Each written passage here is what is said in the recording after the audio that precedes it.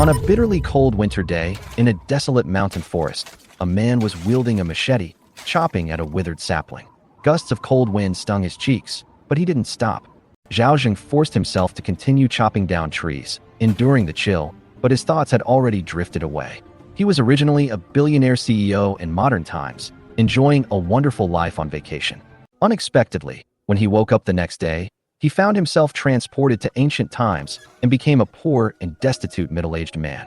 Even more tragically, his two adopted sons had already died in battle, leaving behind only two daughters-in-law who were not yet married into the family. At this time, it was a year of famine. The earth was cracked, rivers dried up, and there was no harvest for thousands of miles. Food was extremely scarce, and many people died of hunger. Zhao Zheng tried everything, but he could never return to his original world, which made him increasingly desperate. Just as he was filled with despair and continued chopping down trees with his knife, a mechanical notification sounded in his mind. Ding! The Universal Trading Mall system has been activated. This system allows him to deposit and sell real-world resources, including timber, game, and mountain produce, in exchange for ancient currency. He can also purchase modern goods in the system shop and resell them in ancient times. When Zhao Zheng heard the voice in his mind, a transparent virtual panel appeared before his eyes. At that moment, the despair weighing on his heart gradually dissipated, replaced by ecstasy. He understood that from this moment on, his fate was about to undergo a dramatic change. He could use the system to solve his immediate problem of food and clothing. They can also exchange for modern goods through the system and resell them at high prices in this ancient world using their own wisdom, thereby quickly accumulating wealth, rising rapidly, and becoming a wealthy landowner that everyone envies. He suppressed his excitement, showing no sign of it, and instead looked at the system panel before him.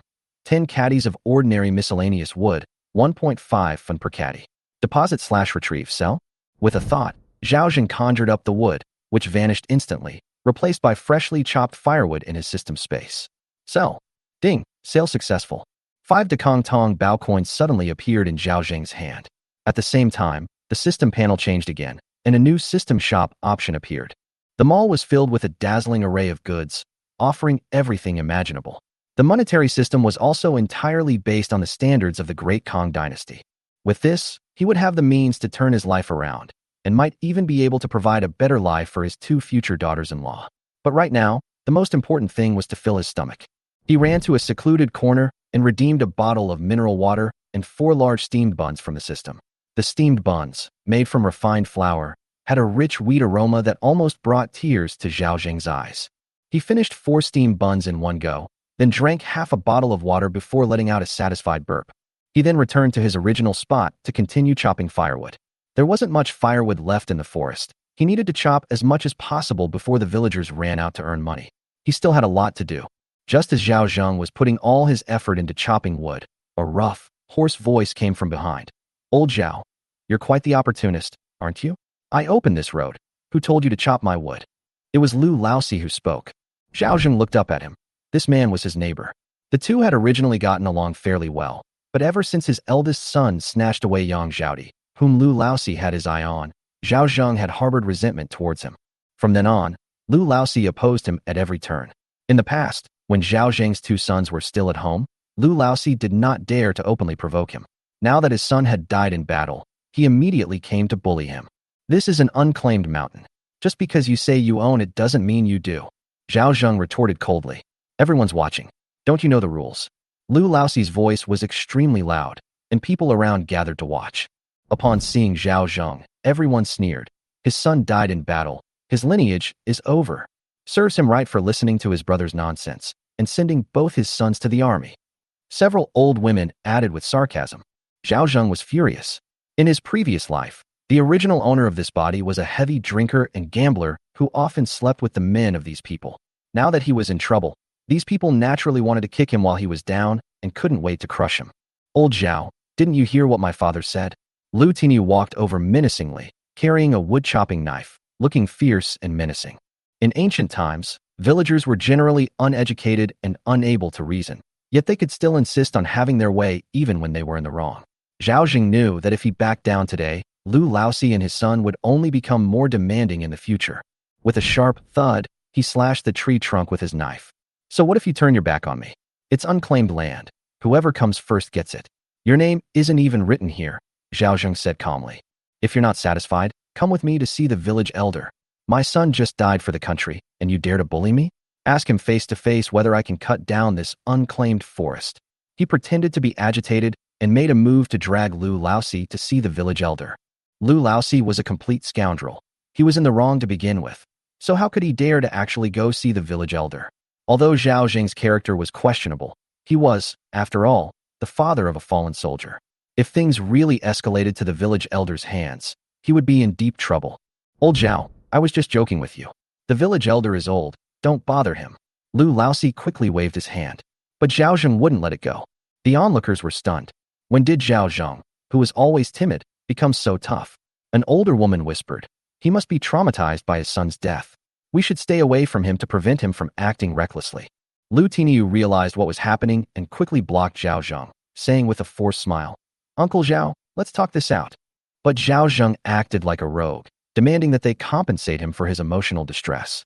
Knowing he was in the wrong, Lu Laosi could only reluctantly take out half a pancake and hand it to Zhao Zheng before he would let it go. The father and son slunk away. Zhao Zheng worked even harder at chopping firewood, selling it as he went, earning 30 coins that day and keeping 50 caddies of firewood. Considering the wound on his forehead, Zhao Zheng spent 30 coins to buy a bottle of anti-inflammatory medicine. In this era, if a wound becomes infected, one would either die or lose half their life. By the time he was almost home, it was already dark. He took out the firewood, glanced at the storage fee displayed on the system. Only 1 coin. Not expensive. A faint light shone from the dark room. Zhao Zheng pushed open the door and entered, where he saw Yang Zhaodi and Zhang Xiaoyi lying on the dry grass. He placed the firewood beside the stove and said, We have firewood now, so we can light a fire to keep warm tonight. Xiaoyi, go and light the fire. As he spoke, he exchanged his last 4 coins for 4 large white steamed buns and handed them to Yang Zhaodi. You two eat. Looking at the soft, fluffy steamed buns, Yang Zhaodi felt as if she were dreaming, thinking to herself, What's wrong with my father-in-law? He's changed so much. In the past, when there were good things, he only cared about himself and never considered the two of them. But now, he not only went into the mountains to chop firewood himself, but also gave them the steamed buns to eat. She couldn't help but cry out, tears streaming down her face. Zhang Xiaoyi lit the firewood, took the steamed bun her sister-in-law handed her, her mouth watering, but she still looked timidly at Zhao Zheng. Father-in-law, you eat first. Zhao Zheng said while taking off his shoes. I've already eaten. You guys eat. Father-in-law has spoken. Eat up. Yang Zhaodi gently urged, and Zhang Xiaoyi carefully put the steamed bun into her mouth. The soft texture brought tears to her eyes instantly. This was the best meal she had eaten since marrying into the Zhao family. Zhao Zheng was already exhausted and, without even washing his feet, crawled directly into the mattress, which was covered in the stench of feet. Poor people, of course, didn't care much about hygiene. You too. Come up and sleep after you've eaten. Hearing this, Yang Zhaodi blushed and whispered, Father-in-law, we'll sleep on the floor. The ground is damp and cold, and even with firewood, it's easy to get sick. Once you catch a cold, I don't have the money to treat you. Zhao Zheng said sternly, feigning severity. Zhang Xiaoyi was most afraid of Zhao Zheng, so she dared not disobey him. She quickly pulled Yang Zhaodi and said, Sister-in-law, let's go to bed. Don't make father-in-law angry. Yang Zhaodi extinguished the open flame in the stove and sealed the charcoal embers with a specially made lid so that the remaining heat could provide warmth for a longer period of time. Then, Zhang Xiaoyi placed the earthenware pot filled with hot water at Zhao Zheng's feet. Yang Zhaodi then blew out the candles, and together with Zhang Xiaoyi, took off their outer garments and crawled into the quilt. The two of them occupied only a small corner of the mattress, leaving a large, empty space in the middle. It's so warm, sister-in-law, Zhang Xiaoyi said softly. Today, she not only ate large white steamed buns made with refined flour, but she could also lie in bed to keep warm. It felt like a dream. Yang Zhaodi also felt it was all a dream. Zhao Zheng's transformation was so drastic that it all seemed unreal to her. Father-in-law, we're out of food at home. Sister-in-law Yueying from the same village said we can go work as laborers at Master Zhong's house in the township. If we go early and come back early, we'll have food when we return, Yang Zhaodi said, still somewhat nervously. Zhao Zheng was always old-fashioned and disliked women showing their faces in public, feeling it was a disgrace to the Zhao family. Seeing Zhao Zheng remain silent for a long time, she quickly changed her mind. Then I won't go. I'll go back to my parents' home tomorrow to borrow some grain. Zhang Xiaoyi didn't dare to interrupt at all. In the Zhao family, She had the lowest status and was always submissive. In the darkness, Zhao Zheng sighed softly. Master Zheng is no good. No woman who works as a laborer at his house ever comes out unscathed. Don't go. As for you going back to your parents' home to borrow grain, that's even more unacceptable. I didn't even agree when your family came to borrow grain from us before. How can I have the face to eat the Yang family's grain again? Before Yang Zhaodi could reply, Zhao Zheng continued, leave the grain matter to me. Zhaodi and Xiaoyi, things will only get better from now on. As soon as he finished speaking, he turned over and fell into a deep sleep. Yang Zhaodi sighed inwardly. Sure enough, her father-in-law was still as concerned about his reputation as before and wouldn't allow them to show their faces in public. She silently made a decision. If all else failed, she would risk being beaten to go back to her parents' home to borrow grain. The next morning, when Zhao Zheng woke up, his two daughters-in-law had already cooked the last bit of flour paste into porridge and served it to him. They said it with great self-righteousness. Father-in-law is the pillar of the family. He needs to eat more. Zhao Zheng was deeply moved upon hearing this. What a wonderful daughter-in-law. He secretly vowed to ensure they would live a good life in the future. Then, taking advantage of their inattention, he secretly took out more than 10 kilograms of firewood from the pile in the corner, sold it, and bought 3 kilograms of rice from the system store. To avoid giving himself away, he pretended to take rice out of the storage basket and called Yang Zhaodi over. I was too tired last night and forgot to tell you, I changed some rice yesterday. Seeing the white rice, Zhang Xiaoyi stared blankly and said somewhat naively, wow, such white rice. Yang Zhaodi was also full of surprise. Father-in-law, rice is very expensive now. The prefecture where Zhao Zheng was located was severely affected by the disaster and mainly relied on the imperial court for disaster relief. Even so, a pound of coarse rice had risen to 9 coins, which was 7 or 8 times more expensive than in previous years. Zhao Zheng naturally offered no explanation. He knew perfectly well that ordinary rice in the system shop cost only 2 coins per pound. Of course, there was also specially supplied rice, priced as high as several hundred coins per pound. I know, cook all this rice into rice, Zhao Zheng ordered casually, though he couldn't eat a single bite of the dried vegetable pancakes. Father-in-law, if we cook it into porridge, it can last us 2 or 3 days, Yang Zhaodi advised. With the famine raging, she felt it was too wasteful to cook it into rice. Listen to me. You need to eat well to have the strength to work, Zhao Zheng said, picking up his wood-chopping knife and going into the yard to sharpen it. This old knife had been used for nearly 10 years, and it would be worn down almost completely with further sharpening. When he had money, he would definitely buy a sharp, good knife. Yang Zhaodi was busy cooking rice inside, while Zhang Xiaoyi went to close the courtyard gate. Everyone was starving, and if people saw the Zhao family eating rice, they would inevitably be envied. Moreover, the source of this rice was suspicious, and Yang Zhaodi was also uneasy. Chopping firewood alone couldn't possibly buy such good rice. Father-in-law, it's cooked. Zhang Xiaoyi called to Zhao Zheng as she ran into the house. Zhao Zheng closed the door, looked at the snow-white rice in the earthenware pot, and nodded. He first served each of them a large bowl, and then served himself. Eat up. Only after he gave the order did the two dare to pick up their chopsticks. The side dishes were just some pickled vegetables made with wild plantain and coarse salt, with a slightly bitter and sour taste, but also salty enough. Zhao forced himself to eat them. People who do heavy work will feel weak if they lack salt. You've eaten your fill. Save the rest for lunch, don't skimp on it. After saying this, Zhao Zheng put the machete into his basket and prepared to leave. Yang Zhaodi quickly saw him to the door and said worriedly, Father-in-law, don't go too far. Yesterday afternoon, someone from the village came and said that a tiger appeared over at Pig's Mouth Mountain and ate people. Zhao Zheng nodded without saying anything more. Stepping out of his house, he saw a gloomy sky and a howling wind. It looked like it was about to snow. If it did snow, the drought would end, but the most difficult time for the people would follow. Zhao Zheng knew that in their prefecture, a large number of people were very likely to freeze to death. He tightened his collar and turned to walk towards Golden Rooster Mountain. The area where he had chopped firewood yesterday had been cleared out, and most of the rest of the area had been occupied.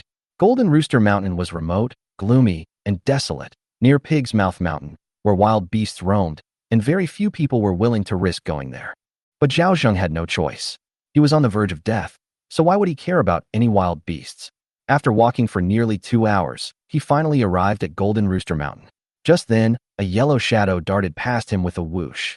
What the hell is that? He exclaimed, his eyes wide. A weasel. Zhao Zheng immediately gave chase, but the cunning little creature vanished in no time. He searched the bushes for a long time, but to no avail, and was filled with a fit of impotent rage. Just then, he seemed to kick something. He looked down and was overjoyed. So that's where you are. He saw a yellow and white weasel caught in a rusty animal trap, its leg bone broken.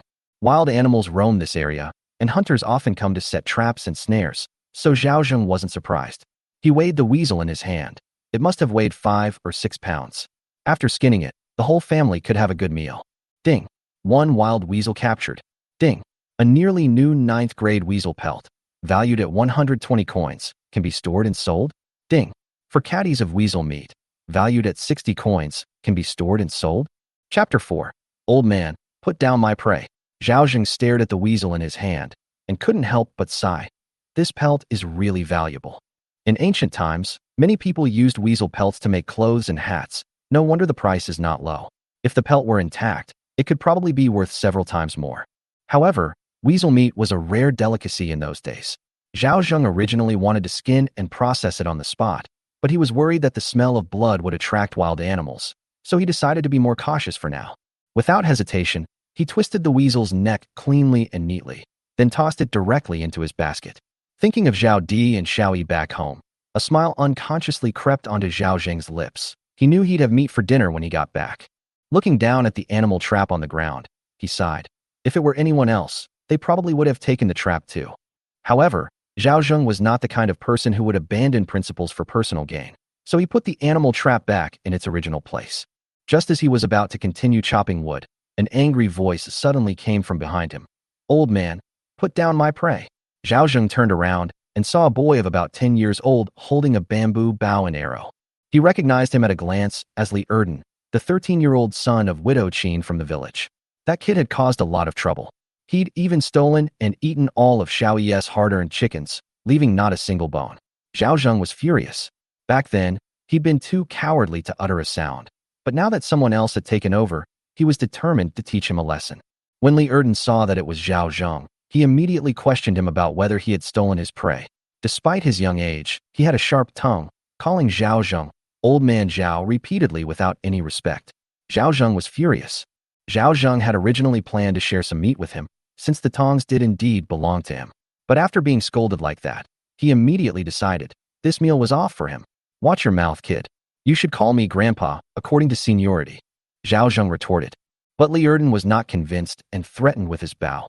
If you don't give me something, I'll really shoot you. Zhao Zheng sneered, and with a thought, he put the weasel into the system warehouse. Then, pretending to have been caught in a trap, he limped forward and started to bite back. You little bastard, that trap almost crushed my foot. I was just looking for who put it there, and you just showed up at my doorstep, he said, putting on an act as if he was trying to extort money. Wielding panicked and hurriedly defended himself, saying that no one was caught at all. Zhao Zheng went even further, threatening to make his mother pay compensation or he'd stay at his house. Seeing the situation was turning against him, the boy panicked and nearly cried, shouting that the trap wasn't his. He then struggled free and ran away, not even bothering with the precious animal trap. Zhao Zheng chased after him for a few steps before stopping, calling out a few words to his retreating figure. He then bent down, picked up the animal trap, and said with a smile, "Then I'll gladly accept it." These things were rare these days. They could easily be passed down for generations. He wasn't much of a hunter, but his trap-setting skills were passable. After marking the trap, Zhao Zheng continued chopping wood. The system notification came. 20 gene of pine would have been cut down at 6 li per gene, and 15 gene of ash would have been cut down at 8 li per gene. Zhao Zheng confirmed the sale one by one, feeling somewhat relieved. However, his broken wood-chopping knife could only cut small logs as thick as an arm, and there wasn't much good timber on the outer edges. The further into Jinji Mountain he went, the more dangerous it became. Although Zhao Zheng was short of firewood, he had no intention of risking his life to venture deeper into the mountains. This time, he chopped the firewood smoothly, with no one trying to steal it. He managed to collect a full 150 gene, 75 kilograms, of firewood and store it in the system's warehouse, which was a pretty good result. After working for most of the day, his stomach was growling. He bought 6 steaming hot meat buns from the system shop and sat on a tree root, wolfing them down as a reward for himself. Checking his balance, Zhao Zheng saw he had only 80 coins left. He couldn't help but sigh. Being a woodcutter really doesn't make any money. You only earn this much after a whole day's work. An ordinary person can only carry 100 or so pounds at most on one trip, and that takes up physical strength and time. It's simply not enough to support a family. He glanced at the sky, then bought 2 more small animal traps from the mall, each costing 30 coins. He found a good spot to bury them and then set off on his way home, satisfied. He got home later than yesterday, and as soon as he reached the door, he heard crying coming from inside. His heart tightened, and he immediately recognized Xiao Yi's voice.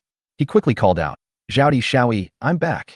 The room fell silent instantly, and after a moment the back door opened. In the dim moonlight, Zhao Zheng saw the 2 girls' red, tear-filled eyes and felt a pang of heartache. "What happened? Who bullied you?" he asked, frowning.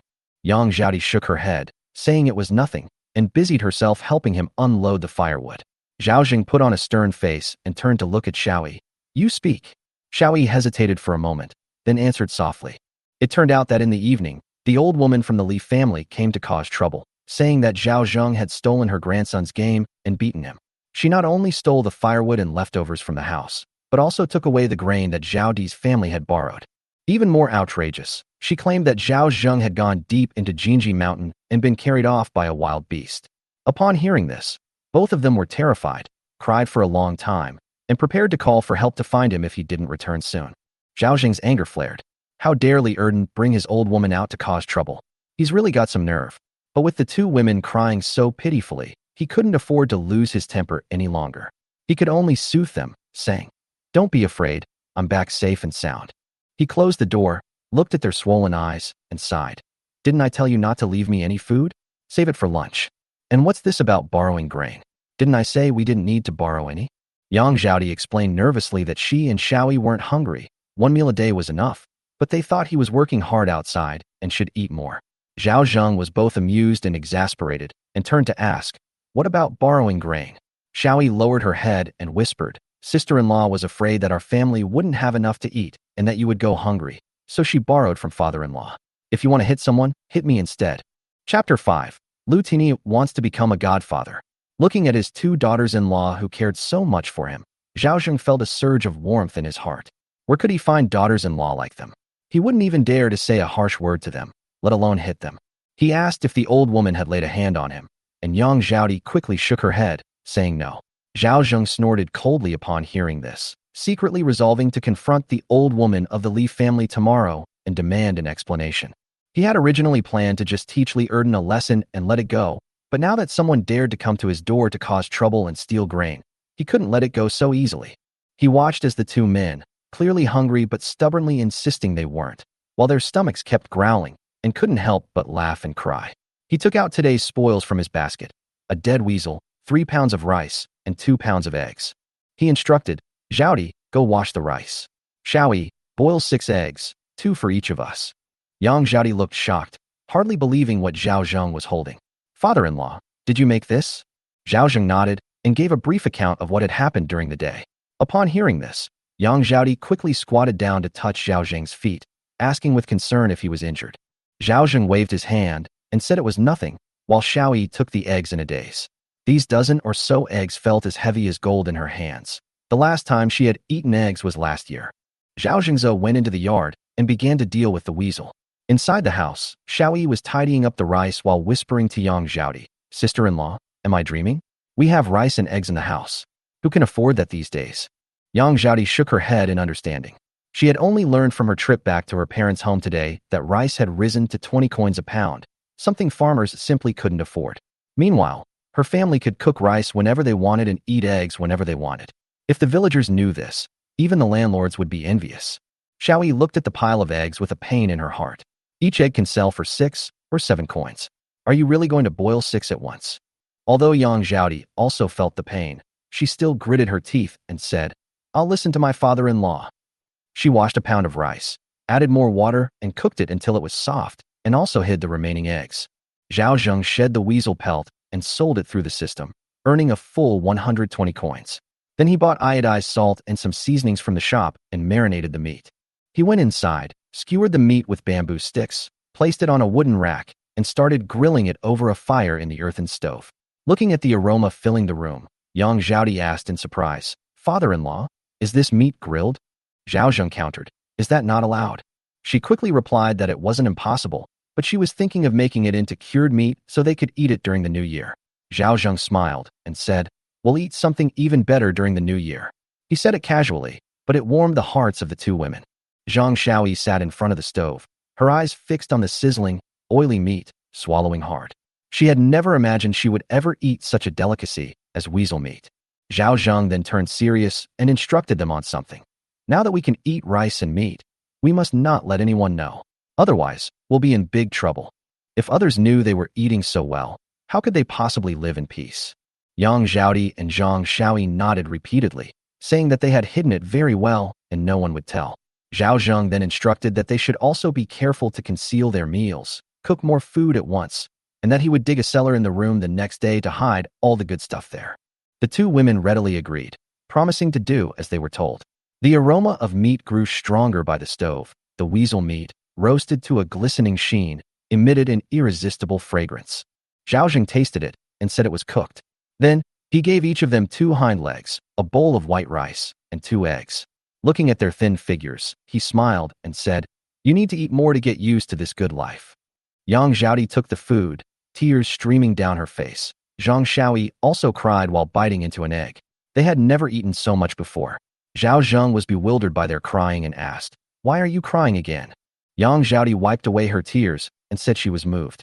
Today, when she went to her parents' home to borrow grain, her brother and sister-in-law called her a bloodsucker, her grandmother called her a money-losing burden, and her grandfather even threatened to sever ties with her.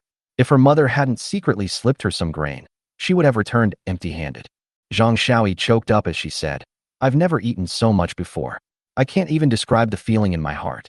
Zhao Zheng looked at them, his heart warmed. "Your well-being is the meaning of my efforts." After saying that, he also began to wolf down his food. Meanwhile, at Lu Laoxi's house, the situation was quite different. Lu Tiniu tossed and turned in bed, unable to sleep due to hunger.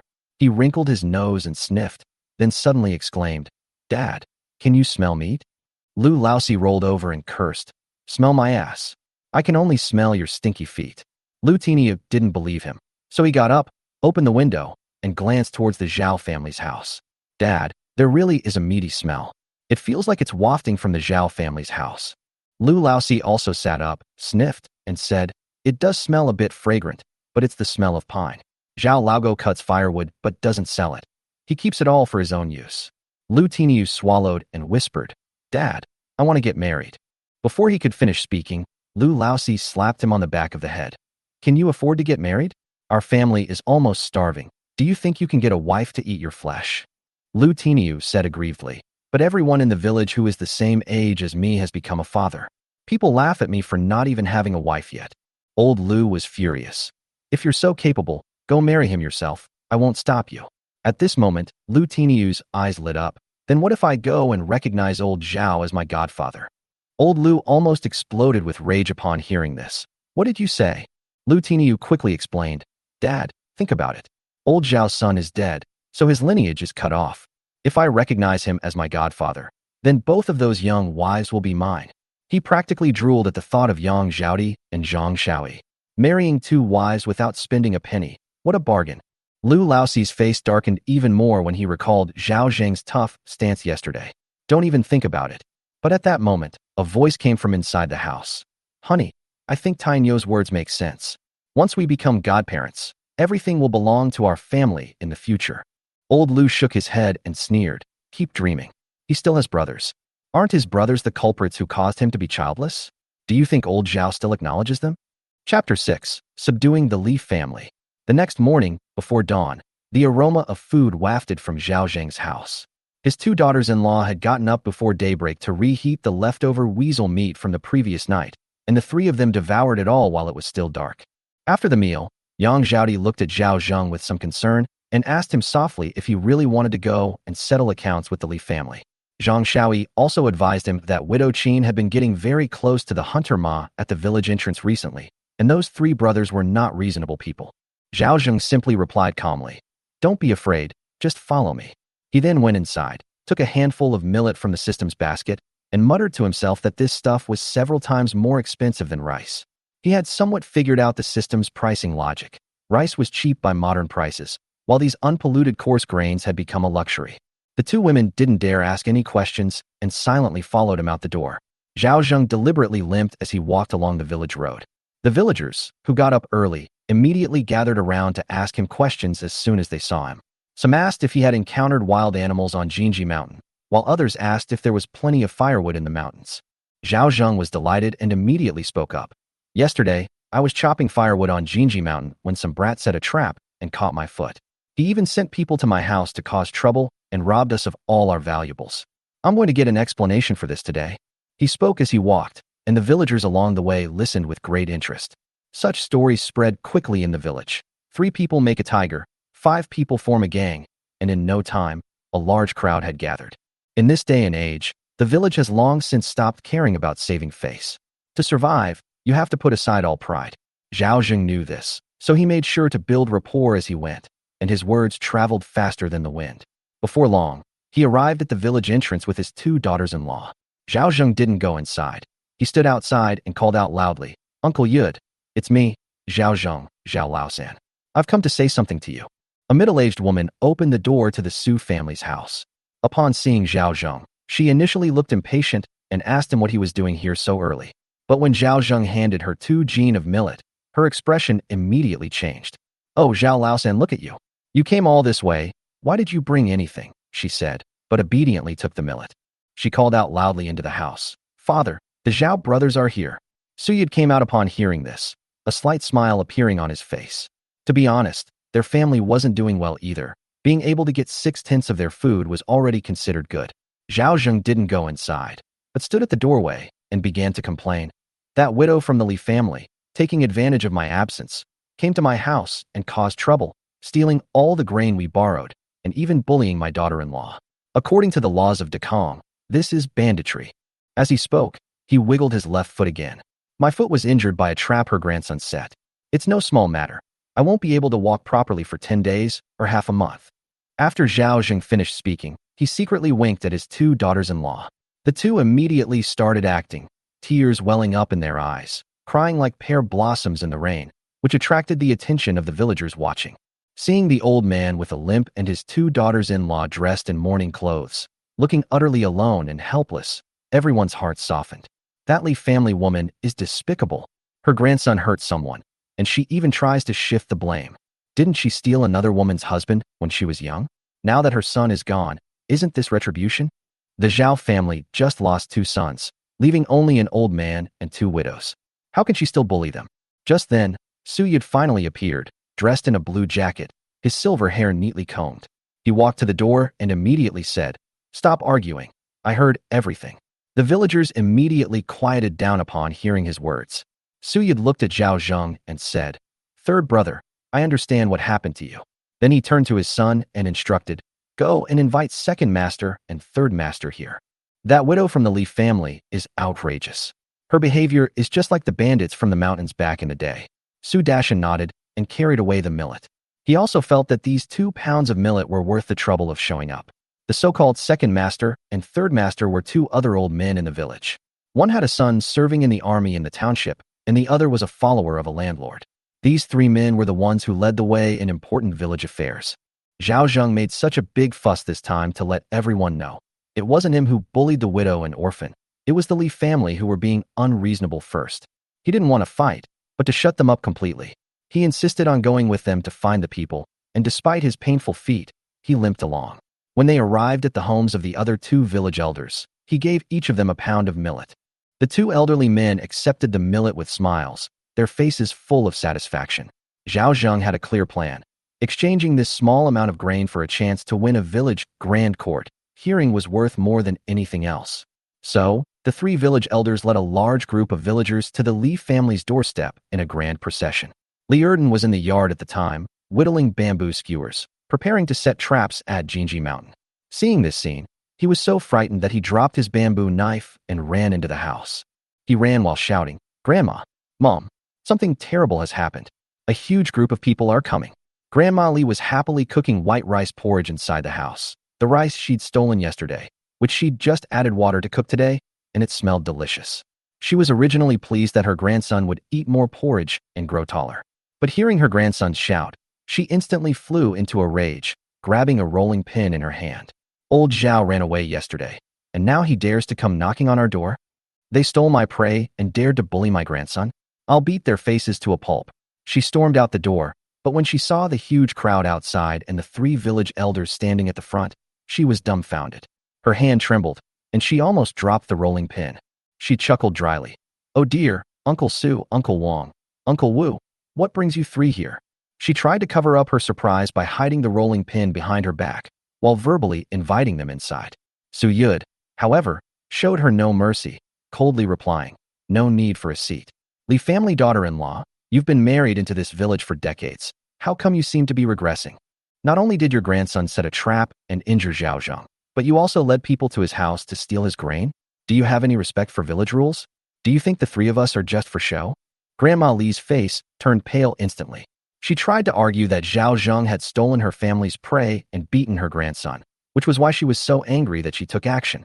But Su Yud wouldn't listen. "You still dare to argue? Zhao Zheng's family are the families of fallen soldiers, and they are registered in the village. If you make a scene like this, at the very least you're bullying your neighbors, and at worst you're bullying a military family member, which will land you in jail." Chapter 7. Admitting Mistakes. Li Erden was young, and after this farce, his face was deathly pale, looking like he'd lost his soul.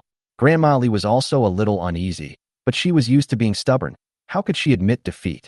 She simply sat down on the ground, slapped her hands on the ground, and began to wail and act out her role. "Damn it. Old Zhao is bullying us, a widow and her child, and won't let us reason with him. He even brought a bunch of people to bully this old widow. What's the point of me living?" She cried and kowtowed, her voice deafening. The ground was muddy, so she wouldn't die from the kowtows. She was just trying to make a scene. But her display of strength made Su Yud's face darken, and his brows furrowed tightly. He couldn't help but mutter under his breath, "What a shrew." The Li family woman was notoriously fierce in her youth, and now that she's old, she's even more unyielding. Ordinary people simply can't control her. But today isn't like before.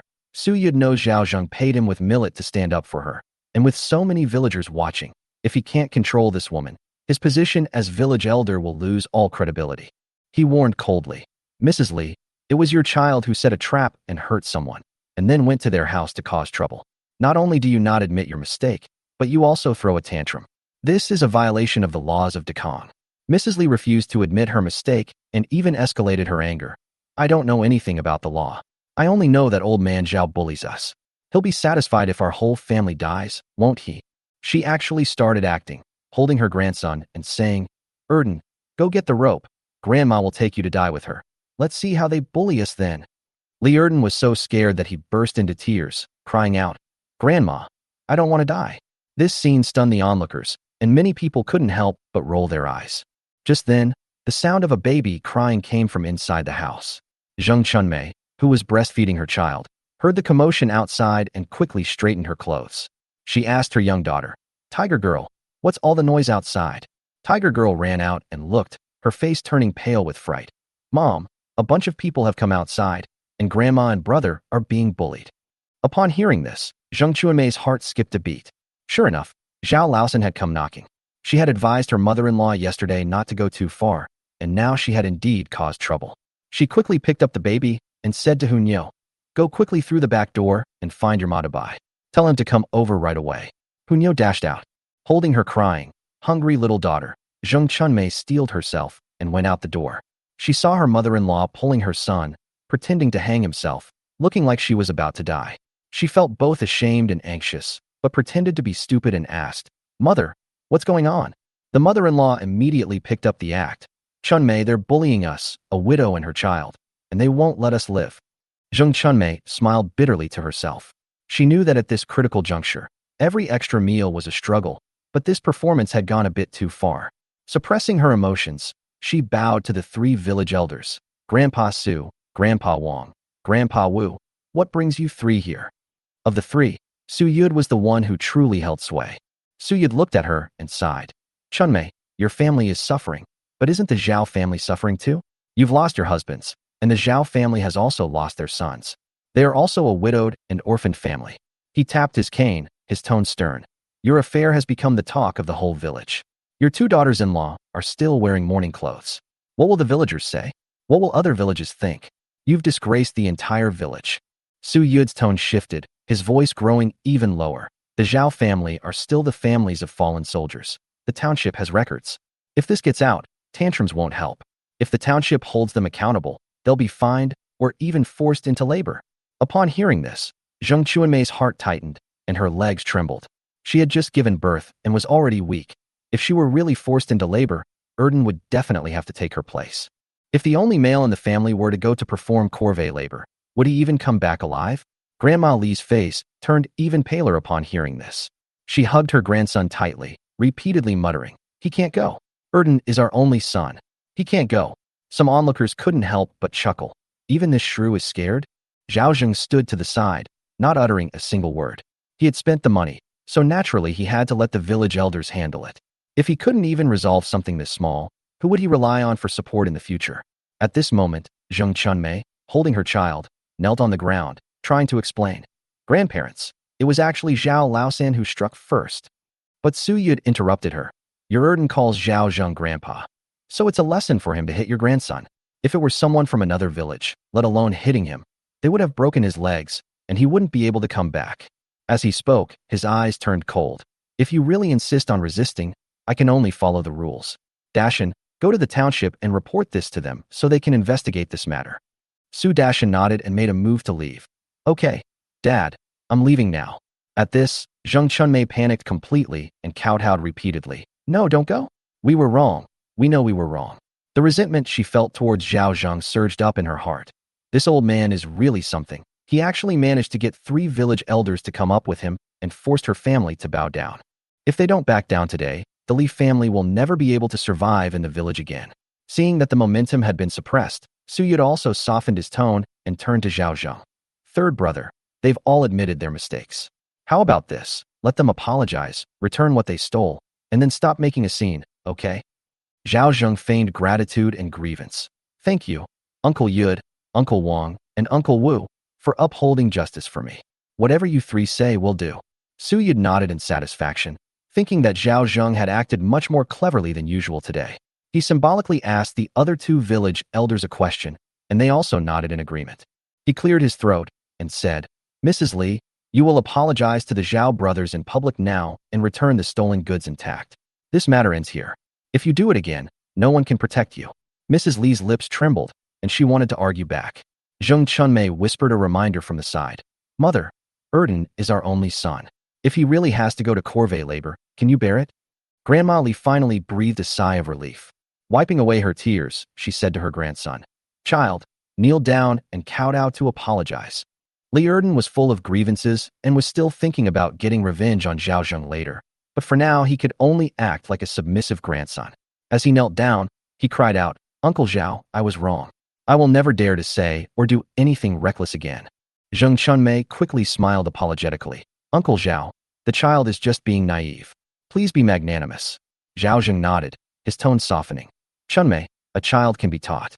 But if an adult is unreasonable, no one can save them." As he spoke, he lifted his left foot, frowning. "Look at my foot. It hurts so much I can't walk. These days, food is as precious as gold. How am I supposed to support my family?" He paused for a moment, then sighed and said, "I'm not an unreasonable person, and I know your family is struggling. Your father-in-law used to know a little about sprains and bruises. If you're willing to massage my foot, I won't pursue this matter any further." Chapter 8. A failed attempt to steal a chicken backfires. Faced with Zhao Zheng's relentless pressure, Zheng Chunmei whispered that she didn't know how to massage. But Zhao Zheng wasn't about to let her off so easily. His tone shifted, becoming sharp. He said that stealing grain and firewood from the Zhao family, even if it was a minor neighborly matter, was, in a serious sense, robbery. So many people witnessed it. If it were investigated, going to jail wouldn't be unjust. Zhao Zheng emphasized again that this was not a threat. He invited the 3 village elders over to discuss the matter objectively and prevent this trivial matter from escalating to the township level and causing the village to lose face. Hearing this, Su Yud also spoke up, nodding in agreement. "Zhao Zheng is right. We should resolve our village's problems ourselves. It's the right thing to keep our dirty laundry in the dark." Many villagers nearby also nodded in agreement, feeling that Zhao Zheng was right, and their faces showed some sympathy. Someone advised Chunmei, "Your mother-in-law is unreasonable. You can't be foolish like her." Zhao Zheng injured his foot, and the family is having a tough time. At this moment, Zheng Chunmei was also wailing in her heart. She silently cried out in her heart, "Old Ma, if you don't come soon, I can't hold on any longer." But in the end, she lowered her head and sighed. "I really don't know how to massage." Hearing this, Zhao Zheng's tone softened, but his words were even more painful. He slowly began to speak, saying that the pot of rice was actually the last bit of compensation food left after his son died in battle. He said that if Zheng Chunmei and the others hadn't gone too far, he wouldn't have bothered with it. Zhao Zheng then changed his tone, his attitude becoming more magnanimous. I can give you firewood too. We're all neighbors, and I, Zhao Laosan, am not heartless. He said, if you really can't do it, then let your mother-in-law do it. This matter will be over when my foot doesn't hurt anymore. Hearing this, Li's mother-in-law was furious. She patted her chest, saying she was dizzy and about to die, and that she was unwell and about to pass away. Zhao Zheng, however, smiled and replied, if you really die, I'll make you a coffin. These words drew laughter from the crowd, who shook their heads. Zhao Laosan's mouth was truly sharp. Zheng Chunmei smiled bitterly to herself. She knew her mother-in-law's mind all too well. At that moment, she gritted her teeth and volunteered. All right, I'll massage Uncle Zhao's feet. Hearing this, Li Erden stomped his feet in anger, glaring at Zhao Zheng as if he wanted to jump up and bite him. At this moment, Zhang Shaoyi asked softly, Father-in-law, should we bring back the firewood and rice? Zhao Zheng waved his hand. Forget it, just consider me, Zhao Laosan, being a good person and giving them away. In a corner of the crowd, Lu Laosi curled his lip, secretly cursing Zhao Zheng for pretending to be rich. This guy who couldn't even bear to eat the last bit of food at home was now acting like a landlord. Just when everyone thought the matter was almost over, Zhao Zheng suddenly turned to look at Zheng Chunmei. By the way, Chunmei, I need to return those 3 jin of millet from my family. Zhaodi borrowed it from her family, so I can't give it to you. Zheng Chunmei was stunned. Where did you get 3 jin? I only took 1 jin. Even Yang Zhaodi was confused, but she quickly realized what was going on and secretly chuckled at Zhao Zheng's shrewdness. Zhao Zheng, however, put on a righteous and awe-inspiring demeanor. Chunmei, I've already given way a lot. You still want to renege on your debt? Do you think that just because my son is dead, no one will protect me, Zhao Laosan? After he finished speaking, he clenched his fists, his eyes red. I have no children now. I'm a bachelor. If you really push me too far, I'll risk my life to take someone down with me.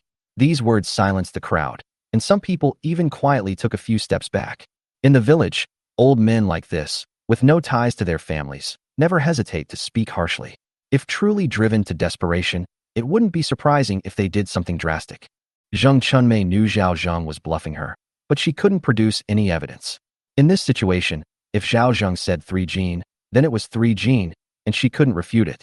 Grandma Li was furious and started cursing, but Zhao Zheng ignored her and turned to the village elders, saying, the 3 village elders all saw it.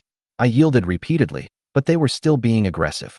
Since that's the case, I have no choice but to go to the township to seek an explanation. As he spoke, he limped forward and instructed his 2 daughters-in-law. Come on, let's go to the magistrate's office. Zhang Shaoyi wanted to speak, but Yang Zhaodi pulled her back, saying, don't say anything, just follow your father-in-law. This scene changed the expressions of the villagers present. Su Yid stopped playing peacemaker and said coldly to Zheng Chunmei, Chunmei, your mother-in-law is unreasonable, and you're going to follow her down this dark path? Do you really think Zhao Zheng is just trying to scare you? He continued, Mingzhou is suffering from severe famine.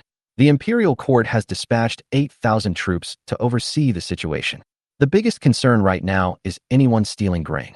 If you get caught, you'll be punished with a beating at best and hard labor or imprisonment at worst. No one can protect you. Zhao Zheng has already been kind enough. Don't push your luck. Otherwise, if things get out of hand, I won't stand up for you, and I'll have to testify.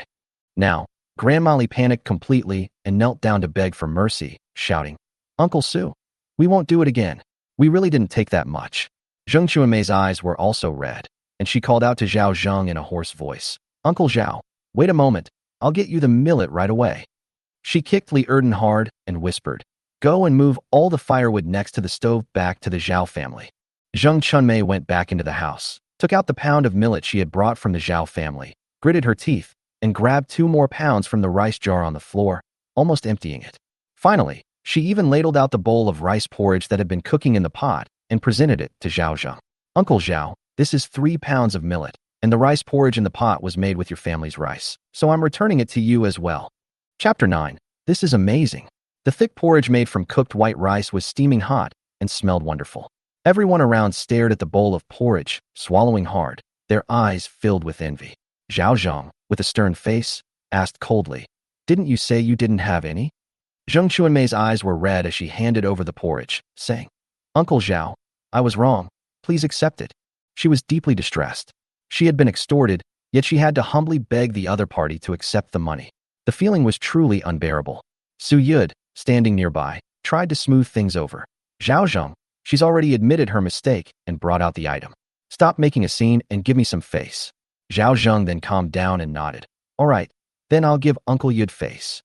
Seeing that he was giving him a way out, Su Yud smiled and made another decision. He said, "Your Uncle Zhao has injured his foot and can't carry water. Until his foot heals, your Erden will have to carry water for him every day.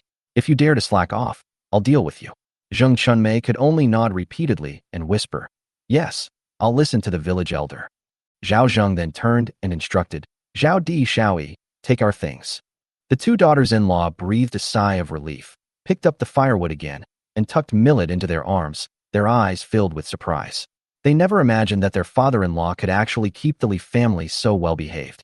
They exchanged a glance, both filled with admiration. After thanking the village elders and villagers once more, Zhao Zheng limped back home. When he arrived, Li Erden had already carried back the firewood and was about to leave when Zhao Zheng stopped him again. "Go fetch water. If you dare spit or urinate in the water, believe me, I'll tell the village elders right away." Li Erden clenched his fists, his face turning purple with anger. He did have some wicked thoughts, but he had just been severely beaten by his mother, so he could only endure it for now, muttering to himself, "Just you wait. I'll get Ma to Bai to deal with you later." After saying that, he picked up the water bucket and stormed off to fetch water. At this moment, Yang Zhaodi felt a little reluctant. "Father-in-law, isn't this going too far?" Zhao Zheng's tone was unusually serious. "Zhaodi, Shaoyi, these days, only those with thick skin and ruthless methods can survive." He said that at times like this, you can't be soft-hearted. If you are soft-hearted, others won't appreciate it. They'll just think you're easy to bully. If we don't scare them today, they'll come back to kick you when you're done for. Do you understand? Yang Zhaodi nodded. "Father-in-law, we understand." Zhao Zheng smiled, turned around, and picked up his basket and machete. "Are you going to chop firewood again?" Zhang Shaoyi asked. Zhao Zheng shook his head. "No rush. Let's see if that kid will tamper with the water after he's finished carrying it. If he doesn't drink it, he's definitely poisoned it." Yang Zhaodi understood and nodded in agreement. Of course, she knew that her father-in-law's foot wasn't injured at all. The limp was just an act for the villagers. Watching Zhao Zheng limp away, Zhang Shaoyi muttered softly, "Sister-in-law, I don't think I fully understood what father-in-law was saying." Yang Zhaodi gently flicked her forehead. "It's okay if you don't understand. Just listen to father-in-law." After walking for 2 hours, Zhao Zheng arrived at Jinji Mountain. He first looked around to make sure no one was watching before quietly making his way there. This time he was smarter. Every few steps, he probed the grass with a stick. He didn't want to step on someone else's animal trap again. He checked the first spot, but it was empty. The second spot was also empty. Zhao Zheng's heart sank. Was he going to make a wasted trip today? He hurried to check the last spot. Finally, there was movement. A small gray rat, no bigger than a palm, was firmly trapped. Zhao Zheng looked at the rat with disgust. That's it. But the next second, a system notification appeared. Ding! One wild mountain rat captured, weighing 1 pound, worth 40 coins. Store/sell? Zhao Zheng was stunned. This little thing was valuable. 40 coins a pound, almost the price of a weasel. He glanced at the description. This mountain rat was actually a nutritious delicacy? He couldn't understand what modern people ate, even this thing. Sold. Ding! Sold. 40 coins received. Zhao Zheng smiled with satisfaction. Not a loss. At least he didn't leave empty-handed. In a good mood, he bought another animal trap from the store, set it up again, and even scattered some rice as bait. After setting it up, he decided to chop some firewood and stock up on more for the winter while no one was around. He also spent a little money at the store to buy a handy axe. This axe is sharp and durable. It's great for chopping wood and even killing people. As Zhao Zheng spoke, he walked deeper into the forest and began to work. In no time, he had chopped a full 100 jin of firewood. This firewood could be used for cooking and heating and could even be sold for money in a pinch. It was a win-win situation. However, he also sighed. Chopping wood is too tiring. It would be so much better if I could burn coal. Just then, he felled a tree thicker than his arm, and the system notified him again. Chopping 40 jin of diamond wood, worth 200 coins. Store/sell. Zhao Zheng's eyes lit up. Diamond wood. This stuff is valuable. He had handled it before when collecting antiques in modern times. It was dense, old, and very rare. No wonder my hands were numb from all the shaking. He decisively decided to sell. Ding! Sold. 200 coins received. Zhao Zheng grinned. This trip had really made him a fortune. He looked around and spotted several more similar hardwood trees. How could he resist? He immediately bought another large hoe and kept going. Ding! 45 gene of diamond wood felled, worth 225 coins. Ding! 50 gene of diamond wood felled, worth 250 coins. Zhao Zheng beamed with joy. This is a sure win. Chapter 10. Zheng Chunmei was consumed by jealousy. Zhao Zheng had been busy all day. After he finished stacking the last piece of wood in his basket and looked at the fluctuating balance in his account, a smile finally appeared on his face. 1,160 words. He wiped his sweat and exclaimed, I take back what I said earlier. Chopping wood is really no less efficient than hunting. In his joy, Zhao Zheng also indulged in a bit of revelry. I bought a bottle of energy drink for 5 coins and a whole serving of braised chicken and rice for 20 coins. Let's show off first, whether it's prefabricated or not. Sweating profusely and feeling warm and satisfied after eating, Zhao Zheng finally packed up his tools and left Jinji Mountain. By the time we got back to the village entrance, it was already getting dark. Before even entering the courtyard, I could hear noises coming from inside the house. The stove was burning red hot, and the pot was bubbling away. Zhao Zhengyi pushed open the door. Huh. Besides the 2 daughters-in-law, there was actually one more person in the house. Zheng Chunmei? Why is she here? My father-in-law is back. Yang Zhaodi quickly got up from the stove and greeted Xiao Yi with a smile, telling her to quickly pour a bowl of hot water over as well. Father-in-law, you've carried back another pile of firewood. You must be exhausted. Yang Zhaodi said with a pained expression. Zhao Zheng snorted, limped down, and sat down with a weary expression. Sigh, my leg is injured. I can only do half the work I usually do. I don't know when it will heal. After saying that, he deliberately glanced at Zheng Chunmei. Chunmei, what brings you here so late at night? Zheng Chunmei smiled awkwardly and said, Uncle Zhao, I'm here to massage your feet. Zhao Zheng blinked. Oh, your mother-in-law is willing to let you out? She knew. Zheng Chunmei's face flushed red instantly, and the words her mother-in-law had said before leaving, don't come back if you don't give him a good massage, came back to her, filling her with shame and indignation. When her father-in-law, Shui Xiaoyi, handed him some hot water, Zhao Zheng took it, drank a couple of sips, and then looked up to smell a delicious aroma. Looking up, I saw the aroma of millet rice wafting from the earthenware pot on the stove, making my mouth water.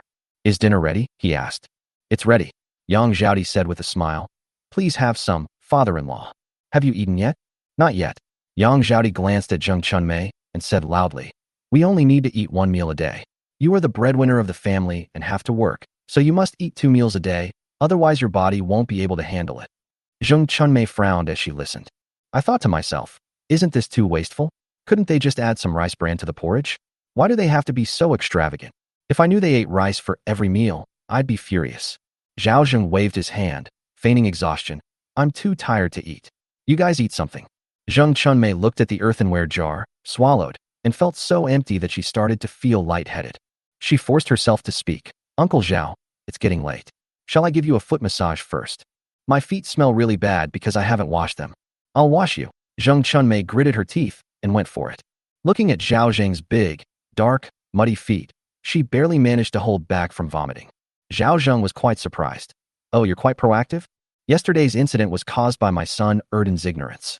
Zheng Chunmei lowered her head, took the hot water from Xiaoyi, knelt on the ground, and carefully lifted Zhao Zheng's feet into the basin. That smell was incredibly strong.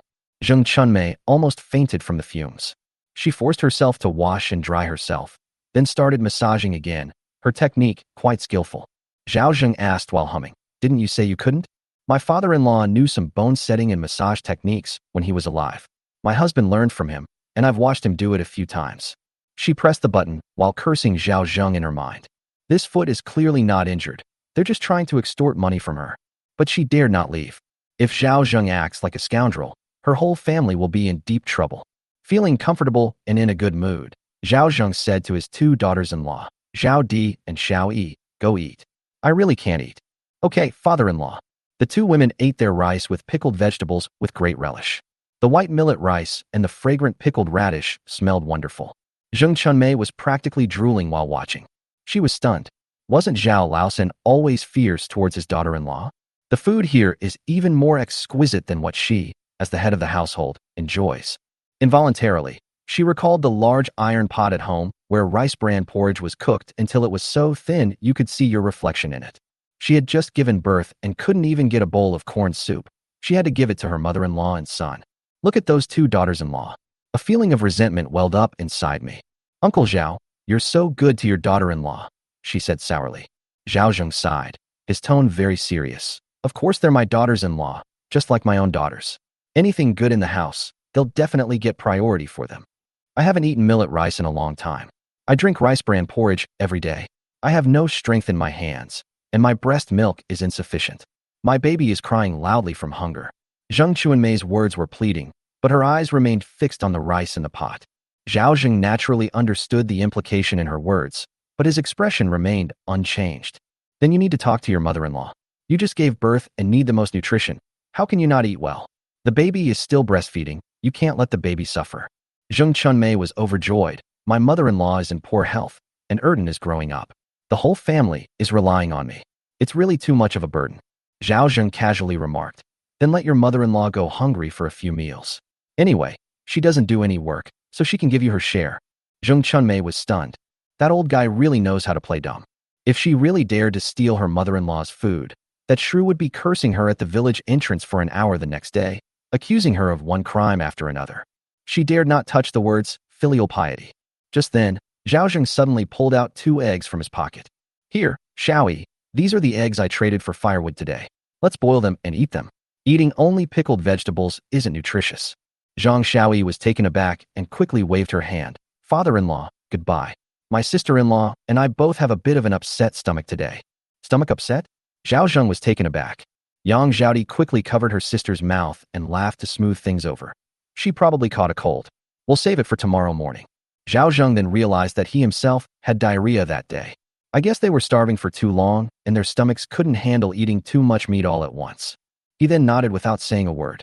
Meanwhile, Zheng Chunmei, standing to the side, was so engrossed in looking at the 2 egg-shaped eyes that they were practically glued together. Zhao Laosan is being way too good to his daughter-in-law, isn't he? Chapter 11. Zheng Chunmei was starving. That was a whole egg. In these times when people are struggling to make ends meet, who can afford to raise chickens? And if they do raise them, it's not for food, but to sell the eggs to exchange for grain.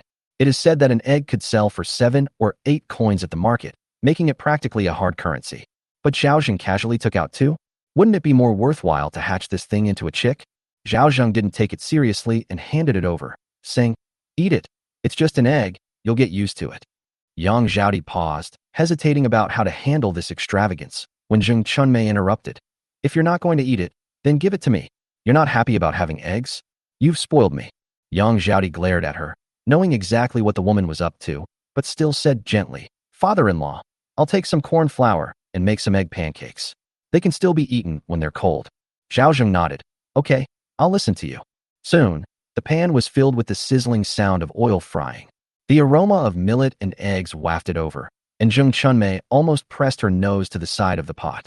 People who have been hungry for a long time have an exceptionally keen sense of food. The taste is so captivating that it can steal one's soul. Uncle Zhao, you're really generous. She couldn't help but force a smile. Zhao Zheng replied calmly. The most important things for a person to do in life are eating, drinking, and defecating.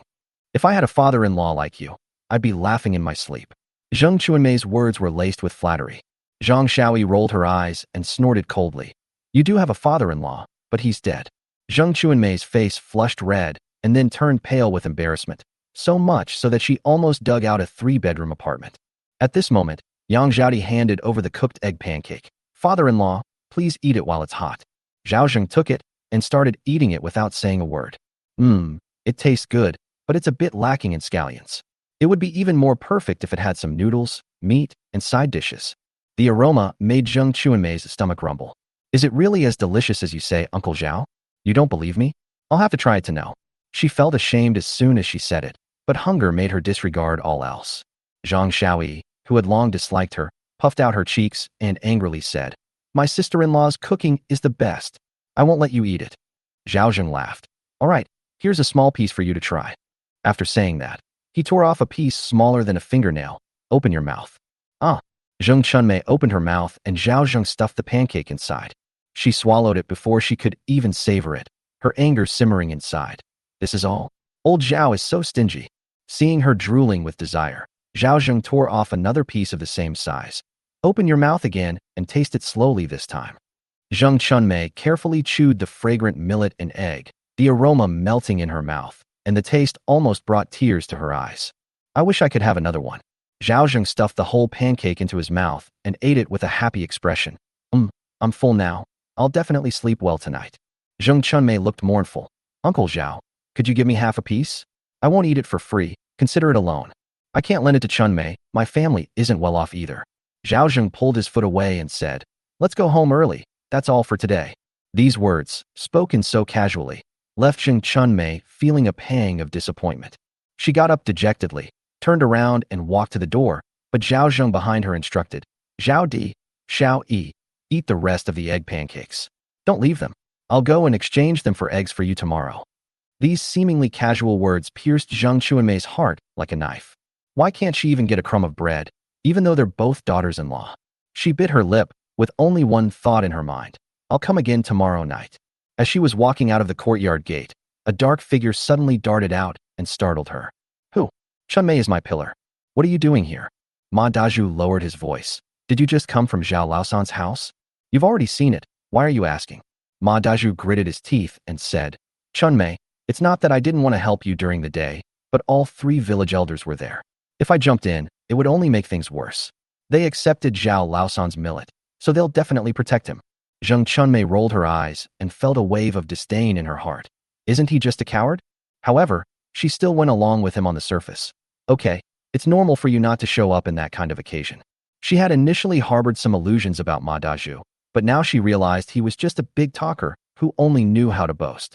Seeing that her tone had softened, Ma Dazhu quickly patted his chest and said, Don't worry, I'll definitely get revenge for you. If he goes to Jinji Mountain again tomorrow, I'll intercept him and give him a good beating. What if he sues you after you beat him up? Zheng Chunmei rolled her eyes. You wouldn't kill him for food, would you? Ma Dazhu was speechless. I just wanted to teach him a lesson. Forget it. I'm starving and don't have time to listen to your bragging. Do you have anything to eat? Yes. Ma Dazhu quickly pulled out half a cold pancake from his pocket. I specially saved this for you to tide you over. Tomorrow I'll go hunting and make sure you get to eat meat. Zheng Chunmei's eyes lit up. You keep your word? Ma Dazhu patted his chest and guaranteed. I, Ma Dazhu, am a man of my word. I would never lie to you. Zheng Chunmei stared at the half-eaten cold pancake, swallowed hard as if grasping at her last hope. Fine. If you really let me eat meat, I'll make Tiger Girl recognize you as her godfather. Chapter 12. Labor force delivered to your door. Ma Dazhu was a rough man, not good with words, from a poor family with many brothers. His family simply didn't have the money to get him a wife. He's over 30 and still a bachelor. He liked Zheng Chunmei very much. Even if she was a widow, he was willing to support her and her child. However, the father was still quite resistant to becoming the stepfather of his child who had just died. Hearing Zheng Chunmei's words now makes me incredibly happy. Is it far off that people will recognize a godfather as their real father? He chuckled sheepishly. Zheng Chunmei had no idea what he was grinning about, so she went back first. I send you. Are you stupid? If others saw this, would I even be able to live? Ma Dazhu scratched his head and said, slow down. After parting ways with Ma Dazhu, Zheng Chunmei couldn't wait to take out wild vegetable pancakes and start eating. It's hard and hurts your teeth. It was bitter and sour with a hint of saltiness and the smell of sweat from Ma Dazhu. It almost made her throw up. It couldn't compare to Zhao Laosan's millet rice and egg pancakes at all. Zheng Chunmei sighed inwardly and forced herself to eat half a pancake while suppressing her nausea. When I got home in the dark, the children were already asleep. Just as I was about to go to bed, I heard my mother-in-law's voice. Why are you so late? Mother, aren't you asking a question you already know the answer to? Have you eaten the grain from Zhao Laosan's house? That stingy Zhao Laosan would hide at home late at night, eating millet rice and egg pancakes with his daughter-in-law, and wouldn't give me a single bite. Zheng Chunmei gets angry whenever this is mentioned. Millet and egg pancakes? Grandma Li was stunned. You didn't even get a single bite? Without. Useless. Grandma Li scolded. Let me tell you, we're out of food. My share and Erden's share are not to be missed. You, Huniu, and Sonya will have to figure out your own food. Zheng Chunmei was furious with her mother, saying, I'm still in my postpartum period. Who hasn't gone through postpartum confinement? I was still able to go to the fields and plant rice seedlings during my postpartum confinement. You're just being dramatic. If you weren't so lazy and greedy, would my son have been exhausted? Grandma Li began to sob. Zheng Chunmei was furious and secretly heartbroken. I'll go again tomorrow. Don't wake the child. If all else fails, take some time to go back to your parents' home and borrow some grain. We'll pay it back to your parents' home when we have more money. Zheng Chunmei said irritably. My family is poor. Where would we get the food to lend us? A few days ago, my cousin said she wanted to come and stay with me.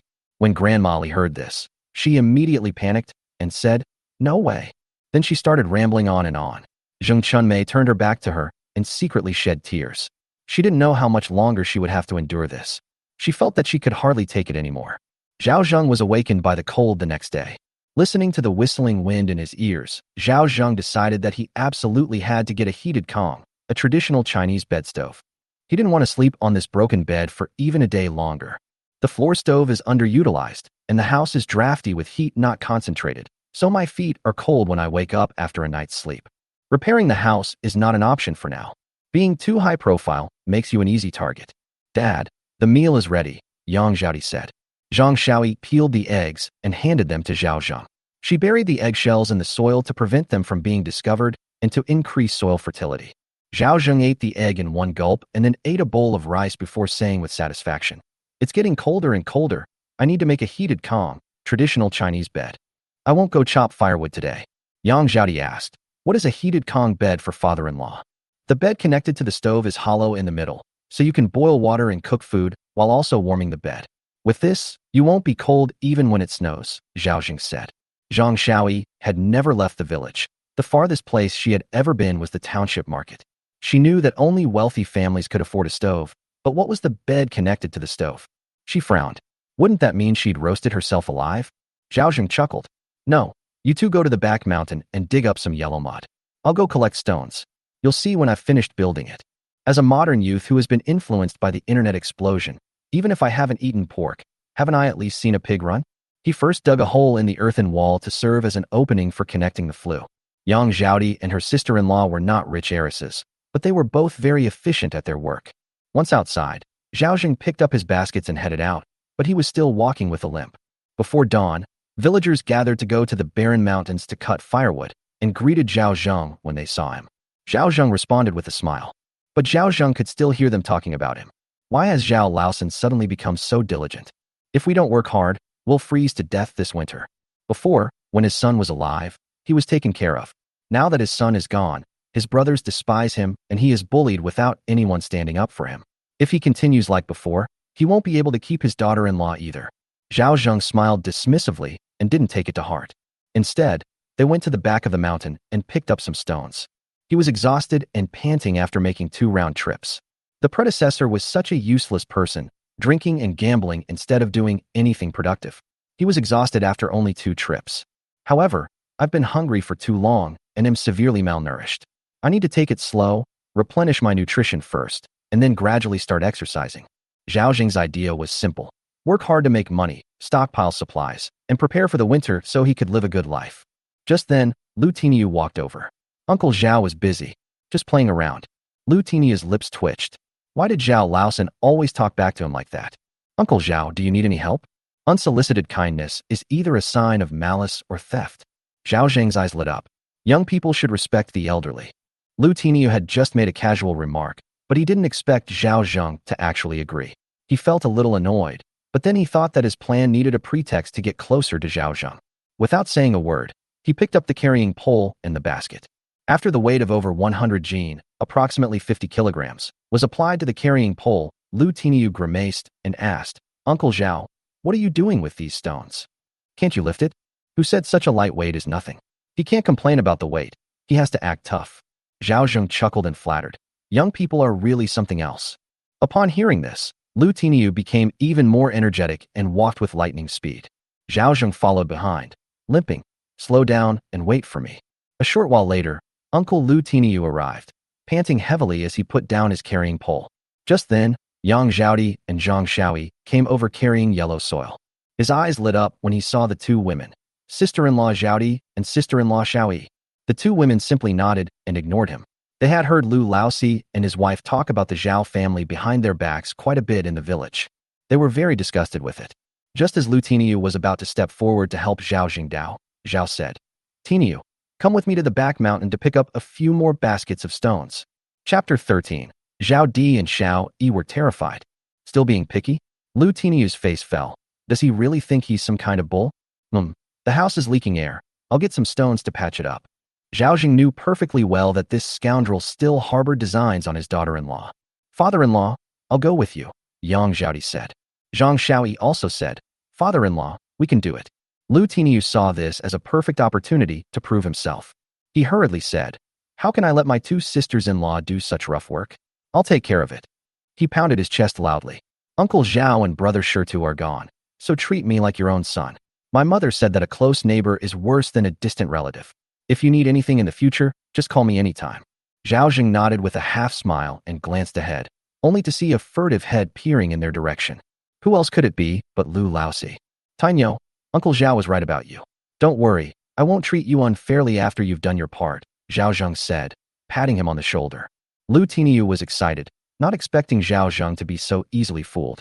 Yang Zhaodi felt that Lu Tiniu had ulterior motives and was trying to warn her father-in-law, but he was helping her out of kindness.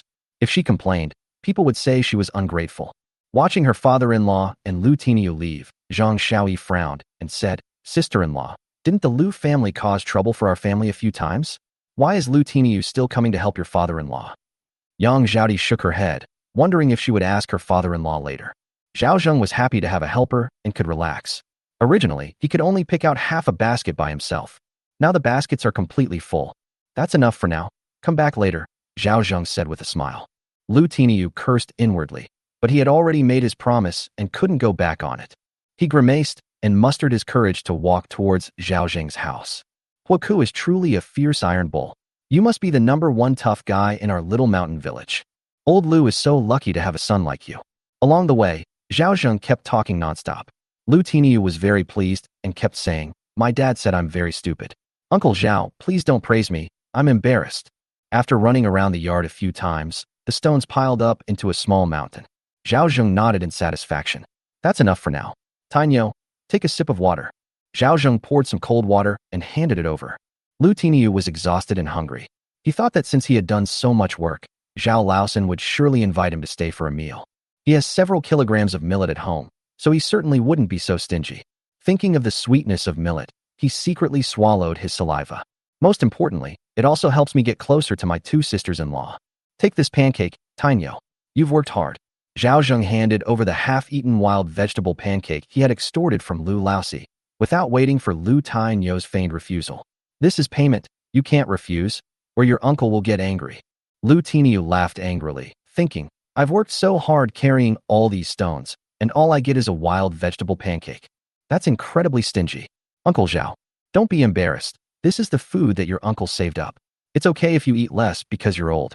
You're still young, so you should eat more.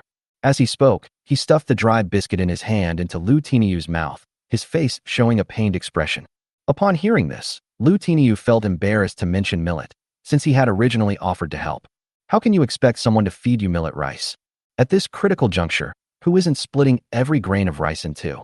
Old Zhao was being quite generous by giving himself half a dry biscuit, which was enough to make do with a meal. Thank you, Uncle Zhao. Lu Tiniu was actually quite pleased, feeling that he had taken advantage of the Zhao family. This was a good start. If he had taken half a piece of dry bread today, how far away would his daughter-in-law be? Thinking of this, he happily walked back. Looking at the dry biscuit in his hand, he was a little surprised as to why the biscuit looked somewhat familiar. He took a bite. The taste was so familiar, exactly the same as what his mother made. He didn't think much of it. All the wild vegetable pancakes tasted the same, and he wolfed them down. Zhao Zheng then used a wooden stick to draw the positions of the stove and the bed. Yang Zhaodi helped for a while before she finally said, Father-in-law, that Lu Tiniu is no good person. I know. Then you still. I know that Zhao Di Lu Tainyo has always had feelings for you. He's after you. Yang Zhaodi's expression changed. Father-in-law, I never had that idea. Zhao Zheng waved his hand, saying, you and Shaoyi are still young and have a long road ahead of you. You don't have any children to hold you back, so you can find good families in the future. If you really have this idea, don't be afraid of making me angry. Just tell me, and I will definitely be happy to send you off on your wedding day. Yang Zhaodi's sallow face turned deathly pale, and tears streamed down her face. She knelt on the ground, thinking that her father-in-law and daughter-in-law truly had no intention of remarrying.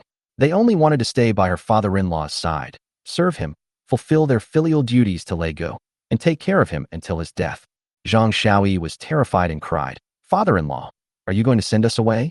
I promise I'll work harder in the future. I'll only eat 1 meal a day and won't eat even half a piece of bread. Please don't send me away, okay?" Zhao Zheng didn't think much of it. His two daughters-in-law were still young, which would be equivalent to just graduating from high school in modern times. She married her adopted son, but they never consummated their marriage or had children. "I can't live with my father-in-law forever. And they're still so young. Why are they thinking about the future like this?" Zheng Chuanmei's husband had just died, and she had an affair with Ma the Hunter. She also had a mother-in-law and 3 children. These are all real-world problems. They need someone to rely on, both physically and psychologically. Rather than letting them flirt with others behind your back, it's better to be open about it. "It's not that I'm trying to drive you away. I'll think differently when you're older," Zhao Zheng said. "Even if I die, I'll die in the Zhao family." Yang Zhaodi said resolutely. "If my father-in-law drives me away, I'll kill myself right now." "Me too," Zhang Shaoyi said resolutely. "A married daughter is like water spilled from a bowl. They are now members of the Zhao family. If their husbands are dead, then they should listen to their fathers-in-law and be filial to them. If I abandon my father-in-law, won't I be gossiped about behind my back and killed?" Zhao Zheng was also slightly moved. Such filial piety and loyalty are hard to find in modern times. Seeing the two women's resolute expressions, Zhao Zhengdao said, "Don't worry, I won't kick you out. You are members of the Zhao family and my relatives. From now on, the 3 of us will live a good life. That's more important than anything else." The two women breathed a sigh of relief and burst into tears of joy, thanking their father-in-law. Chapter 14. Huang Yueying goes to borrow grain. The 3 of them, father-in-law and daughter-in-law, then spent the whole morning building up the stove. It doesn't need to be too big, just big enough to cook over a fire. The Zhao family didn't have iron pots or ironware, which were rare items. Even his old wood chopping knife was given to him by his father when he was still alive. "It's too cold, and it will take a long time to air dry, so let's just roast it over a fire and cook lunch at the same time." Yang Zhaodi and Zhang Shaoyi were both very excited when they saw the new stove in their home. "I never imagined that our family would be able to use a stove that only landlords and rich people could afford. Stop grinning like an idiot and go wash the rice." Yang Zhaodi closed the courtyard gate directly. Zhao Zheng smiled slightly as he watched the two women busy in the new kitchen. Soon the rice was cooked, along with egg pancakes and pickled vegetables. Zhao Zheng originally wanted to buy some meat from the mall, but gave up because he couldn't explain the source of the meat. This is his biggest secret, and he can't tell anyone. This is a good opportunity for the two women's stomachs to adjust. Eating too much oily food would be bad for them. Father-in-law is eating. Zhang Shaoyi brought over a large bowl of rice with an egg pancake on top and a lot of pickled plantain on the side. "You all eat too." Zhao Zheng smiled and then said, "We're still short of a dining table, chopping board, and kitchen knife at home. I'll go up the mountain to chop firewood these next few days and see if I can set traps to catch some game to exchange for money. It's really inconvenient not having these things at home. Father-in-law, please don't go deep into Jinji Mountain. I heard from the hunters in the village that they found bear droppings at the foot of Jinji Mountain a couple of days ago." Yang Zhaodi said nervously. Zhao Zheng's lips twitched. "Is there a tiger on Pig Snout Mountain and a bear on Golden Rooster Mountain? That's too dangerous. These days, people don't even have enough to eat, let alone wild animals. But if we don't go to Jinji Mountain, where else can we go?" Sister-in-law Yueying said that there are shepherd's purse and dandelion to be dug up in the dry riverbed of Wild Dog Ridge to the east. Although there has been a severe drought this year, there has been no snow. She invited us to go together tomorrow, Zhang Shaoyi said. Yang Zhaodi was afraid that Zhao Zheng would go to Jinji Mountain again. "Father-in-law, you should rest at home for the next couple of days. There's enough rice at home for us to eat for a few more days. Shaoyi and I are going to dig for wild vegetables. Wild Dog Ridge is quite far, not nearly as close as Golden Rooster Mountain. The little bit of wild vegetables you dig, there isn't even enough to eat. I'll stay on the outskirts of Jinji Mountain and not go inside." My father-in-law, the hunter, said the bear must have been starving and smelled humans sent to come down from the mountain. It will be hiding in the vicinity for the next few days, so please don't take any risks. Yang Zhaodi said nervously. "If you really can't stay idle, why don't you come with us to Wild Dog Ridge to dig for wild vegetables?" "Please, father-in-law," Zhang Shaoyi pleaded.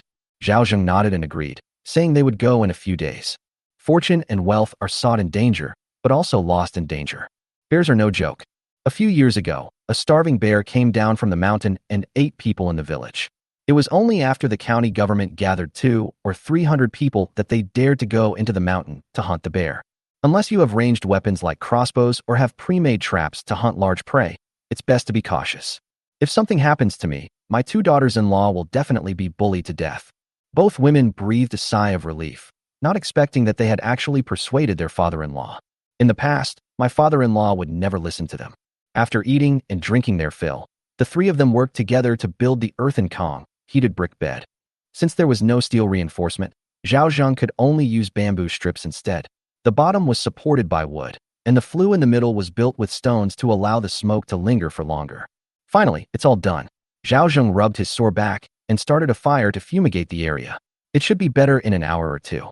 How much firewood will this take? Zhang Xiaoyi felt extremely distressed, but she still obeyed Zhao Zheng's instructions to light the fire. Zhao Zheng checked the airtightness of the earthen bed and burned it for half an hour. Only when he saw that no smoke was seeping out did he nod in satisfaction. Just then, a voice came from outside. A woman of medium build with a sallow complexion stood at the door and called out, "Is Xiaoyi home?" It was Sister Yueying. Zhang Xiaoyi went out. "Sister Yueying, is something wrong?" Wu Yueying looked inside somewhat awkwardly and asked, "Is your father-in-law here? Are you looking for my father-in-law?" "No, it's not." Wu Yueying took Zhang Xiaoyi's hand and walked to the side, whispering, "Xiaoyi, may I borrow half a jean of millet from you?" "Borrow this much?" Make rice porridge for my husband to drink." "What happened to Brother Wang?" "You know my husband has always been sickly, and he caught a cold a few days ago. It's not a good year, and if I don't get him some good food, I'm afraid he won't make it." With red eyes, Wu Yueying said, "I won't lend you the millet for nothing. When I have more money, I'll return 8 ounces of millet to you, okay?" Zhang Xiaoyi also knew that Wu Yueying's husband was in poor health. After so many years of marriage, it was she who supported the Wang family with her frail body.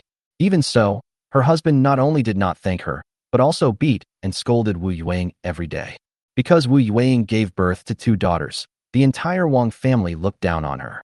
Sometimes, if she came back late from digging for wild vegetables or chopping firewood, he would even suspect her of having affairs with other men and say that she was not a virtuous woman. This is even worse than my previous father-in-law. Although she really wanted to help, she knew her own family situation and that she wasn't the one in charge. "Sister Yueying, you know my family situation too.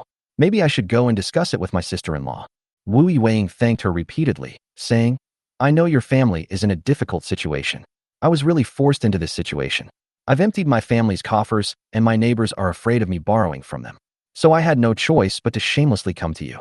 As she spoke, she began to cry. Zhang Xiaoyi was also a little at a loss and hurriedly went into the kitchen to discuss it quietly with Yang Zhaodi. Yang Zhaodi frowned. In the village, Sister Yueying was the kindest to the two of them. Whenever something good happens, they're always the first people I think of. Moreover, Xiaoyi and Yueying's family are from the same village, so she really wanted to help. "I need to discuss this with my father-in-law." "But would her father-in-law agree?" Zhang Xiaoyi asked anxiously. Sister-in-law Yueying said that Brother Wang's illness is quite serious, and he might not make it through if he doesn't eat something good. Yang Zhaodi was also unsure, as grain was so expensive these days, with prices changing daily, and it was difficult to even buy some. Given my father-in-law's personality, he might not lend it out. Just as the two were discussing, a voice came. "Borrow it. Yueying isn't the kind of person who goes back on their word. If you can help, then help." The two of them walked out of the kitchen together and looked at Zhao Zheng. Yang Zhaodi thought she had misheard her father-in-law. "What did you say?" "I said I would lend the grain to Yueying, but you must tell Yueying that she must not tell anyone that this grain was lent out by our family, understand?" Chapter 15. Half a bowl of crispy rice. Zhang Xiaoyi asked excitedly, "Father-in-law, you really agree to lend her grain? If it weren't for Yueying, you wouldn't have been able to marry into our family." Zhao Zheng smiled. Wu Yueying and Xiaoyi were both from Jili village. At that time, the Zhang family was so poor that they couldn't even afford to eat, and they were going to sell Xiaoyi to a landlord as a servant. When Wu Yueying found out, she took the initiative to make the match. Even if a small mountain village is poor, it still has more people and resources than Jili village. At that time, the eldest son of the previous incarnation had just been engaged to Yang Zhaodi. Not wanting to mistreat the younger son Zhao Zheng, he asked someone to inquire and finally married Xiaoyi for the price of 5 caddies of millet. A few months ago, the situation wasn't as bad as it is now. In addition, the imperial court exempted households in small mountain villages from taxes, so every household still had some grain stored up. But now even the villagers in this small mountain village are struggling to survive. After receiving a positive reply, Zhang Xiaoyi was overjoyed. "Thank you, father-in-law. I'll go get it right away." Sister-in-law Yueying isn't a gossip. She certainly wouldn't talk nonsense. There aren't many people in the village with a good reputation, and Wu Yueying is one of them. Moreover, She treats her two daughters-in-law quite well. Zhao Zheng appreciates this kindness, and half a pound of millet is nothing to him. Go ahead. Zhang Xiaoyi hurriedly went to get the rice. Yang Zhaodi breathed a sigh of relief. With this half-pound of rice, sister-in-law Yueying would have something to report back home. Zhao Zheng snorted. What kind of world is this? A lazy man marries a virtuous wife. A shrew marries a hero. Meanwhile, Wu Yueying outside the door was filled with anxiety. If there's been no movement for so long, it's probably hopeless. If she can't borrow rice, her in-laws will definitely scold her when she goes back, and her husband might even beat her. Her eyes dimmed as she prepared to leave. Sister-in-law Yueying, come in. Wu Yueying looked at Zhang Xiaoyi and said with a wry smile, Uncle Zhao doesn't agree, right? Never mind, I understand. My father-in-law didn't agree. Zhang Xiaoyi stuffed half a jean of millet into her hand and whispered, Sister-in-law Yueying, my father-in-law asked me to thank you for taking care of us sisters-in-law these days. You don't need to pay me back more than half a jean of millet. Give it to me whenever you have the money. My father-in-law trusts your character. You know everyone's going through a tough time right now, so please don't tell them it was a loan from our family. Wu Yueying was deeply moved. She never expected that Zhao Zheng, who was always stingy, would say such a thing. Thank you, Xiaoyi. I definitely won't tell anyone, don't worry. With the millet in hand, Wu Yueying felt relieved. Please tell Uncle Zhao thank you for me, and I'll be waiting for you at the village entrance tomorrow morning. As she spoke, she hid the millet inside her clothes and left as if nothing had happened. Zhang Xiaoyi was in a good mood after helping Wu Yueying, and she even hummed a tune while cooking at home. Zhao Zheng saw that she was clearly an innocent and radiant young girl. The three of them ate dinner early after dark. There aren't many special entertainment activities in the village. Most people just stay indoors and sleep. A dim oil lamp was lit in the room. The stove was also lit, which raised the temperature of the already small room considerably. After soaking his feet, Zhao Zheng lay down on the earthen bed and burned the fire for nearly 2 hours, finishing almost completely. Oh, it's so comfortable and warm. Feeling the warmth of the earthen bed, Zhao Zheng couldn't help but hum. Yang Zhaodi smiled and used pounded ula grass to weave new straw sandals for Zhao Zheng. It was getting cold, and her father-in-law often went out, so she definitely had to make sure he was kept warm. This ula grass is a treasure for the poor. Zhang Xiaoyi was also busy weaving bamboo baskets from bamboo strips. They were a bit ugly, but very sturdy. Hearing her father-in-law's humming, she said, Father-in-law is so clever. This way, we can heat the Kong, heated brick bed, while cooking. Zhao Jingdao, stop busying yourself and come up here to warm up. Father-in-law, I'll come as soon as I finish making this straw sandal, Yang Zhaodi said. The bamboo basket will be ready soon. Tomorrow I can take the new basket to dig for shepherd's purse and dandelion. Digging for wild vegetables is Zhang Xiaoyi's favorite thing to do. Zhao Zheng didn't say anything. He was used to modern nightlife, but still couldn't adapt to the quiet of the rural mountain village. They've only been eating well for a couple of days, and they're already thinking about developing toys to kill time. Just then, there was a knock on the courtyard gate. Zhaodi, I've come to massage Uncle Zhao's feet. Sister-in-law Li is here again. Zhang Xiaoyi subconsciously pouted.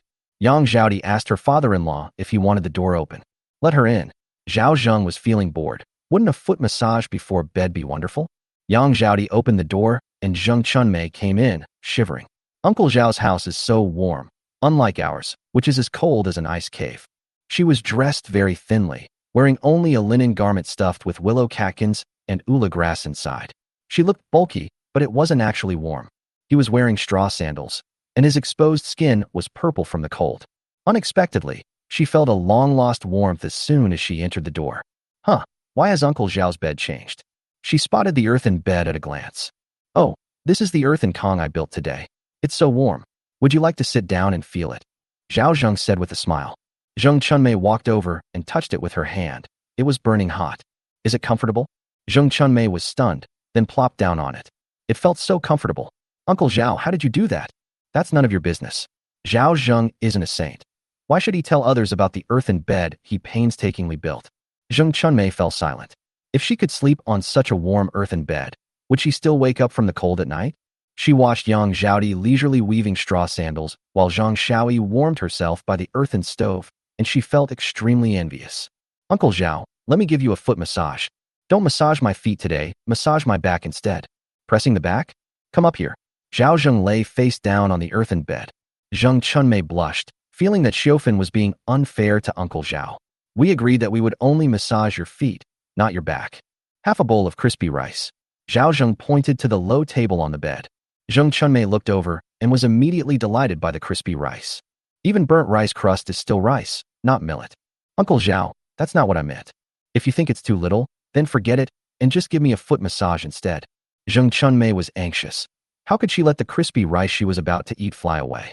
From last night until now, apart from the half cake that Ma Dezhu gave her, she only drank a bowl of watery millet porridge and was so hungry that she could hardly walk.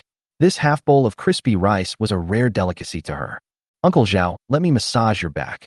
She took off her shoes and was about to get into bed. Zhang Shaoyi asked, have you washed your feet before going to bed? Zheng Chunmei was taken aback and looked at her muddy feet with some unease. Isn't it a bit too much to be so particular?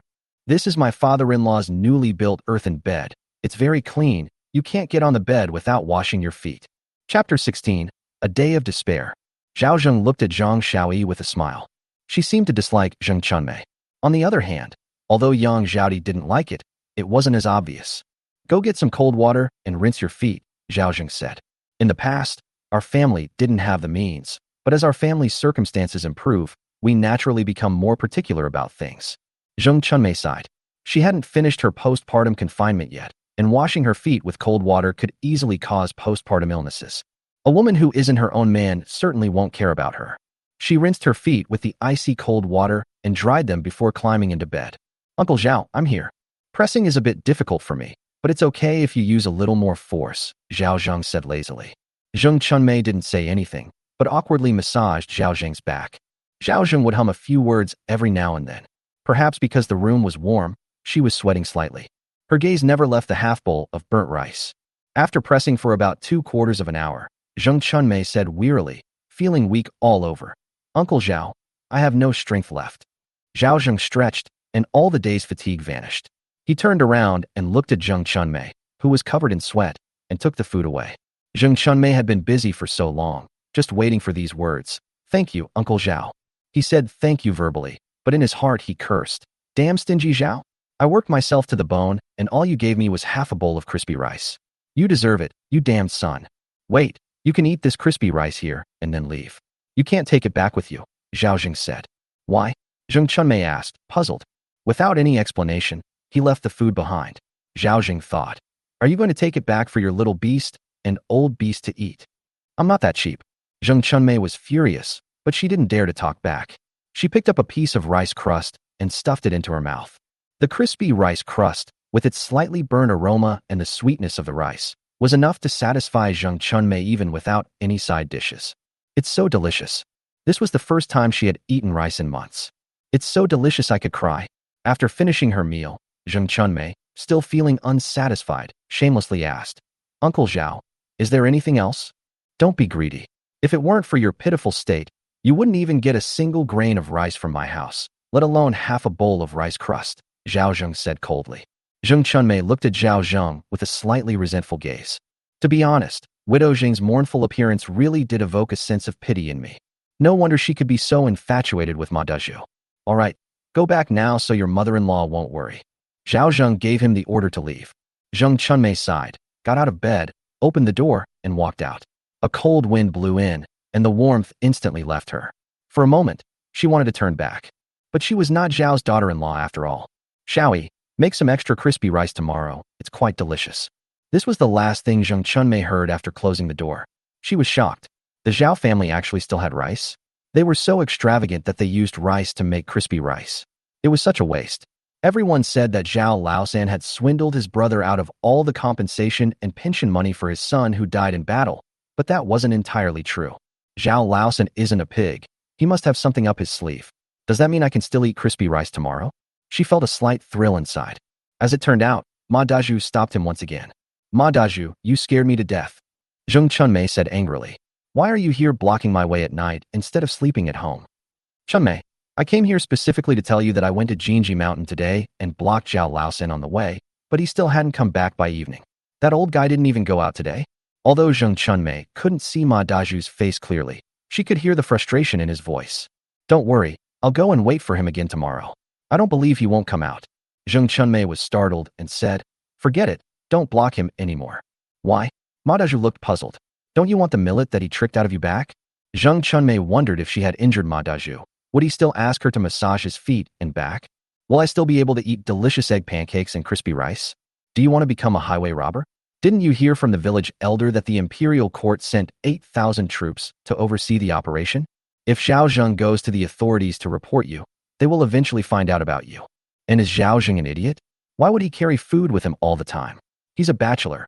What if something happens if he really fights you to the death? Ma Dazhu was deeply moved. So you were worried about me. Zheng Chunmei pursed her lips. She was worried about nothing. She just didn't want to make a big deal out of it.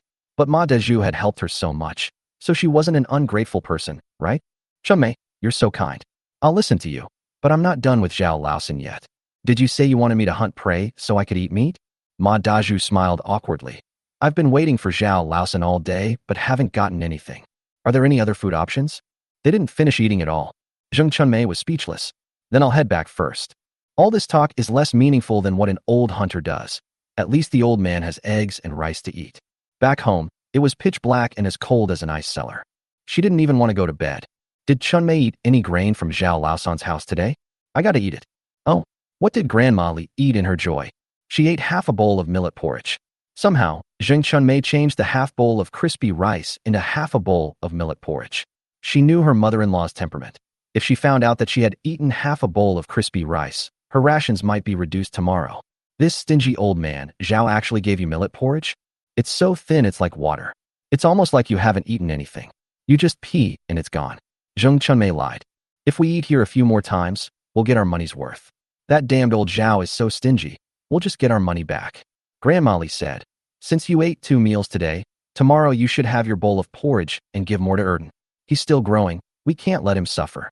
Zheng Chunmei turned over without saying a word, but felt a deep sadness in her heart. She knew it would be like this.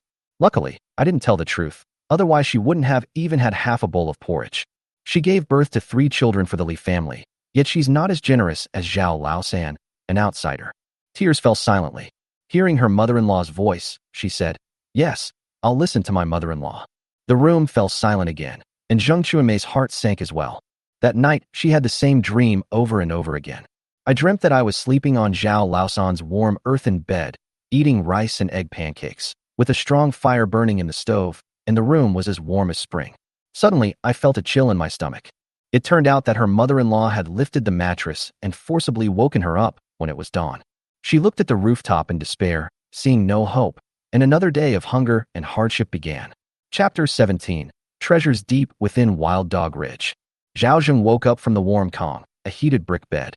Last night was the most restful and comfortable night's sleep he had ever had since he traveled through time.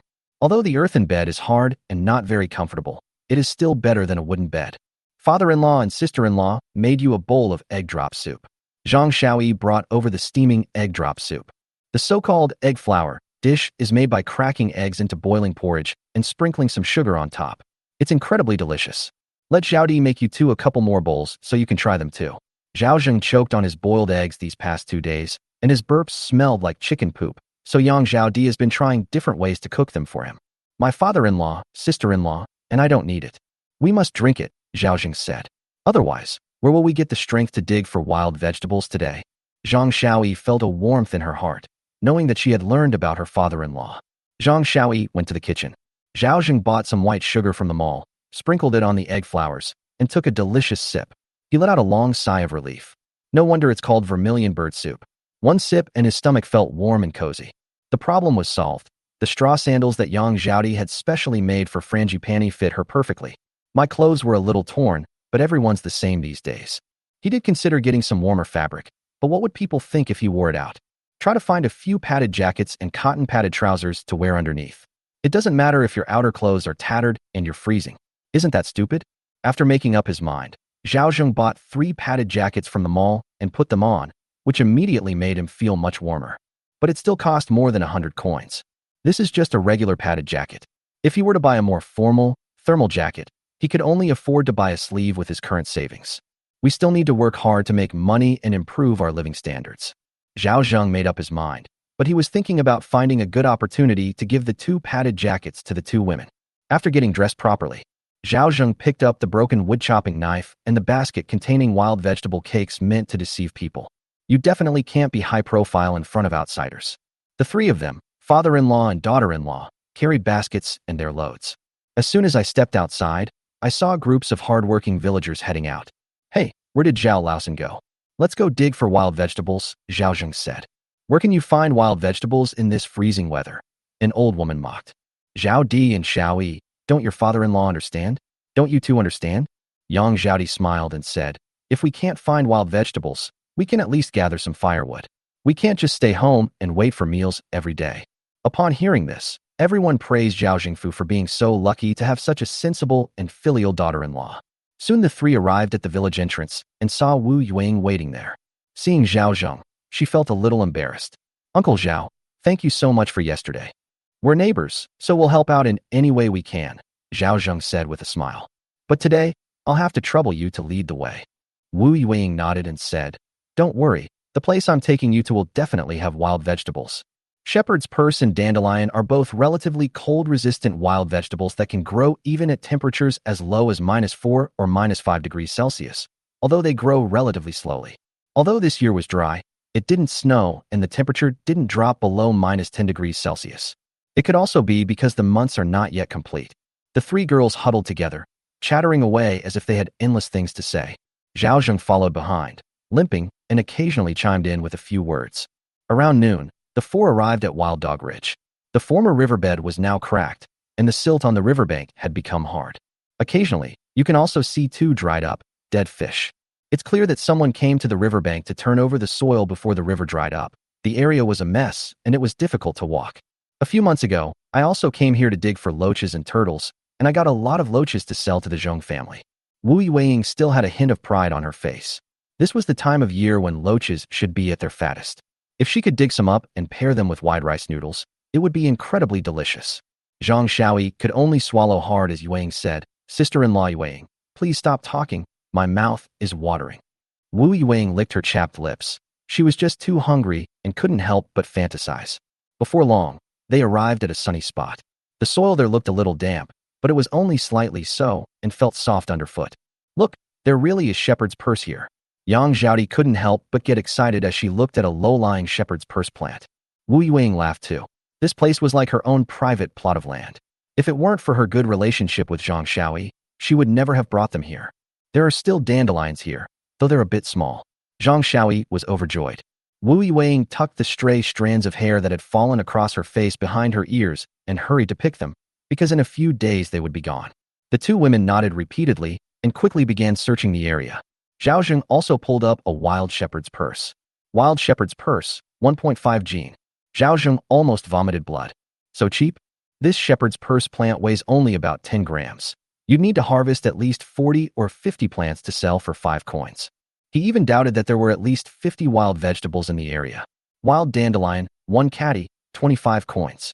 Zhao Zheng's expression improved. Dandelion is both a vegetable and a traditional Chinese medicine. But it's not the season for dandelions to grow rapidly now, so it's not easy to make money. He sighed and gave up the idea of digging for wild vegetables, then called on his daughter to go and take a look ahead. Father-in-law, please slow down, Yang Zhaodi said. Seeing Zhao Zheng swaying around, Wu Yuing secretly shook her head. He wasn't here to dig for wild vegetables. He was clearly just here to have fun. Food is so precious these days. These wild vegetables might just be the life-saving solution in a pinch. However, considering Zhao Zheng's reputation, she felt relieved. She had two such filial and sensible daughters-in-law.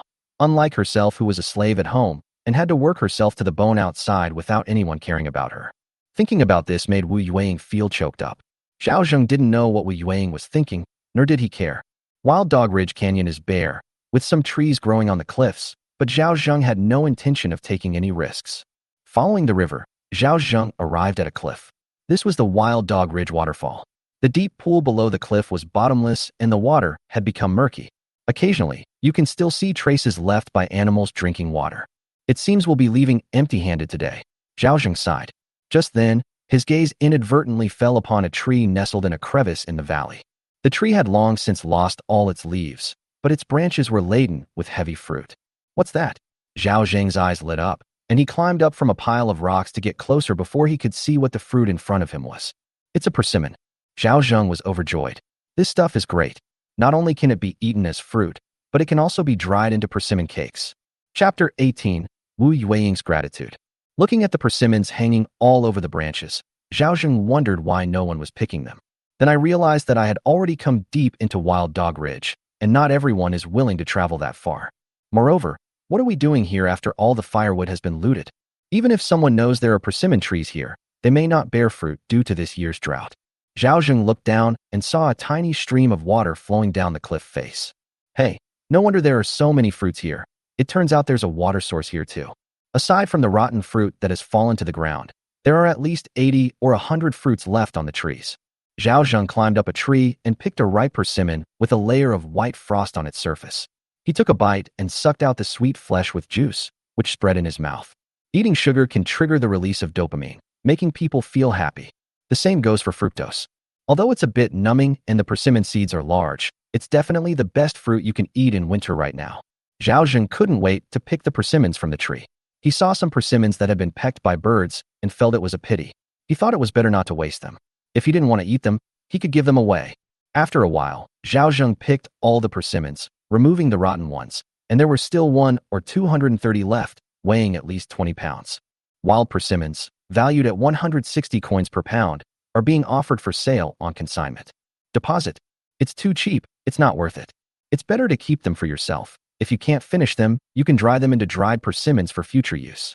Although eating too many persimmons can easily lead to kidney stones, they are definitely a treasure for the poor.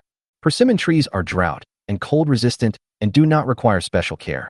A small tree can grow to dozens of kilograms. It saved countless lives during times of famine.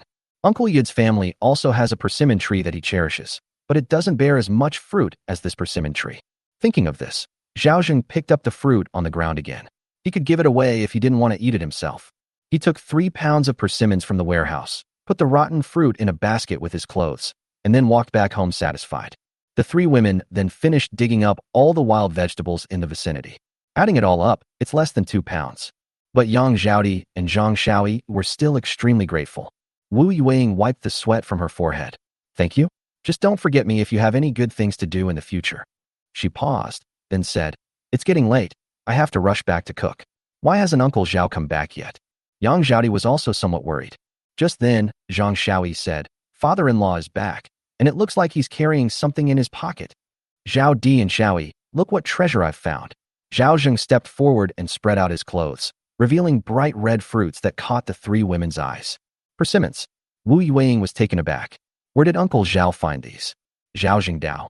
I was lucky enough to find a persimmon tree growing on the cliff right where the waterfall is.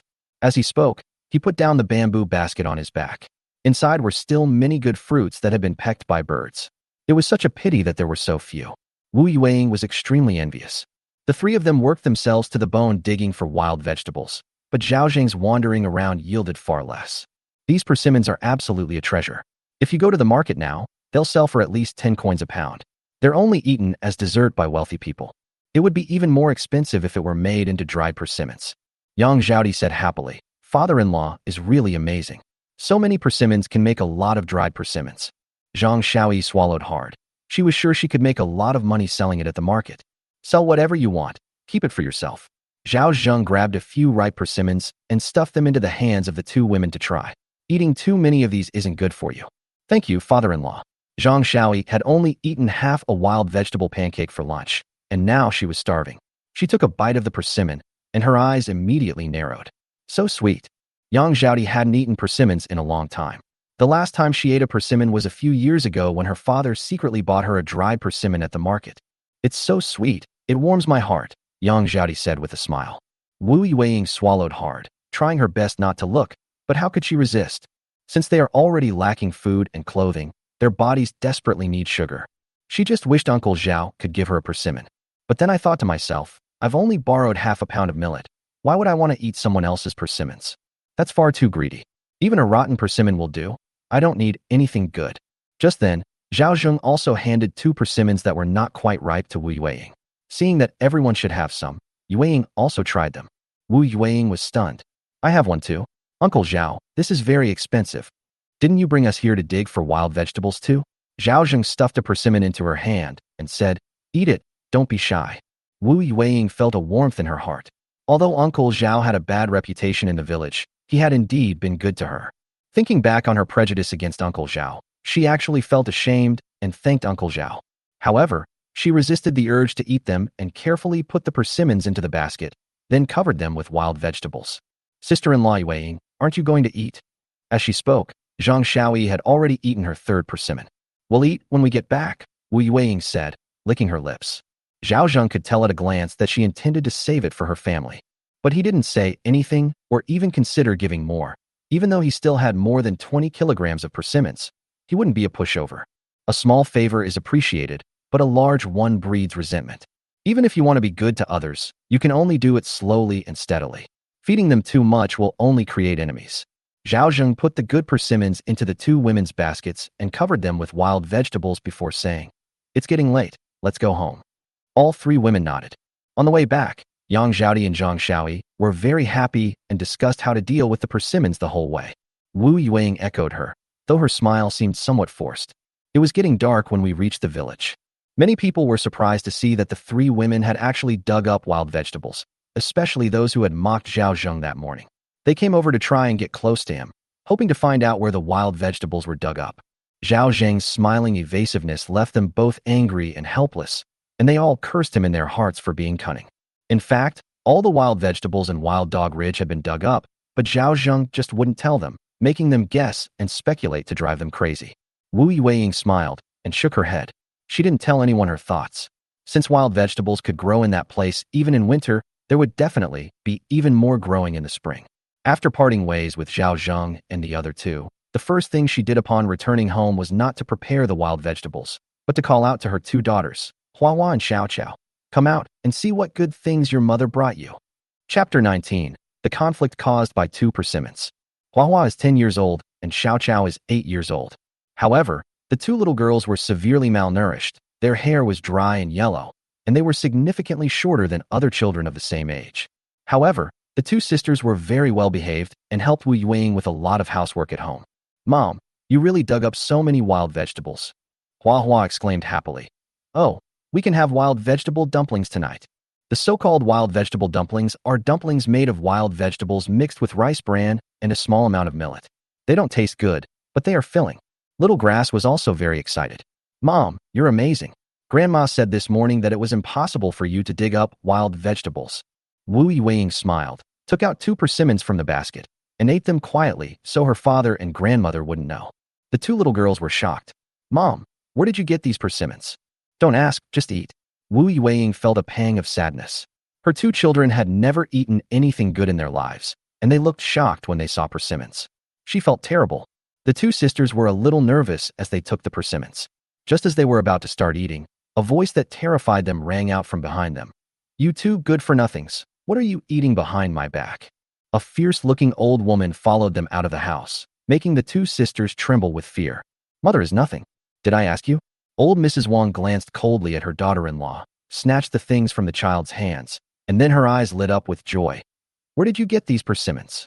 Seeing their grandmother's increasingly fierce gaze, the two sisters were too frightened to utter a sound.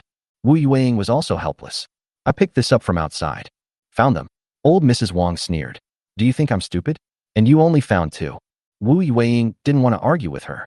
Her mother gave the persimmons to the children, who had never tasted what persimmons were like before. What are those two good-for-nothings going to eat? Even the elders haven't had any, so why should they get a turn? The old woman's voice drew the two men out of the house. What happened to the child's mother? What happened to mother? Grandma Wang angrily recounted what had happened. Daji, your wife is secretly enjoying good food behind our backs, and you don't even bother to discipline her? If this continues, how can we rely on her when we're old? Old man Wang's face was also grim. I told him back then that she had ulterior motives, but I never expected that after so many years of marriage, she would still be biased towards outsiders. Daji, this woman is disobedient. She deserves a beating. Wang Daji grew angrier as he listened. He rushed over, grabbed Wu Yueying's hair, and slapped her across the face, asking, where did you get the persimmons? Did some random man give them to you? Yesterday, Wu Yueying brought back millet, and she absolutely refused to say who lent it to her. In Wang Daji's view, there was nothing to hide, but Wu Yueying just wouldn't say it. That means the person who borrowed the rice must have a problem. You shameless woman, you dare to cheat on me behind my back. I'll beat you to death, you slut. The slaps landed repeatedly on Wu Yueying's face, making her dizzy and disoriented. The two children clung to their father, crying, Dad, please don't hit Mom. Wu Yueying was already exhausted after a long day and hadn't even had a sip of water when she got home. How could she withstand Wang Daji's slap? She immediately started begging, "Don't hit me. I really didn't steal anyone. This persimmon was given to me by Xiao Yi's father-in-law." Wang Daji's hand was hanging in midair. "Why should Zhao Laosan give you persimmons? You didn't borrow the millet from Zhao Laosan yesterday, did you?" Old Mrs. Wang said angrily. "So you've hooked up with Zhao Laosan. How shameless you are." Old man Wang was also furious. "Zhao Laosan was no good when he was young. He even fought with me. You can't steal from Zhao Laosan, that old bastard." Wang Daji was also furious. He had already suspected that Wu Yueying's eyes had turned red after hearing her parents' words. "You shameless old man, you're going to beat me to death too." Instead of dissuading them, the couple fanned the flames. The crying and shouting attracted the attention of the neighbors. An old woman couldn't stand it anymore. "Daji, that's your wife. You can't beat her to death." "Old woman, it's my right to beat my wife. What's it to you?" Wang Daji retorted. The old woman shook her head and said nothing. After listening for a while, the people around looked down on the family. Yueying is such a good woman. At home, she is filial to her parents-in-law and serves her husband. Outside, she works hard to earn money and food. She is always smiling to everyone. This Wang family is such a scoundrel. Even if you're beating an animal, you can't beat it like that, let alone your own wife. Just because Yueying can't give birth to a son doesn't mean she's cheating. How could Zhao Laosan, who has health problems, have cheated on someone? Many people around started speaking up for Wu Yueying. Wang Daji also had some doubts. Yes, everyone knows that Zhao Laosan has health problems, otherwise he wouldn't have taken in a child to raise. But he certainly won't admit his mistake or acknowledge it. Wu Yueying was beaten black and blue and realized she had made a mistake. She knew that if she didn't admit her mistake, she would continue to be beaten. There are countless women in the village who get beaten up. Bystanders might say a few words in support, but they would never actually intervene. Remember, you must give your parents-in-law the best things in the house first. This is filial piety, do you understand? Wang Daji felt as if he had stood on a moral high ground, and his whole being seemed to grow taller and more imposing. He let go of her hand and waved to the people around him. All right, everyone disperse. This is our family matter. Outsiders shouldn't interfere." Seeing that there was no more excitement to be had, the crowd dispersed. "Father, mother, you two eat the persimmons," Wang Daji said. Just as the old lady was about to put it in her mouth, her husband snatched it away. "You old hag, what are you eating? The men in the family haven't eaten yet. How dare you eat?" As she spoke, she handed a persimmon to Wang Daji. "Daji, eat this. Your mother doesn't like persimmons." At home, the two men are the most important. Wang Daji didn't hold back and took a big bite of the persimmon. "Dad, it's so sweet." Old Mrs. Wang was a little unhappy but dared not talk back. She had been a daughter-in-law before. She rolled her eyes and walked up to Wu Yueying. "You said Zhao Laosan gave you these persimmons. Where did he get them from and why did he give them to you?" Wu Yueying naturally wouldn't tell her that Zhao Zheng had discovered a persimmon tree. Instead, she said, "I took Xiao Yi to dig for wild vegetables. He gave me 2 persimmons as a thank you. As for how these persimmons came about, how could he possibly tell me?" Old Mrs. Wang snorted coldly, glanced at the wild vegetables in the basket, and immediately became furious, saying, "You spendthrift woman, wild vegetables are so precious now. How could you take outsiders to dig for wild vegetables without taking your old mother? What are you up to?" Chapter 20, Canned Persimmons. "I went to that place, Mom, just to try my luck. I didn't expect there to actually be wild vegetables there. If I had known there were wild vegetables there, I would have definitely asked you to come and dig them together." Mother said, "What she said isn't wrong. In the dead of winter, where can you find wild vegetables? The only edible things around here are tree bark that people have stripped off to grind into powder. She's just lucky." Wang Daji felt a little better after eating the persimmons and didn't want to push Wu Yueying to the brink. "Don't come back if you do something so stupid again." Old Mrs. Wang glared at her. "Stop pretending, get up and make dinner. Daji isn't well and can't go hungry." The mother and her 2 children went into the room. Wu Yueying held her daughter and wept. How ridiculous. When someone is beating themselves to the bone, they don't look like a weak person at all. When will she ever get out of this family? Zhao Zheng is currently unaware of what happened to the Wang family. The 3 of them, father, daughter-in-law, and son-in-law, each had their own tasks. One was tending the fire, the other was cooking, while he himself was resting on the earthen bed with his legs crossed. It's not that he's lazy, it's that his 2 daughters-in-law won't let him lift a finger. Zhao Zheng then started fiddling with the persimmons. Storing persimmons in a warehouse not only incurs a fee but also ensures their permanent freshness. Moreover, these persimmons are too ripe to dry properly, and they are likely to attract envy. Therefore, making persimmon preserves is both safe and delicious. Let's get right to it. Zhao Zheng took out most of the persimmons and left the rest for Zhao Di and Xiao Yi to enjoy. These are washed clean, and then the stems, skin, and pits are removed. I also spent about 10 coins to buy a large ceramic jar with an aluminum lid to hold persimmons from the mall. This way, the two women wouldn't doubt the origin of the pottery jar. When Zhang Xiaoyi brought out the food, she saw her father-in-law busy there. "What are you doing, father-in-law? Have you ever tried canned persimmons?" "No. Zhang Xiaoyi has barely eaten persimmons, let alone canned persimmons." "How is this canned persimmon made?" Zhao Zheng handed over the operating steps to her, and Zhang Xiaoyi hurriedly called Yang Zhaodi over. Upon learning that her father-in-law was going to make canned persimmons, Yang Zhaodi said, "Father-in-law, you go eat first, and Xiaoyi and I will finish the rest." "No rush. Let's eat first, and then we'll get it done later." Zhao Zheng smiled and looked at the food on the low table. It was a feast: shepherd's purse and egg pancakes, and boiled dandelion. This small amount of wild vegetables, after being rinsed in water, is just enough for one meal. Yang Zhaodi didn't intend to make it into pickled vegetables. She'd rather let her father-in-law try it. In addition, there was a large bowl of rice, more than the two women combined. "Xiao Di, you don't need to worry about me eating alone anymore. I'll take care of making sure you all have enough to eat," Zhao Zheng said. "No, that won't do. You're the head of the household, and you still have to do physical labor. Only if you're well-fed can Xiaoyi and I have someone to rely on," Yang Zhaodi said very seriously. "Besides, Xiaoyi and I haven't done any heavy work. This is enough for us to eat our fill." Zhang Xiaoyi nodded in agreement. Other families only eat wild vegetable cakes and rice bran porridge once a day, unlike us who eat rice 3 times a day. We eat so much and don't do any work, so our bellies are full. Zhao Zheng chuckled to himself. "You little brat, you've got a whole repertoire of words. I can't argue with you guys, can I?" The two women smiled shyly and said in unison, "These are our true feelings." "The food won't taste good if it gets cold," Zhao Zheng said. He could clearly sense that the two women were much more lively than before and were no longer as timid and hesitant. The two women hurriedly got onto the warm earthen bed and sat down, all their fatigue and cold disappearing. The rice, shepherd's purse, and egg pancake, along with fresh dandelion greens, weren't exactly delicious to Zhao Zheng, but they were still edible. For the two women, even in a good year, this would be an unparalleled feast. After they had eaten and drunk their fill, Zhao Zheng scraped off a bowl of rice crust and gave the two women all the unburnt bits, while keeping the partially burnt bits in his bowl. The two of them were also very diligent in washing the remaining persimmons and putting them into the earthenware jar. "Father-in-law, I don't remember having this many good persimmons," Zhang Xiaoyi asked doubtfully. "Actually, I picked more than 20 genes of persimmons from the tree. The top ones were all rotten, and the ones at the bottom were all good. If I didn't say this, wouldn't the villagers be green with envy?" Zhao Zheng said. Yang Zhaodi clicked her tongue and said, "Father-in-law is really lucky.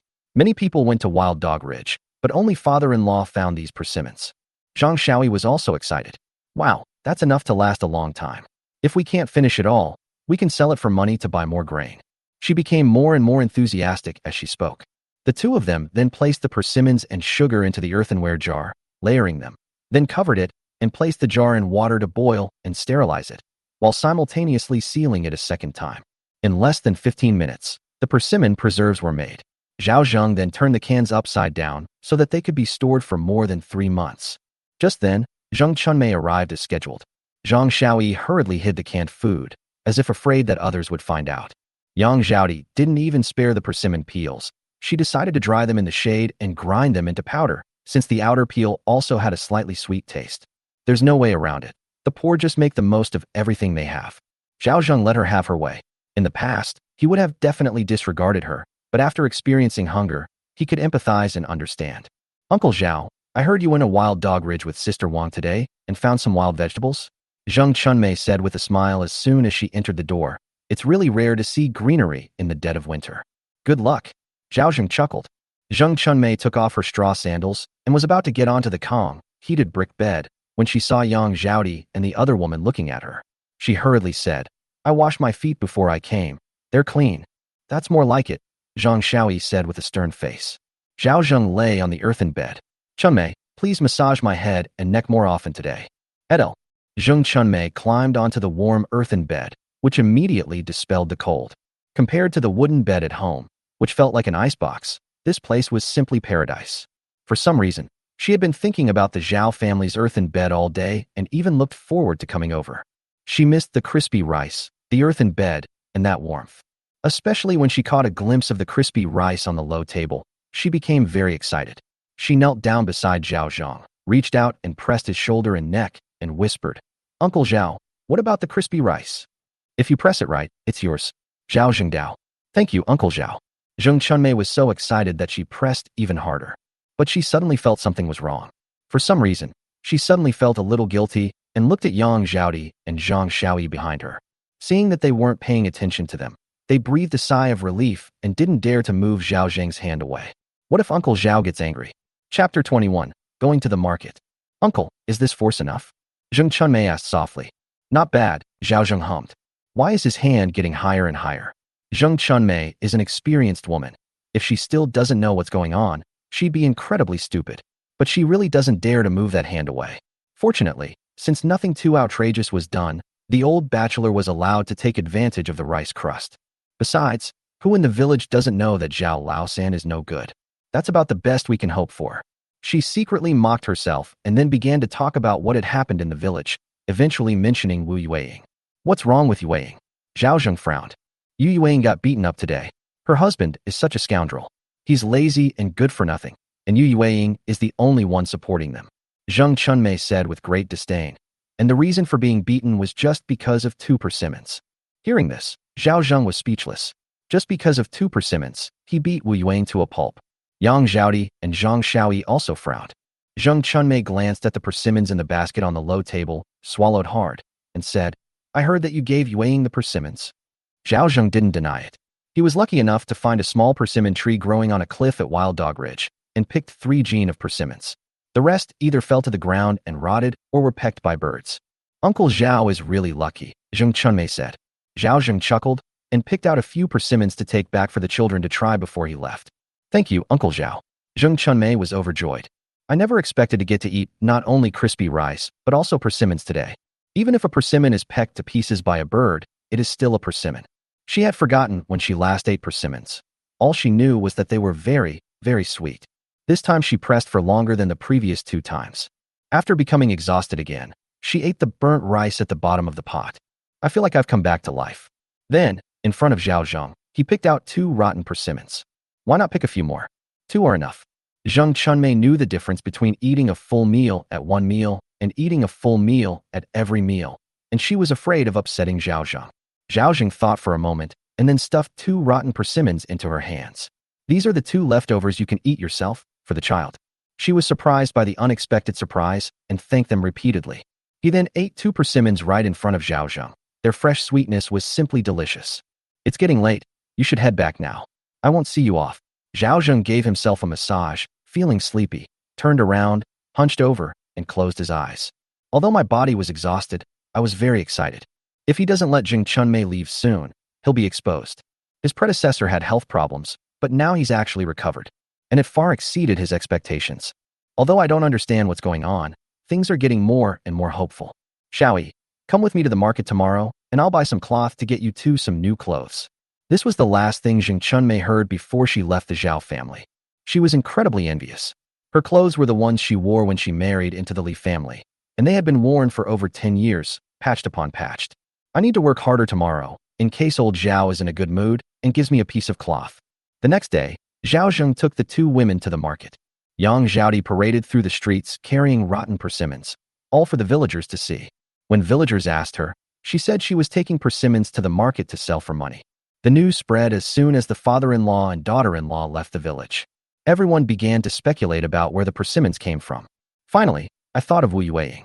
When Granny Wang learned that Yang Zhaodi had taken a basket of persimmons to the market, she was incredibly jealous. I knew those persimmons must have been found at Wild Dog Ridge. That spendthrift woman let someone else snatch such a good thing. Old man Wang also said angrily, "What's the use of saying all this now? No way, we deserve a share of these persimmons too." Old Mrs. Wang ran to Wang Daji and embellished the story, making Wang Daji's eyes blaze with anger. However, Wu Yueying went out to work before dawn. When she came back, she was told to go to the Zhao family to ask for benefits.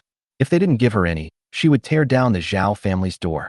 On the way, Zhang Xiaoyi was still talking about kin persimmons. People who suddenly become rich have this mentality. They're afraid others will covet their valuable possessions. Zhao Zheng can understand. About an hour later, the three arrived at the market in Fuguay Township.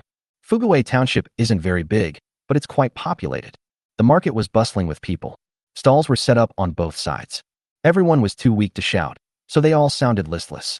Zhao Zheng even saw people kneeling on the ground selling their children and selling land to bury their parents. If his predecessor had truly died, Yang Zhaodi and the other woman would probably have sold their land to bury him. Sister-in-law, look at that family. They're so pitiful. Their parents are starving to death, and they're even selling their 2 children, Zhang Shaoyi said, pointing to the middle-aged couple not far away. Yang Zhaodi sighed. The world is so pitiful, there's no way to escape it. Zhao Zheng also shook his head. If the famine was over, he might consider buying 1 or 2 servants to take care of him. But isn't buying someone now just asking for trouble? Even if you have the money, you can't buy it. The 3 of them chose a spot and started setting up their stall. They said the persimmons were freshly picked and that they wouldn't lose out by buying them. Zhao Zheng's shouts attracted quite a few people to stop and watch, but there were no persimmons to buy. Although persimmons are a good thing, they are not as filling as grain. Occasionally, someone would want it, but it was always in exchange for other goods. Zhao Zheng's voice was hoarse from shouting, and he finally said to the 2 women, "You 2 stay here, and I'll go to other stalls to see if there's anything good.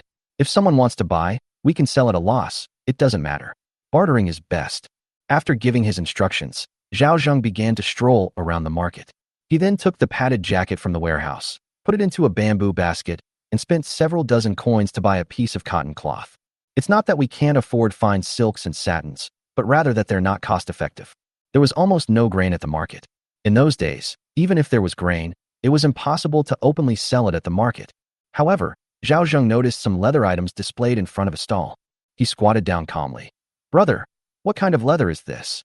"Weasel pelts, rabbit pelts, and suede."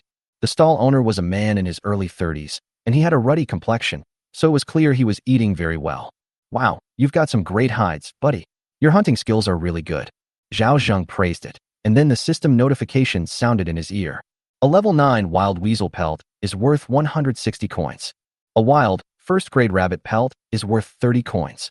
A wild, second-grade suede is worth 1,500 coins. Zhao Zheng secretly gasped. This suede is so expensive? 1 piece of skin is worth several days of his hard work. We must get this skin. Chapter 22, A Triumphant Return. Muntjac are protected animals in modern times. But in Dekong, they are prey. This leather is already tanned. Even if you don't sell it to the system, you can keep it to make leather jackets. Zhao was flipping through the items on the stall, picking and choosing, and finding a whole bunch of faults. Hearing about things like poor condition and damaged made Mao Xiaolong feel a headache coming on. "Hey buddy, are you going to buy it or not? If not, don't delay my business. How much is this suede? Give me a fair price." Zhao Zheng said. "At least 500 coins, Mao Xiaolong said." Zhao Zheng rolled his eyes.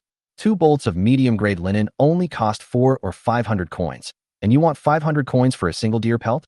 I might consider it if it were a live deer. Then tell me how much. At most 100 coins. Zhao Zhengdao. These days everyone is short of money, and not many people are willing to spend so much money on a suede coat that isn't in very good condition. Rich gentlemen just buy fur coats directly. Mao Xiaolong's eyes widened. "Why don't you just rob me for 100 coins? Zhao Zheng smiled faintly. "Brother, you're an old hunter. You know the prices better than I do. You must have shops you've been working with for a long time.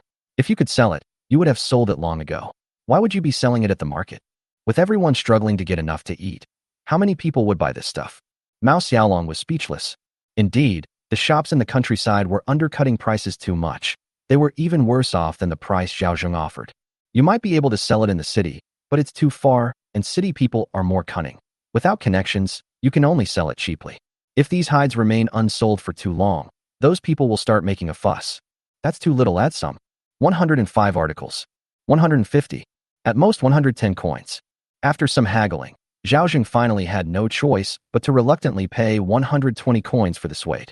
A smile appeared on Mao Xiaolong's face as he received the heavy sum of money. "Brother Zhao, you've really struck gold this time. If I weren't in a hurry to get money for medicine, this tanned leather would have cost at least 200 coins, Mao Xiaolong said, somewhat reluctantly. Zhao Zheng chuckled and said, "Brother Mao, it's all about small profits and quick turnover." After getting the most valuable item, Zhao Zheng didn't touch the other leathers. There were many people watching, so it was better to keep a low profile. After leaving the stall, Zhao Zheng immediately sold the hides. "Ding! Your account has received 1,500 coins. Cool. It seems I should come to the market often. You never know, you might find something good there. Zhao Zheng wandered around aimlessly for a while and bought some chicken and duck eggs to cover his tracks. He thought of oily salted duck eggs.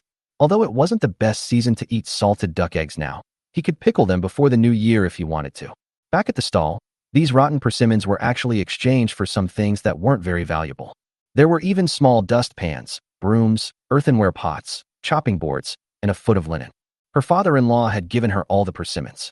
Zhang Xiaoyi pointed to the overflowing bamboo basket with a proud expression. Yang Zhaodi said with some concern, "My father-in-law's main problem is that the persimmons aren't good quality and he can't afford them." Zhao Zheng waved his hand, saying that it was already quite good. "Anyway, we don't eat rotten persimmons. Rather than letting them rot in our hands, we might as well exchange them for something more practical. He doesn't eat rotten persimmons, but there are plenty of people who are willing to eat them. Moreover, rotten persimmons can be boiled down to make sugar, which is excellent fructose and can be a lifesaver in critical situations." Yang Zhaodi breathed a sigh of relief. "Father-in-law, what did you buy?" "I've prepared a padded jacket and trousers for each of you." Zhao Zhengdao said. "Let's go back first. We'll find a place on the way where you two can wear your new clothes underneath. Don't let the villagers know you're wearing new clothes." Both women were very excited and said in unison, "Thank you, father-in-law." On their way home, the two women found a safe place and put their padded jackets and cotton padded trousers underneath. "Father-in-law, you're so warm," Zhang Xiaoyi said. "This padded jacket is so soft. And what's this trousers made of? They're so warm." Zhao Zheng didn't know that Dekong didn't have cotton. In any case, he had never heard of it. "I don't know. I just bought it because the fabric looked soft and warm," Yang Zhaodi said with a pained expression. "It must cost a lot of money, right?" "It'll only be 100 or so coins. I'm happy to spend as much as you like," Zhao Zheng said. The two women were deeply moved. How many fathers-in-law in the village are willing to spend so much money to buy new clothes and pants for their daughters-in-law? Not a single one. "Here's another piece of cloth. I'll sew it into the mattress so it'll be warm when I sleep at night." Although the earthen bed at home was warm, it wasn't enough to completely ward off the cold nights. The mattress filled with straw and willow fluff was not warm at all and was prone to harboring lice. The three of them, father-in-law and daughter-in-law, returned home laden with their purchases, chatting and laughing all the way. Upon entering the village and seeing the baskets filled to the brim, people exclaimed, "Zhao Laosan has struck it rich. He's brought back so many good things. Hey Zhao Laosan, where did you get so much money to buy fabric? Did you bring all the market items home?" The crowd said this half jokingly and half enviously. "Luckily, all the persimmons were sold out, and this is all what we got in return," Zhao Zheng said. The cotton cloth was placed at the bottom of the basket, while the linen cloth that Yang Zhaodi had traded for was placed on top. "Have your daughter-in-law make you a new outfit," an older woman said. Zhao Zheng chuckled and said, "I wouldn't even think such a small piece of cloth could hold a diaper." Upon hearing this, the villagers all laughed and scolded Zhao Zheng for showing off. After the three walked away, they whispered behind Zhao Zheng's back that he was incredibly lucky to have stumbled upon a wild persimmon tree in the middle of nowhere. "What are you showing off for? There's going to be a good show to watch later." Zhao Zheng had just returned home and hadn't even had a sip of water when he heard a sound outside the door. "Zhao Laosan, come out here. You're not doing this kind of thing. It's outrageous." Upon hearing the cursing, Zhao Zheng went outside and saw Wu Yueying, with a bruised and swollen face, along with her husband and in-laws standing at the door. Yang Zhaodi and Zhang Xiaoyi also hurriedly came out of the kitchen and frowned when they heard the old lady of the Wang family scolding her father-in-law. Just as he was about to retort, Zhao Zheng reached out and stopped them, saying, "Sister-in-law Wang, I haven't offended you, have I?" "You didn't offend me? But what you did was hardly human." Old Mrs. Wang stood at the door with her hands on her hips, her voice unusually loud. Soon, all the neighbors came to see what was going on. Lu Laosi hurriedly kicked Lu Tiniu, who was lying dead on the bed. "There's going to be some excitement at Zhao Laosan's house. Why don't you go and see?" Lu Tiniu was startled and hurriedly got out of bed. "Everyone, please be the judge. Yesterday, my daughter Yueying took Zhao Laosan's family to dig for wild vegetables, and they found a wild persimmon tree. As a result, Zhao Laosan ate it all by himself and gave 2 to my family." Old Mrs. Wang recounted the story vividly, as if she had witnessed it herself. "Wasn't this just treating a beggar like dirt? Wasn't this looking down on my family? We all discovered it together, so why did he monopolize it? Didn't he just think my Yueying was easy to bully? If you don't give me an explanation today, I'm not done with you." Chapter 23. The Consequences of Sticking Your Foot. A family that was at odds with the Zhao family chimed in sarcastically from the crowd. "That's indeed unethical. That's so unfair. No one can have it all to themselves." These people have further emboldened old lady Wang. Zhao Laosan, did you hear that? Zhao Zheng sneered, realizing he was just jealous. He looked at Wu Yueying in the crowd. Yueying, didn't you explain things clearly to your in-laws? Wu Yueying lowered her head, her face full of shame. Uncle Zhao, I told them, but they didn't believe me. People were kind enough to lend her grain and give her persimmons, but her family turned around and accused her. She was too ashamed to face Xiaoyi again. My father-in-law and sister-in-law Yueying aren't the kind of people who talk nonsense, Zhang Xiaoyi said angrily. It must be that the Wang family is jealous and wants to extort money from us. Yang Zhaodi clenched her fists. He's such a bastard. How could he beat Sister Yueying like this? Although her father-in-law had hit them before, he never killed them. Wu Yueying's face is now swollen like a pig's head. How heavy a blow must have been used. Zhao Zheng nodded secretly. He had a very good impression of Wu Yueying. Yesterday, when she picked persimmons, there was no envy or jealousy in her eyes except for happiness. Will such a person turn around and bite back? He didn't believe it. I am grateful for the wild vegetables, but one thing is one thing. I found the persimmons by myself deep in Wild Dog Ridge, several miles away from where I was digging for wild vegetables. At the time, Yueying and the other two were digging for wild vegetables, and she did not participate in any of it. Zhao Zhenka had no interest in arguing with her. If you don't believe me, come with me. What are you waiting for? Everyone gets a share of these persimmons anyway. Old Wang said, Old Zhao, I don't want any more. We'll each have half. I saw you into the market today and got a lot of stuff, so give me half. Wang Daji, though outwardly fierce, said weakly, You must give me half, or I'll tear down your door today. Wu Yueying lowered her head and sobbed. How could she have married into such a shameless family? What?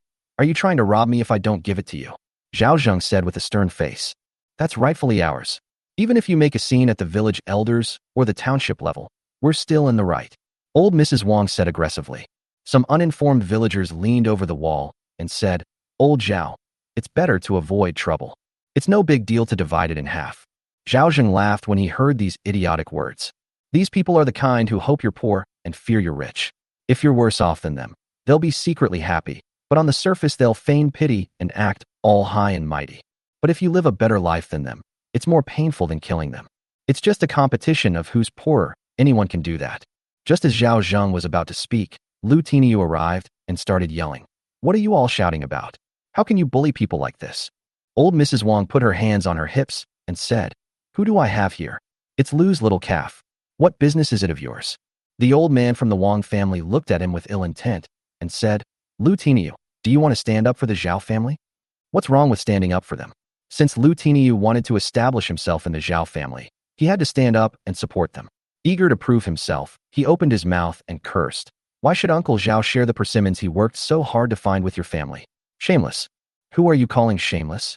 Old Mrs. Wang said angrily. I'm talking to you, you old hag.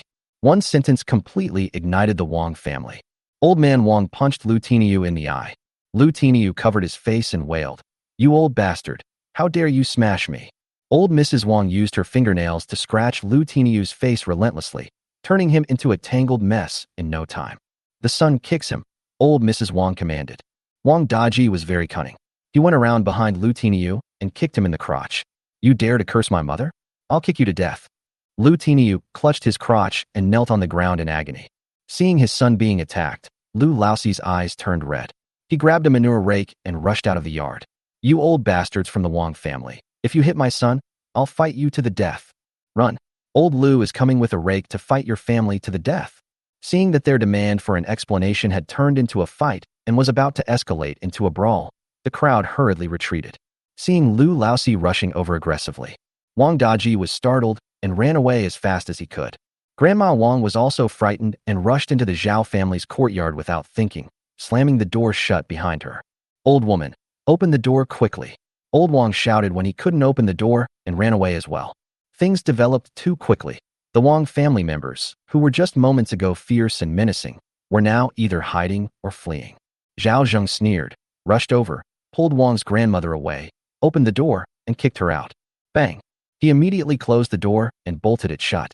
Old Mrs. Wang fell flat on her face, in excruciating pain, when she saw a rake coming toward her door.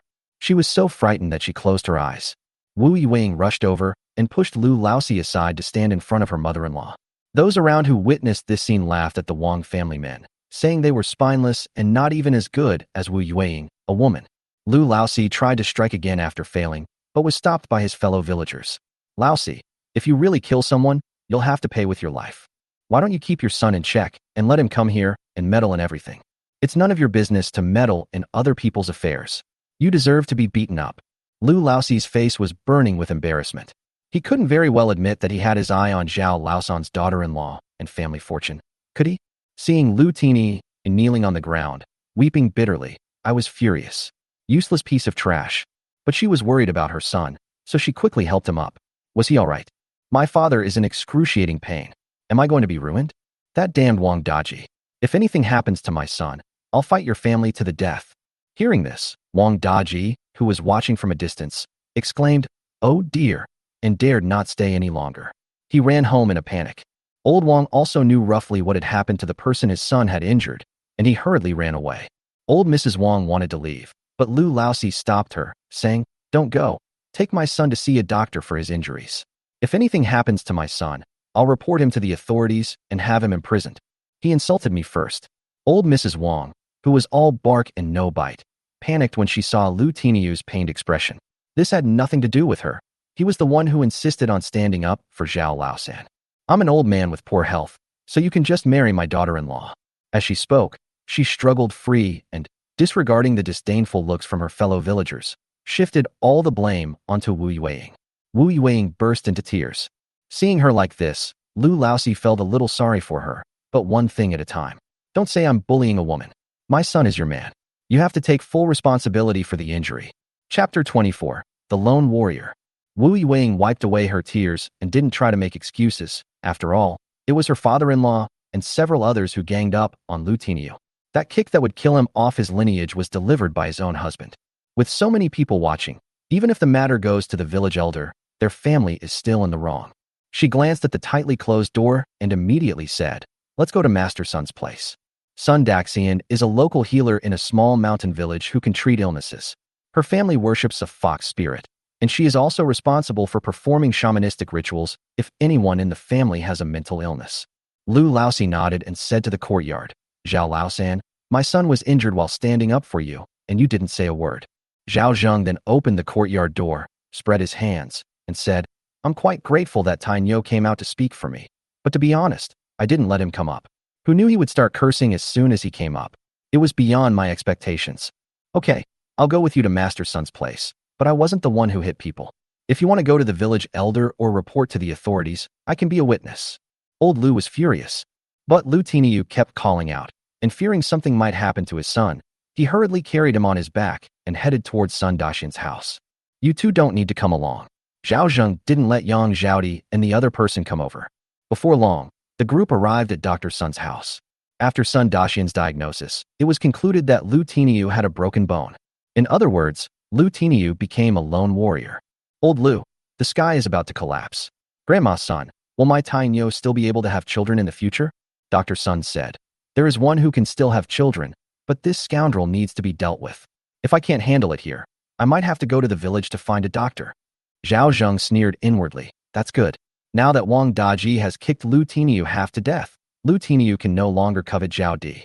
Moreover, given the limited medical resources in rural Mingzhou, saving Lu Tiniu's other child would be purely a matter of luck." Wu Yueying's world collapsed. If Lu Tiniu is really crippled, then this feud will be huge. How will she compensate him? Why isn't Lu Laosi going to fight the Wang family to the death? When Lu's wife heard the news, she came over and, upon learning that her son had become a lone warrior, she cried and made a scene, pinning Wu Yueying to the ground and beating her. Wu Yueying didn't dare to fight back, and no one around her dared to step in to break up the fight. Lu's eldest son also died in battle, leaving only Lu Tiniu and a 7-year-old brother.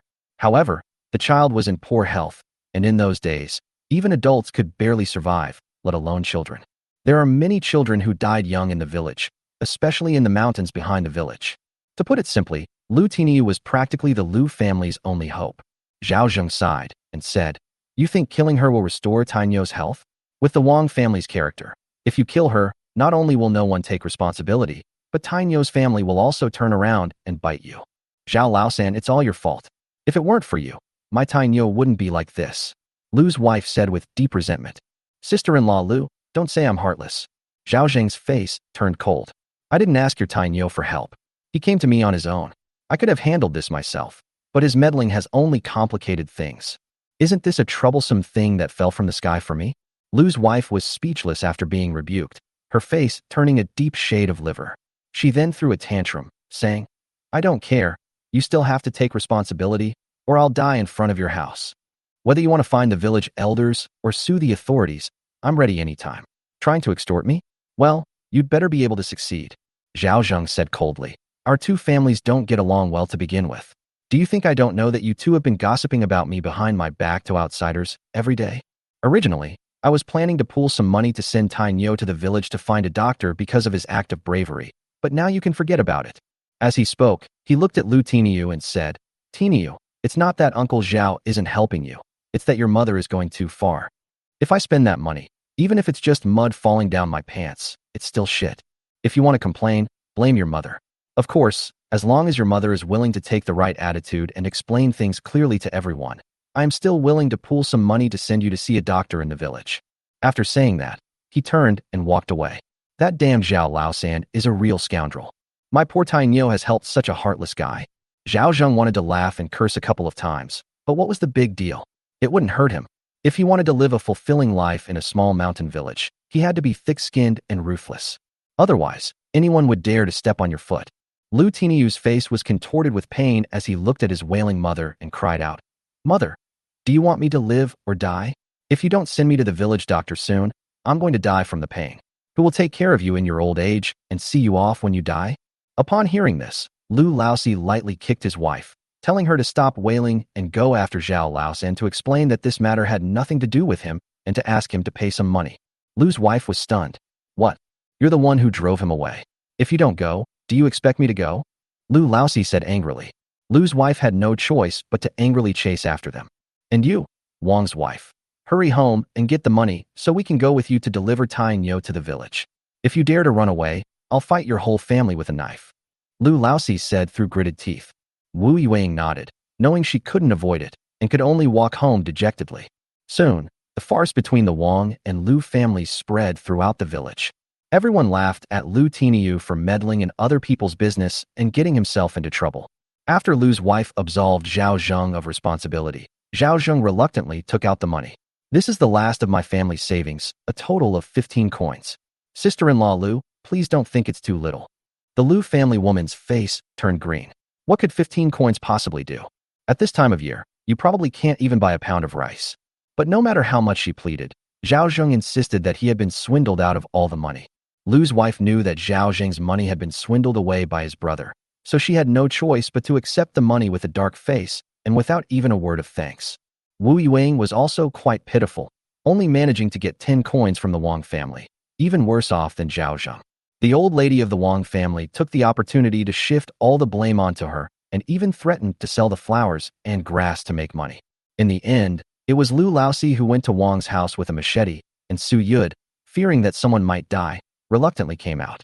With the 3 village elders as witnesses, the Wang family took out the few hundred coins they had.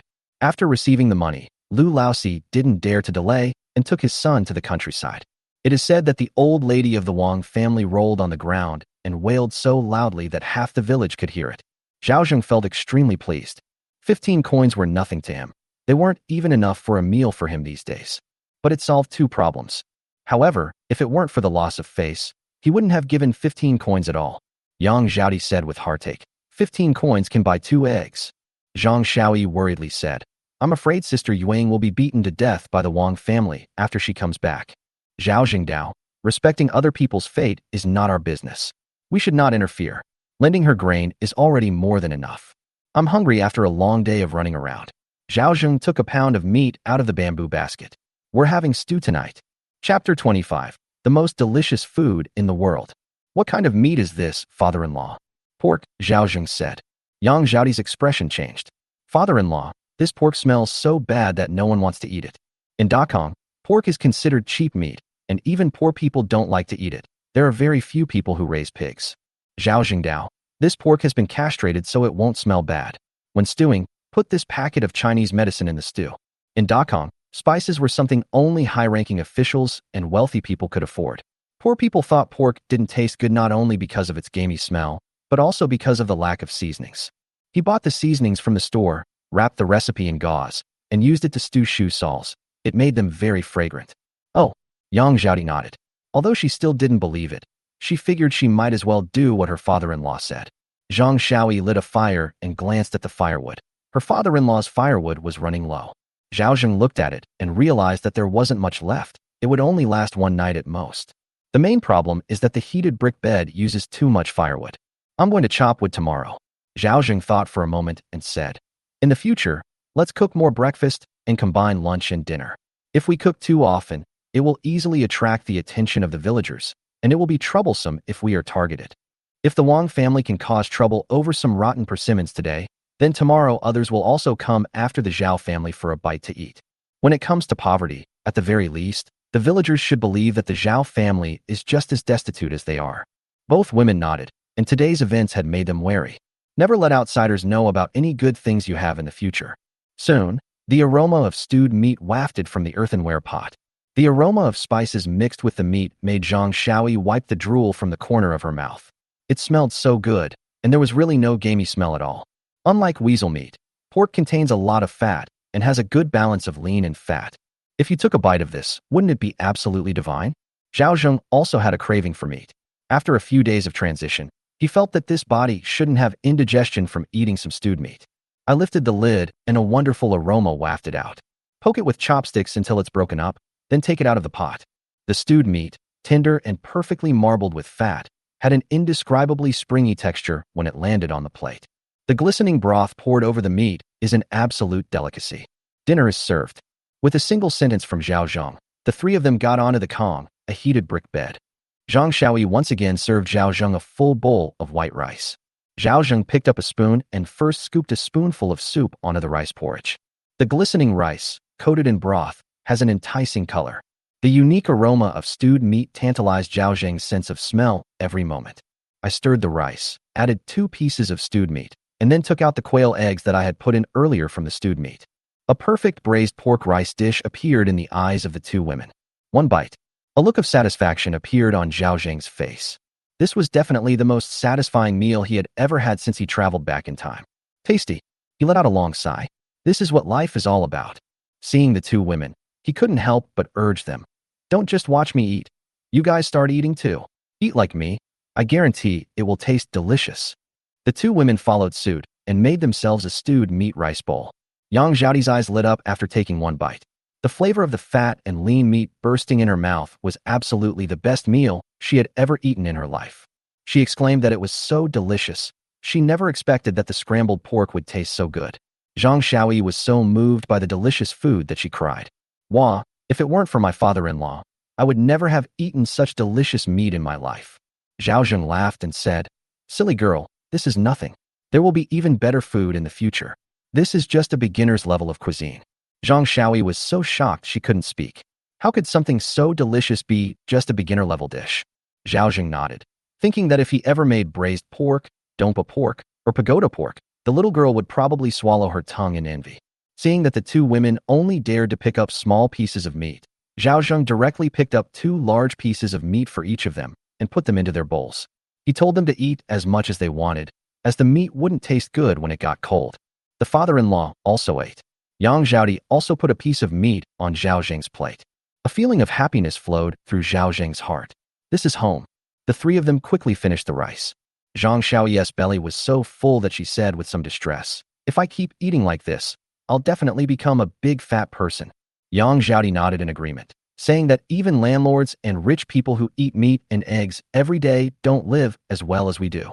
Zhao Zheng casually picked up a bamboo skewer to pick his teeth, feeling a sense of accomplishment. He then took out a few persimmons from the bamboo basket for the 2 women as dessert after the meal. Only then did he lie on the bed with his legs crossed, humming a tune he had heard in his previous life. After cleaning up the dishes, Yang Zhaodi sewed cotton cloth into the mattress. Zhao Zheng asked her to sew it during the day, but she disagreed, and he could only let her do as she pleased. Zhang Shaoi then took the piece of linen in her hand, intending to make a pillow for Zhao Zheng. Just as the 2 women were chatting and laughing, Zheng Chunmei arrived as scheduled, and the laughter abruptly stopped. Uncle Zhao, I'm here again. As soon as Zheng Chunmei entered the door, she smelled the lingering fragrance in the air. Is this the smell of meat? Zheng Chunmei was shocked. She walked to the earthen bed, but did not find the crispy rice she had been longing for. While she was anxious, she saw a plate. The aroma comes from the contents of this plate. That's meat jelly. The Zhao family was secretly eating meat. How is this possible? She asked casually. Uncle Zhao, are you having meat for dinner? No, Zhao Zheng said. Is that meat jelly in that plate? Zheng Chunmei asked in a low voice, her eyes filled with longing. If I get a good massage tonight, Uncle Zhao, can you give me the meat jelly? Zhao Zheng neither agreed nor refused to discuss it further. Zheng Chunmei was overjoyed. As long as there was no rejection, there was hope. Zhang Xiaoyi was furious. This widow Zheng was truly shameless. Just as she was about to speak, Yang Zhaodi stopped her and lowered her voice, saying, Don't make a sound. There must be a reason why your father-in-law is doing this. Given my father-in-law's low-key nature, how could he possibly put meat jelly on the table? A little thought reveals that there must be another meaning behind it. Zhang Xiaoyi pouted and remained silent. She felt that Zheng Chunmei was not a good woman. Not only was she unfaithful, but she also came to her house every day to freeload. She felt uncomfortable no matter what she thought about it. Zhao Di, I washed my feet before I came, Zheng Chunmei said before climbing onto the bed. She was incredibly envious of what Yang Zhao Di and Zheng Chunmei were sewing. It seems Zhao Laosan really did manage to exchange persimmons for a lot of good things. No wonder the Wang family was envious and caused trouble. Thinking of this, she crawled to Zhao Zheng's side and knelt down, saying, Uncle, where should I press today? I'm tired from walking today, so I'm massaging my legs. Zhao Zheng isn't lying down, he's just lying there straight. Zheng Chunmei was a little uncomfortable, but she didn't say anything. Right now, all she could think about was the meat jelly at the bottom of the plate. She even secretly wished she could ask old Zhao for a piece of cloth. She started massaging him, and Zhao Zheng groaned comfortably. Chapter 26. The Bear. Uncle, you're so lucky. Quite a few people went to Wild Dog Ridge to try their luck today. Oh, did they find the persimmons? No, they don't have that kind of luck. Zheng Chunmei mocked. You're amazing that they all came back empty-handed. It was also a stroke of luck. The persimmons were really sweet yesterday. No wonder Uncle Zhao was able to get so much stuff from the market. Everyone in the village says you're amazing. Zhao Zheng chuckled inwardly, thinking, is he being insulted for his incredible luck? Seeing that Zhao Zheng remained silent, Zheng Chunmei brought up the Wang family again. She said that the Wang family was really a bunch of scoundrels. They got the benefits and then acted innocent, coming to cause trouble for Uncle Zhao. They deserved to have a feud with the Lu family. Zhao Zheng chuckled. This Zheng Chunmei was quite gossipy. She knew everything about the village, big and small. It's fine as a pastime, but if you really go along with her, she'll definitely take advantage of you. I guess I'm just unlucky. If I'd known, I wouldn't have gone digging for wild vegetables. Those few wouldn't have even been enough to fill a tooth gap, and I've only gotten myself into trouble. Zhao Zheng sighed. All right, let's not talk about this anymore. Chunmei, I'm feeling much better these past few days. You don't need to come tomorrow. Upon hearing this, Zhang Xiaoyi was overjoyed. Thank goodness, Widow Zheng doesn't have to come anymore. Yang Zhaodi also laughed. She didn't really like Zheng Chunmei either. But Zheng Chunmei got anxious and asked, Uncle Zhao, did I not press it properly? If her mother-in-law knew about this, she would definitely scold her for being useless. Most importantly, she will never be able to eat crispy rice again. Moreover, she was certain that the Zhao family had eaten the meat. The aspic formed from the grease on the table said it all. This shows that the Zhao family is living a much better life than she imagined. If she came often, she might be able to get a piece of meat to eat. At that moment, she forgot all shame and only wanted to eat her fill and raise her child. You did a good job and your attitude was also very good. Old Zhao isn't the kind of person who holds a grudge even when he's in the right. Zhao Jingyi said sternly, so don't come tomorrow and I won't bother your family anymore. Zheng Chunmei was extremely anxious. Uncle Zhao, it's my fault for not teaching you well. That's why you got hurt. I won't feel at ease if I can't see you recover. Really, there's no need, Zhao Zheng said. No, I can't rest easy until you're fully recovered. Zheng Chunmei said this, but in her heart she thought, even if I leave, I'll wait until I've eaten some meat first. Zhao Zheng chuckled inwardly, wondering if Zheng Chunmei had tasted the sweetness of success and was reluctant to leave. Zhang Xiaoyi said angrily, my father-in-law said it's not necessary, so why can't you understand? Zheng Chunmei said, Xiaoyi is my family's fault, and I will definitely take responsibility to the end. My Li family is not as heartless as the Wang family. Zhang Xiaoyi was too tongue-tied to speak. Therefore, I must wait until Uncle Zhao is fully recovered before I can feel at ease. All right, since you're so filial, then press it for a couple more days. Zhao Zheng smiled.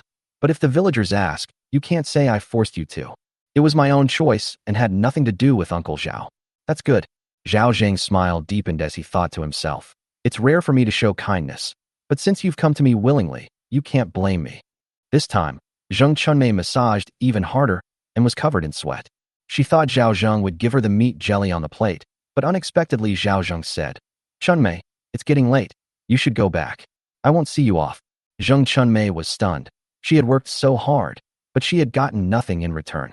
Uncle Zhao pointed to the plate on the low table. Before Zhao Zheng could even speak, Zhang Shaoyi retorted angrily. That's oil we worked so hard to get. How dare you ask for it? How can you be so shameless? Zheng Chunmei felt particularly wronged, but then she thought that Zhao Zheng hadn't agreed to give her any gifts, so she awkwardly picked her toes. Aye, Chunmei, our family isn't well off either, so please bear with us. We've run out of rice, and there's no leftover rice crust. If you don't mind, we also have 2 rotten persimmons left. Zhao Zheng wouldn't let her have her way every day, otherwise she would think it was her due. These days, it's too cheap for her to get a meal just for giving herself a massage. No need. Zheng Chunmei was both angry and annoyed that old Zhao was taking advantage of her without giving her any benefits. But Zhang Shaoyi's words made her realize something. What does this mean to her? Betrayal? She felt utterly humiliated. They'd throw away all their pride for a little food. She left the warm Zhao family home as if fleeing, feeling ashamed and sad. Tears welled up instantly. But then Zhao Zheng's voice came. Zhao Di, tomorrow we'll dig up some yellow clay to make salted duck eggs. She slowed her pace and turned to look at the shimmering light inside the house, gritting her teeth in anger. This stingy Zhao was really trying to provoke me. His family not only had meat, but also extra eggs to make salted eggs. I can't let him take advantage of me like this, but I can't come every day either, or he'll think I'm easy to bully. Zhao Zheng got up before dawn the next day. After breakfast, I took the egg pancakes made by Yang Zhaodi and went out in the morning dew. There are still sparse stars in the sky. Today I need to go to Jinji Mountain to check on the traps and bring back some firewood. Zhao Zheng arrived at his destination before noon.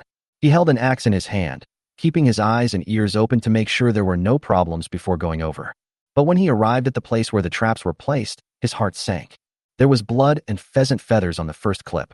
Judging from the marks, they were left by a large, ferocious beast. Bear. Zhao Zheng's hair stood on end. The trap on the ground was damaged, so Zhao Zheng put it directly into the warehouse.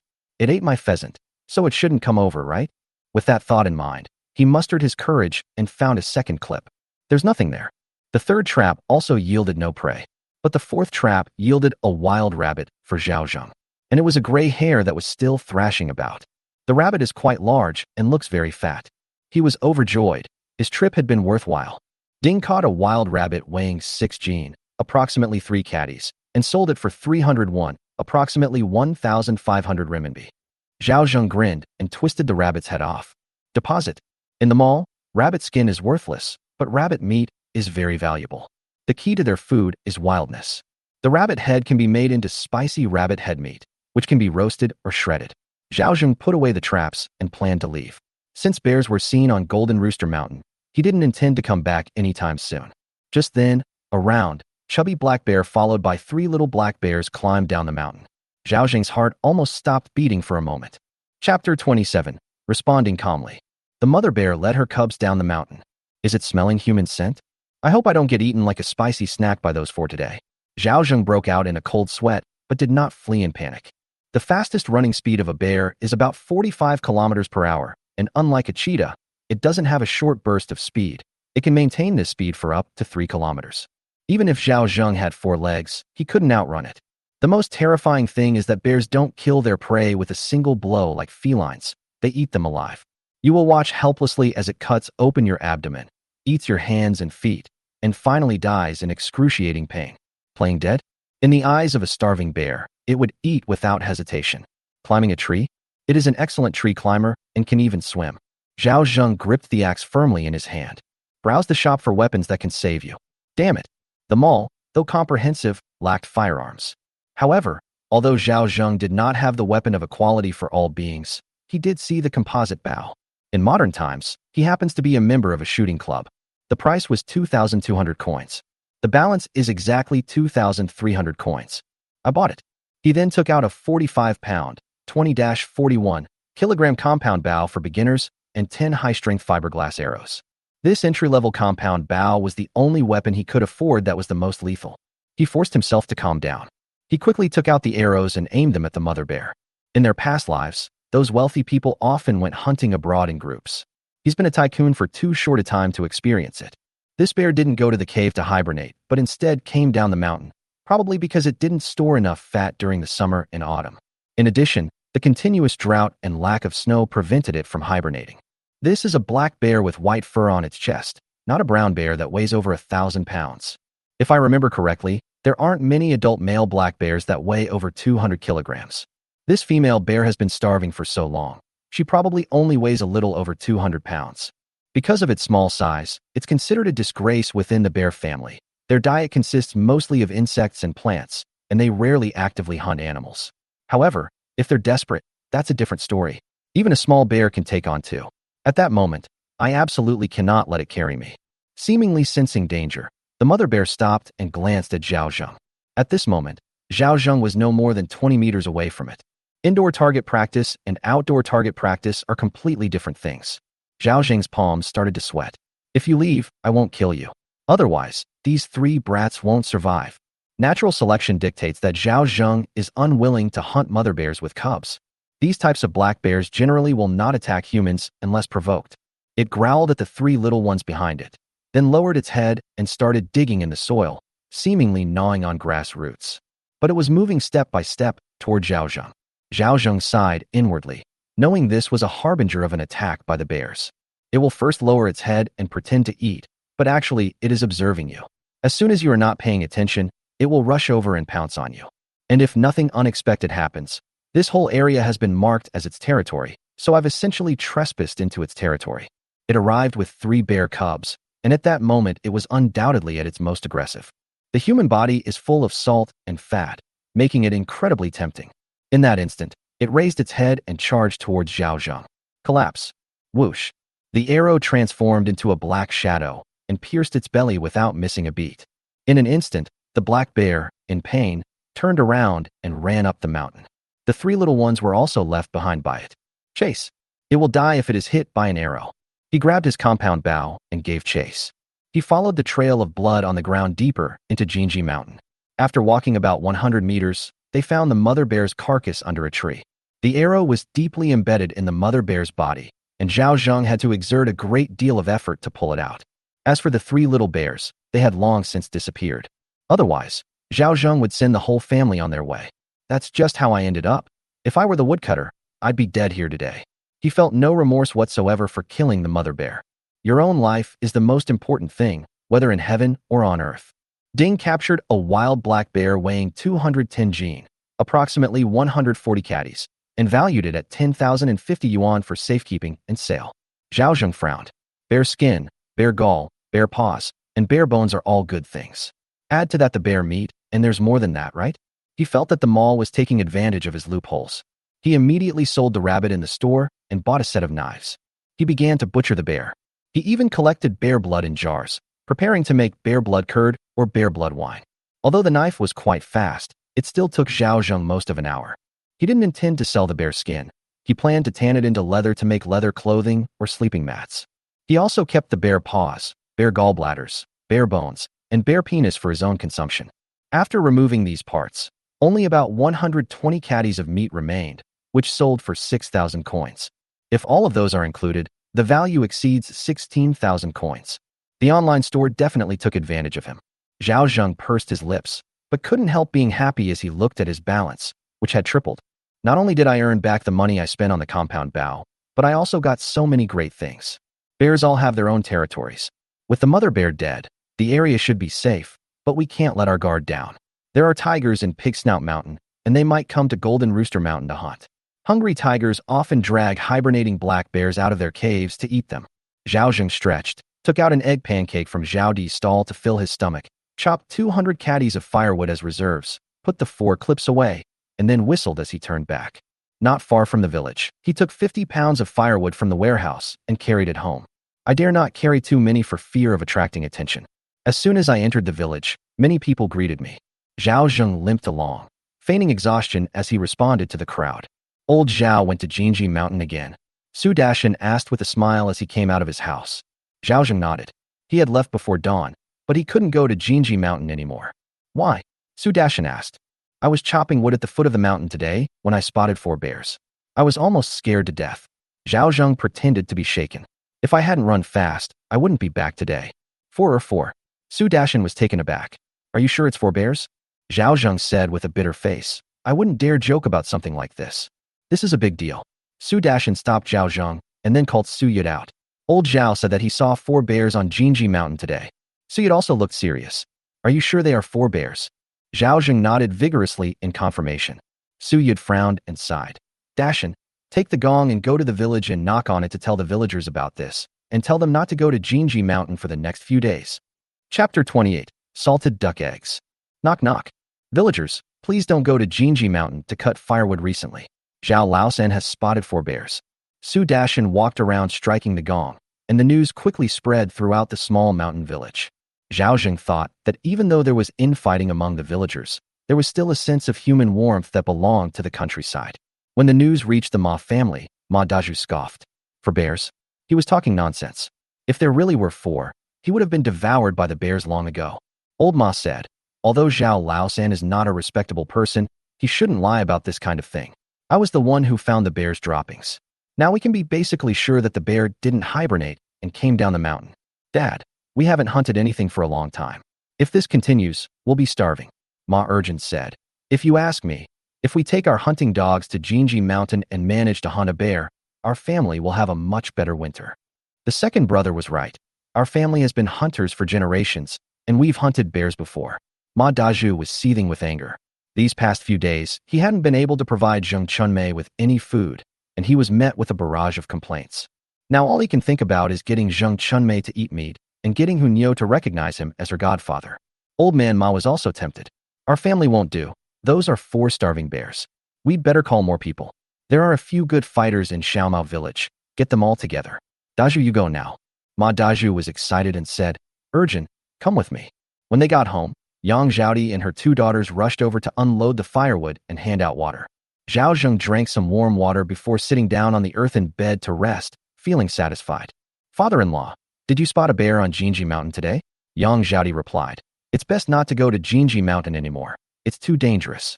Zhao Zheng smiled and said without explanation, I won't be going these next few days.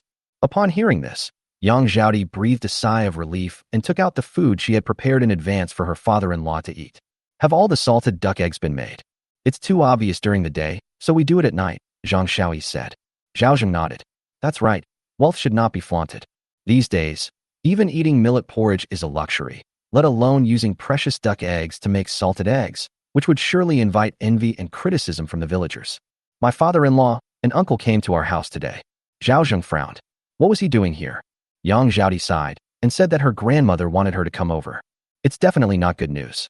Zhao Zheng, with a cold face, was busy making money to improve his life and hadn't even bothered to visit him, yet he still dared to shamelessly show up at his door. Yang Zhaodi didn't really want Zhao Zheng to go because every time her uncle came over, he would ask for money or food, always finding ways to take away the good things from the house. Grandma was also very biased towards my eldest uncle and 4th uncle, and even my married aunt often came over to freeload. My father-in-law is the kind of person who isn't loved by his maternal uncle or maternal grandmother. But as a junior, she didn't dare to say much about such things. Zhang Xiaoyi asked nervously.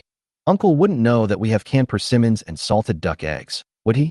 Zhao Zheng laughed and said, we made the canned food secretly at night, so he couldn't possibly know. Even if he did, I wouldn't give it to him. Zhang Xiaoyi breathed a sigh of relief, but she was still somewhat skeptical. My father-in-law is a filial son who listens to my grandmother and treats his elder brother like a father. Otherwise, the family wouldn't be in such dire straits. Let's not talk about this unlucky stuff. Let's eat first. After we eat, we'll make salted duck eggs. Zhao Zheng decided to go and take a look tomorrow. After eating and drinking her fill, Yang Zhaodi put 20 duck eggs into water and boiled them with salt. Then she mixed cooking oil and salt into the yellow mud and finally put the salted duck eggs in. This is how salted duck eggs are pickled to release oil. Finally, seal it with a lid and it will be ready to eat after a while. After working for almost an hour, it was completely dark. But Zheng Chunmei didn't come today. Is she angry? Zhao Zheng scoffed. The dog will come when it's hungry. The next day, Zhao Zheng slept until he naturally woke up. Wearing a padded jacket and trousers, covered with a cotton-lined mattress, and with the continuous heating from the heated Kong bed, Zhao Zheng even slept in a sweat. When I poured a ladle of hot water into the water tank, I was surprised to find that it had frozen into a thick layer of ice. This awful weather. The temperature outside must be below -10 degrees Celsius. Zhao Zheng washed his face, ate breakfast, and went outside. The cold wind stung his face. A gentle wipe caused cracks to appear on my face. His hands were also incredibly weathered. However, Zhao Di and her sister-in-law were even worse off than him. Not only did they have frostbite on their hands and feet, but they also had frostbite on their faces and ears. Better-off families would apply wax to keep warm, while high-ranking officials and nobles would use ointments. Moreover, they had fur coats and heaters, so they would never get frostbite. The poor had no clothes to cover their bodies, let alone wax, or even oil. This damned world has no way for the poor to survive. He bought 2 things from the mall and applied them to his hands and face. The oily feeling and the stinging sensation from the cold wind immediately lessened a lot. Zhao Shaoyi, come here. I called the 2 women over and handed them the clam shells and frostbite cream. Here's some clam oil. I got it at the market before. I forgot to give it to you 2 the day before yesterday. You can apply it to your hands and face to protect your skin and keep warm. This is frostbite cream. You too should apply it to the frostbite areas frequently. In the next couple of days, try to avoid using cold water for washing dishes, clothes, or boiling water. Don't worry about wasting firewood. I'll figure something out when we run out. You should cherish your own daughter-in-law. The 2 women were moved once again. Father-in-law, have you applied it? Yang Zhaodi asked. I've applied it. Zhao Zheng waved his hand. I'm going to see my mother. You guys stay home and wait for me to come back so we can dig a cellar for the house. These past few days, Zhao Zheng has been staying home to fix up the hardware and facilities in his house. Looking up at the gloomy sky, he felt that it was very likely to snow. It will be very troublesome if we don't take precautions in advance. Before long, Zhao Zheng arrived at the Zhao family residence. It is called a house because Zhao Zheng's grandfather was a landlord. However, his grandfather was a spendthrift who squandered all the family fortune, but fortunately, he left behind some land. Otherwise, Zhao Zheng would have to squeeze in with his brothers. However, the Zhao family mansion was almost completely destroyed, and his elder brother Zhao Wei didn't have the money to repair it. Dad and uncle are here. Nephew Zhao Debao called out into the house. In the memories of the previous owner, this kid was an ingrate. The previous owner treated him very well, but this kid showed no respect for the previous owner at all. After his 2 sons died in battle, he became even more devoted to his elder brother's family. There's an old saying in the countryside. A nephew standing in front of the door doesn't mean the family line has ended. This is why the predecessor trusted his elder brother so much. Besides his blind filial piety and loyalty, it was also because he had no descendants. But his predecessor was also a fool. He never expected that it was Zhao Wei's deception that led to the tragic deaths of his 2 adopted sons on the battlefield. Chapter 29. My favorited mother and the weirdos of the Zhao family. Has Uncle Sen eaten yet? Zhao Debao asked with a smile as he stepped forward. I've already eaten. Zhao Zheng's expression was indifferent. This kid had never given him a kind look before, so why was he all smiles today? He must be up to no good. Just then, Zhao Wei's voice came from inside. He called out, Why are you calling for the 3rd brother to come in? As Zhao Zheng stepped over the threshold and entered, he saw Zhao Wei reclining in a rocking chair, with a woman in her 20s feeding him a bowl of rice porridge. This is the woman Zhao Wei originally asked to find for him. She was a widow with a daughter, and she wasn't very good-looking, not even half as pretty as Zheng Chunmei.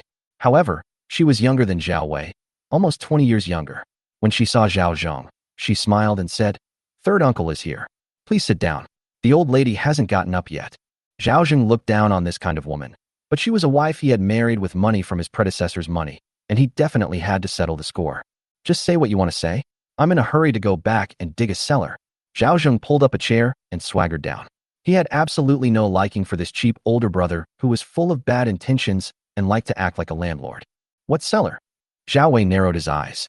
Oh, I heard you recently found some persimmons and traded them for a lot of good stuff at the market. You should dig a cellar to hide them. I'm leaving, whether you tell me or not. 3rd brother, are you still blaming me? Zhao Wei sat up straight and then put on a helpless look. I hit you because you went too far. This is my lawfully wedded wife, your sister-in-law. How could you be so disrespectful to her? That was bought with the compensation money from my son's death in battle. In short, I bought her. Zhao Zheng didn't tolerate him at all. Of course, if you return my son's 10 taels of compensation money to me, then she is your woman. Otherwise, you are stealing your brother's woman and are shameless. From now on, I'll go around the world spreading rumors and see how people criticize you behind your back. Zhao Wei's face turned cold. Don't talk nonsense. It's true that I received the pension, but it's meant to support my mother in her old age. Your two short-lived adopted sons have been living and using the Zhao family's food for so many years, and they left before they even had a chance to show filial piety to their elders. What's wrong with taking 10 taels of silver? That's a matter of filial piety. Even if you make a scene at the village elders or the government office, I'm still in the right. In Dakong, filial piety can be a devastating blow to many people. Abandoning the elderly is an unforgivable act. Looking at Zhao Zheng's ugly face, Zhao Wei thought disdainfully, this third brother has been stupid since he was a child. He's been scolded by Zhao Wei like a dog. How dare he bark at me? I'm warning you. You'd better not go around telling anyone, or I'll beat you up. It's only natural for the older brother to discipline the younger brother. No one can change that. I called you here today to give you a way out, so don't be ungrateful. Zhao Wei spoke loudly and stared at Zhao Zheng. If it were in the past, the original body would have been so frightened that it would have lowered its head. But at this moment, Zhao Zheng smiled coldly and said, I don't acknowledge you as my elder brother. What did you say? Zhao Wei's face darkened. Are you asking for a beating? I didn't even wake you up a few days ago, and you're already acting up again. As he spoke, he stood up and began searching around. His young wife also hurriedly pulled her husband back to calm down and not get violent, lest word get out and others laugh at them. He dares to talk to me like that. He'll think he's just calling me big brother for nothing if I don't beat him up, Zhao Wei said angrily. Zhao Debao hurriedly said, Third uncle, just apologize to my father and this matter will be over. I don't believe it. Zhao Zheng took out an axe from his clothes and slammed it into the ground. Today, if anyone dares to touch me, I'll chop them to death. Zhao Debao was startled and quickly took a step back. Third uncle, where did you get this axe? Zhao Wei was also stunned, a hint of shock flashing in his eyes. Zhao Laosan, you dare to lay a hand on me? Mao Xiaofang was also startled. Why would her third uncle, who was her own brother, use an axe? If word got out, people would think the Zhao brothers were not united. Zhao Zheng, with his legs crossed, said, Stop talking nonsense. Call my mother and Lao Si's whole family over. If we don't get this straight today, I'll chop anyone I catch into a hole. These bullies who prey on the weak think they're pushovers just because they haven't shown their true colors yet. Third brother, do you want to die? This was the first time Zhao Zheng had defied him, which shocked Zhao Wei and enraged him. My son is gone, my pension is gone, and life has no meaning anymore. Zhao Zheng, holding an axe, said, I'm here today for one thing, money. Give me the money, or I'll chop you to death. Looking at Zhao Zheng's bloodshot eyes, Zhao Wei felt a surge of unease. Mao Xiaofang was also terrified. She never expected that Zhao Laosan, who was timid, cowardly, and bullied the weak, would dare to speak to Zhao Wei like that. You unfilial son, is this how you talk to your elder brother? Just then, an elderly woman with a full head of silver hair, wearing a blue jacket, walked out. However, even though she tried her best to maintain a cheerful spirit, her sallow complexion betrayed her. She was also holding the hand of a 7- or 8-year-old boy, who was the son of Zhao Zheng's second sister who had married out. Because her husband's family was struggling financially, they left her son with the Zhao family to be raised. Over the years, the Zhao family provided him with food and drink, but the Zhao family's second sister never mentioned it. Mother, you must control the third son. He's gone too far. Zhao Wei rushed over to help the old lady up, and she even brandished an axe at me, saying she was going to kill me. I'll sit down and watch him try to do anything to you. In the Zhao family, the old lady is the absolute authority. Zhao Zheng was pondering how to break the deadlock, how to get the money back, and how to teach Zhao Wei a lesson at the same time. I certainly can't let the label of being unfilial fall on my head, otherwise I'll be condemned by everyone. Suddenly, an idea flashed into his mind. Mother, my elder brother is going too far. I just want an explanation. Zhao Zheng said with red eyes. My elder brother is your son, and I am your son too. Why can't you treat everyone equally? I'm the eldest son, and I'm meant to bring honor to the family. It's only right that my mother treats me well. Zhao Wei said coldly. Besides, my mother has always been fair. It's just that you're being unreasonable and keep making her angry. The old lady agreed with her eldest son's words, but she had heard what Zhao Zheng had said earlier and didn't want to be too obviously biased. Third brother, you are brothers. Blood is thicker than water. Why don't you put the axe away? Do you want to make me angry?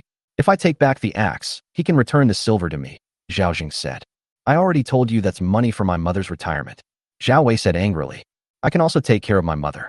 Zhao Zheng stood up and said, Mom, come with me. I promise I'll take good care of you. Chapter 30, Dividing the Family. My mother is like a nuclear weapon. You can use her, but you can't live without her. Why can't Zhao Wei use his mother's name to make a big deal out of things? Why should I go with you when I'm living here perfectly well? Zhao Wei said angrily. I'm a son too. Why can't I take care of my mother in her old age? Zhao Zheng said coldly. Do you want to monopolize my mother? Do you want me to be an unfilial son? Zhao Wei was also a little confused upon hearing this. The old lady's gaze softened as she looked at Zhao Zheng. Third sister knows you've always been filial to your mother since you were little. You've been doing well with your eldest brother. No, even though we're both sons, I still want to support my mother. Zhao Zheng said, Mother, come with me. As long as I have a bite to eat, I'll never let you go hungry. We were just talking when we heard a noise outside. Why are they arguing again?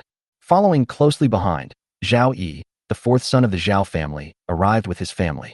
He first greeted the old lady, then greeted Zhao Wei, and finally looked at Zhao Zheng with displeasure and said, Third brother, what are you shouting about at home so early in the morning? You think you're the loudest one. Fourth brother, you don't know that the third brother is demanding money, disrespecting your sister-in-law, and even threatening to kill me. Zhao Wei said, mimicking his words. Oh, third brother's gotten quite the flair. Zhao Yi sneered.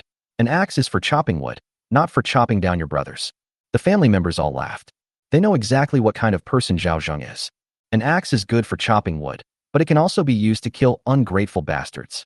Zhao Zheng held the axe in his hand and said calmly, It's good that you're here. Today, the three of us brothers will settle things in front of our mother. What is Zhao Yi arguing about? I came here today for one thing. Zhao Zhengdao. That means I want my elder brother to return my son's pension to me, and then I'll take my mother to live with me.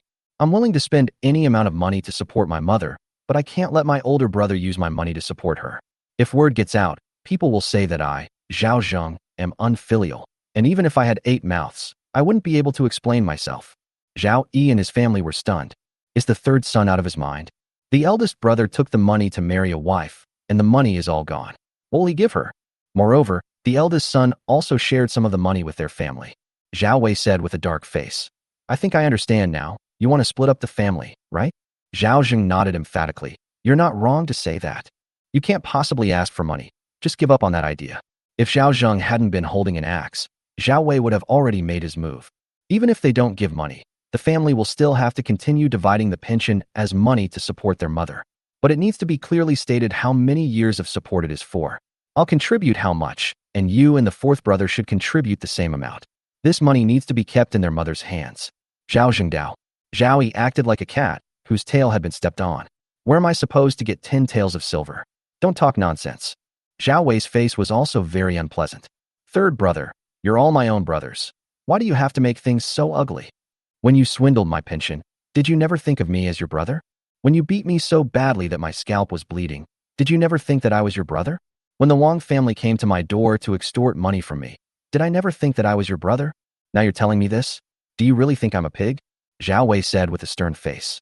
Third brother, you should think carefully about what you will do when you get old, and who will take care of you in your old age.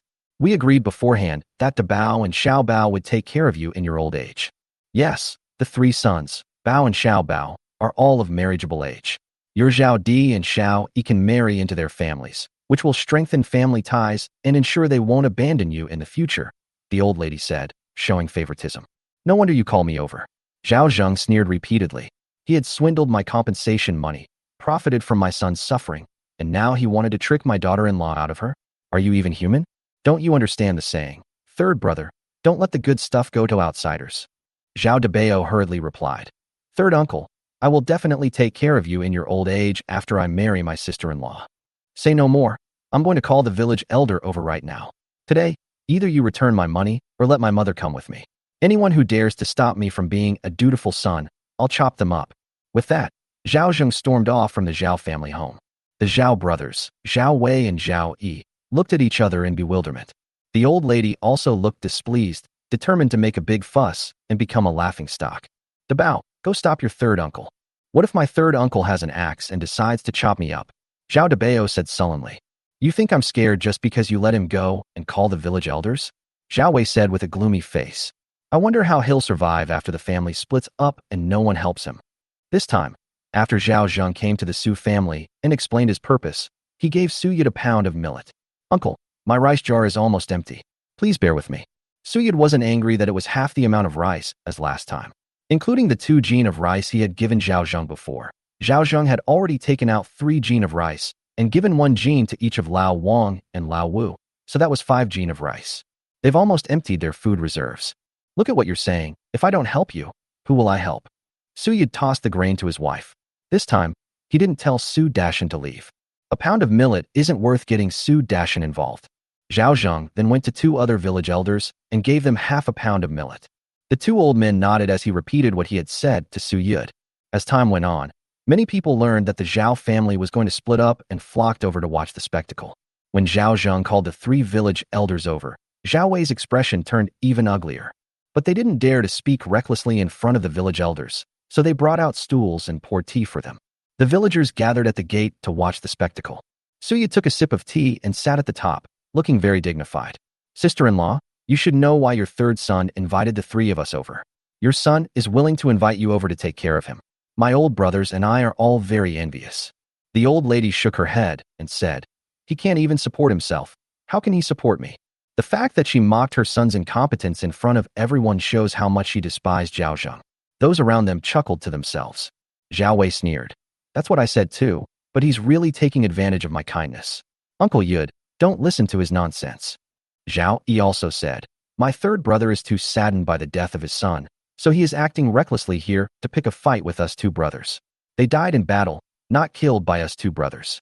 Why are you making trouble for us? Su Yud glanced at Zhao Zheng and immediately said, you can't say that. Supporting one's mother in old age is a matter of course. You are unwilling to separate the family and unwilling to let him support his mother. Aren't you forcing him to be an unfilial son? Chapter 31, Spoiled like a child. I didn't say he couldn't be filial even if we didn't separate the family, Zhao Wei said. What are you still doing dividing the family property? Zhao Yi said angrily. Are you trying to drive your mother to her death by dividing the family property in such a hurry? The Zhao family members all nodded in agreement. We're inseparable. We will never separate. Zhao Zheng wasn't angry and said, we cannot separate the family.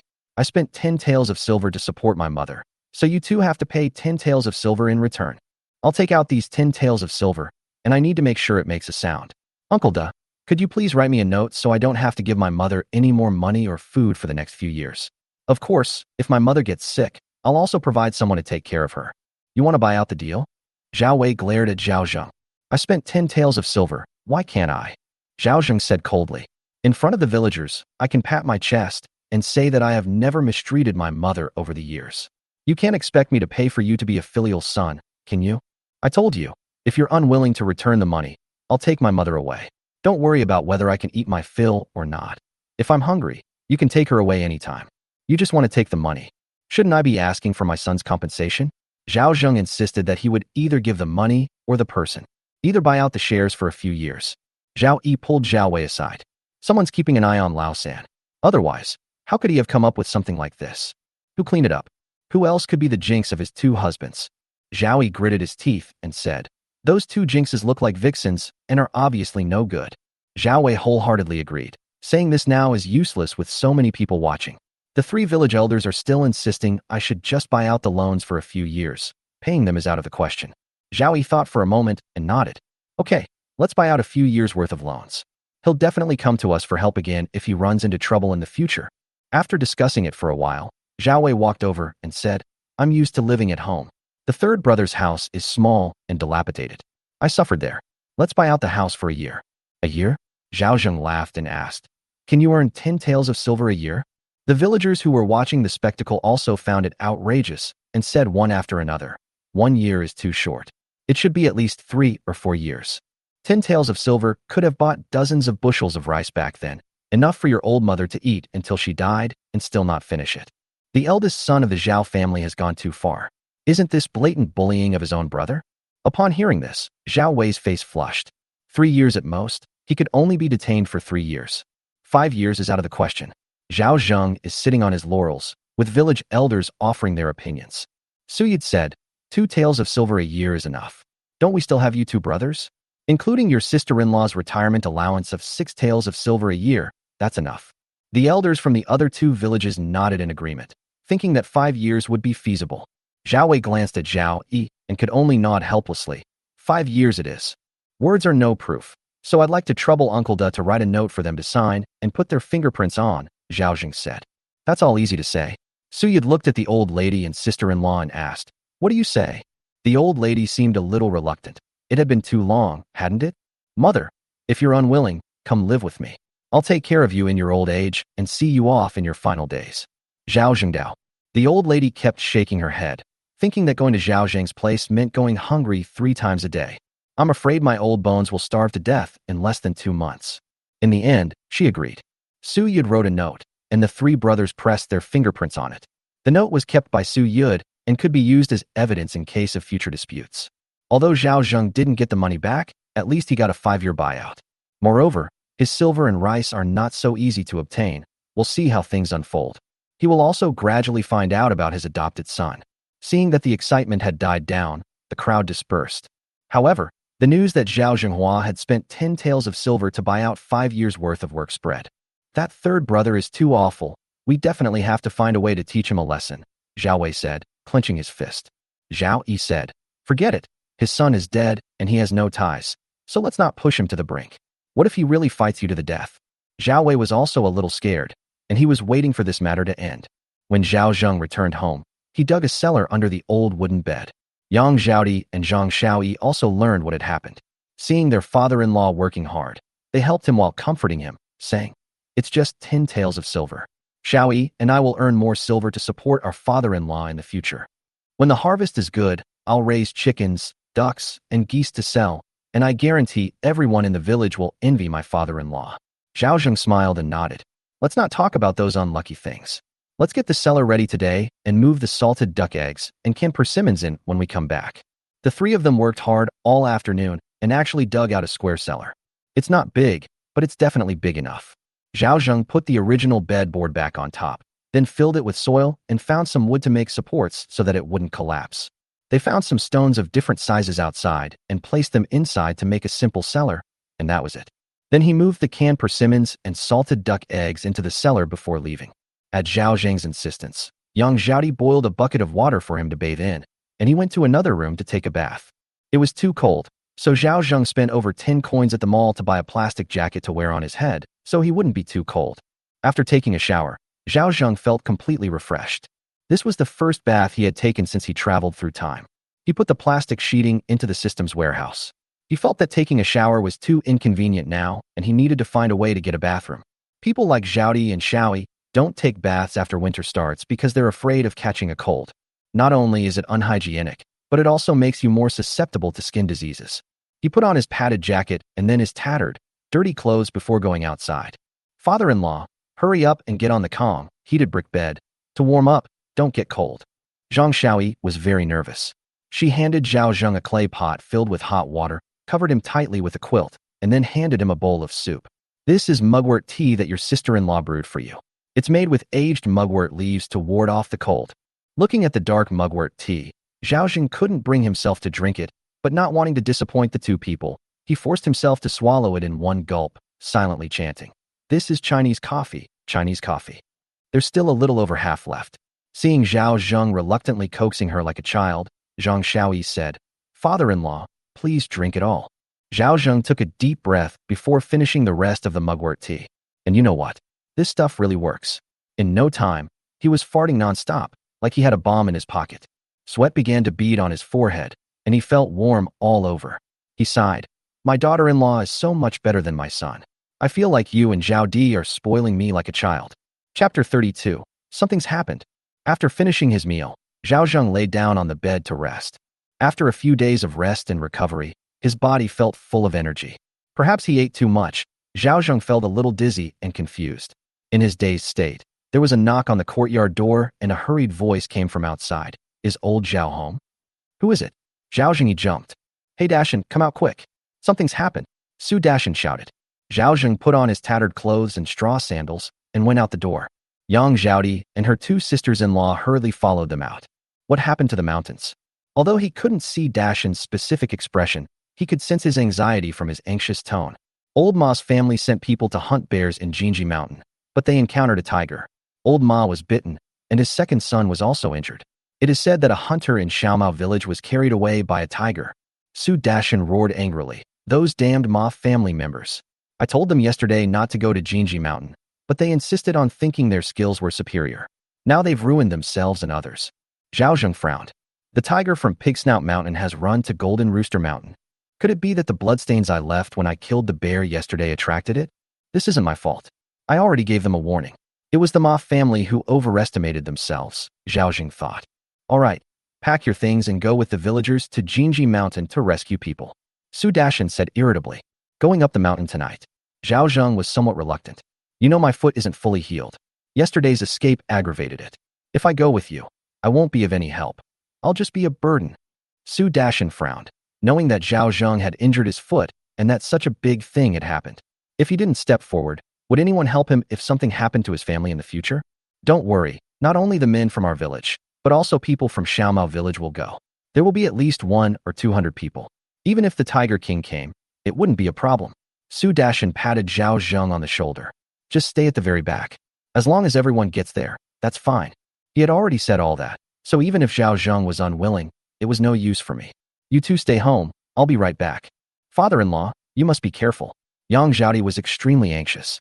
Zhang Xiaoyi complained. The Ma family is really harming themselves and others. They think they can hunt bears so easily. Zhao Zheng shook his head, picked up the broken wood-chopping knife from his house, and then limped to the village entrance.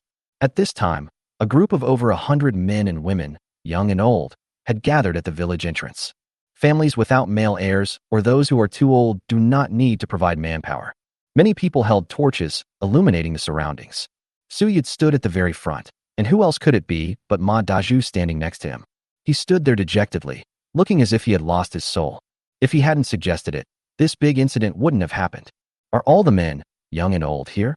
You probably already know what happened, so I won't go into details. Let's grab our gear and head to Jinji Mountain to rescue them. No one moved after he finished speaking. Someone said, Uncle Yud has no knowledge, let alone the strength to walk. He doesn't even have the strength to go to Jinji Mountain to save people. So how can he save people? There are bears and tigers there. Even if there are many of us, who can guarantee that we won't get hurt? This is no joke, yet the Ma family hasn't shown any reaction whatsoever. Hearing this, Su Yud remained silent. He was actually quite unhappy. The Ma family had no manners at all. They didn't even bother to ask the villagers for favors, let alone offer a kind word. Why should they help them? Dazhu, say something, Su Yid said. Ma Dazhu raised his head. Uncles and elders, you all know what kind of person I am. I will definitely remember your help. If you ever need anything in the future, just ask. That tiger has already been injured by us, so it definitely won't live much longer. When we catch it, we'll divide it among ourselves. Upon hearing this, Zhao Zheng laughed and hid in the crowd, saying, If there were such a good thing, would it be our turn? Besides, if we all killed the tiger together, we would definitely share it. Aren't you just using our prey to promise us? There's no such thing as a free lunch. Upon hearing this, everyone echoed that he didn't understand any rules at all. Dazhu, you're really unfair. Ma Dazhu searched intently in the crowd for the person who had spoken earlier. Unfortunately, there were too many people, so it was impossible to know who said it. He forced himself to say, After we rescue the people, I'll treat everyone to a meal. I don't have to make sure you're all full, but at least you won't have made a wasted trip. Real? It's definitely true. Ma Dazhu nodded emphatically. Su Yid said, Everyone, Dazhu made a promise. If he goes back on his word, I won't let him off the hook. It's getting late, so let's hurry up and go into the mountains to rescue people. We must never let the people of Xiaomao village think that we, the people of this small mountain village, are unethical. Let's go into the mountains. Only then did the villagers agree to let them go into the mountains.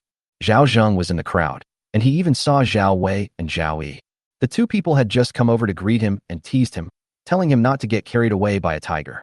Zhao Zheng took the axe from the warehouse, tucked it into his waistband, and hid it in his clothes, so that he could use it as a deterrent if anything happened.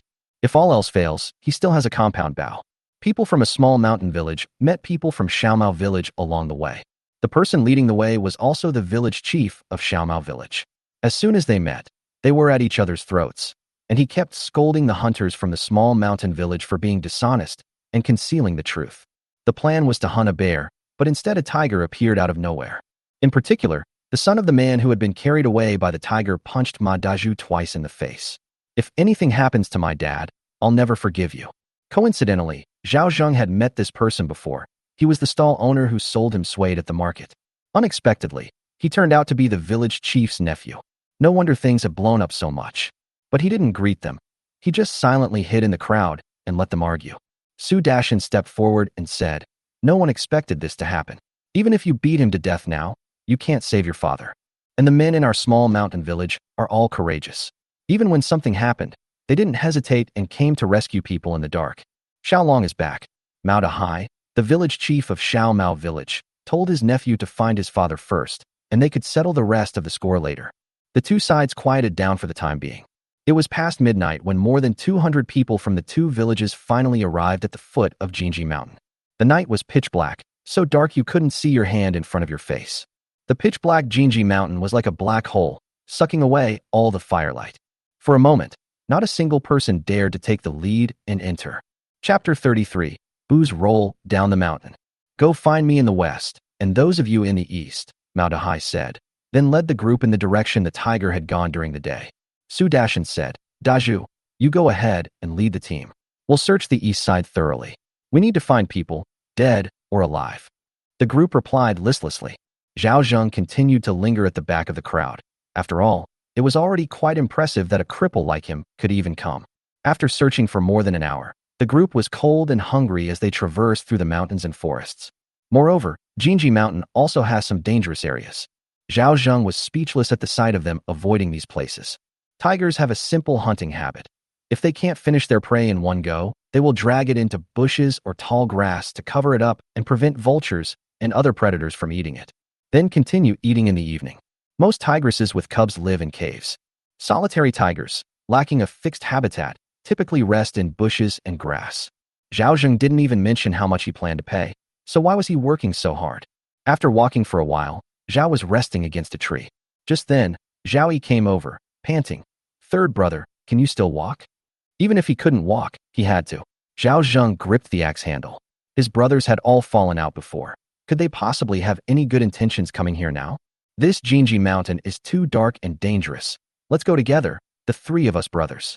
Zhao Yi wiped his sweat and walked on, saying, Big brother, wait for us ahead. I don't need to go with everyone else. Zhao Zheng refused without hesitation. A flash of anger crossed Zhao Yi's eyes. Third brother, we're all brothers. Even if we had a fight during the day, we shouldn't be estranged forever, right? That's too much for me to ask for. Zhao Yi laughed and said, Third brother, you should think this through.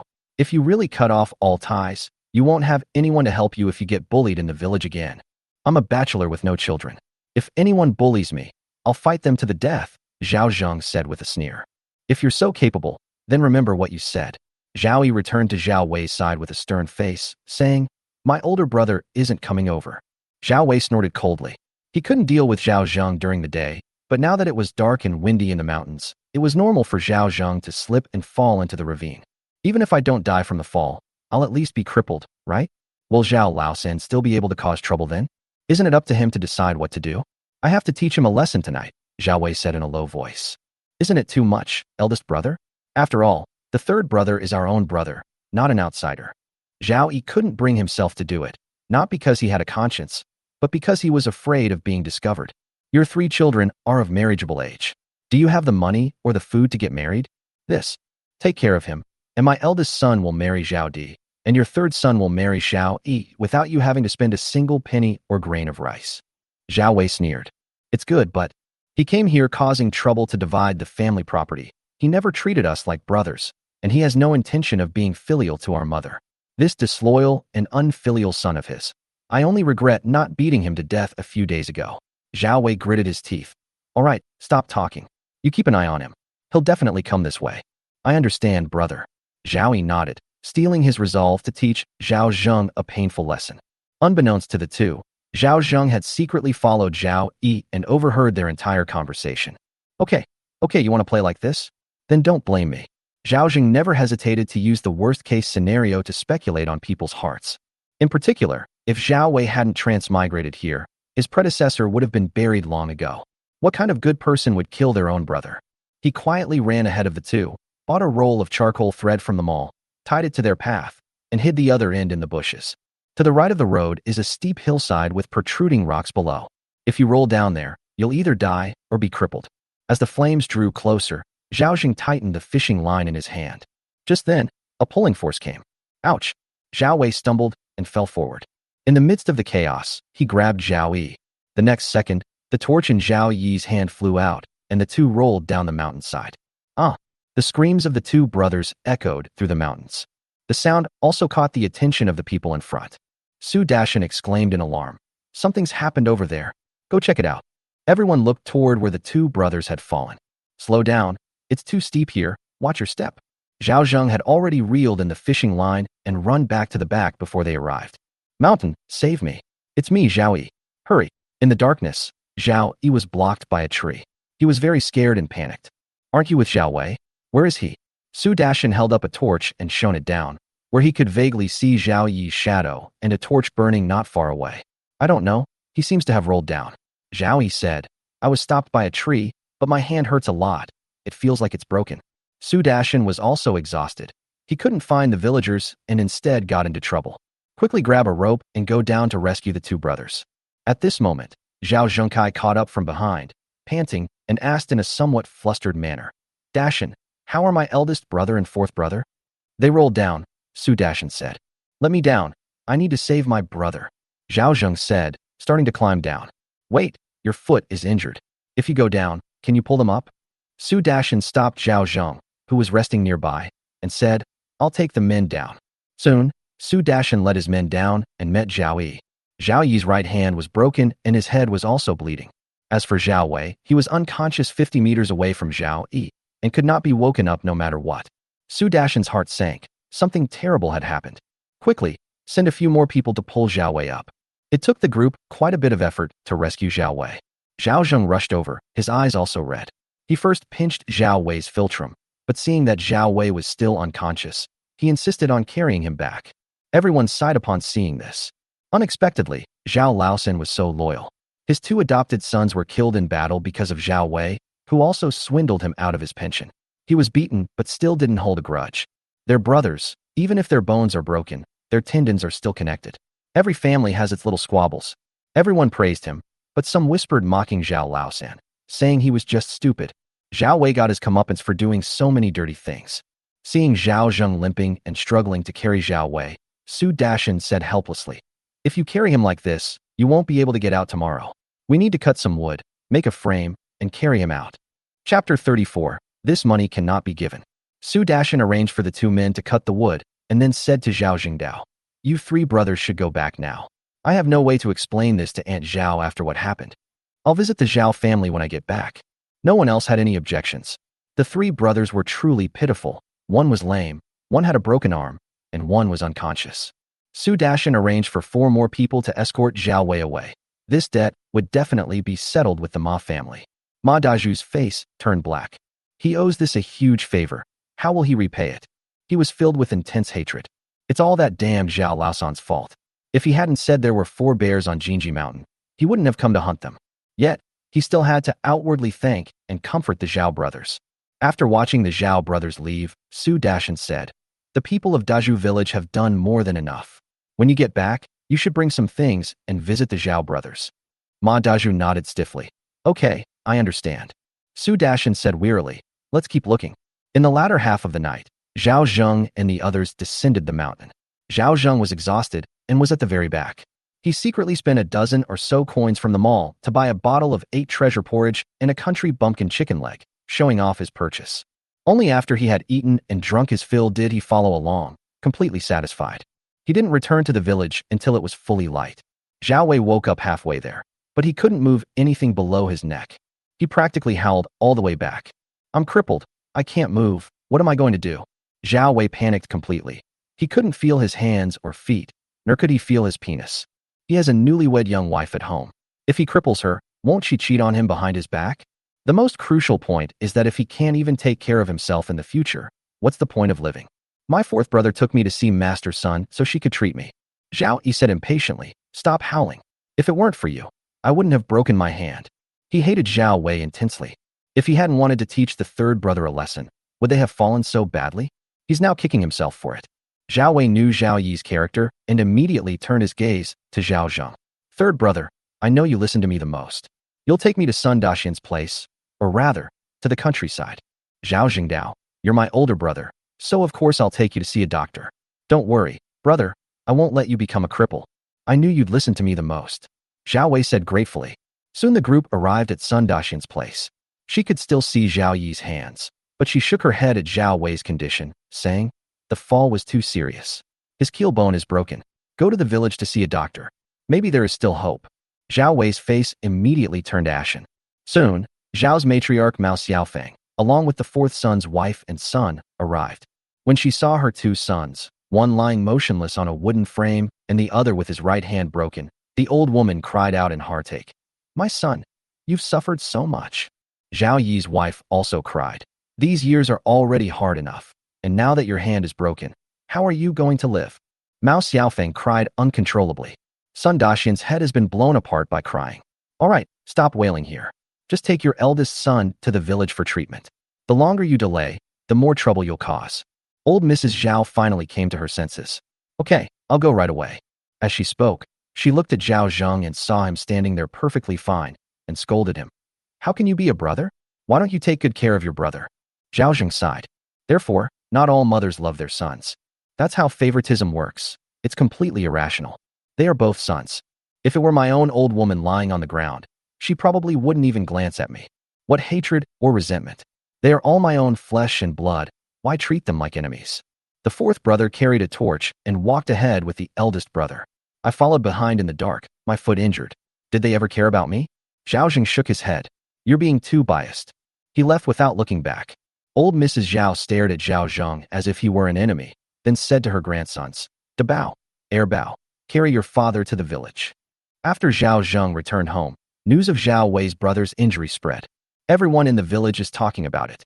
However, Zhao Zheng was exhausted after not sleeping all night. He went home and fell asleep without even eating dinner. Yang Zhaodi and Zhang Xiaoyi didn't disturb him. They simply heated the kong, a heated brick bed, and prepared the food so that Zhao Zheng could have a hot meal as soon as he woke up. Zhao Zheng slept until evening before waking up. All the fatigue in my body vanished. Zhao Di, Xiao Yi, and Zhao Zheng scratched their bellies. The two women hurriedly came in from outside. "Father-in-law, are you awake? Are you hungry? I've prepared some food. Would you like some?" "Father-in-law, I heard that my eldest uncle and fourth uncle were seriously injured. What happened?" The two women stood around Zhao Zheng, their eyes filled with worry. Compared to that biased old woman and those two heartless brothers, these two daughters-in-law are genuinely good to me. I'm perfectly fine, don't worry. As for those two not being dead, that's none of your concern. Zhao Zheng was in a good mood. It is highly likely that Zhao Wei is paralyzed from the waist down, and there is virtually no chance of recovery. Zhao Yi broke his right hand, and it takes 100 days to recover. At this critical juncture, even eating a full meal is difficult, and the recovery period will be even longer. He wanted to see how these two would get through the days to come. My aunt and fourth aunt came to make a scene today, saying that it was grandma's idea for our family to pay for my uncle and fourth uncle's medical treatment. Yang Zhaodi said, frowning. "So what did you reply?" Zhao Zheng asked curiously. "I didn't agree." Yang Zhaodi said somewhat nervously. "I think it's only right that my uncles help our family financially, since we're family and should help each other through difficult times. But they bullied my father-in-law and our family, and they don't treat us like family at all. We can't give them this money." Zhang Xiaoyi, also afraid of angering Zhao Zheng, timidly said, "Father-in-law, please don't be angry." Zhao Zheng smiled and said, "Well done. I can't give this money to you too. Remember this, from now on, you don't need to care about what anyone says except me, including the eldest and fourth brothers. We've already separated, so it's fine if we never see each other again. The old lady gave birth to me, so it's only right that we support her. However, I've already spent 10 taels of silver to buy out her rights for 5 years. During these 5 years, we don't need to pay any attention to her. Just ignore whatever she says. You must show the respect you deserve, at the very least in front of outsiders. You can't let others think that you two juniors don't respect your elders. Do you understand what I mean?" Yang Zhaodi's eyes lit up and she nodded emphatically, understanding. Zhang Xiaoyi smiled sweetly too. The two women exchanged a glance, and both could see the look of surprise in each other's eyes. Chapter 35. The dog was hungry and came back looking for food. My former father-in-law treated my elder brother like a father and was blindly filial to my mother, doing whatever she said. My uncle said that whatever good things the family had, we had to obediently offer them up. Previously, when the imperial court was fighting against the barbarians, they only needed to conscript one person from each family. What happened in the end? Her family produced 2 male heirs in place of her eldest and fourth uncles, which resulted in her becoming a widow before she could even consummate her marriage. She didn't even get any comfort from this. After her husband died, they still made sarcastic remarks behind her back. The father-in-law's words today brought tears to the eyes of both women. "Why are you crying again?" I'm happy, Yang Zhaodi said. I'm happy too, Zhang Xiaoyi sobbed. Zhao Zheng couldn't figure out what the two women were thinking, so he went to the cellar, took out a string of coins, and handed it to Yang Zhaodi. Keep this money and take care of your daily expenses. So much money. Yang Zhaodi was stunned. She had never handled so much money before. Father-in-law, you are the head of the family. You should handle it. I'll handle external affairs. You handle internal affairs. You decide what's going on at home. Zhao Zheng chuckled and stuffed the copper coins into her hand. If you run out, ask me again. If you need to buy something, just buy it. Don't be stingy, but be discreet and don't let others know. Holding the money, Yang Zhaodi felt indescribably happy. This string of money represented acceptance and recognition, signifying that she had truly become a member of this family and the mistress of the house. Zhang Xiaoyi was secretly happy for her. Immediately afterwards, Zhao Zheng took out another string of coins and handed it to Yang Zhaodi with a smile, saying, "This is your allowance. You can spend it however you like. You'll have it every month from now on. Don't try to save any money for me." "Father-in-law, how do you still have so much money?" Yang Zhaodi couldn't help but ask. "To tell you the truth, a few days ago, I went to Jinji Mountain to chop firewood and encountered an injured bear, from which I sold some silver."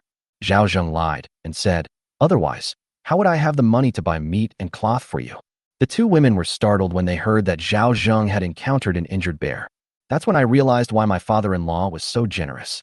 My father-in-law is really amazing." Zhang Xiaoyi was both happy and admiring. To be honest, who isn't afraid of bears? Didn't you see how badly the Ma family suffered? It's her own father-in-law who's really powerful. Even an injured bear is not something one person can handle. While Yang Zhaodi was happy, she couldn't help but worry that her father-in-law should never take such risks again. Zhao Zheng nodded. "Now that there's a shortage of food on the mountain, the bears have started killing each other. I was lucky to find a bear that was about to die. I don't have the ability to hunt a live one." As he spoke, he went into the cellar again and took out the bear paws, bear bones, bear gallbladders, and bear skin from the warehouse. The two women were stunned as they watched Zhao Zheng magically bring out the good stuff. Could those hairy paws be bear paws? Zhang Xiaoyi asked with difficulty. "That's right, it's bear paws," Zhao Zheng said with a smile. "And I didn't sell the bear skin either. Zhao Di, you can make 2 leather coats from the bear skin, one for each of you, Xiaoyi, so you won't be afraid of the cold anymore." Yang Zhaodi said, "This bear skin is so intact. We can make a leather jacket and trousers for father-in-law, and even a pair of leather boots. That way, father-in-law won't be afraid of the cold when he goes out." Zhao Zheng waved his hands repeatedly. "No, leather boots are too high profile. If others see them, won't they be green with envy?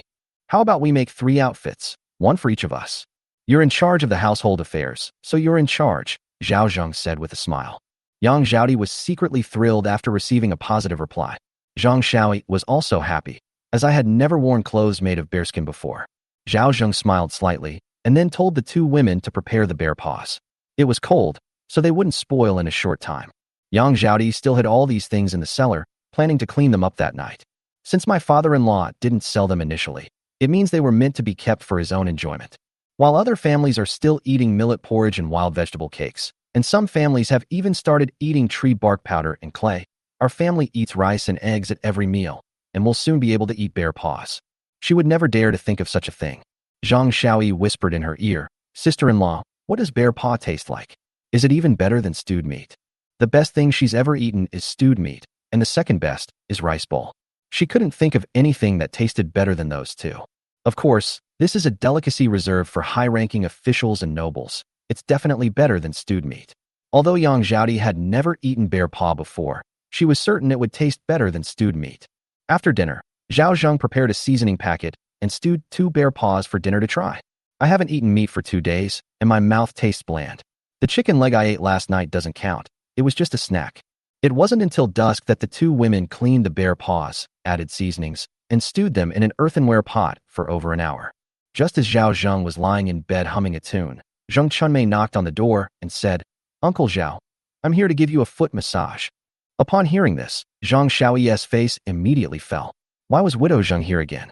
Yang Zhaodi gently nudged her, telling her not to stand there and to go ask her father-in-law if he would open the door.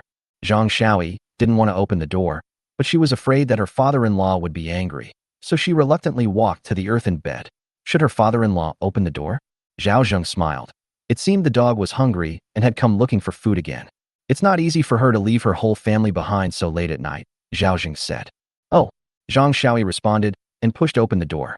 She opened the courtyard gate and walked back without even saying hello to Zheng Chunmei. Her face was stern. As soon as Zheng Chunmei closed the door and stepped into the yard, she smelled an indescribable fragrance. It smells absolutely delicious. Zheng Chunmei was shocked. She never expected that Zhao Laosan would be hiding at home eating meat so late at night. She secretly regretted that she shouldn't have acted so arrogantly these past 2 days. She originally intended to leave Zhao Laosan, that old geezer, out of the way, thinking that Ma Daju would help her out. Although she wasn't getting enough to eat, at least she had wild vegetable pancakes to eat and could have half a bowl of porridge at home so she wouldn't be too hungry to eat. As it turned out, Ma Daju not only didn't help her these past 2 days, but today he secretly came over to ask her for grain. He patted his chest and said he would let me eat meat, but I didn't get to eat meat, and I even had to pay for it myself. What a good thing. She was so angry that her chest hurt. It's all Ma Daju's fault. She's only been eating a bowl of rice bran porridge these past 2 days. She's so hungry that she's dizzy and lightheaded, and she still has to breastfeed and do housework. Unable to bear the hunger, they could only drink water to stave off hunger. My chest is getting sunken more and more each day. If things continue like this, she'll starve to death before she even raises her child. Therefore, she could only place her last hope on Zhao Zheng. She doesn't ask for meat. She'd be content with just an egg pancake or even half a bowl of crispy rice. But now she's excited. What's a little rice crust? Maybe she'll get to eat meat tonight. Chapter 36. News brought by Zheng Chunmei. The warmth of the room as soon as she entered dispelled her chill, and she couldn't help but let out a comfortable sigh. Looking at Zhao Zheng lying on the bed with his legs crossed, she forced a smile, but she was too hungry and weak. Uncle Zhao, why are you here again? Uncle, my third daughter hasn't been feeling well these past 2 days, so I've been taking care of her at home. I'll come over as soon as she feels a little better. Zheng Chunmei explained that she was about to take off her straw sandals and get into bed when Zhao Zheng stopped her, saying, My foot is almost healed. Let's go back. Zheng Chunmei's expression changed. Uncle, are you angry? No, not yet. Zhao Zheng chuckled. I was busy on the mountain all night, and I'm tired and want to sleep. Zheng Chunmei knew he was talking nonsense as soon as she heard it. Zhao Zheng's loud voice was full of energy. How could he be a sleepy person? He definitely wanted to get me out of there, so he could secretly eat meat. She looked at the dilapidated door and saw a faint flickering firelight inside, which couldn't block the aroma of meat wafting out. Uncle, if I have something to do next time, I will definitely tell you in advance. Please don't send me away, okay? She knelt by the bed, biting her lip and mustering her courage to massage Zhao Zheng's legs. Seeing that Zhao Zheng remained silent, she was secretly pleased. At this moment, nothing is more real than eating meat, no matter what shame or integrity is. The scent was driving her almost crazy. You have no idea what it feels like to be starving if you've never been hungry. With her food in her mouth, Sonia could feel herself being sucked dry, unable to squeeze out a single drop more. You don't need to force yourself. I already said I won't make things difficult for your family anymore. Zhao Zheng pushed her hand away and said again, Go back. This time, Zheng Chunmei didn't speak but started sobbing. Don't try to scam me. Zhao Zheng looked at her warily. I truly feel terrible about it. Zheng Chunmei cried and said, Uncle, please let me stay. Zhao Zheng sighed. All right, stop crying, just press it. Zheng Chunmei sniffed and immediately stopped crying. Where should I press today? You decide. Zhao Zheng closed his eyes. Zheng Chunmei thought for a moment, and since her sister-in-law Zhao Di wasn't around, she became bolder and knelt down next to Zhao Zheng's head, whispering, Uncle Zhao, I'm going to massage your head today. Please put your head on my lap. I used to massage my husband like this when he was still alive. Isn't that inappropriate? Zhao Zhengyi said righteously, My leg is injured. Zheng Chunmei was furious. Zhao Laosan was truly a scoundrel. They massaged his back, his legs, and his head, and now he's acting all hypocritical? You must be tired from hiking in the mountains last night. Let me massage your head to make sure you get a good night's sleep. Okay then. Zhao Zheng rested his head on Zheng Chunmei's lap and closed his eyes. Zheng Chunmei, going all out, slowly steered the conversation toward the incident of a tiger carrying people. They had searched for a whole day and night, but couldn't find anyone from Xiaomao village. The people from Xiaomao village went to the township government to complain, and maybe the township government would send someone to hunt down the tiger. That has nothing to do with me. I'm just a wounded soldier, and I wouldn't be called up for the conscription. Zhao Zheng curled his lip. The person who was carried away by the tiger is definitely gone. The tiger, having eaten and drunk its fill, has definitely run back to Pigsnout Mountain. If Jinji Mountain is a bridgehead, then Zhuzue Mountain is a truly deep forest, far more dangerous than Jinji Mountain. The government offices of that era were not just rotten, they were absolutely rotten. You've done your best, but the hunter's family is really in trouble. They didn't catch the bear, and they're probably going to face a lawsuit. Oh, Zhao Zheng replied perfunctorily. Seeing that Zhao Zheng didn't respond, Zheng Chunmei was also annoyed. I heard from others that Lu Tiniu got into trouble. Zhao Zheng became interested. Wasn't he supposed to be in the countryside? He went to the village doctor, but the doctor there said he could save his life, but his manhood would be lost. He wanted to save both his manhood and his life, so he went to the county to see a famous doctor. There might be a glimmer of hope, but that would cost a lot of money, which ordinary people couldn't afford, Zheng Chunmei said. What about Wu Yueying? Their family was planning to sell their daughter. Zheng Chunmei revealed something that left Zhao Zheng speechless. Just then, the kitchen door was suddenly pushed open, and Zhang Xiaoyi stood at the door and asked urgently, "What did you say? Who wants to sell their daughter?" The Wang family wanted to sell their daughter to raise money for the Lu family. Zheng Chunmei was shocked. Even though Yueying's sister-in-law hasn't returned, how dare Wang Daji sell his daughter without her knowledge? Wasn't it the Lu family who urged them to do this? Zheng Chunmei said, I heard that Wang Daji has already contacted the Zhong family and said that he wants to sell his 2 daughters to his youngest son as maids. He's a complete scoundrel. Zhang Xiaoyi cursed angrily. It's clearly Wang Daji who caused this trouble, and he doesn't even dare to take responsibility. He even sells his daughter. Isn't he afraid of the villagers gossiping about him? Zheng Chunmei said with a wry smile. If he were afraid, would he have done such a cowardly thing? Sister-in-law Yueying endured all this because of her 2 children. These 2 children were her lifeblood. If she sold them to the Zhong family to be slaves or maids, she would surely be heartbroken. Zhang Xiaoyi was extremely anxious. I had to tell Sister Yueying about this. Yang Zhaodi has come out too. Do you think telling her will do any good? What if word gets out and causes trouble again? Why doesn't Zhang Xiaoyi just hesitate and not let them know that it was me who said it? Yang Zhaodi glanced at Zheng Chunmei and sighed. We'll talk about this later. I'll come and heat the Kong first. Sister-in-law. Yang Zhaodi pulled her over and then closed the door. Zheng Chunmei forced a laugh and said, Uncle, did I say something wrong? Zhao Zheng rubbed his head without saying a word, adjusting it into a comfortable position. But when he smelled the odor on Zheng Chunmei, he couldn't help but frown. How long has it been since she took a bath? She'll smell bad next time I come. As he spoke, he pulled away a bit and let go of her hand. Zheng Chunmei almost laughed out of anger. This old man didn't even care about his age, yet he dared to look down on her? Uncle, I also want to take a bath, but we don't have enough firewood for cooking, and it's cold. Taking a bath could easily make you catch a cold, and that would be troublesome. Zheng Chunmei said resentfully, I don't have such a warm earthen bed at home, nor do I have that much firewood. I'm quite clean, so if you don't shower, don't bother coming next time, Zhao Zheng said. Zheng Chunmei gave a wry smile and said, Okay, I'll wash it clean next time. Zhao Zheng stretched and said, Then you can go back.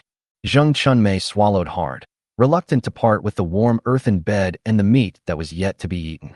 After hesitating for a while, she mustered her courage and said in a voice that only Zhao Zheng could hear, Uncle Zhao, I've only eaten a bowl of rice porridge these past 2 days, and I'm so hungry I can't stand it anymore. Can you give me something to eat? Can I borrow it from you? Chapter 37, A Belated Apology. She was sure Zhao Zheng was still angry about her skipping work these past 2 days. She didn't dare to think about egg pancakes or meat.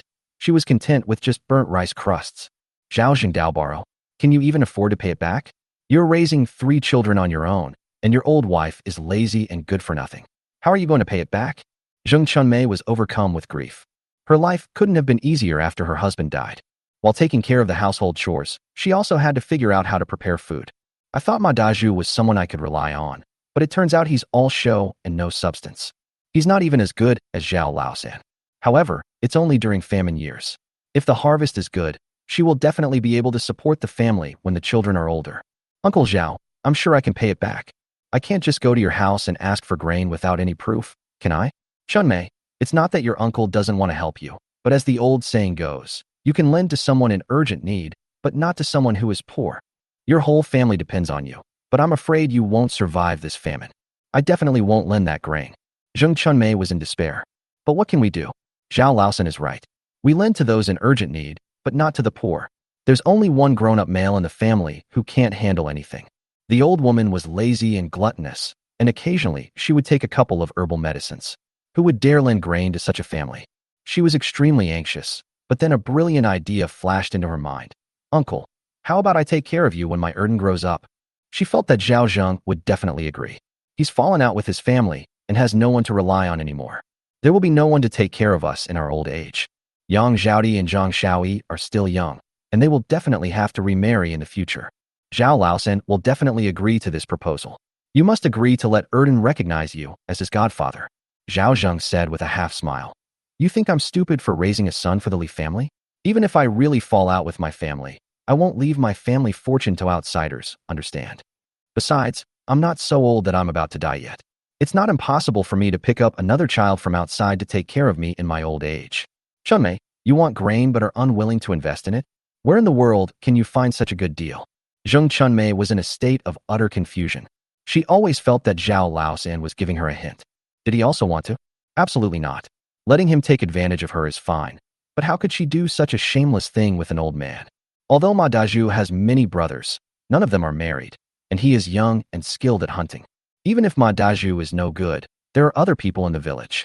Zheng Chunmei is good-looking, has a big bottom, and is easy to bear children. Surely someone will want her. Uncle, you know my family's situation. We really don't have anything of value to offer. Zhao Zheng waved his hand. I don't want to hear about your family's situation. Who's doing well these days? Is your family the only one having a hard time? There are plenty of widowed and elderly people in the village who are much worse off than you. Go home. Zheng Chunmei clenched her fists, feeling both angry and annoyed.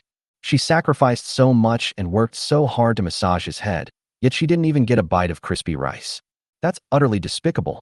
She even arrogantly thought that if she wanted to, there would be plenty of people willing to take over. But the aroma wafting from inside the door made them feel rooted to the spot, unable to move, their eyes wide open. My mind is filled with cravings for food. Seeing her absent-minded look, Zhao Zheng decided to add more firewood and ask if the stewed meat was ready. It'll be ready soon. Then stew it longer until it's very tender, and it'll taste even better. Serve it with some millet rice and broth, and you'll be able to swallow your tongue. Zhao Zheng said lazily. Zheng Chunmei's head was buzzing. I was right. They really were stewing meat inside. The thought that Yang Zhaodi and Zhang Xiaoyi, two jinxes who were said to bring bad luck to their husbands, could eat meat while she was still scheming over a wild vegetable pancake filled her with jealousy to its peak. She turned around with difficulty and asked, Uncle Zhao, how come you have meat to eat? Hey, why haven't you left yet? Zhao Zhengming asked knowingly, then lied and said, Oh, a couple of days ago, I went to Jinji Mountain to chop firewood and caught a frozen pheasant. I was going to sell it, but I thought that my family hadn't had any meat for a while, so I kept it for a treat. Damn it, how come Zhao Laosan is so lucky? Zheng Chunmei cursed inwardly. Ma Daju is such a useless piece of trash, a hunter. He's not even as good as an old man. After cursing in her heart, she forced a smile. Uncle Zhao was really lucky. It's all right. Zhao Zheng picked at his ear. Chunmei, it's getting late, so I won't keep you for meat. Upon hearing this, Zheng Chunmei's eyes turned green with envy. Isn't this blatantly seducing her? The thought of pheasants being stewed just a wall away made her feel like ants were crawling all over her body. Uncle, could I have a taste? Even just a sip of soup would be fine, Zheng Chunmei said with difficulty. I have a lot of family members. Zhao Zheng started pulling again. He knew Zheng Chunmei looked down on him, yet he still insisted on making her kneel down and speak to him. He sat up straight and stared at Zheng Chunmei. Chunmei, tell me the truth. Did your Erden steal the chickens that Xiaoyi was raising? Zheng Chunmei was startled and subconsciously shook her head. No? Zhao Zheng smiled faintly. It seems you haven't realized your mistake yet. Go back. You don't need to come anymore. Seeing that Zhao Zheng was driving him away again, Zheng Chunmei panicked. Only then did she realize why Zhao Zheng had been playing tricks on her again and again. It was because of the chicken theft. If she admits it, wouldn't she owe Zhao Laosan even more debt? But if she doesn't admit it, she will never be able to get any more food from the Zhao family again. The old lady will definitely nag her if she finds out. She hesitated for a while before a look of shame appeared on her face. I'm sorry, Uncle Zhao. My child is being silly and has caused you trouble. You shouldn't apologize to me, Zhao Zheng said calmly. You've cried to the wrong person. Zheng Chunmei was taken aback for a moment, then realized what was happening and said with difficulty, Then I'll go apologize to Xiaoyi? Zhao Zheng's silence and manipulation of Zheng Chunmei were merely a means of revenge. With grain, what woman couldn't he get? Let alone a widow who has given birth to 3 children. Even a teenage virgin could have plenty of men offering themselves to him if he wanted to. Zheng Chunmei knew that if she didn't apologize to Zhang Xiaoyi today, not only would she be unable to continue freeloading at the Zhao family's house, but Zhao Laosan would definitely continue to make things difficult for her. With a determined look, she pushed open the middle door and looked at Zhang Xiaoyi, sitting in front of the earthen stove, tending the fire. She said with shame, Shaoyi, half a year ago, my Erden stole and ate the chickens you raised. I'm sorry, it's my fault for not disciplining my child properly and causing you trouble. Can I compensate you double when the harvest is better? Chapter 38. The Protective Mother Zhaodi. Looking at the humble Zheng Chunmei, Zhang Shaoyi remembered when Li Erden stole the chickens, and she went to Zheng Chunmei's family to demand an explanation. The shameless attitude of Zheng Chunmei's family was a stark contrast to their current behavior. But she couldn't forgive Zheng Chunmei, not only because she was wronged and scolded by her father-in-law, but also because her hard work and expectations were destroyed. But she is kind by nature and not the kind of person who is unforgiving even when she is in the right. Seeing Zheng Chunmei's appearance at this moment, I felt a pang of pity. Before she could speak, Yang Zhaodi grabbed her hand and said to Zheng Chunmei, "We will not believe a word you say until you compensate my family for the chickens. And what's the point of you apologizing? If your son Erden apologizes, he'll shoot Shaoyi with a slingshot." Zhao Zheng crossed his legs and smiled slightly. A family cannot consist entirely of people who are unforgiving when they are in the right, nor can they all be soft-hearted. He knew that although Yang Zhaodi was as kind as Zhang Shaoyi, she was a person who was gentle on the outside but strong on the inside. She's absolutely unmatched when it comes to protecting her own. She has her own attitude and her own understanding. Shaoyi is lacking in this respect. She is also soft-hearted and easily bullied. Zheng Chunmei was already being unreasonable, and now that she was so focused on the meat in the clay pot, she had no choice but to nod repeatedly and say, "Okay, I'll go and call Erden over tomorrow to apologize." Upon hearing this, Yang Zhaodi's expression softened slightly. "Let's talk about it tomorrow. It's getting late, and my father-in-law needs to rest. I'm leaving now." This tough attitude and tone left Zheng Chunmei momentarily stunned. At that moment, shame overwhelmed her hunger. She, an old woman who had been married into the small mountain village for over 10 years, was being bullied like this by a new woman who had been married into the village for less than a year. The shame and indignation made her wish she could disappear into a crack in the ground. Just as she was about to flee in panic, Zhao Zheng pulled out a small bowl of burnt rice crust from somewhere and offered it to her, saying, "Eat it before you go." Zheng Chunmei stopped in her tracks, her mouth involuntarily producing saliva. She really wanted to say firmly that she didn't need it. But my own stomach is growling. She even unconsciously revealed a fawning smile as she accepted the crispy rice from Zhao Zheng with both hands. Click. The slightly bitter rice crust, when chewed, carries the aroma of rice crust. This small bowl of crispy rice is equivalent to 2 bowls of rice bran porridge in her family, which is equivalent to 2 days' worth of food in one meal. The agonizing hunger was finally somewhat satisfied. She wiped a tear from the corner of her eye. Only at that moment did she realize that face and dignity were not important. Filling her stomach was. "Thank you, Uncle Zhao." She handed over the bowl, which she had licked cleaner than a mirror, and said with lingering satisfaction.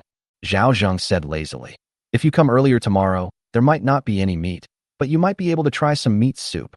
A flicker of excitement crossed Zheng Chunmei's eyes. Anyone who has eaten chicken knows that the chicken meat is bland, but the chicken soup is the real essence. "Okay, I'll come first thing tomorrow morning."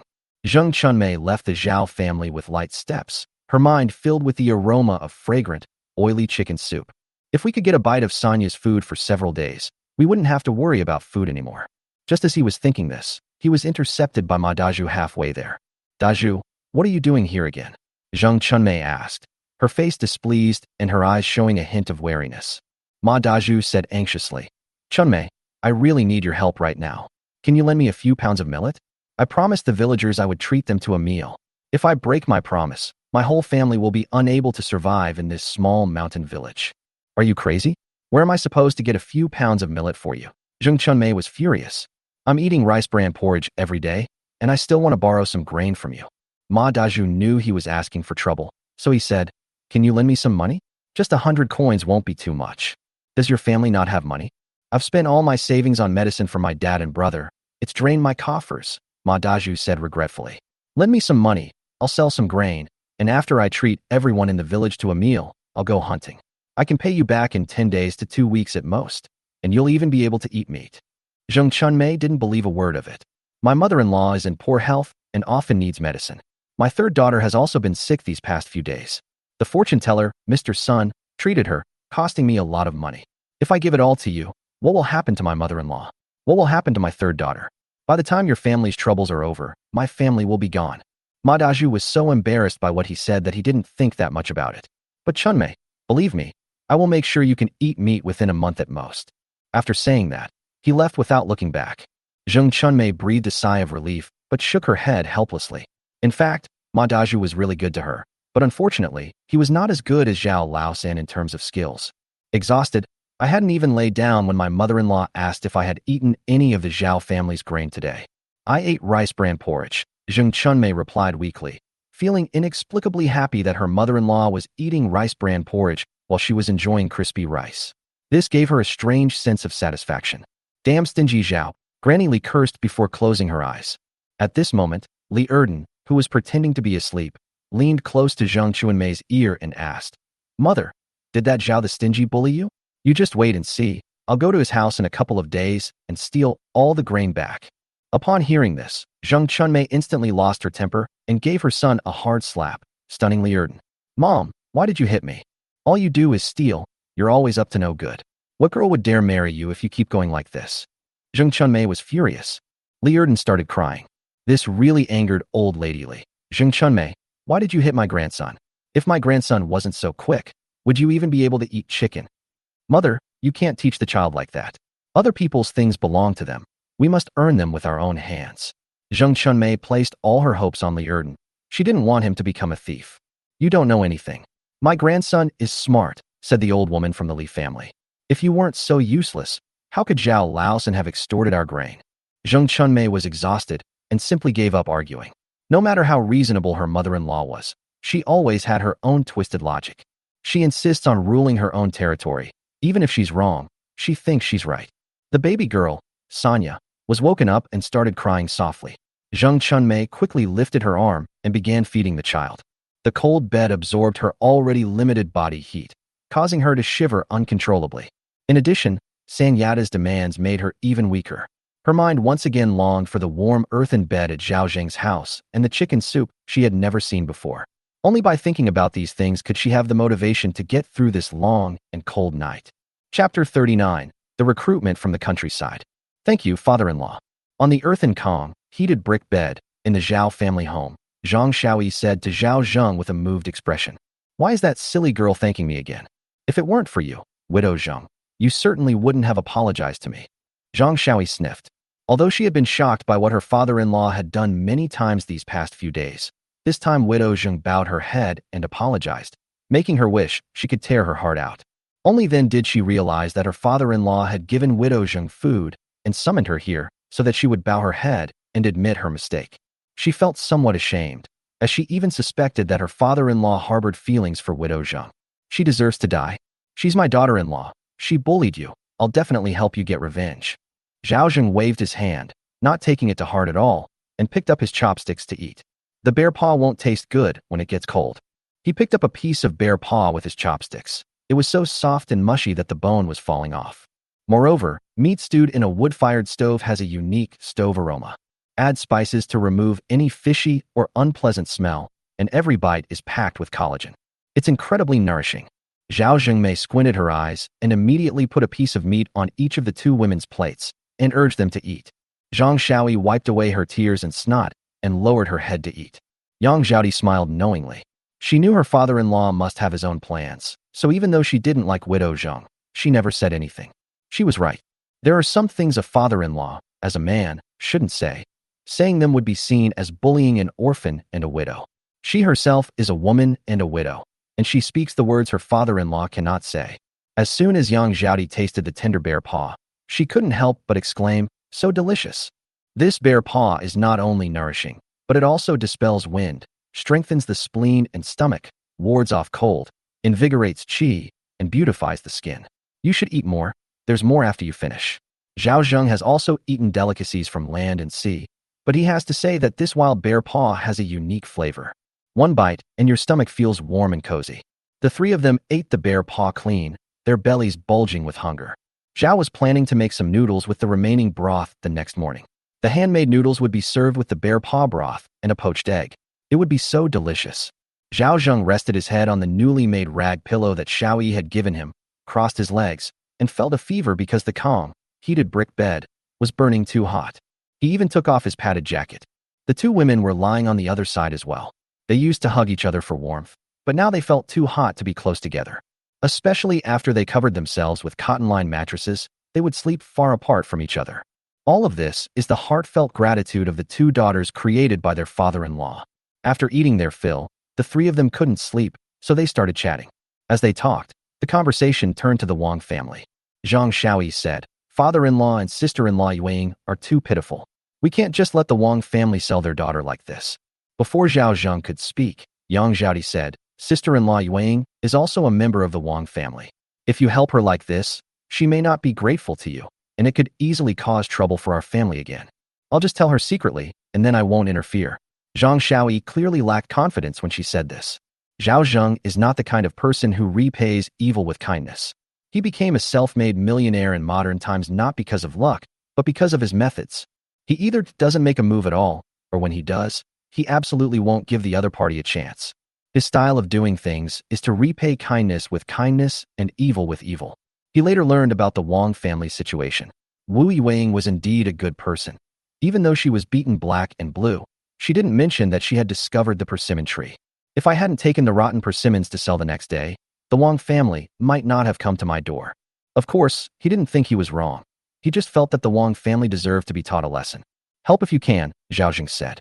"But even if you tell Yueying, it won't help. The key is that the Wang family favors sons over daughters. Now that they're involved with the Liu family, the Wang family is unwilling to continue paying, so they will definitely sell this daughter." "What should we do then?" Zhang Xiaoyi panicked. "The most important thing is to find out whether the Wang family has accepted money from the Zhong family. If they have, there's nothing you can do. Don't tell Yueying, otherwise it will cause a scene and do her no good." "What if it's confiscated?" "That depends on how much you can help." Zhao Zheng tapped his fingers on the earthen bed. "I'll go find out the situation first. Let's take it one step at a time.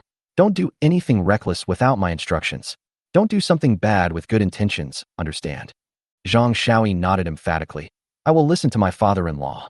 Yang Zhaodi sighed and said to Zhang Xiaoyi, "You're just causing trouble for your father-in-law." Zhang Xiaoyi said somewhat fearfully, "I'm sorry, father-in-law." Zhao Zheng chuckled. "You two are playing along, thinking I can't tell the difference? But Yueying certainly knows how to handle people, and the Wang family is definitely scum. You two should get along better with Yueying from now on." The next day, Zhao was wandering around the village when he learned about the Wang family. Before he could even ask, someone mocked him, saying, "Old Zhao, you've really ruined the Wang family this time. They're even selling their daughter. They've even taken money from the Zhong family. Stop talking nonsense. It's Wang Daji's wickedness that has nothing to do with me."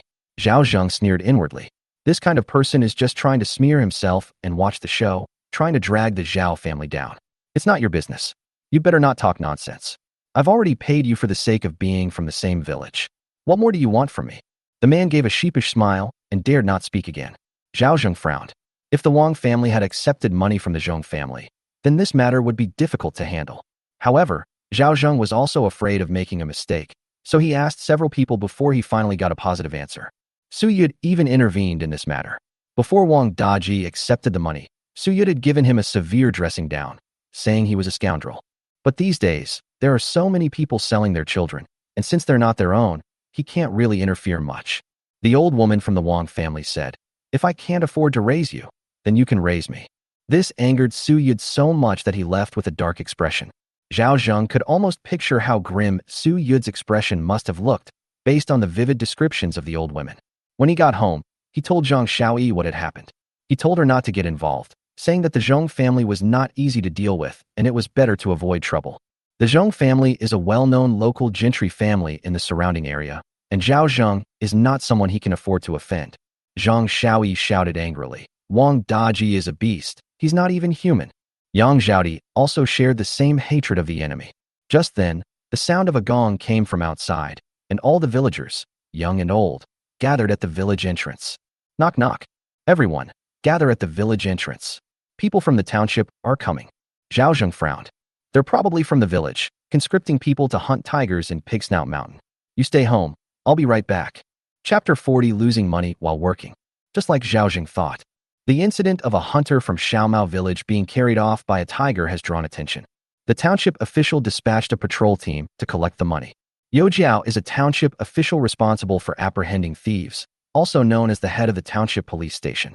This man's dark face, wide mouth, and thick beard made him look like someone you didn't want to mess with. Su Yud, who was usually aloof and arrogant, stood behind him, bowing and scraping. while Yao Youjiao said, "Please sit down and wait." Yao Youjiao waved his hand. "I don't have time for that. Are all the people from the small mountain village here? Please count them." Suyad nodded and hurriedly took out a booklet to start calling out names. Those whose names were called responded one after another. Yao Youjiao's team has basically all arrived. Okay. Yao Xiong glanced at the crowd, and few dared to meet his gaze. "I need 80 people to come with me to hunt tigers at Pig's Mouth. You need to bring your own food." Upon hearing this, everyone felt they had to back out. Going to Pig's Mouth was not only far away and dangerous, but they also had to bring their own food. Who would be happy about that? Seeing that everyone was reluctant, Yao Xiong continued. "Those who go will be exempt from this year's corvée labor if they only serve 1 day out of 10. If they only go for 3 days, their corvée labor will be waived." Everyone was overjoyed when they heard this and raised their hands to invite Yao Yu to join them. "I'm going too." Although going to Pigsnout Mountain is a bit dangerous, the temptation is still too great compared to the 3 days of forced labor for 1 month a year. Zhao Zheng was not interested in this at all. The court had given preferential treatment to him because his 2 adopted sons had died in battle. If he died in battle, he would not be required to perform corvée labor for 3 years. If he died in battle, he would not be required to perform corvée labor for 6 years.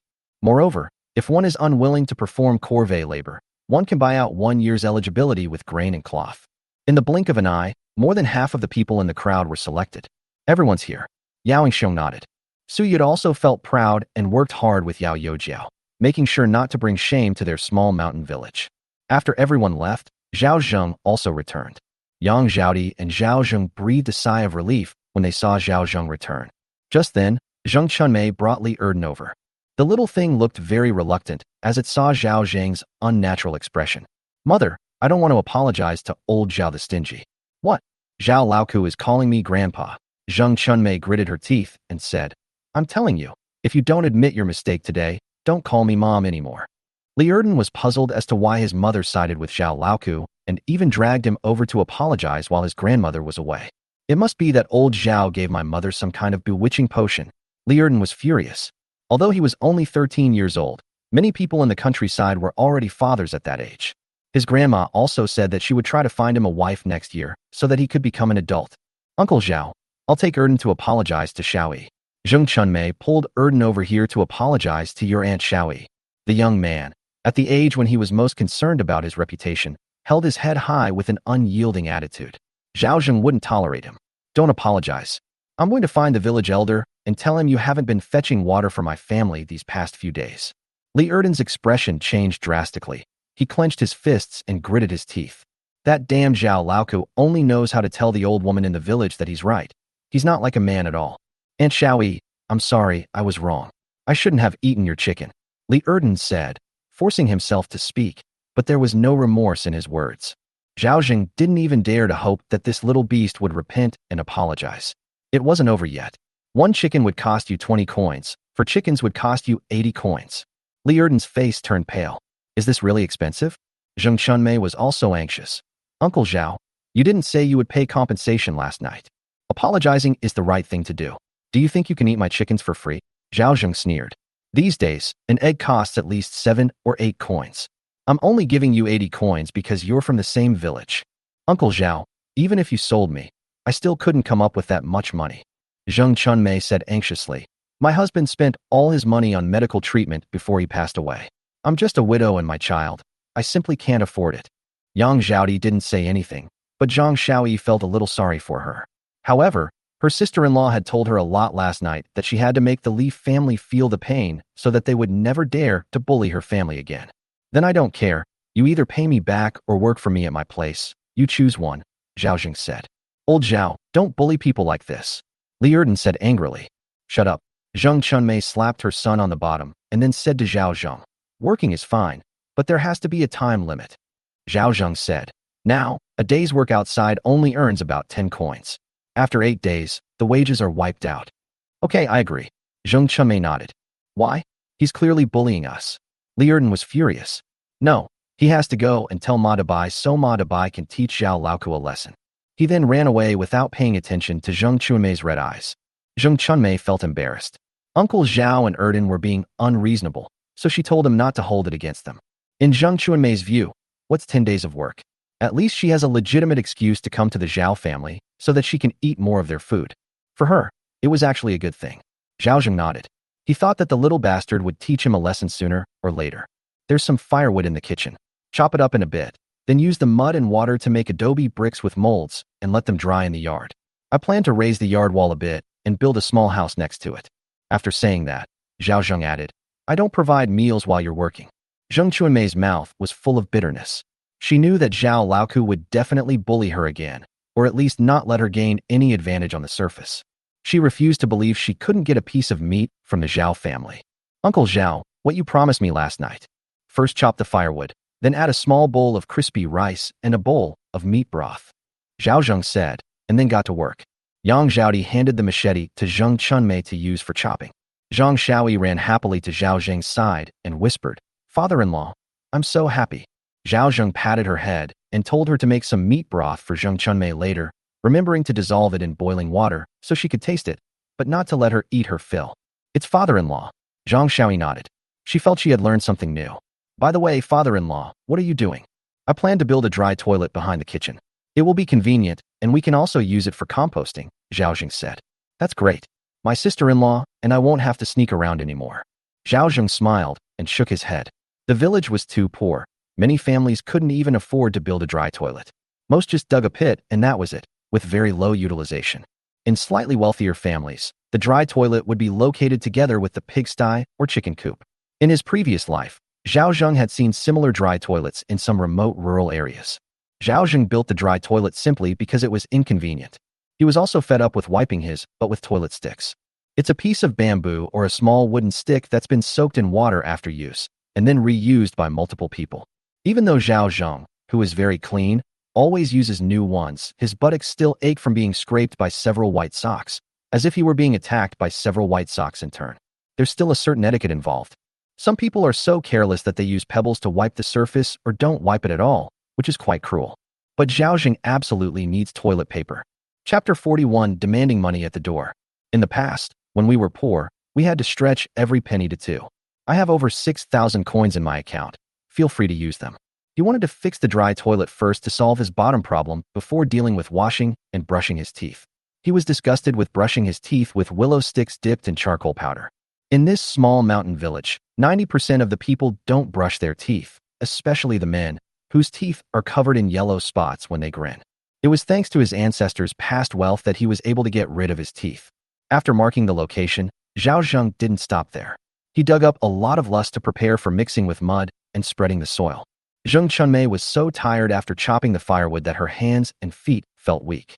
Zhao Di said, I've finished chopping all the firewood. To be honest, she was really envious of the Zhao family for having so much firewood to heat their kong, a traditional heated bed. This is for you.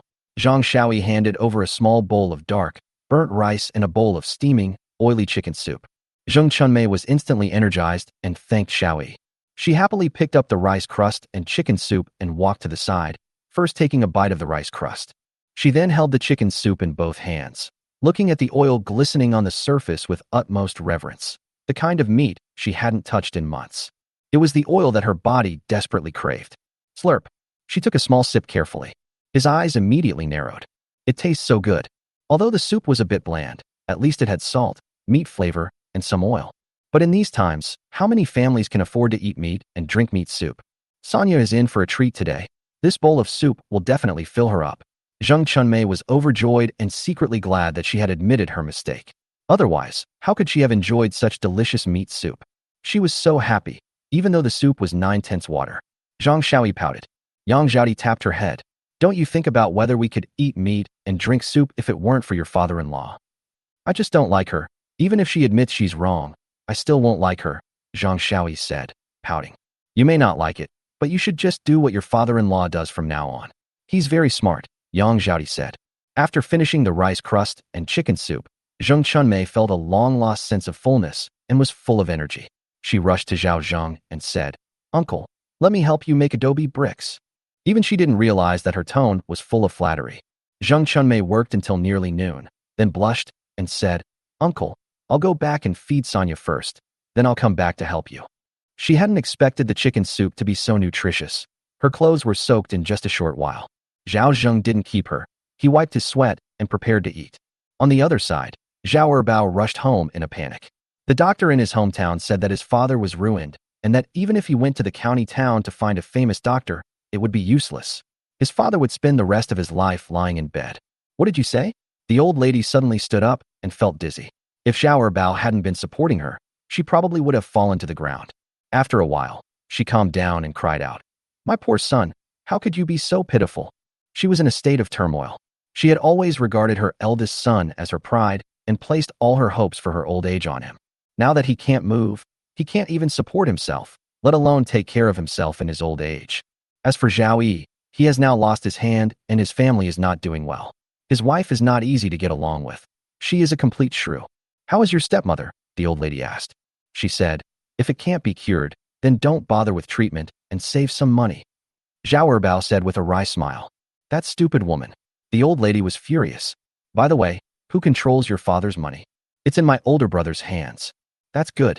The old lady breathed a sigh of relief and then said, "Since it can't be cured, then send your father back." "But Grandma spent almost all the money on my dad's treatment this time. I came back to ask for money back. They won't let me leave unless I give them money," Zhao Bao said with a bitter face. "How come your father had more than 10 taels of silver on him?" The old lady still knows how much money her eldest son has. "Grandma, you know how much money my dad spent to marry my stepmother. Besides, my dad likes to drink and gamble. How much money could he possibly save? My brother doesn't have enough money at all." With red eyes, Zhao Bao said, "I had no choice but to come back for money, Grandma. You can't just stand by and watch me die. Go away. That's my son. How could I not save him?" The old lady still had a few taels of silver in her hand for emergencies, but she definitely couldn't give that money away. Once she did, she would never have any income again. She thought for a moment and went to call your fourth aunt to come with me to the third brother's house to ask for money. His brother was injured, so he definitely had to pay. Good. Zhao Bao nodded and quickly went to invite his fourth aunt. Soon, Zhao Yi's wife, Qian Xiulan, arrived with her son, Sanbao. "Mom, let's go to Lao San's house." The group arrived at Zhao Zheng's house in a huff. Zhao Zhengang was lying in bed digesting his meal when he heard a voice from the yard. "Third brother, come out quickly." Zhao Zheng stood up and frowned as he looked around. "Why are you here?" Yang Zhaodi and Zhang Shaoyi also became nervous and hurriedly greeted their grandmother and fourth aunt. But the two of them glanced at them sideways and ignored them. "Why can't I come?" the old lady asked. "Of course you could. It would be even better if you could stay here." Zhao Zheng chuckled, but showed no intention of letting them in, and simply closed the door behind him. "Then what do you mean by closing the door?" The old lady's face turned ugly. "Oh, the house was lit with fire, and all the heat went out as soon as the door was opened." Zhao Zheng chuckled and then asked, "Mother, what brings you and your sister-in-law here? Your two brothers are injured like this, and you won't contribute a single penny," the old lady said angrily. "Do you even look like a decent person?" Qian Xiulan also said, "You were willing to pay for your own brother Lu Tiniu's injuries when Wang Daji kicked him to the ground. It's too heartless of you to ignore your own brother who is injured like this." Zhao Bao also said, "Third uncle, do you know what outsiders call you? They all call you Zhao the Stingy."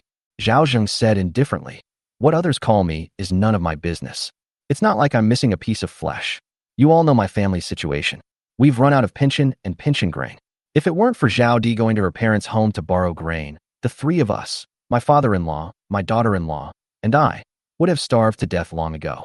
The 15 coins I gave to the Lu family were my last money. Even if you sell me, it won't do you any good. You can't call me heartless.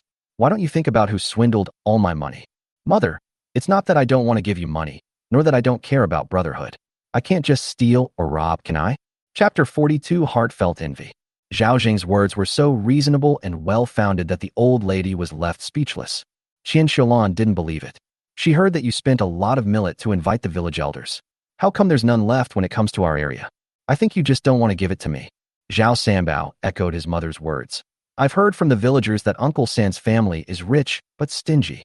The old lady retorted firmly, "Third son, if you still consider me your mother, then pay up. If you don't, then don't pay up." Yang Zhaodi was secretly anxious. If it weren't for her father-in-law's good fortune in finding an injured bear, her family would have starved long ago. Now they were coming to demand money again, which was infuriating. Her grandmother's family truly had neither money nor food. "You jinx, you're asking for it." The old lady glared at Yang Zhaodi and said mercilessly, "It was you who killed my grandson." The old man poked at her wherever it hurt, which made Yang Zhaodi's eyes redden. Zhang Shaoyi also cried in anger, holding her sister-in-law's hand and wiping away her tears. The arguing once again drew the attention of the neighbors. Zheng Chunmei, who had just finished breastfeeding, had arrived long ago, but hadn't entered the house yet. When she saw Zhao Zheng claiming to be poor, she didn't believe him at all. He didn't know whether the Zhao family was rich or poor, but he was sure they had grain, or at least rice. The Zhao family even had meat to eat. However, this old lady Zhao is too biased. It's no wonder that Zhao Laoku is so stingy and miserly. He killed his adopted son, caused him to have no descendants, and even swindled away his pension. It's only because Zhao Laoku is stupid that he's like this. If it were anyone else, they would have fought to the death. Zheng Chunmei thought to herself, but her ears were perked up. Fellow villagers, you be the judge. Qian Xiulan stood with her hands on her hips, saying, my older brother and my husband are seriously injured, and she, as their brother, doesn't care at all. Is this how a brother should act? However, even if he disliked Zhao Zheng's neighbor, he wouldn't lie through his teeth at a time like this. Besides, Lu Tiniu's affair was still fresh in his mind. Meddling in other people's business could easily cause trouble. However, the old lady's words were different. Direct moral blackmail. Some people said that the three brothers could disown their mother, but they couldn't abandon her. Yes, it's bound to cause some gossip and criticism. These words further fueled the arrogance of Qian Xiulan and her associates. Zheng Chunmei was also secretly worried. If I give them all away, where will I eat in the future? Zhao Zheng said calmly. Everyone knows that the boss swindled all the money, leaving not a single penny. Even if you force me to my death, it won't do any good. The eldest brother beat me so badly that my head was bleeding, and I still have scars on my head that haven't fully healed. As a brother, I carried both of them out of Jinji Mountain without holding a grudge against what happened before. That was already more than enough. As the old saying goes, every wrong has its perpetrator, and every debt its debtor. Did I send them into the mountains? They only entered the mountain because of Uncle De's summons. If they were to look for someone, they should look for the Su family or the Ma family. Now that something has happened, instead of looking for the victims, they're forcing me. Is that reasonable? You guys are really good at making things easy for others. Aren't you afraid that people will laugh at us Zhao family members behind our backs for being brainless and suffering losses while still making pig noises? These words stunned everyone around them. Yes, they should be held accountable for the trouble caused by the Ma family's bear hunting. Old Zhao is right. It's really disrespectful of the Ma family not to come and check on things after such a big incident. Xiulan, your third son is right. Qian Xiulan's face turned green. The old lady was once again rendered speechless and felt rather awkward. I really can't come up with the money. If all else fails, I'll go to Jinji Mountain to chop firewood and sell it. I'll give you the money when I get it, okay? Zhao Zheng said sincerely, but his limping gait made the surrounding neighbors shake their heads. They all whispered among themselves, this is too biased. The eldest son is a son, but is the third son adopted? He was swindled out of his money, his head was broken, his leg was crippled, and he had no son to help him. Even in this state, they still bullied Zhao Laosan. Isn't this pushing him to his death? What kind of mother is this? She's so heartless. The old lady felt like she was being pricked in the back. She glared at her son and granddaughter-in-law with a mixture of anger and helplessness, and then said, it's not that I'm forcing you. It's just that I have no other choice. Since there's really no other way, I won't force you. He then fled in panic. Qian Xiulan saw that the old woman had left and couldn't stay any longer. Mom, wait for me. Zhao Zheng's two nephews also slunk away. As Qian Xiulan left the Zhao family's house, she chased after her mother. Had her mother really stopped asking her third son for money? The third brother's words make sense. I'm going to Yud's house, and then to Ma's house. If they don't give me an explanation for this, I'll sleep at their house. With that, the old lady stormed off. The people who had been surrounding Zhao Zheng's house did not leave, but followed Qian Xiulan to watch the excitement. At this moment, Zheng Chunmei slipped into the yard and said, Uncle Zhao, I'm here. Zhao Zheng glanced at her sideways, and then said to his daughter-in-law who was wiping away tears, you are not jinxes who bring bad luck to your husbands. You are my daughters-in-law and my family. The two children, Shirtu and his brother, died on the battlefield, sacrificing their lives for their country. They are heroes. Why can other people's children die on the battlefield, but my child can't? It's just that those two kids had bad luck, and I'm partly to blame for that. I've let you two down. No, it's not my father-in-law. Yang Xiaodi hurriedly said. It's all fate. Zhang Xiaoyi also said. The imperial court is conscripting people from every household, and our family must send someone. Zhao Zheng sighed. In short, you two remember this. If anyone dares to say you're jinxes or bring bad luck to your husbands again, slap them across the face. Even if it's an old lady, you can still talk back to her. If anything goes wrong, I'll take the blame for you, understand? Thank you, father-in-law. The two women wept uncontrollably. Only they themselves know how much pressure they've been under these days. Why was Zhang Xiaoyi so concerned about Wu Yueying? It's not just because their families are from the same village. Furthermore, because their husbands died in battle, they were labeled as jinxes, and the women in the village intentionally distanced themselves from them. Only Wu Yueying didn't care about these things. Adding flowers to brocade is far less profound than providing charcoal in the snow. Zhao Zheng affectionately patted their heads. Zheng Chunmei also felt a lump in her throat. She was incredibly envious. After her husband died, no one treated her like that again. The old woman felt that Zheng Chunmei was the one who had caused her husband's death, which made Zheng Chunmei feel a strong sense of guilt, as if she were a sinner and a cursed star who would bring misfortune to her husband. She only understood after hearing Zhao Zheng's words to Yang Zhaodi and the other woman.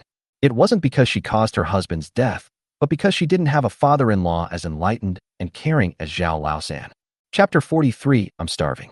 Compared to the Zhao family, they ate well and dressed warmly. Zheng Chunmei was even more envious of her father-in-law who loved and cared for his daughter-in-law. Even if her mother-in-law is struggling to make ends meet and doesn't have enough to eat or wear, she will still take good care of her. Zhao Zheng didn't want to show off his kindness in front of outsiders. It's cold outside. You two go and take a nap on the calm, heated brick bed. No need, father-in-law, we're not sleepy. Yang Zhaodi shook her head, wiped away her tears, and took Zhang Xiaoyi to the back of the house to make adobe bricks. She also wanted a dry toilet and ideally a chicken coop so that she wouldn't have to worry about people stealing her chickens anymore. Get to work. Zhao Zheng glanced at Zheng Chunmei and then busied himself with his work. Hey, here she comes. Zheng Chunmei is also a very capable worker, or perhaps she's just eager to impress Zhao Zheng. Zhao Zheng had been busy working until evening, and the yard was full of adobe bricks. He decided to bring the adobe bricks inside to dry, otherwise they would be ruined by frost and ice. Zheng Chunmei was also exhausted and covered in sweat. Uncle Zhao, I'm out of energy. Could you give me something to eat so I'll have the energy to massage your feet tonight? You think my family are landlords just because we eat 2 meals a day? Zhao Zheng waved his hand. That's enough for today, you can go home now. Zheng Chunmei looked at Zhao Zheng with some resentment. She didn't believe that Zhao Zheng ate only 1 meal a day, and that he had come so many times, several of which were dinner time. I wouldn't say that Zhao Laosan's family eats 2 meals a day, but the frequency is definitely not low, and they are certainly better off than other people in the village. Although she was unwilling, she had no choice but to go back. Just as he reached the courtyard gate, he saw Yang Zhaodi handing Zhao Zheng a steaming hot pancake. Glug. Egg pancakes. Zheng Chunmei swallowed hard and said that he simply didn't want to feed himself if there was no food. No, I have to get Zhao Laosan to accept me, otherwise I won't get enough to eat, and the only meal I get is a handout from him. Zheng Chunmei made up her mind. Looking at her clothes covered in mud, she knew she had to take a shower and wear clean clothes over the next couple of days. Anyway, her 2 daughters-in-law were at home, so she wasn't worried that Zhao Laoka would go too far. I want to eat not only the crispy rice from Zhao Laoka's house, but also the meat from his house. As darkness fell, Zhao Zhengzheng was about to close the courtyard gate when Su Yud arrived. Uncle Da, is there something you need so late? Zhao Zheng quickly invited him in. I won't go in and sit down. I've come to talk to you about something. Su Yud sighed and said, my family does bear some responsibility for your brother's situation, and I won't shirk that responsibility. But your mother and sister-in-law asked for 50 taels of silver. If I had that much silver, I would have settled in the countryside or the city long ago. Uncle Yud, what you said makes sense. You're the only reasonable person in your family. I came to your house today for no other reason than to ask you to persuade me that you can't come up with 50 taels, and I don't have 5 taels either. For the sake of our fellow villagers, 200 coins is the most I can afford, but once I take this money, they can't come looking for me anymore. I'm too old to handle this. Zhao Zheng sneered inwardly. As the village elders of this small mountain village, the Su family could easily take 10 taels of silver. Don't be fooled by the fact that the Su family lives a meager life, eating only millet porridge twice a day. But everyone in the village was starving and emaciated, except for the Su family, whose faces were ruddy, because they had been eating millet porridge. Who would believe that? But given their status, even if others knew, they wouldn't dare say anything, let alone with the Zheng family standing behind them. He was only able to take out 200 coins because he was afraid the villagers would gossip behind his back. Uncle, you know my family's situation. If I could persuade them, I would have sent them directly to the Ma family and wouldn't have let them bother you. If I get this done, I'll consider it a favor I owe you, Su Yud said softly. That old man is quite cunning. Zhao Zheng would absolutely not agree to such a thing. At least in front of outsiders, he would have to acknowledge the Zhao family's position. Uncle, please don't make things difficult for me. I wasn't involved. If this money had passed through my hands, my eldest brother and fourth brother would have thought I had taken a huge bribe from you. Upon hearing this, Su Yud realized that it was unwise for Zhao Zheng to act as a mediator when he had already fallen out with them. It was that scoundrel Ma Dezhu who ran off quickly to hunt tigers at Pig's Mouth Mountain. He cursed Su Yud in his heart, exchanged a few more words with Zhao Zheng, and then left. After closing the courtyard gate, Zhao Zheng sneered and said he would just sit back and wait to watch the show. The next day, Zhao Zheng said that the task of digging dry toilets and making adobe bricks could be left to the three women. After a busy morning, Zhao Zheng dug a hole that wasn't big, but it was definitely big enough. The top was covered with wood to prevent people from slipping and falling into the cesspool. 3/4 of it was covered inside, while the remaining quarter was left outside for easy scooping of the sewage. However, to prevent the sewage from seeping into the soil, Zhao Zheng took advantage of the three women's inattention to buy a waterproof membrane and then covered it with soil so that it would not seep into the ground. He squatted down for a while to make sure there were no safety issues before he finally breathed a sigh of relief. At noon, Zheng Chunmei went home to nurse her child. This time, she didn't ask Zhao Zheng for any food. When they came to work in the afternoon, they brought the latest intelligence. Your old lady took 300 coins from the Su family. Aunt Qian thought it was too little, but in the end she agreed. Su Zuzu also promised the old lady that after Ma Dezhu returned, he would call all of Ma's family members over to discuss compensation. If they had money, they would get compensation. If they didn't have money, they would get compensation in grain. If they didn't even have grain, they would have to work for Uncle Zhao's family regularly. Zhao Zheng listened without saying a word and then sneered. The Ma family is already in a terrible mess. Someone has died, and now the people of Xiaomao village are still causing them trouble. Zheng Chunmei sighed. That's it. Ma Dezhu is completely unreliable now. As she was talking, Zheng Chunmei suddenly felt dizzy and sat down on the ground. Yang Zhaodi was startled and rushed over to Chunmei, asking, "What's wrong?" She was so hungry she felt dizzy. Zheng Chunmei collapsed into Yang Zhaodi's arms, her vision blurring with stars. "It's all right, I'll be fine in a bit." Zhao Zheng also frowned. "Your mother-in-law won't give you any food?" "My family only gets half a bowl of rice bran porridge a day, which is really not enough to fill us up," Zheng Chunmei said weakly. "Shall we want to get her a bowl of sweet soup?" Zhao Zheng could still tell the difference between feigning dizziness and genuine dizziness. Zhang Shaoi was also afraid that something might happen to Zheng Chunmei at home, so she hurriedly went to get a bowl of sweet soup.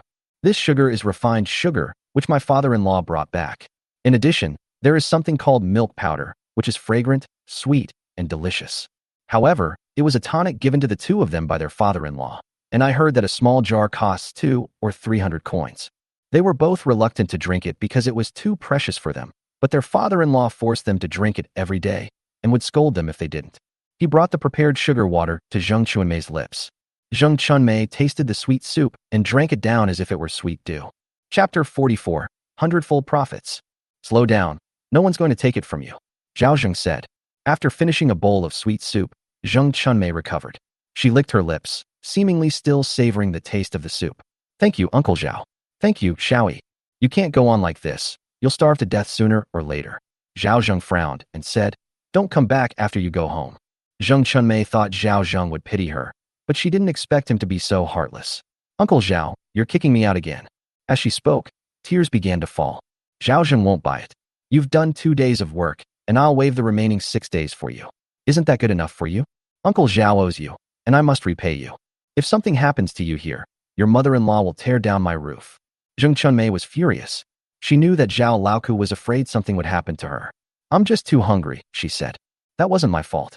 "Zhao Zheng, get up. You rest for a while, and then leave." Zhao Di and Shaoi.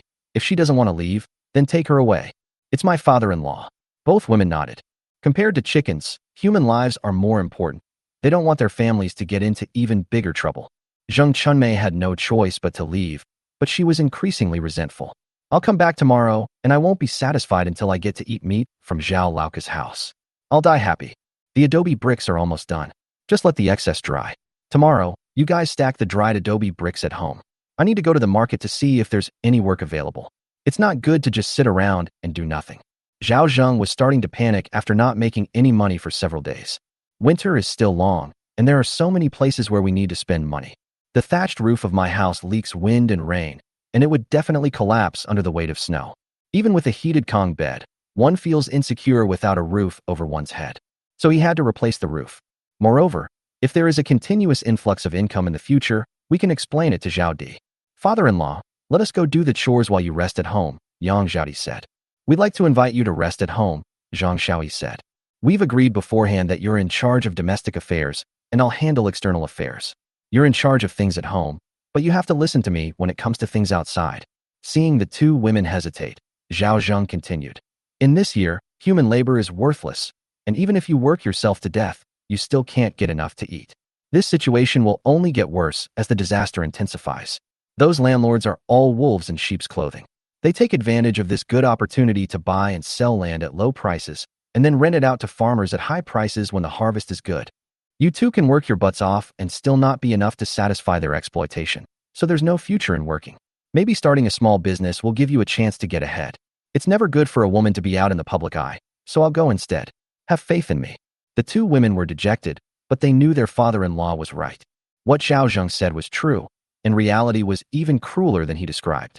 It's normal for people to die during years of famine. If your parents die, you'll definitely need to bury them, right? A coffin isn't cheap if you rush through it. Those landlords, spies, and informants will use filial piety to crush you. He forces you to sell your land, your children, and give your parents a grand funeral, and in the end, you still have to thank him for saving your life. If Zhao Zheng wants to live a good life, he must plan ahead. The next day, Zhao Zheng got up before dawn. The weather is getting colder, and the air seems to carry a dampness. Yang Zhaodi made him a thermal undershirt out of bear skin. There was another padded jacket inside, and with the worn-out bamboo hat on, I wasn't cold anywhere except my hands and feet. Yang Zhaodi took the clam oil and frostbite ointment and, without any hesitation, picked up Zhao Zheng's feet and applied the ointment to the frostbite. Fully armed, Zhao Zhengkai left home carrying a basket. It took him more than an hour to reach the market. The market isn't held every day. It's usually held every 3 to 5 days. The market was crowded with people, but everyone looked tired and listless. More and more people are kneeling on the street selling their children. Some people even lay their parents' bodies on the ground and kneel down, begging for a proper burial. But it doesn't attract much attention from pedestrians. There are so many of these kinds of things that everyone's become numb to them. Zhao Zheng was the same. The world is so pitiful, it's impossible to escape it. 1,000 coins per pound for dried, wild termite mushrooms. Zhao Zheng squatted in front of a mushroom stall and asked calmly, "Fellow villager, how much are these dried matsutake mushrooms?" Upon seeing someone inquire about the price, the stall owner was delighted and enthusiastically introduced the product. "Brother, this is something I got from Pigsnout Mountain this year. I don't need to say how fresh this stuff is, right? Whether you boil it alone or stew it with meat, you'll be able to swallow your tongue." Zhao Zheng nodded. Termitomyces mushrooms are very expensive in modern times, and wild ones are even more expensive. Even in the low-end market, a pound costs 2 or 300 yuan. And if he remembers correctly, this thing used to be a tribute. However, Fugui Township is only SOSO. It's as if everyone knows how to hike in the mountains. People can't even afford to eat these days. No matter how delicious this stuff is, we can't afford it. It's just that my daughter-in-law is about to give birth and we don't have any meat at home, so I can't afford to buy any. That's why I'm getting some chicken mushrooms to help her recover, Zhao Zheng said without hesitation. Brother Hua, your daughter-in-law is truly blessed. The stall owner smiled and then said, "How about this, if you really want it, 15 coins a pound." Zhao Zheng got up and left. Was he trying to rob me? Wouldn't it be better to use 15 coins to buy a pound of rice? "Hey bro, don't go? We can discuss the price." The old stall owner was getting impatient. 12 coins, no, 10 coins. If it's lower than that, I'll lose a lot of money. You have to let me earn some money for my labor. Zhao Zheng stopped and a slight smile appeared on his lips, but when he turned his head, he pretended to be dissatisfied. "Oh well, you don't have much stock anyway. I'll take it all." The stall owner grinned. "That's great." Wild chicken mushroom dried mushrooms, 1 pound, 1,000 coins, valued at 4,000 coins, are being stored and sold. Zhao Zheng counted out 40 copper coins and handed them to the stall owner, then put the dried matsutake mushrooms into the bamboo basket. "Thanks, brother. You can come find me next time you need more mountain products." "So my daughter-in-law can't have babies every day, can she?" Zhao Zheng chuckled, waved, and left, but inwardly he was overjoyed, having made a fortune with 100-fold price difference. If he weren't afraid of being watched, he would have definitely bought out all the other mountain products from the stall owner. However, Zhao Zheng remained calm. It's all because he's not in a hurry. There are relatively few buyers for these kinds of mountain products. These days, millet and sorghum are the hottest commodities. Wheat, rice, and flour were things that poor families could only dream of. Zhao Zheng browsed from beginning to end and actually managed to pick up quite a few good things. Just as he was about to leave, he spotted an acquaintance. Why is he setting up a stall again? Zhao Zheng rolled his eyes and walked to the stall. Brother, how much is this fox fur? Chapter 45. He's a big boss, not a swindler. Mao Xiaolong recognized Zhao Zheng at a glance. Hey, brother, you're here again. What a coincidence, Zhao Zheng chuckled. Brother, you have a good eye? This is a top-quality white fox pelt that even high-ranking officials and nobles would love. If no one else was buying it, I was planning to go to the county town to buy it myself. Zhao Zheng smiled and said, Is the county town so easy to get to? Dakong implemented the Baojia system and the road pass system. If life wasn't so difficult, you had to report to the authorities before leaving the village. The most crucial point is that it's dozens of miles to the county seat, and a round trip would take at least 1 or 2 days. Most importantly, the blank areas in the middle are inhabited by bandits. Entering the city in groups or traveling alone is extremely risky. Zhao Zheng went to the village market with the main group, and also because the bandits in the area had been wiped out. Otherwise, he would not have dared to leave the village at all. Especially during years of famine, each village became a regular collection point for bandits. Is Mao Xiaolong's reluctance to go to the city genuine? Zhao Zheng, unwilling to expose him, clicked his tongue and said, The stuff is good, but without connections, going there would be a waste, and you might even suffer a great loss. Do you know anything about this, buddy? Mao Xiaolong couldn't help but ask.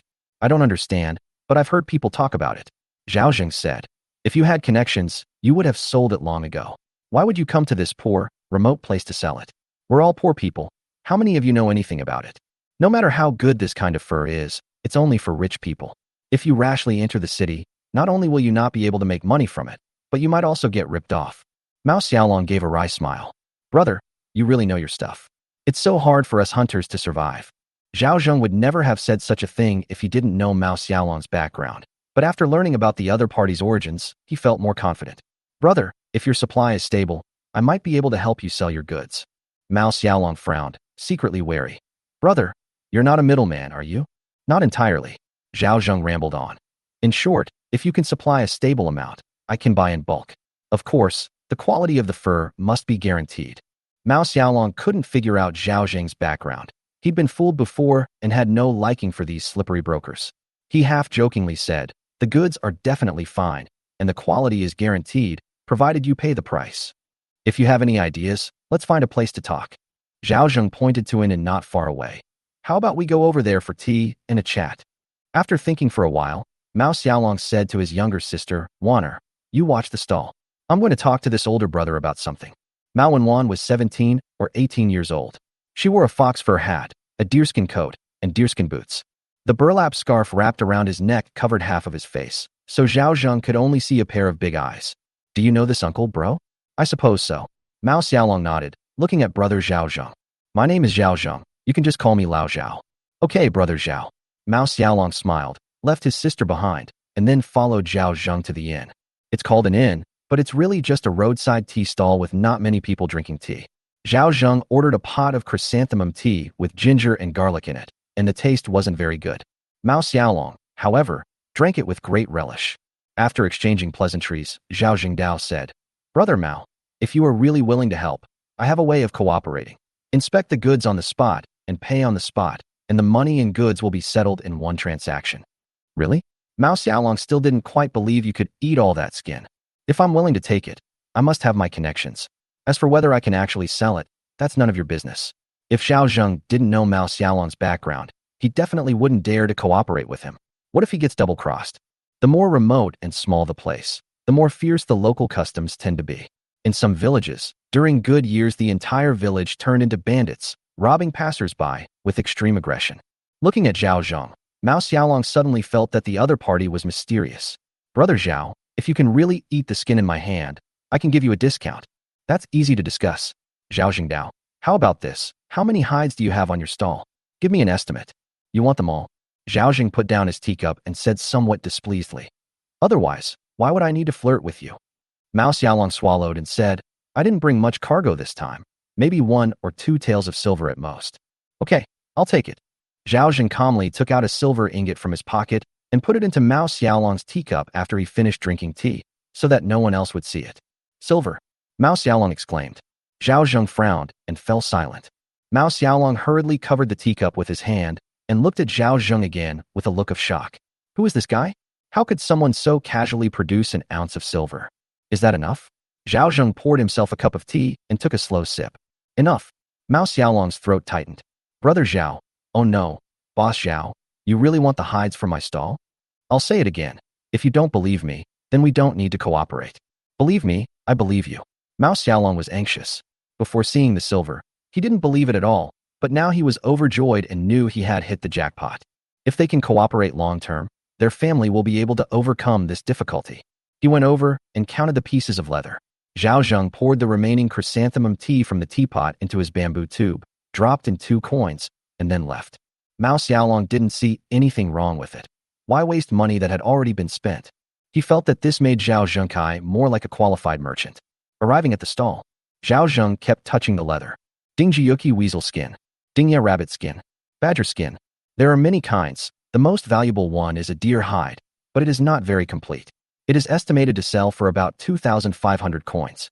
In total, it was worth 15,000 coins, which is about 15 taels of silver. The profit margin of less than 20 times is incomparable to that of termite mushrooms. But Zhao Zheng was satisfied.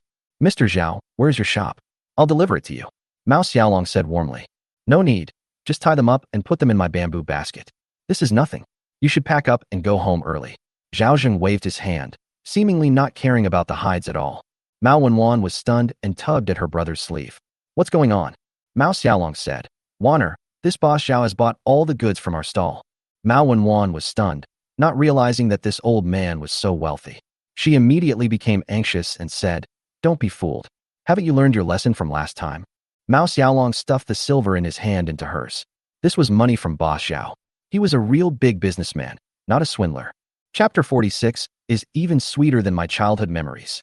Upon receiving the money, Mao Wenwan was stunned for a moment, then shocked.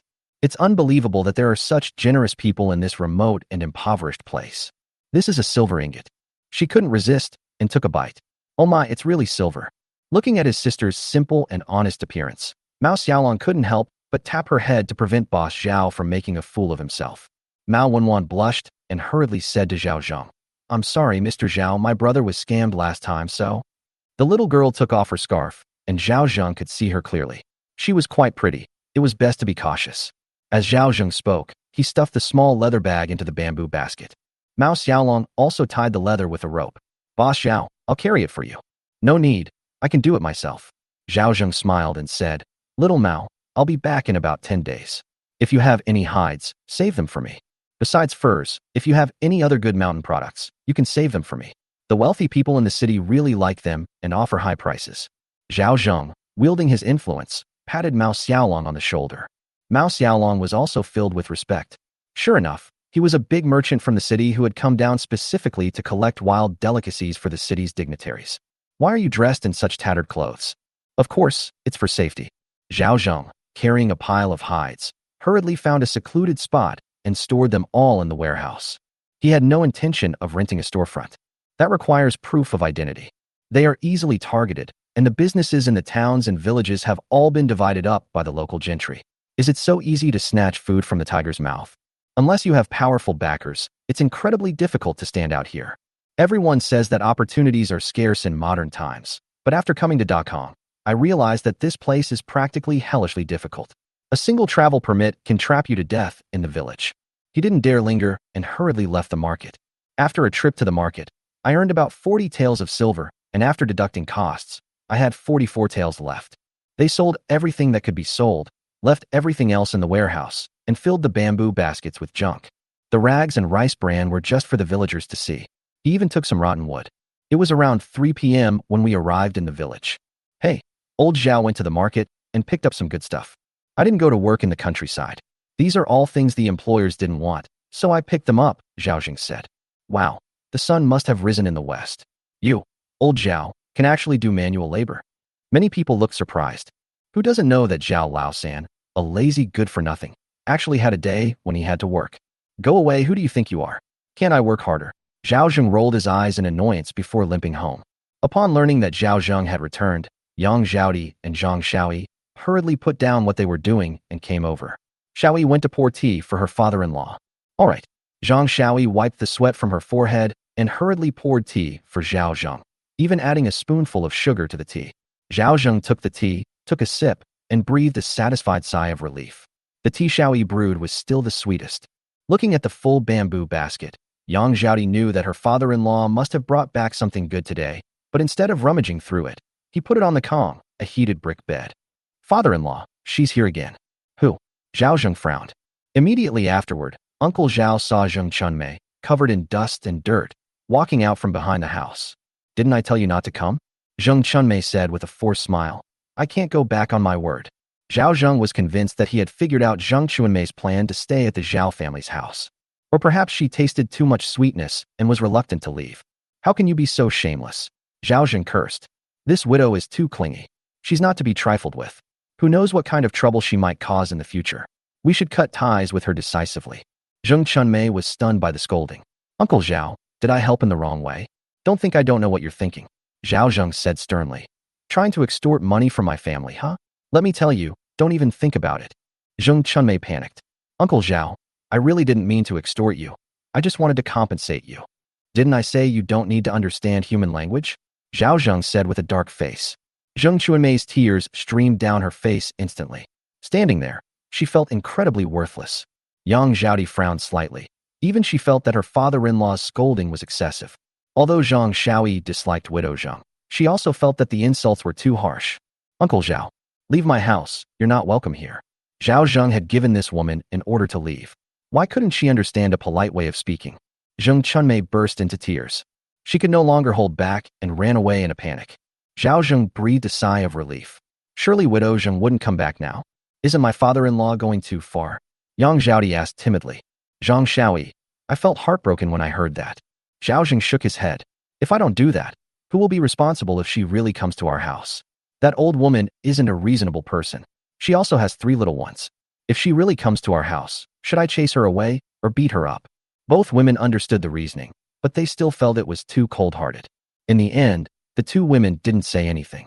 They said that every family in this world has its difficulties, and it's best not to be too kind and cause trouble for their own families.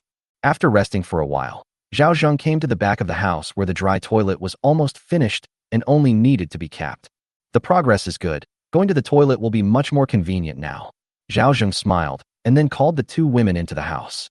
He took out a lot of good things from the bamboo basket: rock sugar, an iron pot, some coarse cloth, 10 caddies of rice, some earthenware jars, bowls and plates, as well as several eggs and duck eggs, and 3 caddies of pork belly.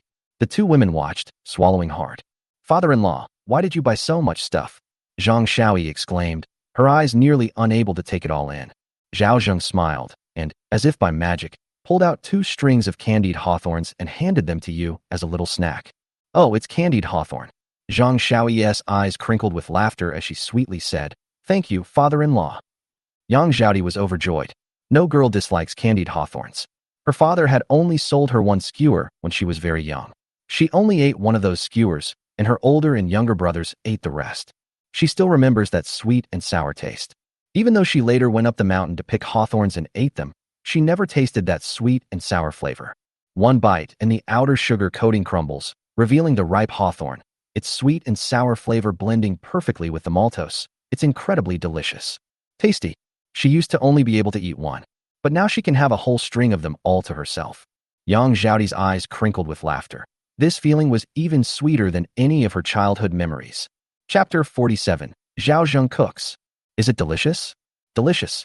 Yang Zhaodi nodded emphatically, saying it was sweet and sour and appetizing. She handed the candied hawthorn to her father-in-law, saying, You can have some too. Zhao Zheng didn't hesitate and took a bite. Father-in-law, eat mine. Zhang Xiaoyi realized and handed over her candied hawthorn. Zhao Zheng smiled, took another bite, and then pulled out some wild hawthorns from the bottom of the bamboo basket. This is enough for the 2 of you to make 10 skewers of candied hawthorn. If you're craving something sweet, use rock sugar to make the sugar coating. Don't skimp on the ingredients. By the way, if you eat candied hawthorn, don't eat canned persimmons. They're hard to digest and can cause stomach aches, understand? Zhao Zheng reminded him. The 2 women nodded repeatedly, as if they understood Zhao Zheng's words were an imperial edict. Zhao Zheng rolled up his sleeves. It's getting late. I'll go season the iron pot with pigskin first. I'll cook tonight. Yang Zhaodi hurriedly said, "Father-in-law, let me do it." Zhao Zheng waved his hand and said, "Don't argue. You can't cook the dishes I make. Zhang Xiaoyi, I'm here to burn firewood. Go play somewhere else. I'll take care of it." Yang Zhaodi patted her sister-in-law's head. "It's best to keep watch at the door. I'm afraid the smell of meat will attract other people." "Don't worry, sister-in-law. I'll guard the door and absolutely won't let anyone in," Zhang Xiaoyi said, patting her chest. The iron pot that Zhao Zheng bought was not too big, so it would attract attention. Even when it wasn't in use, it had to be stored in the cellar. The pot is just the right size to place on the rim. Then he took out a bamboo brush handle, which is commonly used in rural areas. Once the pot was hot, Zhao Zheng took out a piece of pigskin and wiped the surface of the pot. Preheating the pan with lard makes it less likely for food to stick. Iron is a controlled substance, and it's very difficult for people in the countryside to buy it. Moreover, pig iron costs 80 coins per pound, which is something most people can't afford. Now that a pound of iron has skyrocketed to 120 coins, it's even more unaffordable for ordinary people. He didn't know if Dekong cooked stir-fries or not, but in Fugui Township, all the dishes were stews and boiled dishes. Without good seasonings, they tasted bland and tasteless. While watching the fire, Yang Zhaodi memorized every step her father-in-law took. "All right." Zhao Zheng poured out the water from the pot and put it on the stove, telling Zhao Di to turn the fire down. "Good." Zhao Zheng then sliced half of the pork belly into pieces and cut the other half into chunks. He plans to make pork belly and braised pork. Although twice-cooked pork made with pork belly can't compare to pork belly, it definitely tastes better than stewed pork. Chop, chop. Zhao prepared all the ingredients before dark. Only then did I pour the oil into the pot. Sizzle. A fragrant aroma instantly filled the kitchen. Zhang Xiaoyi, who was standing by the door, was so engrossed in the aroma that she leaned against the door, wondering what her father-in-law had made that smelled so good, even better than her sister-in-law's cooking. Yang Zhaodi was shocked. She had never seen Zhao Zheng cook since she married into the Zhao family. She never expected that he would actually be able to cook. They seemed quite skilled at it. What she didn't know was that her previous father-in-law was indeed not good at that, but her current father-in-law was a well-rounded father-in-law who excelled in morality, intelligence, physical fitness, and aesthetics. Render some of the oil, then add fermented bean paste, ginger, and garlic. Finally, add a little Sichuan peppercorn to add spiciness, and the pork belly is ready to serve. Following that, Zhao Zheng boiled water to blanch the meat and used large pieces of rock sugar to make the soup. When the pork belly is put into the pot, the rock sugar and meat are fully coated together, and the aroma is irresistible. Zhao Zheng put the prepared ingredients into the pot, added water, and simmered for more than 20 minutes before turning up the heat to reduce the sauce. Xiaoyi washed her hands and got ready to eat. Xiaoyi, who was guarding the door, hurriedly closed the door and lit the oil lamp. Looking at the two steaming dishes on the low table, I couldn't help but feel hungry. Zhao Zheng washed the pot and put it in the cellar. Then he said to Yang Zhaodi, "If you're not going to use it, put it in the cellar so the neighbors won't see it and get jealous. It's best to mainly cook stews. If we're craving something, we can secretly stir-fry it at night." Yang Zhaodi nodded. "Iron is very expensive. Such a big iron pot would cost at least 200 or 300 coins. I'm not afraid of thieves stealing. I'm afraid of thieves eyeing this iron pot. I definitely can't let anyone else see it." Zhang Xiaoyi scooped out 3 bowls of rice and looked at them closely, exclaiming in surprise, "This rice is so shiny and beautiful." "Oh, this is called pearl rice. It's said to be a favorite of high-ranking officials and nobles, so I bought some to try," Zhao Zheng explained. "Father-in-law, this rice must be expensive, right? I'm happy, but we have a long life ahead of us. Even if we have money, we should be frugal. We should just eat regular rice. No, millet is fine. It's fine to eat it occasionally," Zhao Zheng said, sitting cross-legged on the kong, a heated brick bed. "Besides, I made some money at the market today." He took a silver ingot out of his pocket and placed it on the low table. Both women were stunned. "Father-in-law, is this a silver ingot?" Yang Zhaodi asked in disbelief. "That's right. This 1 or 2 taels of silver is what I earned today, and if nothing unexpected happens, I can earn this much every now and then. Earning 3 to 5 taels a month is definitely not a problem." Zhang Xiaoyi was shocked. What kind of business could be so profitable? Buy hides and sell them. Zhao Zheng told the 2 women his prepared explanation. "I used to be a gambler, and I happen to know a hide merchant from the countryside who specializes in buying hides and mountain goods. But he's going to develop his business in the county town soon and doesn't want to give up his business in Fugui Township, so he entrusted me to buy hides. I can earn some money for my trouble." "So does that mean my father-in-law is a businessman now?" Zhao Zheng nodded and said, "You can say that. So our family's life will get better and better in the future." It's just pearl rice. From now on, you can eat tribute rice every day. Zhang Xiaoyi was excited, and Yang Zhaodi was also happy. With her father-in-law being so capable, she felt that the future looked brighter and brighter. Stop talking and eat quickly. The food will get cold and won't taste good. Zhao Zheng urged the two women to get on the calm, heated brick bed, and then piled food into their bowls until it was a small mountain before stopping. Zhang Xiaoyi had been craving it for a long time. After taking a bite of the twice-cooked pork, she exclaimed in surprise that it was delicious. Although we've had plenty of meat and oil at home these days, stewed dishes are still far inferior to stir-fries. Moreover, Zhao Di was very frugal and reluctant to use oil, so Zhao Zheng never got to eat to his heart's content. Zhao Zheng's stir-fries are characterized by a heavy use of oil and a sweet flavor. Yang Zhaodi also started eating and was immediately amazed. This is so delicious. She couldn't understand how the taste of the same dishes could be so different. My own cooking is passable, but it can't compare to my father-in-law's cooking at all. She was shocked and somewhat disheartened. I was actually not as good as my father-in-law. It wasn't jealousy, but rather a feeling of discouragement and worthlessness. Zhao Zheng comforted him, saying, stir-frying and stewing are different. If you want to learn, I'll teach you. You're so smart, you'll definitely master it in no time and surpass me. Besides, I really enjoy your stews. Upon hearing this, Yang Zhaodi became happy. Just as the father-in-law and daughter-in-law were having dinner, the courtyard gate rang at an inopportune moment. Chapter 48. The Unlucky Leprosy. Who is knocking on the door so late at night? Could it be Widow Zheng again? Zhao Zheng blew out the oil lamp on the low table, plunging the room into darkness. The knocking stopped, but a man's voice came from outside. Old Zhao, open the door. It's Lizzie. Father-in-law, don't go. Yang Zhaodi exclaimed anxiously. That scoundrel is no good. He's notorious in the village for being a good-for-nothing. He used to drag my father-in-law out drinking and gambling every day. Mingzhou was suffering from a severe drought, and the people were short of food.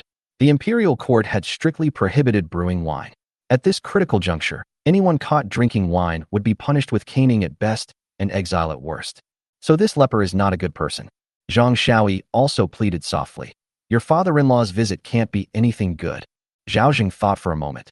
Since Ma Lizzie has come knocking on my door, he won't leave easily. I'll go see what's going on and then find some excuse to send him away. Don't worry. After getting off the earthen bed, Zhao Zheng groped his way out the door in the dark, making sure Xiaoyi bolted the inner door before leaving. Who's bothering me so late at night? Zhao Zheng said irritably, angrily opening the courtyard gate. Old Zhao, I'm a leper. Seeing the courtyard gate open, the leper, as if he'd finally found someone, grabbed his trouser leg. Why the trouser leg?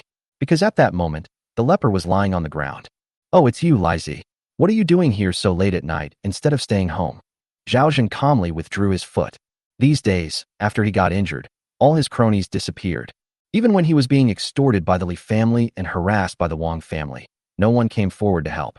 Old Zhao, I've been stung by a wasp. Please take me to Master Sun's place. I'm in so much pain. Ma Lizzie's voice was trembling with tears as he begged. Good brother, please. Where did it sting? Zhao Zheng was also startled. Wasps are relatively large and are also known as killer bees. A sting from one of these things can be fatal, as they are very venomous.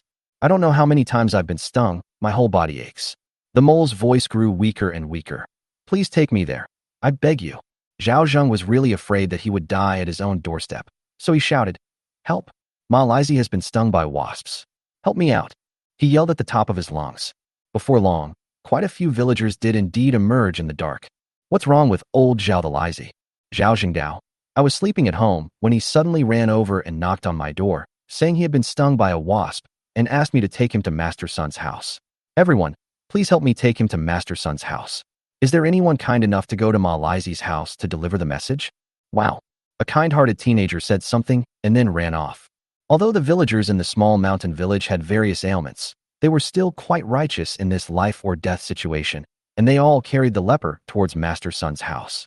With the villagers as witnesses, even if Ma Lizzie dies, it has nothing to do with Zhao Zheng. Sun Daxian's son opened the door and woke his mother up. When the oil lamp was lit and everyone saw the leprosy man's body swollen, they all gasped in shock. This is troublesome, said Master Sunday. Everyone, lend a hand, take off his clothes, and pull out all the poisonous thorns from his body. The crowd hurriedly stripped the leper naked. At this moment, the leper's family arrived. The old lady of the Ma family looked at her son, who was unconscious, and started crying. Ma's wife was slapping her thigh, saying, I told you not to try to make that kind of money. Now look what happened. I didn't make any money, and I ended up losing everything. Master Sun is at his wit's end. You two stop howling. If you have time to cry, come over here and find the poisonous thorns for that leper. He's doomed if you don't remove them completely. The Ma family members realized what was happening and rushed over to search for them. The oil lamps are too dim. It would be better if we had more, Zhao Zheng said calmly. The villagers can be so petty that they'll argue until they're red in the face if someone puts a little too much water in their field. Sometimes they are very generous. When everyone is struggling financially, they rush home and bring out their lamp oil. In some homes, the oil lamps have already run out. That tiny glimmer of light was enough to illuminate people's hearts. The poisonous stinger was removed quickly. Master Sun took out his secret ointment and applied it to the leprosy man's body. But Zhao Zheng thought that Ma Lizhi was doomed. Regardless of whether he has allergies or not, the venom from all those thorns he's been pricked with is enough to kill a cow. Of course, he couldn't say that he even hoped the leper would live, since that bastard still owed him more than 10 coins. Why would your man, a leper, go and provoke killer bees? Someone asked. The leper woman cried. It's a nobleman from the city who wants to eat delicacies. I don't know where I heard that killer bees soaked in wine can cure rheumatism, and bee pupae are very nourishing. He said he wants to get some and sell it to the nobleman. Everyone frowned upon hearing this. How foolish. How could we commoners like us possibly aspire to be worthy of the nobleman in the city? If a leper could really climb the social ladder and become a nobleman, would he still be stuck in a small mountain village? The villagers all shook their heads. The leper's wife said, "It's not sold directly to the wealthy gentleman in the city." She seemed to have some reservations and couldn't bring herself to say what she was going to say next. "You scoundrel's wife, just say it. This is driving me crazy." Amidst the urging of the crowd, the leper's wife said, "It's to be sold to Yao Youjiao." Everyone was stunned. The noblemen and their lords were unaware of this. But who doesn't know Yao Youjiao from Fugui Township? Just 2 days ago, they came to the village to urge people to go into the mountains to hunt tigers, and they still haven't come down. What does Yao Youjiao need all this for? Zhao Zheng couldn't help but ask. Let me tell you the truth. The tiger hunt in the countryside wasn't actually to rid us of a menace, but rather the local gentry planned to give gifts to influential people in the city. They felt one tiger wasn't enough, so they led a group to Pig's Mouth Mountain to hunt for mountain delicacies. Upon hearing this, an older woman's face changed drastically. My husband has also gone up the mountain. Will he be in danger? Many people's faces turned grim immediately. Zhao Zheng cursed inwardly. He knew there was no such thing as a free lunch. 3 days in the mountains equals a month of corvée labor? Is there really such a good thing? Who doesn't know that local officials abuse their power for personal gain? Would they really be that kind? Fortunately, his family received preferential treatment, so he didn't have to worry about corvée labor. However, those who went into the mountains this time are probably in for some bad luck. Just then, Ma Lizhi woke up. His family cried and laughed, constantly thanking Master Sun. Ma Lizhi thanked Zhao Zheng, and then kept shouting that he needed to urinate. After relieving himself, he breathed a sigh of relief and felt much better. Old Zhao, if it weren't for you this time, I would have really died outside. Zhao Zheng waved his hand repeatedly, refusing to take credit. He immediately went out of the room, took out a tinderbox, and checked the chamber pot. It was bright red. There's no hope for hematuria. Chapter 49, Digging Up the Beehive. Inside the room, Ma Lizhi was still telling everyone about how he was stung by wasps. That hornet's nest was huge. I was going to smoke them all away, but I got stung as soon as I got close. If I hadn't run fast, I would have been stung to death. Everyone who heard this clicked their tongues in amazement. To put it bluntly, there must be a huge hornet's nest over there. Such a massive hornet's nest would deter even wild animals from passing by, let alone humans. Be more careful next time. You won't always be this lucky. Ma Lizhi nodded, feeling that he was fine, and prepared to go home. But after taking only a few steps, his knees buckled and he collapsed to the ground. Everyone in the room was stunned. Upon closer inspection, the leper's face was ashen and he was barely breathing. Even if the great Master Sun Wukong dances perfectly, he can't save him. This was within Zhao Zheng's expectations. Ma Lizhi's adrenaline was pumping when he ran all the way home. If it weren't for his strong will to survive, he wouldn't have made it back to the village. The sound of weeping from Master Sun's house was deafening. The people who brought the leper looked at each other in bewilderment.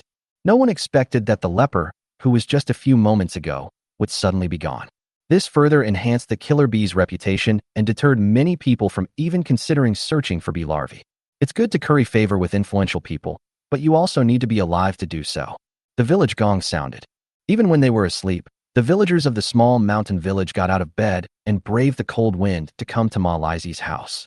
In the village, it is customary for people to attend weddings without being invited and for funerals to arrive uninvited. This is the custom of the small mountain village, and also a unique aspect of human relationships. The leper lay lifeless on the wooden board. The whole village came to see him off on his final journey. Zhao Zheng stayed until late at night before going home, feeling somewhat melancholy. People don't die of old age, they can die at any time. Nobody knows what tomorrow will bring. I quietly pushed open the door, thinking the two women were asleep, but as soon as I entered, the room lit up. Yang Zhaodi and Zhang Shaoyi were both sitting on the earthen bed. Neither of them was asleep. Why aren't you asleep so late? She couldn't sleep because her father-in-law hadn't come home. Zhang Shaoyi was so sleepy that her eyes were almost glazed over. Yang Zhaodi is about the same, but she is in better spirits. Father-in-law, I heard the gong being struck. Is something wrong with the leper? Zhao Zheng nodded and casually tossed his tattered coat aside. The leper was dead. Huh? The two women exclaimed in unison. Zhang Shaoyi was wide awake. How could this be? He'd been stung by killer bees so many times that even a cow would have died. It was a miracle he'd made it back. Zhao Zheng shook his head, touched the earthen stove. It wasn't very hot anymore, and went to the kitchen to add some firewood before finally going to bed. It's getting late, he thought. After a busy day, Zhao Zheng was exhausted and fell asleep soon after. The next morning, the old woman, dressed in mourning clothes, led her grandson to visit each household, kneeling and paying respects to announce the death. The villagers spontaneously went to his house to help. Those with money pooled their resources, and those without contributed their labor to make the funeral for the leper a grand and lively affair. But these days are tough, so everything has to be done simply. The leper didn't even have a mouthful of money. The group managed to scrape together some wooden planks and make a square box so that the bald man could leave with some dignity. Suyid said that death is a serious matter and that the son of the leper should be filial. He said that if no money was prepared for the leper's funeral, the leper would not be at peace. He used various brainwashing tactics and labeled the leper. Zhao Zheng felt a headache coming on. That old man is busy working for the Zheng family again. He wished the entire small mountain village could be taken over by the Zheng family. That same noon, the Zheng family sent people to buy the land from the Ma Lizi family at an extremely low price. They're utterly despicable. The villagers didn't dare say it to his face. They all gossiped behind his back, saying on the surface that the leper's son was filial. It is often said that modern people cannot afford to die or live, and the same was true in ancient times, or even more so. Zhao was wondering if, given this situation, it was possible for him to bring honor to his ancestors and become a local landlord. In ancient times, the social hierarchy was rigid. No matter how rich I was, if I wasn't a local gentry, I would only be oppressed. There's no hope of advancement if you either rise through the ranks or become an official while remaining a commoner. A famine is a deadly event for ordinary people, but for me it is a rare opportunity. Zhao Zheng's eyes grew brighter and brighter. His ancestors were landlords, and even if they were to rise again, it would only be a matter of restoring the family's former glory. I guess I could be considered from a poor family, albeit somewhat. We must plan carefully and not act rashly. At the very least, you need someone to rely on, right? Zhao was thinking to himself that a suitable opportunity was right in front of him. After finishing his meal, Zhao Zheng told Zhao Di what he was doing, then picked up his bamboo basket and left home. After walking for about an hour, they arrived at the foot of a desolate mountain.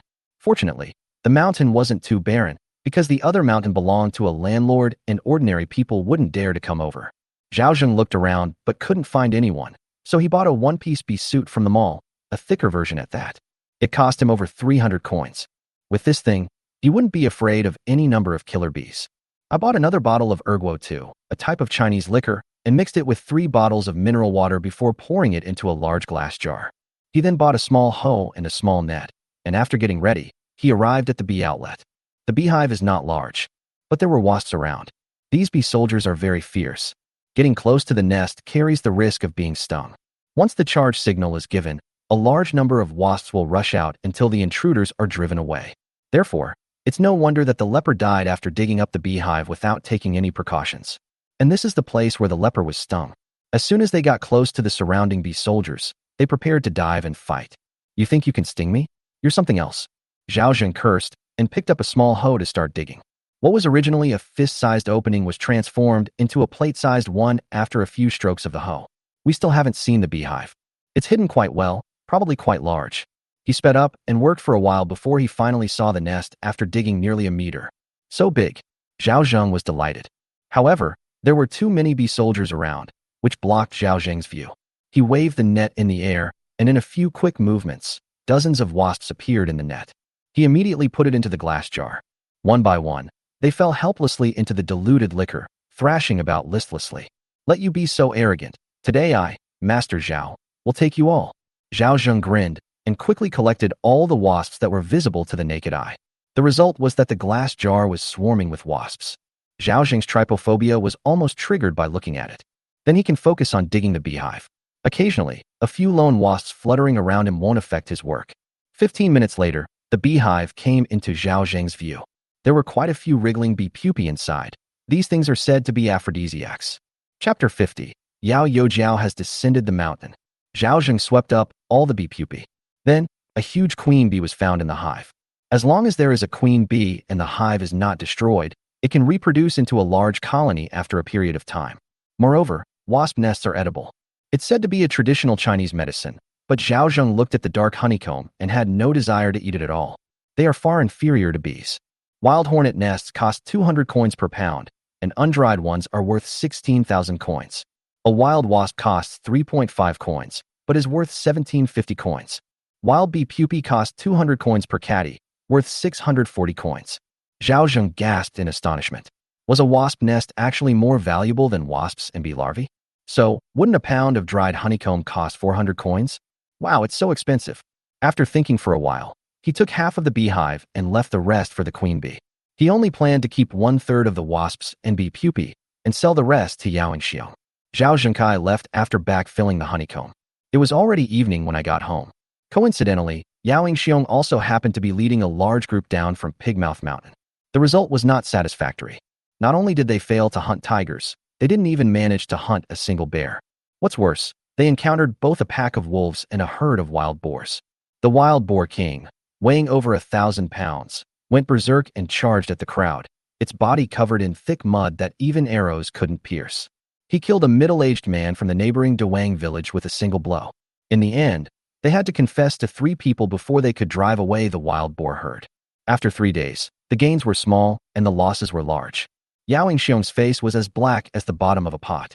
Fortunately, although some people were injured in the small mountain village, no one died, which was a stroke of luck amidst the misfortune. Although they didn't hunt tigers or bears, they did find sika deer, several wild boars weighing around 100 pounds, and pangolins. For carts were used alone. It's probably because there were too many people entering the mountains, creating a huge commotion. The tiger isn't stupid. It's not waiting for you to kill it. It's quite a feat for a pig to catch so many prey. Yao Youjiao will have his meal in the village before he leaves, Su Yid said warmly. No, I have to go back to my hometown to report. Yao Xiong replied evasively. We didn't catch the tiger, and some villagers died. Although I'm not in charge, I'll definitely be reprimanded, and it might even affect my career. Thinking about this made him feel irritable, and he had no desire to stay for dinner. He then left the small mountain village with the people around him. Seeing this, Zhao Zheng hurriedly followed. Yao Youjiao, please wait. Yao Xiong frowned as he looked at Zhao Zheng, thinking that he was sent by Su Yud. Does the old man of your village have something else to do? No, it's not that I'm a commoner, but I have something to offer to Yao Youjiao. Zhao Zheng put down the bamboo basket and took out a pottery jar, a cloth bag, and several large pieces of dark honeycomb. These are the honeycomb and pupae of killer bees, as well as killer bee-infused liquor. Please accept this as a token of my appreciation, Yao Youjiao. Yao Xiong became interested. Who told you to do these things? Zhao Zheng said what he had prepared beforehand. I had a good brother named Ma Lizi, but unfortunately, he died last night. Oh, what's going on? Yao Xiong frowned slightly. All because of these killer bees. Zhao Zheng recounted what happened last night, and then said, that was my best friend. We grew up together, got married together, and were inseparable. He was killed by killer bees, and I couldn't sleep all night. I decided to fulfill his wish, so I wiped out the swarm of killer bees that killed him. That way he can die in peace. Yao Inqua, with his dark face and old appearance, was actually only in his 30s. Upon hearing this, he couldn't help but praise him. You are a man of honor. Zhao Zheng forced himself to squeeze out 2 tears and sniffed. Yao Youjiao, you flatter me. My thoughts are very simple. To avenge my brother and to fulfill one of his wishes. Yao Xiong sighed and said, I'll take these things and give you 1 tael of silver, okay? To be honest, 1 or 2 taels of silver would definitely exceed the price of this thing. But if there are influential people in the city who have a taste for this, it's not a loss to cater to their preferences. He saw that the killer bees in the pottery jar were enormous, and wanting to get them was no less than risking his life. I don't want money. My 2 sons died in battle, so money is useless to me. Zhao Zheng shook his head. Yao Yingxiong's expression changed again. He hadn't expected them to be family members of fallen soldiers. The people around Zhao Zheng looked at him with a hint of respect. I thought he was just an old man trying to curry favor with Yao Youjiao, but I never expected him to be such a kind and righteous old man. Zhao Zheng's image suddenly became much more impressive. He risked his life for his brother, raised his son to be loyal to the country, and regarded money as dirt. These are all admirable qualities. What is your surname, sir? I dare not presume to call me anything other than old Zhao, Zhao Zheng said, adopting an extremely humble posture. All right, Lao Zhao, Yao Yingxiong said. You definitely have to accept this money. I can't take your things for nothing. If you ever have any more delicacies or wild game in the future, come to the village and I'll make sure you don't lose out. Zhao Zheng wanted to hear that. After thinking for a moment, he nodded and said, Okay, I'll give half of this money to my brother's family. Their husband is gone. It's like the sky has fallen. My brother is gone. I'll help him out. I can't let his mother, wife, and children suffer. Is Zhao Zheng kind-hearted? That's bullshit. He and Ma Lizhi were just close friends. However, this one sentence would significantly improve Yao Yingxiong's opinion of him. Would you rather trust a loyal and righteous person or a glib-tongued person? You can make the right choice even with your toes. It was just half a tael of silver. If Ma Lizhi hadn't pointed out the location, he wouldn't have been able to find the hornet's nest, would he? These days, if you want to stand out, you need to create a persona. Landlords do things like cannibalism and skinning people, yet who wouldn't be grateful? Old Zhao, you're really good. Yao Yingxiong never expected that such a talent as Zhao Zheng could emerge from such a small mountain village. If he weren't a bit old, he would have liked to take him under his wing and train him. Old Zhao is a trustworthy and reliable person. Of course, he didn't think Zhao Zheng would dare to deceive him. Even if he did, he could only do it once, right? On behalf of my brother, Xiaoman thanks Yao Youjiao for his great kindness and wishes you a smooth and successful career, Zhao Zheng said. Yao Yingxiong nodded and patted Zhao Zheng's shoulder heavily again. I'll remember you. If you have any good stuff, be sure to come to the village and find me. After saying that, he had his things put in the car and then left without looking back. Zhao Zheng stood at the crossroads until everyone had disappeared from sight before returning to the village. He arrived at Ma Lizhi's house and, to everyone's astonishment, took out half a silver ingot and handed it to Ma Lizhi's aunt and mother. This is the silver I earned from selling wasps. It's a token of my appreciation. You must accept it. Chapter 51. Ma Lizhi is a good person. The old lady from the Ma family was dumbfounded. Zhao Laosan, what are you doing? Even the leprosy's wife was stunned. Old Zhao, are you possessed? The surrounding villagers also stared wide-eyed. Zhao Laosan actually took out so much silver. Zhao Zheng said, Everyone knows that Ma Lizhi and I are good brothers. I was very sad when Ma Lizhi was stung to death by killer bees, so today I went to avenge Ma Lizhi. I wiped out the entire colony of killer bees and sold the killer bees and pupae to Yao Youjiao for a total of 1 tael of silver. The old lady of the Ma family, Ma Lizhi's wife and son all looked at Zhao Zheng in disbelief. Then why did you give the money to my family? The leper's wife asked in a trembling voice. My relationship with Ma Lizhi is like brothers. If something happens to him, I'll definitely help him take care of his family. Zhao Zheng said righteously. The 1 tael of silver from selling the bees was overpaid by Yao Yu. These bees are worth at most 200 or 300 coins. I'll give you half, don't think it's too little. Upon learning the reason why Zhao Zheng gave her the money, old Ma was moved to tears. She held Zhao Zheng's hand and said, I have so many friends, but none of them are true friends. Only you are my good friend. I never expected you to be so righteous. The leprosy woman said to her son, Quickly kowtow to your uncle Zhao. Thump. The leper's son slapped his head 3 times. Those around them were both envious of the Ma family for getting half a tael of silver for nothing and secretly mocking Zhao Zheng for being brainless, giving away the silver after receiving it. Of course, some people think that Zhao Zheng's attitude is impressive. No wonder the leper always liked to play with you when he was alive. Zhao Laosan is particular. Zhao Zheng shook his head, helped Ma Lizhi's son up, and said to Ma's mother, Auntie, if you ever have any difficulties in the future, just come to me. Don't be shy. All right. Old Mrs. Ma nodded, tears streaming down her face. She had been heartbroken these past 2 days, but unexpectedly found some solace in Zhao Zheng. Everyone laughed at Li Zi for being lazy, good for nothing, and associating with all sorts of bad friends. Now, Zhao Laosan has given them a good slap in the face. At this moment, Zhao Zheng became the focus of everyone's attention. Of course, he could have simply swallowed the entire tail of silver. But what if Yao Yingxiong asked a question? Wouldn't I have wasted my time? And make the other party think you're a hypocrite with glib tongues? It's not worth sacrificing your public image for half a tael of silver. However, the effect was very good, and this new persona was the first step for him to make a name for himself.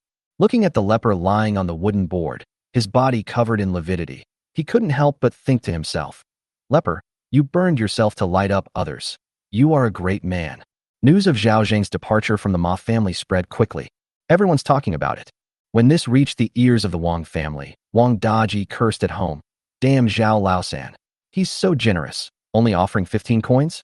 He made his father sell his daughter and be talked about behind his back by the whole village. Old Mrs. Wang was also gritting her teeth. That damn Zhao the Stingy is a real scoundrel. No, we can't let him get away with this. We have to make him pay more money. Old Wang sat on the earthen bed. His granddaughter had been sold and the money given. Was he really going to go and rob the Zhao family?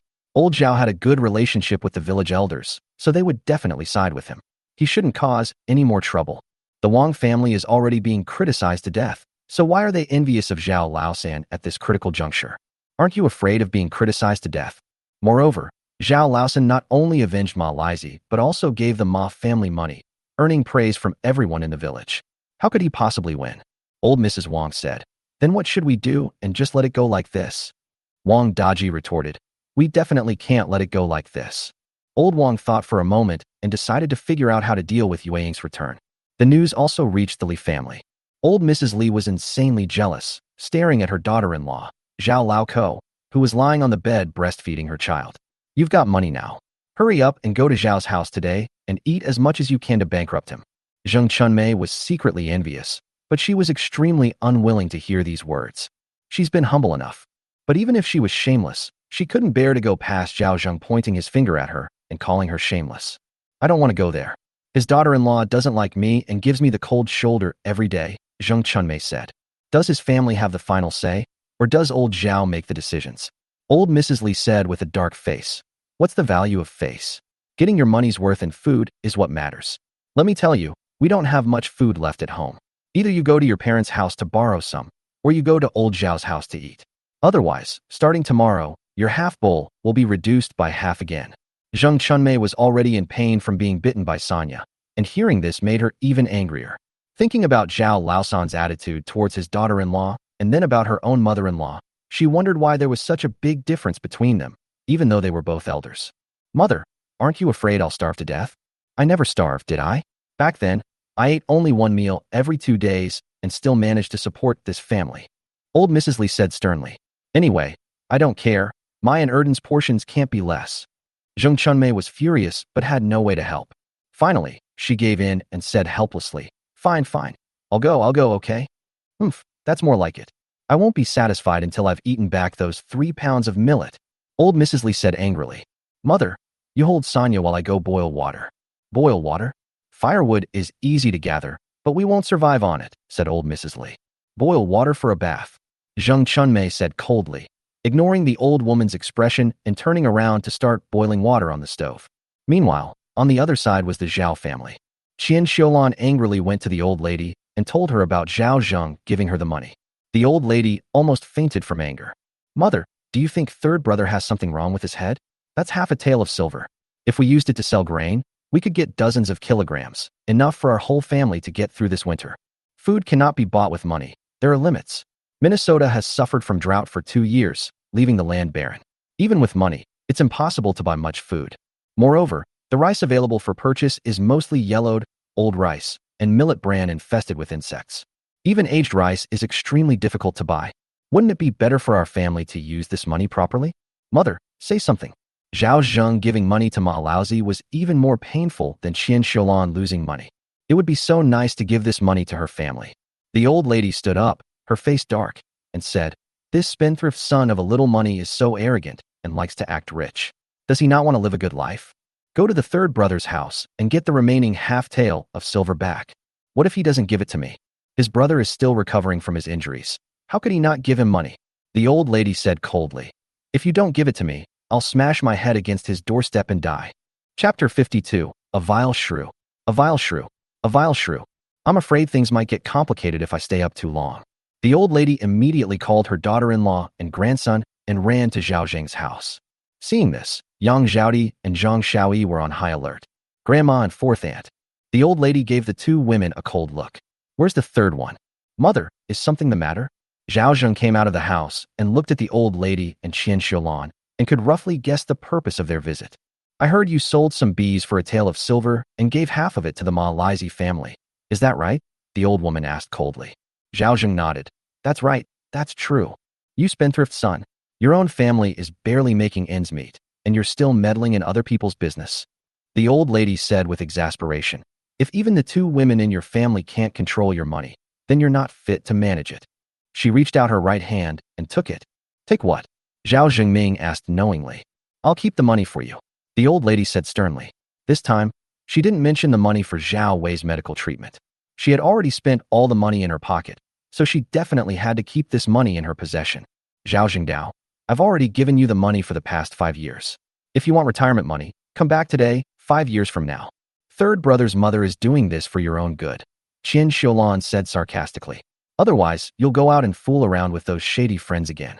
Even if I'm out fooling around with my cronies, it's none of your business to spout nonsense here. Zhao Zheng pointed at Qian Xiulan's nose and cursed. You're just a woman. How dare you boss your brother around?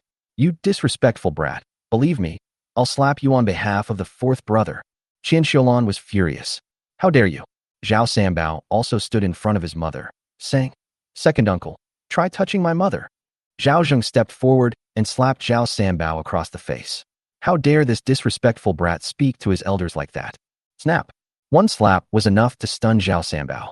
The searing pain made Zhao Sanbao howl. The old lady was also stunned. Qian Xiulan shouted, Zhao Laosan, if you dare to hit my son, I'll fight you to the death. Snap. Zhao Zheng, with both hands, a vile shrew, a vile shrew, a vile shrew. Qian Xiulan was so dizzy from the beating that she had no chance to fight back. Zhao Sanbao charged over with a roar. Zhao Zheng reacted quickly and kicked him, knocking him to the ground. These days, Zhao Zheng has been eating and drinking well, and his nutrition has improved, so his strength has also increased. Beating up a half-grown boy and a shrew would be a piece of cake for him. Bullying the weak. The death of her adopted son in battle is inextricably linked to this shrew. This is just the beginning. Today is merely the collection of interest. Ouch, my stomach. Zhao Sanbao knelt on the ground, clutching his stomach, large beads of sweat rolling down his forehead. My stomach hurts. Zhao Zheng let go, and Qian Xiulan fell to the ground, thrashing about. Murder. Zhao Laosan has killed someone. The neighbors all came out and were stunned by what they saw in the yard. The old lady got anxious and said, Third brother, what are you doing? What?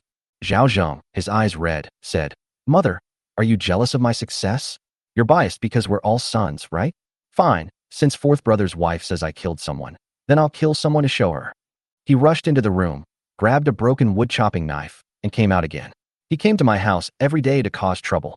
Whenever I had anything good, they would come and take it, leaving no way for my family to survive. Since that's the case, then let's all just die. Those around Zhao Zheng were both surprised and understanding of his erratic behavior. Over the years, whenever Zhao Zheng's family had anything good, his eldest and fourth brothers would come over like cats smelling fish and take it all. If they can't take it, they'll lie and call the old lady over to rob it. Everyone in the village knows that old Mrs. Zhao is extremely biased. Zhao Laosan had barely earned a little money before he came running over asking for more. These people are treating Zhao Zheng like an enemy. That's too much. An older elder came over and advised. It's okay for Zhao Sanner to argue. A couple of slaps won't hurt, but don't take the knife. If it falls, you're finished too. Old Zhao, don't be impulsive. Zhao Zheng replied. Everyone in the village knows what kind of life I've lived all these years. I, Zhao Zheng, dare not say that I am a good person, but I have never mistreated or been harsh to my mother and brothers. It's all Qian Xiulan's fault for stirring up trouble behind the scenes and ruining the relationship between my mother and my brothers. I will kill her today. Qian Xiulan was so scared, she almost peed her pants and scrambled to her feet. Yang Zhaodi was also terrified and hurriedly hugged her father-in-law, who then put the knife down. Father-in-law, please don't act impulsively. Zhang Xiaoyi burst into tears. Zhao Zheng forcefully pushed the two women aside, pointed at Qian Xiulan, and said, I'm childless, but I'll make you childless too. With that, he swung his sword at Zhao Sanbao. Zhao Sanbao let out a scream and ran away on all fours, abandoning his mother behind him. Zhao Zheng narrowed his eyes and stared at Qian Xiulan again. You stop right there. Third brother, don't kill me. Don't kill me. I'll never cause trouble again. Qian Xiulan was so frightened that she trembled all over and ran away as fast as she could. Don't run. Zhao Zheng roared and chased after him. But Qian Xiulan was so scared, she almost lost her soul. She hadn't run far before she tripped and fell flat on her face. Zhao Zheng slowed his pace, shouting at the top of his lungs, I'll kill you. I'll go to your mother's house. You dog. All you do all day is bring the good stuff to your mother's house. Qian Xiulan was so frightened that she ran away as fast as she could. Zhao Zheng chased her for several hundred meters before giving up. Fortunately, the villagers stopped him, otherwise he would have had to continue chasing her. The third brother decided not to argue with a woman. Old Zhao, I know you're wronged, but if you really kill someone, what will happen to your daughters Zhaodi and Xiaoyi? Zhao Zheng stomped his foot angrily and cursed. I'll let her off the hook today, but if she dares to cause trouble at my house again, I'll fight her to the death. Yang Zhaodi and Xiaoyi were so frightened that their legs went weak. They held onto their father-in-law tightly on either side, afraid that he would act impulsively again, and tears streamed down their faces. Old Mrs. Zhao in the courtyard was also terrified. The older women in the village also started criticizing her, saying, Auntie, your third son has been so good to you. If I had a brother like him, I'd be laughing in my dreams. Your two grandsons have only been dead for a short time, and he's still grieving. How can you, as their mother, bring your daughter-in-law to your door asking for money? Is that proper? The old woman speaking was Zhou, the most senior woman in the village. She suffered even more than Zhao Zheng. Her husband died in battle when she was young, her son died in battle when she was middle-aged, and finally, the grandson she raised died on the battlefield. Moreover, he died in the same batch as Zhao Zheng's son. Even Su Yud had to respectfully call her sister-in-law. Chapter 53. You have such a kind heart, child. The village head would visit her every year. In such a year, while other families were eating chaff and wild vegetables, she was still able to eat millet, and no one dared to covet her food, which was enough to prove her status. Old Mrs. Zhou was an extremely kind person who usually didn't speak, but this time she simply couldn't stand it anymore.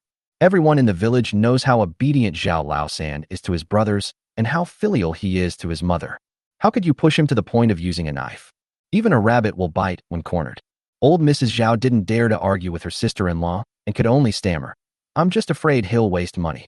He gave money to the leper's family out of generosity. Everyone in the village praised him for his loyalty. In my opinion, of your three sons, your third son is the most sensible and righteous. Yet you treat your eldest and fourth sons like treasures. You're so foolish. The old lady of the Zhou family relentlessly berated her, saying, How could you even cheat me out of my grandson's pension? You not only swindled out of the money, but you also won't give your son away to survive. What kind of mother are you? If you don't like this son, give him to me. This sentence completely broke old Mrs. Zhao down. Sister-in-law Zhou, please stop talking. Those around were also stunned, not expecting that old Mrs. Zhou would actually support Zhao Zheng so much. Even Zhao Zheng was surprised that he didn't have much interaction with the old lady of the Zhou family, but his adopted son had gotten along quite well with her grandson when he was alive. Hearing her say that, Zhao Zheng's face actually felt a little hot. But at this critical juncture, he certainly couldn't show weakness. Instead, he said with a helpless expression, Mother, it's not that I don't want to give you this money. It's just that my family is already starving. If I had any money, I would definitely give it all to sister-in-law Ma. How could I keep it for myself? 10 taels of silver cannot buy our blood ties and kinship, but I feel really aggrieved that the eldest and fourth brothers have neither contributed money nor effort over the years. Fine, since you think I'm a spendthrift, then you can have this money. Zhao Zheng took out half a tael of silver from his pocket. Everyone who saw it felt sympathy. This is absolutely outrageous and bullying. The more Grandma Zhou looked at it, the angrier she became. Look at what you've done to the child by being so biased. He was so angry just now, but he didn't say a single bad word about you as his mother and kept defending you. I don't know what you're thinking. Old Mrs. Zhao was humiliated by the crowd's attack, so she had no face to ask for money. Even though she wished she could pocket the half tael of silver right now, how could she ever hold her head high in the village again? Never mind. Mom is just worried you'll waste money. Old Mrs. Zhao waved her hand stiffly. It's getting late. I'm going home now. After saying that, she fled as if she were running away. People around Zhao Zheng comforted him, saying that as long as he did his best, his mother had more than one son. They added that sometimes, if you can't give something, you shouldn't give it. Your eldest and fourth sons are such scoundrels. They bully you all the time, and you're so soft-hearted. Zhao Zheng could only manage a wry smile. The old lady of the Zhou family said, "If they come to force you to come to my house again in the future, I will back you up." Zhao Zheng was shocked. He didn't think that what old Mrs. Zhou said was just polite talk, including her earlier praise of herself for being very sincere. Zhao Zheng thanked her, saying, "Thank you very much, Auntie." Grandma Zhou nodded and said, "Everyone, go about your business." Upon hearing this, everyone dispersed. Seeing that it was getting dark, Zhao Zheng personally escorted the old lady home. Throughout the journey, the old lady from the Zhou family kept praising Zhao Zheng for being filial and sensible, implying that she wished Zhao Zheng were her own son. As for blindly obeying one's brothers and being filial to one's mother, isn't this brotherly friendship? How many brothers have turned against each other and fought to the death over a little bit of family property? It's not like she hasn't seen it before. How many people are like Zhao Zheng? Foolish filial piety. These two characters don't exist in Dekong. Filial piety is filial piety. At least in the eyes of old lady Zhou, Zhao Zheng was one of the most filial sons in the village. Zhao Zheng blushed again and shamelessly said, "If you're willing, treat me like your son and I'll take care of you in your old age." Really? Old Mrs. Zhou thought Zhao Zheng was joking, so she jokingly replied, "Then I'll really treat you like a son." How could it be fake? Zhao Zheng laughed heartily. "If my mother were as good as yours, I'd be laughing in my sleep." Grandma Zhou smiled and let go of his hand. "Go back. If you need anything, come find me." After Zhao Zheng left, Zhou's grandmother returned home. She didn't even light an oil lamp. The family isn't short of lamp oil. She has no shortage of food, clothing, or money. She just needed someone to rely on. After her son died, her daughter-in-law remarried, and her grandson hadn't even had a chance to get engaged yet. She was all alone, like a walking corpse. She might as well be dead and be done with it all. But she happens to be in good health. Outsiders say that all the blessings of her children and grandchildren have fallen on her alone. But she would rather not have such a blessing. "My old man and my grandson, I miss you both so much." She sat alone in the darkness, reminiscing about the past. The house was so cold it felt like no one was there. She didn't know how much time had passed until the knocking on the door pulled her out of her memories. Who is it? Even night owls and stray dogs wouldn't want to come to her house this late. "It's me, Auntie." Only then did old lady Zhou light the oil lamp and go to open the door. Who else could it be but Zhao Zheng outside the door? However, he was holding a large bowl, and she didn't know what was inside. Her eyesight wasn't very good, and it got even worse at night. "Zhao Saner, it's me." Zhao Zheng walked in. "It's so windy outside. Come in quickly, I brought you some food." Zhao Zheng closed the door and led her to sit on the table. When she got to the oil lamp, old Mrs. Zhou could see clearly what was in the bowl. It was a huge bowl full of rice, with eggs and meat on top. She was utterly astonished. "Saner, where did you get rice and meat from?" "It was earned," Zhao Zheng said. "After my son died in battle, we lost our pension and were almost starving. So I went to the mountains to chop firewood and hunt, asked a friend to buy rice, and also sold meat and eggs." The old lady of the Zhou family said, "This is too precious. I can't accept it. Even the most expensive rice and meat dishes are meant for human consumption." Zhao Zheng said with a smile, "This is my way of thanking you. Please don't refuse." Looking at Zhao Zheng's sincere smile, old Mrs. Zhou said, "I'm just an old lady. I can't eat this much." "Eat as much as you can. It's easier to save what you can't finish tomorrow." Zhao Zheng handed over the chopsticks. "Eat." Grandma Zhou was touched. "Have you eaten yet?" "I came here after I had eaten." "Oh, you're such a kind-hearted child." Chapter 54. Old Madame Zhou's High Regard. She actually knew about Zhao Zheng's drinking and gambling. But no one is perfect. He was a bachelor who never married and raised 2 adopted sons, all by himself. That takes real skill. What's wrong with having a little alcohol? What's wrong with gambling? He neither gambled away all his family fortune nor neglected his elderly mother. Although she is old and her eyesight is failing, her heart is bright. Just from the fact that Zhao Zheng brought meat to thank her, she knew she hadn't misjudged him. This child was not only filial but also honest, loyal, and devoted. Otherwise, why would he dare to risk his life to avenge Ma Lizhi?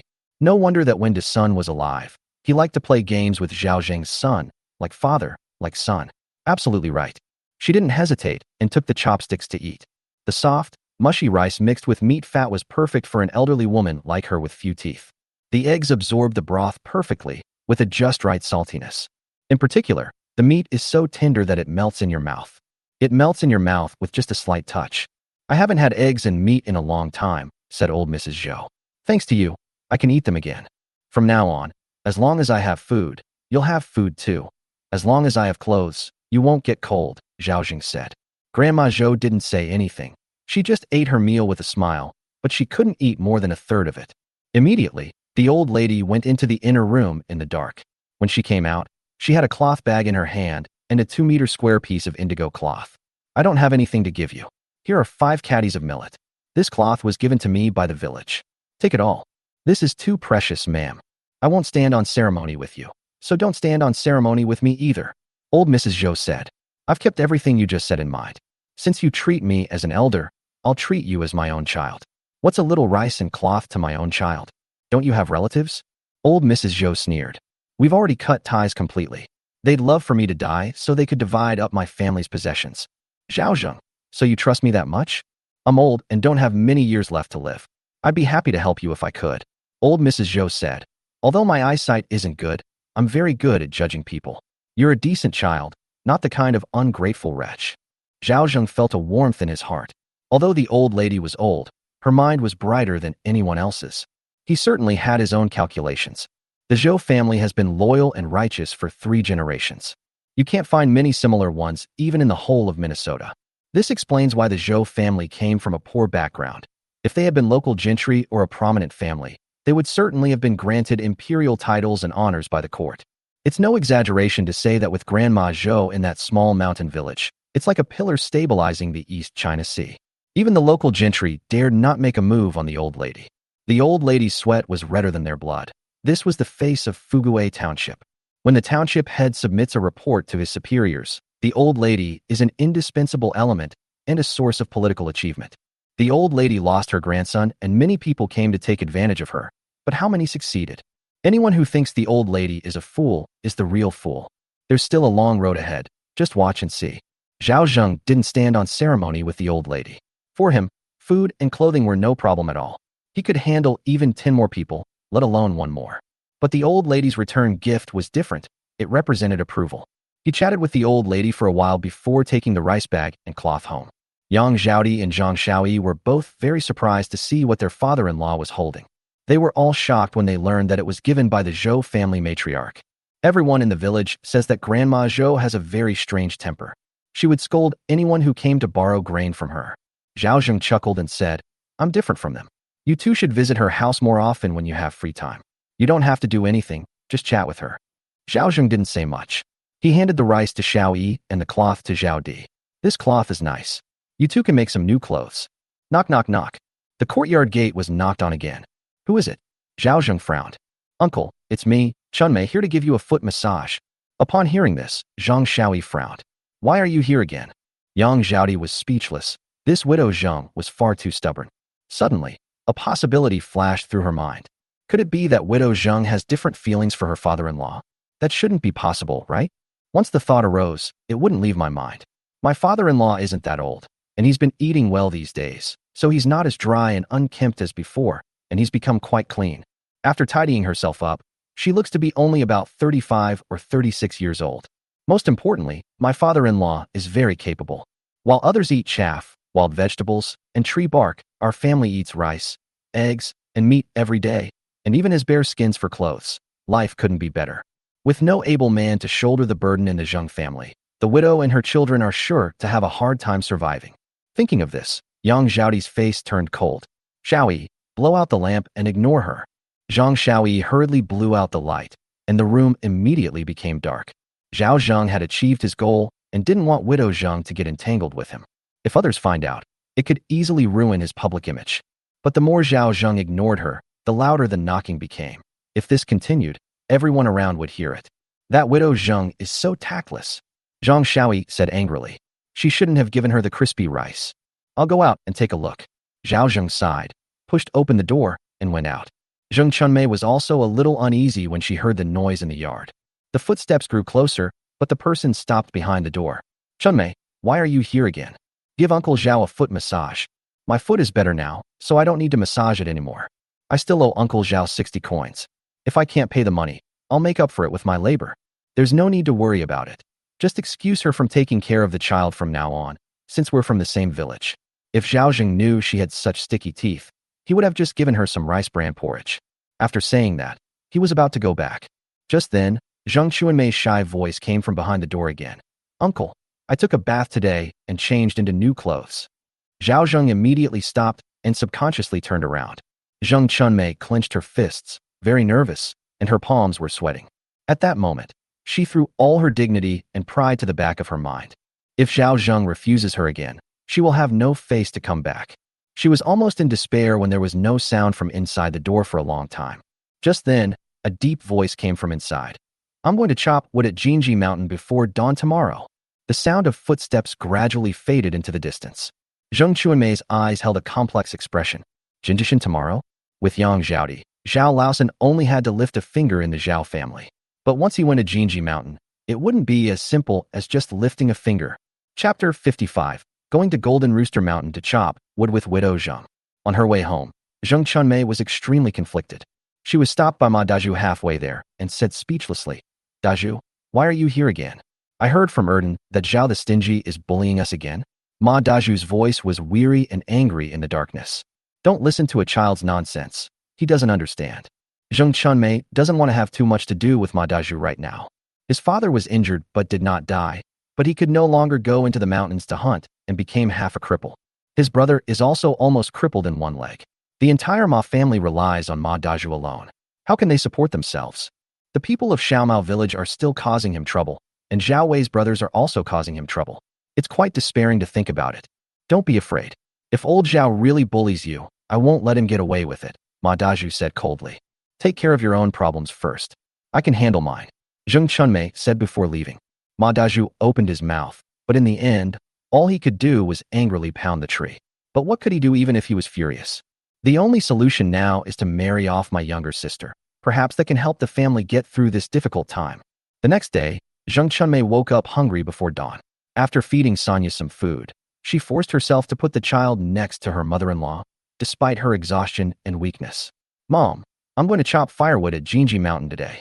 Old Mrs. Li was very annoyed to be woken up, but when she heard what her daughter-in-law said, she still took her granddaughter's hand and chopped more firewood to come back earlier. Mother, can I take a wild vegetable pancake with me? 1 yuan? Half a yuan at most. I told you not to take a bath, but you wouldn't listen. Go on, don't disturb my sleep. Old Mrs. Li cursed unhappily, still resentful about her daughter-in-law boiling water for her bath. Zheng Chunmei took half a wild vegetable pancake and ate it with cold water. Having something in her stomach made her feel less anxious. He immediately grabbed the wood-chopping knife from home, slung the basket over his shoulder, and headed out the door. In the early hours of early December, the biting wind chilled her to the bone, making her face turn blue and her whole body tremble uncontrollably. She waited at the village entrance for a while, and as more and more people left the village, she still couldn't see Zhao Zheng. She felt too embarrassed to travel with Zhao Zheng until it was completely light. Why isn't that damned Zhao Laosan here yet? Are you kidding me? Zheng Chunmei put her hands to her mouth and breathed on them, occasionally stomping her numb feet. Luckily, she had a piece of coarse cloth tied around her head, otherwise her head would definitely have been throbbing from the cold. Just then, she heard a man's deep cough behind her. She turned around abruptly and saw a tall figure walking out of the fog. Only when she got closer did she feel relieved. Uncle Zhao, you've arrived. She's here quite early. Zhao Zheng hadn't expected Zheng Chunmei to actually be waiting for him at the village entrance so early, and judging from her appearance, she'd been waiting for quite a while. Zheng Chunmei was very nervous, and this was the first time she had ever walked alone with Zhao Zheng, so her heart was pounding. Seeing that she had her head down, Zhao Zheng didn't say anything and started walking forward. Zheng Chunmei chased after him for a short while before her legs went weak. Uncle, slow down, I can't walk fast. Zhao Zheng then slowed down and said, at this speed, you probably won't even make it to Jinji Mountain by noon. Uncle, there are bears on Jinji Mountain. Are you really going to take me there? Zheng Chunmei was a little scared. If we don't go to Jinji Mountain, where else can we go? Zhao Zheng looked at her with a half smile. Zheng Chunmei was somewhat embarrassed and annoyed, and for a moment, she didn't know how to answer. By this time, it was already daylight, and Zhao Zheng's every expression was clearly visible, including his teasing look, which made Zheng Chunmei feel extremely ashamed and indignant. What are you going to put there? We can't exactly make her speak, can we? But then I thought, it's common knowledge that Zhao Laosan is no good. At most, he's all talk and no action. What can he do? That's why he's resorting to so many tricks. She immediately said, wherever you go, I'll go. Really? It's true, of course. Good. Zhao Zheng nodded. He wasn't a kind-hearted person. He had only intended to teach Zheng Chunmei a lesson, but she had walked right into his trap and insisted on coming to him. Last night was his last warning, but she stubbornly walked right into the trap. Then you can't blame yourself. After walking for about an hour, Zheng Chunmei was so exhausted that she plopped down on the grass. Uncle, I really can't walk anymore. Let's rest. Seeing that she looked exhausted and haggard, Zhao Zheng asked, have you eaten breakfast? She only ate half a wild vegetable pancake. Zheng Chunmei felt wronged when she talked about it. What should we eat for lunch? Hungry. With red eyes, Zheng Chunmei turned the bamboo basket upside down. Inside, there was nothing but a wood chopping knife, a water bag, and a hemp rope. Isn't your mother-in-law worried you'll starve to death out there? Zhao Zheng shook his head. What uses half a wild vegetable pancake to Zheng Chunmei when she's so weak? She's already exhausted before even reaching Jinji Mountain. Her? She treats me like a cow and doesn't care whether I live or die. Zheng Chunmei said, you're so lucky. Zhao Di and Xiao Yi are so fortunate to have you as their father-in-law. If I had a father-in-law like you, I would wake up laughing in my dreams. Am I that good? Of course. You're not only kind, but also generous. You're willing to give your daughter-in-law all sorts of good things. Zheng Chunmei meant it sincerely. After working at the Zhao family's house for 2 days, she knew perfectly well what state Yang Zhaodi and Zhang Xiaoyi were in. Contrary to what the villagers said, Zhao Laosan did not mistreat his 2 daughters-in-law at all, but instead treated them like his own daughters. Her little mouth is quite sweet. Zhao Zheng glanced at Zheng Chunmei's lips. They were bright red. Had she applied rouge? Zheng Chunmei blushed and involuntarily turned her head away shyly, saying, it's cosmetics I bought when I married my husband. I've hardly used it in all these years. I couldn't bear to. No wonder her face was flushed and she smelled nice. Zhao Zheng looked at Zheng Chunmei and was indeed somewhat distracted. Perhaps because her husband did not allow her to work in the fields when he was alive. Her skin was not as rough as that of an average village woman, but rather quite fair. If it weren't for the bad harvest, my skin would definitely be fair and clear. Zhao Zheng looked around and saw that the place was deserted and sheltered from the wind. Ordinary people would not come here. He calmly took a piece of cloth from the bamboo basket, spread it on the ground, and said, the ground is prickly. If you are tired, lie down on it for a while. Chapter 56. I'm so full. Zheng Chunmei's heart suddenly started racing. Such fine cloth for padding your bottom? Uncle Zhao is so extravagant, she said enviously, but then moved the millstone and sat on the cloth. Even the finest cloth is still used by people. Zhao Zheng sat down next to Zheng Chunmei, and when he got close enough, he could even see the fine hairs on Zheng Chunmei's face clearly. Putting everything else aside, Widow Zheng is really quite good-looking. Zheng Chunmei stiffened as she felt a hand on her waist. Uncle, be careful someone doesn't see us. This sentence sounds more like a boost to Zhao Zheng's attack speed than a warning. There's no firewood here, and it's a narrow path, so no one will take the long way around. I specifically chose this place, so you can rest assured, Zhao whispered in her ear. Zheng Chunmei felt half of her body go numb, and she kept telling herself it was okay. Zhao Laosan wouldn't do it. Uncle, I've never been this close to another man since my husband left, Zheng Chunmei said. What about the horse hunter? There's nothing between him and me. You're not telling the truth, are you? No, really no. Feeling the rough, large hand placed between her clothes, her heart nearly jumped into her throat. Originally, I thought being with him might be a good choice. You know my family situation. Erden is still young and can't take care of anything. There are only women in the family. Without a man, we can't survive a famine. But I didn't let him get away with it so easily. You know what happened afterward. His family was in such a predicament that he couldn't even protect himself. How could I let him touch me? Although I, Chunmei, am a widow, I am not stupid. If you want to marry me, you must accept my whole family. Otherwise, I would rather be alone. Zhao Zheng believed it. According to the calculations, Zheng Chunmei's husband had only died a few months ago, and she had only given birth a little over a month ago. Her mother-in-law was also very attentive to her, so she shouldn't have had a chance. However, he just asked casually, it's not like it's an original product. Zheng Chunmei pressed her hands against Zhao Zheng's chest. Uncle, I really didn't lie to you. I know you don't like my child or my mother-in-law, so I don't expect anything. I just ask that when your whole family is full, you can give me a bite to eat, okay? When she said that, all she could think about was egg pancakes, rice crust, and meat soup. She was still reminiscing about that bland chicken soup until last night. Upon hearing this, Zhao Zheng nodded. As long as it didn't stick to her teeth, he wouldn't mind giving her some food. Even if it leaked out between his fingers, it would be enough to fill her up. Have you thought it through? Zheng Chunmei secretly scoffed at her, thinking, what can someone so serious do to me? She came because she was certain that Zhao Zheng was no good. She immediately nodded and said, I've thought it through. A cold wind howled outside the mountain valley. Inside the mountain valley, however, it was warm as springtime. Zhao Zheng breathed a satisfied sigh of relief. as if releasing all the pent-up frustration of the past 40 years. He was very satisfied. He gave himself a score of 98, which is no less than that of a 20-year-old, and in some aspects even far surpasses it. He is simply a gifted individual. Zheng Chunmei gradually came back to life. For some reason, she felt like she had been reborn at this moment. It's as if all those years of being a woman have been for nothing. Only today do I realize the happiness of being a woman. Zhao Zheng thought to himself. A widow is a widow. She's very plump. This isn't even Zheng Chunmei's peak condition. If she ate and drank her fill and gained some weight, she would definitely be a qualified figure. After thinking for a moment, he took a lunchbox out of the bag and handed it to Zheng Chunmei to eat. Zheng Chunmei was already weak, and after being taught a lesson by Zhao Zheng, she was on the verge of collapse and didn't even have the strength to sit up. But when Zhao Zheng handed over the box, he immediately got excited and asked, "Uncle, what is this?" "What you want?" Zhao Zheng stood up, stretched, dug a hole, and buried the rubber seeds on the ground. It wasn't that he liked using this stuff, but rather that it was better to be cautious. If he got Widow Zheng pregnant, that would be a real problem. A good dining companion is one who is sensible and doesn't require any responsibility. Zheng Chunmei took the lunchbox, which was still slightly warm, and opened the lid to find millet rice drizzled with meat broth inside. There was even a palm-sized egg pancake. Although it's not rice, it's millet rice, not some kind of rice bran porridge. If this lunchbox were cooked into porridge, it would be enough to feed her for 6 or 7 days. Her eyes immediately welled up with tears, a feeling of heartache washing over her.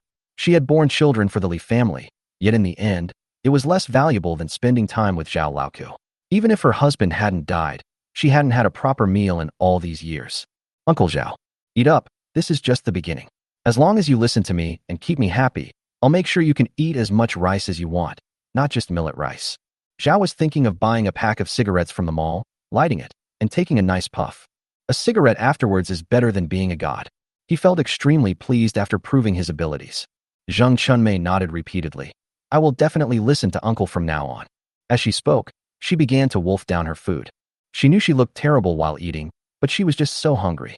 Those who have never been hungry have no idea what this feeling is like. The corn rice mixed with meat broth tasted so good it brought tears to my eyes. The egg pancake was soaked with soup, and she even found a small piece of fatty meat in it. The taste of meat made her feel her parched body revive. It was like a long-awaited rain after a drought, and I was brought back to life. She quickly finished the whole box of food and let out a satisfied burp. Zhao Zheng saw her clutching her stomach and frowning, and asked, "What's wrong?" Zheng Chunmei said embarrassedly, "I ate too fast, and my stomach hurts." Chapter 57. Wu Yueying covered in wounds. Zhao Zheng didn't mock people who had been starving for a long time because their stomachs had shrunk and they suddenly started binge eating. These days, how many people in the village can eat millet rice to their heart's content? It's just our own family. Looking at the lunchbox that was licked cleaner than his face, Zhao Zheng picked it up and threw it into the bamboo basket. "Go back after you've rested. Also, don't let your mother-in-law know that I sent this cloth." Zheng Chunmei nodded, and then said, "You still want to chop firewood?" Zhao Zheng looked up at the sky. It was still early, and he had nothing better to do. "Then I'll go with you." Zheng Chunmei folded the cloth with a large map drawn on it, put it in the bamboo basket, gritted her teeth, and got up from the ground. "Aren't your legs weak? How can I explain to my mother-in-law that I went out to chop firewood and came back empty-handed?" Zheng Chunmei rolled her eyes at Zhao Zheng.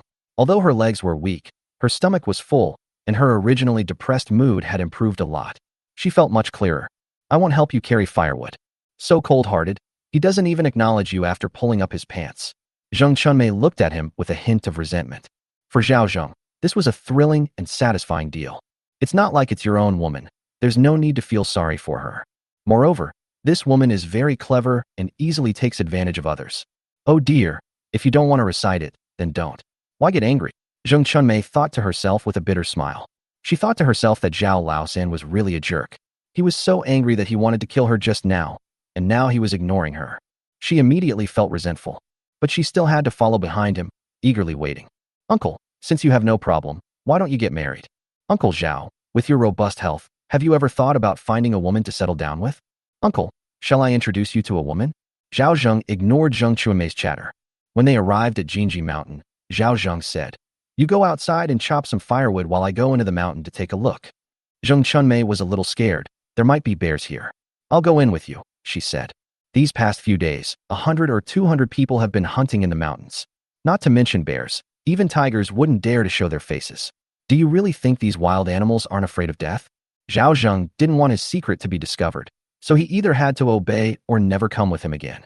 Seeing Zhao Zheng's stern face, Zheng Chunmei said, "If you're going to listen, then you're going to listen." She had just eaten her fill and dared not offend Zhao Zheng. After Zhao Zheng entered the mountain, she took a wood-chopping knife and chopped down the unripe trees. "Damn Zhao Laosan. Zhao Laosan is so heartless." As she spoke, her competitive spirit flared up. If once wasn't enough, then twice. If twice wasn't enough, then 10 times. Once he knew how good I was, he would definitely treat me well.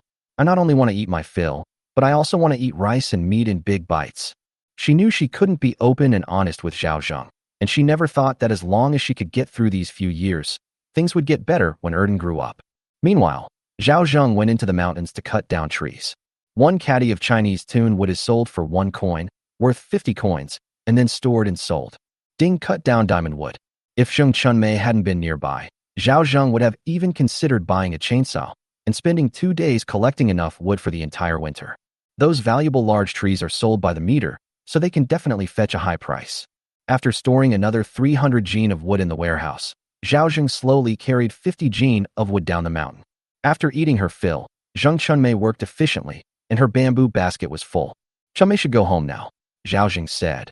"It's best if we don't leave together, and we should try to go at different times to avoid your mother-in-law finding out." Zheng Chunmei struggled to carry the bamboo basket on her back, nodded, and said, "Then I'll walk behind you." Soon Zhao Zheng had left Zheng Chunmei some distance behind, then put the firewood in the bamboo basket into the warehouse. Without the burden, he walked even faster. He didn't return to the village until evening.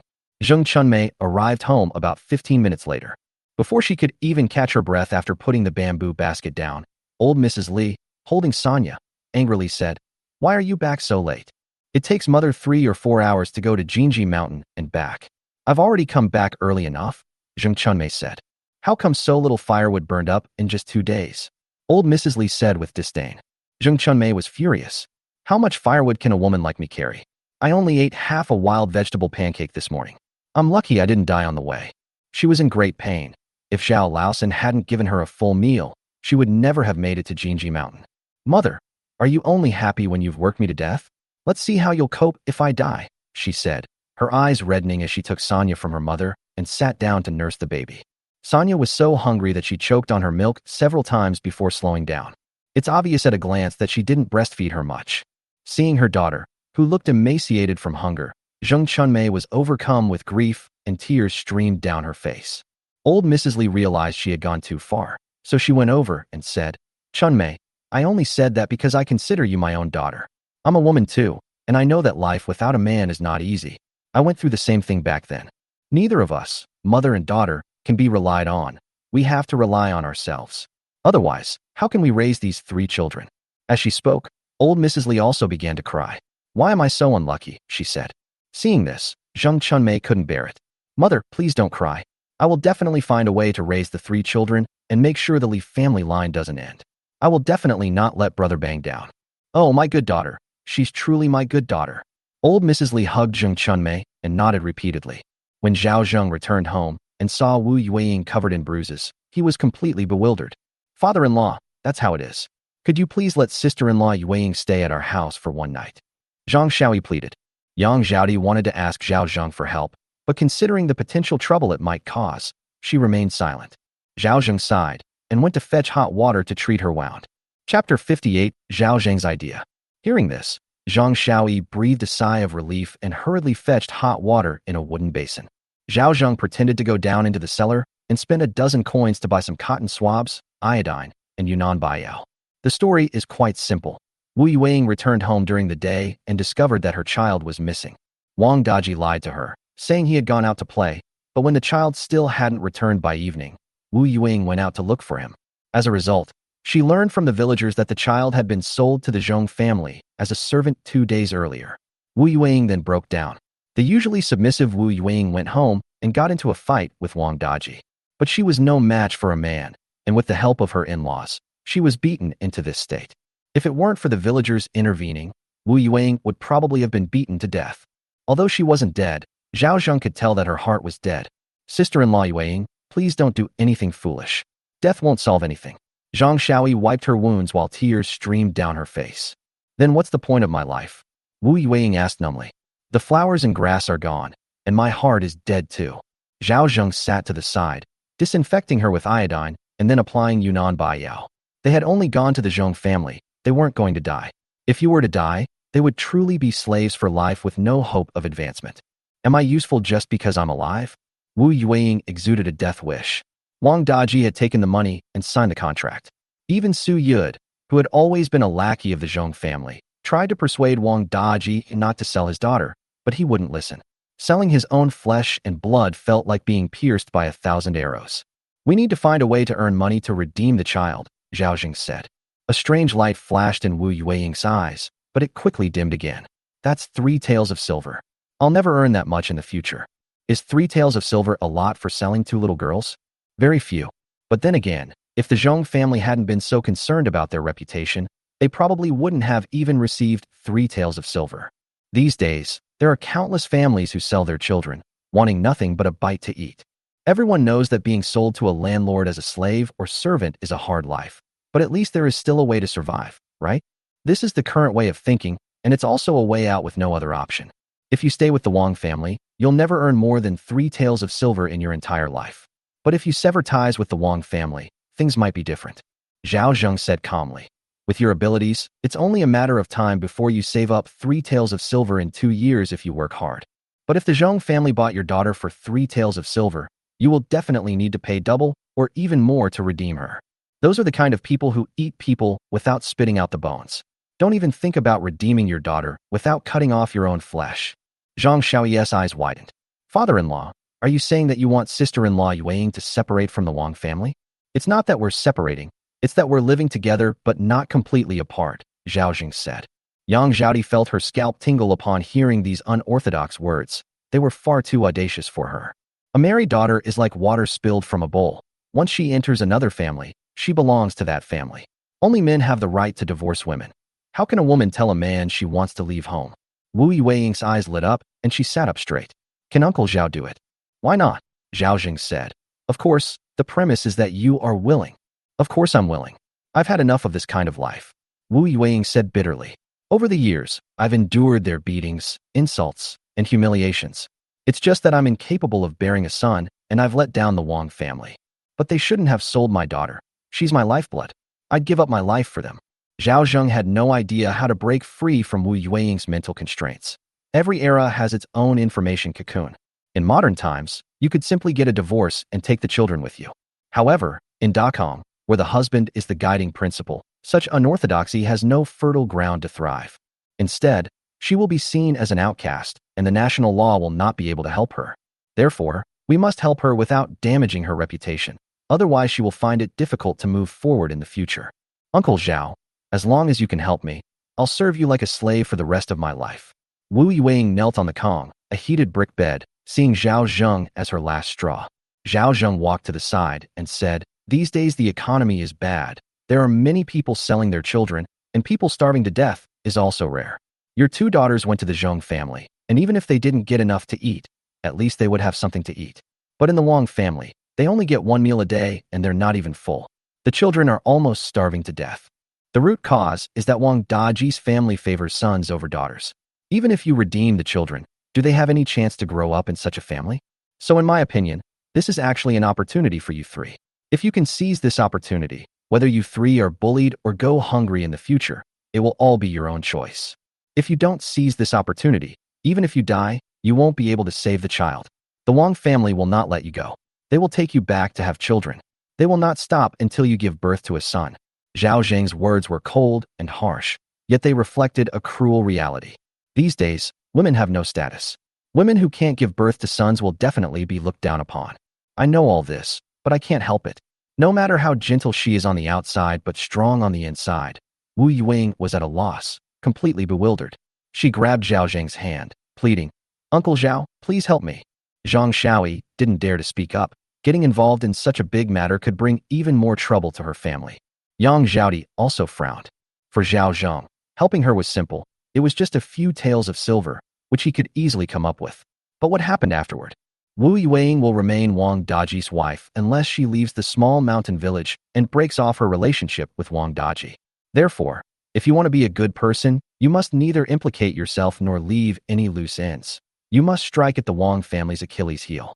Thinking of this, he said to Yang Zhaodi and Zhang Shaoi, "You two go out first. I want to talk to Yueying alone." Zhang Shaoi was stunned and didn't understand why her father-in-law wanted to send her away. Yang Zhaodi then pulled Zhang Shaoi out, closing the door behind them.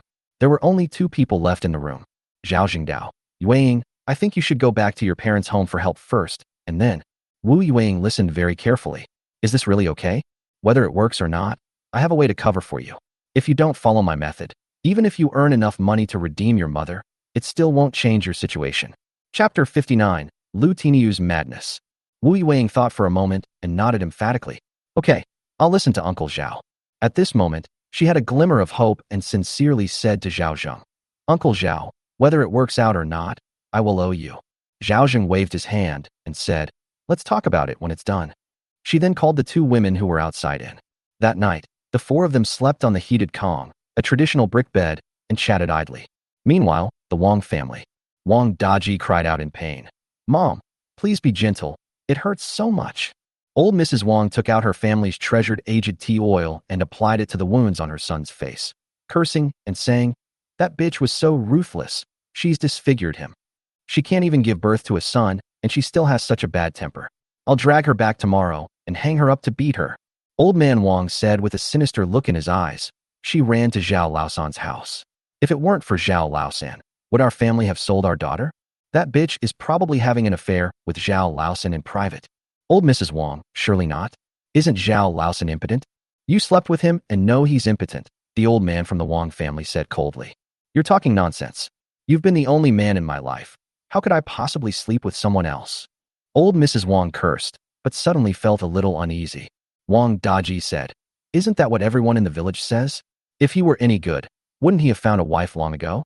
Why would he still be a bachelor? Old Wang said coldly. That's because his mother was biased and wouldn't arrange a marriage for him. And he listened to Zhaoda, which is why things were delayed. And he, what about him? I grew up with him. How could I not know him? Old Wang gritted his teeth and said, When we were kids, he loved to show off. He always peed farther than everyone else in the village, and he could also. He just couldn't bring himself to say that word. It mainly hurts self-esteem. So, Zhao Laosan is actually capable? Wang Daji was instantly enraged. That bitch cheated on me with someone else, and with an old man no less. What are you yelling about? As if you're afraid the neighbors won't hear. Old Wang glared at his son. Even if it's true, you better keep it to yourself. Anyway, those two money-losing girls have already been sold. You can just have another son with that stinking bitch later. Won't that be better? That's disgusting. Disgusting my foot. In other villages, there are plenty of brothers who share one wife, and they don't find it disgusting at all. I think you're living too well. If your older brothers hadn't died young, you'd be sharing the same resources with them too. Wang Daji was speechless. This kind of thing is actually quite common. There's a family like this in a small mountain village. Although she's ostensibly the eldest son's wife, in reality. Bring her back tomorrow and don't let her go out again. She's not that big of a belly, so don't let her leave the house, said old Mrs. Wang. Wang Daji nodded emphatically, determined not to give up until he had a son. The Lu family. Lu Tiniu tossed and turned, unable to sleep for several days. After the villain was removed, the wound was no longer as painful as before, but it still ached occasionally. And tragically, the other one doesn't seem to be working out either. The village doctor said that the kick was too hard and had damaged the root of the injury. 2 years of rest might be effective. But now it's like it's dead, not making a sound at all. There is also blood in the urine. He walked slowly, like an old man. The worst part was that he noticed his beard hadn't grown much in the past few days. His face had become smoother, and his voice seemed to have become a bit shrill. This made him very apprehensive. At the same time, he was also extremely angry. It was all Wang Daji's fault, and he wished he could strangle him. But after receiving 3 taels of silver from the Wang family, my mother stopped mentioning the matter and instead comforted him, telling him to rest well. The old man noticed that his expression was off. Sometimes he even looked disgusted. This saddened him greatly. Tonight, my mother even secretly called my third son aside and gave him all the good food. But he was an injured soldier, lying in bed hungry. He realized that his parents might be focusing on raising their third son, placing all their hopes for carrying on the family line on that sickly child. Even at night, my dad joked that he would find a wife for my third son next year. He's only 14 years old. What kind of wife could he be talking about? He's 18 years old and still hasn't found a wife.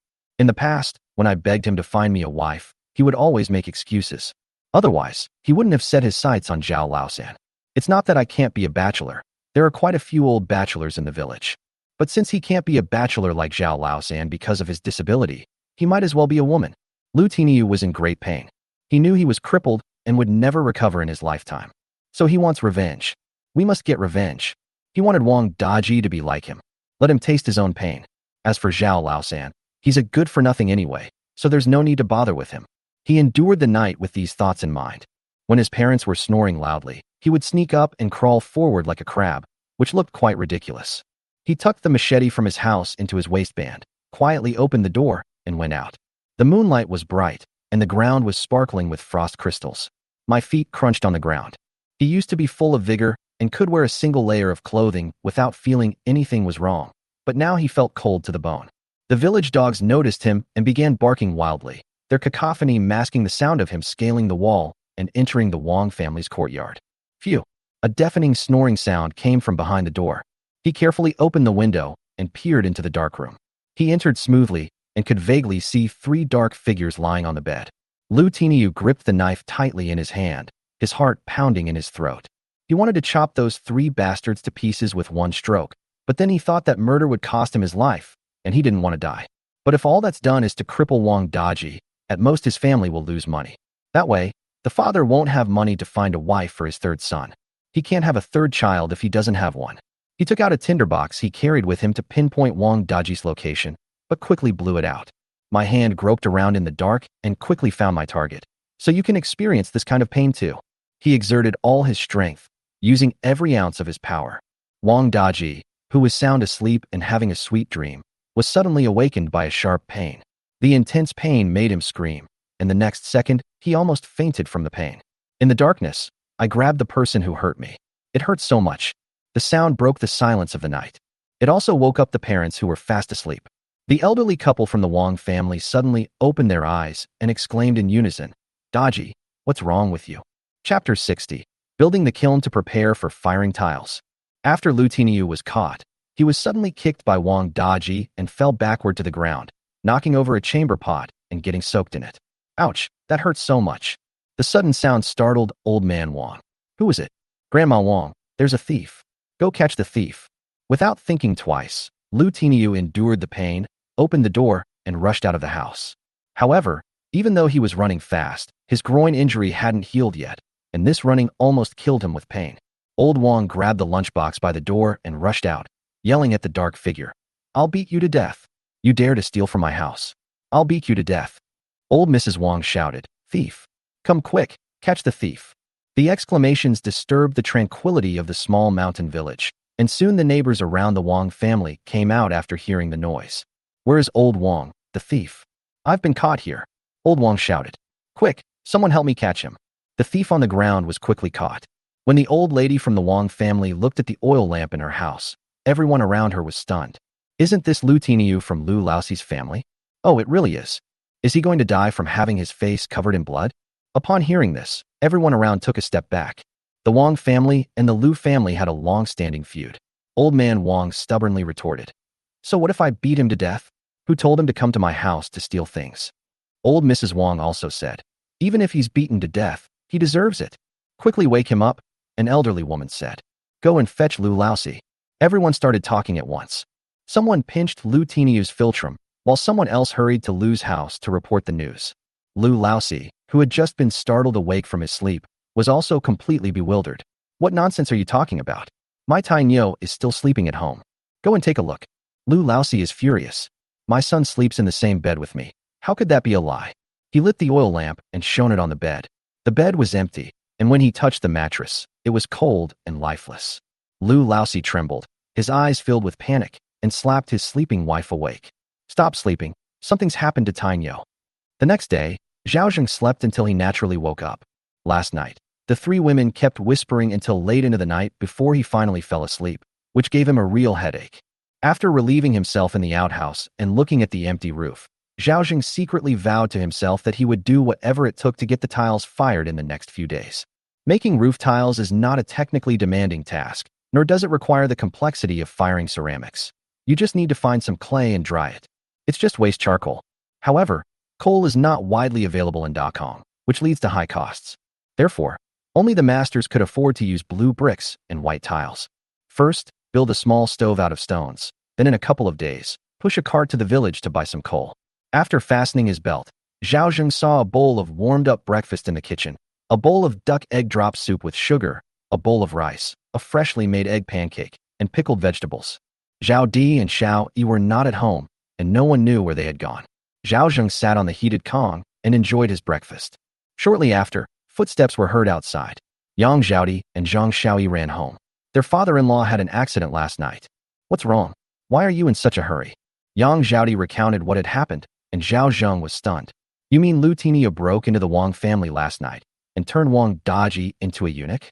I heard that she completely ruined Lu Tinio and was ruthless in her actions, almost tearing him down. Zhang Xiaoyi said. Zhao Zheng gasped. Lu Tinio truly hated Wang Daji. How could he not hate Lu Tinio for rewriting his life with a single kick? What about Yueying? Zhang Xiaoyi was being pressured by her in-laws to take care of Wang Daji. She was worried. What would her father-in-law do next? Zhao Zheng tapped his fingers on the low table. Hey, Wang Daji has ruined the Wang family, so they're basically half extinct. Old man Wang is so old, he's probably long gone. Even if he could, it would take his wife a long time to recover. So things are actually easier now. He ate the last bit of rice from his bowl and got off the Kong, heated brick bed. Go tell Yueying to proceed according to the original plan. Zhang Xiaoyi nodded and ran out quickly. Zhao Zheng smiled and said, Lu Tinio is a good man. The whole village was in an uproar all day. Wang Daji was the only son in the Wang family. Old man Wang and his wife almost fought to the death with Lu Laoxi's family. Lu Laoxi was no pushover either. It said that the two families fought to a standstill. Even Su Yude's intervention was useless. If Wang Daji could be cured, there would still be room for maneuver. But Sun Daxian said that he was completely shattered, and unless a god descended to earth, there would be no use at all. Moreover, Lu Tinio was too ruthless. If he didn't kill Wang Daji quickly, Wang's life would be in danger. The two families argued and fought all morning, but finally, with the intervention of 3 village elders, they decided to save Wang Daji's life first. Lu Laoxi gave away the 3 taels of compensation he had just received. In the afternoon, the Wang family pushed Wang Daji into the village on a handcart to save his life. But this had nothing to do with Zhao Zheng. He collected clay and used the leftover stones from repairing the Kong, heated brick bed, to build a small kiln, which could fire 100 or so tiles at a time. After finishing the work, I used a mold to shape the clay and spread it evenly inside the house. The villagers laughed at him for not doing any proper work. They said, Old Zhao, you can't even afford to eat, yet you have the leisure to burn tiles. Can you even afford charcoal? Are roof tiles something we can afford? Didn't you see that the old houses in Su village all use thatched roofs? Zhao Zheng smiled without saying anything and didn't explain much. However, Yang Zhaodi and Zhang Xiaoyi believed that Zhao Zheng had already started fantasizing even before he started burning the roof tiles. They thought, if my father-in-law burns the roof tiles, our house will never leak air again, right? I heard that with the roof tiles laid, it won't leak even in heavy rain, and the roof won't collapse under the weight of snow. Yang Zhaodi felt motivated just thinking about it. These days, everyone tries to do as little work as possible to conserve energy and hibernate, but their family can go all out. But she didn't act recklessly. Instead, she worked hard to make her home better. Seeing her home improve day by day made her genuinely happy. I don't know if we'll know once the tiles are fired, Zhao Zheng smiled. Just then, old Mrs. Zhou arrived.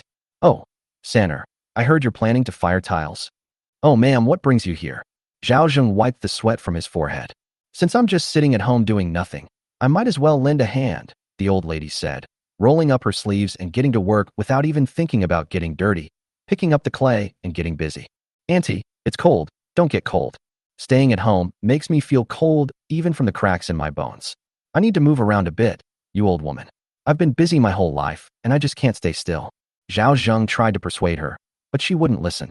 So he brought her a small stool to sit on. Take your time. If you're tired, you can rest. If you're sleepy, you can lie down on my heated Kong bed. It's very comfortable. Chapter 61, Recognizing Godparents. Zhang Xiaoyi felt that this was what a family should be like. When her father-in-law was arranging her husband's funeral, her mother-in-law didn't show up at all, saying things like an adopted son shouldn't be buried in the ancestral grave. Grandma Zhou is so kind as to come and help us. It took nearly 1,000 tiles to complete the process. The old lady chatted and laughed with them the whole time without taking a break. She was very talkative. Zhao Zheng brought hot water for the old lady to wash her hands. Yang Zhaodi brewed a bowl of sweet soup for Grandma Zhou to drink. Okay. The old lady smiled, washed her hands, took the bowl, and took a sip. It's still sugar water. It was my father-in-law who specifically instructed me to do this, Yang Zhaodi said. The old lady looked at Zhao Zheng and nodded with satisfaction. Candy was a precious thing. Her family had it too, but that didn't mean everyone else did. The fact that Zhao Zheng was willing to make it for her to drink showed that he was a generous person. Zhang Shaoi then took her hand and said, Grandma Zhou and father-in-law, please stay for dinner tonight. The old lady didn't fuss, so I'll start the fire. Unlike the dignified demeanor of old Mrs. Zhao, old Mrs. Zhou was genuinely composed and unhurried. Even though she dressed simply, she was very forthright in both her actions and speech. If there were such a sensible old man in the family, Zhao Zheng would be very happy to take care of him. Dinner was quite plentiful: white rice, pickled vegetables, fried eggs, and meat that Zhao Zheng brought home from Jinji Mountain yesterday. The 2 dishes weren't many, but the portions were quite generous. We invited the old lady to the warm Kong, heated brick bed. She exclaimed in surprise, It's so warm. I never imagined that a traditional earthen stove could be used for cooking and also to warm the bed. My father-in-law made it, Zhang Shaoi said proudly. Zhao Zheng smiled and begged Dee to go to the cellar and get some canned persimmons from the earthenware jar so they could try them. I'll go. Zhang Shaoi had been craving canned persimmons for a long time and was afraid that her sister-in-law would take this delicious job from her. Yang Zhaodi smiled indulgently and said, I won't fight you for it. Grandma Zhou asked what canned persimmons were. You'll find out soon enough. Zhao Zheng smiled mysteriously. Soon, Zhang Shaoi filled a large bowl with canned persimmons and placed it on the low table. Her father-in-law's canned persimmons were so thick with liquid. Zhao Zheng picked up a spoon and scooped some out. It was time to eat. He first served a bowl to old Mrs. Zhou, then served a bowl to Yang Zhaodi and Zhang Shaoi, and finally served himself a bowl, saying, Auntie, please have a taste. Grandma Zhou had eaten persimmons before, but never one like this. She picked up a wooden spoon, scooped some out, and put it in her mouth. Her eyes lit up immediately. It was delicious. Zhao Zheng smiled, and then urged his daughter-in-law to eat quickly, but not too much. 1 bowl a day is the most. Eating too much of this stuff can easily cause a stomachache. The old lady nodded in agreement. Your father-in-law is right. Persimmons are a treasure for the poor. In the past, during famine years, we relied on persimmons to get through difficult times. They are delicious, but we can't eat too many. The 2 women held their bowls and drank the juice from the canned food, their faces showing satisfaction. These canned persimmons are so delicious. They're 10 times better than dried persimmons. Zhang Shaoi exclaimed. Zhao Zheng smiled and shook his head, saying that the people of Dakong were easily satisfied. No one would want to eat this stuff in modern times. He put a few pieces of meat on the old lady's plate. Auntie, are you hungry? Let's eat. The old lady was quite moved, thinking that with rice, eggs, and fatty meat, Zhao Zheng's family must have more grain than hers. The canned persimmons reminded her of the Wang family causing trouble at her door a few days ago. This child is indeed honest, but not stupid. Making money quietly and not flaunting it. That's the way to live a good life. Although she didn't know where Zhao Zheng got his rice and meat, she didn't question it. In her eyes, this was a sign of competence. Thanks to you, the old lady is eating meat again. The old lady chuckled and said it aloud. And I know how many people will be green with envy. I wouldn't dare say that eating meat every day is fine, but having it every few days is definitely possible. Zhao Zheng said, I found a job in the countryside, helping a big merchant in the city collect hides. I can earn some money, so I asked him to bring me some meat and rice when he goes to the countryside. My body simply can't handle eating rice bran porridge and wild vegetable cakes all the time. The old lady suddenly realized. So that's how it is. However, the thought of Zhao Zheng's abilities made her hesitate. If Zhao Zheng's family is going through a difficult time, having her help will provide them with support in the future. But now, even without him, the Zhao family is doing very well, and he is actually the one who benefits from it. Come on, everyone, start eating. Zhao Zheng said to the 2 women, and he also began to eat heartily. After his repeated reminders, Yang Zhaodi was finally willing to use more oil, and Zhao Zheng ate with his mouth full of oil, thoroughly enjoying himself. The result was that all 4 of them ate until they were stuffed. Zhao Zheng chatted with the old lady on the Kong, a heated brick bed, while the 2 women cleared away the dishes. Third son, I didn't expect you to be so smart. In that case, I can rest assured, said old Mrs. Zhou. Zhao Zheng immediately understood what she meant and said, I was forced to do this. If I didn't, I wouldn't be able to support this family. Outsiders would bully us. I didn't mean to deceive you, Andy. No, you did the right thing. These days, everyone is struggling. If you're too rich, plenty of people will be jealous. Old Mrs. Zhou sighed. You've done both things well. Close the door to live your life, and open the door to be a good person. I really envy your mother for having such a good son. Is the old lady feeling that she's doing too well and can't help much, so she's considering giving up? Zhao Zheng hurriedly said, Auntie, if you don't mind, please treat me as your son, and I will take care of you in your old age. Although I, Zhao San, am not very capable, I still say that as long as I have food to eat, you will have food to eat and clothes to wear so that you won't get cold. I'd like to, but you have elderly parents and young children to care for, so I won't trouble you, said old Mrs. Zhou listlessly. Having an elder in the family is like having a treasure. How could this be considered adding to the chaos? Zhao Zheng comforted him, saying, if you're willing, I'll recognize you as my godmother. You can consider it as me wanting your house and land, okay? Old Mrs. Zhou chuckled. If you really want this, I'll be happy. Zhao Zheng got off the heated Kong and knelt down without saying a word. He didn't want anything else. He just wanted your righteous words, that you were truly standing up for him and thinking of him. My mother gave birth to me and raised me. Even if she wasn't a good son, I can't say she wasn't. This is something I was born with, and I couldn't choose it. However, my godmother was someone I chose myself. She was kind and reasonable, and I respected her from the bottom of my heart. My son said before he passed away that Grandma Zhou was a very good person. I wish she were my own grandma. My son is no longer here, so as his father, I have an obligation to fulfill his wishes. Please don't find this objectionable, Annie. Upon hearing this, the old lady of the Zhou family instantly burst into tears. She knew these were all Zhao Zheng's excuses. It was just that the child genuinely appreciated the kindness of others.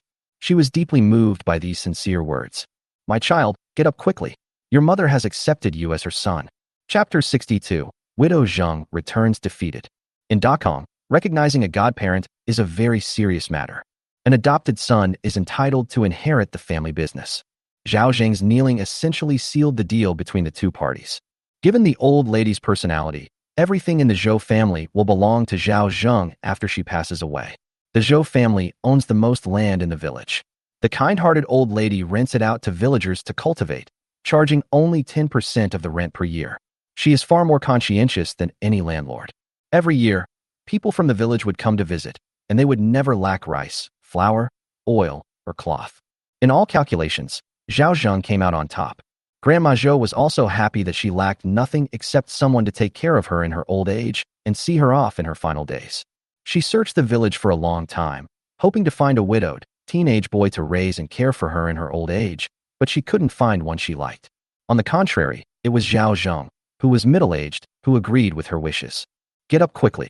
The old lady hurriedly went to help Zhao Zheng up, her eyes filled with tears. Godmother. Yes. The old lady nodded happily. The two women in the kitchen listened to the entire family reunion process. Zhao Di and Xiao Yi kowtow to your godmother, Zhao Zheng shouted. Both sisters-in-law liked this kind-faced old lady very much and knelt down to kowtow to their godmother. Good, good, good. The old lady smiled from ear to ear. Child, get up. She was incredibly excited to have such a filial godson as Zhao Zheng and two such well-behaved and sensible granddaughters-in-law. He immediately took off the 2 silver bracelets he was wearing and put them on the 2 women's wrists. I didn't bring any money with me. These 2 bracelets were my dowry from back then. I'm giving them to you now. This is too valuable. Please accept the gift from your godmother regarding the change of address, Zhao Zheng said. Your father-in-law is right. You have to accept it, or I'll be unhappy. The old lady said, deliberately putting on a stern face. The 2 women exchanged a glance, then nodded and thanked her in unison. Thank you, godmother. Both of them were somewhat moved. Having been married into the Zhao family for so long, their grandmother not only hasn't given them any gifts, but has also never given the 2 women a kind look. As soon as they changed their address, Grandma Zhou gave them the bracelet that had been with her for decades. How can the differences between people be so great? Seeing the 2 women happy, Zhao Zheng smiled and immediately offered to let the old lady stay at his house overnight. No, I have to go back and tell my husband and his family about this. They'll be so happy to know I've taken you as my godson, the old lady said. Zhao Zheng felt uneasy. He was a loyal and respectable man, but it was his surviving family members who were suffering the most. I'll take you home. Zhao Zheng led her out of the house as if he were leading a child. After sending the old lady home, Zhao Zheng returned home only to find that Zheng Chunmei had come again. He was speechless. So why are you here again? Sensing the displeasure in Zhao Zheng's tone, Zheng Chunmei quickly said, I'm here to give you a foot massage. Zhao Zheng glanced at Zhao Di and Xiao Yi and saw that the two women were somewhat displeased. He immediately pulled her out the door. He had told her not to come anymore, but she wouldn't listen. Why was she so stubborn? Dragging her to the door, Zhao Zheng lowered his voice and said, "Didn't I tell you not to come to my house again? Otherwise, Zhao Di and Xiao Yi will find out that you don't want to be a human being, but I still want to be one." Zheng Chunmei was so angry that her chest ached. Was she, a pretty widow, not good enough for an old bachelor like him? I know I just wanted to come and see. You didn't just want to come see if you were pregnant. Zhao Zheng directly exposed her true intentions. After being disciplined by Zhao Zheng, Zheng Chunmei became more relaxed and held her head high. Shouldn't I have come to find you? You complained yesterday that I was too thin and it was uncomfortable to touch me. Those who have been there are those who have been there. There's only the difference between 0 times and countless times. Once you take a shortcut, you become exceptionally uninhibited. Do you think I'm some rich landlord who comes here every day to freeload? Zheng Chunmei gritted her teeth in anger. Who's been taking advantage of me? Haven't I made you feel comfortable? Zhao Zheng doesn't buy into that. Anyone who has ever owned a pet knows that you can't let your pet starve to death so it won't leave, nor can you overfeed it so it won't take advantage of you. You're making it sound like you're uncomfortable. Zhao Zheng said with a stern face. I said I'll come find you when I want to. Don't come over unless I'm looking for you. If this goes on for too long, the villagers will definitely find out. Zheng Chunmei underestimated Zhao Zheng's shamelessness, but she was so hungry that after eating a full meal yesterday, she could no longer swallow the rice bran porridge at home, and the wild vegetable pancakes were not even worthy of carrying the egg pancakes. Moreover, last night was the biggest meal Sonia has had since she was born. She was so full that she started burping. Zhao Laosen was probably the only one in the whole village who could feed her properly, so she couldn't anger him. She then said aggrievedly, "Then how will you notify me if I don't come? Wouldn't that make it easier for people to find out? I can't go to Jinji Mountain to chop firewood every day." Zhao Zheng thought that it was cold outside and it would be easy to catch a cold, and it would be troublesome if someone saw him following behind. We need to find a hidden, secret base. I'll dig a cave in the back mountain, and then we'll meet there. In the village, we should avoid contact as much as possible and keep our distance, understand? Zhao Zheng said. Zheng Chunmei wanted to take the initiative, but now she had no right to make demands on Zhao Zheng. Fine then. I'm busy firing tiles these next 2 days, so I won't have time. Just wait for me at the intersection behind the mountain around this time in 2 days. Zhao Zheng said, then closed the courtyard gate. As the footsteps faded into the distance, Zheng Chunmei stomped her feet in anger. Old Zhao, I came out in this freezing weather to see you. At least give me something to eat, even just some crispy rice. After Zhao Zheng returned to his room, Yang Zhaodi hurriedly asked, has father-in-law widow Zheng left? Well, after we explained things to her, she won't come to our house again, Zhao Zheng said. That's great. Zhang Xiaoyi breathed a sigh of relief. You have no idea what the villagers are saying. Xiaoyi, Yang Zhaodi interrupted her. Zhao Zheng frowned. What did the villagers say? No, it's nothing. Realizing she had misspoke, Zhang Xiaoyi quickly shook her head. Just answer my question. Subconsciously, Zhang Xiaoyi was still very afraid of Zhao Zheng. At the moment, she braced herself and said, people in the village are saying that my father-in-law is taking advantage of widow Zheng to extort money from her. What else? My father-in-law and his ilk never say anything nice. They can even make the dead sound alive, Yang Zhaodi interrupted. Zhao Zheng chuckled to himself, wondering who really profited. Widow Zheng, a second-hand woman, was the original herself. She made a huge profit by letting her win the first place. However, you should never say this. It's best to keep it to yourself. It wasn't just the village's old women who were gossiping. There were also restless young men and old men, all eager to get close to widow Zheng and taste her fragrance. Chapter 63. Yao Youjiao in a Frenzy. The next day, Zhao Zheng went to the market before dawn. We didn't arrive at the market until dawn. There are open-pit coal mines in Fugui Township, but locals are not allowed to collect coal there. In this era, coal was called graphite. He didn't know if anyone in the village used it as fuel, but the people in the small mountain village had never used it. It is certain that if it is not used, then people will not be prohibited from picking it up. It just means that a large-scale industry chain has not yet been formed. Let alone in ancient times, even in modern times, coal mining is a dangerous activity, and productivity limits its market. He also found some good things at the market. Wild dried morel mushrooms, priced at 2,000 coins, are being offered for sale on consignment for 800 coins per pound. One caddy of wild pine and fir Gynoderma lucidum costs 2,000 coins, and its value is 4,500 coins. Ding wild rabbit skin. After going around in circles, Zhao Zheng used 10 caddies of millet and 1,200 coins to exchange for 40 taels of silver. The main reason is that we don't dare to be too conspicuous for fear of being targeted. As soon as we get our hands on something, we pretend to put it in a bamboo basket and then store it in the warehouse. At this rate, it won't be long before the balance exceeds 100 taels. However, he was a little disappointed not to see Mao Xiaolong at the market, as he had originally planned to push his balance past 100 taels. However, he was content with keeping a quarter of the goods for himself, while Zhao Zheng sold the rest. The purpose of making money is to enjoy a better life, not for saving money. After leaving the market, he went straight to the township government office, which was the largest charcoal trading market in Fugui Township. Many charcoal sellers bring in the charcoal they have painstakingly produced to sell for very low prices, almost half the price of the charcoal itself. However, they resell it to the local gentry for at least double the price. The high-grade charcoal used by the local gentry cost 100 coins per charcoal, leaving ordinary people only able to look on with envy. Zhao Zheng glanced at the purchase price and found it was only about twice as expensive as ordinary firewood. Burning charcoal takes time and costs, and the price is often negotiated down, making it even worse for woodcutters than for lumberjacks. Zhao Zheng glanced at the pile of coal next to him and was overjoyed. He stepped forward and said, "Sir, I've come to buy coal." The man had a cold face and acted as if someone owed him hundreds of taels of silver, asking why he was buying coal. "To keep warm." Zhao Zheng gave his prepared reason. "How much?" "I can't afford more than 100 caddies," Zhao Zheng said, taking a small string of coins. The middle-aged man counted the items and winked at the person next to him, telling him not to put too much in the car. Zhao Zheng pushed the cart aside, and two laborers shoveled coal into a basket to prepare for weighing. He listened to the men chatting nearby, wondering if they had heard that the county magistrate was going to the countryside for an inspection in a few days. "How come I didn't know that the township had notified everyone yesterday?" Zhao Zheng chuckled inwardly upon hearing this. He hadn't expected that in this day and age, even a county magistrate would give advance notice before going to the countryside. Was it for an inspection? That was prior notice. Those two simpletons started talking nonsense, and then they started saying, "Do you know why Yao Youjiao went to hunt tigers on pig snouts a few days ago? Isn't it because tigers carry people? That's just the reason given to outsiders. Besides, the tiger didn't enter the village. Those tiger hunters were just asking for trouble. Even if the township has the widest jurisdiction, it can't control the mountains, right? So there's more to the story?" The older man nodded. "It was all because of this trip to the countryside by the county magistrate. They said our county magistrate liked to take concubines, and having too many concubines would eventually take a toll on his health. Wasn't a tiger's basket a good supplement? If others hear us keeping quiet, we're doomed."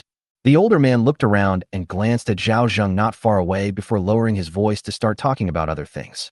"I knew the village would be so kind as to hunt tigers." Zhao Zheng cursed inwardly. So this is all to curry favor with the county magistrate. Throughout history, it has been common for those in lower positions to curry favor with those in higher positions.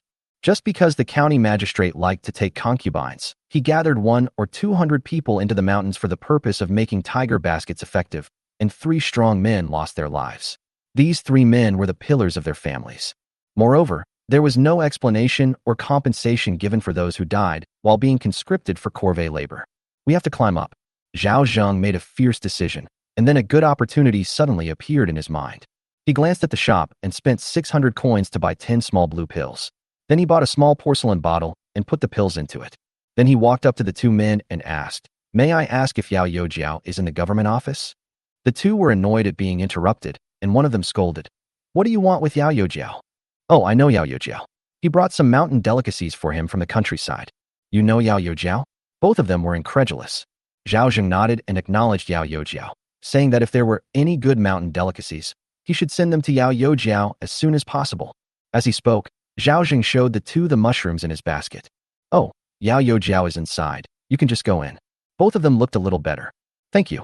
Zhao Zheng cupped his hands in greeting before entering.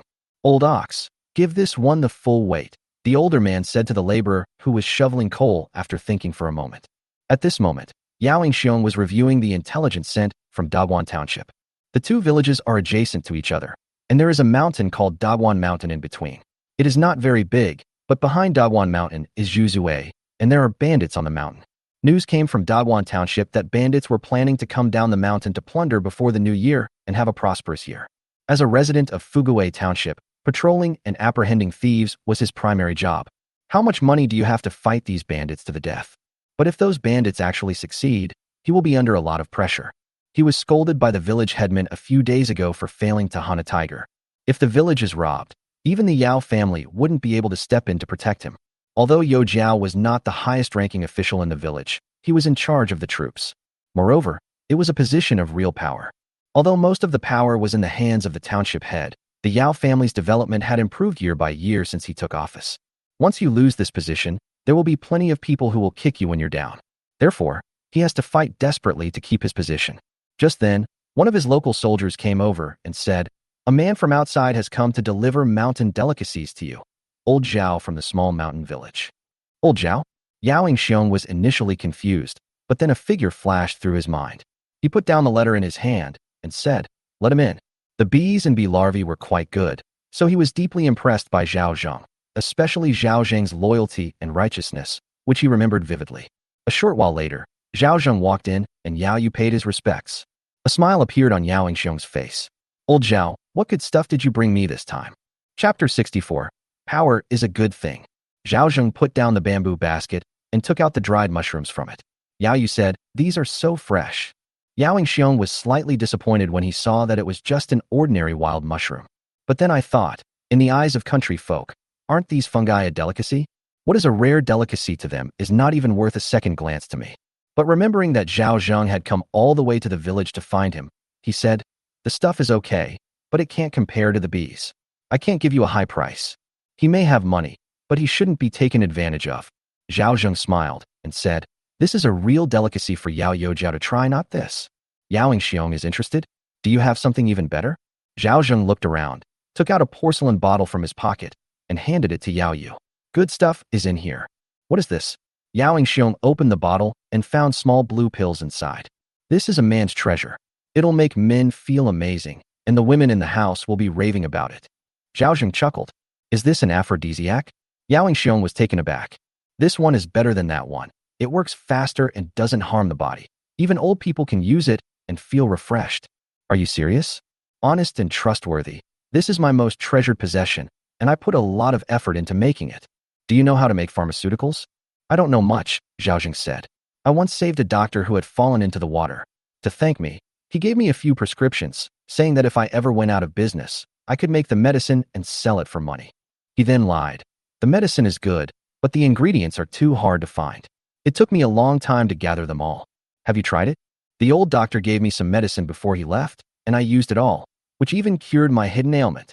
Zhao Zheng showed a hint of embarrassment. Yao Xiong revealed a hint of inquiry. "You have a hidden illness?"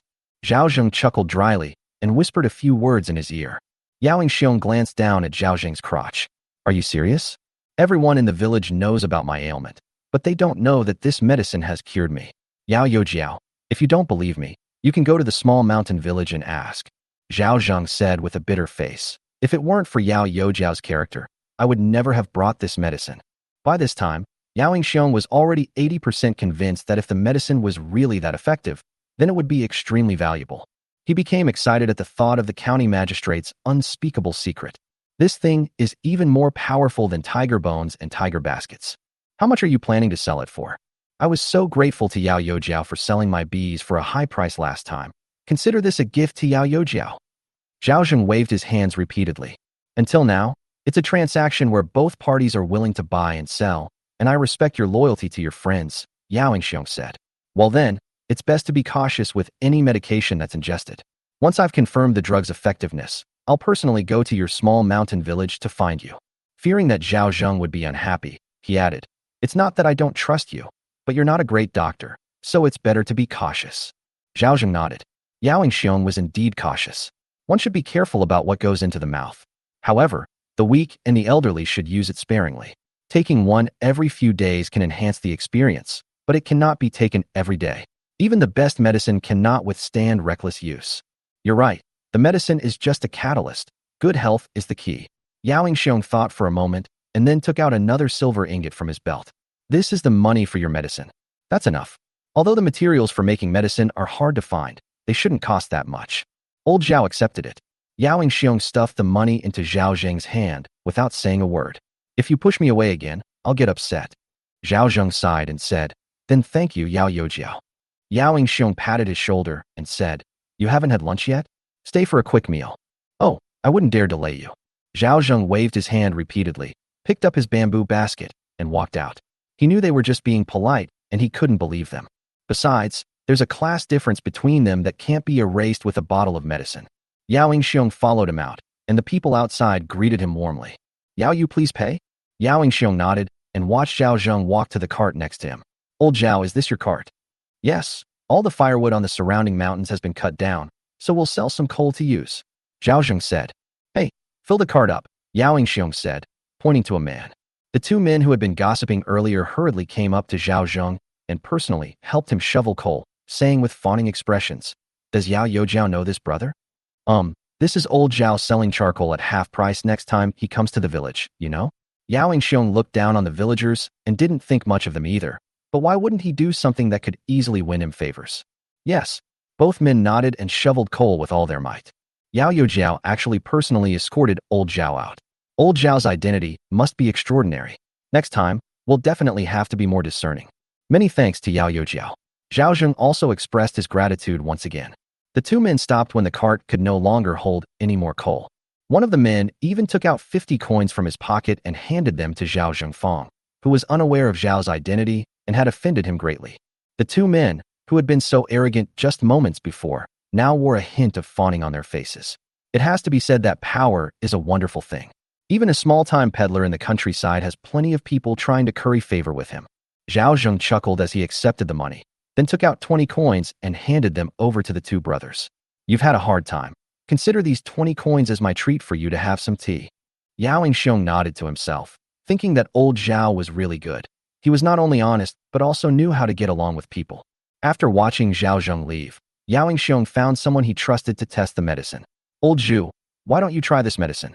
Old Zhu was one of his capable subordinates. At 36, he was in the prime of his life, but he had a problem: impotence. Not many people knew about his problem, but I happened to be one of them. I also know that he went to the county town to find a famous doctor to treat this problem, but all his efforts were in vain. What kind of medicine is this? This medicine will make you a man again. Yao Yingxiong smiled mysteriously. Take it and go back to your wife. Tell me about the effects. It took Zhao Zheng a lot of effort to pull the cart onto the village road. The bumpy road was difficult to walk on, let alone carrying 200 or 300 pounds of coal. It almost killed him. Seeing that no one was around, he then put 90% of the coal into the warehouse. When they were almost at the village entrance, Zhao Zheng released most of the coal. As soon as they arrived home, before they even unloaded the truck, Su Dashan came up with a broken gong and started banging it all the way. Everyone, young and old, gather at the village entrance. The village elder has something important to announce. Chapter 65, Election of Squad Leader. What kind of trouble are they causing now? Zhao Zheng frowned, then instructed Zhao Di and the other woman to bring the coal into the kitchen before heading towards the village entrance. Everyone who was supposed to come from the village has arrived. Su Yud, Wang Laotu, and Wu Laotu, 3 village elders, stood in front. Someone asked, "What big announcement does Uncle Da have this time?" "Don't worry, we'll see once everyone's here," Su Yud said, glancing around at the crowd. "Shouldn't most of them have arrived by now? Listen up, everyone. The township has issued a notice saying that bandits from Dawon Mountain are making moves. To protect us from their attacks, all men in the village aged 15 to 60 are to form a militia and begin training on a chosen date until the danger is over." Everyone's expression changed drastically. "Training troops? Uncle Yud, the villagers won't let us fight bandits, will they? That's no joke. The bandits have horses, knives, guns, and bows. Wouldn't it be suicide for us to go there?" Zhao was in the village when he heard that the bandits in Dawon Mountain were making unusual moves. The villagers acted even faster than he had expected. There's not much training involved. The men in the village have to set aside 1 to 3 months each year for training. They can be called either village soldiers or local soldiers. In war, these would be top-tier soldiers. Lay down your weapons to become farmers and pick up your weapons to become soldiers. But village soldiers aren't regular troops. They have no weapons, so how can they fight bandits? Those are all people who live on the edge. Stop arguing, just be quiet. Su Yud looked at the crowd with unfriendly eyes. This is the township's decision. Anyone who disagrees can stand up. No one dared to stand up. They all remained silent, sullen, and reluctant to utter a sound. Training troops is nothing unusual. The township is just telling us to prepare. Dawon Mountain is very far from our small village. They may not be able to come back, and there are also soldiers in the township. If anyone is unwilling, I will recommend them to go to the township." Upon hearing this, many people looked horrified. "Uncle, calm down. We are completely convinced. We all admire you, sir. Please don't let us go to the countryside and hear that the bandits in Dagwon Mountain kill and eat people." Seeing that they had given in, Su Yud said, "That's more like it." He paused for a moment and then said, "If there are any suitable men in the family, one person must come out. I've calculated that there are about 160 men in the village. We'll form 8 teams, each with a team leader. I will be the team leader, and Lao Wang and Lao Wu will be the deputy team leaders." Many people's eyes lit up when they heard this. Since there's no way to avoid it, is it possible for them to become squad leaders? Never underestimate the villagers' desire to become officials. "Uncle, I want to be the captain." "Dog egg, you think you're worthy of being the captain? What do you think of me, uncle?" "Uncle, I'm tall and strong. I can be the captain." The crowd, who were initially reluctant, suddenly became enthusiastic. Zhao Zheng was extremely annoyed. Wasn't this hindering his development? But he is, after all, a member of the small mountain village and cannot be excluded. Su Yud smiled faintly, giving off an air of strategic mastery. "Let's start lining up and assigning groups now. We'll talk about team leaders tomorrow. If you're confident in yourself, you can recommend yourself." Zhao Zheng cursed inwardly. Isn't this just blatantly encouraging everyone to bribe? Soon the teams were divided. Zhao Zheng was assigned to Team 8. He saw that the team members were either teenagers or 50-year-old veterans. "The teams have been divided, so please disperse early tomorrow," Su Yud said, waving his hand. The crowd dispersed, chatting in small groups, while some people directly solicited votes within the queue. "Old Zhao, you don't have any objections to me being the captain of Team 8, right?" The speaker was Yin Dali, the second son of the Yin family. He was 19 years old and extremely arrogant, calling himself Old Zhao all the time. Zhao Zheng said with a smile, "Sure, of course I have no objection." Yin Dali thought Zhao Zheng would be hard to talk to, but he agreed immediately. He thought to himself that everyone in the village said he had no balls, and now it seems that he really is. He patted Zhao Zheng on the shoulder and said, "Don't worry, as the captain, I'll definitely take care of you." Zhao Zheng nodded, then turned his head and his face darkened. He hadn't originally intended to be the team leader, but how could he not know what kind of people the villagers were? Being a squad leader at least grants you some authority. That evening, he first carried 30 caddies of firewood to Su Yud's house, and then gave 20 caddies of firewood to Old Man Wang and Old Man Wu respectively. It's impossible for him to send rice. It would be unreasonable for him to send rice again. Anyway, he still has nearly 1,000 kilograms of firewood and 200 or 300 kilograms of coal stored in his warehouse, enough to last him a long time. "My father-in-law said to my grandmother in the village today that you are not filial." Lying in bed at night, Yang Zhaodi whispered. It must be the fourth son's wife stirring things up behind the scenes again. Zhao Zheng was furious. Not only her fourth aunt, but also her fourth uncle were saying behind her back that she didn't acknowledge her own mother, but instead recognized someone else's. Zhang Shaoyi said timidly, "They've gone too far. Oh, they found out so quickly that I recognized Aunt Zhou as my godmother." Zhao Zheng asked in surprise. In his memory, Aunt Zhou was not the kind of person who couldn't keep secrets. "They're not just making things up," Yang Zhaodi said worriedly. "They just want to pin the blame on my father-in-law. Find a time to tell everyone in the village that I've recognized this aunt as my godmother," Zhao Zheng said. "Oh, Grandma must be very angry," Zhang Shaoyi said. "Do I need to sneak around when I adopt a godparent? Am I failing to support my elderly mother?" "No. Isn't that settled?" Zhao Zheng said calmly. "They want to pin the blame on me, right? Let's see if they have the guts to pin it on this old lady. It's a good opportunity to solidify this matter and let everyone in the village understand that Zhao Zheng is not someone who can be easily framed. The Zhou family has been loyal and righteous for 3 generations. He, Zhao Laosan, offered 2 sons of loyalty. His sweat was redder than their blood. What are you going to use to criticize?" The next morning, everyone gathered at the village entrance. After a night of speculation, everyone became curious about who would become the captain of the 8 teams. Many idle old women also came early to watch the excitement. 160 old men stood ramrod straight, but they were all starving and poorly clothed, and even when they managed to stand upright, they were all swaying precariously. Now we'll start the election for squad leader. Let's begin with squad 1. Those who want to be the squad leader can nominate themselves, and then the 3 of us, the captains, will make the decision. Looking at the hypocritical Su Yud, Zhao Zheng scoffed and vowed to kick this hypocritical old man off the stage one day. In the first round, everyone vied for the spot, but Su Yud's son, Su Dashan, was ultimately chosen. "Thank you all for trusting me and appointing me as captain. I will definitely lead everyone to train hard and defend the village." Su Dashan shouted loudly. Meanwhile, Ma Dazhu, from the second team, glanced at Zheng Chunmei in the crowd and clenched his fist. He was determined to take down this team leader. Only by becoming the squad leader could he have the opportunity to change his reputation and public image in the village and make Zheng Chunmei look at him with new eyes. Chapter 66. Elected Squad Leader. Now, I'm running for captain of the second squad. As soon as he finished speaking, Ma Dazhu rushed forward. I, Ma Dazhu, am running for captain of the second team. Putting aside everything else, I'm good at archery. I can teach everyone how to shoot arrows and how to make bows and arrows from bamboo. If bandits really come, I can deal with them. Ma Dazhu said a lot, but no one seemed very interested. Zhao Zheng curled his lip. If the bandits rushed over, wouldn't it be stupid to hide and fight them head on? They have horses, but you can't even see mules in the village. You rely on your bamboo bow and arrow to shoot down the bandits. Could you hit someone? However, to Zhao Zheng's surprise, he was actually elected. It seems Ma Dazhu also got in through connections. It's done.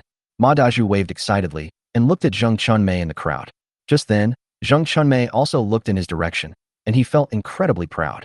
But he never expected that Zheng Chunmei wasn't even looking at him, but at Zhao Zheng in the crowd, her eyes filled with a sense of sorrow. Zhao Zheng also noticed and became quite angry. This widow Zheng was really bold, flirting with him in broad daylight. Was there no one in the village she cared about? I must teach him a lesson sometime. The subsequent election was also very boring, as it was all pre-selected. Zhao Zheng almost fell asleep listening to it. From the crowd, Yan's wife asked nervously, "The next one for the head of the family is the election for the 8th team. Do you think our Dolly can be elected?" Old man, Yan had a straw in his mouth.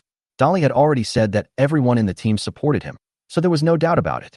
It would be great if I could really be the team leader. No one in our family has ever held an official position. A good-for-nothing militia squad leader is considered an official? At least a village militia captain is an official. Old man Yan said this, but he was very nervous inside. Last night, my son ran home and confidently declared that he would definitely be elected. He was so excited that he couldn't sleep for half the night. Yan Dali was equally nervous in the crowd. He knew his parents, younger brother, and younger sister were all watching him, and he couldn't show any fear. Besides, the girl he liked was also there. Even her father was in the 8th team, and she was determined to be elected captain to make a name for herself. When the village elder called out the 8th team's election, he was the first to rush forward. I'm Yan Dali. I'm strong, young, and I even know some martial arts routines. Choosing me is definitely the right choice. Those around him frowned and even stammered when they heard this. Did he really want to be the team leader? One of the busybodies in the crowd said, "Dolly, go back and have your parents straighten out your tongue before you run for election." Everyone burst into laughter. Yin Dali's face turned as black as the bottom of a pot. Old man Yin cursed even louder. "Bullshit. My Dolly is just nervous and stutters. That's normal. Besides, who in the village doesn't know that my Dolly is filial and can do the work of 3 people?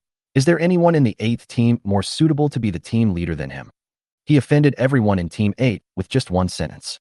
Like father, like son, no wonder Yin Dali has such low emotional intelligence. Zhao Zheng smiled dismissively. Su Yud also frowned and remained silent. Running for team leader is a serious matter. What kind of behavior is it to laugh and joke around like that? After everyone quieted down, Su Yud asked Yin Dali to go down first, and then 3 more people went up on stage. "Anyone else in Group 8 volunteering?" Su Yud asked. At this moment, Zhao Zheng walked up. Yin Dali was taken aback. "Old Zhao, didn't you say you supported me? With so many people from other groups volunteering, our Group 8 can't fall behind, can we? Don't worry. I'm old. The village elders will definitely choose you," Zhao Zheng said with a smile. Yin Dali thought about it and realized that Zhao Zheng was already old and he could take on 10 of the village elders, so there was no reason for him not to choose him. After stepping onto the stage, Zhang Xiaoyi's excitement prompted her sister-in-law and father-in-law to come up. Yang Zhaodi was also a little nervous. "Do you think our father-in-law will be selected?" "I think it's a good idea," said old Mrs. Zhou. "Of all these people, Saner is the most composed and intelligent." Zheng Chuanmei's eyes grew increasingly resentful. Of course, she also hoped that Zhao Zheng would be selected so that he could help her family. They don't have to send people out of their own homes, but they still have to do the work. "What are we doing? Wash and sew clothes for these people. It's fine if they don't work, just give them food." She couldn't provide food, so she could only work. Some people are happy that Zhao Zhengxian was elected, but others are not. The Liu and Wang families, along with others who looked down on Zhao Zheng, secretly mocked him for overestimating his abilities. In particular, Zhao Yi, with his hand draped in burlap and a cold face, said, "My 3 treasures weren't selected, So why should he be? Grandma Zhao also said, it's a pity that my Dabao isn't here, otherwise he would definitely have been elected as the squad leader. Zhao Zheng glanced at everyone and said, I am Zhao Zheng, and everyone knows me. If the bandits really come, I suggest that every household hide their valuables in advance and leave some worthless things outside. If they really enter the village, giving them the things can save your life. These days, young wives and girls should avoid showing their faces in public. Mountain bandits are having a hard time in the mountains and will definitely abduct any pretty women they see to take as their wives.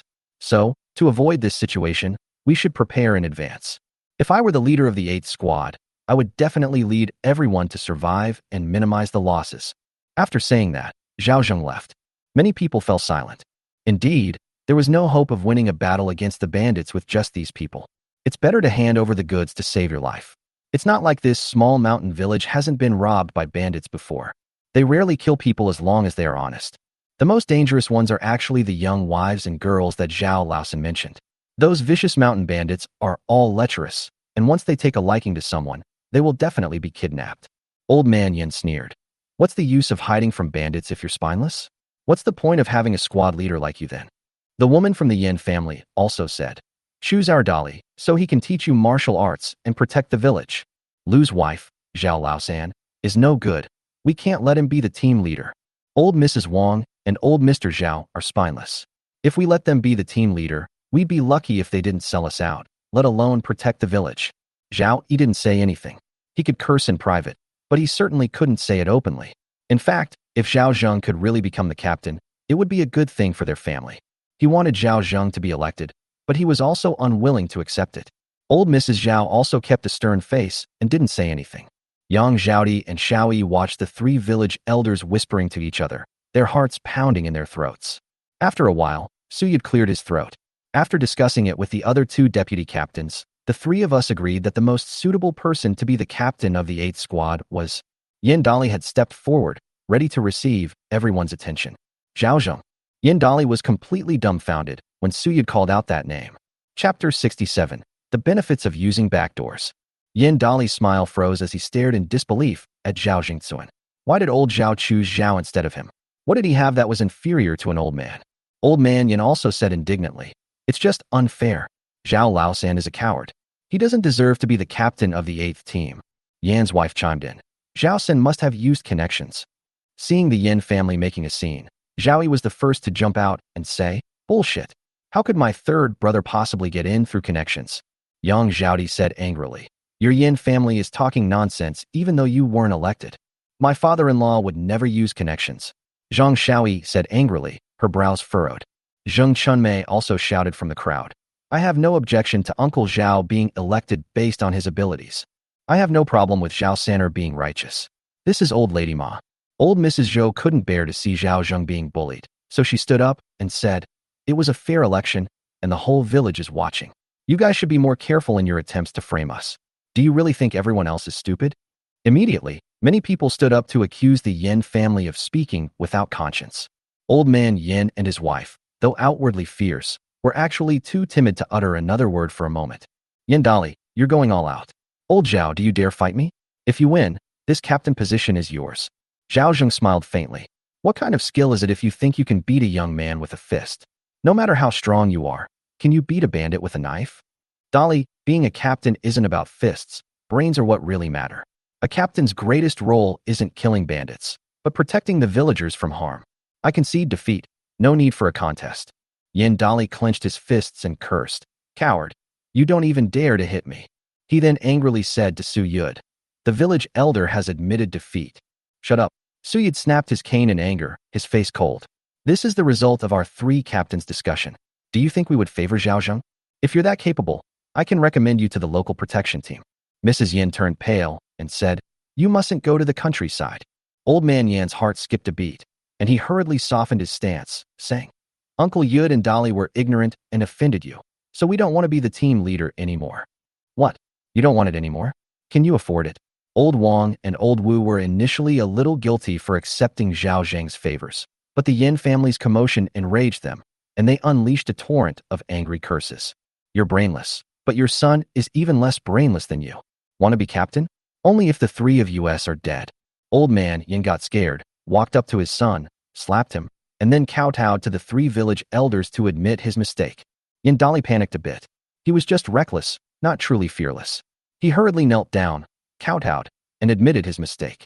Zhao Zheng scoffed. This was the benefit of using connections. The village elders would always defend him. Suyid looked at Zhao Zheng-san with a blank expression. What do you have to say? It's normal for young people to be hot-tempered. They don't know that experience matters. Without the village elders leading the way, our little mountain village would have been wiped out by bandits long ago. Zhao Zheng sighed. Uncle Da is letting it go because it's his first offense. At this critical juncture, we should unite and fight the bandits together.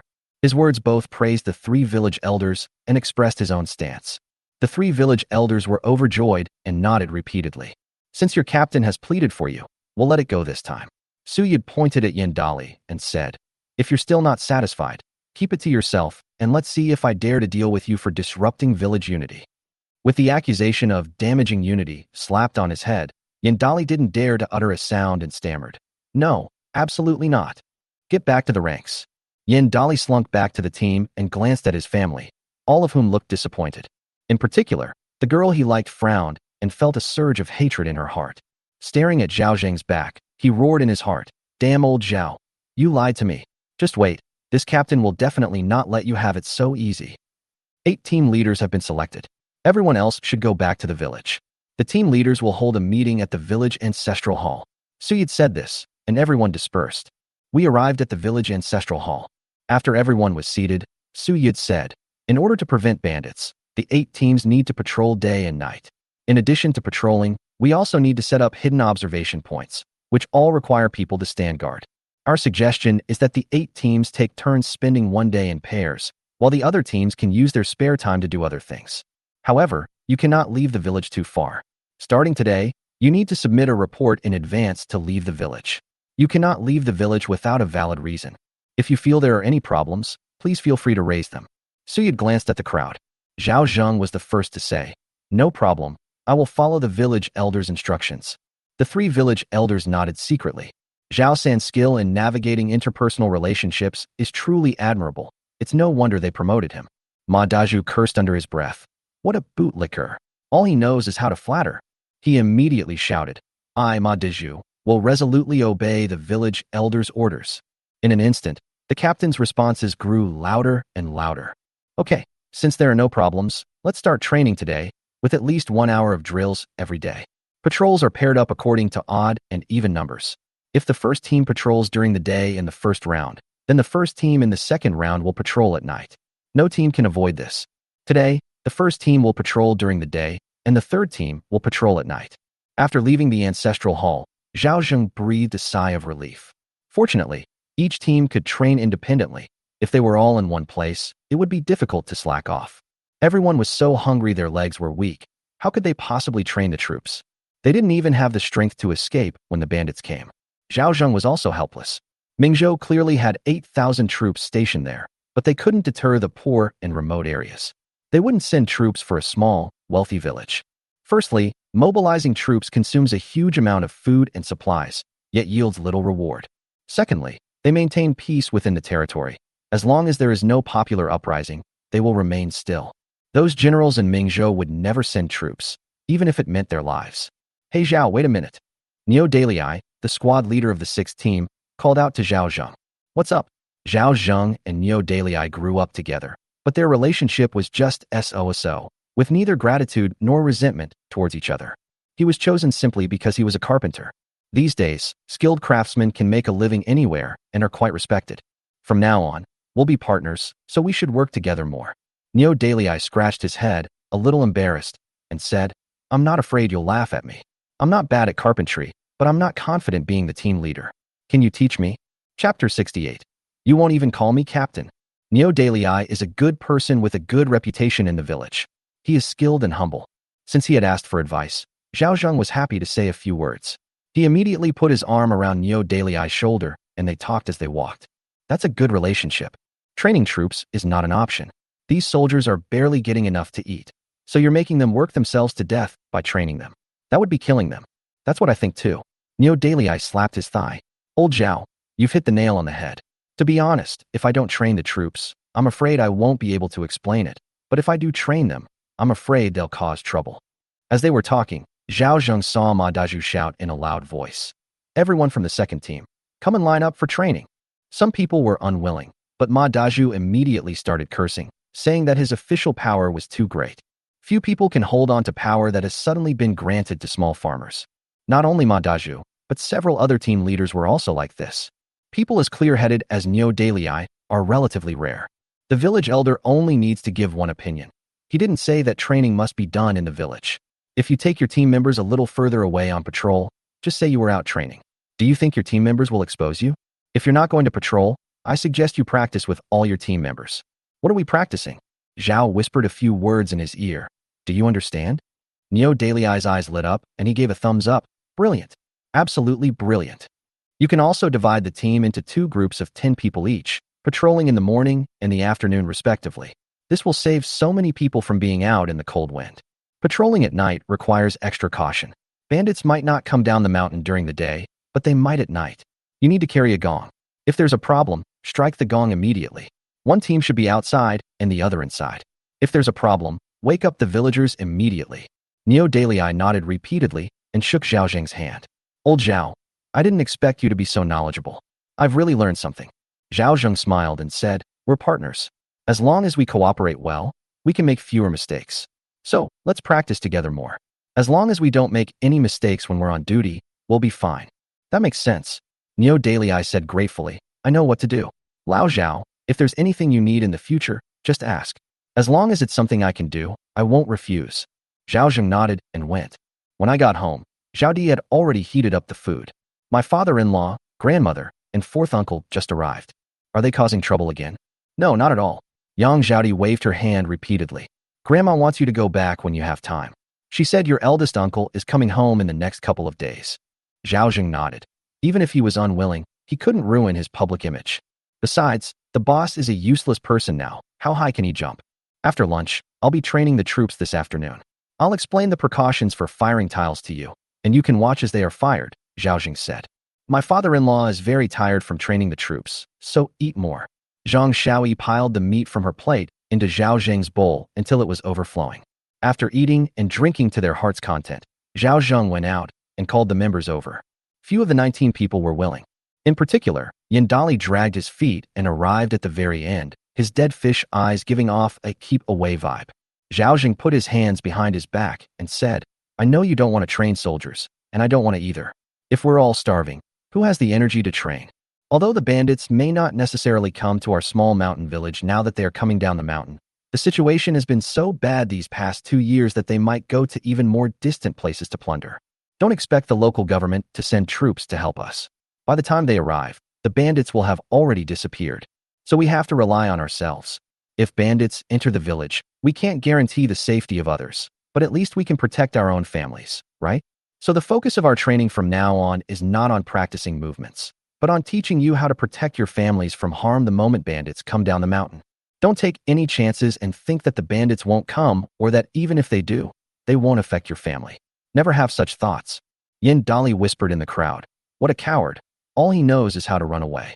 As soon as he said this, the people around him stared at him with cold eyes. Yin Dali was startled and looked at me, asking, what did I say wrong? Nobody paid him any attention. They knew in their hearts that Zhao Zheng was absolutely right, and many of them were no longer so resistant to it. Old Zhao, what should we do? Someone asked. Old Zhao, I think what you're saying about practicing martial arts is utterly useless. We're so hungry our legs are weak. Fighting bandits is just suicide. The speaker was Panda now, a craftsman who makes bamboo mats and chairs. However, she has no sons, only 2 daughters. Her eldest daughter is married out of the family, and she has a younger daughter who is planning to find a husband to live with her. Zhao Zheng nodded. Don't rush. Before I tell you about the drill, I have something else to do. Everyone was staring at him. I'm going to select 1 vice captain and 2 group leaders. When I am not here, or when something happens, the vice captain can take over my work, and the 2 group leaders are responsible for their respective group members, a group of 9 members. These words shocked everyone in the 8th squad. Their eyes were filled with joy. Yin Dali was overjoyed. Old Zhao, you have to choose me this time, no matter what. Many people secretly sneered. You wouldn't even call him captain. Why should someone make you the vice captain? Is Zhao Zheng stupid? Captain and vice captain are no good. I want to be the group leader. Captain, I can be a team leader too. People used to call him Old Zhao or Zhao San, but now they've all changed their way of addressing him. Zhao Zheng smiled faintly. He could manage a listed company in modern times, so why couldn't he manage a small team of 20 people? Don't be impatient. This deputy captain needs a steady and responsible person. The group leader also needs to not only follow my orders, but also implement my ideas. If you can't do this by raising your index finger, then you don't need to raise your hand. Isn't that asking me to be your dog? Yin Dali's eyes widened. The crowd once again cast cold glances at them. Why be a dog when being a human is so good? Zhao Zheng spread his hands and said, I know you're not convinced, but I'm doing this for everyone's good and to protect everyone. How about this? I can temporarily step down and let you be the acting team leader. As long as everyone approves of you, I'll step down. Yin Dali was overjoyed. Are you serious? With so many people watching, would I dare to lie to you? Zhao Zheng sighed. Come up and speak for me. Chapter 69. A secret rendezvous in the back mountain. Fine, you're not a man after all. Yin Dali stepped forward confidently and said, Gentlemen, our team is the 8th team, and we can't fall behind the other teams. So, I'll teach you some techniques. Practice for an hour every day, and you'll definitely be able to drive away the bandits. What the hell are you talking about? Wouldn't it be better to use that energy on my own women? What good will it do to train with you? Yinner Lingzi, you son of a bitch, get down here right now. You disrespectful bastard. How dare you call me old Zhao? You can't even be a decent human being, and you want to be a team leader? Don't you dare embarrass yourself. Get down here. Immediately, everyone started cursing. Yin Dali was completely bewildered. I was only doing this for everyone's benefit. Get down here right now, you son of a bitch. Seeing that everyone's insults were getting more and more offensive, Yin Dali's face turned a deep liver color and his teeth were grinding together. Zhao Zheng raised his hand, and everyone shut up. Then, with a half smile, he said, Dali, it seems that the people are not convinced by you. In that case, you should go down. Yin Dali clenched his fists, furious, but could only slink away in disgrace. Enough with the commotion, now I'll begin making appointments. Everyone stood up straight. Zhao Zhengdao, Deputy Captain Panda Now. Panda Now was overjoyed and pointed to himself. I'm the vice captain. Zhao Zheng smiled and nodded, then added, Group Leader Zhang Woguo is in charge of Group 1, and Group Leader Big Beard is in charge of Group 2. Both of them are relatively honest people in the village and don't have many ulterior motives. The two who were called out grinned from ear to ear and thanked the captain. Those who weren't selected looked disappointed. Zhao Zheng said, This is just a preliminary appointment. If you are not competent enough, you will be replaced at any time. Don't be discouraged if you are not selected. Everyone has a chance. Upon hearing this, the 3 selected men were all on edge and secretly told themselves that they must listen to Zhao Zheng and carry out his orders. Those who were not selected glared at the 3 newly appointed officials. Zhao Zheng cleverly shifted the blame and became the chief referee. After dividing the group, Zhao Zheng said, That's all for today. Come back before dawn tomorrow to rehearse, and then do whatever you need to do. It's the captain. Everyone echoed in unison. After everyone dispersed, seeing the villagers who had been training like crazy, they secretly rejoiced that their captain was Zhao Zheng. Otherwise, they would have been in serious trouble. The other team members were furious to see Group 8 looking at their captain so relaxed and carefree. Neo Daily Eye had already discussed with Zhao Zheng that they would advance and retreat together. Team 8 had disbanded and Team 6 had also disbanded. Everyone in the 6 teams said that Neo Daily Eye was good. Back home, the first batch of tiles had already been fired, but the damage rate was almost half. Yang Zhaodi looked remorseful, and Zhang Shaoyi couldn't stop crying. Zhao Zhengdao, don't cry. It's just some broken tiles. If you burn them again, it's probably because the fire was too strong. Let's summarize our experience when the fire gets smaller. That's such a pity, Zhang Shaoyi said. All right, these broken tiles aren't entirely useless. Pick out the larger pieces and stick them on the courtyard wall to keep thieves out. Zhao Zheng waved his hand and opened the kiln again. This time, less coal was used and the firing time was shorter. After opening the kiln, the success rate was significantly improved, with only a dozen or so out of 100 tiles damaged. Zhao Zheng tapped the resounding tile and said with satisfaction, We can fire another kiln before dark. Then we can shovel the unburned coal ash into the earthen stove to heat the kong, a heated brick bed. It's a win-win situation. They worked until dark, opening 3 kilns and getting about 240 tiles. It would take at least 1,000 tiles to cover the whole house, which would only take 2 or 3 days. Since there's nothing much to do these days, and he can't leave the village anyway, Zhao is planning to upgrade the facilities at home. After finishing their meal, Zhao Zheng said, I'm planning to sneak out to the back of the mountain and dig a hidden cave. If bandits really come, You two can run to the back of the mountain, hide in the cave, and come down when it's safe. Can we outrun them? Yang Zhaodi asked nervously. Zhao Zheng thought that once the village patrol team discovered the bandits and they were close by, he would dig a hole next to the dry toilet. It might smell bad, but it could save his life in a critical moment. Having been given a second chance at life, Zhao Zheng cherishes his life and would definitely not risk his life against the bandits. Zhao Zheng went into the kitchen and made a mark in the corner. We'll start digging tomorrow night. It's getting colder and colder. Zheng Chunmei carefully avoided the patrol team and arrived at the intersection behind the mountain. She was very nervous, fearing that the patrol team would come to the back of the mountain. Fortunately, the patrol team only patrols within and around the village, so there's no worry about them coming to the back mountain.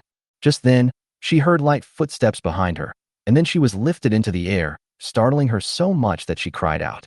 Zhao Zheng quickly covered her mouth and said, "Don't worry about others knowing, just shout louder." Zhao Zheng released his hand. Zheng Chunmei was so scared, she almost lost her mind. When she learned that the person who came was Zhao Zheng, she angrily punched him. "You want to scare me to death? I thought you weren't coming tonight, Captain Zhao?" With that resentful tone, Zhao Zheng let go of her hand.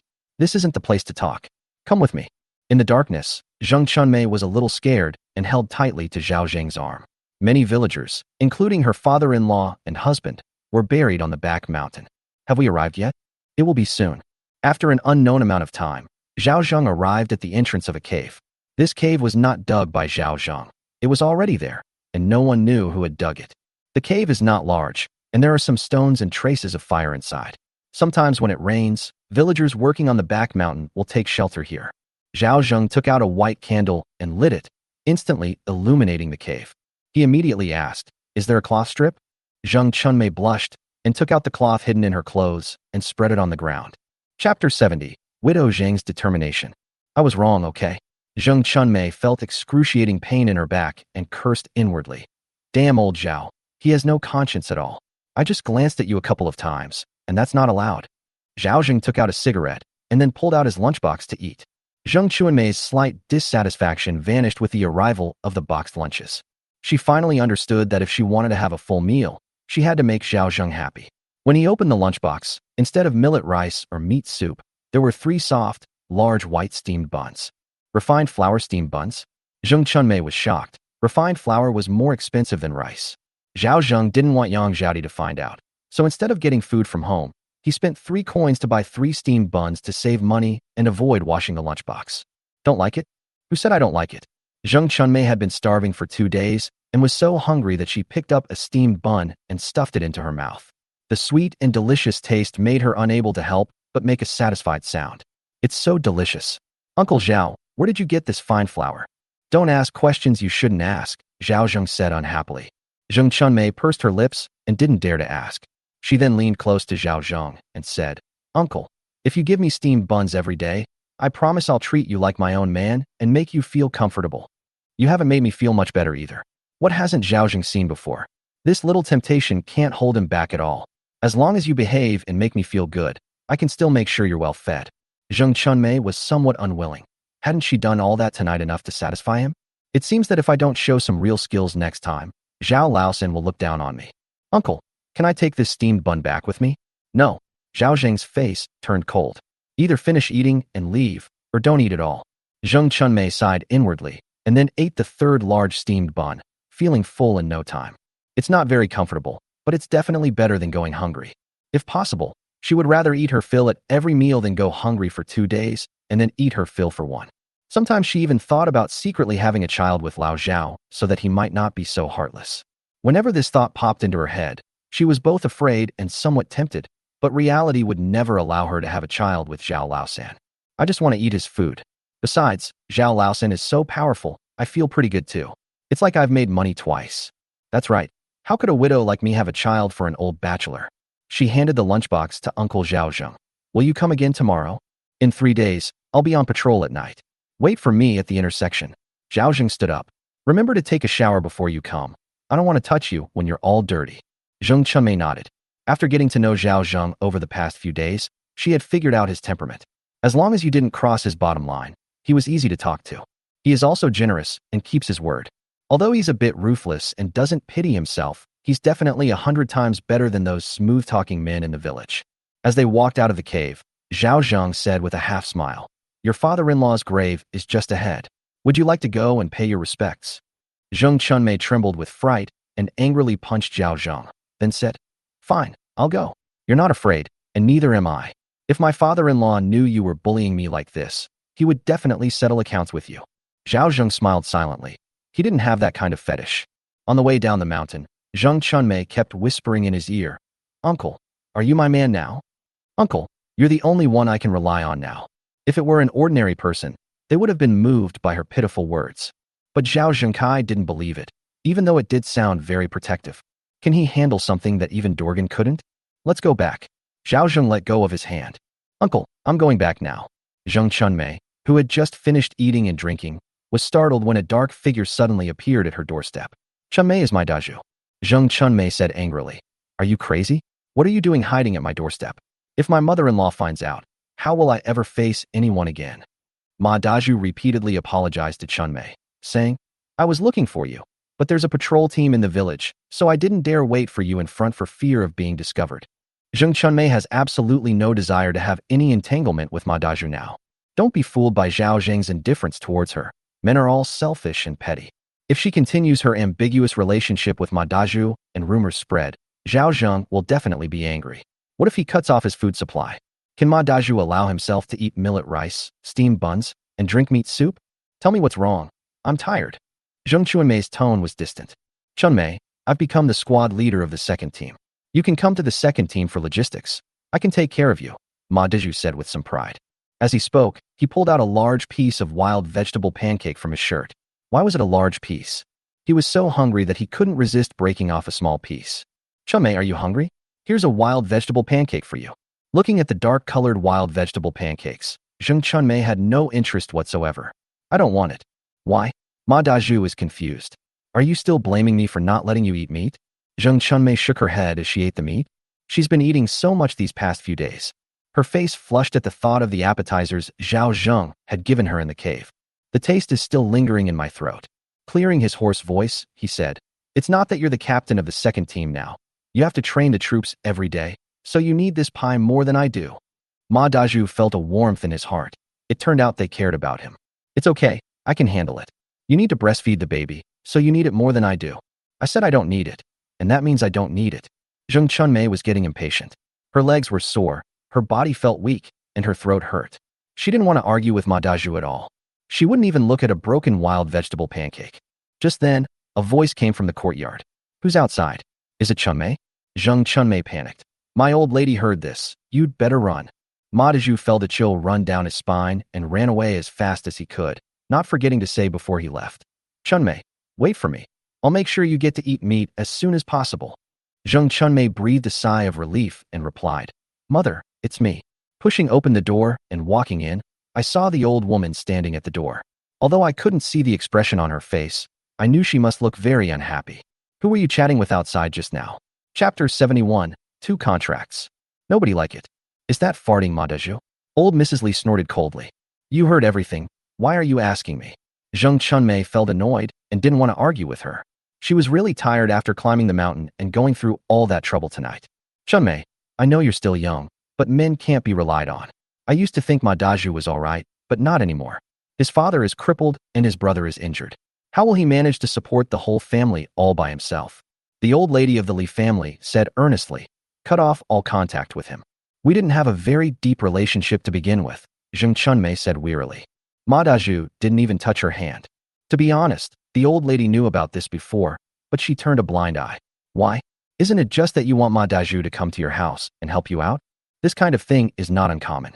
There are many cases where families with many brothers who cannot afford to marry out themselves go to other families to find a match." But before Zheng Chunmei and Ma Daju could reach that stage, Zhao Zheng suddenly appeared and snatched her away. Before Ma Daju could even smell the aroma, Zhao Zheng had already devoured him completely. "Good that you know." Seeing that her daughter-in-law was still rational, old Mrs. Li breathed a sigh of relief. "Why are you so late today? Did Zhao Laosan make things difficult for you?" "No. So you gotta eat food?" The rice bran paste was slightly thicker than before. How could it not be strong? "It's so thick it's making my throat feel sore." "That damn Zhao is so stingy." Old Mrs. Li cursed fiercely before closing the door and lying on the bed. She then said, We only have enough food for 3 days. If we run out of food, we'll have to beg for food. Zheng Chunmei sighed softly and remained silent. Once food supplies run out, that's when the real suffering begins. Zhao Zheng arrived at the village entrance before dawn the next day. Deputy Captain Panda Now, Group Leader Zheng Wogua, and Big Beard had already gathered everyone, so Zhao Zheng didn't need to worry about anything. Good morning, Captain. Captain, have you eaten yet? I have half a wild vegetable pancake here. My daughter made it herself. Panda Now handed the wild vegetable pancake to Zhao Zheng, and the team members all cursed inwardly. That damn big-headed Pan is quite the flatterer. Is it really necessary for a mere team leader to fawn over someone like that? Zhao Zheng smiled and accepted the wild vegetable pancake without refusing. I haven't even eaten it yet, thank you. He then popped the wild vegetable pancake into his mouth. Line up, everyone. Today I'm going to talk about how to protect your property and family when bandits come. Zhao Zheng cut to the chase without mincing words.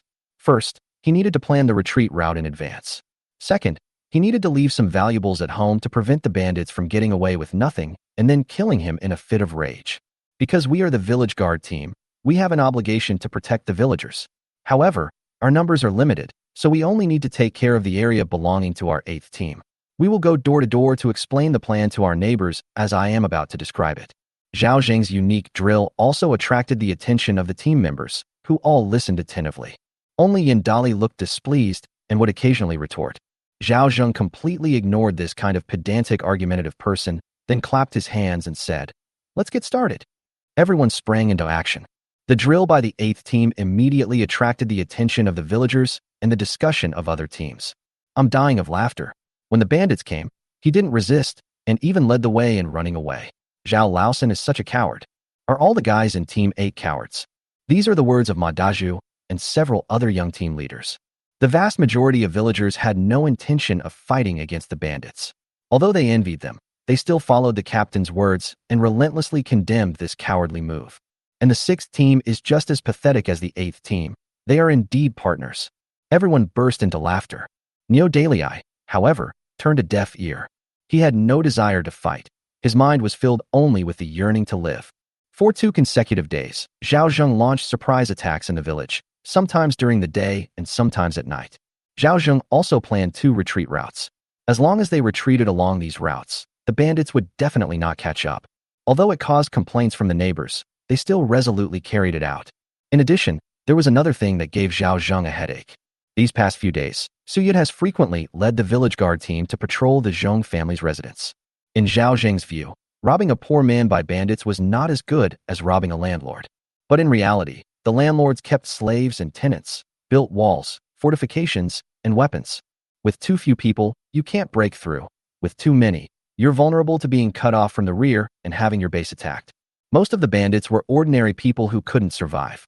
They were said to be living on the edge, but they were only good at fighting when things were going well. They wouldn't fight when things were going badly. Reality is often very abstract. Poor people with no means of income are still the primary targets of these mountain bandits. Landlords who don't need help can get away with village guards for free, receiving only a bowl of porridge and nothing more. There's one more thing. Wang Daji came back because he was afraid of losing face, so he sneaked back to the village last night. His world would henceforth be devoid of blue and purple, which also meant that the Wang family line would be half extinct. After dark, Wu Yueying arrived at the Zhao family's house and said anxiously, "Uncle Zhao, I'll go and invite my parents over as you suggested. They can come tomorrow. You have no idea how disgusting that old bastard of the Wang family is. He actually wanted me to send people over to pull strings and continue the Wang family's bloodline." Wu Yueying hated her husband's family to the core. How could she possibly accept such a shameless thing? Zhao Zheng frowned. You absolutely must not agree to this. I didn't agree. Wu Yueying shook her head. If they force me to do it, I'd rather die. Don't be so extreme. Zhao Zheng reassured him. After your family arrives, go and negotiate as I said, and then go to the Zheng family to ask how much silver they can offer to redeem you. Once you've asked about the price, just come find me. Wu Yueying understood Zhao Zheng's implied meaning and asked in disbelief. Uncle Zhao, you plan to help me redeem my child? Zhao Zheng nodded. Don't be too happy yet. It's not free. I have to make things clear beforehand. I have a contract in my hand. If you don't understand it, I can read it to you. Read it to me. Zhao Zheng explained the contents of the contract to Wu Yueying, and she finally understood what kind of contract it was. It was not only a contract of servitude for her and her 2 daughters, but also a sales contract. The land was purchased from the Wang family. Once you sign this contract of servitude, you will be a member of the Zhao family and must obey my orders. Of course, if you have money in the future, you can redeem yourself at any time, as long as you pay back the money. I will not charge you interest. I'll sign. Wu Yueying agreed without hesitation. Are you sure? I trust Uncle Zhao's character, and I've already made a promise. If he can redeem my daughter, I'll serve him like a slave for the rest of my life, and I'll never go back on my word. Chapter 72. Setting a Trap. Zhao Zheng nodded secretly. This was why he was willing to help Wu Yueying. He is grateful and insightful, and lives a more enlightened life than most people in the village. All right, then put your fingerprint on it. Zhao Zheng bought a box of ink from the mall and had Wu Yueying put her fingerprint on it. He then gave her a copy of the contract. This contract is in duplicate. This is for you. Keep this copy with me. You can use your copy to redeem yourself at any time. Thank you, Uncle Zhao. No, thank you, sir. Wu Yueying changed her address. Zhao Zheng waved his hand, saying he would shout it the same way he used to. Wu Yueying was somewhat surprised, but still nodded. As for this sales contract, you should follow my instructions. After a while, Zhao Zheng asked, did you understand? I understand everything. Wu Yueying nodded emphatically. Then you can keep it. Uncle Zhao, I'll head back now. After Wu Yueying left, Yang Zhaodi and Zhang Xiaoyi came out from outside. They didn't know what their father-in-law and sister-in-law Yueying had talked about, but sister-in-law Yueying seemed to be in a good mood when she left. The next day, Zhao Zheng got up early for training as usual. After training, he called out to Niu Dalei. Old Niu, I have something I'd like to ask you for help with. What's going on? These past 2 days, Niu Dalei has been completely impressed by Zhao Zheng's methods. He's been imitating Zhao Zheng and has managed to subdue all the members of Team 6. I want you to help me with the raising of the roof beam, Zhao Zheng said. Niu Dalei said with some envy. Old Zhao, you're really something. Everyone else is starving, but you still have the mind to repair your house. Tiles are free, and you can burn the wood yourself by cutting it at Jinji Mountain, so it doesn't cost much. Zhao Zheng said with a wry smile. The roof of my house is drafty and leaky, and it's so cold that I can't stand it anymore. It's not the busy farming season now, and it hasn't snowed this year, so I might as well fix the roof since I'm idle. Niu Dalei nodded. He knew that Zhao Zheng had made some money digging for bees a few days ago and had a few coins in his pocket. He then grinned mischievously and said, You're probably thinking of getting married, aren't you? Zhao Zheng chuckled and didn't deny it, saying that if you had a nice girl to introduce, that would be fine too. Niu Dalei smiled without saying a word. It wasn't that he looked down on Zhao Zheng. Everyone in the village knew he was no good. Introducing him to Zhao Zheng would just mean he'd be living a widow's life. Wouldn't the woman curse him to death? What did Zhao Wei's wife say about Zhao Zheng outside the home? She would never marry Zhao Zheng, saying he was a useless eunuch. When do you plan to raise the roof beam? Just in the next couple of days, Zhao Zheng said. Don't worry, Lao Niu, your wages will definitely be paid in full, according to the market rate. Okay. Niu Dalei nodded. Life is tough these days, and nobody hires him. Even landlords are tightening their belts. Occasionally, a wealthy family will hire carpenters like him, but they'll keep the wages very low. Raising the roof beam is quite troublesome, so we'll need to hire 2 more people to help. After reaching an agreement, Zhao Zheng greeted Su Yud and pushed the cart toward Jinji Mountain. In addition to properly transporting the timber for building the house back, he also plans to go into the mountains to set up more traps. It's inconvenient to go to the countryside right now, and we can't just sit around and do nothing. He even had a bold idea. Tiger hunt. Of course, it wasn't about hunting with bows and arrows, but rather setting traps and waiting for the prey to come to them. He's hesitant to go to Pig's Mouth Mountain, but he'd give Golden Rooster Mountain a try. If you can't hunt tigers, hunting wild boars or deer will do. He needs a reasonable explanation for bringing meat home every day. While the online store is his main asset, he must not become complacent. If someone is eyeing the source of your meat, you must be able to withstand scrutiny. Only by being prepared for potential dangers in times of peace can we go far. Upon arriving at Jinji Mountain, Zhao placed about 10 small traps around the perimeter. The total amount of money was only 200 or 300 coins, which was insignificant to him at the moment. He then spent over 500 coins to buy 3 traps for hunting wild boars and deer. As for tigers, this clamp can hurt it, but it's not enough to subdue it.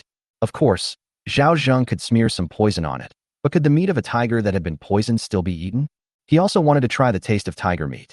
Generally, people use poison to hunt tigers for their skins. But for Zhao Zheng, tiger skins were not a necessity. He only valued the tiger's edible and medicinal properties. Even those in the ruling class could not refuse such a gift. If poison doesn't work, then dig up tiger pits. The so-called tiger trap is a trap specifically designed for hunting tigers. These traps are often deeper than those used to catch other wild animals, and the bottom of the trap is also equipped with sharpened wooden spikes to prevent the tiger from struggling at the bottom. However, tigers are very strong jumpers, and 2 or 3 meters is definitely not enough for me to dig by myself. It would be impossible in less than 10 days or half a month. Zhao Zheng abandoned the idea, but then he remembered a stone pit he had discovered during his last trip into the mountains. Both the depth and the interior space are more than sufficient. He arrived at the stone pit according to his memory. The pit is narrow at the top and wide at the bottom, with cracks at the bottom. An adult could barely squeeze out, but a tiger certainly couldn't. Isn't this a natural trap? Zhao Zheng climbed down the rock wall and found some insects in the cave. He even saw bats hanging upside down. Looking up, I estimated the height to be no less than 4 meters, and the narrow entrance made it a natural trap. Without tools, it would be incredibly difficult for a tiger to escape. Take some wood from the warehouse, sharpen it, and insert it into the bottom. He blocked the cracks with large stones, giving his prey no chance whatsoever. After carefully climbing up, Zhao Zheng covered the entrance of the trap. The trap had a certain load-bearing capacity and was also to prevent small animals from damaging it. Only large carnivores can crush the arrangement without much effort. Zhao Zheng spent 130 coins to buy 10 gene of pork and also sprinkled some pig's blood around to better attract carnivores. If you can't hunt tigers, hunting bears or cheetahs will do. Although Zhao Zheng did not believe he could hunt a tiger. But whether there's a chance or not, let's take a shot and see. After doing all this, Zhao Zheng moved away from the trap. After searching the online store, I found various chainsaws with prices ranging from a few hundred to several thousand coins. However, the images are all grayed out and cannot be purchased. Why? Zhao Zheng was puzzled, but he didn't dwell on it for long. He immediately took out a hacksaw and selected a pine tree about the thickness of a thigh to use as a roof beam. Pine wood is relatively light and easy to transport. If he had chosen a heavy, dead tree and transported it back from such a long distance, it would be hard to explain, wouldn't it? After the tree fell, he used an axe to cut off its branches. 1 pound of felled pine wood is worth 35 coins and is being stored and sold. Deposit. Cutting down pine trees. After chopping down 4 or 5 trees, Zhao was about to stop when a loud tiger's roar came from the forest behind him. Chapter 73. Expel Yin Dali from the team. It is said that some timid animals will wet themselves in fear upon hearing a tiger's roar. For example, the moment the tiger roared, the birds hiding in the mountains and forests all took flight from the trees. Let alone animals. Even humans would feel a chill run down their spines, and their hair would stand on end upon hearing a tiger's roar. Zhao had heard tigers roar at the zoo, but compared to real wild tigers, they were nothing. In that instant, a chill shot straight to the top of my head, and goosebumps instantly rose all over my body. A chill ran through me. He didn't know what he was thinking, attempting to hunt a tiger all by himself. Who gave him the courage? He hurriedly took out a bow and arrows from the warehouse and stared intently behind him. Could I really be that unlucky? A tiger appeared right after the trap was set? What kind of luck is this? He was on edge at that moment. My heart rate increased. I was even more nervous than when I faced the black bear last time. It's important to understand that no matter how powerful a black bear is, it's still just prey on a tiger's menu. The two are simply incomparable. Large tears instantly slid down her forehead. He didn't know where the tiger was hiding, but judging from the sound, it should be quite far away. He hurriedly withdrew from the mountains. I ran a long way before I could catch my breath. This luck is unbelievable. Zhao Zheng, you've really gotten too big for your britches. You killed a black bear, and now you dare to try hunting a tiger? Even the most experienced hunters wouldn't dare hunt a tiger alone. They would need several helpers to set up numerous traps before daring to make a move. In fact, Zhao Zheng was just trying his luck, and the others thought that the tiger wouldn't dare to come to Jinji Mountain for a while after searching the mountain a few days ago. His ultimate target was still wild boars, an omnivorous animal. But man proposes, God disposes. He had barely finished setting the trap when the tiger appeared behind him. He had every reason to suspect that this was the tiger that had eaten Mao Xiaolong's family. Once a tiger eats a human, it will add that human to its hunting menu and then etch that into its genes, passing it down from generation to generation. Zhao Zheng had every reason to believe that the tiger was coming for him. Not daring to linger, Zhao Zheng ran all the way home. Only after confirming there was no danger did he place the pine tree, as thick as his thigh, on a cart and slowly push it home. When we got home, Zhao Zheng was soaked in sweat and exhausted. Xiaoyi boiled some water for me to take a bath.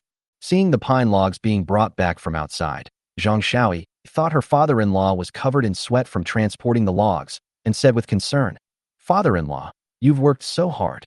Yang Zhaodi brought over a bowl of sweet soup and said, "You rest first. I'll go cook you 2 poached eggs." Zhao Zheng sat on the earthen kong and slowly took out a cigarette to smoke. Smoking a cigarette relieved a lot of fatigue. Before long, Yang Zhaodi had cooked the eggs and added sugar to them. In rural areas, this is something that only distinguished guests can enjoy. "Father-in-law, I filled the bucket for you." Because Zhao Zheng liked to drink hot tea, Xiao Yi always kept hot water on hand so that Zhao Zheng could have steaming hot tea whenever he wanted. Zhao Zheng nodded, went into another room, took out a plastic sheet, covered himself with it, and then washed up. "Damn it, I have to get a sauna." Zhao Zheng was fed up with this kind of bathing. At the very least, he needed a big bathtub so he could soak his whole body in it. What pains Zhao Zheng the most is that his hair is long and thick. Although it is something to be happy about that he is not bald in middle age, the lice on his head bite him painfully and itchily. He wasn't the only one in this situation. Zhao Di and Xiao Yi were the same. They bought lice-killing medicine, but it had no effect. In a fit of anger, Zhao Zheng bought a razor and shaved his head clean, which made him feel much better. When Zhao Di stepped out of the room and saw Zhao Zheng's bald head, Xiao Yi was stunned and dumbfounded. After a long while, Xiao Yi timidly asked, "Father-in-law, are you planning to become a monk?" Zhao Zheng was both amused and exasperated. He had so many lice on his head that applying medicine was useless, so he simply shaved them off to get rid of them completely. As he spoke, he picked up a headscarf and wrapped it around his head so that it wouldn't be visible. Yang Zhaodi smiled wryly and said, "I can catch it for you." Zhao Zheng couldn't help but think of the scene of a mother monkey picking lice off her baby monkey in the zoo, and his expression became a little strange. Then he said to the 2 women, "You should take baths more often, especially your hair. It would be best to wash it more often and cut it shorter. I'll build a bathroom soon so I won't be cold anymore." Xiao Yi wasn't thinking about how much firewood wasted on boiling water. She figured wiping it once a month was enough in the cold weather. Yang Zhaodi also said, "Washing once a month is enough. Washing too often can easily lead to illness." Do they not want to take a bath? It's because firewood is too expensive. Taking a bath in winter can easily make you sick. Moreover, catching a cold can be fatal if you're not careful. Personal hygiene is more important than life. Zhao Zheng knew that this was a long-held belief of theirs and did not try to force them to change their thinking. "They'll understand once I've cleaned up the bathroom myself." After finishing dinner, Zhao Zheng went out. The members of Team 8 also arrived. Zhang Wagua and Big Beard each took charge of a group.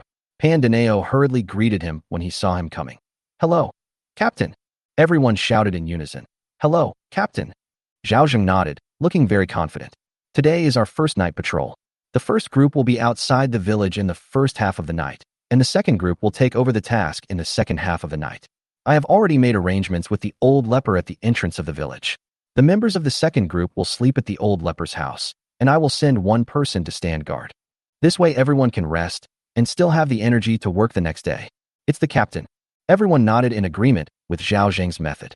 The first 3 teams were on night watch, all of them working through the night and were exhausted, not to mention they still had to work during the day. If you sleep well during the day but can't sleep at night, it will really interfere with your work. Zhao Zheng's method is excellent. It allows people to rest without interfering with their daytime work. Besides, the bandits are from outside the village. What good are they at patrolling the village except to show off? Yin Dali frowned and said, "Everyone else patrols together, but we're split into 2 groups. What if something happens?" Before Zhao Zheng could speak, Panda Bozi started cursing. "Why are you so stubborn? What difference does it make if the bandits come, whether there are a few more or a few less? Why don't you go die instead of everyone else?" "Yin Dali, if you keep babbling, get out of Group 1. Jiang Wowa has disliked him for a long time. Captain, I request that Yin Dali be expelled from our 8th team." I agree. Everyone echoed this sentiment. Seeing that he had angered everyone, Yin Dali hurriedly said, "I was also afraid that the other teams would say that we were lazy and not cooperative." Zhao Zheng didn't want to waste any more words with him. "Yin Dali, since no one wants you to stay, then leave. Team 8 doesn't need someone like you." Chapter 74, The Admirable Captain Zhao. Yin Dali clenched his fists, his teeth grinding together. "I didn't say anything wrong. Why should I leave?" "Based on your repeated disobedience," Zhao Zheng said coldly.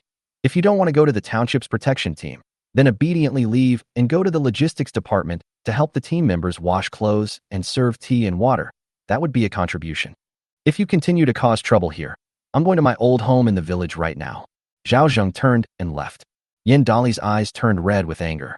What kind of man is Zhao Laosan, suing the village elder? Stop right there. Don't tell on me. I'm leaving Team 8. He was as dejected as a punctured balloon. He didn't understand why these people listened to Zhao Laosan, that coward. But he was certain that if he left the 8th team to go to the logistics department and help those women wash clothes, he would be laughed to death by the villagers. His parents could no longer hold their heads up in the village. What would the girl he likes think of him if she knew? You cannot leave the group. Yin Dali stopped and looked at Zhao Zheng. Is there anything else? Zhao Zheng frowned. Yin Dali took a deep breath and walked up to Zhao Zheng, saying in a humble voice, Captain Zhao, can we talk over here? I have nothing to talk to you about, Zhao Zheng said with a stern face. Yin Dali was furious but dared not show it at all. His face showed regret. Captain, I was wrong. I will never speak carelessly again. Please forgive me this time. From now on, if you tell me to go east, I'll never go west. I'll be your dog. These humiliating words became almost inaudible towards the end. Zhao Zheng heard it, but pretended not to hear it. What do you take me for? I said I'd be your dog. Yin Dali stammered.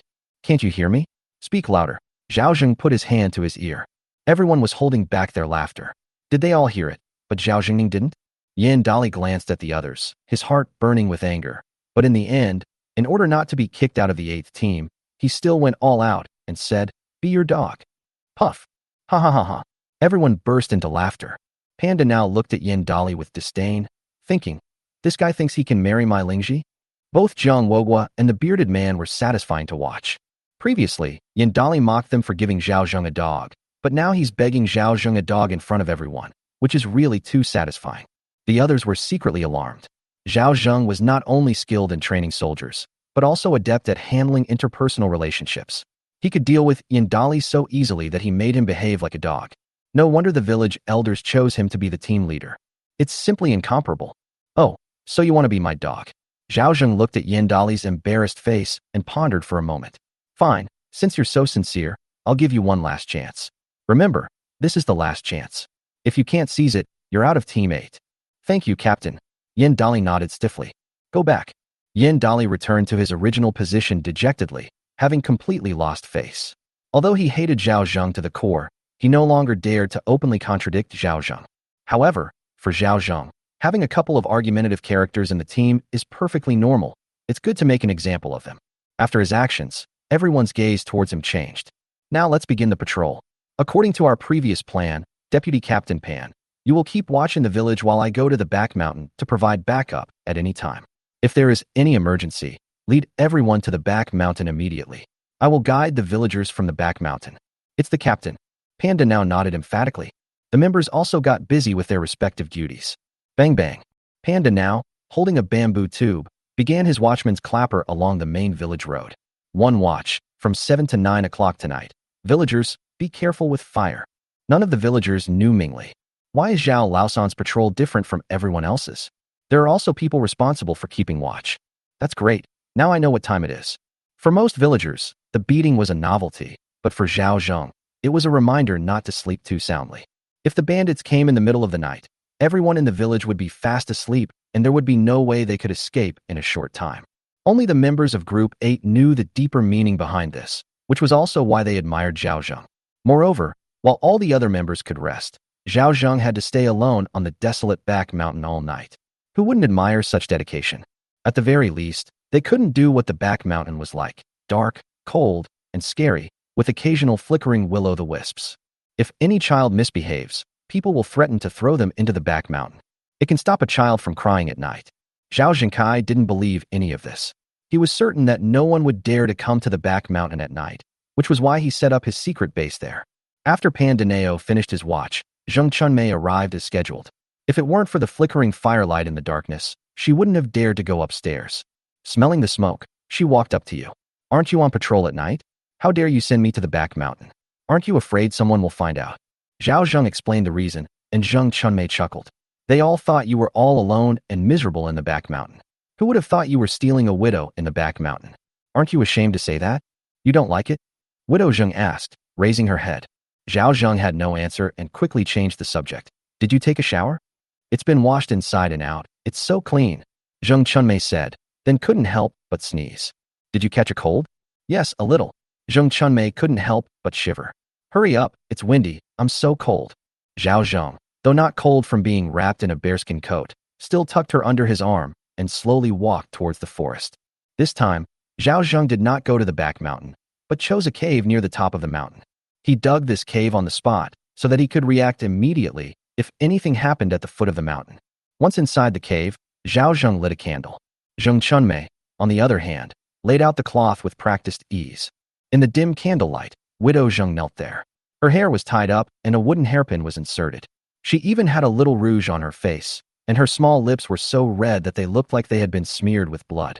Your mother-in-law can't tell the difference by dressing up like this? She's so stingy that she never lights a lamp or makes a fire for warmth when it gets dark, and she doesn't even know I've put on makeup. Zheng Chunmei has been reflecting on her actions these past few days and is preparing to teach Zhao Zheng a lesson today to make him understand what a good uncle he is. It's getting late, so let me give you a proper massage. Those phoenix eyes with that upward tilt are quite attractive. Zhao Zheng smiled and said, "No rush, let's have an appetizer first." Chapter 75, Widow Zheng's Night Off. See that? That's your home. The cave entrance faces the village directly, offering a commanding view of the entire small mountain village. By the faint moonlight, Zheng Chunmei's house could be seen. I see. Zheng Chunmei hummed weakly, then hugged Zhao Zheng tightly. Uncle Zhao, I'm so cold. Zhao Zheng initially thought she was hot, but now when he touched her, she was actually burning hot and had a fever. I didn't realize my head was so dizzy from having a stuffy nose, Zheng Chunmei said. Zhao Zheng pretended to rummage through the bamboo basket next to him, then spent a few coins from the mall to buy a thermometer and tucked it under his armpit without moving. Zheng Chunmei dared not move. Her body was trembling uncontrollably. Zhao Zheng thought for a moment, then took off his bearskin coat and let her put it on. He then wrapped her in a thick cloth. Was that better? It's still cold, Zheng Chunmei said. Who told you to wear so little clothing? No wonder you're going to catch a cold, Zhao Zheng said. Zheng Chunmei said aggrievedly. Is it that I don't want to wear more clothes? It's that I have nothing to wear.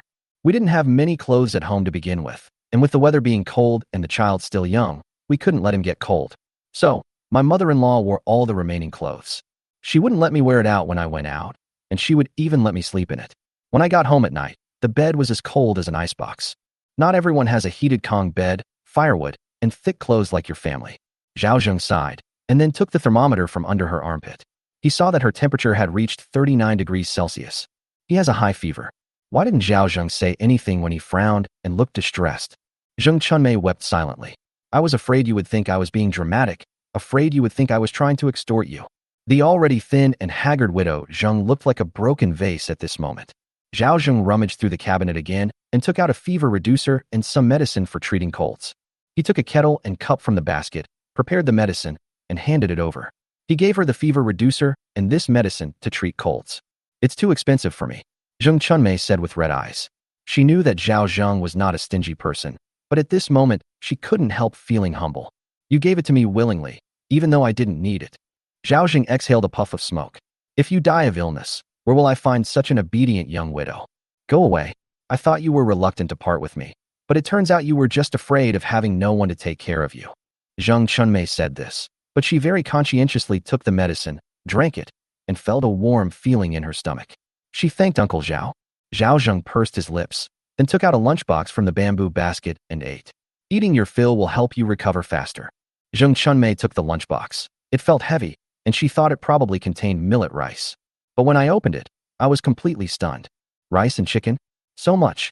Zheng Chunmei had never eaten such a sumptuous meal in her entire life. There's so much meat. A mix of excitement and emotion welled up inside me. Ugh. She couldn't help but cry. Zhao Zheng was speechless. Is it really worth getting so emotional and crying over a pre-made braised chicken rice? Why are you crying? Uncle Zhao, you're so good to me, Zheng Chunmei said sincerely. I've been married into the Li family for so many years, bearing children and going through postpartum confinement, and I've never seen meat. Stop getting sentimental and eat quickly. Zheng Chunmei gave Zhao Zheng a deep look. This man was as tough on the outside as soft on the inside. She picked up the spoon and started eating. The plump rice has absorbed all the broth, making the chicken flavorful and delicious. One bite, and she felt like she was alive again. She felt much better after eating. Uncle Zhao finished eating. Cover it, and put it in the bamboo basket, Zhao Zheng said, handing over the medicine. This is a fever reducer. Adults take 1 pill, and children take half. Keep this. If you still have a fever, remember to take it again in 2 hours. This is for treating colds, twice a day. Uncle Zhao, this medicine must be very expensive, right? Zheng Chunmei took the medicine and said very seriously, I will definitely pay you back. Zhao Zheng waved his hand and said, It's nothing. Go down the mountain. I'll lend you my leather jacket for a couple of days, but don't let your old lady see it. Remember to return it to me in a couple of days. Zheng Chunmei shook her head, lay down, and hugged Zhao Zheng tightly, not wanting to leave. Aren't you afraid your mother-in-law will find out? Zheng Chunmei gave a bitter smile. I wasn't feeling well yesterday. Do you know what I told my mother-in-law? Say what? She told me to stay away from her so I wouldn't catch a cold and to sleep alone in the small room next door. Zheng Chunmei gave a miserable smile. The window over there was broken, and there weren't even any blankets. She told me to sleep in a straw hut, so I didn't want to go back tonight. The cave was simple, but it had bedding, a mattress, candles, and a man who was as hot as a heated Kong bed. Even though this man was old and cold, he was one of the few men in the world who was willing to care for her, give her medicine, and feed her meat. I can't help you. I know, Zheng Chunmei pleaded. Please let me stay here tonight. I'll be very obedient. I promise I'll leave before dawn and won't let anyone know about our relationship. At this moment, Widow Zheng was incredibly vulnerable, both physically and mentally. Zhao Zheng sighed softly and wrapped the thick cloth around her body tighter. He vowed never to do it again. Widow Zheng nestled into Zhao Zheng's arms. Outside, the cold wind howled, but inside the small cave, it was incredibly warm. Bang bang. It's past midnight. Panda Nao's voice echoed in the small mountain village. After taking the medicine, Zheng Chunmei started sweating profusely, her hair sticking to her face, but her brows remained furrowed. Zhao Zheng pulled his arm, which had gone numb from being pressed down, blew out the candle, and soon fell into a deep sleep. Zheng Chunmei woke up before dawn and looked at the sleeping Zhao Zheng, tightening her clothes around her. Thank you, Lao Zhao. This was the most restful night's sleep I've had in days. She seemed to be speaking to Zhao Zheng, or perhaps just murmuring to herself, before covering him with the cloth and quietly leaving the cave. The moment she left, Zhao Zheng opened his eyes in the darkness. Once inside, Zheng Chunmei had abandoned her pajamas and was wearing a leather jacket. Unfazed by the cold wind, she busied herself in the yard. Old Mrs. Li was also woken up by the noise and couldn't help but push open the door. Chunmei, it's not even dawn yet. What are you doing up here? As expected, she didn't know that she hadn't come back last night. Zheng Chunmei said bitterly, The small room is drafty and freezing at night, but it's warmer when I go out to work. Grandma Li knew she was in the wrong. Chunmei, I'm just afraid you'll catch a cold and spread it to the children. We don't have enough money, and if the children get sick, it could be fatal. Mom, I understand. I won't feed Sonia for the next 2 days. Please give her more rice cereal. Upon hearing this, old Mrs. Li immediately flew into a rage, exclaiming, No way. Absolutely not. Chapter 76, Aren't you afraid the villagers will rebel against you? Zhao Zheng packed the things into the warehouse and slowly descended the mountain. The members of Group 2 also returned from their work. When Panda Nao saw Zhao Zheng coming over, he hurriedly said, Captain, you've worked hard guarding the back mountain all night. This guy takes a break every hour and still seems quite energetic. Is it time to change shifts? Have the second group arrived yet? Zhao Zheng asked. Not yet. It was almost dawn. Why wasn't Ma Dazhu at home giving birth? Zhao Zheng frowned as he watched the members who had already lined up and then walked to Ma Dazhu's house. Seeing the Ma family's gate tightly closed, Zhao Zhengxiang suppressed his anger and knocked on the door. It was time for Ma Dazhu to change shifts. After urging him for a while, Ma Dazhu finally came to open the door. When he saw Zhao Zheng, he had a stern face. So what if I'm a little late? Why are you urging me? Do you think I'm going to run away? You're late, and you still think you're right? Panda Nao was furious. Look, it's already broad daylight. The other teams didn't hand over their duties until before dawn. Training these past few days has been exhausting, and not everyone messes things up like you guys. Ma Dazhu's words were full of disdain. Go to hell and say who's messing around. Jiang Wobo picked up the club in his hand and pointed it at Ma Dazhu. You son of a bitch, don't you know how you got this captain position? If you have grain, bribe the village elders. If you don't have grain, treat the officials to a meal. You've committed a crime, and the villagers, young and old, have been busy for a whole day and night. What you said is no different from farting. Ma Dazhu's face darkened. Stop talking nonsense. I became the team leader because of my ability. I didn't bribe the village elders. Panda Nao sneered. You know perfectly well whether you are or not. If I were you, I'd rather kill myself by smashing my head against a wall. You. Zhao Zheng didn't have time to argue with Ma Dazhu. This bastard inexplicably got on his nerves, and believing that it's better to resolve conflicts than to make them fester, he was too lazy to bother with him. But today he's taking advantage of Zhao Zheng's kindness, so Zhao Zheng isn't going to tolerate his nonsense and is getting on with the handover. Ma Dazhu, my eldest son is back, but he's still lying in bed and can't move. My fourth son's hand is still in a sling. Have you even been to my house once? I'm telling you right now, if you don't take this seriously, just wait and see. This isn't over between us. Ma Dazhu, knowing he was in the wrong, didn't dare to say a word. But when he heard Zhao Zheng's words and remembered Erden saying that Zhao Zheng had been bullying Zheng Chunmei, he was furious. I'm waiting for Zhao San. If you don't deal with me, I'm a scoundrel. Zhao Zheng had no impulse to fight him to the death. Getting rid of Ma Dazhu would be an easy thing. However, simply venting his frustrations doesn't fit Zhao Zheng's personality. Let's go. Zhao Zheng led the group away. Watching Zhao Zheng's departing figure, Ma Dazhu spat fiercely. You coward. Trying to scare me? Just wait and see. I'll deal with you sooner or later. By the time the second team came to take over from the eighth team, the people were already complaining bitterly. After they dispersed, the members of the 8 teams all went to the village to complain. That village elder, Ma Dazhu, is outrageous. Not only does he not come to hand over his shift, but he also spews nonsense. The Ma family made promises to us after their previous troubles, but they haven't kept them yet. Aren't they treating us like fools? How can someone like Uncle De be the team leader? He's a complete scoundrel. Upon hearing this, Su Yud frowned. However, since he had taken the game and the pelt from Ma Dazhu, he couldn't just easily punish him. It was indeed outrageous. Don't be angry. I'll call him over later and give him a scolding. If he does this again next time, I will definitely punish him.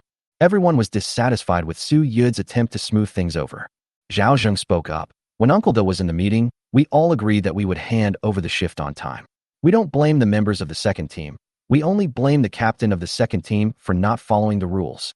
As the saying goes, without rules, there can be no order. It's only been a few days, and Ma Dazhu doesn't even care about the village rules. He doesn't respect the 3 village elders, nor does he care about the safety of the villagers. How can he just let it go with a single sentence? We absolutely cannot let Ma Dazhu off easily. Everyone echoed in agreement. And if Ma Dazhu can disregard the rules today, then Lu Dazhu and Su Dazhu will follow in the future. I think the village's garrison should be withdrawn and no longer patrolled. Just wait for the bandits to come, and everyone can just wait to get money to avoid trouble. Su Yud also hesitated. Saner, what do you mean? My point is simple. Make Ma Dazhu publicly admit his mistake and apologize to the members of my team. Second, Ma Dazhu disregarded village rules and failed to set a good example. He should be punished as a warning to others. Third, Ma Dazhu is untrustworthy. When his family encountered trouble, he begged the men in the village for help, but he never kept any of the promises he made. This seriously hurt the feelings of the villagers. He's treating us like monkeys. If this continues unchecked, will the village still have any semblance of village spirit? Make him fulfill his promise immediately. He must deliver on his promise immediately, or I'll tear down his front door. I twisted my ankle because of him, and it's still not healed, but he's taking advantage of me and acting all high and mighty. Su Yud was speechless. What else could Zhao Zheng say after his long string of arguments? But since he accepted gifts, we can't be too strict with him. We pulled Zhao Zheng aside. Ma Dazhu did make a mistake, but he's very serious about training. Besides, the training intensity in your 8th team is low. Standing a little longer won't hurt. Is that old geezer trying to take sides? Did I just give away my few pounds of millet and 30 pounds of firewood for nothing? Uncle Da, we've done everything the other teams should do, and we've done it even better. Training is all about strategy. Everyone's barely getting enough to eat, yet you're pushing them to their limits. Aren't you afraid they'll rebel against you? Zhao Zheng said bluntly. Su Yud's heart was pounding. He knew his subordinates had objections, but he still said firmly, they dare. When people can't survive, they'll eat anything, even other people, so why would they be afraid of rebellion? Zhao Zheng said slowly. I heard that people in the neighboring village have started to exchange children for food. Some people can't survive and have started digging up corpses to eat. Why didn't the 8,000 troops from Mingzhou come to Fuguwei Township to suppress the bandits? Isn't it precisely to prevent popular uprisings? You need to think this through. Everyone's been driven to the brink of desperation. If things continue like this, what will the consequences be? Su Yud trembled in fright as he looked at Zhao Zheng, feeling like he was a stranger. You're threatening me? I wouldn't dare threaten Uncle Yud, but I can tell you that even though my eldest brother and 4th brother are injured like this, Ma Dazhu hasn't said a word. You promised me that your mother would make the decisions. A fierce glint flashed in Zhao Zheng's eyes. So many people in the village are watching. Uncle Yud, if you're not fair, no one will ask you for favors in the future. Chapter 77. Ma Dazhu is furious. Although Su Yud was angry, Zhao Zheng's words also made sense. Moreover, he spent a lot of money to settle this matter and even guaranteed in front of the Zhao family that he would supervise Ma Dazhu. He felt somewhat helpless as others seized upon this pretext. How about this? I'll apologize, then give you a major demerit. If you do it again, you'll be expelled. And can I make him pay for the meal he owes me today? As for your family's situation, I will try my best to get Ma Daju to compensate you. However, you know his current situation. He doesn't have any money. It would be better to have him come to your house to do some work. As long as my mother and older brother agree, I have no objection. Zhao Zheng could tell that this old geezer was planning to forcibly protect Ma Daju. I'll find a chance to take care of that old bastard later. Soon, Sui had called over the other two old men and the rest of the team, making Ma Daju apologize in front of everyone. Ma Daju was so angry he almost vomited blood, but the village elder said that if he didn't seriously reflect on his actions, he would be stripped of his captaincy. He had no choice but to admit his mistake in public. This also attracted villagers to watch the spectacle. Upon learning that Ma Daju had committed a crime, they all began to berate him. I apologize and promise I will never be late again. Ma Daju forced himself to say a long speech. The people in Team 8 felt relieved. Suyid said, everyone should learn from Ma Daju's mistake. No matter who it is, if they make a similar mistake again, they will be dismissed immediately. He scanned everyone's faces, his gaze finally settling on Zhao Zheng. Sanner, are you satisfied now? All eyes turned to Zhao Zheng. Captain, I think Ma Daju is not capable enough to manage the entire second team, so I suggest promoting a vice-captain to assist him. Even if he is lazy, the vice-captain of the second team can remind him. Upon hearing this, the eyes of the two teams lit up. Ma Daju's face was almost contorted. I don't need a vice-captain. I don't need a captain. Shut up. Suyid glared at him. Ma Daju was indignant and was about to speak when the people from Team 2 said, that's a good idea. We can also follow the example of Team 8 and Team 6 by setting up deputy captains and group leaders. That would be even better. I agree. Daju is still too young and needs a deputy to assist him. You guys, Ma Daju is so angry that he's trembling all over after being betrayed by his teammates. The members of the second team had been thoroughly reprimanded these past few days and had long disliked Ma Daju. In addition, everyone was dissatisfied with his election as the captain of the second team because he owed the villagers a meal. I don't think Ma Daju is suitable to be the team leader. The village elders should let him step down. At this moment, a member of the second team spoke up. After a brief silence, the members all said, yes, he must step down. He must step down. Ma Daju's face turned green, and he felt waves of regret. He never expected Zhao Laosan to be so cunning. If he had known this would happen, he certainly wouldn't have made things difficult for Team 8 during the handover. For a time, Su Yud was in a dilemma. Zhao Zheng's words still seemed to echo in my ears. It seems the villagers have a lot of complaints, and if they aren't appeased in time, this fire will eventually burn them. Quiet down, everyone, Su Yud shouted, then said in a literary tone, this is a matter of great importance. I'll discuss it with the other two village elders. Then he called Old Man Wang and Old Man Wu aside and whispered to them. While the three of them were discussing, Ma Daju pleaded with his grandfather and grandmother. Uncle Ergu, haven't you always been very supportive of me? Fugaway, we're good brothers. How come you're helping outsiders bully me? Uncles and brothers, if you continue to support me, I'll treat you to lunch today. Ma Daju was extremely anxious. If he loses his position as captain, he will definitely become the laughingstock of the whole village. He saw Zheng Chunmei chatting with a group of old women not far away and felt a pang of panic. That stingy Zhao is despicable. Li Erden cursed through gritted teeth. He's been up to no good with Ma Dabai. Snap. Zheng Chunmei slapped her son on the head. You're not allowed to speak ill of your uncle Zhao. Li Erden was completely stunned. Last time, they forced him to go to Zhao Laoku's house to apologize. This time, he couldn't even get away with just one insult from Zhao Laoku. How could you hit him in front of so many old women? Doesn't he have any dignity? Young people are at the age where they care about their reputation, and their faces immediately turned red. Matchmaker, why did you hit me? Zhao Laoku is bullying our family like this, and you still want to speak up for him. How did your mother raise you to be so disrespectful? Zheng Chunmei frowned. She didn't want Erden to hate Zhao Zheng. If Erden was willing to get close to Zhao Zheng would definitely not mistreat him, given his personality. As for Ma Daju, he is indeed good to himself, but unfortunately, he has not yet proven his ability after all this time. He is still far inferior to Zhao Zheng.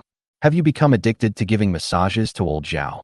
Do you really think of yourself as a maidservant of the Zhao family? Li Erden was so angry that his face turned red and his neck bulged. He poked at the sore spots, making Zheng Chunmei's face turn pale and then her breathing become tight. Zheng Chunmei is so angry she's about to cry. Why did she come to her home for a massage? Wasn't it because he set a trap and injured Zhao Zheng?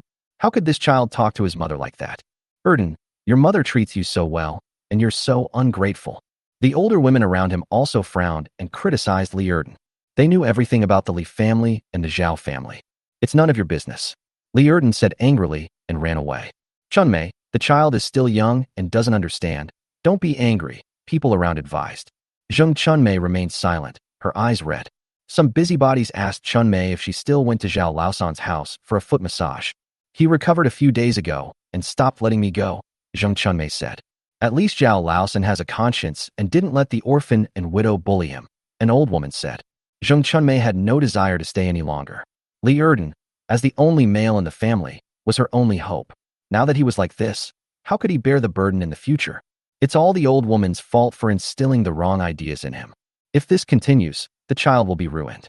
Ma Dazhu had no idea what was happening on the other side. He only saw Zheng Chunmei looking at him with a disappointed expression as she left without looking back. His heart sank. Oh no, Chunmei is disappointed in me. He desperately wanted to rush up and explain. Just then, Su Yud and the other two reached an agreement. After discussion among the three of us, we found that Ma Dazhu was not capable enough to serve as the captain of the second team, but considering that he was a first-time offender, he was demoted to the group leader of the second team and will be reassigned.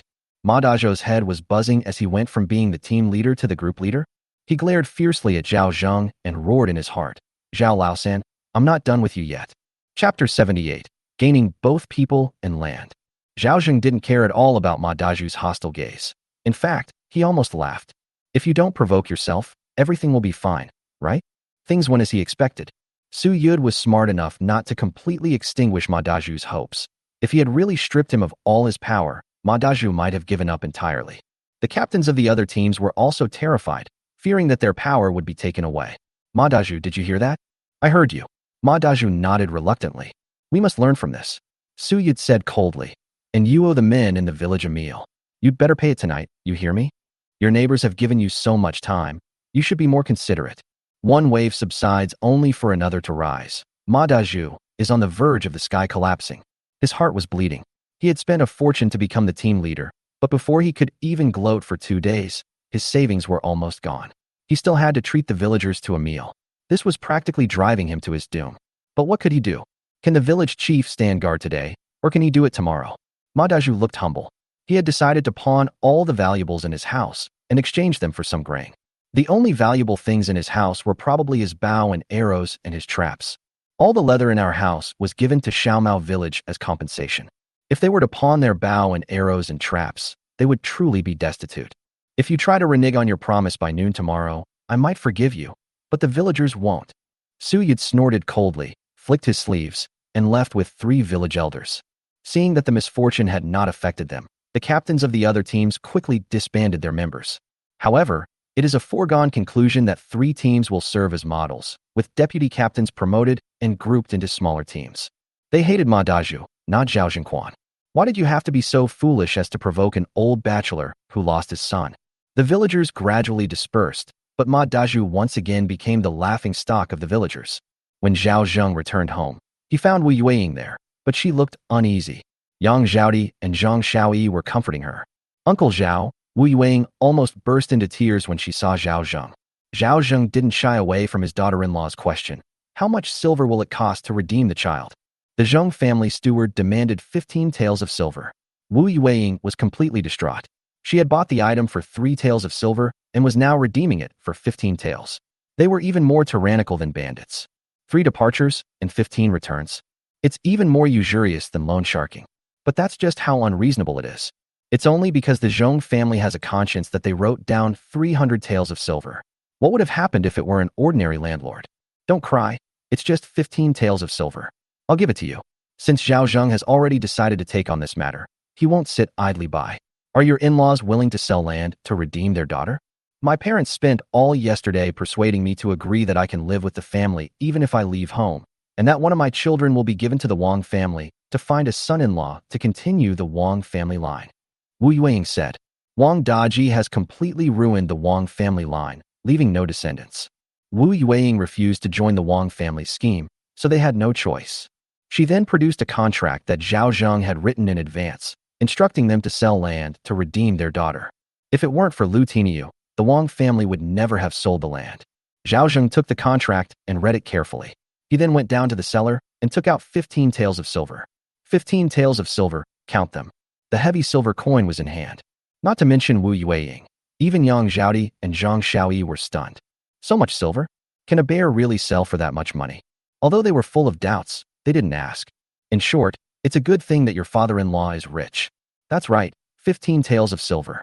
Wu Yueying had always doubted whether Zhao Zheng could come up with so much silver, but seeing the silver, all her doubts vanished, and she knelt down to thank Uncle Zhao.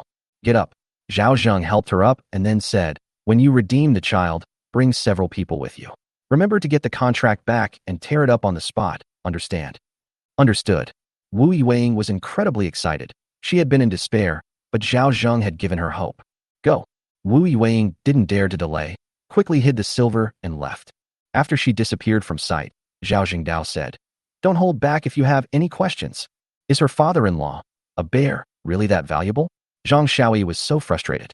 Of course it's not worth that much money, but your father-in-law made a fortune when I went to the countryside a few days ago. Was it worth it for my father-in-law to buy the Wang family's land for 15 taels of silver? That depends on how you look at it. After Zhao Zheng took out a cigarette, Yueying and her 2 daughters became part of our family. We also got the Wang family's land. We're not at a loss at all. However, please remember that this is a secret and do not tell anyone that I paid for it. Zhao Zheng's first step in wanting to transcend social classes was to establish his reputation, and the second step was to buy land and people to expand his power. These 2 steps can be taken simultaneously without interference. The third and most important step is to find a powerful backer, or support someone who has influence in official circles. Only in this way can one transcend social class and transform from a commoner into a landlord. The best solution is to turn the small mountain village into your own backyard. They further devoured the entire Fuguay township, becoming the most powerful and influential local gentry in the surrounding area. These were the kind of local gentry that even a newly appointed county magistrate would give priority to visiting. A true local tyrant. In modern times, it is certainly impossible to engage in land annexation and slavery. But everyone in Dakong does it. Why can't he? What is a disaster for others is an opportunity for him. Selling Wu Yueying was just the beginning. The 2 women nodded emphatically. How could they dare to say such a thing? If my uncles find out, they'll come to our house and cause trouble again. Zhao Zheng smiled and then said, by the way, Neo Daily Eye is coming to the house tomorrow to raise the roof beam, so put everything in the cellar and lock it up. Upon hearing this, both women became excited. This is a big deal. Who in the village can afford roof tiles? Even my old home in Shuzuan couldn't be completely covered with tiles. In the afternoon, Zhao Zheng went to Zhang Wohua and Big Beard's house again to ask them to come and help with the roof beam raising tomorrow. The 2 of them readily agreed. Before long, the news that Zhao Zheng's family was going to raise the roof beam and lay the tiles spread throughout the village. Behind his back, everyone was saying that Zhao Zheng was stupid. He finally made some money, but instead of selling grain, he was busy raising the roof beams and burning tiles. He would starve to death sooner or later. However, those who knew the truth praised Zhao Zheng for his competence. When Zhao found out, he couldn't sit still any longer. He kicked his son, who was lying on the bed in a daze, and said, come with me to your 3rd uncle's place. Chapter 79, I'm so envious I could cry. Qian Xiulan said with a dark face, what are you going to his house for? Aren't you afraid he'll chop you up with a knife? Zhao Yi's lips twitched. It's not that bad. Sambao, don't go there. Your 3rd uncle will have no descendants. Be careful, he might chop you up too, Qian Xiulan said. Zhao Sanbao's mind was filled with the image of Zhao Zheng holding a knife to him a few days ago. He shook his head like a rattle drum, saying, Dad, I dare not go. 3rd uncle has gone mad. If you hadn't gone with your mother to ask for money, would he have pulled out a knife? Zhao Yi said, I know Lao San's temper best. Even though we had a falling out before, didn't he still publicly ask Ma Daju to come to our house to visit us today? That shows that he still cares about us brothers. So what? Why did you rush to get up early? He went to help with the house's roof beam raising. You want the 3rd son to help us fire tiles too, right? Qian Xiulan sneered and mercilessly exposed him. He's the captain of the 8th team now, with soldiers under his command. You shouldn't mess with him. Zhao Yi said angrily. So what if he's the captain? Look at Ma Daju. He was still dismissed without a second thought. Qian Xiulan said, don't you know how Ma Daju lost his captaincy? It was all because of Lao San. Let me tell you, Lao San is different now, very arrogant. Anyway, if you want to go, you go, but your son can't. Zhao Yi decided to wait until his second sister returned before deciding to leave. Speaking of her second sister, Qian Xiulan's eyes lit up. With my second sister back, someone will be taking care of the third brother. Before his second sister got married, Zhao Zheng was the one who listened to his sister the most. He cried uncontrollably before she got married. Yes, come back to see me and my older brother. Zhao Yi sighed. His older brother was now unable to move and needed someone to take care of him. Even feeding the family was a problem. My mother is still causing trouble at home with my nephew and his new sister-in-law. The next morning, Neo Dalai arrived with the tools for raising the beam and Jiang Wogua. Come in and have some food. Zhao Zheng waved to the three of them. Old Zhao, you're really good at this. Neo Dalai chuckled. Usually, the host family would provide meals when visiting the main house, but it was usually just one meal at noon. Unexpectedly, Zhao Xingjia had prepared breakfast early in the morning. Jiang Wogua and Big Beard grinned and said, Captain, you're too kind. No sooner had the words left his mouth than another voice came from outside the courtyard. Captain, you're not being fair by not calling me Old Pan when you're raising the beam? Panda now walked in, feigning displeasure, carrying 2 bamboo chairs in his hands. We don't need that many people to raise the roof beam. I'm just worried about delaying your work and making money, Zhao Zheng said with a smile. No matter how busy I am, I'll make time to come and help you.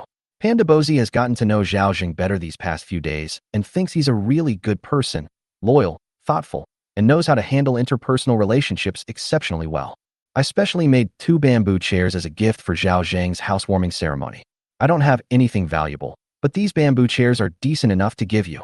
Zhao Zheng didn't stand on ceremony and took the chair, hurriedly calling into the room.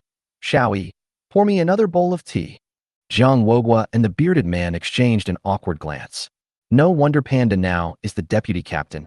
Look how well he handles interpersonal relationships. Grandma Zhou also came over early in the morning to help.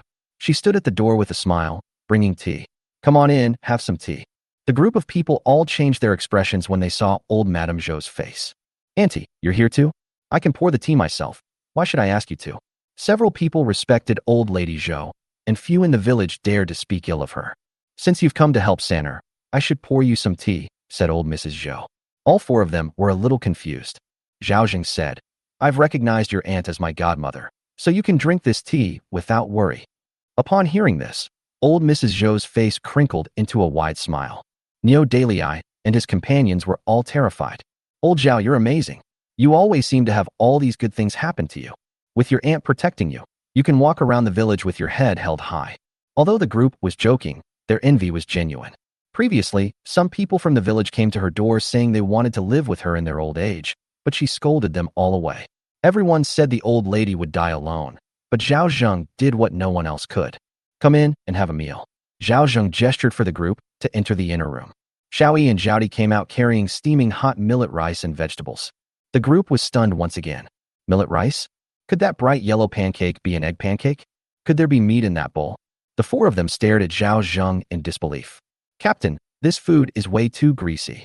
Panda now only came to lend a hand, but he didn't expect to get such a greasy meal. Neo Dalai was also dumbfounded. He thought Zhao Zheng had just cooked some porridge.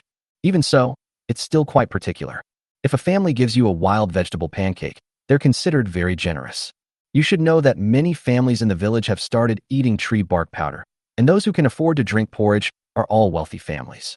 But Zhao Zheng served millet rice directly, a level of extravagance even most small landlords wouldn't have been so generous. The group felt a pang of sympathy. What a waste of money. That's such a waste. We don't have much to offer, so please make do with what we have, Zhao Zheng said with a smile. Everyone thought he was showing off. But old Mrs. Zhou knew that this was really a compromise. Normally, the Zhao family eats white rice and meat for all 3 meals a day. She doesn't cook at home anymore, but Xiaoyi will secretly bring the food up to her house at mealtimes. In just a few days, the old lady felt that her face had become rounder. She had never eaten so heartily in all her years of life. No settling, no compromise. Even in good years, I've never had this kind of food more than twice. My family doesn't have any meat during the Chinese New Year. Captain, your food is too good. Zhao Zheng shoved them to sit down and explained, the millet was given to me by my godmother. The eggs and meat are what I earned from doing business recently. They are precious, but even the most precious meat and eggs are still for people to eat. Don't be shy. You need to eat your fill to have the strength to lift the roof beam. Everyone suddenly realized that this was how the food came about. Now everyone was even more envious. Which direction should you kowtow in to be able to become a godmother of such a good person? Captain, you're in business too? The bearded man couldn't help but ask. Have you forgotten what happened the other day when Malai Z was stung to death by killer bees and our team leader destroyed the beehive in a fit of rage? Zhang Wogwa said. Everyone in the village praises our team leader for his righteousness and integrity. No, Zhao Zheng shook his head. This meat is what I earned from doing business with Yao Yojiao during my last trip to the countryside. The four of them suddenly realized what was going on. Oh, so it's about doing business with Yao Yojiao. Neo Daily Eye was about to say something when he suddenly realized. Who are you talking about? Yao Yojiao? Which Yao Yojiao? The four of them stared wide-eyed at Zhao Zheng in disbelief. Zhao Zheng picked up a piece of chicken with his chopsticks and put it in his mouth. Besides Yao Yojiao, is there another Yojiao with the surname Yao in our Fugui township? Chapter 80 Lu Tiniu, disliked by his family. You mean Yao Xiong? The bearded man stared blankly at Zhao Zheng. Yeah, I see the pile of coal in the kitchen. Thanks to Yao Yojiao, I bought it at half price. Zhao Zheng said with a smile, this stuff smells bad when it burns, but it burns a long time and is still good for heating. It's much cheaper than firewood. If any of you want to buy coal, I can help you buy it at a really cheap price. All four of them were extremely surprised. Goodness gracious, Lao Zhao, are you saying that coal will be half price from now on? Neo Daily Eye asked tentatively. Zhao Zheng nodded. Yes, Yao Yojiao personally instructed me. I know those two charcoal sellers at the township government office. Old Zhao has really made something of himself. He's even gotten in touch with big shots like Yao Yojiao. Neo Daily Eye's mind started racing. If this were true, Zhao Zheng would be incredibly wealthy. What did Captain Yao Yojiao see in you that makes him value you so much? Panda now still didn't quite believe it. Don't worry about that. But if you have any mountain delicacies, you can send them to me. Since we're from the same village, I can buy them for 10% more than the market price. Zhao Zheng revealed his true purpose. Even if you want rice, meat, or cloth, I can try to get them for you, but definitely not much. Are you serious? The bearded man was shocked. I'll buy any real wild game, medicinal herbs, and rare mountain delicacies, Zhao Zheng said. Neo Daily Eye even forgot to pick up his chopsticks for a moment. Old Zhao, I'm taking your words seriously. Although I, Lao Zheng, am not a good person, I have never lied to anyone. Zhao Zheng said, I can take as many delicacies as you have. As he spoke, Zhao Zheng took out a small piece of silver and slapped it on the table. See this? Yao, you gave it to me when I went to the countryside last time. Glug. Upon seeing the broken silver ingot, all four of them subconsciously swallowed. Not long ago, Zhao Zheng made a tale of silver from selling bees and gave half of it to the Ma family. Now, not long after, he has made another tale of silver. This is faster than robbing silver. Goodness gracious. Zhao Zheng is currying favor with Yao Yojiao. He's about to take off. The Yao family were major landowners, no less than the Zhong family. The old lady of the Zhou family saw this and was delighted. Yang Zhaodi and Zhang Shaoyi were even more proud and delighted. The more capable their fathers-in-law are, the more assertive they become. Old Zhao is rich. As Neo Daily Eye spoke, the look in his eyes when he looked at Zhao Zheng had changed. Captain, I have some dried mushrooms at home. Would you like to buy them? Zhang Wowo asked. We'll take as much as we can, but the quality has to be good. I have some dried medicinal herbs at home that I was planning to sell in the village. Would you buy them? The bearded man asked nervously. The more we collect, the better, Zhao Zheng said with a smile. Then I'll bring it later, the bearded man said happily. Showing off his muscles appropriately can enhance Zhao Zheng's status and reputation in the village. How long would it take for him to become rich by working himself to the bone collecting wild delicacies? Of course, capitalists make more money by exploiting ordinary people. He wasn't afraid of others finding out. The more people know about him, the more he earns and the higher his status becomes. This is similar to a company going public by seizing upon users' pain points and aggressively promoting itself to quickly seize the market. After they had eaten and drunk their fill, the group began to climb onto the roof and start tearing it down. Moldy straw was thrown down one after another. Zhao Zheng didn't waste it. He could use the collected items as kindling for Shaoyi. The roof originally had thin wooden supports, but they were insufficient to bear the weight. The few pine logs that Zhao Zheng brought back were thick enough to barely meet the needs of the previous timber. The process of fixing the roof beams attracted a large crowd of onlookers. They praise you with their mouths, but their eyes are full of jealousy. They wish Zhao Zheng's house would collapse immediately. Some thoughtful neighbors also came over to lend a hand. Zhao Zheng was very generous to his neighbor, Zhao Zheng, and Shaoyi made her some sweet soup. All right, Shaoyi is quick and efficient. She brewed a big pot of sweet soup in no time. Uncles and aunts, here's some sweet soup. Old Zhao is particular. Since they've prepared sweet soup, I'm definitely going to have an extra bowl today. Sugar is a good thing. Upon hearing that there was sweet soup to drink, everyone sprang into action. After drinking the sweet soup, I regained a lot of strength. If you're still not satisfied, I'll make you some more, Zhao Zheng said with a smile. Meanwhile, old Mrs. Zhou was busy inviting the neighbors over for tea. With her around, Zhao Zheng was much less worried. Lu Tiniu, who was lying at home like a corpse, looked out the window at the bustling scene at the Zhao family's house and felt both jealous and angry. Stop looking, Mrs. Lu said sternly. Zhao Laosan will no longer recognize you as his godson, and you can't marry Yang Zhaodi. Those words were very hurtful. Lu Tiniu was filled with anger, but also helpless. I know you don't need to remind me. You're angry? I'm the one who's angry, she said with a dark face. Look at Zhao Laosan, he's a good-for-nothing. He's so old, yet he can still work as a roof beam and install tiles. You're so young, yet you just stay at home eating and waiting to die. You don't expect me to support you until you're old, do you? Don't say any more, mother, Lu Laosi said, frowning. I'm going to say it. Lu's wife pointed at Lu Taingyou with exasperation. You good-for-nothing. You're not even as good as Zhao Laosan. You can't do anything right. All you do is eat all day. From now on, if you want to eat, you either have to work or earn it yourself. I'm not going to let you eat for free anymore. If all else fails, you can try to find someone to help you out at someone else's house. Anyway, you're useless now, so someone will definitely want you. Lu Laosi sat at the door with a melancholy expression but did not say anything. If Lu Tiniu hadn't acted foolishly and crippled Wang Daji's family, they wouldn't be living such a difficult life even with 3 taels of silver. But now their savings are gone. The rice container is almost empty. If Lu Tiniu continues to loaf around and wait to die, his whole family will starve to death. I'm not going. Lu Tiniu was furious. If you guys hadn't refused to let me get married, would I be currying favor with Zhao Laosan? If you hadn't been so stingy with the money and sent me to the countryside earlier, I might have been able to keep my blue and purple skin instead of becoming a useless person. Now that I've ruined myself, you all despise me and want to kick me out? Let me tell you, even if I die, I'll die at home. Don't even think about giving the best food and clothes to the third brother. Don't think I don't know you're still holding on to the eldest brother's pension. You're already useless. What are you still fighting with your brother for? Lu's wife was furious. Let me tell you, either you work, earn your own money, or you form a gang. You choose one. If you don't listen, I'll beat you to death. Lu Tiniu clenched his fists, his eyes reddening. Look at what happens when a man loses his value. The first people to look down on me were actually my family. However, he knew his mother's temper. If she said she wouldn't give him food, she definitely wouldn't. I'll earn my own living. You don't need to tell me what to do. I refuse to believe I, Lu Tiniu, will starve to death. With that, Lu Tiniu stormed out of the house and headed towards Zhao Zheng's house. Chapter 81. I got another temporary job. Tainyo, what are you doing at Zhao Laosan's house? Lu Laosi shouted. Lu Tiniu ignored him. To be honest, he didn't hate Zhao Zheng. Wang Daji, who changed his life, has been crippled by his own hands. And what indirectly led to his being this way were his biased parents. He was holding on to his elder brother's pension money, but refused to let him get married.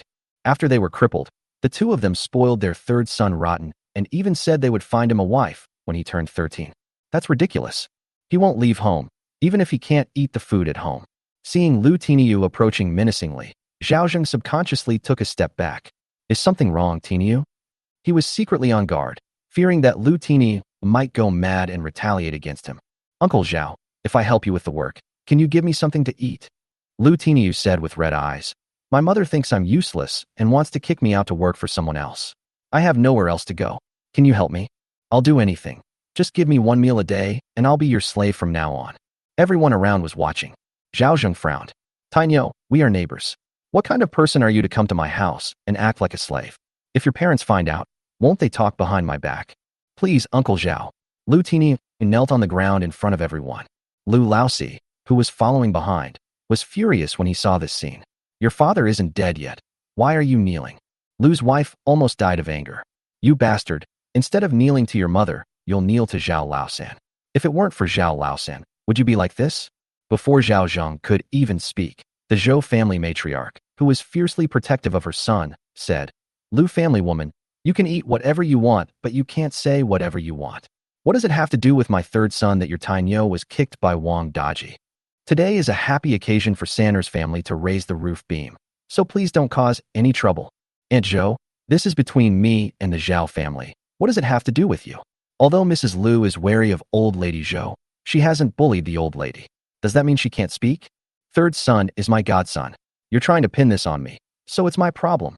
Old Mrs. Zhou said coldly. Take your son away and make a scene back home. Don't make a scene here. Aren't you afraid of being laughed at? Mr. and Mrs. Liu were dumbfounded.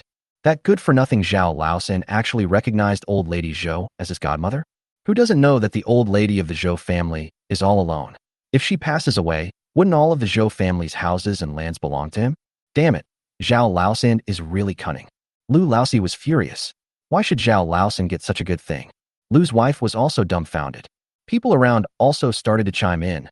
Brother C, take your son back home. It's a joyous occasion for them to raise the roof beam. What kind of family is this, causing trouble here? The previous events are clear. The grievances have their source and the debtors have their debtors. It's the Wang family's business. Who told you to neglect your child and meddle in other people's business? Lu Laosi was extremely embarrassed and too ashamed to continue making a scene. He gritted his teeth and said to Lu Tiniu, stand up and get back here. If you don't listen, I'll break your legs. Lu Tiniu hated his parents so much that he was willing to be beaten to death. He said, if it weren't for you forcing me to join a gang to earn a living, then where I earn a living is none of your business. You guys can go and take care of the third brother. Anyway, you have the eldest brother's pension in your hands, so you can raise the third brother well. When the third brother grows up, you can even find him a wife. I think you can go and buy a child bride now for the third son to carry on the Lu family line. You're talking nonsense. The pension money has all been used up for your medical treatment. Old Lu was so angry that he kicked him. Lu's wife slapped Lu Tiniu across the face, saying, I'd rather give birth to a melon than to you. The sound was crackling. This isn't beating a son, it's beating an enemy.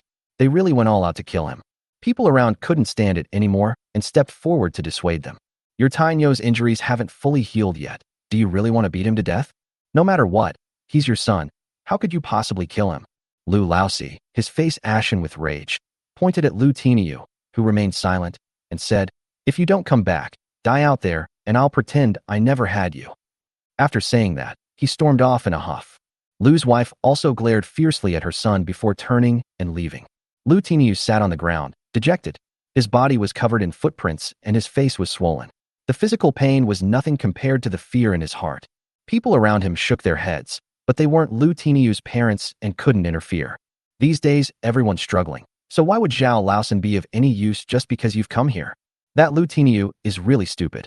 Zhao Zheng thought for a moment and said, all right, get up. If you want to work, then work. I can't guarantee you'll have enough to eat, but I can make sure you're fed and have enough to live on. A glimmer of hope flashed in Lu Tiniu's gloomy and desperate eyes. He looked at Zhao Zheng in disbelief. Uncle Zhao, you really want me? Tainyo, it's hard for your uncle to bear this. I watched you grow up. Zhao Zheng sighed. Now that Lu Tainyo's blue and purple are completely gone, I'm not afraid he'll have any ulterior motives towards his daughter-in-law. Just consider him another servant. Even if he's useless, he's still stronger than a woman. The main reason was that Zhao Zheng was afraid that he would despair and resort to desperate measures. But let me make this clear. If you don't listen to me, I can take your food. Nobody's food comes from thin air. Of course, I'll listen to you. Lu Tiniu used to hate Zhao Laosan, but later he realized that if his father really wanted to find him a wife, even if he missed Yang Zhaodi, couldn't he find other women?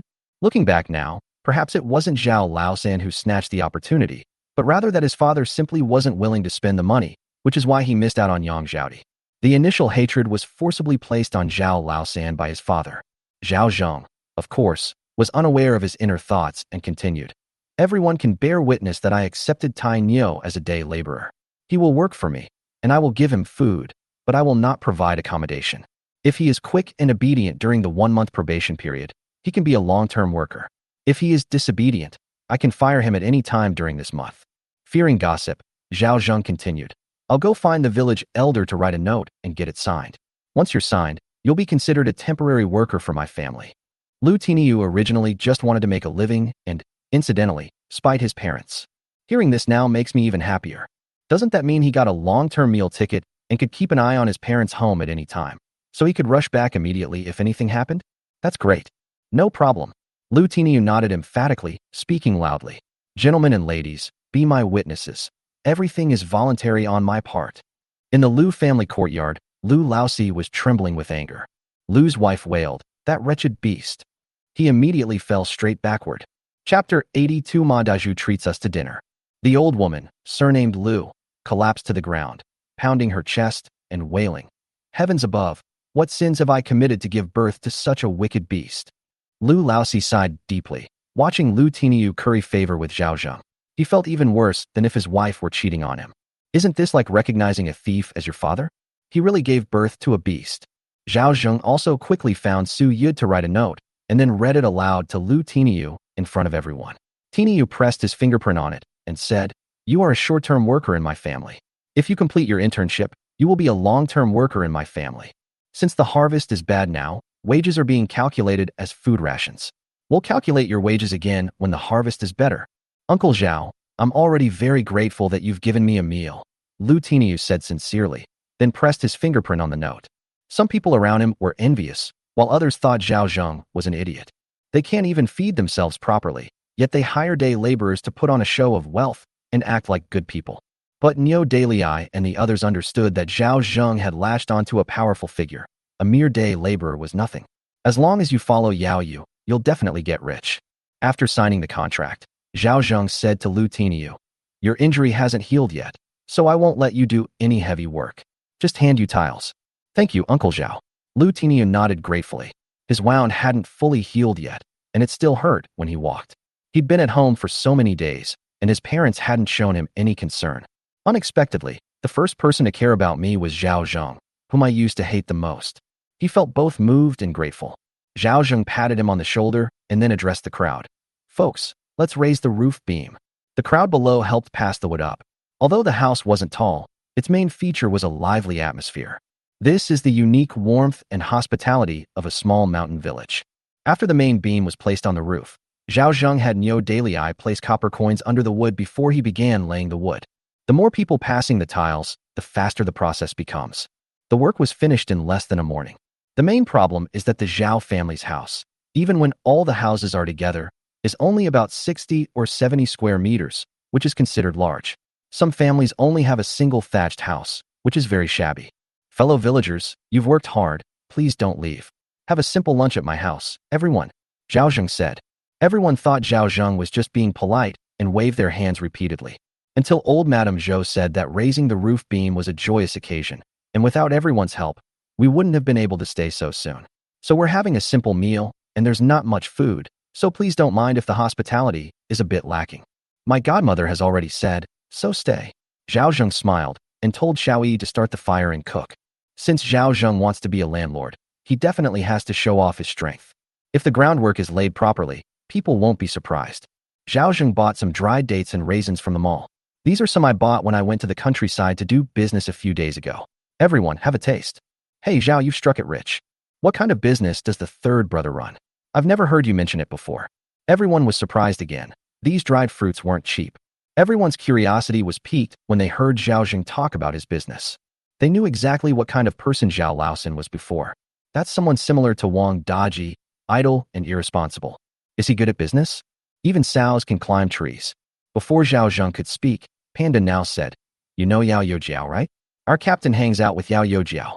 "Who is that Yao Youjiao who came to our village to perform divination a few days ago?" "That's right." Panda now nodded and then looked at Zhao Zheng. "Is he the captain?" Panda now is a master of the straight man. Zhao Zheng smiled faintly. "It's because Yao Youjiao thinks highly of me and is giving me a job." Wow. The crowd gasped in disbelief. What is Yao Youjiao's identity? Putting aside his identity as a wandering official, he is also the young master of the Yao family. The Yao family were large landowners and gentry, much like the Zhong family. Those legs were thicker than a water bucket. It's sour. They're really jealous. Even if some people think Zhao Zheng is bragging, they don't dare to ridicule him without solid evidence. Lu Tiniu, who was cleaning inside the house, was also taken aback when he heard this. "Did Uncle Zhao get mixed up with Yao Yu? Since I'm Uncle Zhao's long-term worker, doesn't that mean I'm also being protected by the Yao family?" Lu Tiniu felt a sudden surge of joy and slowed down his movements, eavesdropping on the conversation outside. "You all eat and drink well. I'll go help in the kitchen." Zhao Zheng smiled and turned to go inside. The people in the courtyard then began to talk freely. Just then, a sound came from outside the courtyard. Su Dashin was holding a gong and banging it, with Ma Daju following behind him. "Knock knock. All the men, gather at the village entrance. Daju's treating us to dinner." People who heard the noise came out of their homes and even joked with Ma Daju, saying, "Daju, you've finally decided to treat us." Upon hearing the sound, Lu Laosi suppressed his distress and called his third son to come eat with him. Dad, didn't you not go into the mountains? Lu Tielu asked. Aren't you a man? Aren't I a man too? Lu Laosi glared at his son. Of course. Then let's go. Lu Laosi didn't believe that Ma Dazhu could make him leave. He glanced at the people sitting in Zhao Zheng's yard and sneered. What kind of food could old man Zhao possibly offer at a dinner party? He'd feed you rice bran porridge until you're stuffed. Come on, son, Dad will take you to eat real corn rice. At this moment, Su Dashin and Ma Dazhu passed by Zhao Zheng's house and saw about 20 people in the yard. They stopped and said, Dazhu is treating us to a meal. Everyone is going to the village entrance. After thinking for a moment, Su Dashin shouted inside, Zhao-san, go eat at the village entrance. Zhao Zheng heard the sound and came out. Brother Sean, my family is having our roof beam raising ceremony today, and we're inviting everyone to lunch, so I won't be going. Would you like to have a simple meal at my house? I won't. Su Dashin waved his hand and said with a smile, Sanner, you're becoming more and more successful. You've surpassed my family. The roof tiles are homemade and not worth much, Zhao Zheng said modestly with a smile. It's all thanks to the villagers for being kind enough to help me. Ma Dazhu was furious. He sold his bow and his trap, and even borrowed money from a friend in the village to buy rice, intending to treat everyone to a good meal to change his image in the villagers' eyes. Old Zhao knew perfectly well that he was hosting a dinner party today, yet he still chose today to raise the roof beam. Wasn't that blatantly going against me? Thinking of this, he said, Fellow villagers, I bought a lot of grain and cooked a thick porridge. It's so porridge that even chopsticks stuck in it won't fall over. If you're late, it will be gone. As he spoke, he gave Zhao Zheng a provocative look. Zhao Zheng didn't say anything, but some people in the courtyard couldn't sit still anymore. Thick porridge? Made from millet? Dazhu, don't try to fool me. Chapter 83. There's no limit to how tough it can get. Everyone present ate either wild vegetable pancakes or rice bran porridge for one meal a day. He was so hungry that his face turned yellow and his hands and feet felt weak. The moment they heard there was thick porridge to drink, their stomachs started rumbling with excitement. Ma Dazhu said, Of course, there must be millet. He felt somewhat guilty. There was millet, but 50% of it was rice bran, 30% was pickled vegetables, and only 20% was millet. Even if he sold all his grains, he still couldn't afford to buy them. Don't try to fool us. Lao Zhao also invited us to dinner. Uncle Big Knife, why don't you go and see for yourself? Old Zhao, I'll head to the village entrance then. Big Knife stood up. I'll save you some food. Old Zhao, I'll go check on Dazhu too. At that moment, 7 or 8 people stood up and walked outside. Neo Dalei and the other workers who were in charge of the roof beams remained silent. They had just eaten millet and meat that morning and weren't hungry. They would be happy to have porridge for lunch. Moreover, they don't think Zhao Zheng is stingier than Ma Dazhu. Are you really not staying for dinner? Zhao Zheng asked. I felt bad since I only handed over a few tiles. We appreciate your kind gesture and will be leaving now. They couldn't wait to drink the thick porridge. Seeing this, Ma Dazhu felt secretly pleased. Looking at the people who hadn't moved yet, he said, Captain Neo, aren't you going? We don't need it. Neo Dalei refused without hesitation. All right then. Ma Dazhu shook his head and said with some regret, Looks like you're out of luck. The other neighbors who stayed behind were also in a dilemma. It's not that they're greedy, but that everyone is in the same boat now, not knowing where their next meal will come from. A bowl of thick porridge can last for 2 days. But in the end, they didn't leave. Just then, Zhang Xiaoyi came out and said that her father-in-law had prepared the food. Zhao Zheng smiled and urged everyone to come inside and warm themselves by the fire while eating, since it was so cold outside. After the roof was tiled, the insulation of the house improved by 2 levels. With the Kong, heated brick bed, and the stove on the ground, the room quickly became warm. Fearing poisoning, Zhao Zheng even opened the windows for ventilation. Dinner's ready. Yang Zhaodi came out carrying a large, steaming ceramic basin. Everyone thought it was porridge, but when Zhao Zheng lifted the lid, it turned out to be millet rice. Glug! Glug! Everyone's eyes widened. Oh my god! It was millet rice without any rice bran mixed in. They were all prepared to eat meager meals, but they never expected Zhao Zheng to be so generous. After having already eaten breakfast, Neo Dalei and his 3 companions weren't too surprised, but seeing such a large bowl of millet rice still made them swallow hard. Old Zhao, are you struggling to make ends meet? If all this millet were cooked into porridge, it would be enough to feed dozens of people, right? Everyone was initially delighted, but then couldn't help feeling sorry for them.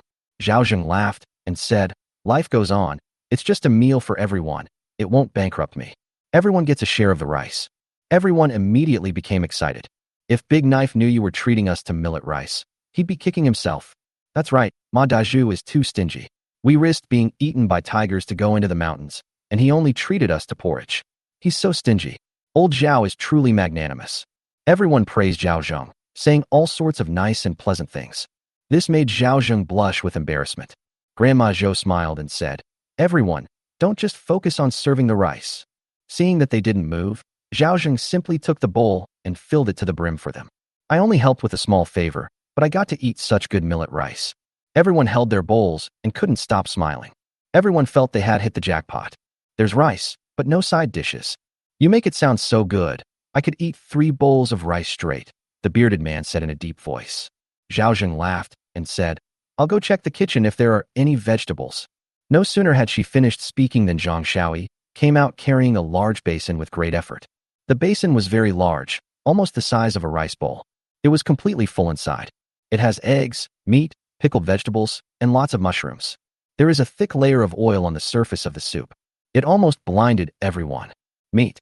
Is that an egg floating on top of the soup?" Everyone stared wide-eyed at Zhao Zheng in disbelief. Each of them felt a tightness in their throat.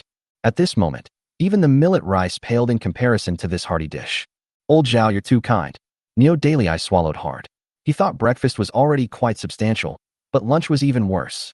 Panda Now and Jiang Waguada, who Z weren't much better off. The others swallowed hard. Is it really that profitable for Lao Zhao to do business with Yao Jiao? While waiting for their meal, Neo Daily Eye and the others told them about Zhao Zheng's business of buying mountain goods. Of course, the matter of money was not mentioned. "It's all right, just enough to make a living." Zhao Zheng thought for a moment and said, "If your family has any mountain produce, you can have Delay, Depan, Wowahuzi, and the other 2 buy it from me, and I'll pay you at the market price. Why not just give it to you directly? Sometimes when I go to chop firewood, I also have to go to the village to deliver the goods, so I'm not home, and they treat me the same way." Zhao Zheng made up a reason casually. The real reason is quite simple. After observing them for the past few days, Neo Daily Eye and the others are actually quite good. If he wants to develop himself, he definitely needs his own supporters. Anyone who's always ready to fight to the death is a lowlife. These 4 people are the first batch of spokespeople he selected. Neo Daily Eye and his 3 companions exchanged glances, signaling them to put it away. Zhao Zheng offered them a price that was 10% higher than the market price. This is clearly designed to make them money. Thinking of this, Neo Daily Eye said very seriously, "Old Zhao, don't worry, I will definitely handle this matter properly for you." Panda Now was also secretly excited, saying, "I'm fine with it too." Zhang Wogua and Big Beard weren't stupid either. They both looked at Zhao Zheng with grateful eyes. "All right, let's eat first. The food won't be good if it gets cold," Zhao Zheng said. Soon everyone sat down, but there weren't enough chairs. "Just stand." At first, everyone was very polite, but later they were practically swallowing their tongues. Zhao Zheng looked at Lu Tiniu in the corner, who was full of longing, and specially picked out a large bowl to serve him a bowl of millet rice, then added a lot of meat and vegetables and a bowl of soup. He handed it to him to eat, saying, "You've worked hard today. Uncle Zhao, this food is too good." Lu Tiniu used to rack his brains trying to gain Zhao Zheng's approval and seize everything in the Zhao family, but he ended up losing more than he gained. But now, instead of playing tricks or schemes, he felt Zhao Zheng's goodwill. "It's not like we eat this well every day." Zhao Zheng patted his shoulder. "If you don't have enough to eat, you need to eat well so you can recover faster." "Thank you, Uncle Zhao." Lu Tiniu and nodded emphatically, squatting down to look at the mountain of meat in his bowl, and couldn't help but choke up when he thought of how he was treated at home. Chapter 84, Even God is on my side. The other side of the village entrance. Lu Laosi almost vomited when he saw the yellowish porridge in the pot. "Big knife," cursed Ma Lao Air. "Is this what you call thick porridge? I think someone's the one who's done it." The cooked rice bran was a paste with lots of dark pickled vegetables and a little corn, which was similar to diarrhea. "It looks unappetizing." Ma Daju asked, "Isn't this porridge neither thick nor thin? Doesn't it contain millet?" The big sword was speechless. Zhao Yi cursed. "You should at least add some millet. It's almost all rice bran and wild vegetables. How can we eat this?" "Eat it or not, it's up to you. I emptied my savings to get this much grain. If I were to eat it all myself, it would last until next year." Ma Daju was also full of grievances. "These days, it's good enough to be able to eat porridge. You don't really think I can cook you a huge pot of thick millet porridge, do you?" Su Dashan said, "All right, Daju has done his best. Who complains about anyone these days? I don't believe you can eat better at home." Su Yud also spoke up, saying that the Ma family had suffered a lot, and Daju had done quite well to get to this point, so they shouldn't be so picky about what they ate. The Dao curled his lip and whispered, "If I had known, I would have stayed at old Zhao's house instead of going through all this trouble. Even old Zhao might not be this stingy." Upon hearing this, Ma Dazhu almost collapsed. "You can still leave now. I don't believe that Zhao Laoku can be more generous than me." Zhao Yi said with a dark face, "Ma Laoer, who the hell are you calling Zhao Laoko? You're cursing my third brother in front of me. You're asking for trouble." The three Zhao brothers also came along. As the old lady of the Zhao family said, "If you don't eat, you're a fool." If Ma Dazhu dares not give them porridge, he'll have his brothers overturn the pot. The three of them also looked at Ma Dazhu with hostility. Just as Ma Dazhu was about to explode, he saw that the three brothers had also calmed down and ignored him with dark faces. Instead, he changed the subject, saying that if they thought he wasn't generous enough, they didn't have to eat and could go to Zhao Laosan's house to eat. As he spoke, he ladled out a large bowl of the thickest porridge for himself and began to eat it. Seeing this, the Dao hurriedly stepped forward and said, "I've been in the mountains for a day and a night. Why shouldn't I eat?" As he spoke, he quickly scooped the food into his own bowl. The others also rushed forward. He complained about it, but slurped it down loudly. "This porridge looks disgusting, but it's actually quite comforting to eat." Liurden also came over, holding a bowl in his hand. "Ma Dabai, can I have a bowl?" Ma Dazhu patted Erden's head. He especially liked this child. He pulled him to sit down and said, "Eat your fill first, and I'll go get you some porridge." "Thank you, Ma Dabai." Erden is asking you loudly. "Has your mother been going to Zhao Laosan's house lately?" Ma Dazhu asked in a low voice.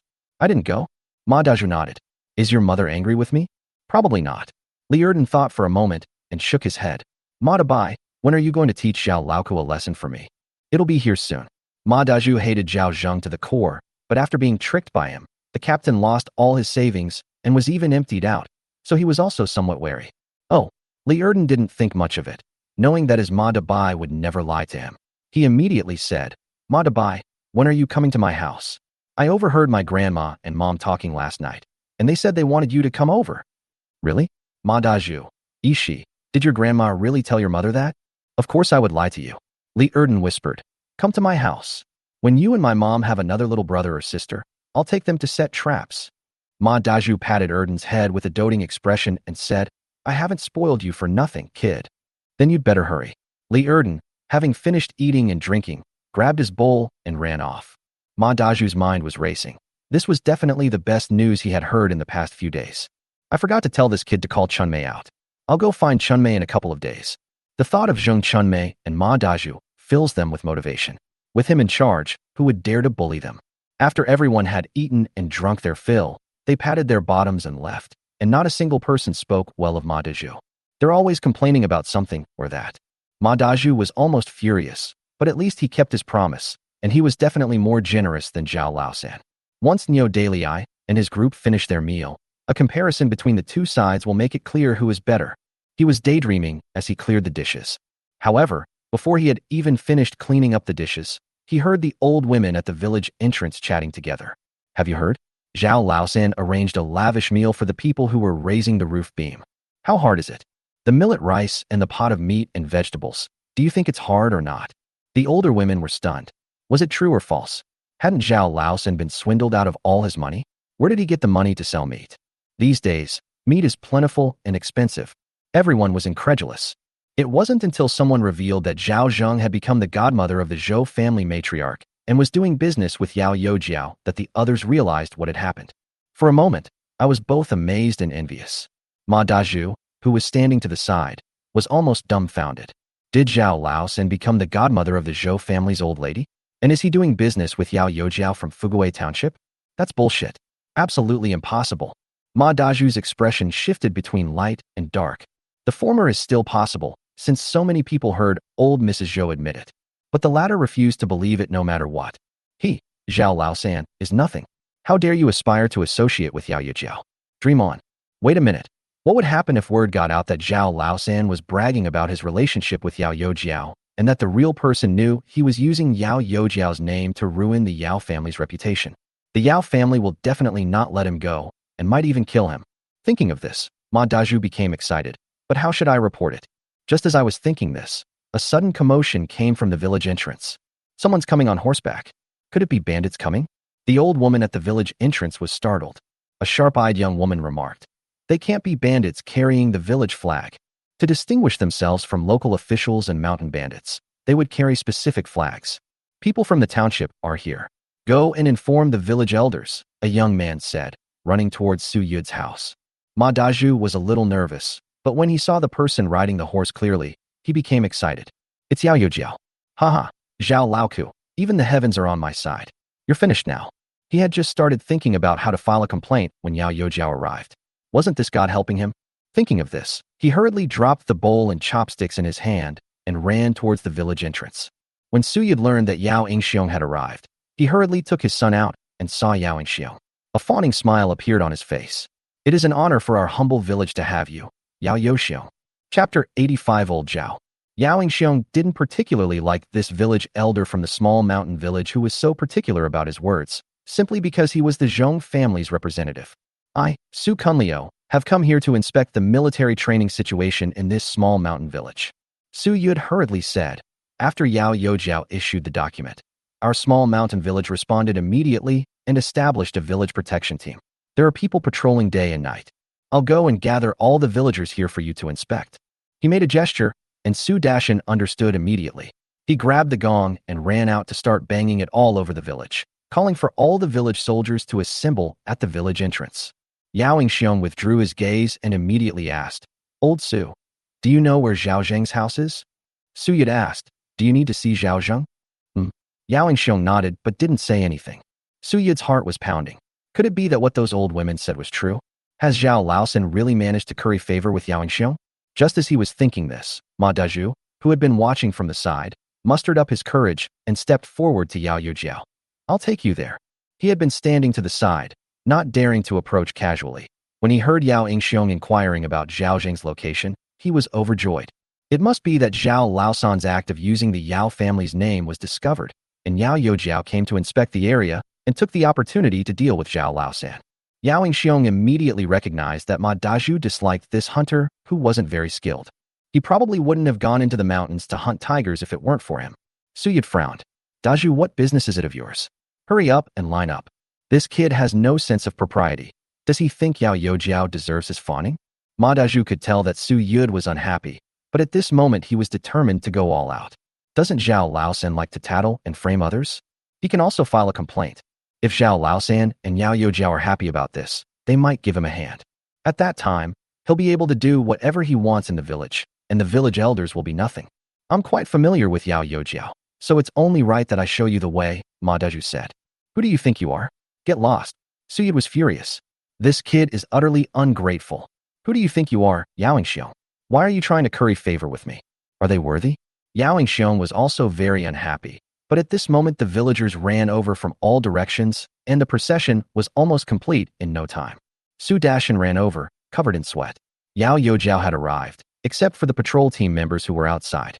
Upon hearing this, Yao Ingxiong nodded and said, let's go inspect the village soldiers first, and we'll talk about the rest later. He didn't even glance at Ma Daju. Su Yud glared at Ma Daju and demanded that he hurry up and line up. Ma Daju was resentful, but he had no choice but to go back and line up. Yao Yu has come down to inspect, and everyone is standing in neat rows. Su Yud shouted loudly. The other two village elders also came and stood aside as foils. Several other burly men followed Yao Ingxiong down the mountain. They were all wearing leather armor and carrying swords, looking quite imposing. Everyone was incredibly envious. Yin Dali, standing in the crowd, thought to himself, it's not so bad to join the army in the countryside. If I could be like these people, who in the village would dare to look down on me? I can get Panda now to deliver Ganoderma lucidum to my door with just a few words. And that damn Zhao Laosan, I'll make him kneel down and apologize to me. Just thinking about Yin Dali makes me feel unbearable. At that moment, Zhao Zheng was looking at Yao Ingxiong when Yao Ingxiong also looked over. Zhao Zheng smiled slightly and nodded in acknowledgement. Yao Ingxiong nodded in response, but did not speak to Zhao Zheng in public. However, Yin Dali, who was standing behind the bearded man, misunderstood that Yao Yojiao's nod just now was a greeting to me. He became inexplicably excited. With the Lunar New Year approaching, bandits are becoming increasingly active. Everyone must patrol and train diligently to protect the village. Yao Ingxiong mainly came to Zhao Zheng under the guise of inspection, said a few polite words to encourage everyone, and then said, if there's nothing else, let's disperse. Yao Yu, I have something to report. Ma Daju gritted his teeth and raised his hand. Everyone looked over. Su Yud's face darkened. Ma Daju, what could you possibly want? What is this kid up to now? Why is Yao Xiong frowning? I'm reporting Zhao Zheng, the captain of Team 8, for causing trouble in the village under Yao Youjiao's name. Ma Daju stepped forward and pointed to Zhao Zheng in the crowd. Everyone in the village knows him. If Yao Youjiao doesn't believe me, he can ask the villagers. His righteous indignation completely baffled Su Yud. The people in the group looked at each other in bewilderment. No one expected that Ma Daju would actually report Zhao Zheng in front of Yao Youjiao. If that's true, Zhao Zheng will be severely injured, if not killed. Their eyes were full of curiosity and gossip. Neo Daily Eye looked at Zhao Zheng and saw that he was calm. His heart, which had been hanging in suspense, suddenly returned to its original position, and a playful smile appeared on his face. Panda Now, Jiang Wagua, and the big-bearded man all looked at Ma Daju with ambiguous smiles. I can testify. Yin Dali was the first to echo Yao Youjiao. This Zhao Zheng not only acts recklessly in your name, but also treats military training as a joke. You have no idea how outrageous he is. The usual drills involved letting the villagers cause trouble so that Yao Youjiao could severely punish Zhao Zheng. Su Yud was furious. Those two bastards actually dared to complain to me without my knowledge. This is a taboo thing. They didn't even respect me. However, the most urgent task is not to argue with these two scoundrels, but to appease Yao Xiong and Yao Youjiao. Yao Xiong raised his hand to interrupt him, then looked at Zhao Zheng in the crowd with a half-smile. Old Zhao, it seems you're quite hated. Zhao Zheng spread his hands helplessly and said, outstanding people like Yao Youjiao will always be envied. They have mouths on their bodies, what can I say? Yao Xiong laughed and said, mediocre people are not envied. Only talented people are. Zhao Zheng shook his head with a wry smile and said nothing. Everyone was stunned. What does Yao Youjiao call Zhao Zheng? Old Zhao? Such an intimate way of addressing each other. Are the two really that close? Ma Daju was also stunned. Yao Yao, I really didn't lie to you, Zhao Laosan. Yao Xiong looked at him coldly, his eyes filled with disgust. Ma Daju was so frightened that he swallowed back all the words he wanted to say. You've all trained well, keep it up. Yao Xiong didn't care how well they trained. He wouldn't care even if the entire small mountain village was wiped out by bandits. The only person in the village who cared was Zhao Zheng. He walked up to Zhao Zheng with a smile, put his arm around Zhao Zheng's shoulder, and said, Old Zhao, let me come to your house for a visit. Zhao Zheng knew perfectly well that he was doing this to save face for him, so he smiled and gestured for Yao Youjiao to come this way.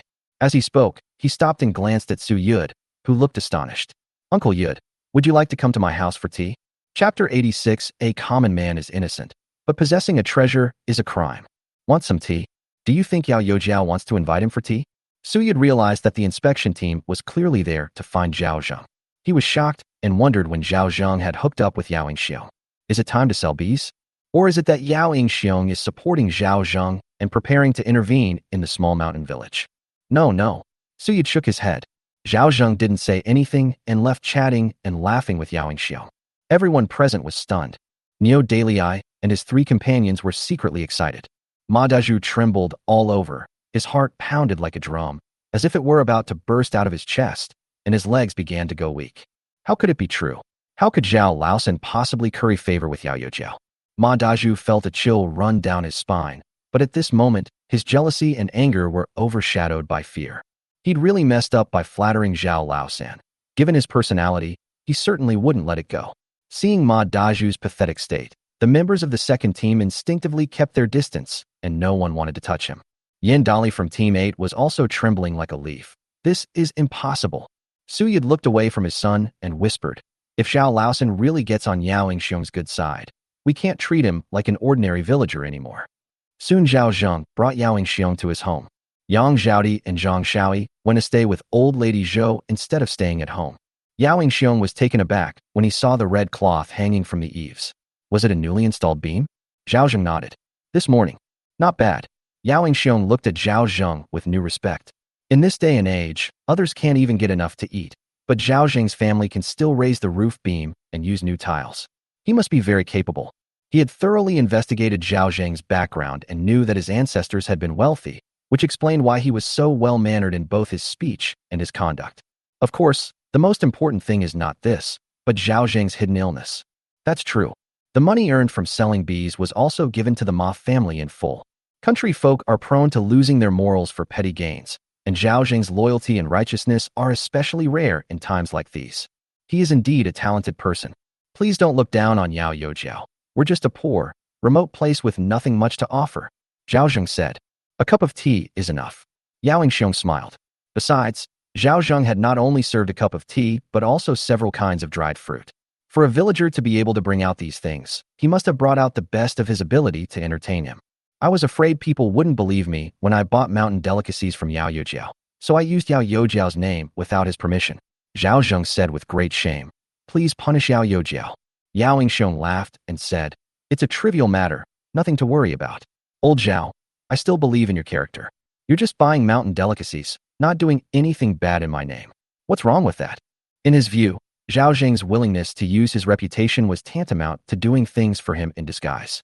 If he's not even willing to make this much effort, who would be willing to risk their life for him? He patted Zhao Zheng on the shoulder and continued, Don't be nervous. As long as you're not doing anything bad, feel free to use it. If anyone bullies you in the future, just come to me. Zhao Zheng is a bit old, but he is indeed a talented person. Su Yud is in his 70s or 80s and still working for the Zheng family. If we calculate, Zhao Zheng can still work for him for another 30 years. Yao Yojiao was incredibly magnanimous, and Zhao Zheng was deeply grateful. He pretended to be extremely grateful, but secretly breathed a sigh of relief. After doing so much, he could finally consider it a success. With Yao Yingxiong protecting him, he can do whatever he wants in the future. After exchanging pleasantries, the two settled their identities, and then Yao Yingxiong got down to business. Old Zhao, I'm asking you, would you be willing to give me that little blue pill? Seemingly realizing he had been presumptuous, he added, I won't take your prescription for nothing. I have a great use for it. Of course, this is your most treasured possession, and I won't just give it to anyone else. Are the little blue pills any good? Of course it works. Old Zhu used 2 pills to directly restore his confidence as a man, turning his wife from a tigress into a kitten. I was so excited I almost knelt down. A disease that even the best doctors in the county couldn't cure can be cured with just 1 small pill. And it lasts a very long time. This is much more effective than Tiger Blue Purple. Zhao Zheng chuckled. Could it be that the little pill has taken effect? Yao Yingxiong nodded, agreeing that the effect was quite good. Zhao Zheng breathed a sigh of relief. As long as it works, that's fine. As for the prescription, I can give you the money, but there's no need for that. Yao Yingxiong moved Lao Zhao. Are you really willing? What does a mere prescription matter if it can help Yao Yu? Zhao Zheng smiled. He had considered this from the very beginning when he started selling medicine. A refusal implies uncertainty. Yao Yingxiong may not stand up for him in the future. It would be better to just agree. Besides, these are all Western medicine prescriptions. They're so long that even modern people might not be able to understand them. What's wrong with telling him? Good old Zhao, I underestimated you. Yao Yingxiong is increasingly satisfied with Zhao Zheng. Don't worry, I will definitely not treat you unfairly. Zhao Zheng smiled, and then took out a rough piece of yellow paper from his house and handed it over. This was the prescription for the little blue pill. Yao Yingxiong took one look and realized that the little pill was called Xiaoyao Wan, which truly lived up to its medicinal effect. However, the prescription, he was confused. I recognize all these words, but what kind of medicine do they represent when put together?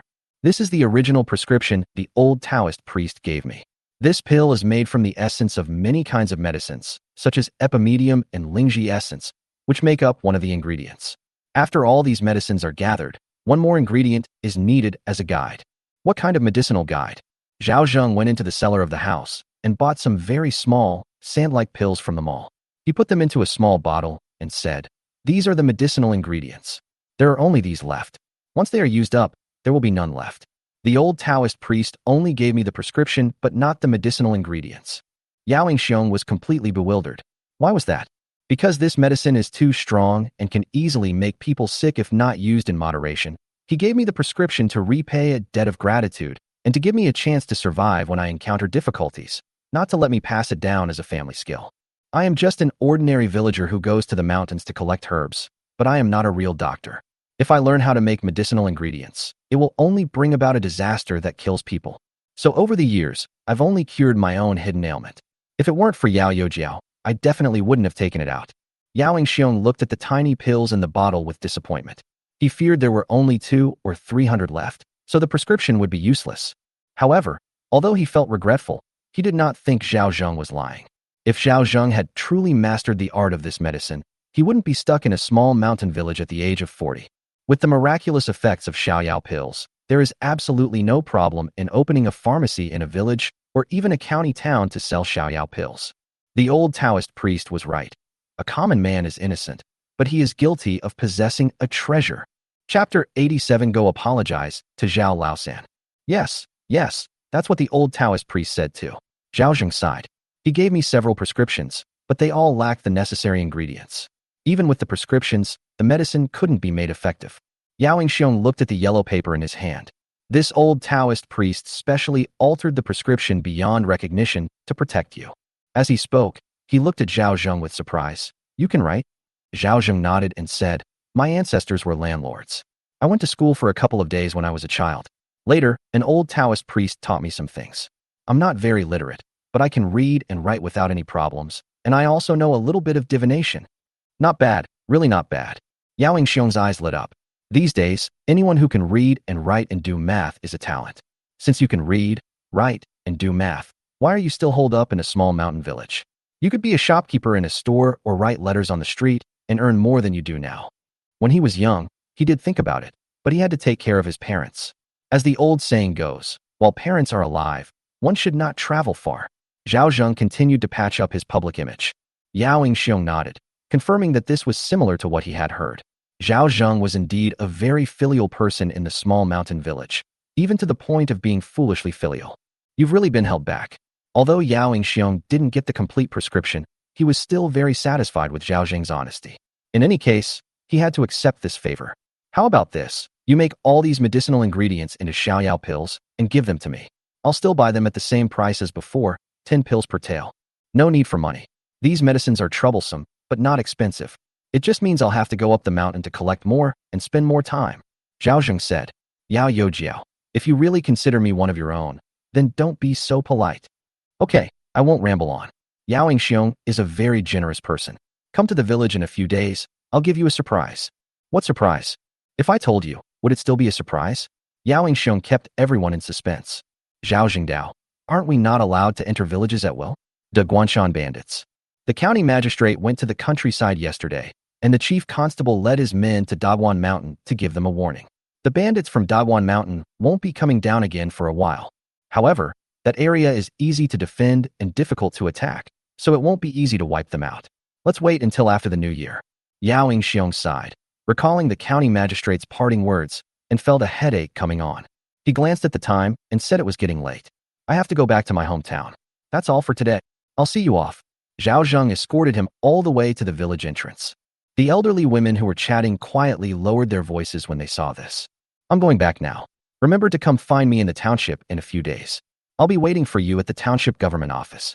With that, Yao Xiong mounted his horse and rode away. Zhao Zheng turned around after the group disappeared from sight. When he saw the older women casting their gazes at him, Zhao Zheng greeted them calmly. The older women were all swallowing hard. Zhao San, have you really gotten involved with Yao Yu? Old Zhao, if you ever become successful, don't forget about my family's wealth. And my dog Ergo is your brother who grew up wearing open-crotch pants. Zhao Zheng smiled and said, I'm just messing around with them. I left amidst my sister-in-law's sweet words. The words Yao Xiong said before leaving quickly spread throughout the small mountain village. You have no idea how good Yao Youjiao is to Lao Zhao. He even specially asked him to go to the township government office to see him in a few days. Old Zhao is really going to strike it rich. He actually managed to curry favor with the Yao family. Yan's wife ran home nervously and told her what had happened. Old man Yan is getting anxious. Are you serious? Zhao Laosan is very vengeful. Do you think he will retaliate against our family? Yan's wife is very anxious. Although the Zhong family is powerful, they are just landlords. Yao Xiong, on the other hand, is a military commander, and the Yao family is no less powerful than the Zhong family. Old man Yan, feeling uneasy, looked at his son who had been expelled from the 8th team and was furious. He shouted, Get over here. Yan Dali lowered his head and went to his father. Don't call me dad. You're my dad. Old man Yan launched into a tirade, berating him for disgracing the Yin family. Yan Dali said with a bitter face, I didn't expect that Zhao Laosan really had a good relationship with Yao Youjiao. It's too late to say anything now. You'd better hurry up and go to Zhao Laosan's house to apologize and bring 2 caddies of millet with you. Old man Yin said with a pained expression. Surely his father wouldn't do that? Not at all. Old man Yin glared at his wife. What do you know, you woman? Zhao Laosan and Yao Youjiao are doing business, buying up mountain delicacies in the village. Neo Dalai and the others all know what that means. What does that mean? This means that Zhao Laosan will be the village's god of wealth from now on. I just came back from outside and heard that Neo Dalei and a few others got several hundred coins from Zhao Zheng. These mountain delicacies were given to the Yao family, and the Yao family then gave them to the nobles in the county. This is a long-term business, do you understand? Moreover, Zhao Laosan can get his hands on rice and meat cloth, so how can we afford to offend him? Huh, he's that amazing? The Yin family's wife was dumbfounded. Now you're scared? Old man, Yin snorted coldly. You bring Dolly and come apologize to our family. We don't have any grudges between us. Just give us a gift, and it'll be over, you hear me? Although reluctant, Mrs. Yin gritted her teeth and took 2 caddies of millet from the nearly empty rice jar, considering the future. How were they going to survive from now on? The Ma family. Ma's wife told her husband what she had heard outside. Lying on the bed, old man Ma looked at his pale-faced son, exhausted. Zhu, do you think it's worth offending a childless old bachelor for the sake of Widow Zheng? You haven't even touched Widow Zheng's hand yet, and you've already offended old Zhao to death. It wasn't a big deal before, but now that he's the captain of the 8th team and does business with Yao Youjiao, what are you going to do to fight him? You've lost the captain and emptied your family's coffers before you even got the woman. Do you want me, your mother, and your brother to die? Ma Dazhu was heartbroken. He didn't even touch Zheng Chuanmei's hand. Dad, I've already been kicked out of the logistics team by the 2nd squad. It's too late to say anything now. A fierce glint flashed in Ma Dazhu's eyes. If Zhao Laosan keeps pressing me, I'll fight him to the death. You're so reckless. If something happens to you, how are we supposed to live? Old Ma scolded. Did I give birth to you just so you could fight to the death with an old bachelor? You don't even want your parents and brothers anymore. Zhao Laosan is filial to his mother and good to his brothers. Are you not as good as him? What should I do? Ma Dazhu was extremely annoyed. Should I apologize to him? Go apologize to him and ask him to forgive you. Chapter 88 Weather Forecast.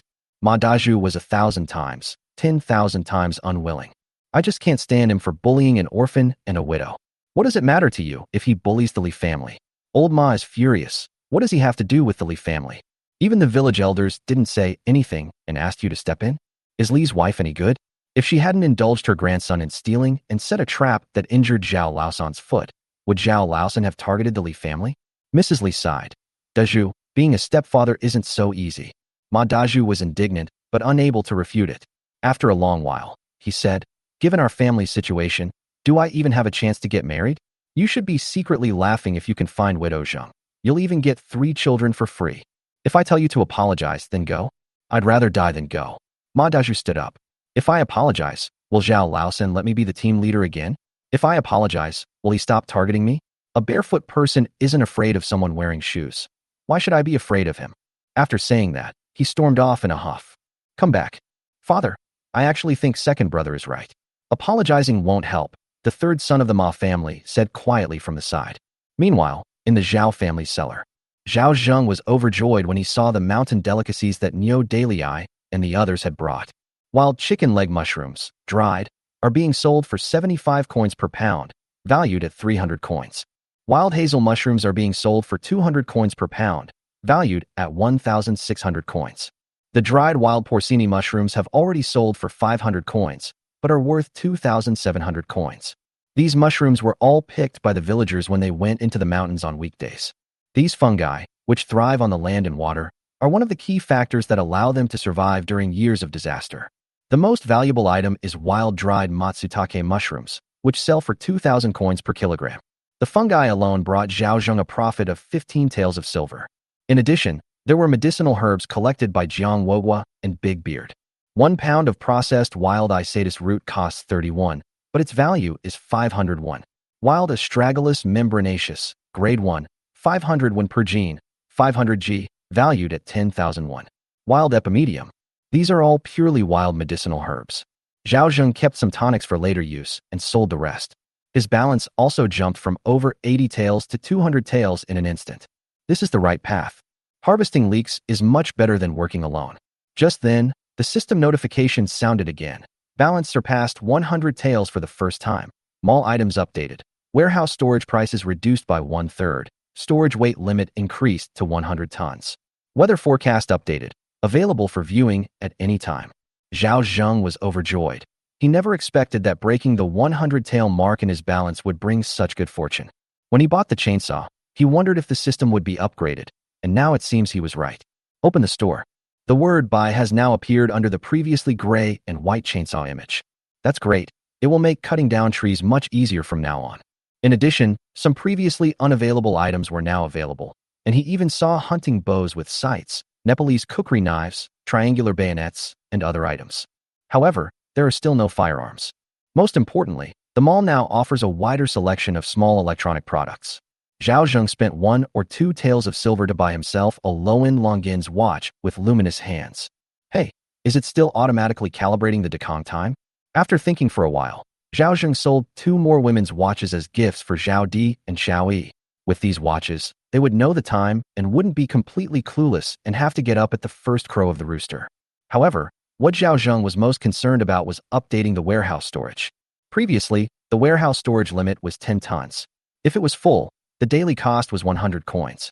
Now that the upper limit has been raised to 100 tons, there's so much more that can be stored. To put it simply, even if Zhao Zheng didn't become a landlord, but instead ran a business dealing in goods, after deducting labor and transportation costs and adding profits, he could easily earn several thousand taels a year. With storage fees reduced by 1/3, there's even less storage pressure. And there might be a surprise in the next upgrade. Zhao Zheng rubbed his hands together and then looked at the weather forecast that popped up on the panel. For 30 p.m., December 9th, the 26th year of the Fengtian reign of the Great Kong Dynasty. Overall cloudy in Mingzhou, sunny turning partly cloudy in parts of Yingtian Fugui Township, Dun County, cloudy in small mountain villages. Hey, this feature is useful. The annoying thing is that you can only see the weather for the day and in the past, not the weather for the next day or even the future. It's not bad that it refreshes the weather at 12 o'clock. If used well, it's like having control over the weather trend for the day. It's a pity that it doesn't have an hourly function. Zhao Zheng was not discouraged. 100 taels gave him so many more functions. 1,000 taels or 10,000 taels would have been enough to take off immediately. There's more and more hope for the future. Just then, a voice from outside the door interrupted Zhao Zheng's thoughts. Who is it? Zhao Zheng stood up. Old Zhao is my wife from the Yin family. Zhao Zheng walked out the door and saw Yan's wife standing outside with Yin Dali, who looked embarrassed. He couldn't help but sneer inwardly, but had no intention of opening the door. Oh, is something wrong with sister-in-law Yin? Can old Zhao let us in? You can talk about it outside. If you come into the yard, I'm afraid your Dali will start spreading rumors again. Zhao Zheng didn't give her any face. Yin Dali clenched his fists, wishing he could just leave. Mrs. Yin gave a bitter smile. Old Zhao, this matter was my Dali's fault. I brought him here to apologize. He sternly rebuked Yin Dali, asking why he was still standing there, and told him to apologize to Uncle Zhao. No matter how unwilling Yin Dali was, he had no choice but to bow his head and apologize to Uncle Zhao, saying he would not say such things again. Old Zhao, please be magnanimous and don't hold it against my family. Reluctantly, Mrs. Yin placed 2 jean of millet on the courtyard wall. Old Zhao, these 2 jean of millet are a small token of our family's appreciation. Please accept them. Zhao Zheng never expected that the Yin family would actually be willing to sacrifice their own flesh to apologize. Do they know fear too? The neighbors were all stunned by what they saw. This old man, Yin, is known throughout the village for being stubborn and inflexible. Looking at his stubbornness now, it seems that ordinary people have to obediently bow down to those with powerful backers. Zhao Laosan is really going to make it big. Even old man Yin has bowed his head. The Yin family is all right, but the Ma family is really unlucky. Ma Daju complained about Zhao Laosan in front of Yao Youjiao, so Zhao Laosan must hate him to death. Zhao Zheng was unaware of what others were saying. Although he really wanted to kill Yin Dali, being too narrow-minded would ruin his image. Dealing with the Yin family would be an easy task. If he hadn't actually been involved with Yao Yingxiong, he would have been dead for sure this time. So an apology alone is not enough. I've already apologized, so you don't need to take the rice back. Seeing that Zhao Zheng wouldn't accept it, Yan's wife got anxious. Old Zhao, my husband Yin instructed me that this rice is an apology gift. You must accept it. Chapter 89. Lu Tiniu is getting anxious. They wouldn't accept it. They forced Zhao Zheng to accept it. The neighbors all looked on with envy. Zhao Laosan doesn't want it, so give it to me. Of course, they were just fantasizing about this. Millet was extremely expensive these days because of the bandits. It was said that a pound of millet in the village cost more than 20 coins, making it incredibly expensive. Even if it's expensive, you have to accept it even if you have to hold your nose. Zhao Zhengmian reluctantly said, all right, I'll take the rice. You can go back now. Tell Dali not to talk nonsense in the future. Silly child, why don't you hurry up and thank Uncle Zhao? Yin Dali, now obedient, hurriedly said, thank you, Uncle Zhao. Old Zhao, Do you think my dolly can go back to Team 8? After giving the gifts and apologizing, Yan's wife immediately seized the opportunity and said, Old Zhao, if there's anything you need in the future, just ask my dolly to do it. Even chopping wood or carrying water for your family is no problem. Zhao Zheng laughed and said, What? Does your dolly want to work for my family too? Mrs. Yin smiled and said, Sure, I don't need wages, just give him something to eat. A half-grown boy can eat his father out of house and home. Yin dolly is capable of both hard work and good eating habits. Old man, Yin is almost at his breaking point. If Zhao Zheng were to actually agree, it would be a huge favor to the Yin family. Our dolly is much stronger than Lu's Tiniu, Yan's wife said smugly. Lu Tiniu heard everything clearly at home and was immediately furious, while a strong sense of crisis welled up in his heart. The Yin family definitely have ill intentions. Zhao Zheng narrowed his eyes. Wasn't this an opportunity delivered to his doorstep? So, does your dolly want the same treatment as Tiniu? Do you need to sign and give your consent? The woman in the Yin family was overjoyed. She had only said it casually, but she hadn't expected him to actually agree. Of course I agree. Yin dolly was anxious. Mom, I don't want to go to Uncle Zhao's house to work. If he went to the Zhao family, wouldn't he become their long-term laborer? You idiot, you're just doing manual labor, not anything else. What are you afraid of? The old woman, with a stern face, poked her son's head and said, Would I, your mother, harm you? Yin dolly opened his mouth, but in the end, he slumped down helplessly. If you agree, I'll have the village elders draft a document tomorrow, and I'll also call your husband, Lao Yin, over to be a witness, Zhao Zheng said. All right then. Mrs. Yin nodded happily and then left with her son. No sooner had the mother and son left than Yang Zhaodi and Zhang Shaoyi came out, looking worried, and said, Father-in-law, Yin dolly is a bad person who betrays you. Will things go wrong if you take him in? Zhang Shaoyi also said, I don't like my father-in-law. The two widows were the subject of much gossip and rumors in the village. They weren't nervous about their father-in-law accepting Lu Tiniu, since Lu Tiniu didn't have Lanzi. But Yin dolly is different. As time goes on, outsiders inevitably start to gossip. I didn't make you like him. Zhao Zheng patted Zhang Shaoyi's head affectionately and said, You're just farmhands. You can be our servants. From now on, you two are the young mistresses of the house. Tomorrow I'll go outside and buy 2 little maids to serve you. Zhang Shaoyi blinked her big eyes, seemingly still not quite back to her senses. Yang Zhaodi covered her mouth and laughed. Father-in-law, we don't have the fate of being a young mistress.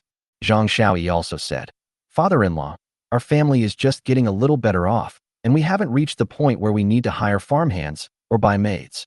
I can do the rough and tiring work, so don't waste money. Both girls were terrified of being poor. They were all very nervous seeing Zhao Zheng spending money so lavishly. Money spent only pays out and doesn't generate more money if it stays in your hands. Zhao Zheng said, Our family will get better and better in the future. You have to get used to listening to me and start learning to be a young mistress from today. Also, our house is a bit small. Tomorrow, after Yin dolly signs the documents, we'll ask him and Tainyo to build more adobe houses and create 2 more rooms. Yang Zhaodi was infatuated. Learn to be a rich housewife? Does she really have this kind of fate? Zhang Shaoyi got excited. Is that really okay? Zhao Zheng nodded and handed 2 jean of millet to Yang Zhaodi. He then went into the house and took out a bag of rice. The 2 jean of millet were to be returned to his in-laws. Here are 10 jean of millet as a thank you gift to his in-laws for their help when I was in trouble. Tomorrow you should go back and give the rice to your father and invite them to your house for a meal. Yang Zhaodi hurriedly said, Father-in-law, these 2 caddies of millet are too much for me. 10 caddies of rice is too much. I still think it's not enough. Zhao Zheng doesn't consider himself a good person, but true character is revealed in times of crisis. The Yang family situation is likely worse than Zhao's, yet they are still willing to scrape together 2 pounds of millet to help them. This is an act of kindness. After her second son died in battle, the Yang family came to help with the household affairs, which was also a great favor. The fact that the Yang family did not allow Yang Zhaodi to return home after her third son's death is also a sign of their kindness. If the Yang family came to cause trouble, Zhao Zheng would have absolutely no reason to keep Yang Zhaodi.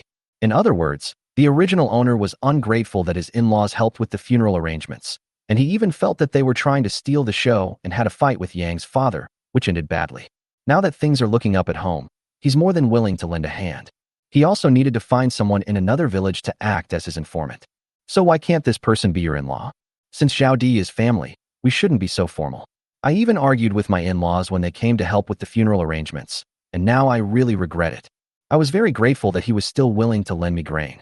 I didn't have the ability before, but now I do. As long as I have food to eat, I won't let my in-laws go hungry. Yang Zhaoti's eyes instantly welled up with tears. The relationship between her husband's family and her own family has always been a source of anxiety for her. Now that her father-in-law has taken the initiative to explain the matter, she is overjoyed and no longer refuses to thank him. Zhang Xiaoyi was also happy for her sister-in-law. Zhao Zheng patted Yang Zhaoti's head. He had no other thoughts in his mind.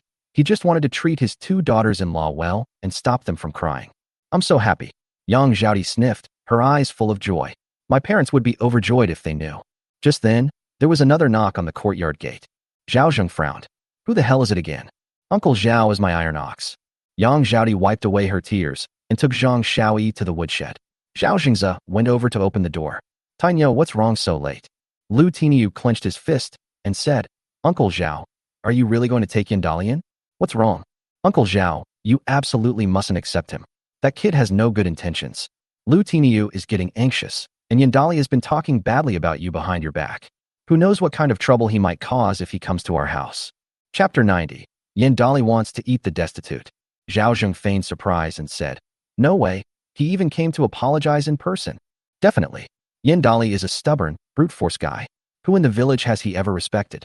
Lu Tiniu confidently analyzed that he must hate you to the core after you kicked him to the logistics department. What does this village elder's decision have to do with me? He'll definitely hold a grudge against you anyway. Lu Tiniu is extremely anxious. I suspect he came here specifically for sister-in-law Zhaoti and sister-in-law Xiaoyi. You absolutely mustn't fall for his tricks. Zhao Zheng sneered inwardly. This kid isn't Yandali's mind reader. How dare he say that? It seems his previous attempts to curry favor were indeed ill-intentioned. He deserved to be exposed. No way. As far as I know, he's always really fond of the Ganoderma lucidum from Panda Now's house. Would the Yin family, who want to find a son-in-law for Panda Now, let him go? Lu Tainyo asked. Although he is now crippled, he still loves Yang Zhaoti. He can silently protect her and will never allow that bastard Yandali to desecrate Zhaoti's sister-in-law. Zhao Zheng hesitated deliberately for a moment. What you said makes some sense. I'll think about it. Uncle Zhao, I'm doing this all for your own good. You only need me as a long-term worker at home. Hiring Yandali, that good-for-nothing, is completely unnecessary. I not only eat less, but I'm also more capable than him. Zhao Zheng chuckled and patted his shoulder. Uncle Tainyo, I know you're thinking of me. Go back first, let me think about it. Uncle Zhao, you must be careful not to be deceived by the Yin family. Lu Tiniu didn't say anything more so that Zhao Zheng wouldn't think he was afraid someone would take his food. He could only take his leave. When he got home, he found the door tightly closed, so he slowed down.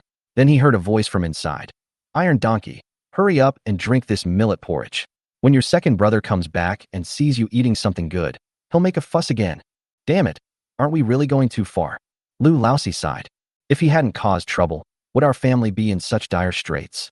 Lu's wife said, her voice filled with hatred. He hurt me so badly today, I'll just pretend I don't have a son like him anymore.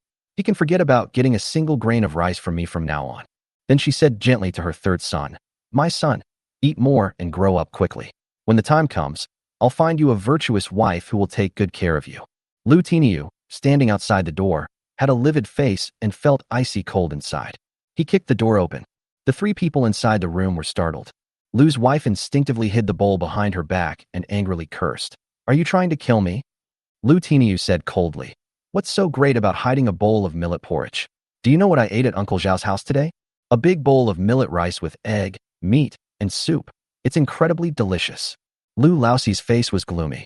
Lu Tielu kept swallowing his saliva. He had never eaten such a luxurious meal before. Zhao Laosan treats you so well, then don't come back. Go be his son. Lu's wife trembled with anger. This is my home. Why shouldn't I come back? I'm coming back. Lu Tiniu sneered. I just want you to see how good Uncle Zhao is to me.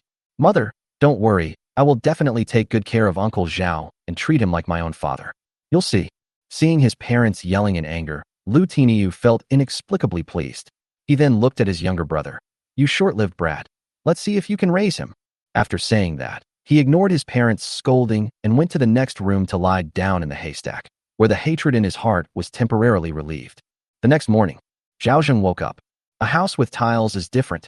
It doesn't leak wind, the insulation is greatly improved, and it's much more comfortable to live in.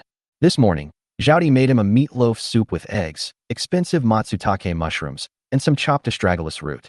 When the lid of the stew pot was lifted, a medicinal aroma wafted out. Oil droplets floated on the surface of the soup. Zhao Zheng didn't get out of bed, but sat cross-legged on the heated kong and started eating. Before she had even finished her soup, Xiaoyi brought over an egg pancake made from ground rice flour, filled with minced meat and pickled vegetables. One bite, and the saltiness was just right. It's just missing some chopped green onions. So comforting.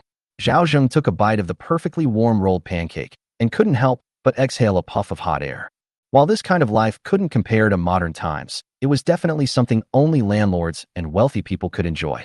If only a woman could personally attend to him, it would be absolutely wonderful. When you're well-fed and warm, you start thinking about lustful desires. The ancients were right. Zhao Zheng shook his head, finished the last bit of meat patty in the stew pot, let out a burp, and then put on the cloth shoes that Xiaoyi had sewn for him the night before. The soles are made of multiple layers, and the outside is made of plain coarse cloth, but the inside is lined with rabbit fur, making them especially comfortable and warm to wear.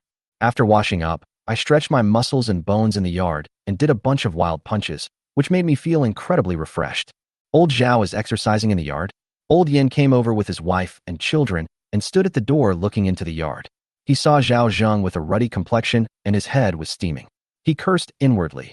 Damn it. Everyone else is pale and thin. How come he has a ruddy complexion and energy to exercise here? Here they come. Zhao Zheng put away his stance. He's getting old, and if he doesn't move around, his bones will rust. Old Zhao, you don't look old at all. You look like a young man in his 20s. Mrs. Yin also showered you with compliments. Yin Dali was incredibly annoyed by what he heard, but he still had to put on a forced smile.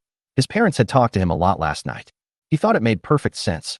Originally, his family wanted him to learn a craft from Panda Now and become an apprentice, and also marry Pan Lingji. Firstly, he could learn a skill to support his family.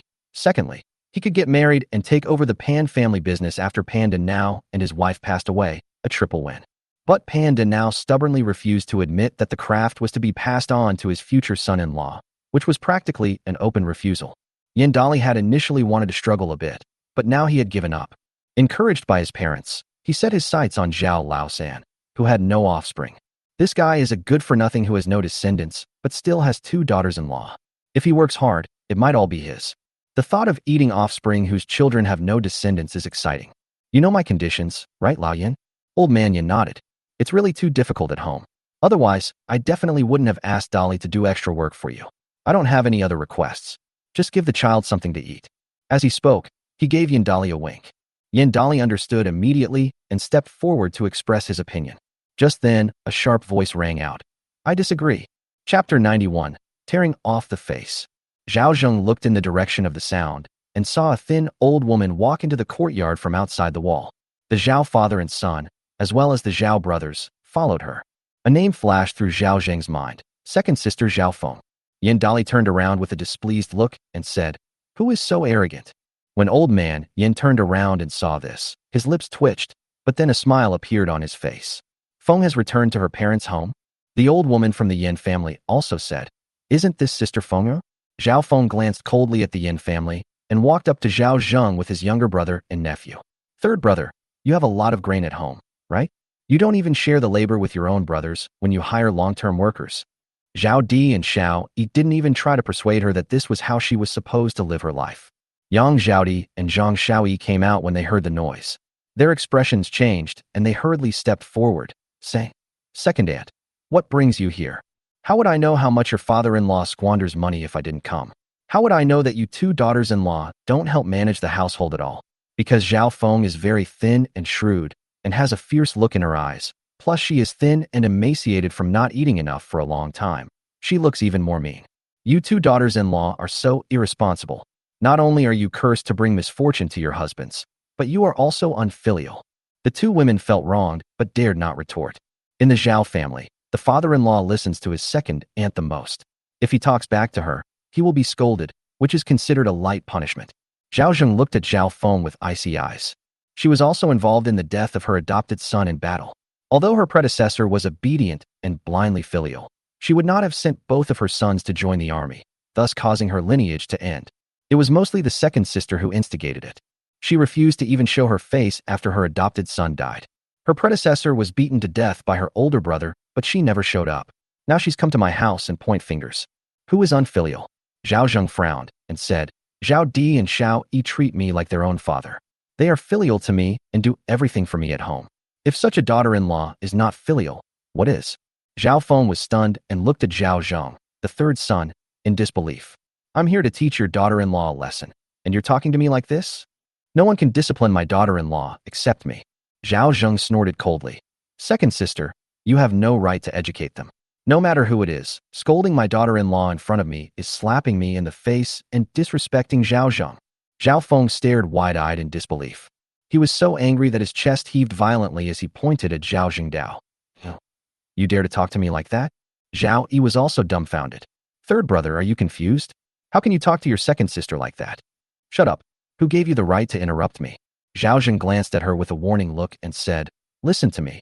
If I ever hear your wife saying that my daughter-in-law is a jinx, I'll go over there and tear her mouth off. I mean it. My daughter-in-law is not a jinx. She's the one who caused my son's death. The aunt is the third sister, the uncle is the eldest brother, and the eldest sister is the second sister. If it weren't for all of you taking turns urging me to send my son to join the army, how could Zhao and Xiaoyi have become widows? Now you come here and say my daughter-in-law is a jinx to her husband's? Who gave you the nerve to do that? Zhao Zheng's voice was filled with anger. It attracted the attention of the neighbors. Yang Zhaodi shed tears silently. Zhang Xiaoyi burst into tears. The father-in-law's protection made the two women both sad and touched. Zhao Feng is like a cat whose tail has been stepped on. It has nothing to do with me. It has nothing to do with me. Zhao Yi hurriedly denied. You all know whether it's related or not. Zhao Zheng's eyes sharpened, and he immediately said loudly, Either you get out of here now, or you settle the score with me now, one by one. How you cheated me back then, I'll make you pay back exactly what you owe me. Upon hearing this, the three members of the Yin family also sensed that something was amiss. Old Zhao, shall we go back first? Old Yin was preparing to slip away when he saw that things were not going well. He was secretly angry. He was about to sign the documents when Zhao Feng suddenly appeared out of nowhere. Why do you, a married woman, meddle in your family's affairs? What do I do when I go back? Do they think they can decide for me? Zhao Zheng said calmly. Third brother, are you going to settle accounts? A hint of annoyance flashed in Zhao Feng's eyes. Fine, let's settle this score. You've been following me around since you were little. I've saved all the good food and drinks for you. I practically raised you single-handedly. How do you calculate this score? Don't be ridiculous. Our dad favors boys over girls. He always gives the best food and drinks to my eldest brother first. If he doesn't want them, then he'll give them to me. You always say that you're saving the best food and drinks for me, but those are things that should have been mine in the first place, and that you left them for me because you couldn't finish them. Zhao Zheng sneered. Second sister, you don't really think I'm stupid, do you? I'm only not exposing you because you're my sister. Do you really think you're a good sister? When her lie was exposed, Zhao Feng was furious. You ungrateful wretch. Today, I'll teach you a lesson on behalf of our parents. As they were talking, Zhao Debao's three nephews spread out, intending to launch a sneak attack on Zhao Zheng. It's clear that this was something they had discussed before they came. Zhao Zheng reached into his clothes, pulled out a short axe, and shouted down. Tainyo, bring your knife up here. Someone's trying to bully your Uncle Zhao. Hearing the noise, Lu Tiniu, who had been watching from below, responded and quickly grabbed his wood-chopping knife, rushing out to block the doorway. Pointing the knife at the door, he shouted, Try touching my Uncle Zhao. Seeing this, Zhao Debao and the other two hurriedly took out the machetes hidden on their waists. Zhao Zheng had noticed the bulging waists of the three men long ago and had taken precautions in advance. He knew that Zhao Yi's attempt to befriend him and invite him back was definitely not well-intentioned. He had been ignoring it, but unexpectedly, he even invited his second sister, Zhao Feng, to come. Lu Tiniu, this is our family business. What's it to you? Zhao Debao said coldly. Do you believe I'll cut off the rest of your thing and make you squat and pee? If I were afraid, I wouldn't have come. Lu Tiniu sneered. I just can't stand your shameless behavior. You're never going to stop, are you? You've been bullying Uncle Zhao's family to death. I've seen shameless people, but I've never seen anyone as shameless as you. Old man Yin was caught between a rock and a hard place, so he simply took his wife and children and walked to the side without daring to say a word. If he gets stabbed, he'll be in deep trouble. Out of consideration for our family, I didn't want to break ties, but you keep coming to cause trouble. Do you really think I'm stupid? Zhao Zhengdao, either you leave now, or I'll randomly kill one of you, and then you can kill the other. Killing one isn't a loss. Killing two is a gain. Yang Zhaodi rushed into the house without saying a word, took out the broken wood-chopping knife, stood next to Zhao Zhen, held the knife in both hands, and said in a trembling voice, You bullied my father-in-law. I'll fight you to the death. Try me if you don't believe me. Chapter 92. the child kowtowing to Master Zhao. Zhang Shaoyi rushed into the kitchen, grabbed a cleaver, and pointed it at them. Trembling and tearful, she said, "I'm not afraid of you. I'll fight you to the death." 4-3. The situation was turned around in an instant. Zhao Debao's previously arrogant demeanor was immediately suppressed. Zhao Yi couldn't laugh anymore either. "Third brother, are you really going to break off all pretense of civility? You're the ones who came to my house to cause trouble and started this whole mess." Zhao Zheng said coldly, "From today onwards, we're not only splitting up the family, but also severing our brotherly ties." He loudly proclaimed, "I ask all my neighbors to bear witness that from today onwards, I, Zhao Zheng, sever all ties with Zhao Wei, Zhao Yi, and Zhao Feng as brothers and sisters. If they don't come to my son's funeral, then from this day forward we shall never see each other again." Zhao Yi was also stunned, pointing at Zhao Zheng and unable to speak. Zhao Feng acted as if she were meeting her third brother for the first time. "Third brother, don't be too excited. I came here mainly to see you. Why didn't you come to my son's funeral? Why didn't you come to see me when I was beaten to a pulp by the boss and was almost dead? Now you're coming over here to feign compassion?" Zhao Zheng pointed at her and said, word by word, "You get out of here too. If you dare to curse my daughter-in-law again, I'll chop up that bastard you kept at home. Don't think I don't know that it was born from you and that other man." Zhao Feng gasped for breath and jumped up, shouting, "You're talking nonsense. This is her biggest secret. How could Zhao Zheng possibly know? What nonsense? If that child really belonged to your in-laws, why would they let someone else raise their son? I'm giving you face, so you should know when to stop, or I'll make sure you never have the face to show your face in public again." Zhao Feng was both angry and helpless. Seeing Zhao Zheng say, "Fine, fine, fine. If I had known you were such an ingrate, I shouldn't have bothered with you. You'll get your comeuppance if you abandon your brothers and sisters sooner or later." Feeling the probing gazes of those around her, she couldn't stay any longer and couldn't wait to go back and confront her mother. After Zhao Feng left, Zhao Yi lost his confidence. He originally wanted his second sister to keep Zhao Zheng in check. Avoid taking action if possible. As long as Zhao Zheng listens to orders, things will remain the same as before. If he doesn't listen, then beat him into submission when Zhao Zheng isn't looking. But he didn't expect that Zhao Zheng would bring an axe with him and summon Lu Tiniu with a shout. This time, not only did they fail to subdue Zhao Zheng, but they also completely tore off their mask, and their brotherhood came to an end. Zhao Dishaoyi put the knife back. Zhao Zheng tucked the axe into his waistband and said to Lu Tiniu, "Tiniu, you did a good job. You're allowed to have an extra meal today." "Thank you, Uncle Zhao." Lu Tiniu chuckled. "Now I can eat my fill again. Old Yin, come with me to my old village home to sign some documents." Zhao Zhengdao. Old man Yin nodded, looking at Zhao Zheng, and felt inexplicably afraid. She didn't dare walk near him. Suyud was also very unhappy with Zhao Zheng. "Is Saner going to hire a long-term worker again?" "Yes, I need someone to help me receive the goods. I can't handle it all by myself, and I also need someone to help escort the goods," Zhao Zheng said with a smile. "Don't forget your old uncle when you make your fortune," Suyud said before starting to write documents. "I would never dare to forget you, no matter who else." Zhao Zheng replied casually. Yin Dali pressed his fingerprint in the presence of Suyud. "I can fire you if you don't perform well during the 1-month probation period, which includes 1 meal," Zhao Zheng said. "The economy is bad right now, and I can't afford to pay you wages. I'll pay you when the economy improves." "No problem." Old man Yin nodded. "Old Zhao, I'm entrusting my son to you from now on. Don't worry, I'll definitely treat Dali like my own son," Zhao Zheng said with a smile. Having 2 more thugs in the house provided some security, but it wasn't enough. After returning home, Zhao Zheng instructed Yin Dali to do the work, mainly building earthen walls for the courtyard. Yin Dali also put in a lot of effort to showcase himself.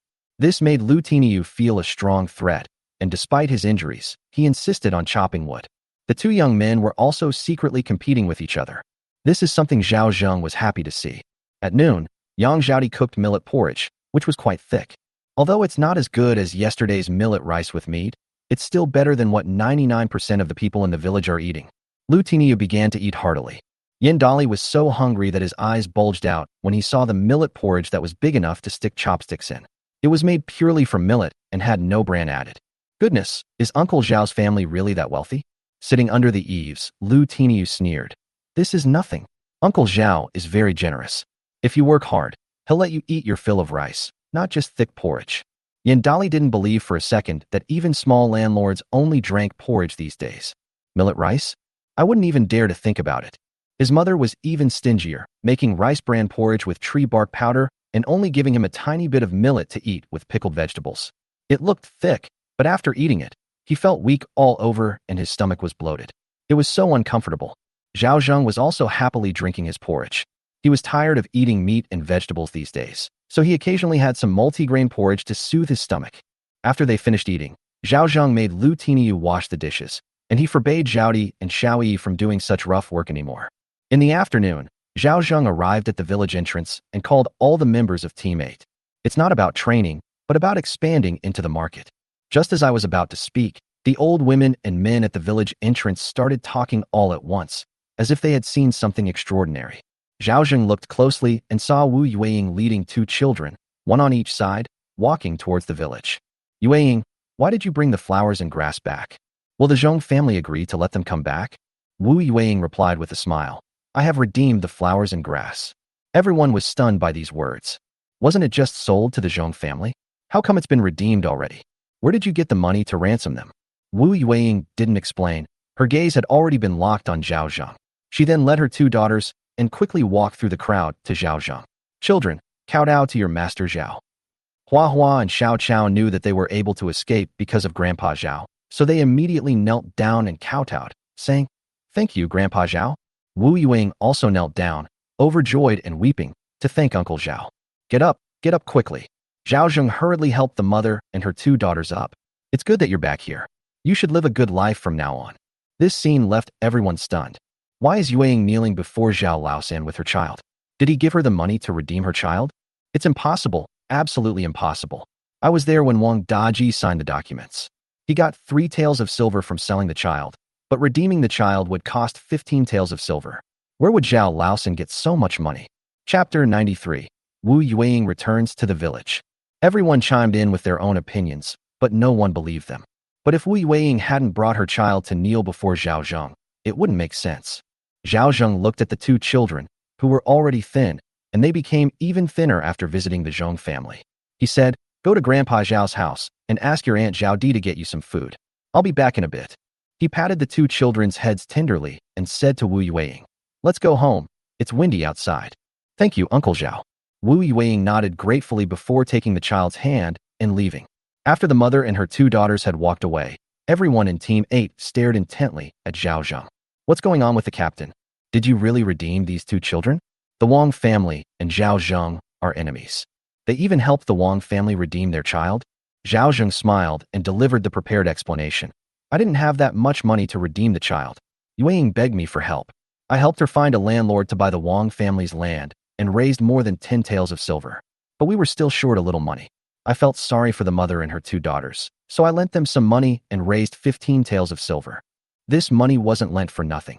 I signed a contract with Yueying, and from then on, she would be my family's long-term worker, working to repay the money. Everyone suddenly realized what was going on. Panda now gave a thumbs up. Captain, you're a real man. Even though the Wang family tried to extort you, you still helped them. You're so righteous. Everyone agreed. Zhao Zheng sighed. Yueying's husband is a scoundrel, but Yueying is still a good person. However, Yueying's hard times are over. She's already made arrangements with the Wang family. They'll live separately from now on. After her 2 daughters get married, one of their children will be adopted into the Wang family, so the family line won't end. If you ask me, the Wang family should be wiped out, one of the team members said. That's absolutely right. It's so despicable. If he hadn't sold his daughter, I doubt he would have been childless. While mocking the Wang family, everyone also praised Zhao Zheng. Zhao Zheng listened to the praise, but didn't take it to heart at all. If he falls on hard times again, these people will laugh at him for overestimating his abilities. Therefore, he can only move forward and cannot go backward. Getting back to the main topic, Zhao Zheng said, I called you all here today for a serious matter. As you know, I'm currently working for Yao Youjiao, specializing in collecting mountain delicacies and medicinal herbs. Currently, Delay, Depan, Wagua, and Huzi are all helping me with the work. I have entrusted the task of collecting goods in the small mountain village entirely to the 4 of them. I wouldn't dare say we'll make them rich and powerful, but at least we can improve the lives of their 4 families. If you're willing, I can entrust you with the task of collecting goods from other villages. Before Zhao Zheng could finish speaking, a team member blurted out, Only a fool wouldn't be willing.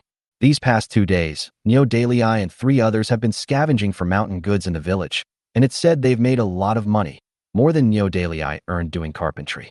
Anyone with eyes can tell that Zhao was taking care of them by simply passing the money through a middleman. Everyone was watching, eager to hitch a ride on Zhao Zheng's coattails.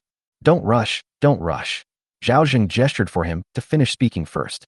Everyone immediately fell silent, staring intently at Zhao Zheng. Doing business requires capital. You need to come up with your own capital to buy goods. I can't give you the capital to buy goods. Delay and the others always put down a deposit first, then give me the goods, and I'll pay the balance after I receive the money. Since we're from the same village, we trust each other. But it's not necessarily the same if we go to other villages. Moreover, it's the end of the year now, and the management inside and outside the village is tight, making it troublesome to leave the village. This money is not so easy to earn. It's not safe outside. So if you want to do it, you need to go in a group of 3 to 5 people, which will be troublesome. Zhao Zheng's gaze swept over everyone who wanted to participate, telling them to think carefully and prepare their capital in advance. Captain, I'll definitely work for you. If you don't have much capital, a few people can pool their money and make more trips. These days, nobody can find work. Everyone's practically starving. I'm so desperate I want to become a herdsman and go live in the mountains. If there's money to be made, everyone's fighting tooth and nail for it. No one wanted to miss this opportunity, and they all trusted Zhao Zheng's character. Zhao Zheng had them completely under his control, both in terms of social skills and character. They feel safe and secure doing business under such a person. All right, Zhao Zheng nodded. Those who are willing to do it, come to my house and sign a document authorizing you to receive the goods. I'll train you on some details beforehand. Zhao Zheng waved and led everyone back home. In the courtyard, Zhao Zheng personally wrote more than 30 documents and gave one to each person. After signing these documents, you will be my subordinates. You can use my name to collect goods outside, but you cannot do anything bad. Once discovered, your qualifications will be revoked on the spot. Next, I'll tell you some things to keep in mind when buying mountain goods. Zhao was training everyone in the courtyard. Lu Tiniu and Yin Dali, who were making adobe bricks nearby, also listened attentively. Inside the house, Wu Yueying and her 3 children ate millet rice while listening to Zhao Zheng's training. Uncle Zhao is really amazing. So many people are willing to work for him. Wu Yueying said sincerely. The father-in-law is very powerful. Speaking of Zhao Zheng, Yang Zhaodi, and Zhang Xiaoyi, they all looked very proud. I really envy you all for living in tiled houses. Wu Yueying never expected that when she returned after only 2 days away, the Zhao family would even be using tiled houses. Thinking about her own useless husband, he wasn't even worthy of carrying her shoes. Sister-in-law Yueying, this will be your home from now on too, Zhang Xiaoyi said, holding her hand. As Wu Yueying ate, she started to cry. I never dreamed that one day I could live in a tiled house and eat such good millet rice. This is not a long-term laborer. If you didn't know better, you would think I came to visit the Zhao family.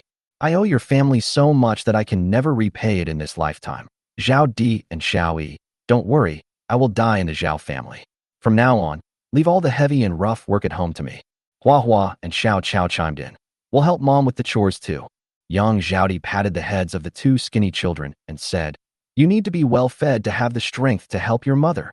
By the way, Sister Yueying, did the Wang family know you've returned? Zhang Xiaoyi asked. Wu Yueying nodded. I think I understand. But don't worry, the Wang family is more than happy for me to stay here so that no one will compete with them for food. Yang Zhaodi knew that although Wu Yueying said that, she still hoped that the Wang family would come and ask, even if it was just to ask. But no one from the Wang family came to their door until it got dark. Wu Yueying was completely heartbroken. From now on, I am a servant of the Zhao family and no longer a member of the Wang family. Chapter 94. Lu Tiniu's ambitions. Mother, why don't we go to the Zhao family's house? Wang Daji, lying on the bed, said. Are you stupid? Old Mrs. Wang scolded. Didn't you hear them say that Zhao Laosan lent money to Yueying? What if Zhao Laosan forces us to pay it back when we come to his door?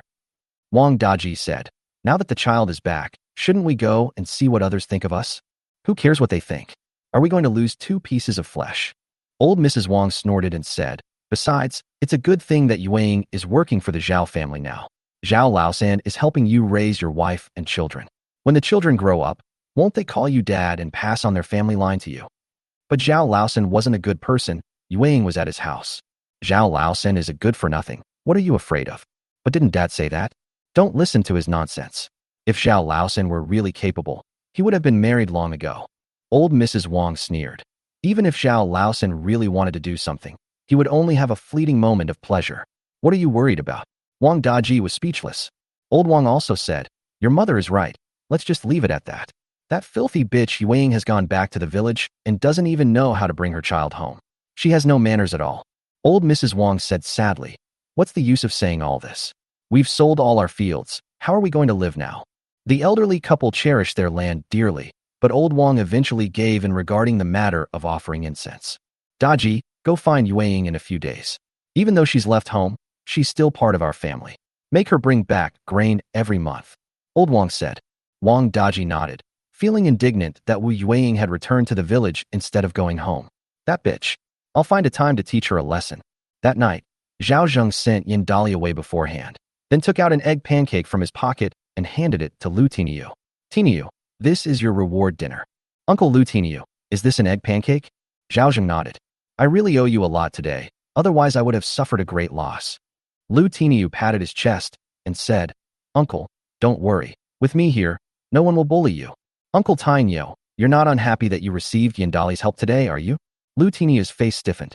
I'm just a long-term laborer. I have no right to make demands. Zhao Zheng patted Tainyo on the shoulder. Don't underestimate yourself. Actually, I've always thought highly of you. Now that you've come to my house, I'll definitely treat you like my own child. This Yandali does have some problems. You have to keep an eye on him for me, understand? Don't worry, Uncle. I definitely won't let his evil scheme succeed. Lu Tiniu said hurriedly. I only took him in because I had no choice. I was afraid he'd cause trouble. You know the Yin family's character. Zhao Zheng sighed, then changed the subject. Compared to him, I definitely trust you more. So from now on, you not only have to keep an eye on him, but also keep him in check. When I'm not home, you have to make him listen to you, understand? As the number of people in my family grows, I hope you can be my right-hand man, helping me with my worries and difficulties. I certainly won't treat you unfairly. At this point, Zhao Zheng paused and said, Uncle will find you a wife. If she can't have children, it doesn't matter. Uncle will go outside and bring you a son who will take your surname. In the future, someone will burn incense for you.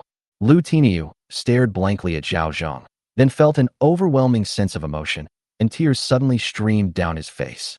Even when Wang Daji kicked him to pieces, he hadn't cried this hard. Large tears fell to the ground. Why are you crying? Uncle, you're so good to me, even better than my own parents. Lu Tiniu said gratefully. From now on, I will treat you like my own father and be filial to you. It's done. Making empty promises is one of Zhao Zheng's specialties. I patted him on the shoulder and said that things would get better and better, but I still hope that you can improve your relationship with your parents. After all, they're the ones who gave you life and raised you, you know? Lu Tiniu thought to himself, my dad bullied Uncle Zhao so much before, and Uncle Zhao still told me to be filial to them. Compared to him, my dad is really a scoundrel. They didn't treat me like a son, and I don't want to treat them like my parents. I'm like this because of them. Zhao Zheng immediately transformed into a caring uncle, comforting Lu Tiniu until Lu Tiniu was moved to tears. I talked him until my lips were dry before I finally let him go back. After leaving the Zhao family, Lu Tiniu felt a warmth in his heart, and the gloom of the past few days was swept away. So what if he's a piece of trash? Uncle Zhao is a piece of trash too. Isn't he doing just as well? I will also work hard to get married, raise a son, and live a good life so that everyone will look at me with new eyes. He returned home in the dark, and instead of going to his own room, he went to the inner room. It was rare for Mrs. Lu to light an oil lamp. She didn't give her son a friendly look when he came back. What are you doing here? Lu Tiniu took out the pancake from his pocket and sat down to eat it without saying a word. TSK, this egg pancake is really delicious and smells so good. Lu Laosi, who was lying in bed feeling hungry, sat up in a flash and looked at the flatbread in Lu Tiniu's hand. His mouth was practically watering. Tiniu, what kind of flatbread do you have in your hand? Uncle Zhao rewarded me with this egg pancake. Lu Tiniu tore off a piece and put it in his mouth. This piece was a bit salty, probably because he put too much salt in it, but it was still delicious. My sister-in-law Zhaoti's cooking is really good. The egg pancake was so oily that it made my hands slippery. The old woman from the Lu family stared wide-eyed at the egg pancakes she had made with oil. Mom, I'm hungry. Lu Tielu, who was sleeping in the middle, had been drooling for a long time. He looked at his second brother eating with great relish and wished he could rush over and take a bite. Yes, it's an egg pancake made with oil. Lu Tiniu looked at the three people who were drooling with envy and said smugly, Want some? Lu Laosi nodded repeatedly and said in a commanding tone, Tear half of the nonsense over here. Mrs. Lu said, That Zhao Laosen is such a spendthrift. He eats so much good food. How long can he last? Lu Tielu pleaded. Second brother, can I have something to eat? Lu Tinia chuckled. Wanna eat? Make it yourself. Saying that, he gathered the egg pancake into a ball and stuffed it into his mouth all at once. That's the only way to eat pancakes. This egg pancake is 100 times tastier than the wild vegetable pancake. Seeing this, Lu Laosi was so angry that his fists hardened. You beast! Are you trying to tempt me? The old woman was so angry, she almost fainted. You heartless bastard, you won't even share the good food with your mother, or you'll be struck by lightning. Lu Tielu swallowed hard and said in a tearful voice, Second brother, I beg you, please take a piece of the egg pancake out of your mouth and let me taste it, okay? Chapter 95. Recognizing Hua Hua and Xiao Chao as goddaughters, Lu Tiniu choked and hurriedly pounded his chest with his fist. Still no luck, so he picked up the teapot and started drinking furiously from the spout. Belch. Lu Tiniu let out a satisfied burp. Third brother, I ate too fast and can't get it out. Next time you want some, just let me know in advance. He stood up, ate and drank his fill, and went back to his room to sleep. You. Mrs. Lu was so angry she wanted to choke you to death, you beast. Lu Laosi was also furious. He felt a chill on his hand and immediately slapped his third son on the head. The good-for-nothing swallowed his saliva. Dad, I'm hungry. If you hold it in and fall asleep, you won't be hungry. Old Lu cursed and blew out the oil lamp, plunging the room into darkness. He couldn't sleep at all. His mind was filled with the delicious smell of egg pancakes. Meanwhile, at the Zhao family's old house, Zhao Wei lay on the bamboo chair, unable to move any part of his body except his eyes and mouth. They need to be weighted on hand and foot for everything, from eating and drinking to using the toilet. Mao Xiaofang sat to the side, looking much more haggard and as if she had aged 10 years. After Zhao Wei became paralyzed, she took care of Zhao Debao and Zhao Erbao all by herself and didn't care about them at all. I thought I'd have a good life after marrying into this family, but after only 2 months, I've started to suffer. Why is she so unlucky? Zhao Yidao, now Lao San, is a team leader, doing business with Yao Youjiao, and has even hired 2 farmhands. He's trying to make a fortune. We're all brothers, and he's willing to help outsiders like Neo Dalei get rich. Why can't he help us? Zhao Debao also said, Fourth uncle is right. Third uncle doesn't have a son now. What does he need so much money for? Without our help, he'll be swindled out of everything by outsiders sooner or later. A few days ago, I asked my third uncle for money, but he said there was no result. He was still busy with the roof beam and tile laying, and he even lent money to Wu Yuang to redeem her child. Does that mean he has no money? Zhao Sanbao said angrily. It's obvious that he doesn't want to give it. Hearing these words, Xiao Feng was shocked. She never expected that her third brother would become so successful after she hadn't been back to her parents' home for several months. They actually had so much money left after swindling the pension money. Why would a bachelor like him give this money to those 2 jinxes instead of his family? Mother, please say something. Zhao Feng looked at her mother with resentment. Old Mrs. Zhao said, Didn't I go to ask for the money? If I could, I would have asked for it long ago. That unfilial son has become successful now and has recognized sister-in-law Zhou as his godmother. If I went over there, sister-in-law Zhou would come and scold me again. The old lady said with great grievance. Now everyone in the village laughs at me, saying that I am not as loving as other people's mothers, and that I am biased. Upon hearing that the old lady was unwilling, the siblings became unhappy. They began taking turns trying to persuade him. Mom, my eldest and second children aren't even married yet. If you don't ask for money now, I won't be able to support you in the future. It's not that my son is unfilial, it's just that we're broke. Mother, our family situation isn't any better than my eldest son's. My arm isn't even healed yet, and Sanbao is still young and doesn't understand. Xiaolan has always been in poor health and needs to take medicine. Zhao Yi said with a bitter face. Now we only eat rice bran porridge for 1 meal a day. We're almost starving to death. Zhao Feng also said, My mother, my father-in-law, is almost starving to death. My mother-in-law is still waiting for money to buy medicine to treat her illness. My husband was injured while working for the landlord a few days ago, as you know. The entire burden of this family rests on my shoulders. Please help me. Faced with pressure from her 3 children, the old lady Zhao was also helpless. I can go to the third son's house to ask for money, but he won't give it to me. What can I do? At this moment, Qian Xiaolan's eyes lit up and she thought, Mom, why don't you go live with the third brother? Zhao Wei's eyes lit up. Oh right, didn't the third brother want you to visit his house before? Mao Xiaofang interjected. Now that the third brother's family is doing well, you should go and enjoy your retirement. The old lady of the Zhao family was tempted. Ever since the Zhao brothers had their accident, the family situation had deteriorated day by day. I used to be able to drink at least 2 bowls of porridge a day. Now, I only have 1 bowl of porridge a day, and it's so thin it's practically water, with barely a few grains of rice in it. She was so hungry she was terribly uncomfortable. But there were some concerns. Zhao Feng rolled her eyes and said, "Mother, if you take the child over, it will not only relieve the pressure on the eldest brother, but also keep the third brother in check. If the third brother becomes successful and makes money in the future, you must find a way to take it into your own hands. Otherwise, those two jinxes will definitely swindle it away. They're both so young, they'll definitely get married someday. Mother, you absolutely can't let the third one get scammed." Zhao Feng's words completely moved the old lady of the Zhao family. Fenger is right. The third brother has always been a big spender since he was little and can't handle money. "I have to go and keep an eye on him," said old Mrs. Zhao. The siblings were all secretly pleased. Especially after Mao Xiaofeng lost the old man and the bastard child, her life became much easier. When that old codger gets the silver from the third brother, won't he obediently hand it over to the eldest brother? In the end, the money still ends up in your own hands. It's getting late. Everyone should go home and rest. I'll go over first thing tomorrow morning.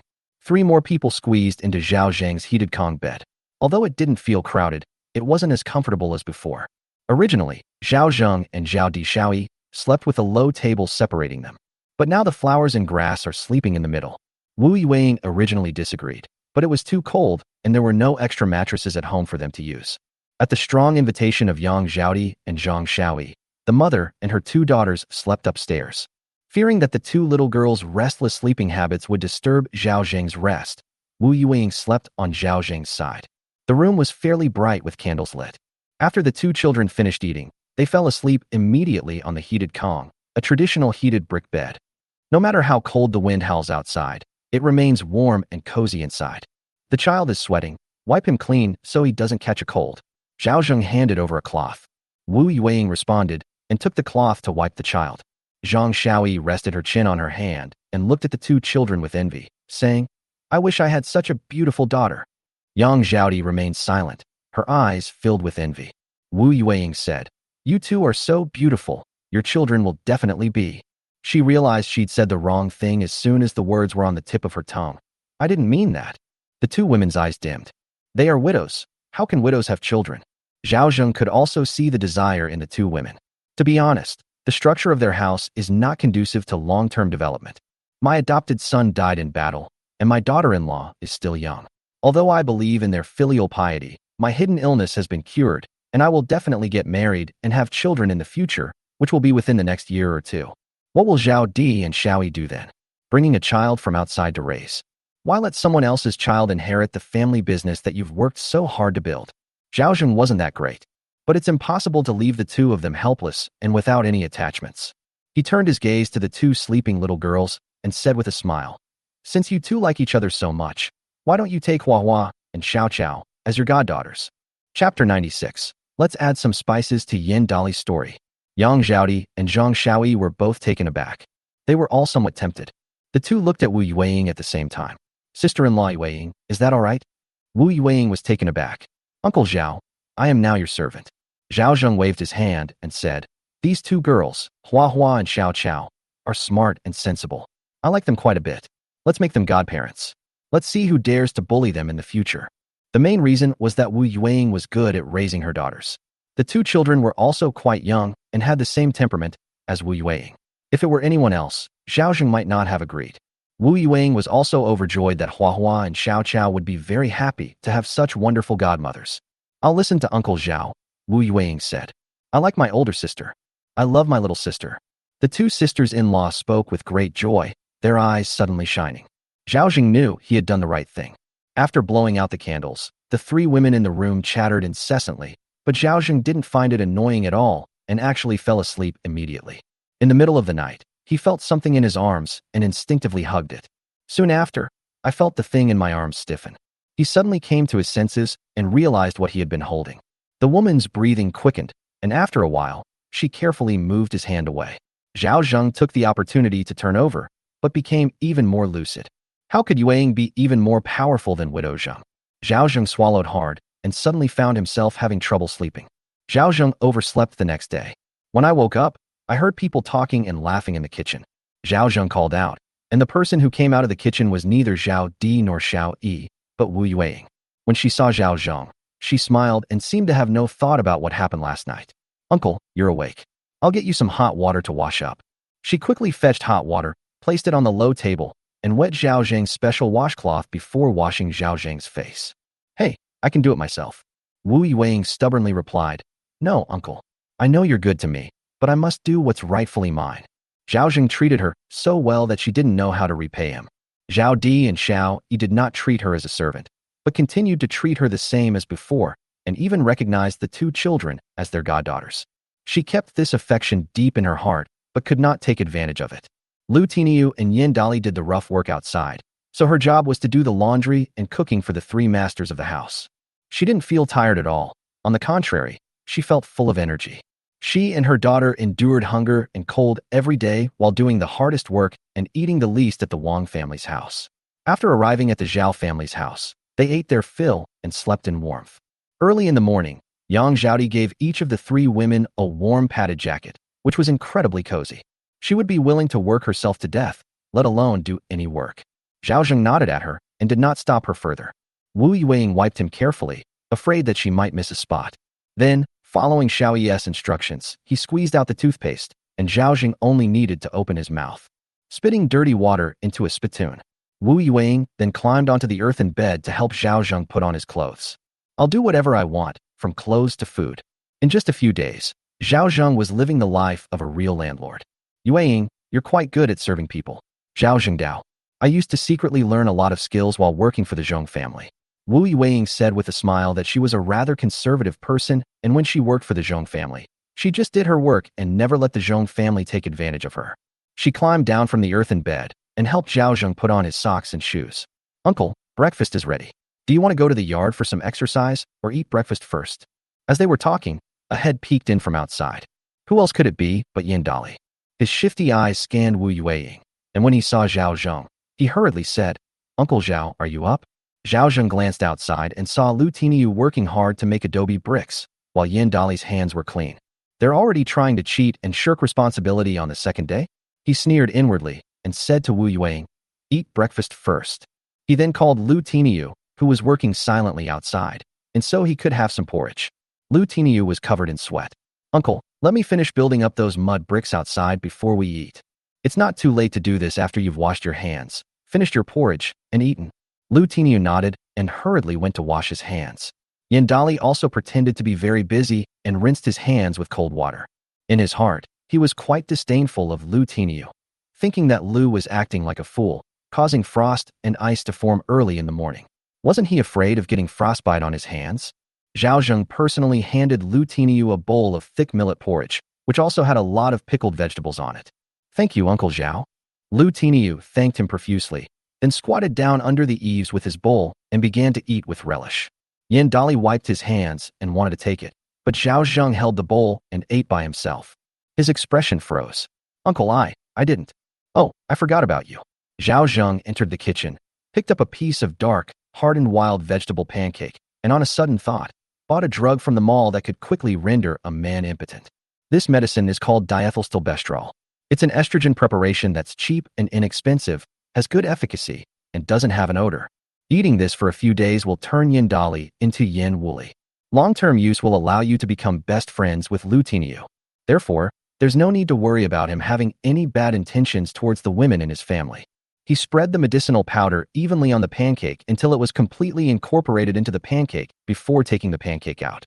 This is your food for today, so eat it sparingly. Yin Dali was stunned, and a surge of anger welled up in his heart. Uncle Zhao and Lu Tiniu could drink porridge, so why was he only given a wild vegetable pancake? Tainyo comes to work before dawn, but you only come slowly after daybreak and don't even work. I give Tainyo porridge, which is what he deserves. Zhao Zheng said with a stern face. You don't think I hired you to work at my house just so you could eat for free, do you? My family's food is earned through hard work. It didn't fall from the sky. If you want to come and eat without paying, you'd better get lost. Yin Dali's face turned bright red.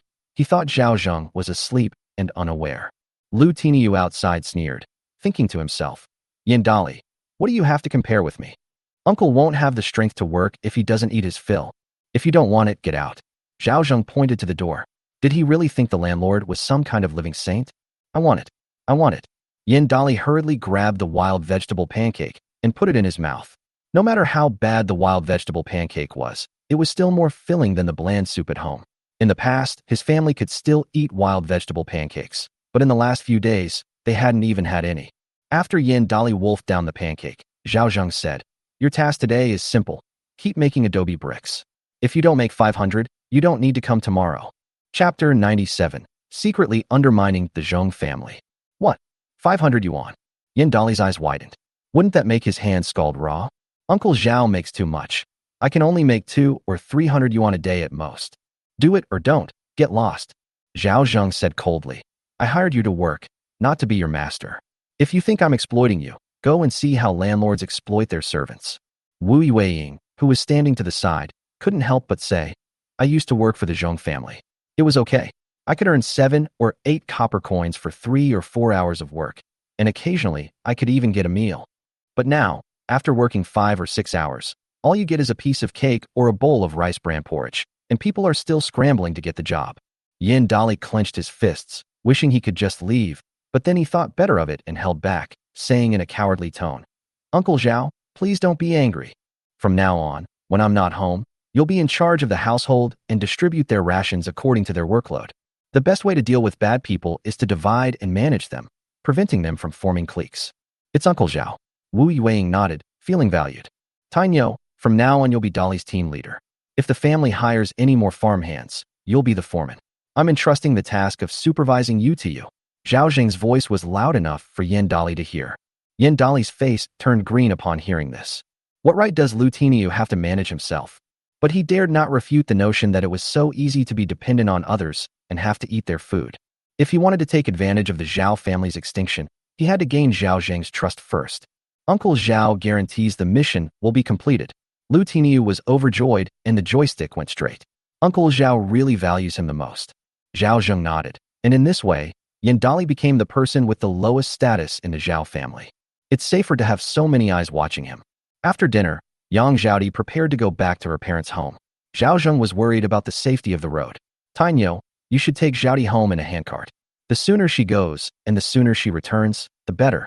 I'll give you an extra meal tonight. Uncle, I'll take care of you. I absolutely won't let sister-in-law Zhaodi take an extra step. Lu Tiniu has been eating well these past few days, and his wound is healing quickly. It doesn't hurt anymore today. Sending Yang Zhaodi here is a wonderful job. Even if I am crippled, it would be a good thing to be able to stay by Zhao Di's side. Father-in-law, I can go by myself, Yang Zhaodi said, blushing slightly. No, it's not safe. Zhao Zheng shook his head. These days, carrying more than 10 kilograms of millet is too conspicuous. If you get spotted, it's easy to get into trouble. The more remote and impoverished a place is, the less likely it is to have any rules or regulations. Today, some people from the 8th team are going to your mother's village to collect goods. It's safer if you go with them, and it would be best if you came back with them as well. As he spoke, Zhao Zheng asked Lu Tiniu to bring a cart. After thinking for a moment, he went back into the house and took out 10 chicken eggs and 10 duck eggs, putting them into Yang Zhaodi's basket. There are just too many fathers-in-law. Please accept this. When you get to your parents' home, please give them my regards. Zhao Zheng smiled and said, I'll have Tainyo push you back today. In a few days, I'll go to the village to see if I can buy a donkey. Thank you, father-in-law.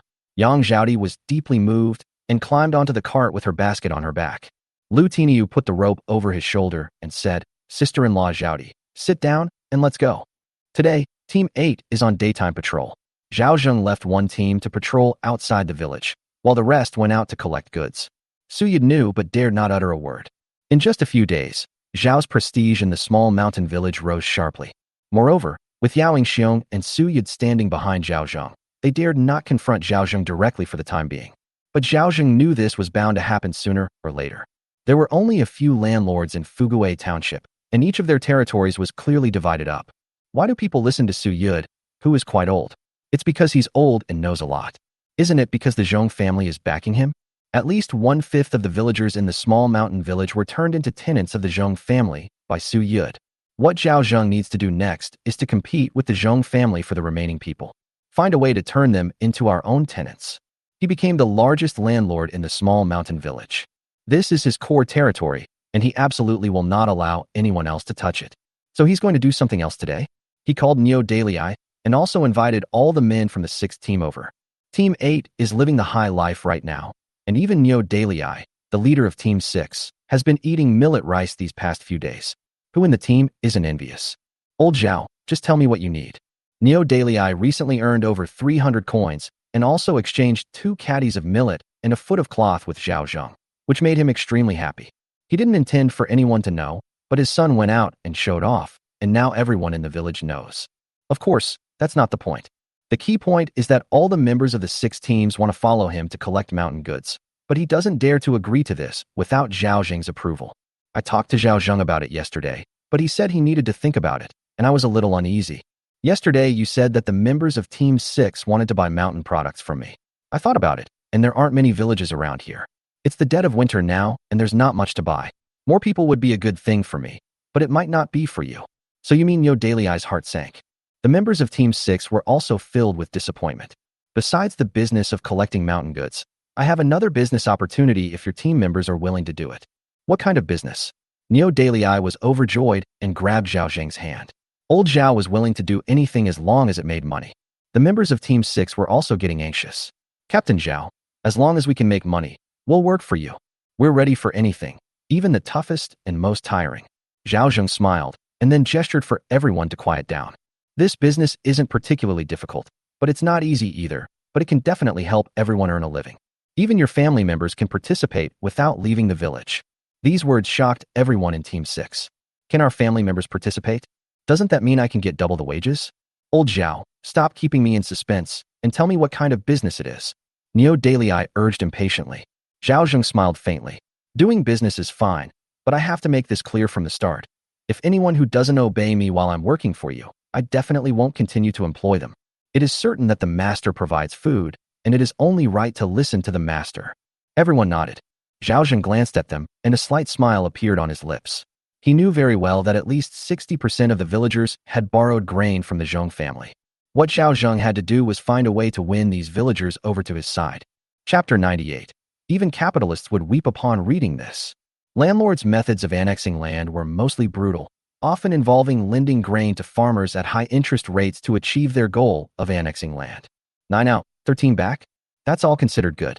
For example, now in the dead of winter, there is a severe food shortage, and people are barely surviving. Some people in the village have even started eating clay. For as long as 10 days or as short as 7 days, most of the villagers would have to go into the Zheng family's arms. The situation will be even worse next year.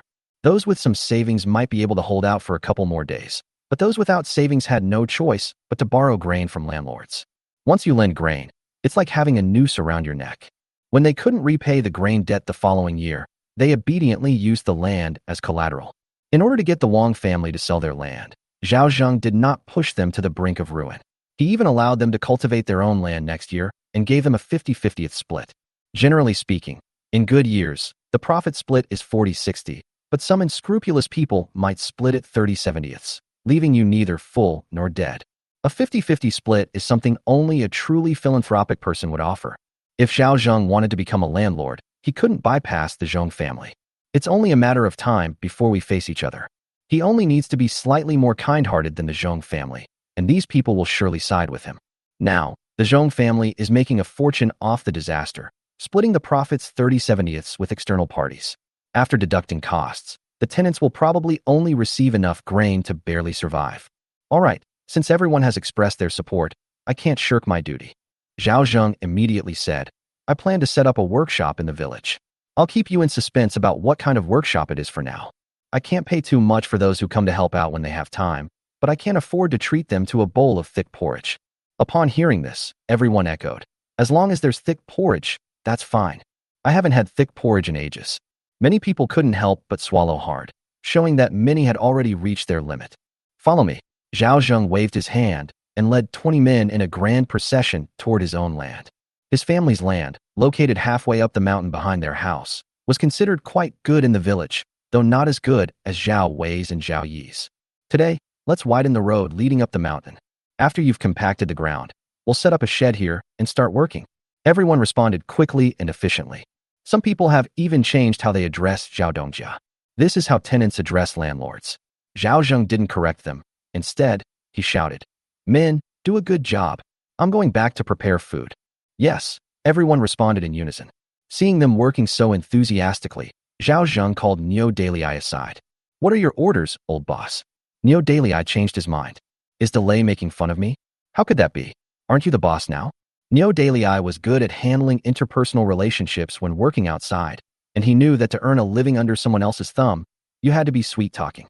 Zhao Zheng smiled and shook his head, too lazy to argue with him. Delay, you're a craftsman. In good years, you could support your family with your skills. But this drought has lasted for 2 years, and it's winter now, so there's not much rain in the north. I guess it will continue. Have you thought about what your plans are for the future? Neo Daily Eye gave a bitter smile and said, I won't lie to you. If you hadn't given me money and food, my family would have been starving, and we were even planning to ask Uncle Yud to help me borrow grain from the landlord. Can one borrow grain for a lifetime? What can we do? With so many people in my family, they have to survive. Neo Daily Eye sighed. Boss, if you're willing to help me, I'll sell my life for you. Upon hearing this, Zhao Zheng nodded secretly, thinking that Neo Daily Eye was indeed a very perceptive person. He responded as soon as I casually mentioned it. What use is your life to me? Zhao Zheng hooked his arm around his shoulder. There aren't many smart people in the village, but you, Delay, are definitely smart. Let me tell you the truth. I'm a business that collects mountain goods and runs a workshop, so I'm doing things for others. Yao Yu Jiao? Neo Daily Eye blinked. Could it be that the Yao family has their eyes on our little mountain village? Zhao Zheng nodded slightly. The more famine years there were, the better time for these local gentry and powerful figures to seize land. No wonder he asked you to step forward. He wanted you to do this kind of thing. How else could I survive if I didn't do this? Zhao Zheng sighed. Did I not know that being a tenant farmer was not easy? Neo Daily Eye's eyes dimmed. He was on the verge of death. Who still cared about conscience? Those who were stubborn and unwilling to lend grain started eating dirt.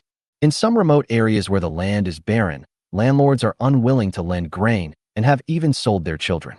How do you want me to help you? Neo Daily Eye asked softly.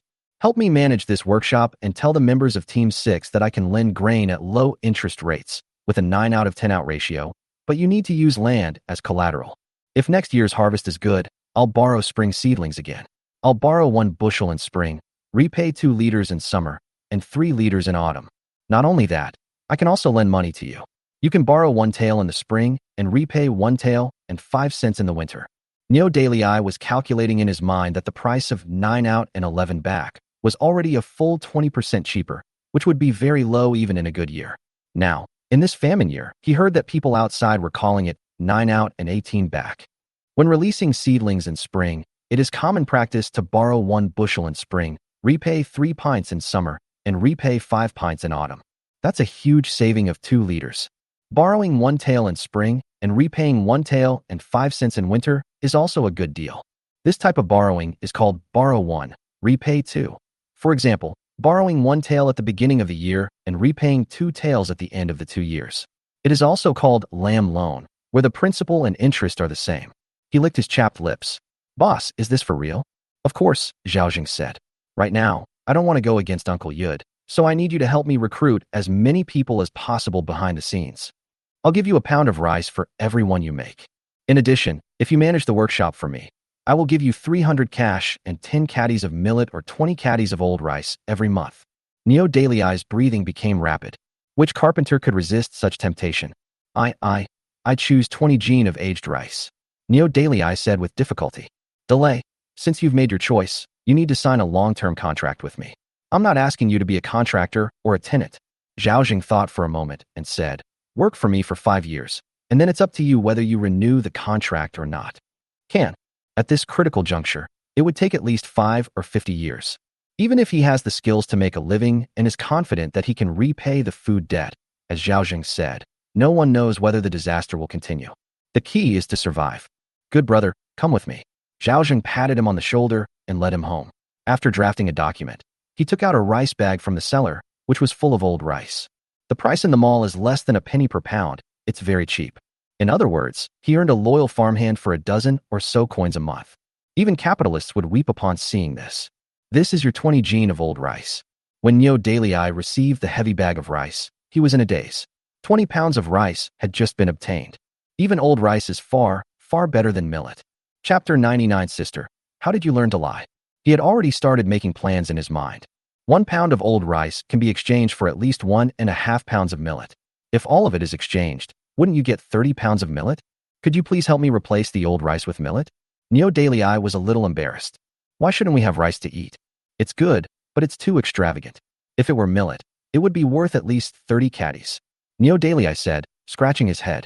Zhao Zheng came to his senses. How could he have forgotten about this? Rice can be exchanged for 2 gene of millet, and old rice can be exchanged for 1.5 gene.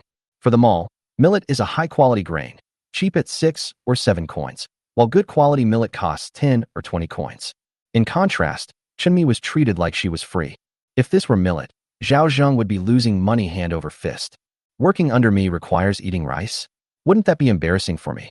Zhao Zheng thought for a moment, and then took out 5 more caddies of old rice, adding another 5 caddies as needed, considering your large family. Neo Daily Eye was deeply moved and bowed repeatedly to thank his employer. Don't worry, employer, I will definitely take care of the workshop for you and get everything done.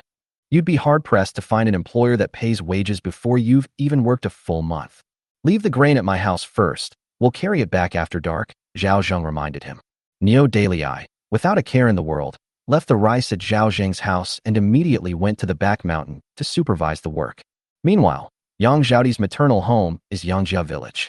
60% of the villagers in this village are surnamed Yang, and it has half the population of a small mountain village, making it a small village. These days, it's all about marrying from a small village to a big village, and from a big village to a township. If someone from a big village marries into a poor village, they'll definitely be laughed at by the villagers. Iron Ox is almost at the village. Let me get off. No, I promised Uncle Zhao I wouldn't let you take another step. Lu Tiniu was panting heavily and refused to let her get down. Jiang Wogua, who led the team to collect the goods, joked with a smile. If the people in your village saw you coming back in a cart, they would be extremely envious. Yang Zhaodi blushed, saying it was all because her father-in-law felt sorry for her. Soon the group arrived at the village entrance, but before they even entered the village, they were stopped by the village's guards. Stop! Where are you from? We come from a small mountain village. This is our village's letter of introduction. Jiang Wogua took out the letter and handed it over, but the man leading the group was illiterate and said with a dark face, "What letter of introduction? We don't recognize it. You must be bandits sent to scout ahead." As they were talking, a dozen men with wooden forks surrounded the group. Just as a fight was about to break out, Yang Zhaodi, who was sitting on the cart, recognized her younger brother, Silang, in the crowd. "Stop! These are all my uncles from my husband's village." Yang Silang was taken aback when he saw the woman sitting on the cart, dressed in new clothes and with a rosy complexion. "Third sister, why are you back?" he hurriedly said to the person next to him. "Put down the fork. It's my sister who's back." "That really is Zhao Di. Zhao Di, why are you coming back on a cart? Who is this man? Why is he pulling you? Is he your new boyfriend?" A middle-aged man joked. No. Yang Zhaodi hurriedly waved her hand. "He is my family's long-term worker. My father-in-law personally asked him to bring me back." "Your long-term employee?" Everyone around was stunned. "Your in-laws are so wealthy. How can they afford to hire long-term workers?" Yang Siling was also bewildered as he looked at Lu Tiniu. He also thought that the person who brought his third sister back was his new brother-in-law. But upon hearing her third sister's words, she immediately felt they were absurd. How could he not know the situation of the Zhao family? They all came to the Yang family to borrow grain and hire long-term laborers. He pulled Yang Zhaodi aside. "Sister, why are you talking nonsense? Everyone in the village knows about your husband's family situation." "Oh, it's true. I really didn't lie to you." Yang Zhaodi didn't know how to explain, so she decided to go home first. Yang Siling thought that because there were too many people, third sister was embarrassed and snorted coldly. "It's good that Zhao Laosan has a conscience and is willing to let you leave." Yang Zhaodi frowned and slapped her younger brother on the head, saying, "You're not allowed to say anything bad about my father-in-law. You have to call Zhao Laosan grandpa." Yang Silang pursed his lips and gestured towards Jiang Wogua and the others. "What about the others? Are they family members of the person who brought you back?" "Oh dear, they're not. They're from a small mountain village, and they work for my father-in-law." Yang Siling laughed and said, "Third sister, I haven't seen you for days, and you've learned to lie? Do you think I'd believe something so outrageous? Believe it or not, this is the truth." Yang Zhaodi stomped her foot in anger and said, "I'm going home. I'm not talking to you anymore." "Sister, let me help you carry the bamboo basket." Yang Siling snatched the basket and put it on his back. "It's so heavy. What's inside? I'm afraid I'll scare you to death if I tell you." Yang Zhaodi glared at her lively younger brother and then said to the man in the lead, "Uncle Meng, these are people from my husband's village who have come to our small mountain village to collect mountain products." "What kind of mountain products do you want to buy?" Captain Yang Meng asked. "Dried mushrooms, wild game, animal hides, and medicinal herbs are all acceptable." After Zhang Wogor explained, Yang Xiling finally realized that these people were not actually the family of Yang Zhaoti's new lover. He couldn't help but ask, "Do you really work for Zhao Laosan?" When traveling, Jiang Wo would definitely has to give Zhao Zheng face. "That's right, we are all soldiers under Captain Zhao. This time, we came not only to escort Zhao Di, but also to collect mountain products from Yangjia village." The people of Yangjia village were stunned when they heard this. Wasn't it said that Yang Zhaoti's father-in-law was a lazy and good-for-nothing? How did he suddenly become the captain with so many people relying on him for their livelihood? Yang Xiling swallowed hard and pointed at Lu Tiniu, saying, "He really isn't the new guy you found." "No, I'm just a farmhand at Uncle Zhao's house, freeloading off him." Lu Tiniu hurriedly waved his hand in denial. Yang Meng clicked his tongue in surprise. "Since that's the case, let's go in then." Seeing that Yang Meng had made way for her, Yang Zhaoti breathed a sigh of relief. "Uncle Jiang, I'm going home now. If you're done with your work, you can leave now without waiting for me." Jiang Wo nodded. Yang Zhaoti was afraid that Lu Tiniu would be misunderstood by the villagers, so she let him follow Jiang Wo. On the way home, many villagers recognized Yang Zhaoti. "Zhaoti is back. Isn't she wearing new clothes? Look at that rosy cheeks. She must have gained weight from eating all that good food at her in-laws' house. That sparkly thing you're wearing on your wrist must be expensive, right?" A sharp-eyed older woman immediately noticed the silver bracelet and women's watch on Yang Zhaoti's wrist. Yang Zhaoti subconsciously withdrew her hand. It was nothing. She definitely wouldn't have worn them if her father-in-law hadn't insisted she wear new clothes, bracelets, and watches. That's too flashy. How hateful he is. Before she even got home, she could feel the intense jealousy from the people in her hometown village. Yang Xiling was excited, saying, "Sister, this time you're back completely different from last time." Yang Zhaoti rolled her eyes at her younger brother. "What was different?" "You've gained weight, gotten fairer, and are even more beautiful. I didn't recognize you at first. I thought you were some rich young lady from a wealthy family." Chapter 100: The Yang Family's Famine. "You can't expect anything good to come out of your dog mouth." Yang Zhaoti cursed, but secretly she was delighted. The reason she had changed so much was all because her father-in-law always gave her the best food and drinks. Even her clothes are better than others. Although she doesn't know what material her clothes are made of, they must be very expensive because they are warm and comfortable to wear. The shoes all have soles made of multiple layers. If the last time was to come back to borrow grain to solve the famine in her husband's family, so this time she came to relieve her family's famine. The mindset is completely different. It felt like returning home in glory. Yang Xiling grinned foolishly and hurried home. Before he even got home, he called out, "Mother, my third sister is back." As they were talking, a middle-aged woman with a rough linen coat, a cloth strip tied around her head, and a wrinkled face came out of the house. She was also holding a rolling pin in her hand. "Who's back?" "My third sister." Yang Xiling excitedly pushed open the courtyard gate. Yang's mother's eyes lit up with joy, but her face was full of worry. "Mother, I'm back." Yang Zhaoti felt heartbroken looking at her incredibly weathered mother. "Are you hungry? Come in and eat." Yang's mother's eyesight wasn't very good, and she didn't notice the change in her daughter. Although she was happy, she was more afraid that her daughter would come back to borrow grain, because this time she really couldn't afford any more millet. "Mother, where's my father?" "He went out, but hasn't come back yet." Yang's mother replied, took out the freshly baked wild vegetable pancakes from the kitchen, and handed them over. "You certainly know how to pick a time to come home and eat freshly baked ones." "Mother, I'm hungry too," Yang Xiling said, swallowing hard. "Why are you arguing about something when your sister just got back?" Yang's mother glared at her son. Looking at the steaming hot wild vegetable pancake in her hand, Yang Zhaoti found it hard to eat. There was no millet in the pancake, only rice bran. She even saw sawdust in it. "This is tree bark powder. Eating a small amount will make you feel full, while eating too much will cause bloating and stomach pain." She even found guanine clay in the cake. The food she eats at her in-laws' house is incomparable to what she eats there. She suddenly realized that the famine in her family home was more severe than she had imagined. She put down the pancake and said, "Mom, we're not eating this for lunch." "Why do you think it's not enough?" Yang's mother was a little angry. "This is more than enough. Do you think we own a grain store?" Sensing the anger in her mother's words, Yang Zhaoti didn't get angry. She ran over and closed the courtyard gate before lifting the cloth on the bamboo basket. "This is 5 catties of pork that my father-in-law asked me to bring back. These are 10 chicken eggs and 10 duck eggs, also to nourish you and Dad. Here are 2 feet of warm cotton cloth, which my father-in-law asked someone to buy from the county town. This is enough for you and my father to make a set of clothes. This is 2 jean of white sugar, which is even better than the frosted sugar that the city gentry eat. This is can persimmon. My father-in-law made it himself, and specially asked me to bring back a small jar for you to try. Yang Zhaodi pulled out one item after another from the bamboo basket, a sight that kept her busy. Yang Xiling was dumbfounded. He wondered why it was so heavy, and realized it contained so many things. Yang's mother was also stunned. "Mother, there are 12 caddies of millet in here. 2 caddies of it are the extra 10 caddies that my father-in-law asked me to return to our family. He said it was to apologize to our family. He said that the previous incident involving Brother Stone's burial caused some unpleasantness and hoped that you wouldn't take it to heart. Moreover, my father-in-law invited our whole family to a small mountain village.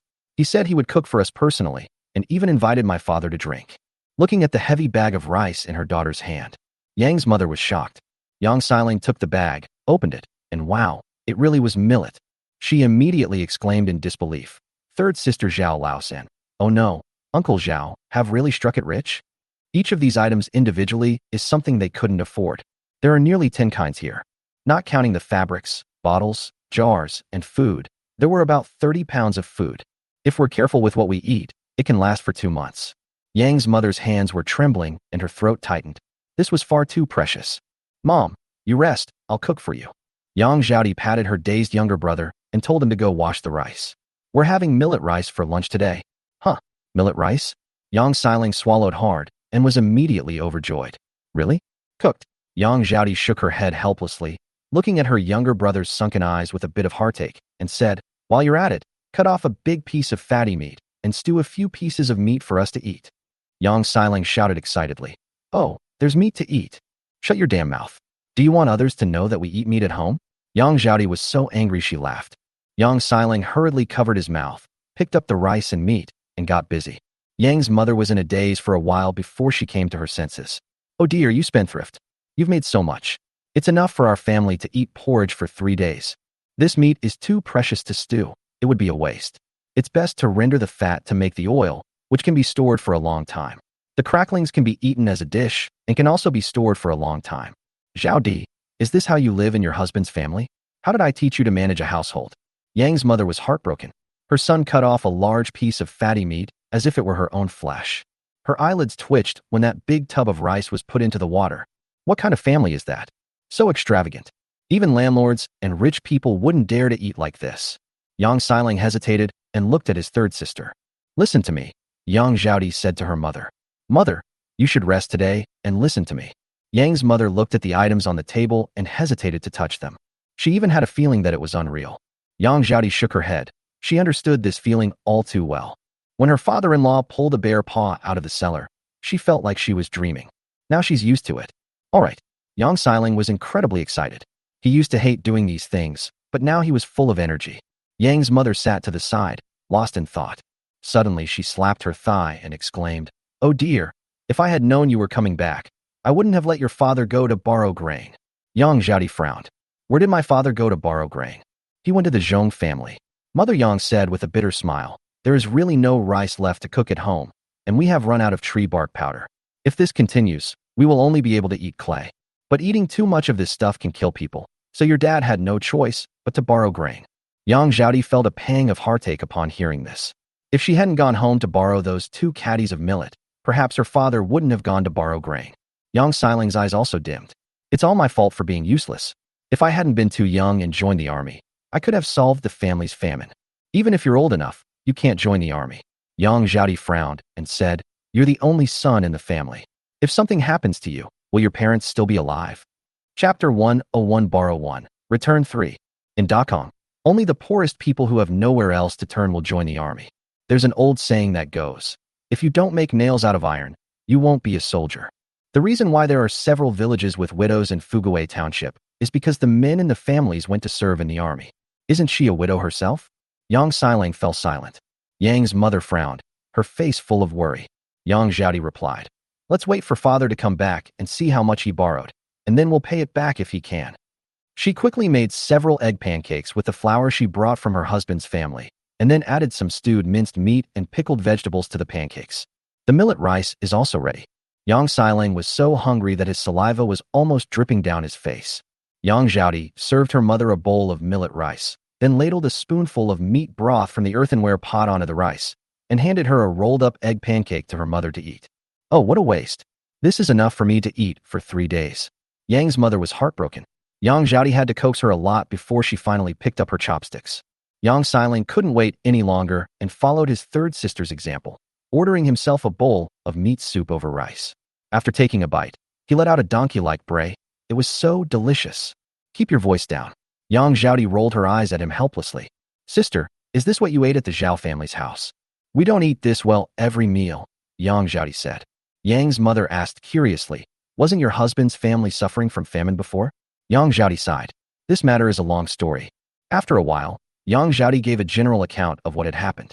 Yang's mother clicked her tongue and said, no wonder my father-in-law is so generous now that he's doing things for the Yao family. Yang Xiling was excited. Sister, can Uncle Zhao take me with him to collect mountain goods? That should be fine. Yang Zhaodi hesitated for a moment. I need to ask them for details first. If Uncle Zhao can take me to work, I'm sure I can solve my family's famine, Yang Xiling said confidently. Just then, a deep voice came from outside. Wife, open the door. Your father is back. Mother Yang hurriedly put down her chopsticks and got up to open the door. Yang Zhaodi also hurriedly got up and went out to greet them. When Yang Shulin opened the door, he came in carrying a bamboo basket. He saw his wife with a smile on his face, but he complained, why did you close the door in broad daylight? Father, Yang Zhaodi hurriedly came over to take the bamboo basket off his back. Zhaodi, Yang Shulin was initially delighted to see his daughter, whom he hadn't seen for many days, but then frowned. Why are you home again? Is your in-laws facing another famine? That Zhao Laosan is a scoundrel. If he can't afford to support you, come back.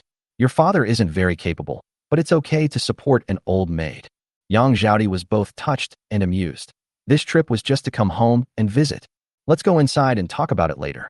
Yang's mother looked around, closed the simple bamboo door, and then pushed her husband into the house. Why did you push me, mother? Yang Shulin was pushed into the inner room and immediately saw his son, Xiling, sitting at the table, eating heartily. What are you eating? Just as Yang Xiling picked up a large piece of meat and brought it to his mouth, his father came in. Yang Xiling chuckled and presented the meat to his father, saying, Dad, my sister's braised pork is amazing. Would you like a piece? Braised pork belly? Yang Shulin's brain went blank. Where did this meat come from when we're out of food at home? And is the food in my son's bowl millet rice? And why are the pancakes on the plate different from the wild vegetable pancakes he ate this morning? Where did it come from? My sister brought this from her husband's family. Yang Xiling stuffed a large meat bun into his mouth and pointed to the side, mumbling, Look, there's a lot more good stuff over there. Yang Shulin was dumbfounded when he looked in the direction his son was pointing. Does it come with meat, rice, egg, salt, sugar, and even soy sauce? Where did this come from? Yang Shulin looked at his daughter in confusion. After repeating what she had said to her mother to her father, Yang Zhaodi said, Dad, sit down and eat. Yang Shulin fell silent. He took out the 5 caddies of millet he had borrowed from the bamboo basket and held it in his hand.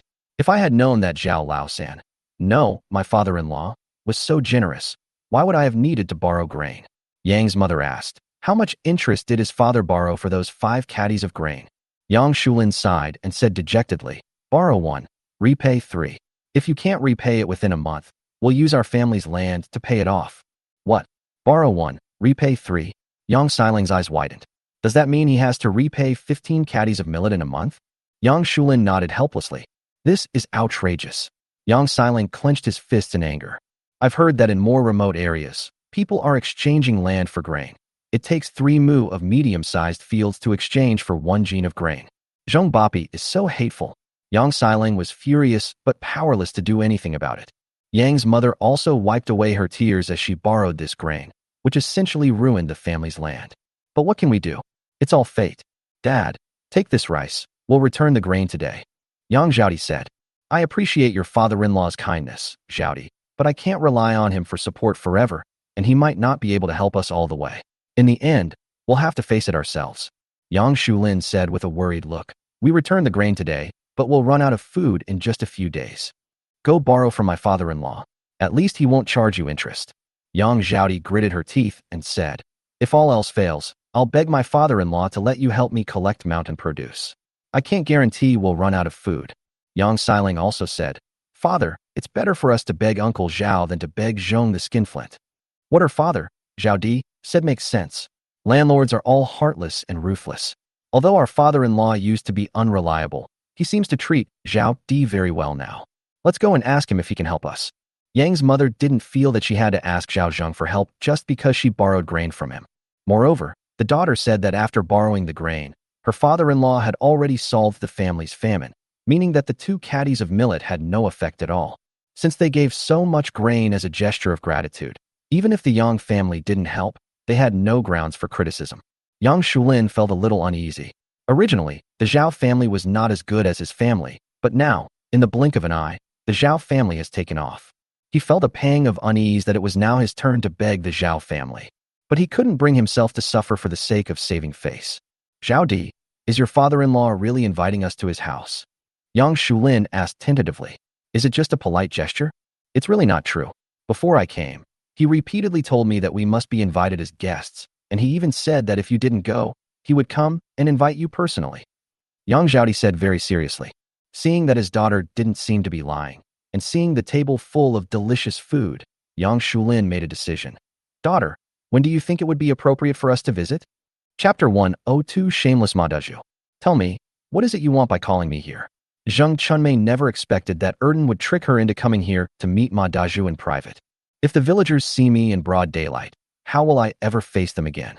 Chunmei, we've known each other for so long. You should know what kind of person I am. Ma Daju said seriously.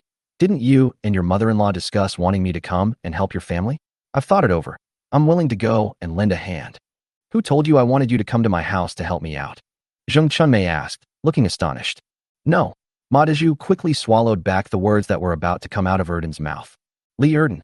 Zheng Chunmei turned around abruptly and looked at her son, who was hiding in the corner and peeking, and her chest ached with anger.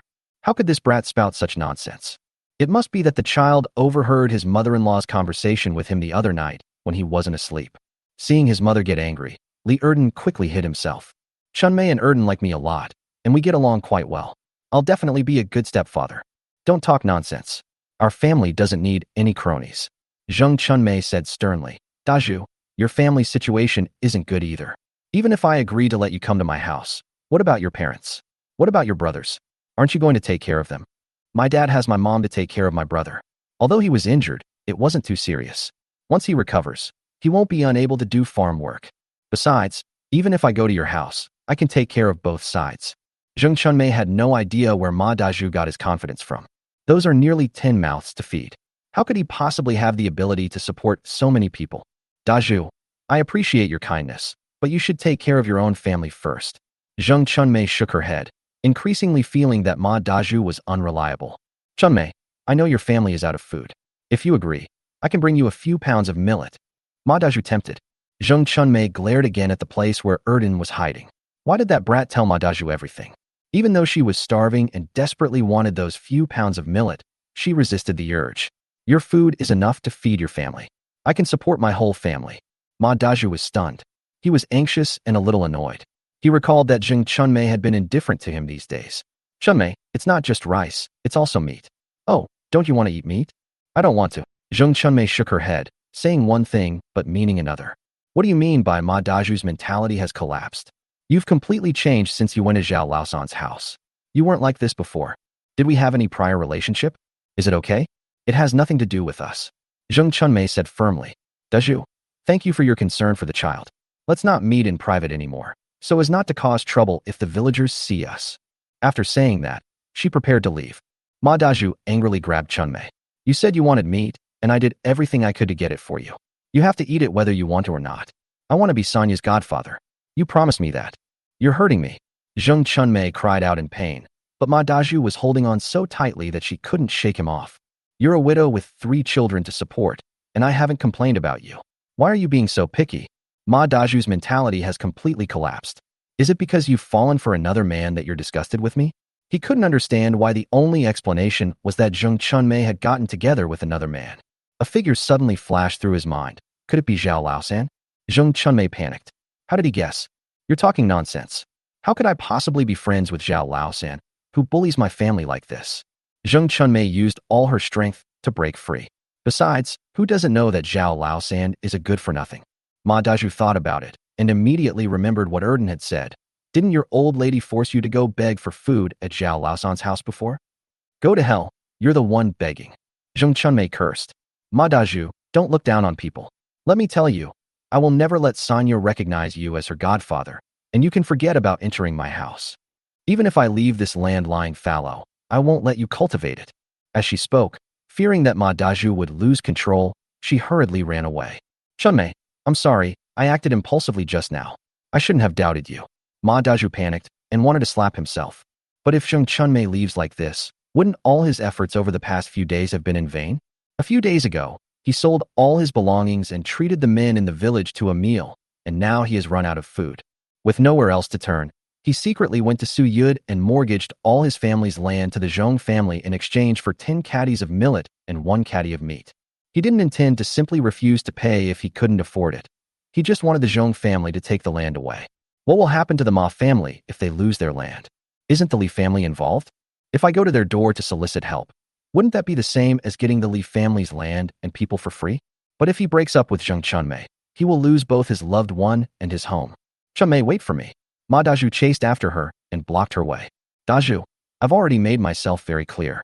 If this continues, it won't look good. This is a main road, and it's easy for the villagers to see her.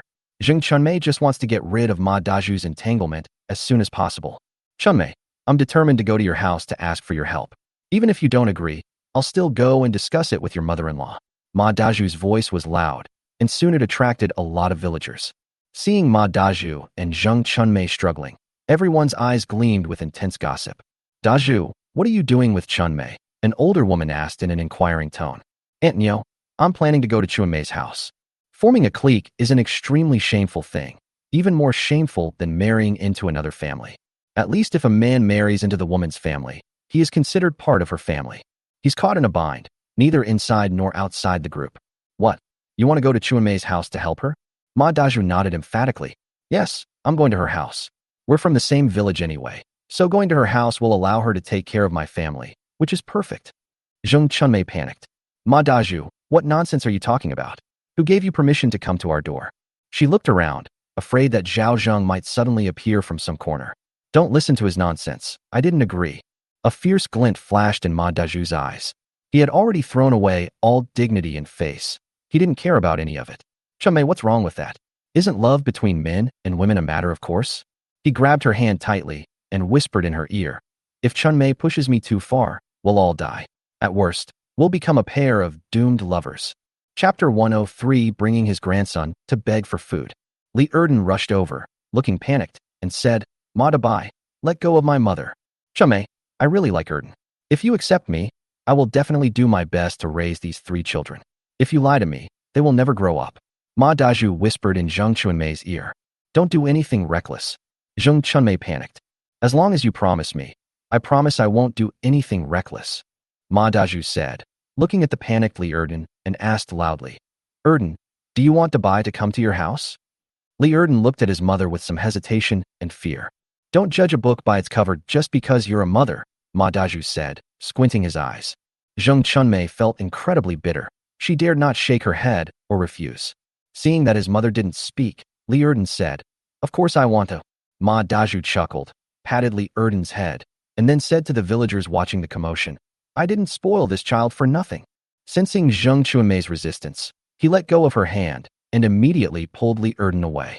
"Erden, take Dabai to your house." Li Erden looked at his mother again and saw that she still didn't scold him. He was secretly excited and said, "Are you going to tell my grandma?" "Of course, as long as your grandma agrees. I'll move to your house today." Ma Daju smiled. "Then my mother. She won't refuse." Zheng Chunmei was on the verge of tears. If she had known Ma Daju was crazy, she would never have paid him any attention. She was panicked and couldn't imagine what would happen after Ma Daju came to her door. Wouldn't the old woman be furious? Why don't the villagers condemn her for being promiscuous? Can anyone help her? The first person she thought of was Zhao Zheng. But why would Zhao Zheng help a widow who had a grudge against him in front of so many people? Given Zhao Zheng's personality, he would never expose their relationship to outsiders. I could feel the mocking looks from those around me. She felt like she had a thorn in her side. Some people even said, "How shameless of her to be looking for a man so soon after the Korean was buried." That's right. The body isn't even cold yet. Widow Zheng is truly a scoundrel. It's so shameful to be involved in a brothel. Everyone else sneaks over to her, but she's openly flirting with other men. How shameless. Zheng Chunmei wept helplessly. Just then, Ma Daju stopped and urged, "Chunmei, hurry up and help me persuade your mother-in-law." As Zheng Chunmei watched Ma Daju's hand subtly pinching her son's nape, her eyes filled with fear. Ignoring her grief, she steeled herself and followed him. At noon, Zhao Zheng cooked millet porridge and called Niu Dalai and the others over. 20 people each had a big bowl, and they all grinned from ear to ear. It's so thick, it's almost like millet rice. The boss is so generous. Everyone praised it. Yin Dali, who was standing to the side, was covered in sweat from exhaustion and was drooling as he watched everyone eat their thick porridge. However, he didn't get any of the porridge because he had been lazy and cheated that morning, so the wild vegetable pancake was his only food for the day. Angry yet helpless, he suddenly felt a sense of fear, especially when so many people called out to Zhao Zhengdong's family. Why do the people from Team 6 call Zhao Zhengdong's house? During a break, he listened for a while and then understood what was going on. It turns out that Zhao Laosen wanted to repair the workshop and recruited all the people from the 6th team as day laborers. As long as they did a good job, they would get to drink thick porridge. This means that as long as Zhao Zhengjia doesn't lack people to do the work, he can be fired at any time. Swallowing hard and cursing Zhao Zheng in his heart, he sped up the process of making adobe bricks. Please bear with us, everyone, that there's not much to eat in this cold winter. Zhao Zheng cupped his hands in greeting and then stepped onto the heated kong, a traditional heated brick bed. Xiaoyi didn't dare to sit and eat with her father-in-law on the kong, heated brick bed, at this time. Instead, she ate in the kitchen with Wu Yueying, Huahua, and Xiao Chao. Everyone else followed the rules, except for Niu Dalai and the 2 group leaders of Team 6. Everyone else ate outside with their bowls in hand. The mere wall separating them perfectly illustrates the gap between their social classes. This is what Zhao Zheng wanted. However, he also learned about the Li family's situation from the conversations of the others. Without making a sound, did Niu Dalai and Ma Daju really go to the Li family to seek help? Indeed, it caused quite a commotion. Half the village went to watch the spectacle. Niu Dalai chuckled. I saw everything clearly from halfway up the mountain. Old Mrs. Li initially refused, but when Ma Daju brought out several pounds of millet and a pound of meat, she immediately fell silent. I heard that the Li family is preparing to stew meat right now. Zhao Zheng sneered. Ma Daju is such a damn scoundrel. He pretended to be poor when he invited people to dinner, but then he could come up with rice and meat. He didn't even care if the villagers gossiped about him when he visited a widow's house. Although he was somewhat displeased that Widow Zheng had sided with Ma Daju, he wasn't angry. It was just a transaction after all. That's good. I don't have to worry about her bothering me anymore. But I need to find a chance to get the leather jacket back. Just then, old Mrs. Zhao arrived, holding the hand of her second sister, Zhao Feng's son. Hey, everyone's eating. As the old lady of the Zhao family looked at the large bowls filled with thick millet porridge in everyone's hands, she subconsciously swallowed. Grandma, I'm hungry. Bear with it. I'll go ask your uncle for a bowl of porridge for you, said old Mrs. Zhao. Everyone knew that old Madame Zhao's favoritism towards her own family was bound to lead to trouble at this critical juncture. But this was the owner's family matter, and they dared not interfere. Who could blame them when their employer was known in the village for being so filial? No matter how fierce the quarrels between the Zhao brothers are, it doesn't affect Zhao Zheng's filial piety towards his mother, does it? Zhao Zheng frowned upon hearing the noise and was about to get off the kong, a heated brick bed, when he saw old lady Zhao leading the child in. Mother, why are you here? Zhao Zheng hurriedly got off the kong, a heated brick bed. Niu Dalai and the others quickly greeted the old lady. Old Mrs. Zhao nodded and said without beating around the bush, Third brother, I'm not here to ask you for money today. It's just that we're starving and your nephew is starving. I've come to ask you for a bite to eat, just one bite. Zhao Zheng's lips twitched. This wasn't someone begging for food. They were clearly here to embarrass him. If word gets out that a mother is starving while her son eats thick porridge at home and takes her nephew to beg for food, won't her image be ruined? It must have been Zhao Wei and his group pulling the strings behind the scenes. Xiaoyi, please serve your grandma 2 bowls of porridge. Hearing the commotion, Zhang Xiaoyi hurriedly came out and looked at the old lady. She subconsciously looked outside but didn't see Zhao Yi and the others. She was still a little confused and blinked at her father-in-law. How much should he serve? Make 2 bowls of the thickest porridge. Chapter 10 for the thunder god in the sky and the uncle on earth. Old Mrs. Zhao was overjoyed. Zhao Feng's idea was better. Without crying or making a fuss, she ate the food from the third brother's family. The 3 brothers spent the whole morning observing outside Zhao Zheng's house. After learning that the third brother had hired 6 teams of people, she couldn't sit still anymore. It seems the third brother has made a fortune following Yao Youjiao. He's aiming to restore the Zhao family's former glory. However, she was also unhappy when she saw Zhao Zheng feeding the workers thick porridge. Why be so good to the servants? Do they deserve to eat this thick porridge? They have absolutely no idea how to manage a household. The eldest brother is right. The third brother is not suited to handle money, so she has to manage it. Suppressing her dissatisfaction, she hurriedly said, "No need for thick porridge, just plain porridge is fine." Zhao Zheng could tell she was faking it.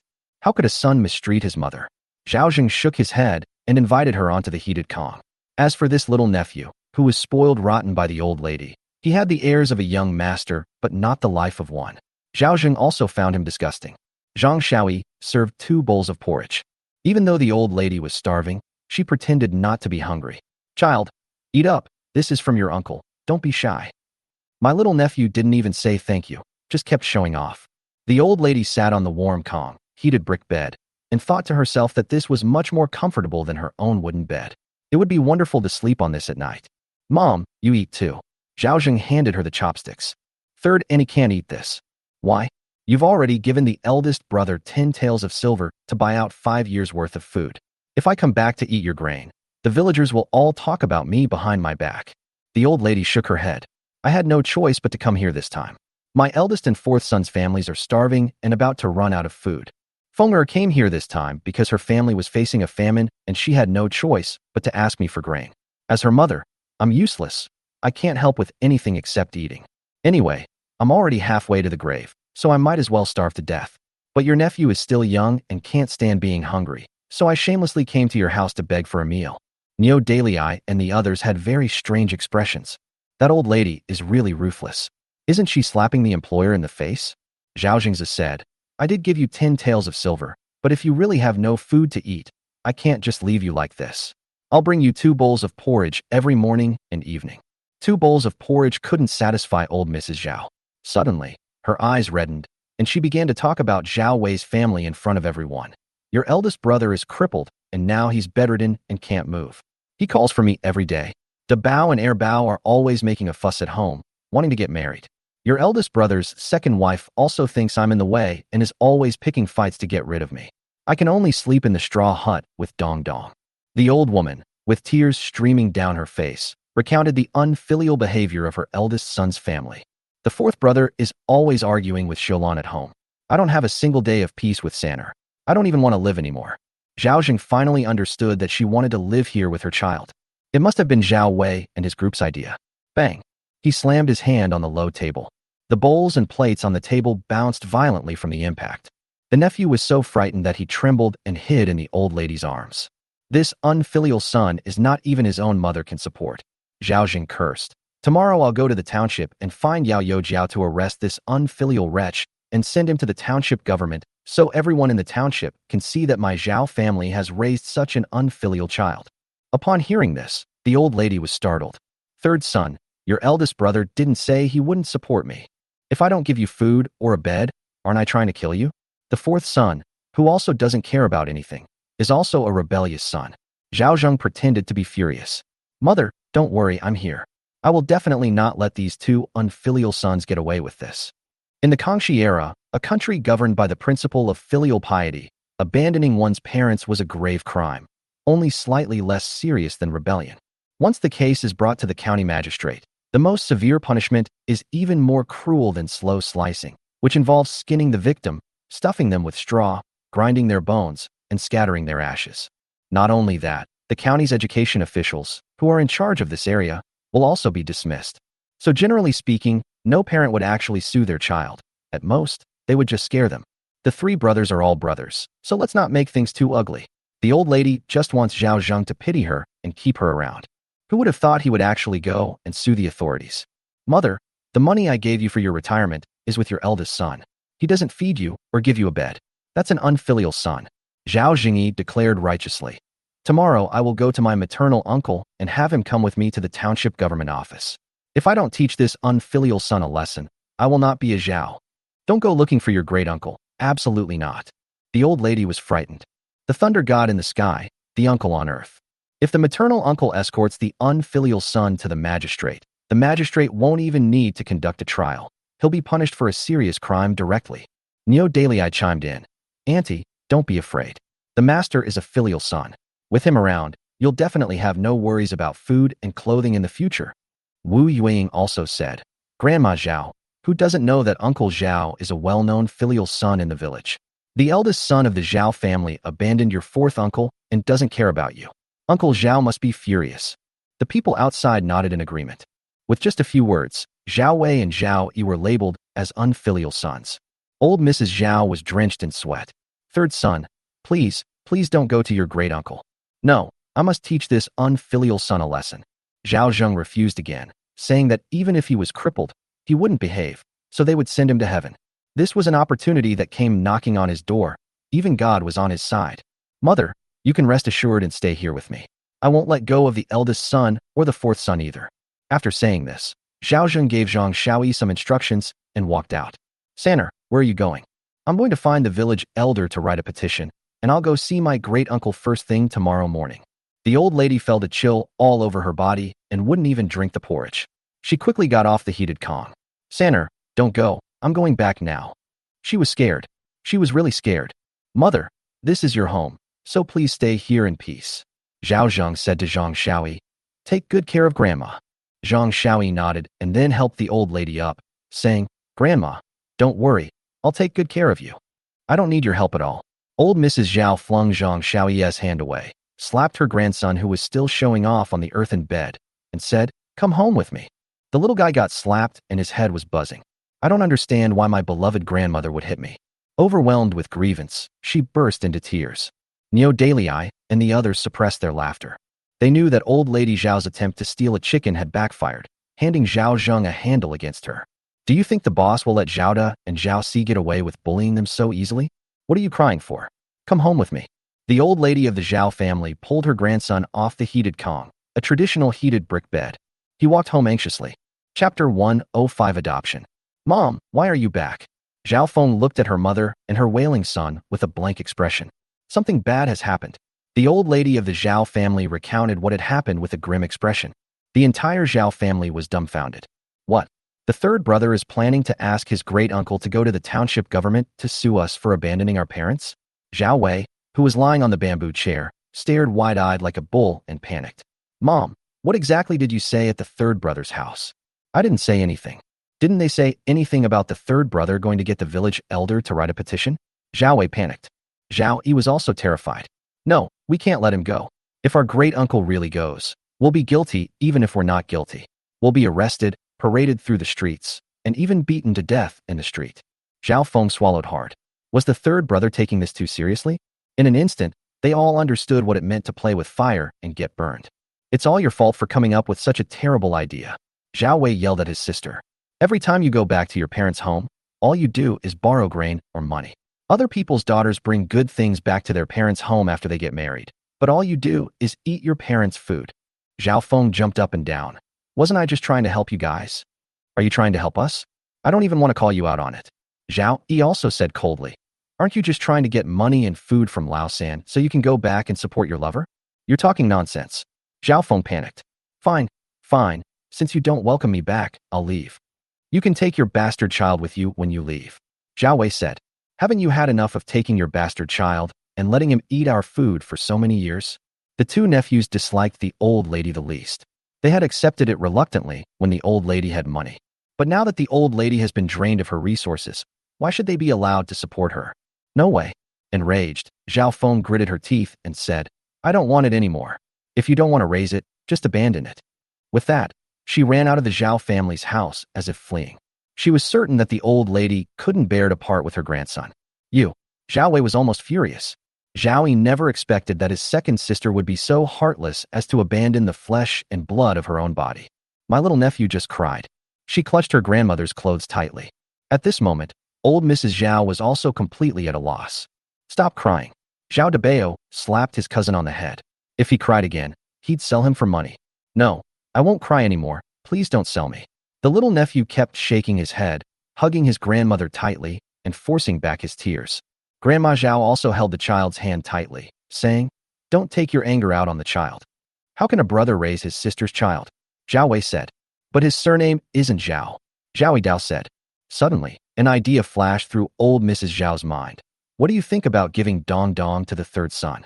What's the point of saying all this now that mother is at this critical juncture? Why did the third son sue the authorities? Wasn't it because of those two adopted sons? Old Mrs. Zhao said, "No matter what, Dong Dong is still his own nephew, and he has his blood in his body. He's closer to him than an adopted child. Since Fenger doesn't want the child, then let him adopt it to Sanner to appease his anger. Otherwise, if he really goes to the authorities, you two brothers will be finished." Zhao Wei calmed down. "My mother is right. Fourth brother, you should have a good talk with third brother." "Why should I go?" Zhao Yi was unhappy. "If I could go, would I have asked you?" Zhao Wei glared at his younger brother. "You're the eldest son. Inheriting the family business and supporting your mother is your responsibility. I'm the fourth son, not the eldest, and I never said I wouldn't support our mother. Even if the third son sues, it's your bad luck." Zhao Yi sneered inwardly, almost scared by the third son. "Do you think the third brother will let you off?" Zhao Wei said angrily. "Let me tell you, if you don't go, I'll report you to the authorities and make sure you die with me." "You." Zhao Yi glared fiercely at Zhao Wei, but finally softened. "Fine, I'll go. But don't expect me to stand up for you alone. If you can't walk, your son will carry you there." Zhao Wei had no choice but to have his two sons carry him. At this time, Zhao Zheng came to the Su family and explained the situation. Su Yud refused without thinking, saying, "I can't help you with this." "Why?" Su Yud said, "If it's no good, it's no good. I won't write a complaint to go back home. Let's resolve family matters at home. Why make such a big fuss? Have you ever heard the saying, 'Don't wash your dirty linen in public'?" He already knew about Zhao Zheng's decision to have the sixth team build a workshop, which had crossed his bottom line. It's already quite good that they didn't completely break ties with Zhao Zheng. Moreover, if an unfilial son abandons his parents in the village, the first person to be held accountable is the village elder. No one can save him. This Zhao Laosan is trying to kill him. Zhao Zheng knew perfectly well that he had come here on purpose. Whether Su Yud writes a complaint or not is completely unimportant. Can't he write one? Even if he only needs to find his great-uncle and take him to the village government office and say a few words, Zhao Wei and Zhao Yi will be severely injured, if not killed. Even if his mother speaks up for him, it won't make a difference. Of course, his real purpose was not just to teach Zhao Wei a lesson. "Of course I know Uncle Yud, but my two unfilial sons went too far. They abandoned their elderly mother and forced her to come to my house to beg for food. More than 20 pairs of ears heard it clearly, and more than 20 pairs of eyes saw it clearly. My heart is bleeding. My mother raised us brothers with great hardship, and these two unfilial sons dare to be disrespectful to their mother. This is outrageous. I, Zhao Laosan, will not let them off the hook, even if I, Zhao Laosan, can." Zhao Zheng spoke very loudly, as if afraid that others wouldn't hear him. At the height of his emotions, he angrily exclaimed, "I must teach these two unfilial sons a lesson so they know the consequences of disrespecting their mother." After saying that, he left with a dark expression. Su Yud felt as if he had punched cotton, extremely frustrated, but he couldn't ignore this matter. "Dashan, you have a good relationship with Zhao Laosan. Go and persuade him. Don't let him do anything reckless, and don't let him go outside and talk nonsense. Do you hear me?" Su Dashan nodded, feeling a little nervous. If it were just ordinary villagers saying this, it would be one thing. But Zhao Zheng and Yao Yingxiong have a good relationship, and if Zhao Zheng reports this to the authorities, the Su family will be finished. He quickly caught up with Zhao Zheng's Sanner. "Wait for me. Is there anything else, Brother Dashan?" "Sanner, don't be so impulsive." Su Dashan hooked his arm around Zhao Zheng's shoulder. "I know you're filial, and I know you're angry, but these things can be resolved. How about I go and call the Zhao brothers over and help you resolve this in front of the whole village?" Chapter 106, Exposing Each Other's Secrets. Of course not. Zhao Zheng had long wanted to teach Su Yud, that old bastard, a lesson. They took so many things from him and still tried to take his side, but they still managed to ruin him. The key question is, if we break ties with Su Yud and directly confront the Zhong family, can he win? Even with Yao Yingxiong's backing, he's only just starting out, and his true intentions will soon be exposed. It is not conducive to his development. Zhao Zheng likes to proceed cautiously, thinking 3 steps ahead for everyone he takes. He quickly calculated the worst possible consequences of a complete breakdown in relations. The final conclusion is that while a complete breakdown in relations is possible, it could also destroy the situation he has worked so hard to establish. Using filial piety as a pretext is a double-edged sword. Using that to deal with an old villager is like using a cannon to kill a mosquito. Moreover, it may work once but not the second time. It's like competition between companies. If your opponent plays a 3, wouldn't it be foolish to play your trump card? Suppressing his anger, he decided to hold back for the time being and find a way to make his filial piety known to the public. Prepare for your promotion. All right, since Brother Dashan has spoken, I'll definitely give him face. But let me make this clear. You must resolve this issue once and for all today, or I'll definitely sue these two unfilial sons. Zhao Zheng said sternly. Su Dashan breathed a sigh of relief and patted him on the shoulder, saying, Don't worry, I'll definitely get it done for you. You wait here while I go and call everyone in the village over to be witnesses. Zhao Zheng doesn't need to offer gifts to get him to take action now. This is the change brought about by status and position. Knock knock. All the villagers, young and old, are gathering at the village entrance. The Zhao family has two unfilial sons who abandoned their elderly mother. Zhao Laosan is going to sue the unfilial sons. Su Dashan spoke loudly and, in the blink of an eye, dumped the blame on Zhao Wei and Zhao Yi. Upon hearing the noise, the villagers all dropped what they were doing and headed towards the village entrance. In this small mountain village, a filial son suing an unfilial son is a huge spectacle. Oh, is the Zhao family up to something again? Did Zhao Da and Zhao Si abandon their elderly mother? Everyone was taken aback. Who didn't know that old Madame Zhao favored Zhao Wei and Zhao Yi the most? Only Zhao Laosan seemed to have been adopted. Regardless of the truth, the elderly people in the small mountain village were filled with righteous indignation and cursed Zhao Wei and Zhao Yi as scoundrels simply because of the phrase abandoning his elderly mother. Before Zhao Wei and Zhao Yi even left their house, they heard Su Dashan banging a gong, and the two brothers immediately broke out in a cold sweat. The villagers they encountered on the road all looked at them with disdain and contempt. Bullshit. We didn't abandon our elderly mother. He's talking nonsense. Zhao Wei shouted angrily. The third brother is slandering us. Zhao Yi panicked and called a village meeting. Why did it have to escalate like this? How do we resolve this? Soon, all the villagers who were supposed to come arrived. Su Yud, Wang Laotu, and Wu Laotu stood in front of the village ancestral hall. It's called an ancestral hall, but it's actually just a dilapidated mud brick house. The main reason we've gathered here today is because Zhao Zheng has warned his elder brother Zhao Wei and fourth brother Zhao Yi about abandoning their elderly mother. Su Yud said in a deep voice, The great Kang dynasty governs with filial piety. Those who are unfilial are struck by lightning and don't deserve to be called human.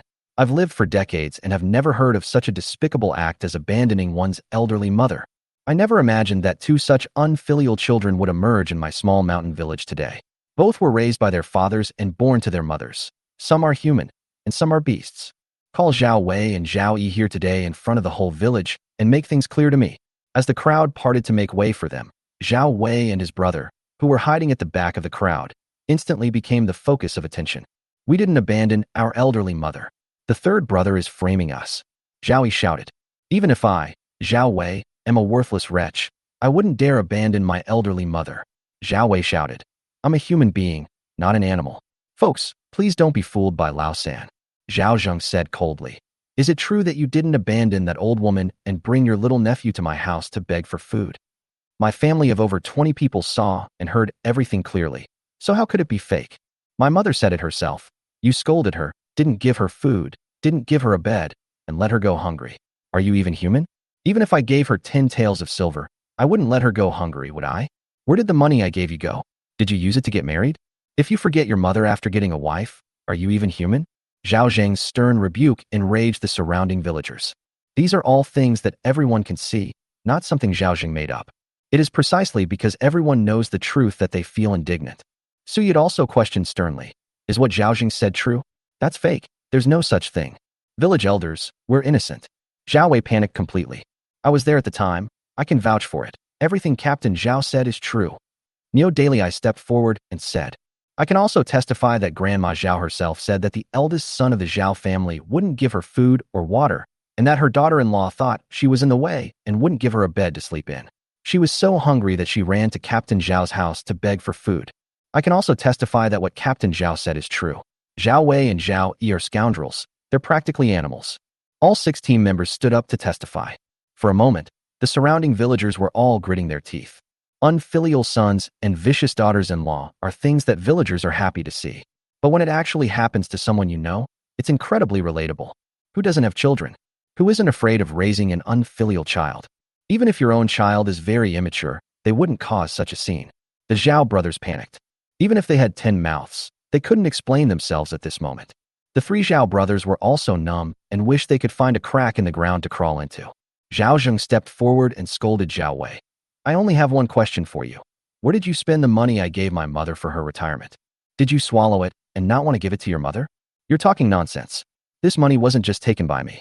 The second and fourth brothers also got some. Zhao Wei blurted out in a panic. Zhao Yi was also dumbfounded. How could such a thing be said? Everyone around was stunned. One by one, they began to criticize Zhao Wei and the other two, saying, "You three beasts are utterly despicable. You dare to take a bite of my retirement money. Giving birth to a melon is better than giving birth to you." Zhao Laosan is so filial. He even gives his mother money and food and stands up for her.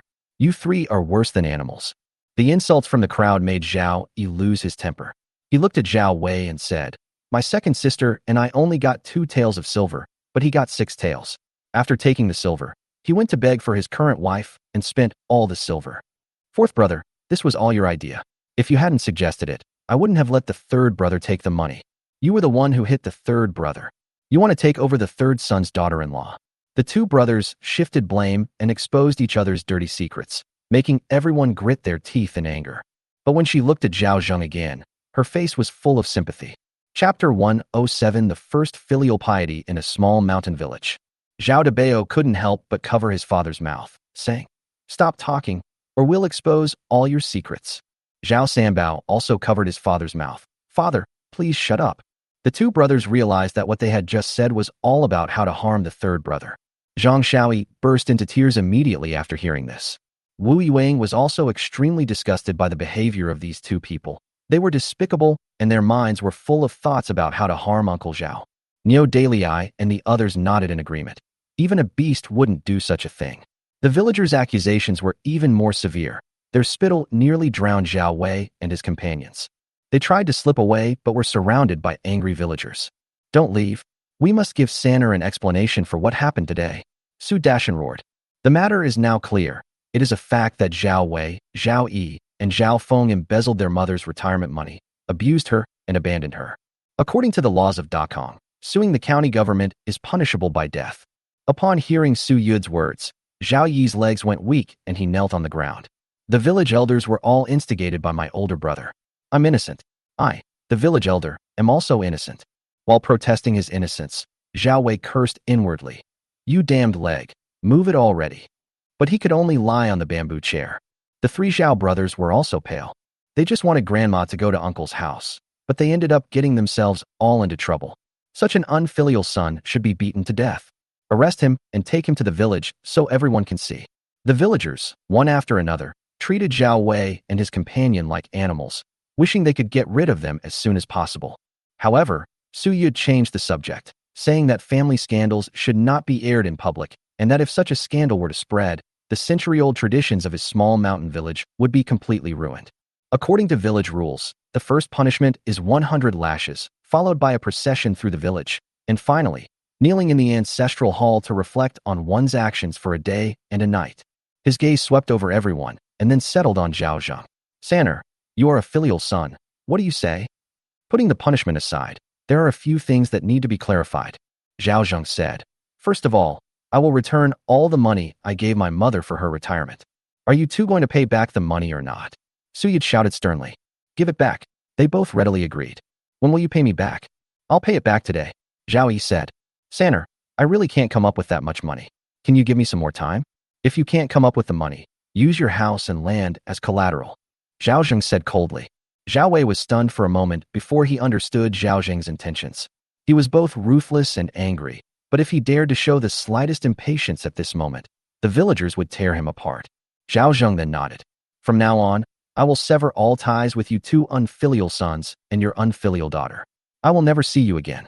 Please have the village elders and the whole village bear witness." Su Yud nodded. "That's fine too. From today onwards, you will separate and sever all ties." The villagers also felt that Zhao Zheng did the right thing. What use is a brother who harms his own brothers? "And from today onwards, my mother will be under my care. For the past 10 years, I bought out 5 years of her income, which amounted to 2 taels of silver per year. So you two will also have to pay my mother 2 taels of silver a year or hand over grain. If you dare not pay me, I will report you to the village for abandoning your mother. I will repay you for all the bullying and oppression you caused me back then." Zhao Wei was almost furious. Zhao Yi was also dumbfounded. The boomerang from days ago has now struck them squarely on the head. The more pleasure they felt then, the more pain they are now experiencing. In those times, even if the whole family didn't eat or drink, they might not be able to earn 2 taels of silver. This is going to kill them. Sanner is right. I was involved in this matter back then, and everyone in the village knows about it. You two can't refuse. Su Yud made the decision. Zhao Wei and Zhao Yi could only swallow their anger. If only they had said 1 or 2 taels of silver a year back then, it would have been fine. I have no other requests. The 3 village elders can decide on any other punishments. Zhao Zheng said, cupping his hands in a respectful gesture. The villagers all felt that Zhao Zheng was very generous. None of his 3 requests were for himself, but all were for his mother. People who previously thought Zhao Zheng was stingy now think he is incredibly filial. Even in a wealthy village, let alone a small mountain village, you probably couldn't find such a filial son. The old lady of the Zhou family watched the whole thing and felt heartbroken. I never expected that Zhao Zheng would suffer so many losses and injustices. Yet he never spoke ill of his brothers to outsiders. The Zhao family sister is too biased, and the 3 Zhao brothers and sisters are really awful. Grandmama said from the crowd. Zhao San is so kind-hearted. He was bullied by his brothers like this, and he didn't even retaliate. He is so filial and kind-hearted. Everyone nodded in agreement. Even those who disliked Zhao Zheng couldn't find a single bad word to say about him. In this small mountain village, Zhao Zheng is undoubtedly the most filial son. All right, since that's the case, then punish him according to the village rules. Bring someone to whip this unfilial son. Su Yud shouted. Soon the whip was brought over. Su Yud said, Zhao Laosan, you will beat your unfilial son in place of your father. This was the moment Zhao Zheng had been waiting for. He took the whip and walked straight up to the Zhao brothers. Zhao Yi tried to escape, but was caught by a group of people and pinned to the ground. Zhao Wei was willing but unable to do anything, and could only lie on the bamboo chair in despair. Third brother, be gentle, be gentle. Zhao Zheng lashed out with his whip, tearing Zhao Yi's skin and flesh. As he whipped him, he shouted, You unfilial son. You abandoned your mother and stole her retirement money. I'll beat you to death. Those around them applauded and cheered. This whip is meant for unfilial sons. Sanner beat him hard. Qin Xiulan, Mao Xiaofang, and old lady Zhao also came. Seeing Zhao Yi being pinned to the ground and whipped, he panicked. Stop hitting him, Sanner. The old lady tried to rush in, but was stopped by the Zhou family's old lady. Zhao's younger brother and sister-in-law didn't need to plead for these 2 unfilial sons. Third brother, please don't hit my husband anymore. His arm hasn't fully healed yet. Qin Xiulan was also blocked outside and couldn't get in at all. Never mind, keep fighting. Su Yud decided to establish his authority while also making Zhao Zheng vent his anger. His ruthless attitude made all the younger generation in the village tremble with fear. Each of them instinctively looked at their parents, afraid that they might also complain. After Zhao Zheng lashed Zhao Yi 50 times, he stopped. Zhao Yi was almost half dead. Zhao Zheng also wanted to beat him to death, but killing him would be pointless. He looked at Zhao Sanbao beside him and said, You can take the remaining 50 lashes for your father. Chapter 108. A family should be all together. Zhao Sanbao shook his head repeatedly. My father made a mistake. Why should I suffer the consequences? Your father is in poor health. Do you really want me to beat him to death? Zhao Zheng pointed at him. You're also an unfilial son, watching your father being tortured without doing anything. Get over here and lie down. No. Zhao Sanbao panicked completely. He never expected that the fire would spread to him. Uncle, I was wrong. I really know I was wrong. Please be gentle, uncle. At this moment, Zhao Zheng felt as if he had obtained an imperial sword to punish his disobedient son. No one can tolerate their son watching a son watch a father being beaten. Therefore, Zhao Zheng's actions were perfectly legitimate, and those around him applauded and cheered. Ouch, my butt. It hurts so much. Zhao Debao and Zhao Erbao watched with trepidation. Looking at his father lying on the bamboo chair, he said to his younger brother, When uncle makes a move, we'll lie on top of dad. That way, we might avoid physical pain, understand? Erbao nodded, knowing that pretending to be a filial son would prevent him from getting beaten. Soon, Zhao Zheng finished hitting Zhao Debao. He shook his slightly sore left arm. He had been using his left arm to hit him because he needed to save his right arm to hit Zhao Wei's family. Qin Xiulan rushed into the crowd and threw herself on her son. Seeing that his buttocks were bruised and battered, she couldn't stop crying. Damn Zhao Laosan, how dare you hit my son? I'll fight you to the death. Zhao Zheng raised the leather whip in his hand and lashed out, striking her squarely across the face. With just one blow, Qin Xiulan's skin was torn open, and she covered her face, wailing in pain. The fourth son abandoned his elderly mother. As his daughter-in-law, it's one thing not to dissuade him, but to condone it makes you an unfilial daughter-in-law. As he spoke, he lashed Qin Xiulan several more times with the leather whip, making her scream and beg for mercy. I was wrong. I was wrong. Please stop hitting me. Please stop hitting me. Seeing Qian Xiulan rolling on the ground, Zhao Zheng finally stopped. Mao Xiaofeng, who was outside the crowd, dared not rush in any further, fearing that the whip would fall on her. She, a daughter-in-law who came later in the family, didn't need to suffer. Zhao Zheng walked up to Zhao Wei. "Uncle, if you want to hit someone, hit us two brothers instead." Zhao Debao pounced on Zhao Wei, while Zhao Erbao pounced on his legs. "If my dad cripples you, then beat us both," Zhao Erbao said. Just when I thought Zhao Zheng wouldn't go all out, he said, "Fine, I like filial people.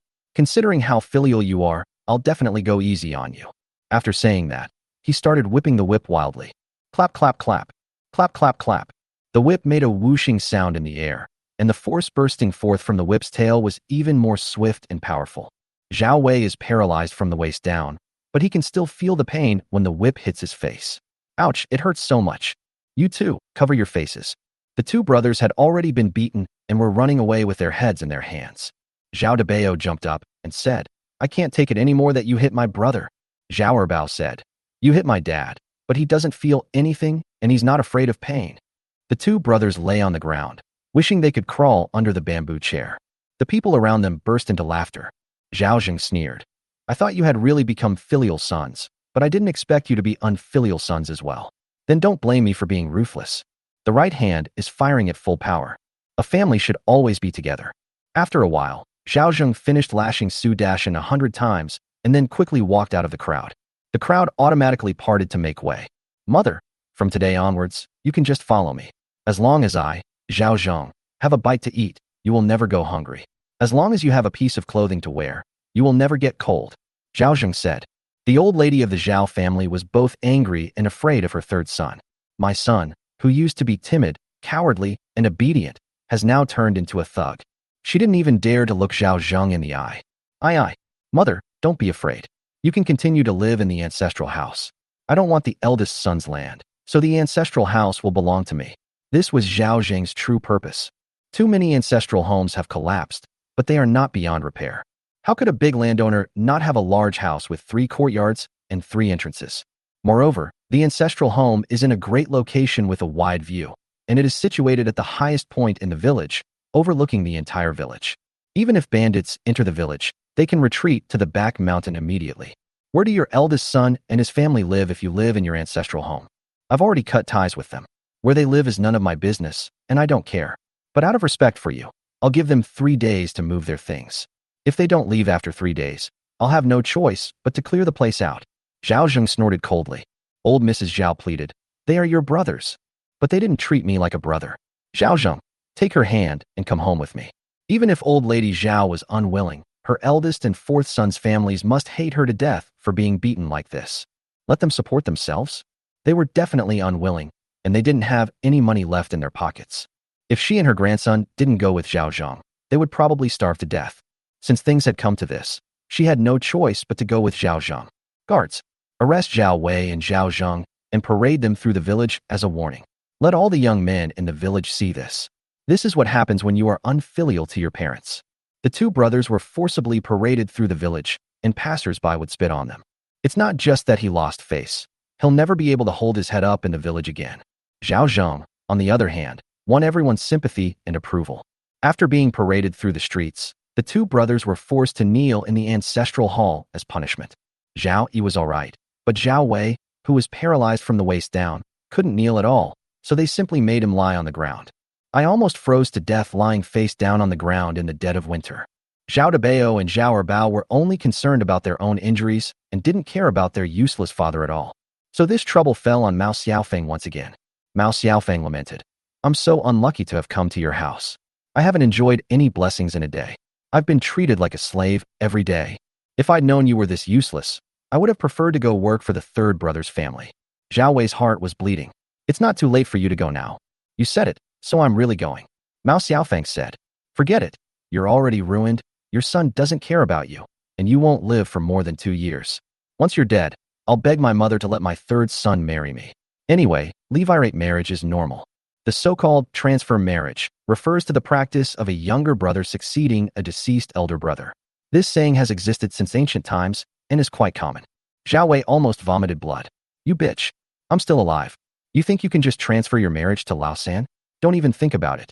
Zhao Yi also looked at the woman beside him, whose face had been beaten into a mess, with a sense of sympathy. Qian Xiaolan scolded. What are you looking at me for? Do you want me to be your widow after you die? Chapter 109. Everyone must read. Zhao Zheng visited the Zhao family ancestral home once again. My state of mind is completely different now. Although the ancestral home has collapsed and only one hall and 4 rooms remain, the materials used are of very high quality, all made of top-grade wood. The other houses can be repaired gradually. However, he has no intention of moving in for the time being. This dilapidated house is not as warm as his little hut. Let's talk about it again next year when his strength has improved by 2 levels. As for the old lady, she wouldn't let her starve to death, but she definitely wouldn't let her live too comfortably either. He was originally a transmigrator who inherited everything from his predecessor. He could not ignore the hatred of his adopted son's death in battle, the death of his predecessor, or the old lady's favoritism and prejudice over the years. Giving her a bite to eat was already an act of kindness on his part. He wouldn't have given it a second glance if he didn't need to maintain his public image. Mother, you can continue to live here with Dong Dong from now on. I will have Xiaoyi bring you 2 meals a day, so you will never go hungry. And you're not allowed to give the eldest or 4th brother a single bite. Otherwise, what's served later won't be thick porridge, but thin soup. I won't, don't worry. The old lady has become honest. Without her 2 sons to support her, she's nothing. The 3rd brother who used to be easily manipulated by her is gone. If she doesn't know what's good for her, she'll definitely starve to death. As for Dongdong's mother, you must teach him properly. If he continues as before, I'd rather let him starve than give him a single grain of rice. Zhao Zheng patted his little nephew's head. Of course, this is only temporary. I'll definitely return him to my 2nd son when I find an opportunity. Old Mrs. Zhao never expected Zhao Zheng to be so heartless. You can't give him to the 2nd son, he'll sell him. 3rd son, I beg you please keep him. I'll teach him properly and give him to you as your son, okay? You can't tame them. Zhao Zheng shook his head. He was old enough to remember things. Even if Dong Dong didn't remember anything, Zhao Zheng wouldn't agree to let him have children on his own. Old Mrs. Zhao didn't expect Zhao Zheng to refuse so decisively. Aren't you afraid of ending your family line? Mother, don't worry, my lineage will definitely not be broken. Zhao Zheng smiled and then left the ancestral home. Old Mrs. Zhao didn't believe him at all, thinking Zhao Zheng was planning to adopt another son. She immediately hugged Dong Dong and said, from now on, you must curry favor with your 3rd uncle, understand? As long as your 3rd uncle nods, everything in his family will be yours. Dong Dong made a face, but I don't like my 3rd uncle. Even if you have to pretend you like it. Old Mrs. Zhao gritted her teeth and said, your 3rd uncle has changed. He's not the same as before. All of my hopes are on you. Evening. When Jiang Wowo returned with his team, Lu Tiniu followed. Where's Tai Niu and Zhao Di? Zhao Zheng frowned. Uncle Zhao's sister-in-law said she'd stay at her parents' house for the night, so I should come back first, and then go back to the village with Uncle Yang. Lu Tiniu said. Okay. Zhao Zheng waved to him. Thank you for your hard work. Come and have dinner. Yan Dali felt like the sky had fallen when he finished making the adobe bricks. He swallowed hard as he looked at Lu Tiniu, holding a bowl of millet porridge. Uncle Zhao had finished making 500 adobe bricks. Don't tell me anymore that Tai Niu is your direct superior. Zhao Zheng, who had just been smiling at Lu Tai Niu, suddenly turned serious. Yan Dali clenched his fists, feeling extremely resentful, but what could he do? Iron Bull. Call me Captain Lu. Lu Tiniu frowned. Captain Lu, I finished making the adobe bricks for today. Can I take a break now? I'll count after I finish eating. Lu Tiniu squatted under the eaves, shoveling the porridge in his bowl. He couldn't be happier. With a bowl of thick porridge in the morning and a bowl of thick porridge in the evening, life was getting better and better. Wu Yueying shook her head, but didn't say anything. Yan Dali was dishonest and really needed Lu Tiniu to keep him in check. Just as Yan Dali was getting impatient, Lu Tiniu finally put down his chopsticks and came over to count. However, he counted several times, but still couldn't get it right. Captain Lu, can't you count? Who said I'm good at counting? Lu Tiniu actually can't read at all. He can only count up to 100 at most. But how could he lose face in front of Yan Dali? So he said, can you count? Yan Dali, feeling guilty, replied, of course I can. I don't believe you. Count them yourself. Lu Tiniu rolled his eyes and tossed the question to Yan Dali. Yan Dali was completely dumbfounded. Zhao Zheng, who was sitting on the earthen kong and drinking thick porridge, was amused by the 2 chickens. Zhang Xiaoyi blushed and said, Father-in-law, I can't count either. Zhao Zheng turned to look at Wu Yueying and asked, what about you? I'm not very good at it either. Wu Yueying shook her head. Zhao Zheng couldn't laugh anymore. They were all just noobs. Come to think of it, in a small mountain village, hardly anyone could read, let alone perform arithmetic. Anyone who can calculate to 100 is considered a talent. This is a very serious problem. It's definitely not good if he's the only one in the family who can read. Zhao Zheng thought for a moment and asked, "Do you want to learn to write?" "My father-in-law's tutor is very expensive," Zhang Xiaoyi murmured. "The tuition and books cost so much money." Wu Yueying never imagined that she could learn to write and read. Those who can write and read are all reincarnations of the god of literature. We peasants wouldn't even dare to dream of it. Who said that? Even if there are few scholars in the world, there are still tens of thousands. Are there that many literary stars in the heavens? Zhao Zheng shook his head. Forget it. It's too late to ask someone now. I'll teach you. Landlords were landlords not only because they had money and land, but also because they were educated and could raise scholars in their families. Even more prestigious than landlords, aristocratic families were the direct controllers and exporters of culture. Tomorrow I'll go to the countryside to see if there are any down-on-their-luck teachers willing to come and teach at home. I'll invite them back. It won't do if they don't want to study. Uncle Zhao, do I also want to learn to write? Of course. As the head of the household, if you can't write, you'll easily be fooled. Zhao Zheng patted Xiao Chao's head. These two children need to learn too, and not only do they need to learn seriously. Wu Yueying was so excited that she didn't know what to say. She kowtowed to Master Zhao. The two daughters were very well-behaved and sensible. They immediately knelt down and kowtowed to thank their grandfather. Zhao Zheng accepted the bow and laughed heartily, saying, "I'm afraid my family will produce two female literary stars in the future." The two children didn't understand what the Wincuxing, a star associated with literature and scholarship, was, but their godfather said the Wincuxing must be very powerful and able to make their mother live a good life. Meanwhile, Lu Tiniu and Yin Dali were still bickering like chickens, and Zhao Zheng couldn't stand it anymore. "All right, you two, stop arguing."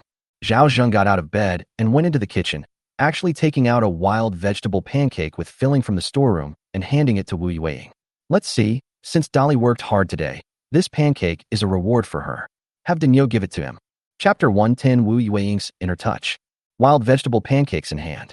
Yin Dali was dissatisfied but had no choice but to accept it. Something is better than nothing. Moreover, the Zhao family's wild vegetable cakes only contain wild vegetables and rice bran, without tree bark powder or guanine clay, so they won't cause bloating.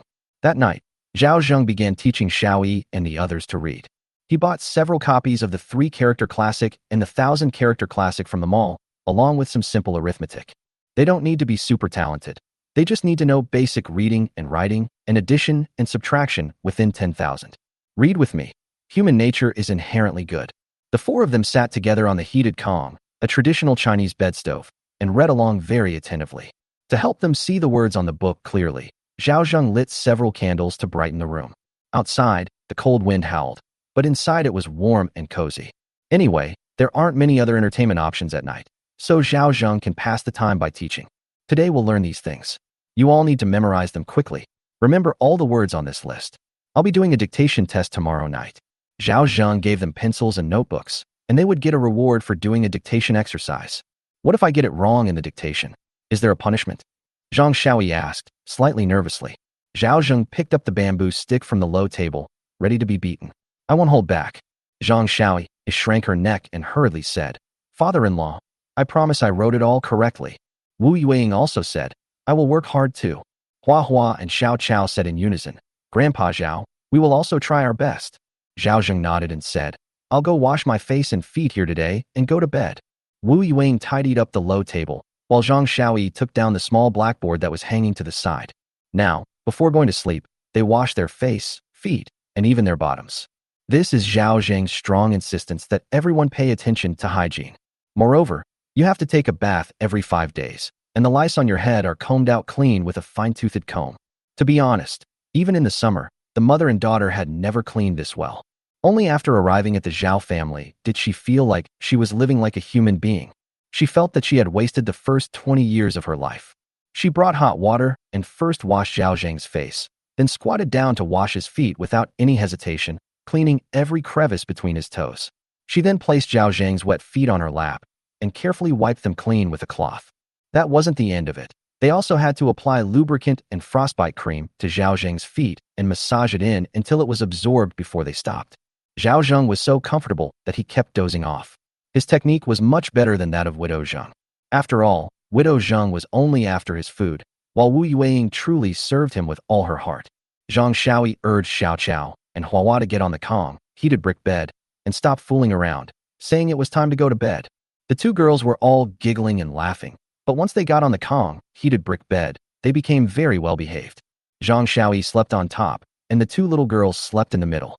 Wu Yuing blew out the candle before taking off her outer clothes and quietly slipping into the mattress. This is also a rule of the Zhao family. One cannot sit on the Kong, heated brick bed, while wearing an outer garment. However, the cotton-padded clothes inside are all new and very warm. The room gradually quieted down. Wu Yuing was also feeling sleepy, but the pain in her abdomen was unbearable. Suddenly, a rough, large hand landed on her. She snapped back to her senses, and her body stiffened slightly. But she immediately softened again and even leaned back a little.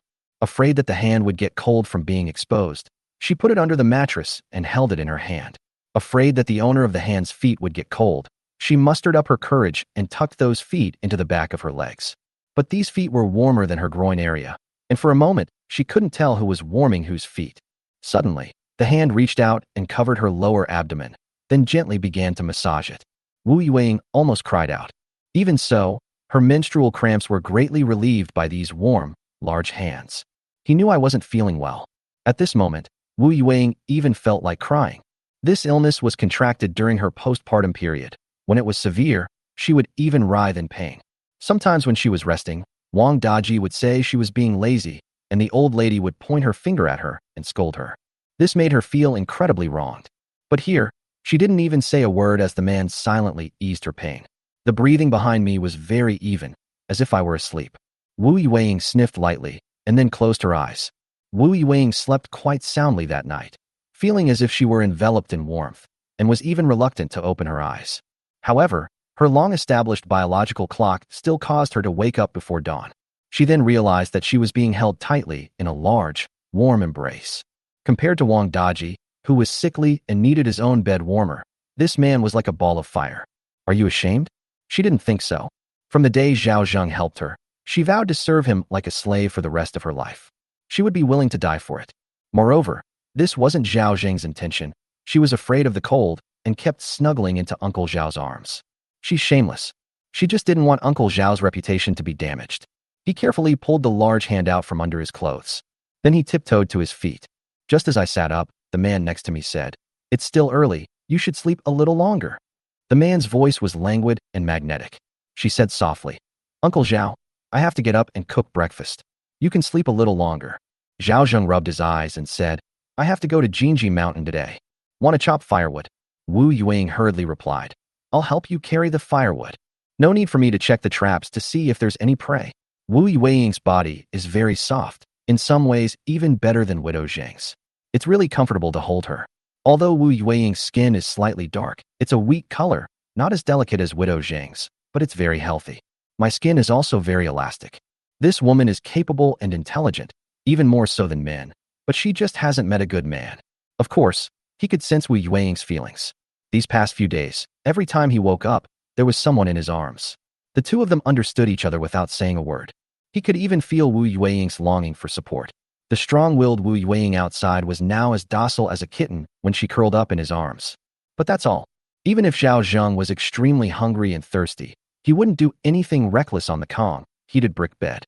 When it got light, Wu Yuing was still Wu Yuing, and Uncle Zhao was still Uncle Zhao. "Then let me dress you." In the darkness, Wu Yuing tidied up the messy clothes, then groped for a tinderbox and lit the candle, instantly illuminating the room.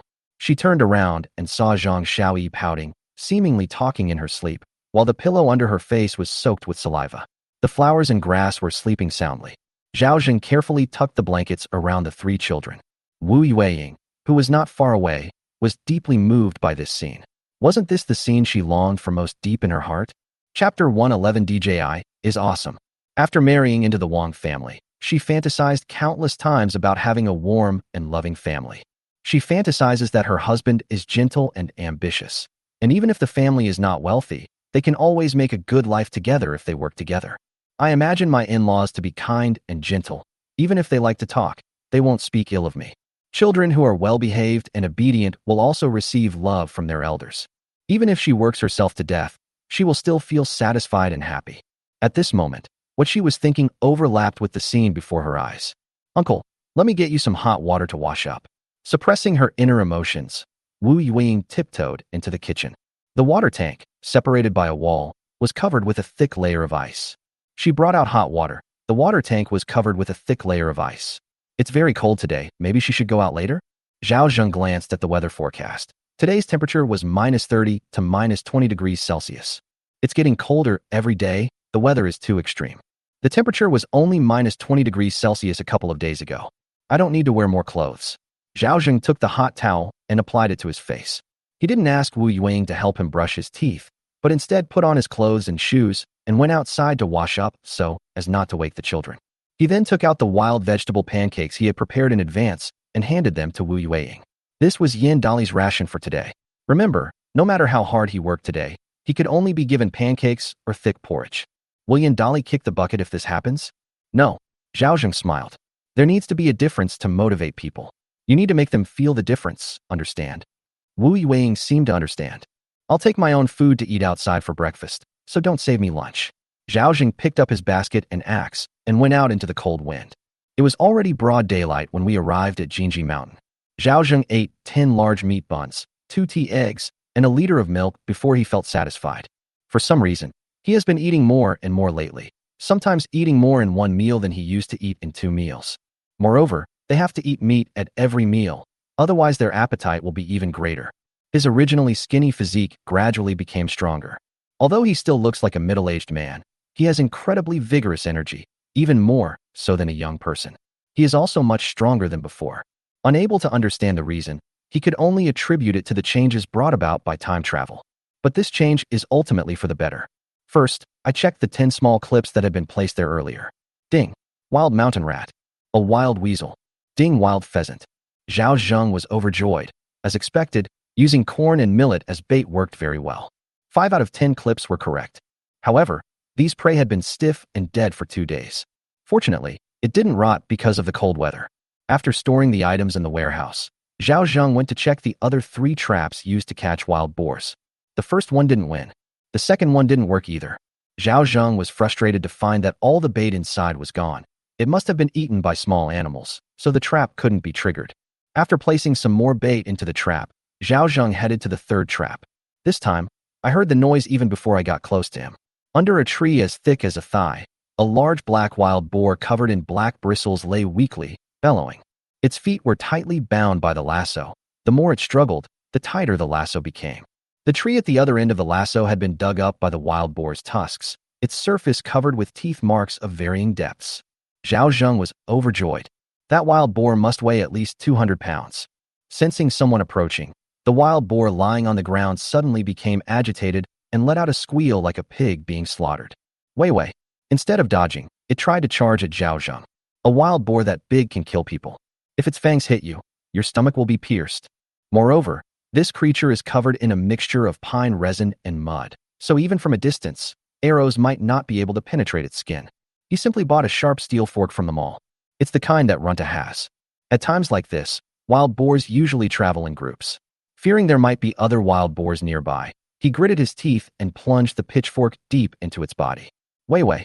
The wild boar let out a pitiful cry. Zhao Zheng, however, swiftly raised and lowered his fork. They only stopped when the wild boar collapsed to the ground, unable to move. Is wild boar being sold for 30 coins per pound, valued at 6,000 coins? It really does weigh 200 pounds. Zhao Zheng now held a butcher's knife and began to butcher the pig. Wild boar bristles cost 60 coins per pound, but are worth 75 coins.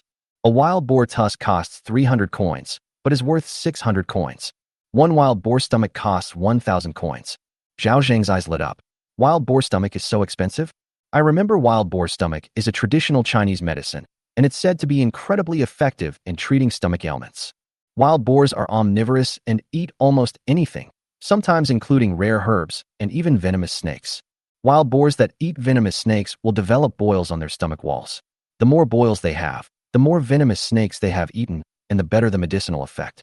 The online store almost got a bargain. Zhao Zheng decided to keep the thing, thinking it might come in handy later. After killing the wild boar, Zhao Zheng covered up the bloodstains on the ground and changed the position of the lasso. Today was worthwhile, and I was just about to leave. But he couldn't help but look at the mountains and forests behind him. Why don't we go take a look? Zhao Zheng held the crossbow in his hand, feeling that there might be something to gain in the pit. Moreover, the last tiger's roar was not right. Tigers hunt their prey stealthily, striking with deadly precision, and they cannot make a sound, otherwise they would not be able to catch their prey. This is not in line with the tiger's nature. So he made a bold prediction. Zhao Zheng is a steady person, but that doesn't mean he's not bold. A timid person couldn't have started from scratch and become the CEO of a listed company in their 20s. People who aren't ruthless won't make money. However, he still hesitated, as hunting tigers is different from doing business. While committing a crime in business is like a tailor's job, failing to hunt a tiger can easily cost you your life. Let's play it safe first. Zhao Zheng opened the online store and started searching. Suddenly, his eyes lit up. Small DJI drones. Zhao Zheng was overjoyed. With drones scouting the way, there's no need to take risks. However, after the system upgrade, there aren't many drone models available. The images of medium and large drones are still black and cannot be purchased. Zhao Zheng felt that system upgrades were like granting more permissions. After the upgrade, not only will permissions be opened, but the products will also be updated and added. One day, he will be granted access to all products in the mall. Perhaps one day the truth will be revealed. I bought it. I spent over 2,400 renminbi to buy an ultra-high-definition mini aerial photography drone that weighs less than 200 grams. It has a 90-minute flight time and can transmit signals up to 10 kilometers away. It can also transmit images even without a signal. It can operate below -10 degrees Celsius. The current temperature is -30 degrees Celsius. The temperature in the mountains was lower than in the small village, and Zhao Zheng was worried that the plane would not be able to take off. He then spent another 2,100 coins to buy a remote control. Zhao Zheng rubbed his hands together, praying that it would fly and reach the pit smoothly. After praying silently, he began to take control. Ugh! The paddle spun rapidly and plunged into the forest. Zhao Zheng chuckled and said, "Flying DJI, even without a signal, is amazing." Chapter 112. Every part of a tiger is a treasure. Zhao Zheng has definitely played with drones, and he's quite good at it. After becoming wealthy, he owned 20 or 30 drones of various types and functions. There are even customized versions that can take people flying. Because Dakong has no satellites or GPS, many advanced functions of the drone cannot be used, such as automatic hovering. But it has a gesture mode and digital image transmission. It can be used even without a signal. Zhao Zheng didn't need it to have overly complicated functions. He only needed to check if there were any gains inside the pit. Zhao was carefully maneuvering the drone outside the forest. A few minutes later, we arrived at the location of the pit. The photo shoot and upload were completed in one go. The screen on the remote control clearly shows that the trap that had been covering the entrance to the hole is gone. The trap was indeed triggered. Zhao Zheng was overjoyed. However, the drone was too high to capture the situation inside the cave. He controlled the drone as it descended. The drone is very unstable and wobbly in attitude mode. Suddenly, a gust of mountain wind blew by, and the video was interrupted. Zhao Zheng is in a bind. That cost 2,400 coins. Fortunately, the drone transmitted the footage back just a second before it crashed. Zhao Zheng enlarged the image. Immediately, their eyes widened as they saw a patterned animal inside the cave. He immediately began to tremble with excitement. He put away the remote control, picked up the steel fork, and ran towards the pit. A deep roar could be heard even before we got close to the cave. Suddenly, Zhao Zheng slowed his pace, his throat tightened, and his palms began to sweat as he gripped the steel fork. As I peered down from the edge of the cave, a large cat with the character Wog King on its forehead came into view. The moment Zhao Zheng met the fierce tiger's eyes, he felt a sudden pang of panic. Haha, I knew it. Zhao Zheng's eyes widened in delight. He said, "How could a tiger roar for no reason? It turns out it fell into my trap." Zhao Zheng carefully observed the wooden stake stuck under the tiger in the pit. Although they hadn't killed it, they had injured it and rendered it unable to jump. Judging from the wound, it must have been there for 2 or 3 days. In other words, it was really behind me when I was cutting down the tree, but it sensed the danger because I had a weapon in my hand, so it was attracted to the meat in the trap. If it were bold enough to pounce silently from behind, then Zhao Zheng swallowed hard. A picture flashing through his mind of a tiger suddenly pouncing from behind and biting off his neck. The tiger bared its teeth at Zhao Zheng. Zhao Zheng was delighted and, without saying a word, took out his bow and arrows and fired 2 arrows at it. The already injured tiger soon collapsed to the ground, unable to move. But Zhao Zheng was cautious and hurled the steel fork in his hand down hard. With the steel fork embedded in the tiger's flesh, Zhao Zhengkai confirmed that it was dead. Without delay, Zhao Zheng rushed into the pit. first collecting the crashed drone, and then putting the dead tiger into the warehouse. The system warehouse can only accept inanimate items, not live items. After succeeding, Zhao Zheng wanted to set another trap, but the cave was filled with the scent of tigers, and no other animals, let alone their kind, dared to approach. So this trap is now useless. After quickly leaving the forest, Zhao Zheng plopped down on the ground, exhausted, and then burst into laughter. He'd struck it rich today. 5 small animals, a 200-pound wild boar, and a tiger. Even when Yao Yingxiong led 200 men into the mountains, they failed to hunt the tiger. Who else? After thinking for a moment, Zhao Zheng released the tiger and began to bleed and skin it. Wild tigers are being sold for 1,000 coins per pound, valued at 500,000. Are they being kept and sold? As expected of a mountain king. One is worth 500 taels. Zhao Zhengxian filled a large jar with tiger blood, saying that soaking it in alcohol would definitely be very nutritious. A wild tiger tooth or canine tooth is being offered for sale for 50,000 coins, valued at 200,000 coins. Deposit. A single wild tiger whisker costs 200 coins and is worth 2,500 coins. A wild tiger skin, 95% new, is worth 450,000 yuan. As the notification sound rang out, Zhao Zheng gasped and then cursed angrily. What a ripoff. The whole thing isn't expensive, but selling it separately is? Why didn't you learn from car companies? Based on this calculation, a tiger is worth more than 1,000 taels of silver. Tiger blue purple alone is worth 50,000 coins. The most expensive tiger skin costs 450,000 coins. Including tiger bones and other valuables, the total value exceeded 1,100 taels. Tiger blue, tiger purple, tiger blood, tiger bones, tiger skin, tiger eyes. You have to keep them all. Forget it.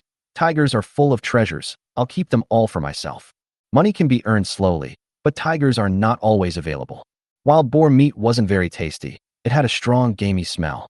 I sold everything except the wild boar's stomach and got 7 taels of silver, which was all right. Looking at the steaming hot tiger blood, Zhao Zheng thought of its effects, pinched his nose, and took a sip. Then he stood up as if he had been injected with chicken blood. On the way home, I didn't feel cold or tired, as if I were on drugs. He let out a long sigh as he approached the village. No wonder people say tigers are pure yang in nature. One mouthful of blood, and they're so fierce. If I slowly devoured this tiger, I could make up for any congenital deficiencies later in life, right? This time, Zhao Zheng took out 100 caddies of firewood from the warehouse and carried it on his back without feeling it was heavy. Uncle Zhao is back. Lu Tiniu rushed over to help. Yin Dali, who was building adobe bricks in the corner, was a step too slow and slapped his thigh in anger. That Lu Tiniu is really good at flattering people. He's always one step ahead of me. Uncle, I'll take care of chopping wood from now on. You're the master. How can I let you do such rough work? Lu Tiniu said. Zhao Zheng nodded with satisfaction. You're getting better and better, kid. I had some good luck catching a wild rabbit and a pheasant on the mountain today. I'll share some meat with you tonight. Lu Tiniu's eyes widened. Wild rabbit, wild pheasant? Yin Dali also swallowed hard and stretched his neck. Zhao Zheng pulled out the big fat rabbit and big fat pheasant that were under the firewood and handed them to Lu Tiniu. Stop making mud bricks and kill these 2 things and skin them. It's Uncle Zhao. How long has it been since Lu Tiniu has eaten meat? He can't remember anymore. He had only worked for the Zhao family for a few days. They actually managed to get some meat in the meal. Wild rabbits and pheasants are highly nutritious wild game. Yin Dali was also excited. Will he get 2 pieces of meat from such a plump wild game tonight? Wu Yueying and Zhang Xiaoyi came out when they heard the commotion. Zhang Xiaoyi was happy to learn that Zhao Zheng had caught a big, fat rabbit and a big, fat pheasant while chopping firewood on the mountain, but she remained relatively calm. But Wu Yueying couldn't handle it. She was so excited that she was trembling all over. Uncle Zhao is really amazing. The flowers and grass clapped their hands and exclaimed, "Oh, we'll have meat tonight." Zhao Zheng patted the 2 little girls on the head and said to the older one, "Hua Hua, take your sister to the back and invite the Zhou family ancestors down to eat meat." Chapter 113 Enforcing Family Law. Lu Tiniu deftly skinned a rabbit at the door with a kitchen knife. This scene was witnessed by Lu's wife. Her eyes nearly popped out of their sockets when she saw the big, fat rabbit in her son's hand. She immediately called her husband, who was lying on the bed, over and said, "Dad, look what Tang Yo is holding." Lu Laosi got up and stared at it, then was stunned. It was a rabbit. "Dad, my second brother caught a rabbit?" Lu Tielu hurriedly got up and said anxiously, "Let my second brother bring it back." Lu Tiniu deliberately killed the man near his own window so that his parents would find out. Wow, This rabbit is so fat it must weigh at least 5 pounds. Uncle Zhao is great at chopping wood, and he's even better at hunting than Hunter Ma. What? It's a rabbit that Zhao Laosan hunted? Lu Laosi was incredulous. He immediately opened the window and whispered, Tainyo, cut some rabbit meat and throw it over. What? I told Zhao Laosan he wouldn't notice if I cut some rabbit meat. Lu Laosi said, his eyes filled with longing. Want to eat rabbit meat? Lu Tinyu asked with a half-smile. Old Lu was thinking like a dog pounding garlic. Lu Tielu's mouth watered at the sight of rabbit meat. Brother, I want to eat rabbit meat. Tainyo, your mother is hungry. How about you cut her a piece of meat? Wang's wife said, licking her lips. If you want to eat them, catch them yourself. They're everywhere on Jinji Mountain. Lu Tinyu put the killed rabbit into the wooden basin, not even leaving them any rabbit fur. You, Lu Laosi, are so angry your face is twisted, you unfilial son. Wang's wife was also furious and cursed him as a short-lived devil. She said, if I had known you were like this, I would have been better off giving birth to a radish than to you. Lu Tielu sighed and lamented, Father, I'm hungry. Hold it in. Lu Laosi angrily closed the window and lay back on the bed, but his mind was filled with the image of that fat rabbit, and he felt inexplicably regretful. Meanwhile, Yandali was also very unhappy about plucking the feathers of the pheasant. Why should I pluck the feathers while he kills the rabbit? Not only were the chicken feathers difficult to remove, but they were also scalding hot. The chilblains on his hands were painful and itchy, driving him almost crazy. Thinking of this, he had a sudden inspiration and hid some of the contents of the chicken's belly in his pocket. Then he took the clean chicken in and put it in. Uncle, the wild pheasant is done. Suddenly, Lu Tiniu appeared in front of him, coldly watching him take out the item. Yandali was startled. What was that? Don't make me say it a second time. Take it out now? Are you crazy? What did I take? Yandali, feeling guilty, tried to walk past Lu Tiniu and go into the house. Lu Tiniu angrily said, take out the chicken innards you're hiding in your pocket. Who gave you the guts to steal the boss's things? The noise was so loud that it blew Zhao Zheng out of the house. What's going on with Tainyo? Uncle, he's secretly hiding pheasant entrails to take home. Lu Tiniu shouted angrily. Uncle Zhao, I didn't. Yandali almost hated Lu Tiniu to the core. Not a single fart. I saw it all clearly. Lu Tiniu took the wooden basin from his hand and turned the chicken's belly inside out. This is the chicken heart. This is the chicken liver. Lu Tiniu was stunned when he counted them. Were they missing? Yandali sneered. If you want to slander me, just say so. How could I possibly steal anything from Uncle Zhao's house? Lu Tiniu frowned. What are you hiding in your pocket? Open it and let me see. I didn't hide anything. Why should I show it to you? Yandali snatched the wooden basin from Lu Tiniu's hand. Uncle Zhao, you have to stand up for me. Zhao Zhengdao, maybe Tainyo misread it. Since it's not there, let's just forget about it. Upon hearing this, Yandali said to Lu Tiniu with a smug look on his face, watch your eyes from now on, and don't you dare slander me.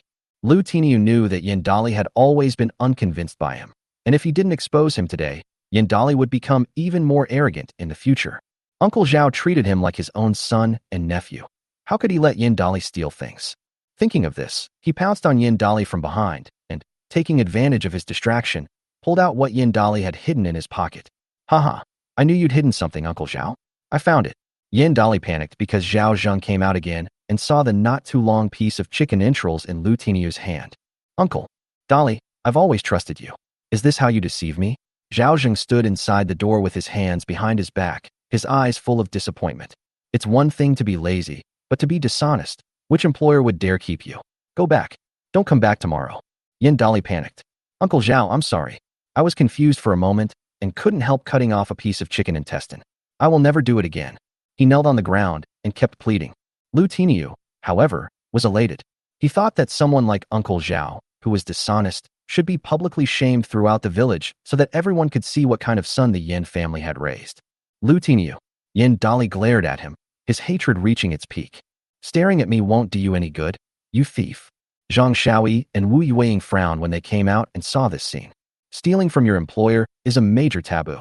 Even if you get your hands and feet broken by your employer, it's your own fault and no one will sympathize with you.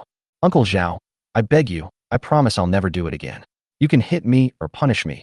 I'll accept it, just don't let me leave. Yandali pleaded. Zhao Zheng squinted for a while before saying, since you've come to work at my house, you should act like one. It's one thing to be dishonest, but you also disobey the team leader. Who would want someone like you? Without rules, nothing can be accomplished. Since you're willing to be punished, I'll give you a chance. As he spoke, Zhao Zheng took out a bamboo stick from his house and handed it to Niodali. He was to give him 100 lashes to teach him a lesson. If there was a next time, he was to break his hand and throw him out of the Zhao family. From now on, anyone who misbehaves while working at home will be severely beaten, and I'll take full responsibility if they're injured or killed. It's Uncle Zhao. Lu Tiniu took the bamboo board with both hands, walked up to Yindali, and stretched out his hands. Yindali was furious. He never expected that Zhao Laosan would actually do it for real, and that he would even have Lu Tiniu do it. However, he accepted being caught stealing and punished, and he didn't hate Zhao Laosan, but he hated Lu Tiniu to the core. He lowered his voice and said, Lu Tiniu, you better go easy on me. Threaten me? Lu Tiniu sneered and raised the bamboo stick in his hand, bringing it down heavily. Snap! With just one slap, Yindali's palm went numb. A sharp pain struck him, and his expression changed drastically. Lu Tiniu, you really hit me hard. Lu Tiniu was secretly thrilled, but on the surface he remained cold and said, straighten your hands out. Chapter 114, A Sense of Belonging. Yindali was furious but helpless. Throughout the entire process, Zhao Zheng remained silent and allowed Lu Tiniu to carry out the family discipline. This also served as a reminder to Zhao Zheng that he needed to create a family rule to restrain his subordinates. The boss can be kind, but he can't let his subordinates take advantage of him. Clap, clap, clap. Clap, clap, clap. Lu Tiniu slapped a full 100 times, not only on the thugs, but also on the buttocks and legs. Zhao Zheng still wants Yindali to work hard. He'll break Yindali's hands, so how can he exploit him to the death? After the beating, Lu Tiniu was still not satisfied. I felt that this punishment was not enough, and that his evening rations should be cancelled. Yindali was in pain all over his body and didn't dare to yell at Lu Tiniu anymore. He just looked at Zhao Zheng with red eyes and a pitiful expression. Zhao Zheng didn't say anything, but Wu Yueying stepped forward and cancelled the reduction. He worked very hard today, so let's cut it in half. Lu Tiniu was quite impressed with Wu Yueying, the manager, and said, you're lucky, kid. If you dare to mess with me again, I'll kill you. Thank you, Sister Yueying. Yindali kept expressing his gratitude, but when he looked at the half-eaten wild vegetable pancake that Wu Yueying handed him, he was stunned. Sister Yueying, is half a wild vegetable pancake all I have for dinner? Uncle Zhao originally said he would give you 2 pieces of meat, but now they're all gone. If you don't like this half piece of wild vegetable pancake, I can refuse to give it to you. I don't mind. Yindali hurriedly took the half piece of wild vegetable pancake and put it in his mouth, inwardly cursing himself for being foolish. He could have eaten meat, but now the meat that was right in front of his mouth has flown away. However, after this experience, he finally understood that only Lu Tiniu was a bad guy in this family. Sister-in-law Yueying and Uncle Zhao were actually quite nice. You bastard, just you wait. I bet you won't get into trouble. Yindali thought viciously. No sooner had Yindali left with his injuries than old Mrs. Zhou arrived. Zhao Zheng hurriedly invited her in, saying, Godmother, sit on the kong. Hua Hua very obediently poured tea for the old lady and served tea to the Zhou family ancestor. Oh, my good children. The old lady patted the children's heads with a kind smile, then took out 2 pieces of rock candy that Zhao Zheng had given her as snacks from her bosom and handed one to each of the 2 sisters. The 2 sisters did not take it, but glanced at their mother and only dared to take it after receiving her approval. The old lady said, Yueying, you have raised your child very well. Grandma Zhou, your daughters will be the ones managing the household in the future. If you don't teach them well, they'll suffer a great loss after they get married. That makes sense. The old lady nodded. With your help, the Zhao family is improving every day. I'm very happy about that. Grandma Zhou's success is due to Uncle Zhao's abilities. It has nothing to do with me. Wu Yueying shook her head, not daring to take credit. My godmother is right. Zhao Zheng, sitting on the other side, popped a melon seed into his mouth and said, Zhao Di and Xiaoyi are also capable, but they're not as experienced as you. Zhang Xiaoyi brought out a full plate of meat. Ever since Sister Yueying came, I felt like I have nothing to do at home. She takes care of all the chores by herself. I can't compare to her. Lu Tiniu also said, among the women I admire, Sister Ying is one of them. Wu Yueying blushed with embarrassment at their praise and said, it's not as good as you say. Although she said that, she was actually quite content. In the past, she had worked herself to the bone in the Wang family and never received a kind word in return. However, everyone has seen the contributions she made to the Zhao family. This sense of belonging was something she had never experienced in the Wang family for nearly 10 years. Come on, stop standing there and get on the Kong, heated brick bed, to eat. Zhao Zheng said. Wu Yueying didn't go up to the Kong, heated brick bed, because it would be too inappropriate for Grandma Zhou to sit on it.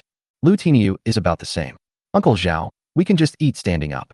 Zhao Zheng didn't force delay to get a big table tomorrow so that there wouldn't be enough room for everyone in the family. Zhang Xiaoyi said with a smile. Then my sister-in-law will definitely be very happy to see this when she comes back. Speaking of Yang Zhaodi, Zhao Zheng was also a little worried. This girl has been gone for 2 days and hasn't come home yet.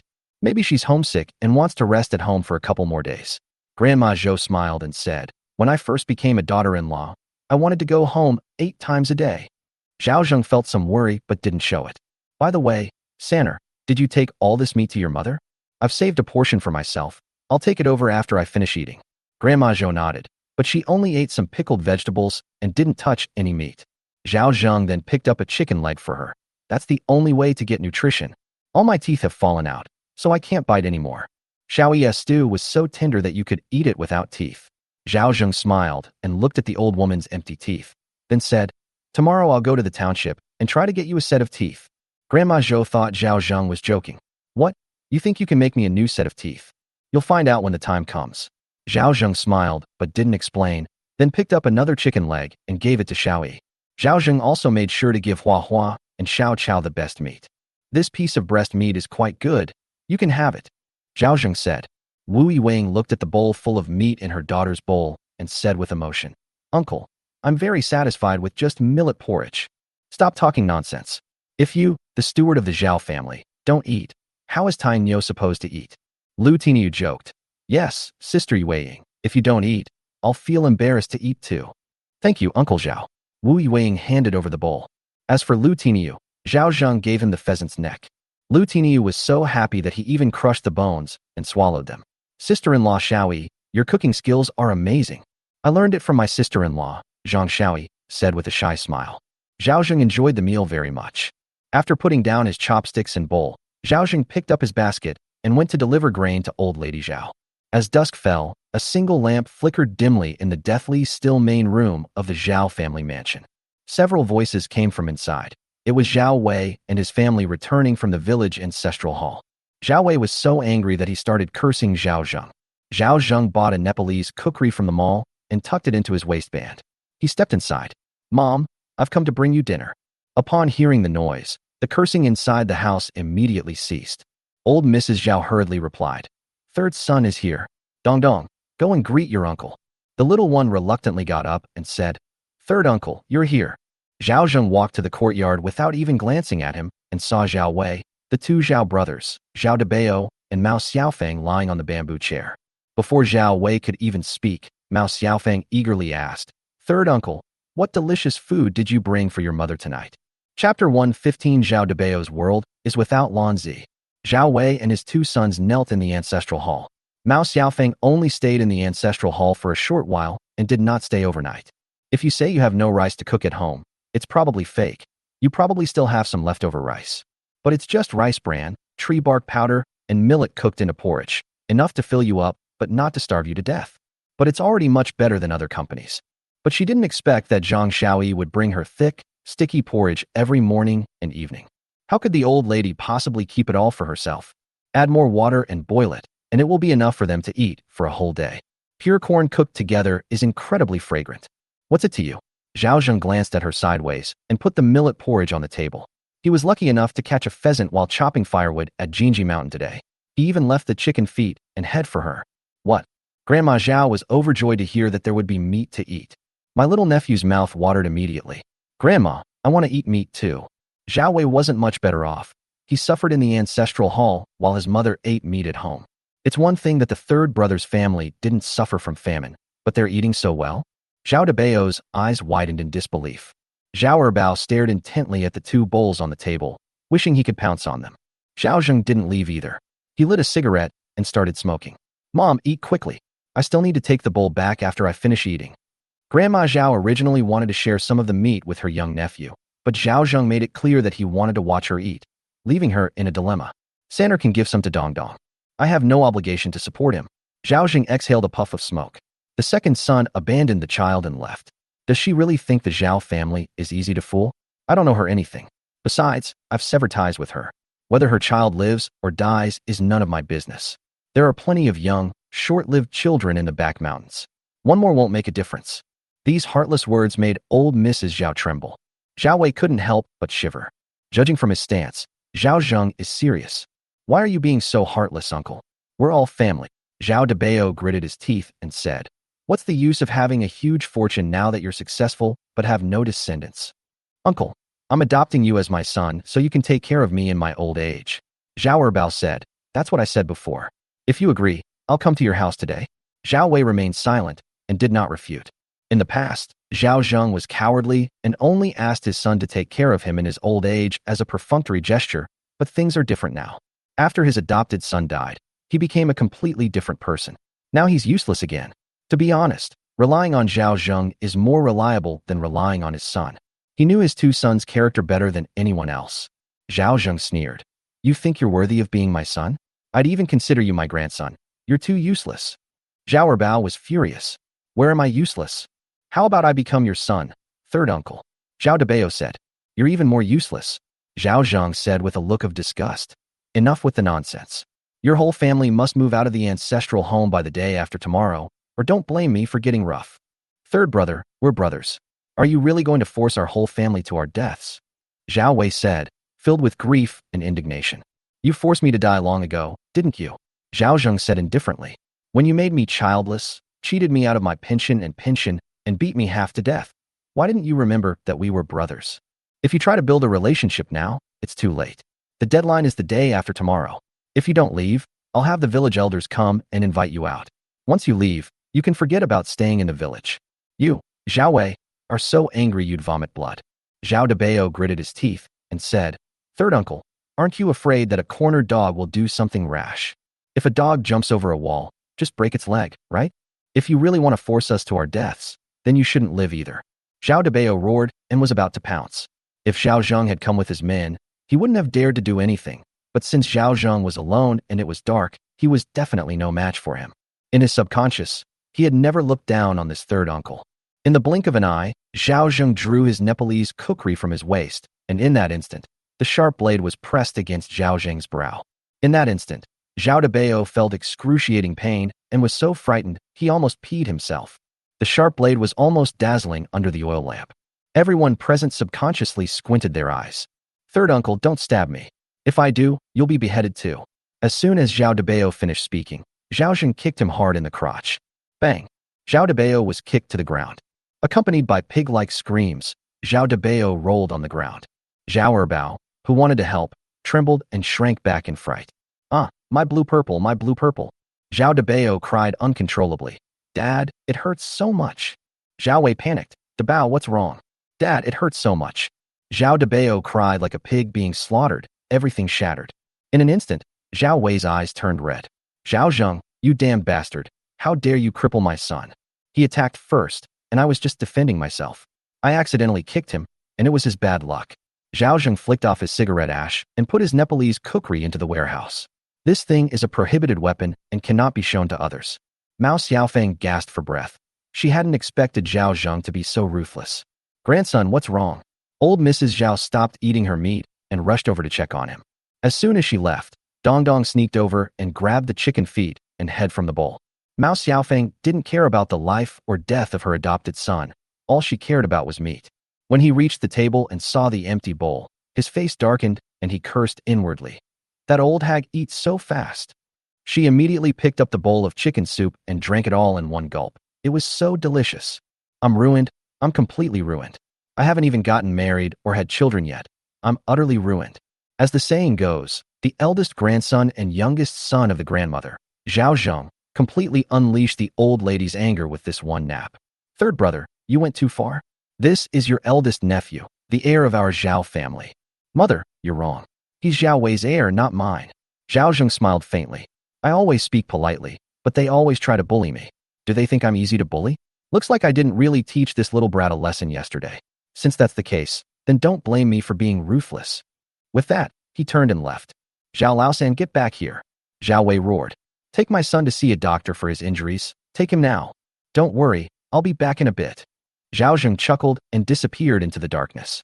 For some reason, upon hearing these words, a chill ran from the soles of Zhao Zheng's feet straight to the top of his head. Seeing her wailing son, she felt both heartache and helplessness. Erbao, Quickly carry your brother to the sage's place. Xiaofang, take out the remaining money in the house. Mao Xiaofang was furious when she heard this. How could Zhao Wei possibly live like this? Chapter 116, treating an unfilial son will be struck by lightning. I've emptied my savings to pay for your medical treatment. You entrusted your meager funds to your two sons, treating me like a thief. Now you're asking me for money. Where am I supposed to get the money to treat his illness? Mao Xiaofang actually had another 100 coins on her, which she had secretly hidden away for emergencies. The ancestral home was taken by Zhao Zheng, and even the land belongs to him. If the money is spent, then we can only starve and wait to die. Zhao Wei was speechless and looked at the old lady again. Do you have any money left? It's all gone, all gone. I've finished treating you. Old Mrs. Zhao hurriedly shook her head. Erbao, where is your money? Dad spent it all when he was in the countryside. Zhao Erbao said with a wry smile. What? That was 500 coins, and you spent it all? My older brother took me to a brothel. Zhao Wei almost vomited blood. Why didn't you save the money to get married? Why did you go drinking and carousing? Are you trying to drive me crazy? Zhao Wei didn't actually spend much money to marry Mao Xiaofang, but since the money came so quickly, he didn't cherish it. In addition, with the price of grain rising, they also stockpiled some grain at high prices, which is why they lived better than others. In addition, the money was divided among the second and fourth sons, so not much money was left in hand. Later, when I went to the countryside for medical treatment, I emptied my savings completely. Zhao Debao kept wailing and crying out in pain. Zhao Wei felt powerless to help and was filled with grief and indignation. To his surprise, Zhao Zheng returned with a large group of people, all members of Team 6 and Team 8. Third brother, what are you doing bringing so many people here? Zhao Wei was startled when he saw the group of people holding torches. I came to deliver food to my mother today, and these two unfilial sons dared to lay a hand on me and tried to kill me, but I kicked them down instead. I kindly gave them 3 days to prepare, and not only were they ungrateful, they also beat and kicked me. I threw them all out of the village so the whole village could see what kind of people this father and his two sons were. It'll also let the villagers see how they bullied me. Zhao Zheng shook his arm, and all 40 men shouted in unison. Neo Dalei cursed. These unfilial sons are real beasts. Stop talking nonsense and start fighting. Jiang Wo was spat out, then led his group of members into action. What are you going to do? Old Mrs. Zhao asked in surprise. Auntie, you should just enjoy your life with your employer. The bearded man pulled old lady Zhao away. These unfilial sons are an eyesore. I'll throw them out. Old Mrs. Zhao was dumbfounded. Zhao Wei was both angry and scared. What's infuriating is that Zhao Zheng was so heartless. What's frightening is that Zhao Zheng actually has so many people willing to risk their lives for him. He's truly made his fortune. If he had known Zhao Zheng was capable, he would have been too busy currying favor with him to dare bully him. Third brother, you were wrong. Your eldest brother apologized to you. Please give your eldest brother one last chance, okay? Uncle, I was wrong too. Please don't throw me out. Zhao Erbao was also terrified. It was freezing cold. He was going to freeze to death. You don't know you're wrong. You just know you're going to die. Zhao Zheng sneered and attacked. It's the boss. The crowd shouted in unison, startling old lady Zhao, who took 3 steps back. Mao Xiaofang was even more pale. Who said the third son of the Zhao family is a good-for-nothing? Is there really such a powerful but useless person? Dong Dong hid under the table and even forgot to eat the chicken feet. Third uncle, put me down. It hurts so much. Third brother, I'm your eldest brother. Don't arrest me. I'll get out of here myself. The once bustling ancestral home suddenly fell silent. Mother, please continue eating. I'll have Xiaoyi come and get the bowls and chopsticks tomorrow. With that, Zhao Zheng strode away from the ancestral home. The old lady stood there stunned, unsure whether to be sad or angry. Sitting back down at the table, she looked at the 2 empty bowls and was truly heartbroken. Which bastard ate my chicken? Zhao Zheng grabbed the 3 men and headed out of the village. Even at night, the news spread throughout the entire village. Zhao Zheng originally intended to deal with them slowly, but Zhao Debao insisted on using force, so he had no choice but to speed things up. The adopted son plus the previous life have 3 lives. We've only just begun. Bang, bang, bang. Zhao Wei and his family were thrown out of their home. Neo Dalei and the others clapped their hands. Did the boss feel relieved now? Not bad. Zhao Zheng chuckled. I was lucky today. I went up the mountain and caught pheasants and rabbits. We ate the pheasants, and tomorrow everyone can come to my house to eat the rabbits. I can't say we'll be full, but there will be enough for each person to have a bite. Is this for real? I absolutely have to go. The fact that I get to eat meat for doing such a small job shows how generous the employer is. Everyone started flattering him again. You guys have worked hard today. Go home and rest early, and please come back early tomorrow. When they got home, Zhang Xiaoyi and the others gathered around. Were her father-in-law injured? Was Uncle Zhao injured anywhere? Is Santa all right? The two flowers and the little grass were also circling around him with worried expressions. It's okay. That little bastard tried to hit me, but couldn't beat me. I had someone throw his whole family out. They were awful. Zhang Xiaoyi looked terrified. I should have gone to deliver dinner. You might not come back. Zhao Zhengdao. Old Mrs. Zhou snorted coldly. Third brother did well. Since they don't treat you as a brother, you don't need to hold back anymore. If your mother still forces you to forgive them, tell me, and I'll talk to her. Zhao Zheng nodded, feeling a warmth in his heart. The old lady of the Zhou family was much better than the old lady of the Zhao family. She was both reasonable and protective of her children. Tonight's events made Zhao Zheng even more grateful for his careful planning these past few days, as power is important in any era. He won't bully others, but he also needs to have the ability to ensure that he isn't bullied. Zhao Zheng felt particularly comfortable that night. But Zhao Wei's family was in a difficult situation. I dare not go back to my ancestral home. Zhao Debao kept wailing. Zhao Wei had no choice but to let Zhao Erbao carry his brother to Sun Daxian's house for treatment. As for the treatment fee, they could only pay on credit first. He had Mao Xiaofang carry him on her back. Marrying you is the worst luck I've ever had. I haven't enjoyed a single day of happiness. Mao Xiaofang cursed incessantly. We finally arrived at Master Sun's house. Seeing the arrival of Master Sun's son, who also looked displeased, they asked, "What are you doing here? Is Master Sun taking a break? I want to ask her to treat my son. My mother said that anyone who treats an unfilial son will be struck by lightning." After saying that, he closed the gate and wouldn't open it no matter how much Zhao Erbao knocked. This is what happens when your reputation is ruined. This is what happens to unfilial children. Dad, it hurts. Zhao Debao cried out. Zhao Wei was also furious, but he endured the pain. Who told you to lay a hand on him? A 20-year-old youth can't beat an old man. You deserve it. Chapter 117, A Tragedy Caused by a Mouthful of Tiger Blood. Zhao Wei now experienced what it means to be helpless and have no one to help him. The feeling of being despised by the whole village was absolutely awful. Dad, where are we going tonight? Zhao Erbao asked with a pained expression. Where else can we go? Let's stay at your fourth uncle's house for now, Zhao Wei said. Soon the family of four arrived at Zhao Yi's house. Zhao Yi initially didn't want to take them in, but eventually opened the door anyway. The first thing he said was, "Let's get this straight. You can stay here for the night. Don't even think about lending me money. My family is starving and can't afford a single penny." Fourth uncle, you're too heartless. You weren't like this when it came to dividing the money, Zhao Erbao said angrily. All right, stop talking. Zhao Wei scolded his son. Now is not the time to blame us. Our family has been kicked out and is homeless, which has become a joke. The most important thing now is to find a way to get through this difficult time. As he spoke, he said to Zhao Yi, "Fourth brother, I've never asked you for anything, but now I'm begging you to stay at my house for a while until you find a place to stay." No, how can 7 people live in such a small house? Qian Xiulan said with a dark face. It's warmer with more people. If it were before, Zhao Wei would have already lost his temper, but now he could only smile apologetically. Xiulan, as long as you let our family stay a few more days, Erbao and Xiaofeng are at your beck and call. You can entrust them with all the household chores. What about food? We don't have any extra food at home. We'll figure it out ourselves, Zhao Wei said helplessly. Qian Xiulan was initially hesitant, but then she thought about how she had been bullied by Zhao Wei for so many years since she married into the Zhao family, and how she couldn't sleep at night if she didn't get revenge. Okay, let's go in and talk. Zhao Zheng didn't sleep well that night. That mouthful of tiger blood was incredibly potent. My whole body felt like it was on fire, an indescribable restlessness. He regretted it.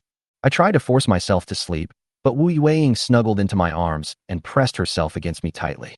For a fleeting moment, desire took over. But in the end, I managed to hold back. After all, Wu Yueying's relatives hadn't left yet. Moreover, she is different from Widow Zheng. Even though they are officially separated but not living together, Wang Daji is still her husband. He could make a deal with Widow Zheng, but he couldn't treat Wu Yueying like that. As I was thinking, I somehow drifted off to sleep and had a wonderful dream. He suddenly woke up a moment later. When I opened my eyes, the room was very quiet. I could clearly hear Xiao Yi's soft snoring and the sound of Xiao Chao grinding her teeth. Zhao Zheng chuckled inwardly to himself. At my age, I still dream about that stuff. Just as he was about to get up in the dark to change his clothes, Wu Yueying in his arms moved, and Zhao Zheng was embarrassed. Uncle Zhao? Her soft voice carried a hint of confusion and shyness. Zhao Zheng immediately froze. He even woke Wu Yueying up in his dream late at night. After listening for a while, Wu Yueying realized that Zhao Zheng's breathing was steady and he should still be fast asleep. She had actually discovered Zhao Zheng's secret long ago. Those who say Zhao Zheng has a hidden illness are all talking nonsense. She had never met a man as normal as Zhao Zheng. Take Wang Daji, for example. He's no match for Zhao Zheng at all. Although it's a bit despicable to make such a comparison, it's the truth. It seems that Uncle Zhao has been held back by his family all these years, so he had no choice but to adopt a child from outside. With his abilities, he is definitely capable of having children. It's a pity I'm a withered flower, otherwise I. Dispelling the unrealistic thoughts from her mind, Wu Yueying pulled her hand out from under her clothes and quietly got up. Zhao Zheng was also feeling extremely uncomfortable, so he pretended to wake Yueying up. In the darkness, Wu Yueying blushed and looked at the luminous watch that Zhang Xiaoyi had placed by the bedside. It was 5 o'clock in the morning, time to get up and add coal. As she spoke, she tidied her clothes and quickly climbed down from the heated Kong. Luckily, she had her period recently and had used a pad, otherwise she might have crossed the line in her dazed state. Uncle Zhao is so old. Why does he still have so many things to do? Wu Yueying entered the kitchen and couldn't help but shiver when she saw the temperature inside, but her face felt like it was on fire. Ugh, I was trying to act all high and mighty in front of Yueying, but a mouthful of tiger blood ruined my persona. Zhao Zheng was very angry.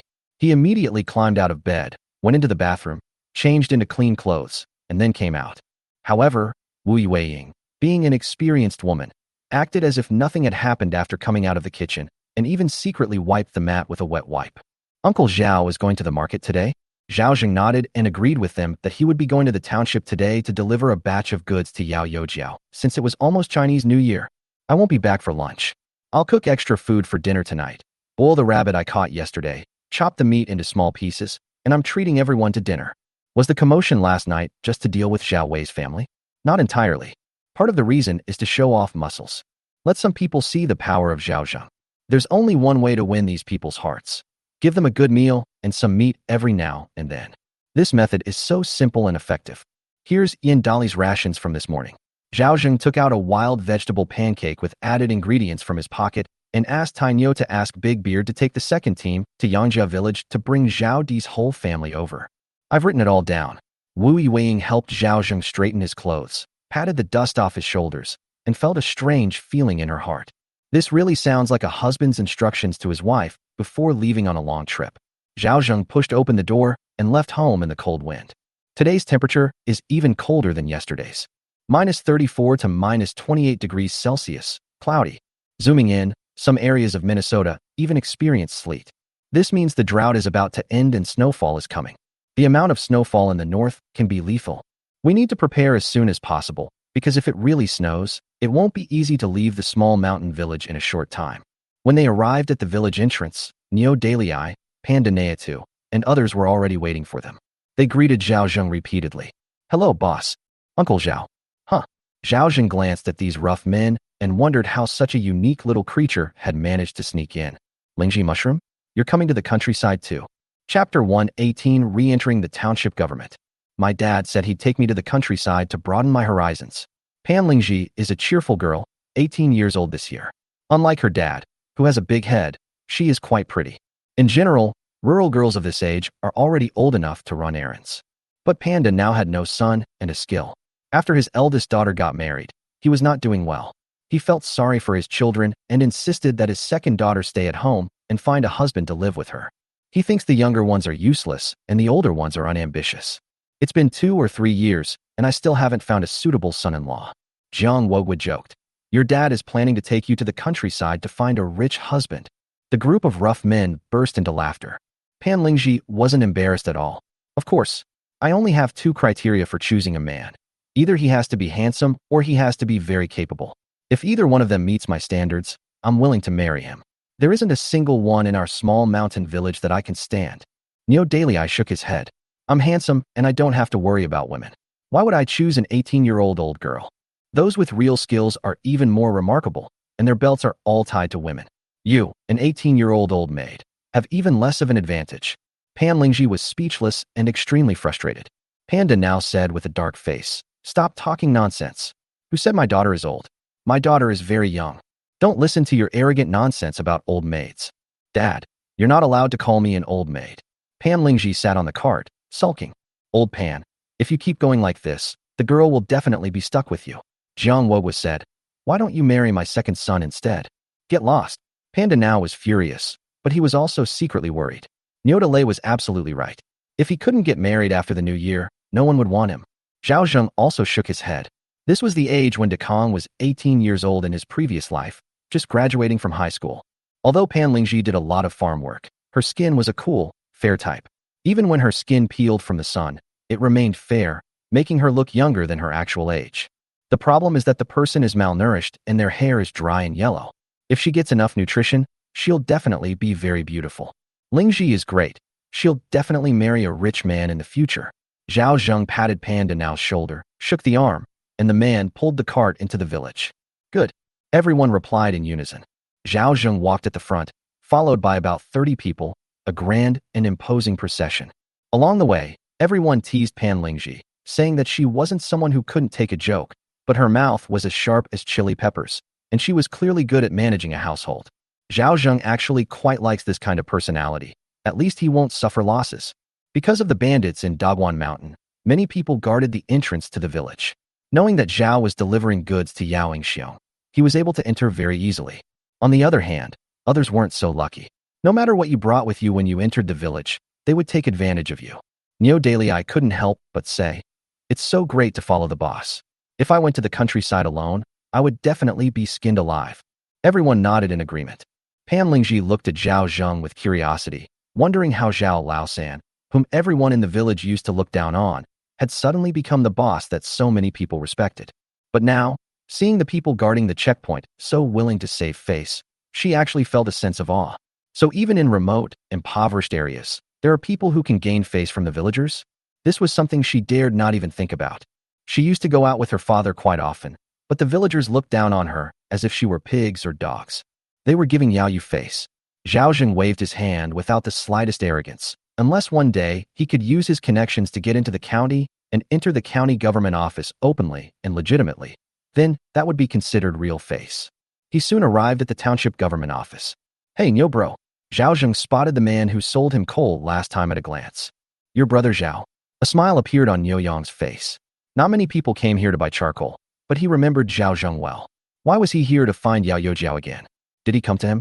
No, nothing much. He usually comes around noon, but things have been a bit unsettled in the village lately, so he's been very busy, patrolling the village with his men day and night. I see. Zhao Zheng nodded. Then let's buy coal first. With a wave of his hand, Niu Delay and others pulled forward on carts. There were more than a dozen carts in total. Niu Yong was startled. So many? They're all my men. Zhao Zheng smiled shyly and discreetly slipped a string of coins into his hand. Brother, I'm sorry to trouble you. Niu Yong secretly weighed the heavy copper coins in his hand.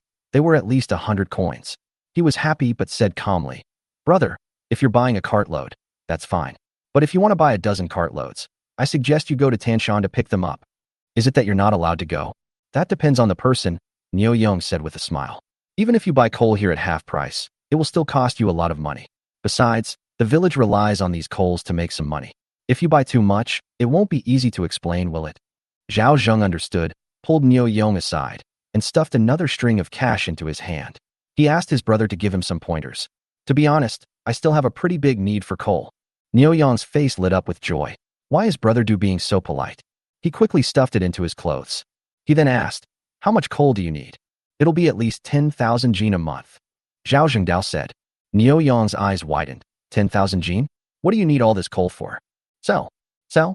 Niu Yong was stunned. This stuff is hard to sell. Not only is it difficult to burn, but it also contains toxic charcoal, and it's more expensive than wood. Selling it cheaply isn't profitable, and selling it expensively means no one will buy it. He never expected Zhao Zheng to have such an idea. It's a business with no initial investment. You'll make a profit no matter how much you sell. It's just a waste of effort. Zhao Zheng chuckled. In Dakong, manpower is the cheapest commodity. Brother, if you can help me, you'll get at least 500 coins a month for tea and drinks. 500 coins? Niu Yong was shocked. He couldn't get that much money in a month at the township government office. This old Zhao just casually asked for 500 coins. Are all the villagers so rich now? However, he quickly understood the point. Old Zhao was someone Yao Yojiao specifically wanted to take care of. Can they be the same as ordinary fellow villagers? Brother, don't think it's too little.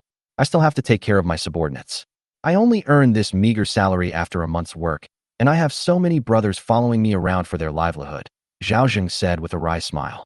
The main problem is that I can't take the lion's share. I understand, buddy, but I can't help you with so much coal. Chapter 119 Crisis. Brother, do you think the tea fee is too low? Zhao Zheng asked bluntly. No, that's not the reason. Niu Yong waved his hand and said, Our Fuguwei township has a lot of coal, but private mining is not allowed, and the township has strict controls on it. However, this kind of strict selection depends on the person.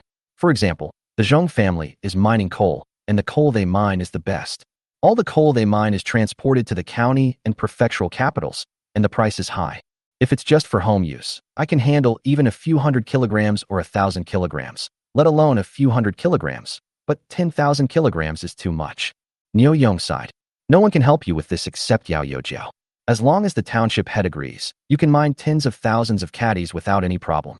Zhao Zheng frowned, realizing that Zhao Zheng had oversimplified the situation. Who wouldn't covet a resource like coal? Even if it is not widely used by the general public, it does not mean that it is not a resource. Brother, take this money back. Zhao Zheng hurriedly pushed it back. How could he take it back after giving it away? If it weren't for your guidance, I would still be confused. This Niu Yong is quite good. There's definitely inside information to back him up. Making friends might bring unexpected benefits. He had dealt with government officials quite a bit in his past life. The King of Hell is easy to mess with, but his underlings are hard to deal with. Some projects often fail because of these minor figures. He would never look down on anyone. If you consider me a brother, then accept it. If you keep refusing, I'll get angry. Zhao Zheng pretended to be angry, then said again, I can't have come all this way for nothing. Please fill up my carts, and I'll pay whatever it costs. Niu Yong was stunned, not expecting Zhao Zheng to be so generous. He nodded, and then said to the coal shovelers, Fill up Brother Zhao's cart. A dozen or so flatbed carts were used to haul the shovels over, and the two laborers were swinging them until they were smoking. Brother Zhao, don't worry, I'll still calculate it based on 100 gene per truckload, and give you 60% of the price. I definitely won't make a profit on you. Zhao Zheng had a better understanding. 60% was the cost price, and the previous 50% was an extra discount. This way, Niu Yong could also give an explanation to his superiors. Thanks, bro. Zhao Zheng patted his hand and walked to the side, telling Niu Dalai to wait there while he made an excuse to go to the market to collect goods. Wild white peony bark costs 200 won per gene, worth 500 won. Ding wild Ganoderma. Second grade wild ginseng, third grade, 450 won per gram, valued at 3,500 won. Sure enough, as life became increasingly difficult, the market became increasingly stocked with good things. The villagers even brought out their most treasured wild ginseng. The best wild ginseng Zhao Zheng received was a first-class wild ginseng, but it was only a second-grade product. The price was as high as 1350 won per gram, and it weighed a full 11 grams. Although it was worth more than 10 taels of silver, Zhao Zheng kept it for himself. This stuff is incredibly nourishing and can be life-saving in a critical moment. Zhao Zheng traveled all the way and earned more than 200 taels of silver for less than 3 taels. Profits of up to 70 times are even more exciting than robbery. The account balance also reached 400 taels. There will be one last big market before the new year, and there will definitely be a lot of good stuff then. Just then, he caught a glimpse of a familiar figure who stepped forward, squatted down, and pretended to select leather. Mao Wenwan hurriedly said, Fellow villager, the goods here are not sold individually. Can I buy it either? Zhao Zheng looked up and smiled. Mr. Zhao, Mao Wenwan is overjoyed to see you finally here. It had been exactly 10 days since Zhao Zheng last came to collect the goods. Didn't your brother come? Zhao Zheng looked around. My brother is injured. Mao Wenwan's eyes dimmed. What happened? With red eyes, Mao Wenwan recounted what had happened, and only then did Zhao Zheng understand what had occurred. After selling his goods last time, Mao Xiaolong used all the money to buy grain and distributed it to the villagers to repay the villagers for their search for his father in the mountains. To this day, Mao Xiaolong still hasn't found his father's whereabouts. Everyone with eyes can see that his father has already perished in the jaws of tigers, but as long as the body hasn't been found, there is still hope. But no one in the village was willing to risk his life with him anymore, so he had to go into the mountains alone. Unfortunately, this kid ran into a pack of wolves and almost died on the mountain. Although I survived, I broke my leg. Moreover, it was so severe that he could hardly get out of bed. The family didn't have the money for treatment. These days everyone is struggling, and no one is willing to lend money. As Mao Wenwan spoke, tears streamed down her face. Boss Zhao, this is the last piece of leather my family has left. My brother can't sell leather to you anymore. Zhao Zheng was both pitiful and somewhat amusing. Do you really have to go hunting yourself?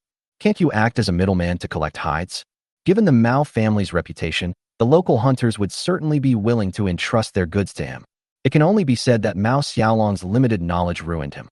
These hides are of poor quality, and there's not much of them compared to what I got last time, Zhao Zheng said, smoking a cigarette. I can only give you 100 coins. It wasn't that Zhao Zheng deliberately tried to lower the price. It was just that the quality of the fur was poor. He had been eagerly waiting for 10 days, only to receive such a small amount of fur in return, which left him quite disappointed. Could you offer a higher price? Mao Wenwan pleaded. Our family is starving, and my brother is badly injured. He's almost delirious from the fever. I need to find a way to get him to the countryside for treatment. Zhao Jingdao. Little girl, I sympathize with your family's misfortune, but business is business, and I can't help you much. I didn't try to lower your price by 100 coins. You should understand that. There are too many pitiful people in the world for him to sympathize with. Although Mao Wenwan was prepared, she burst into tears again upon hearing these words. I'm so useless. I can't save Dad, and I can't save my brother. What should I do? Suddenly, a resolute glint flashed in her eyes, and she knelt on the ground. Boss Zhao, I know you're a kind-hearted person. Buy me, and I'll sell you all my family's land. As long as you pay to save my brother, I'll be your slave and your concubine from now on. Since Zhao Zheng didn't try to lower the price, she knew he wasn't a dishonest businessman and could only place her hopes on him. She had considered asking the landlord, but what did the landlord say? They wanted to take her family's land, even though she didn't contribute a single penny, and only agreed to pay 500 coins for her brother's medical treatment. This is clearly taking advantage of someone's misfortune to the extreme. What might we do? Several families in the village sold their children, fields, and land for nothing, asking for only a meal. Compared to them, the landlord was relatively kind-hearted and willing to give money. She almost agreed if the price hadn't been so low. However, she was not satisfied and wanted to find a better buyer. She didn't want too much money. Even 600 coins would be enough for her. Zhao Zheng's lips twitched. He could run into something like this just by going out to pick up goods. Ultimately, it's all Ma Daju's fault. Ma Daju, you caused someone's family to be destroyed and their life to end. You really deserve to die. Chapter 120. She's the concubine I bought. I remember your father should have another brother who is the village chief of Xiaomao village. He shouldn't have just watched his own nephew get into trouble, right? Xiao Mao is in his early 20s and should be married by now. Has his father-in-law made any move? If Zhao Zheng didn't know Mao Xiaolong's background, he would have agreed immediately. This seemingly pitiful girl may not be honest. Mao Wenwan looked at Zhao Zheng in surprise. Boss Zhao knows my family very well. He told me that when I was chatting with your brother earlier, Zhao Zheng lied. My sister-in-law was a child bride and her family has lost contact with her for a long time. As for my second uncle, he is indeed the village chief of our village, but something happened a few days ago and his family is now having a hard time. Mao Wenwan sighed helplessly. This is a scandal in our village. I shouldn't have said anything. Zhao Zheng was stunned after hearing what she said. It turns out that several widowed and elderly people in Xiaomao village had recently starved to death. This was not a big deal, as they had no descendants and everyone helped with the burial. However, some people discovered that the graves of these elderly people had been disturbed. When they dug them up, the bodies had vanished. The people were terrified, believing the corpse had risen from the dead. Mao Wenjuan's second uncle was also very worried, but after searching for a while, he found nothing. As a result, another old man passed away. This time, after the old man was buried, he didn't tell anyone that night. He took his son, Mao Xiaolong, and others and stayed in a corner. It wasn't until midnight that they discovered two dark figures digging in the dirt. They initially thought it was some kind of evil spirit, but upon closer inspection, they discovered it was just two starving villagers from Xiaomao village preparing to dig up a corpse to fill their stomachs. After being discovered, her second uncle rushed over, but instead of catching her, he was hit on the head with a rake and nearly lost his life. If it weren't for the old ginseng in the house that saved his life, he would have been dead long ago. Even so, he suffered greatly and is still bedridden and unable to get out of bed. One of the reasons Mao Xiaolong went into the mountains was to find medicine to save his second uncle. Zhao Zheng remained silent for a long time. A hunting trip triggered a chain reaction that nearly changed several families. It can only be said that farmers have absolutely no ability to withstand risks. Families like the Mao family had no choice but to sell their land and fields when hardship struck. If I had a better way, I wouldn't have sold myself, Mao Wenwan said, tears streaming down her face. Please, have mercy and save my brother. Zhao Zheng thought for a moment. Stop crying. Since you're willing to do business with me, just name a price. I'm willing to pay if the price is right. Mao Wenwan was delighted and immediately said, I want 6, no, 7. 7 taels of silver? Zhao Zheng frowned. No, no, 700 coins. Mao Wenwan said weakly. Including the money for buying the leather, it should be enough to bring my brother to the village for medical treatment. 700 coins for a beautiful young girl, plus more than 10 acres of land. Is this reasonable? That makes perfect sense. Who can argue that human life is as worthless as grass? Are you sure 800 coins is enough for your brother's medical treatment? That should be enough, Mao Wenwan said uncertainly. Zhao Zheng sighed. I'm going to spend money to buy you. Even if I buy your family's land, your whole family won't be able to survive. Life will only get harder from now on. What could she do? Mao Wenwan covered her face, her despair unspeakable. Here's what I'll do. I'll buy you outright. I'll give you 300 coins first. Go back and ask your brother and sister-in-law if they're willing to be my family's indentured servants. If they are, I'll offer another 400 coins to buy your family's land. Once your brother recovers, he'll work for me. I wouldn't dare say we'll have a lot to eat, but at least we won't starve.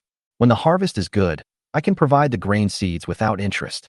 After the harvest, you can share 30% of the grain with me and 70% with me. After 10 years, we can split the profits 40% and 60% with each other. The essence of landlords is exploitation. But Zhao Zheng not only wants land and food, he also wants people's hearts. Only by winning people's hearts can one achieve lasting success. Mao Wenwan blinked, her eyes wide with disbelief. Really? Pack your things and come with me, Zhao Zheng said. Oh. Mao Wenwan quickly put the leather away and obediently followed behind Zhao Zheng. Arriving at a tea stall, Zhao Zheng took out 2 pre-prepared indentures from his pocket. Sign this indenture, and you'll be mine. You can't redeem yourself. Have you thought it through? I've made up my mind.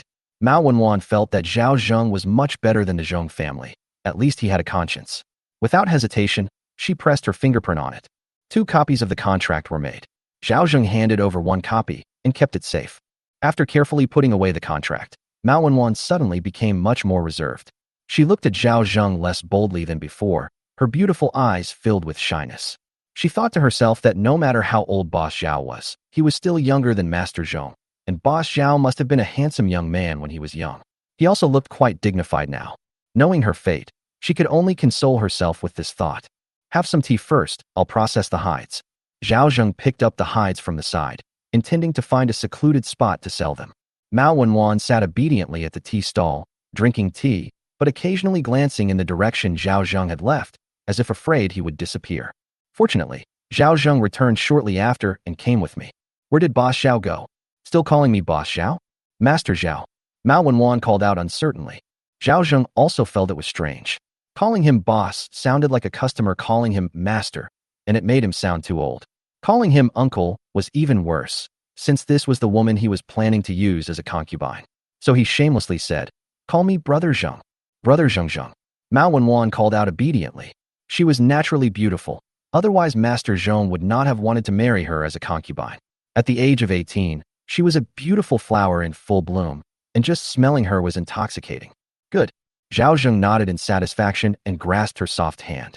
Although her palm had some calluses, it was not frostbitten and was very fair and tender.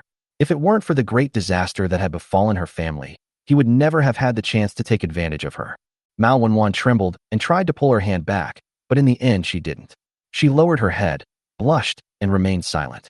Come with me. I'll finish my business and we'll go back together, Zhao Zheng said, then took her hand and walked towards the township government office.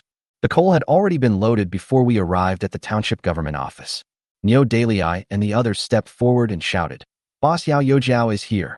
But then everyone's attention turned to the woman Zhao Zheng was holding hands with. Although the woman was wearing a hat and had her face covered with cloth, her 2 large eyes that were visible were very captivating. Those fair and delicate hands were far superior to those of rough women in the countryside. How come the boss has a woman with him every time he goes out?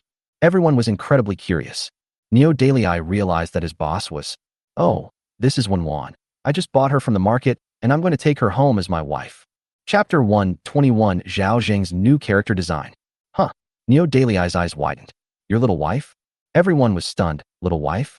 Panda now is quick-witted, and the boss is really lucky. Jiang Wo stepped forward and said, Our master has never married before. Madam is very lucky. Looking at so many people, Mao Wenwan felt both shy and nervous and couldn't say a word.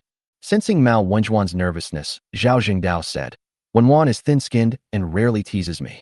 As he spoke, he beckoned to Pan Lingji, who was not far away, and Lingji came over. Pan Lingji obediently came over. You keep Wenwan company for me. I'm going to Yao Youjiao's place first.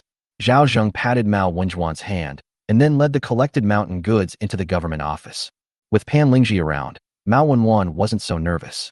The two were about the same age and soon started chatting. At this moment, Zhao Zheng saw Yao Yingxiong, who looked exhausted. Yao Youjiao, I'm sorry to have kept you waiting. Old Zhao is here. Yao Yingxiong forced a smile and tried to sound cheerful. Not bad. He's managed to gather so many men under his command. It's all thanks to you. Zhao Zheng cupped his hands in greeting, then put down the bamboo basket and took out 10 small porcelain bottles. I've only managed to make 100 pills in these few days due to the time constraints. Yao Yingxiong's eyes lit up when he saw the small porcelain bottle in front of him. He opened it and found it full of little blue pills. Not bad. You've worked hard. He subconsciously pulled out a silver ingot, not a one-tail ingot, but a 10-tail ingot. Zhao Zheng's expression suddenly changed. Does Yao Youjiao think I, old Zhao, am greedy for money? Yao Yingxiong suddenly realized and slapped his forehead, forgetting that Lao Zhao had been so busy lately that he had forgotten everything. He sighed, but did not take the money back. Zhao Zheng pondered for a moment and asked, have you encountered any difficulties? If Yao Youjiao doesn't mind, you can tell me about it. Maybe I can help. Yao Yingxiong smiled and shook his head. Old Zhao, you mean well, but you can't help me with this problem. What if? Zhao Zhengdao asked. Actually, telling you wouldn't hurt. Although I don't think Zhao Zheng can help, he's been really exhausted lately, not only from the pressure at home, but also from the pressure from the village. This small porcelain bottle could relieve his stress, but it wasn't enough to get him through the current difficulties. The county government has issued an order for me to suppress the bandits, giving me only 1 month. Zhao Zheng was taken aback. What if it didn't succeed a month later? Step down and make way for a more capable person. Yao Yingxiong looked at Zhao Zheng with a half smile. Old Zhao, can you help me with this? Zhao Zheng frowned. This is tricky. He had no experience in suppressing bandits. But if Yao Yingxiong loses this position, he'll just be an ordinary landlord's son. It was too little help for him. Isn't anyone coming from the county government? Zhao Zheng asked again. Yao Yingxiong shook his head. I'm not afraid to tell you that it was the Zheng family who sabotaged me behind the scenes. As soon as I come down, the Zheng family will take my place. Since they want me to come down, why would they find someone to help me? Sure enough, there were only so many officials in the village, each with their own specific role. Although Yu Jiao was just a minor official, he held real power and commanded troops. Only the local official can suppress one side, the undisputed little tyrant of the countryside. It's perfectly normal for the Zheng family to be envious. Zhao Zheng wondered if Yao Youjiao had ever considered setting the mountain on fire. You want to burn down the bandits' den? Yao Yingxiong was taken aback, then gasped, realizing he really hadn't considered it. His mind raced as he considered the possibilities. After a while, he smiled bitterly. No way. Daguan Mountain is connected to Zhuzue Mountain. If it catches fire, the consequences will be unimaginable. If the mountains that the surrounding villages depend on for survival are burned, I will be a sinner of Fugue Township. He can choose not to be a constable, but he can't afford to take the blame for this. Unless ordered by the government. What if it rains when the mountain is on fire? Zhao Zheng asked again. Old Zhao hasn't seen a drop of rain in 2 years. The river is about to dry up. Where would the rain come from? Yao Yingxiong shook his head, thinking that Zhao Zheng was being delusional. With the limited manpower in the village, it was simply an impossible task to suppress the bandits. He stood up. Old Zhao, while I'm still in my patrol position, just say if you need any help. Zhao Zheng sighed. You can still help now, but what will happen to the Zheng family members after you're gone? They won't be able to take care of themselves so easily. What's the point of that?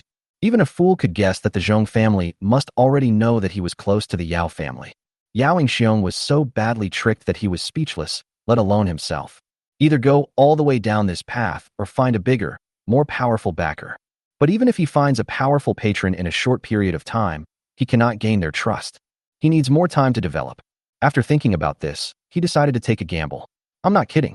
To tell you the truth, the old Taoist priest I saved back then not only gave me a prescription, but also taught me a skill. What skills do you have? Yao Yingxiong asked curiously. Observe the stars tonight. You have the skill? Zhao Zheng nodded. I can roughly calculate the weather for the next 3 days. I can't say I'm 100% sure, but I'm about 70 to 80% sure. I don't believe it. Yao Yingxiong shook his head. If it were really that miraculous, he could be the Imperial Observatory's advisor. Really? Zhao Zheng gritted his teeth and said, there's no benefit for me in lying to you. Yao Yingxiong sat back down, looking dejected. He could say there was a 50% chance it would rain or not rain over the next 3 days. I could even make that up. Zhao Zheng wasn't worried when he saw that Zhao didn't believe him. After all, he's a man who can predict the weather. It has been drizzling for the past few days in the vicinity of Sandy Township, which is less than 200 miles north of Fuguay Township, and it is expected to snow soon. If Yao Youjiao does not believe it, he can send someone to investigate. Seeing Zhao Zheng's confident assertion, Yao Yingxiong frowned. That's a town in the northernmost part of Mingzhou. How could you even figure that out? Since I dared to say it, I must have something to rely on. Little Blue Pill is perhaps the first step in Zhao Zheng's trust. Filial piety is a persona he's cultivated. Next, he's going to upgrade his public image. Show even greater abilities.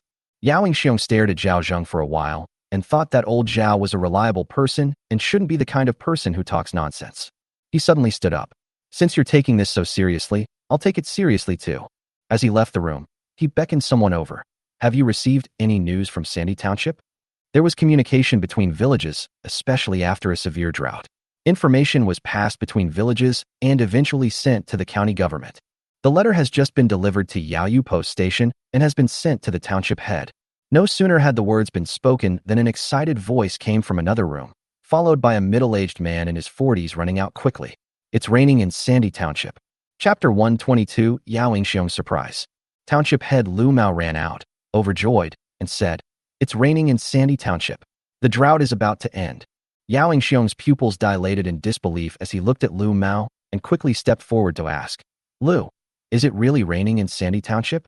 Lu Mao handed over the bamboo slips. "You'll understand once you see them." Yao Yingxiong took the bamboo slip, which contained only one sentence. On the 13th of December, sweet dew fell continuously, but the weather was freezing cold, and the rain froze on the ground. This means that although the rain wasn't heavy, it did rain. His hands trembled as he recalled Zhao Zheng's words. He looked at the composed Zhao Zheng with disbelief in his eyes. He actually guessed correctly. Moreover, Zhao Zheng seemed completely unsurprised and appeared quite confident in his own deductions. Since it's raining in Sandy Township, it'll probably be raining here soon too. You should send this bamboo slip to the post station as soon as possible and get it to the master's hands as quickly as possible. Lu Mao took out another bamboo slip. Should we pass on the news that it's going to rain? What if the rain doesn't come? Although Lu Mao envied Sandy Township, whether it rains or not is up to God. If he gave a notice and it didn't rain, wouldn't he become a laughingstock? Yao Yingxiong nodded, then beckoned Zhao Zheng over and said to Lu Mao, "Lu Xiangjing, this is Zhao Zheng, the filial son from the small mountain village I told you about last time." Zhao Zheng greeted Lu Xiangjing with neither servility nor arrogance. Lu Mao sized up Zhao Zheng. Although his skin was slightly dark, he looked very energetic. He was dressed simply, but he had his own aura, unlike the common folk in the countryside who would fawn over him. "Oh, so you're old Zhao Yingxiong. He's mentioned you to me many times." Lu Mao smiled. "The Great Kong dynasty governs with filial piety. I've even heard of your reputation for filial piety. You are truly a filial son. This is what a son should do, and I don't deserve Lu Xiangjing and Yao Youjiao's praise," Zhao Zheng said with a face full of shame. "That person recommended by the Zheng family is much better." Lu Mao smiled faintly. "I heard you're still serving as the village militia captain in that small mountain village. I am so grateful for the trust of my fellow villagers that they gave me this opportunity," Zhao Zheng said with a smile. Lu Mao nodded. This old Zhao is a bit old, but he has some substance in his speech. His ancestors were from a wealthy family. It's not just about filial piety. He glanced at Yao Yingxiong. "I remember that the small mountain village only has 3 village elders and no headmen, right?" "There was a village head named Su Yud," Yao Yingxiong said. "In Dakong, there are 10 households, 1 jia, 10 jia, and 1 bao. In a small mountain village with about 200 households, 2 village heads should have been appointed, but for years Su Yud's family has held absolute power." Zhao Zheng's heart skipped a beat. Could this be the surprise Yao Yingxiong had mentioned? This is truly a pleasant surprise. However, Su Yud is old and senile, over 70 years old and almost deaf, Yao Yingxiong added. Lu Mao nodded. Even a small mountain village is a big village. 1 village head is definitely not enough. Old Zhao, once you get the support of more than 50 households, you can become the 2nd village head in this small mountain village. Many thanks to Lu Xiangjing and Yao Youjiao for their guidance. Zhao Zheng showed a hint of excitement at the opportune moment. Yao Yingxiong smiled, and then left with Zhao Zheng to deliver the letter to the post station. He could have easily delegated such a trivial matter to his servants, but since Lu Mao had instructed him to do it, he was determined to go personally. As they walked out of the township government office, everyone in the small mountain village was incredibly envious of Zhao Zheng and Yao Xiong. Master Yao Yojiao. Neo Dalai hurriedly came up to greet him. Zhao Zheng nodded and then took out a silver ingot and handed it to Neo Dalai. I'm going to accompany Yao Yojiao to take care of some things. You take everyone to the village for a good meal. Don't skimp on the food. Neo Dalai and the others were extremely excited when they received the silver. Where can you find such a generous employer? Mao Wenwan blinked her big eyes. She naturally knew Yao Xiong, but she didn't expect that this man had such a good relationship with Yao Yojiao. Old Zhao, it seems like 50 households won't be a problem for you, Yao Xiong said with a smile. If you don't even have this much prestige, you won't even catch Yao Yojiao's eye. He boasted a little, and in doing so, he also flattered Yao Xiong. Sure enough, Yao Xiong laughed and pointed at Zhao Zheng after hearing this. You really are a wonderful person. Zhao Zheng's abilities completely exceeded his expectations. If he had previously thought that this person was trustworthy, reliable, and useful, then Zhao Zheng's importance in his mind had skyrocketed at this moment. If used properly, it can be a great help. Is old Zhao's stargazing really that amazing? Rain and thunder are all traceable. The Deccan calendar's 24 solar terms clearly indicate when to plant and harvest crops. This is the general direction. Furthermore, the drought in Minnesota is not a nationwide drought. There will always be places where it rains or snows. Rain and snow come from clouds, and it is impossible for rain to fall under clear skies. These are all common knowledge. However, these days the clouds in the countryside are getting thicker and the weather is getting colder, so rain is only a matter of time. In addition, a few days ago when I went into the mountains to chop firewood, the mountain wind carried a damp, earthy smell. This wind happened to be blowing from the north. Furthermore, with the techniques taught to me by the old Taoist priest, I was able to roughly calculate which direction it would rain and roughly when it would rain. Yao Xiong suddenly realized that's how it was. It sounds very simple. The old Taoist priest who taught you these skills must be a carefree, old immortal. Yao Xiong said with some envy. It's a pity you've wasted so many years in this small mountain village. Otherwise you would have been famous for miles around. Zhao Zheng smiled, but remained silent. Setting the mountain on fire and then letting it rain heavily would be a good idea, and it would suffocate those bastards effortlessly. But if it doesn't rain, then I'm a sinner. Zhao Zheng's expression turned serious. So we still have to wait. But I'm sure this rain will come sooner or later, so we need to prepare in advance. He quietly revealed his plan in detail. Yao Xiong listened with bated breath for a long time before finally exclaiming, Old Zhao, you're really something. Zhao Zheng smiled faintly. Whether it works or not depends on the preliminary preparations. Even if it doesn't rain, if I set Dawan Mountain on fire using my method, it won't affect Zhuzui Mountain. Yao Xiong nodded and said, I'll take the gamble. If I win, I definitely won't treat you unfairly. Now that Zhao Zheng has long been branded with the Yao family, it's impossible for him to stay out of it. But people come and go, and mountains crumble, so he has to make two preparations. When they arrived at the post station, Yao Xiong and Zhao Zheng ate a meal there. They had millet rice with preserved chicken and pickled vegetables, and even a cup of rice wine.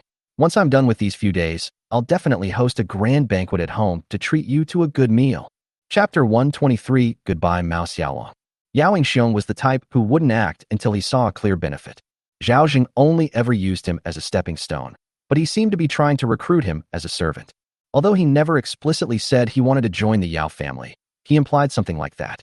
Zhao Zheng knew perfectly well what was going on, but while he was giving perfunctory answers, he was secretly plotting something. The village head was not a proper minor official, but he had the functions of one.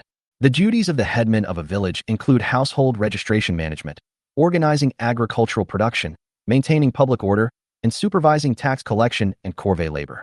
When the higher-ups came, the first person they looked for was him, the village head.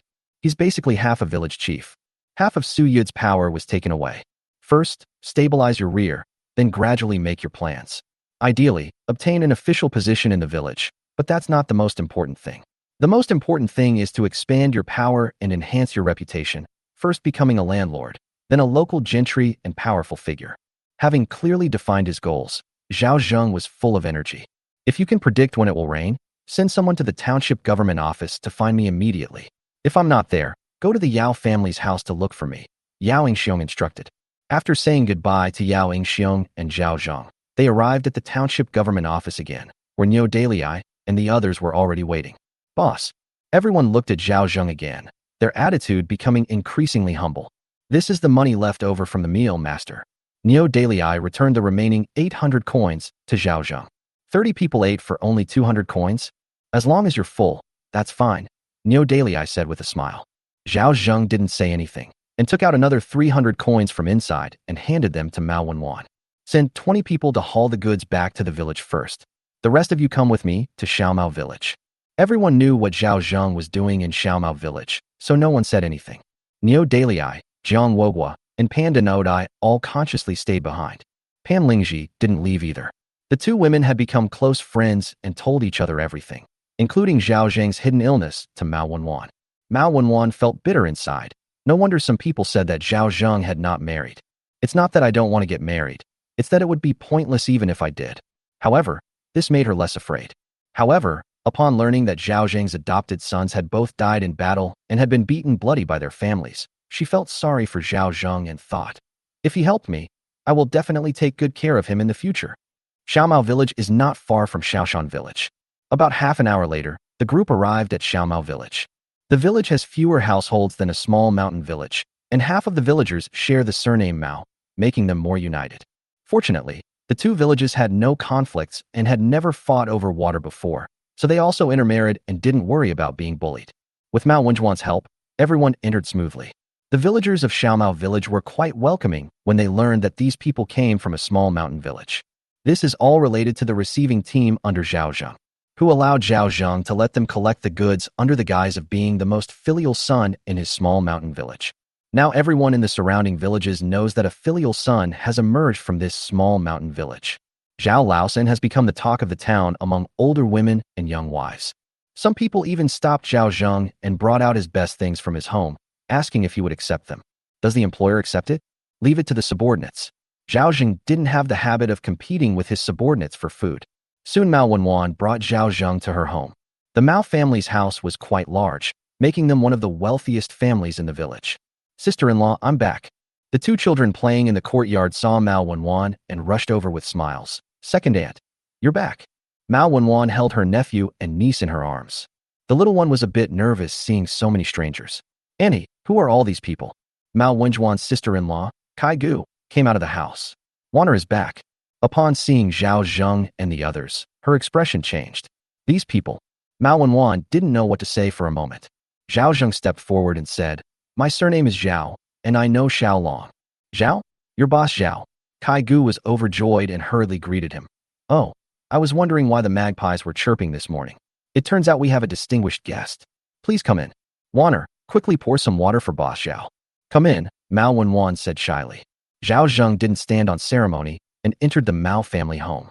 He immediately saw Mao Xiaolong lying on the bed, drowsy and confused. Boss Zhao, nicknamed Little Dragon, has arrived. Kai Gu shakes her husband awake. Zhao Zheng walked to the wooden bed and looked at the weak Mao Xiaolong. He sighed. It had only been a few days since he last saw the strong man, but he had become so thin. If he did not receive treatment, he would surely die. Who's here? Mao Xiaolong asked, confused. Little Mao is my old Zhao, Zhao Zheng said. Mao Xiaolong's eyes widened in surprise. Boss Zhao, what brings you here? Sister Kai, quickly pour some tea for Boss Zhao. Kai Gu is a few years older than Mao Xiaolong, so he always calls her Sister Kai. Don't mention it. Zhao Zheng waved his hand and looked at Mao Xiaolong.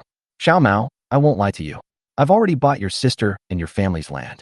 If you're willing, I'll send someone to take you to the township for medical treatment. After you're cured, you can come to my house to work. I can't guarantee you'll be well fed, but you won't go hungry. What? Mao Xiaolong was stunned. You bought my sister's land and our home? Who gave you permission to buy it? His initial joy vanished instantly, replaced by rage.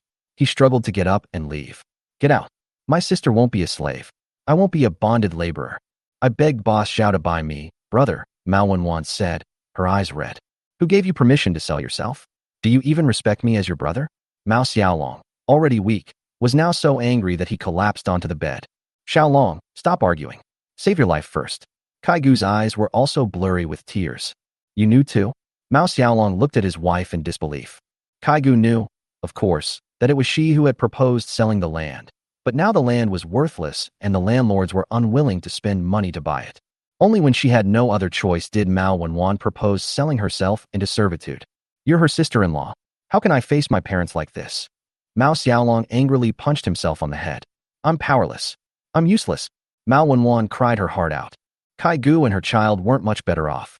The room was a mess, and Zhao Zheng was already at his wit's end. He then said, "All right, stop hitting yourself. If you kill yourself, will you be able to protect your sister and your wife and children?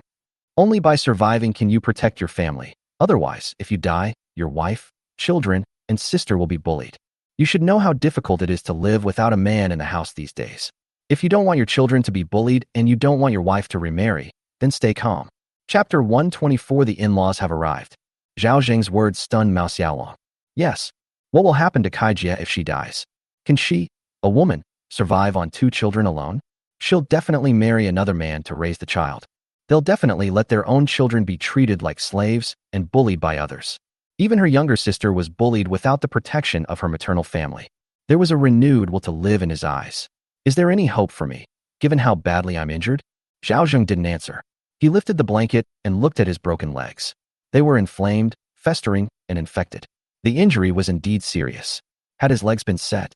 The herbal medicine didn't help. In fact, it made things worse. Kai Gu wiped away her tears and said, "The village shaman said the injury is too severe, so we can only try our luck in the township." Zhao Zheng shook his head. It wasn't a fracture, but a broken leg bone. Without anti-inflammatory drugs or surgery, how could he survive with the infection? But he couldn't say those words. When Mao Wenwan saw Zhao Zheng shake his head, she thought he was unwilling to pay and was so frightened that she knelt on the ground and begged him to save her brother. Kai Gu was also completely lost. She didn't know how she would live without Mao Xiaolong. Mao Xiaolong was also panicked. "Boss Zhao, can you save me?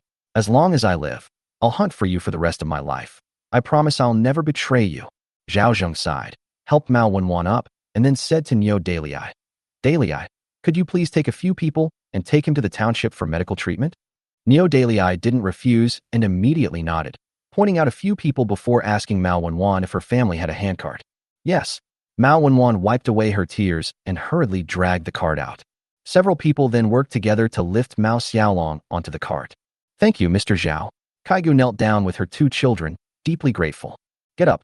Zhao Zheng helped them up and said frankly, "Regardless of whether you're cured or not, I've given you the money, and your land belongs to me. The land sale contract needs to be signed." Although it might seem a bit heartless at this moment, Zhao Zheng wouldn't test human nature because human nature simply can't withstand such tests. He produced the contract and had the Mao family sign and affix their fingerprints to confirm that it was correct, making 2 copies. He took out another 400 coins and handed them to Mao Wenwan. "Count them and see if there's any shortfall." "I believe you."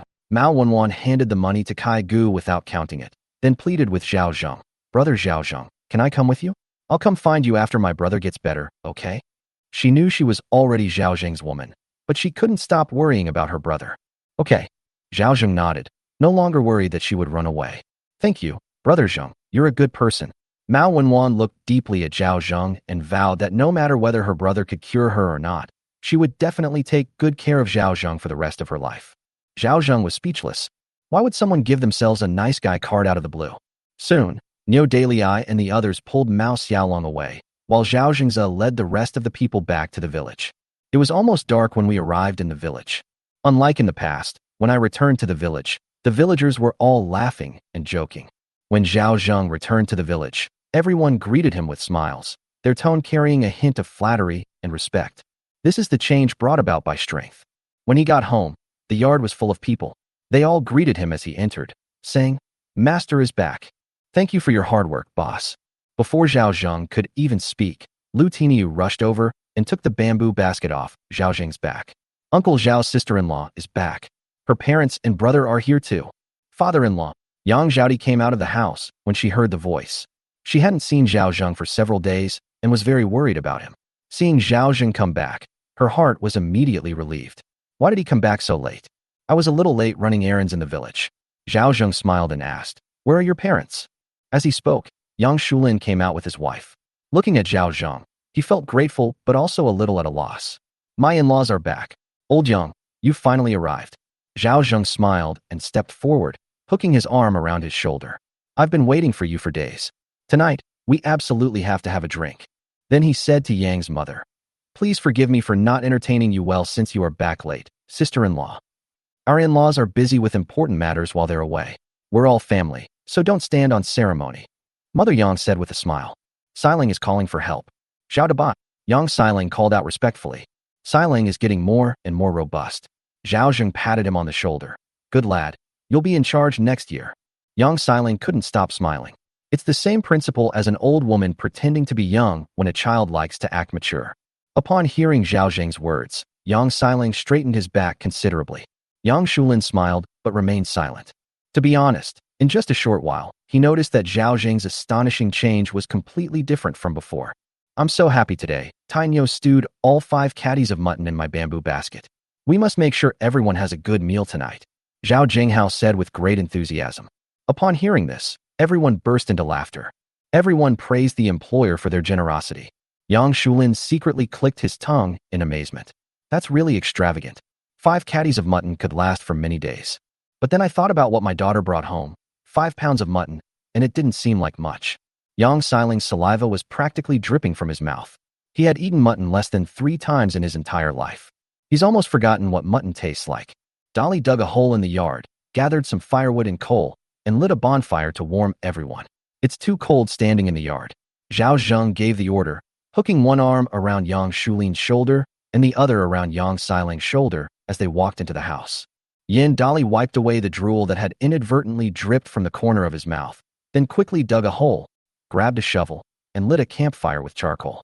The roaring fire illuminated the half-dark night sky, and the people gathered around the campfire, feeling an indescribable warmth. Looking at Zhao Zheng and the others sitting on the heated Kong in the room, they seemed to have found their backbone and were no longer worried about the future. Meanwhile, Lu Laoxi's family looked at the courtyard envied by the raging fire. His father lit a fire. It was just too cold to bear. Mrs. Lu said, "The house is as cold as an icebox. The children are shivering." Lu Laoxi was very annoyed, acting as if everyone was short of firewood. He got out of bed, trembling, and fumbled around to light the small fire in the stove. The fire flickered and seemed about to go out at any moment. Looking at the firelight at Zhao Zheng's house that had turned the sky crimson, he was also extremely jealous. Burn it down, it'll set his house on fire sooner or later. Chapter 125 Family Banquet. After dark, the temperature suddenly dropped, and even with a campfire, it was still unbearably cold. Zhao Zhengjia's place has limited seating and can't accommodate so many people. He simply scooped a spoonful of meat and soup into each of their bowls and chopsticks. There might not be much meat, but there were plenty of mushrooms and boiled, chopped poached eggs, enough to fill them up for a meal. Men, it's too cold and getting late. Everyone take your bowls and chopsticks home to eat. Remember to wash the bowls and chopsticks and bring them to me tomorrow. If the old ladies at home ask, just say that the meat was earned by the men. Zhao Zheng's words made all his subordinates laugh. Where can you find such a considerate and generous employer? They really wanted to eat the thick porridge and the fragrant meat, but nothing beats the joy of sharing it with family. Thank you, employer. Working for the boss is so much more efficient and enjoyable. Everyone left the courtyard with bowls full of food, all smiles. After everyone had left, Lu Tiniu closed the gate to the mountain courtyard and carefully shoveled the smoldering charcoal embers into the earthen stove. Tainyo, stop what you're doing and come to the table to eat, Zhao Zheng said. Uncle, it would be a waste to waste this charcoal before it's all burned. Lu Tiniu smiled Hanhandat, and Zhao Zheng found him much cuter than before. He then pointed to a bamboo fire basket in the corner and said, shovel it in and take it home to keep warm. Thank you, Uncle Zhao. Yin Dali was also annoyed that he hadn't thought of shoveling the charcoal fire in the yard into the doorway. Dali, this is your dinner. Wu Yuing brought out a bowl containing half a bowl of porridge with a little meat broth, some mushrooms, and a wild vegetable pancake. Yin Dali even saw a piece of mutton the size of a fingernail and immediately became excited, thanking Sister Yuing. Don't thank me. Uncle Zhao specifically instructed me to do this. Just thank Uncle Zhao. Wu Yuing said calmly. Yin Dali happily accepted the bowl with both hands and said, thank you, Uncle Zhao. Go home and let your parents taste the meat soup too. Zhao Zheng waved his hand and then got onto the heated Kong, a traditional heated brick bed. Neo Dalai made a new square table for Zhao Zheng, but Zhao Zheng didn't like sitting at it because it was too cold. However, it's convenient to receive guests when they come to the house. Old Mrs. Zhou also came, but she refused to sit on the heated Kong, a traditional heated brick bed, saying that since it was a family visit, women couldn't sit at the table. The old lady was quite traditional, so Zhao Zheng didn't force her and let Zhao Di and Xiao Yi sit at the table to eat. Lu Tiniu, who had the lowest status, sat on a bench, eating happily and not caring at all. There were only 3 men on the heated Kong, Zhao Zheng, Yang Shulin, and Yang Xiling. A large plate of mutton and rabbit meat was placed on the low table, along with a plate of braised pork with eggs, filling the room with the delicious aroma of meat. In addition to these, there are also bear paws. Yang Xiling's eyes nearly popped out of their sockets at the sight of all the fancy dishes on the table. Yang Shulin wasn't much better. The only vegetable dish on the table was mushrooms. And what they ate wasn't millet porridge, but whole white rice. God knows how long it's been since that family has eaten rice. This is absolutely the highest level of hospitality. Zhao Zheng bought another jar of rice wine from the mall, warmed it in hot water for a while, poured it for the father and son, and then picked up the bowl and said, "Old Yang, this is all the accommodations at home. Please feel free to eat whatever you like." Yang Shulin was completely numb. How many companies can match these conditions? The lives of small landlords were only slightly better than those of ordinary people. He didn't know about large landlords, but he had heard of them and knew they would never be so extravagant. It's all white rice, mutton, and rabbit meat. He never dared to dream of it. Is old Zhao making fun of me? Yang Shulin picked up his wine glass and said with a complicated expression, "I didn't bring anything this time. I just caught 2 little puppies and said I'd slaughter them and eat them. Compared to you, I don't even have the face to sleep in bed. I really like this puppy. I'm just missing 2 puppies to guard the house." Zhao Zheng smiled, clinked bowls with him, and then clinked bowls with Yang Xiling. "Thank you both for what happened before. I won't say anything more. It's all in the wine. Have a good meal and drink tonight." Feeling greatly respected, Yang Xiling followed his father's example and downed the yellow wine in one gulp, then exclaimed, "Good wine." Yang Zhaodi was overjoyed that her father-in-law was so hospitable. Her parents must be very happy, and she felt increasingly confident. Let's see who dares to say Yang Zhaodi has bad luck again. Grandma Zhou loved the lively atmosphere at home and was all smiles throughout. The room was filled with laughter and cheerful conversation. After several rounds of drinks and dishes, Zhao Zheng said, "Don't worry about Lao Yang Zhaodi here. I will definitely treat her like my own daughter. I used to be Zhao Laosan, but rest assured, I will definitely not let her suffer any grievances in the future." Yang Shulin held a cigarette in his hand, which Zhao Zheng had given him. It was his first time smoking one, and at first it was a bit pungent, but he gradually came to appreciate its benefits. He exhaled a puff of smoke and said, "Old Zhao, I won't lie to you. If you were still the same as before, I would do anything to take Zhao Di away and make her remarry. Now that Shi Tu is gone, you'll need someone to take care of you. Zhao Di is quite filial, so I'm thinking of having her stay with you in your old age, or having her marry into your family. I have no objection." What nonsense is his father talking about? Yang's mother was afraid of upsetting Zhao Zheng. Zhao Zheng replied, "My dear in-law, I know that Lao Yang has no ulterior motives. He is genuinely thinking of me. In his previous life, Zhao Zheng had never been a father and didn't know what it felt like to be a parent, but now he understood it a little. I also told Zhaodi that if she ever thought about getting married, I would definitely prepare a dowry for her, just like I would for my own daughter. Father-in-law, I will take care of you and serve you in your old age for the rest of my life. I will never remarry." Yang Zhaodi stood up anxiously. "Father and mother, you have Xiling. Father-in-law, there is only me and Xiaoyi. Xiaoyi and I have also discussed it and agreed that we will never remarry in this life. She won't marry anyone, not even me." Yang Xiaoyi was getting anxious. "Father-in-law, please don't send me away, okay?" Yang Shulin sighed and fell silent. Yang's mother also sighed inwardly. The old lady of the Zhou family said, "Your good fortune is yet to come, third son, with 2 such filial daughters-in-law." Zhao Zheng nodded. Some things are better left unsaid than kept to himself. I'll make things clear in front of Yang Shulin's family, and I won't blame him anymore. They're both good kids, and they'll be my own daughters from now on. I'm making this clear today. No matter how much wealth I, Zhao Zheng, accumulate in the future, they'll all have a share. Everyone present was deeply moved.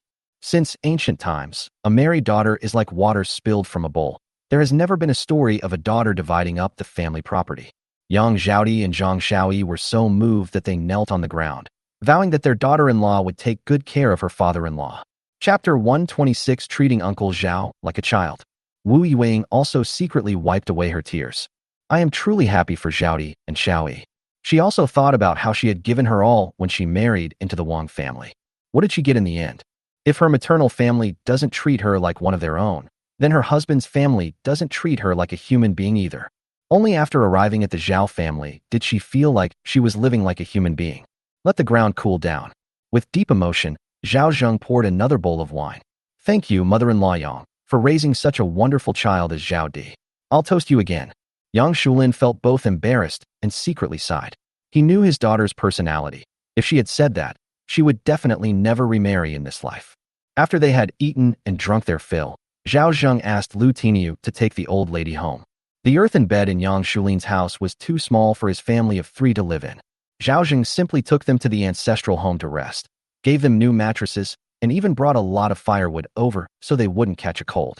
However, while the yellow wine didn't give him a headache, Zhao Zheng staggered as soon as he saw the wind. Xiaoyi and Zhaodi sensed something was wrong and helped him home, one on each side. As soon as he got home, Zhao Zheng lay down on the kong, a heated brick bed, and fell asleep. Xiaoyi, go fetch water so I can wash my father-in-law's face and feet. Sister-in-law Yueying, go add some firewood to the kong, heated brick bed, so that your father-in-law won't get cold in the middle of the night. Wu Yueying was the manager of the Zhao family, but Zhao Di was the mistress of the house who could give orders. My father-in-law is so clean, I can't sleep without wiping him down properly. I put the spittoon next to the earthen bed because I was afraid my father-in-law would vomit. I made a bowl of sweet soup and put it next to him because I was afraid my father-in-law would wake up thirsty in the middle of the night. Sister-in-law Yueying, you sleep close to your father-in-law, so please take good care of him at night. Wu Yueying smiled and said, I take care of Uncle Zhao while you're not home. You can sleep soundly at night. I'll make sure Uncle Zhao is comfortable. Zhao Zheng didn't vomit that night, but he woke up in less than an hour. His body's metabolism was far beyond what one would expect for someone his age. What followed was intense heat. What made him most anxious was that Wu Yueying was afraid he would fall into a deep sleep, so she would simply hold him in her arms and sleep like she was coaxing a baby. She could detect any movement Zhao Zheng made immediately. Perhaps sensing Zhao Zheng's movement in her arms, Wu Yueying patted Zhao Zheng's back and hummed a lullaby to soothe the baby. Should we really treat him like a child and pamper him? Yueying, I need to pee, Zhao Zheng whispered. Wu Yueying immediately came to her senses and said, let me help you. I don't need to sober up. No, a drunk person may have a clear mind, but their limbs won't obey them. Wu Yueying quietly got up, picked up a tinderbox, and blew on it, instantly adding a sliver of light to the room. Zhao Di and Xiaoyi were sleeping soundly and did not wake up. Wu Yueying put on her clothes and went to help Zhao Zheng. I really don't need help. Be good, uncle, Wu Yueying said, as if coaxing a child. Zhao Zheng was speechless and let her be. He got up and went to the next room where the chamber pot was kept. He emptied the chamber pot and then went to bed. The room fell into darkness again. Immediately afterwards, a pair of hands pulled Zhao Zheng into their arms again and gently patted his back. Zhao Zheng was already irritable, and after drinking the yellow wine to nourish himself, he became even more agitated. He also put his arm around Wu Yueying. Wu Yueying didn't say anything, but she felt a slight chill in her stomach and a head inside her clothes. The next day was the day for the 8th team to patrol at night. Zhao Zheng slept until dawn before waking up. It was mainly because of Yang Shulin's family. Otherwise, he would definitely have slept until the sun was high in the sky before getting up. Uncle Zhao, it's cold outside. You should put on your hat, gloves, and scarf. Wu Yueying's face showed no change, as if nothing had happened last night. Zhao Zheng didn't show any difference from usual. After washing up, he took a bowl of not too thick millet porridge from the kitchen and went out. As soon as he stepped out the door, Wu Yueying's legs gave way and she leaned against the door. Everything from last night lingered in her mind, as if Zhao Zheng wanted to devour her whole. On the way to the ancestral home, Zhao Zheng turned on the weather forecast. On December 21st, it was cloudy in Fugui Township, and the temperature was the same as yesterday. However, the sleet in Sandy Township has turned into light snow. It started raining in Qianjia Town next door, which meant that the rain clouds had begun to move. He felt that the rain would only last for the next day or two. Pushing open the door, old Mrs. Zhao was already up. Seeing Zhao Zheng bring over the bowl, he forced a smile. Sanner, I heard you brought back a lot of coal from the village yesterday, right? Yes, that's true. It's getting colder and colder. We don't have any firewood at home. Could you please get me some charcoal to keep warm? Old Mrs. Zhao pleaded. I have a use for the coal. If you're really cold, just dig a hole and hide inside. Zhao Zheng wouldn't let her have it too easy, and he wasn't lying. In those days, most people dug a hole in their house and crawled into it to get through the winter. The air inside is poorly circulated, which could easily suffocate someone, but it's better than freezing to death. Almost every household has such a hole for getting through the winter. Old Mrs. Zhao said with a bitter face. It's collapsed. I can't dig it up. My godmother is older than you, and she still works every day. Old people can live a long and healthy life by exercising regularly, Zhao Zheng said before knocking on Yang Shulin's door. Meanwhile, old Mrs. Zhao stared viciously at Zhao Zheng's back, feeling both angry and helpless. Old Yang got up, Breakfast wasn't ready, so he came over to eat. Get up, came Yang Shulin's lazy voice from inside the house. A moment later, the door was pushed open and he came out, saying gratefully, Old Zhao, this mattress is so warm. It's just as warm as sleeping on a heated Kong bed, 100 times warmer than my house. As long as you're comfortable, you can have this mattress and bedding, Zhao Zheng said. This won't do. Yang Shulin was just expressing his feelings. He really didn't mean anything by it. It's pointless for us brothers to talk about this. Zhao Zheng hooked his arm around his shoulder. What's a mere mattress and bedding? As long as you're willing to eat and drink well like me, it's not impossible. Yang Shulin grabbed Zhao Zheng's hand. Old Zhao, are you serious?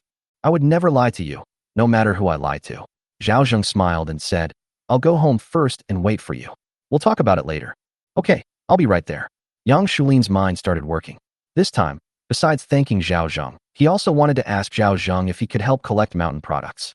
If Zhao Zheng agreed, the Yang family's life would be much easier in the future. Meanwhile, old Mrs. Zhao was eavesdropping, but Zhao Zheng stopped talking as soon as she heard the crucial part, which made her extremely curious. This unfilial son helps others get rich, but doesn't help his own brothers. Old Mrs. Zhao still thinks Zhao Zheng is unreliable. Since Zhao Zheng can become rich, there's no reason why the eldest and fourth sons can't. Isn't it just collecting mountain products? They can accept it too. With this in mind, old Mrs. Zhao made a plan. She would go find her eldest son and the others later. Chapter 127 Management Strategies. Breakfast was nothing special. Millet porridge and minced meat pancakes. Zhao Zheng took out 10 salted duck eggs from the cellar and washed them. It's cooked and served with rice. Zhao Dabai, is this a salted duck egg? Yang Xiling asked, pointing to the duck eggs on the table. Do you like it? Of course I like it. My mother made Yang Xiling's head like a pestle when I was little. The taste was incredibly delicious. In an era of scarcity, salt was very expensive, and salting duck eggs was a luxury. It's clear that the Yang family used to live a pretty good life. There's nothing you don't like to eat. Yang Zhaodi nodded his head, then handed the peeled salted duck egg to Zhao Zheng, and then peeled one for each of her parents. Sister, what about me? Don't you have hands? Yang Zhaodi rolled her eyes at her younger brother and gave Xiaoyi another one. Thank you, sister-in-law. Xiaoyi said happily. Look at this egg yolk, so oily and delicious. These three are you and the children, Yueying, Zhao Zheng said. Uncle Zhao is too precious. Wu Yueying felt that what she had given was not worthy of what she had received. Even the most expensive food is still food. Zhao Zheng feigned displeasure. Wu Yueying was deeply grateful and accepted the salted duck egg, silently keeping this kindness deep in her heart. Mom, these salted duck eggs are so delicious. Little Grass's eyes squinted. Of course it's delicious because your Uncle Zhao pickled it himself, Xiaoyi said, pinching her goddaughter's cheek. Zhao Zheng called Lu Tiniu, who was working outside, in.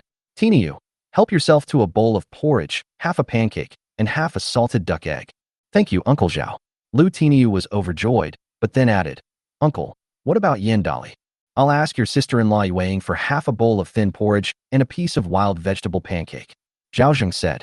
Wu Yueying had already prepared Yin Dali's rations, which were thin porridge, far inferior to the thick porridge they drank, and the only side dish was a piece of dark wild vegetable pancake. Is this discrimination? Is this the treatment a long-term worker deserves? Other families only get one wild vegetable pancake a day. This treatment is already 10 times better than others. Dali, this is your breakfast. Lu Tiniu brought the breakfast over. Yin Dali looked at Lu Tiniu's breakfast, and then at his own, gritting his teeth and saying, This is too unfair. You have thick porridge, pancakes, and salted duck eggs, but here it's just thin porridge? The only side dish is a wild vegetable pancake. I'm the team leader. How can you compare to me? Lu Tiniu glared at him and said, Show me your status. If you're not happy, then get lost. There are plenty of people who want to work for Uncle Zhao. Yin Dali immediately deflated. Or rather, he's been acting very strangely these past 2 days. I used to feel like I had endless energy when I woke up in the morning. Even when hungry, they stand tall and proud. But a couple of days ago, he started feeling powerless. Even a little effort felt like being a dead reptile. He had an inexhaustible amount of energy to peek at Xiaoyi and sister-in-law Yueying before. But now, even looking at them annoys me, and I don't have any impulsive thoughts at all. He felt that it might be due to working too much and eating too little.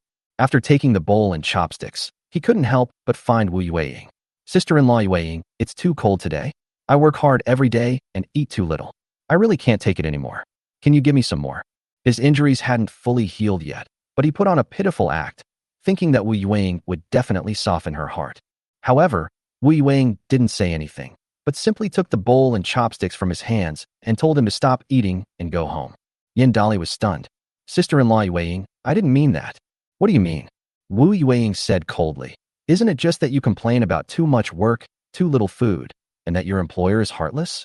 Yin Dali, you really should go outside and see how other families bully their farmhands. They only get one wild vegetable pancake a day and have to work for 5 or 6 hours straight. The Zhao family provides 2 meals a day at noon and half an hour of rest. Yesterday, you even got to eat meat. You can't find such a good employer even with a lantern. Do you have the right to complain? Yin Dali was so scolded that he couldn't lift his head. His spirits vanished instantly, and he felt like a deflated balloon. Working for the Zhao family and eating 2 meals a day can save food for the family and occasionally even save some food for my parents. If he really loses this job, his parents will scold him to death. Moreover, he had no doubt that Wu Yueying's words meant that as long as Zhao Laosan spread the word, there would be plenty of people willing to come and work as long-term laborers. Sister-in-law Yueying, I was wrong. I'll never do it again. He kept pleading, his tone as humble as a dog's. Lu Tiniu sneered. You stupid dog. I don't want you to eat a lot, but do little. You're far inferior to Tainyo. Wu Yueying said sternly, then added. However, this matter still needs to be discussed with your superior. If Tainyo wants you, you can stay. If he doesn't. Yin Dali understood and quickly ran to Lu Tiniu, forcing a smile, and said, Captain, if you let me stay, I'll definitely go east if you tell me to go west. Please. Then kneel down and beg me. Lu Tiniu, don't bully people like this. I don't think he's suitable to be Yueying's sister-in-law. Thump. Yin Dali knelt on the ground. At that moment, he threw all his dignity to the back of his mind. What did it matter? Could it smell as good as grain? Captain, I was wrong. Please give me another chance. He lowered his head, feeling like a lapdog. Lu Tiniu snorted and said, if that scoundrel had listened to me earlier, there wouldn't have been so much trouble. All right, Sister Yueying, since he knows he was wrong, let's give him one last chance. Wu Yueying nodded, knowing that once Yin Dali knelt down, he would never be able to jump up again. She herself came from a poor background and didn't want to make things difficult for others, but Yin Dali was too ungrateful. He didn't know how valuable this bowl of porridge was, or how substantial this wild vegetable pancake was. That's something others would beg for but can't get. He even started to complain. If we don't teach him a lesson, who should we teach him a lesson about? Say thank you. Lu Tiniu said. Thank you, Captain. Yin Dali was heartbroken. All his spirit was gone. He felt as if his backbone had been ripped away. He bowed slightly and walked up to Wu Yueying. He took the porridge from sister-in-law Yueying. You only get punished after you learn your lesson. Wu Yueying shook her head. Thank you, Sister Yueying. He took the cooled porridge and drank it without hesitation. Even the tough wild vegetable pancakes that had been gritty in his teeth suddenly became a delicacy. He breathed a sigh of relief when he felt food in his stomach. It was so comforting to have something in his belly. Lu Tiniu curled his lip in a despicable manner. Wu Yueying stopped paying attention to him. Throughout the entire process, Zhao Zheng remained silent, proving that his management strategy was correct. He didn't even need to intervene. Someone else would naturally handle the troublemakers. All he needs to do is step up and act as referee at crucial moments. Chapter 128, Laying out the Grandview Village. Yang Shulin was envious that the Zhao family had become the landlord in just a few days. He couldn't help but ask, Old Zhao, I heard from Zhao Di that you're now hanging around with Yao Yu, helping him collect mountain goods. Can you take me with you? Yang's mother was also nervous. If Zhao Zheng agreed, their family's life would get better. Yang Xiling patted his chest and said, Zhao Dabai, I'm the most reliable person when it comes to getting things done. I can be your henchman. Yang Zhaodi slapped him across the face. Why can't you be a thug? Your skinny arms and legs are disgusting even if you were my father-in-law's cushion. Yang Xiling covered his head, his arrogant arrogance immediately suppressed by his bloodline. Yang Zhaodi shook her head, feeling very nervous. My father-in-law, my younger brother, is so old and still idle. He has no skills or livelihood. No girl is willing to marry him. Can you help? She felt she had gone too far.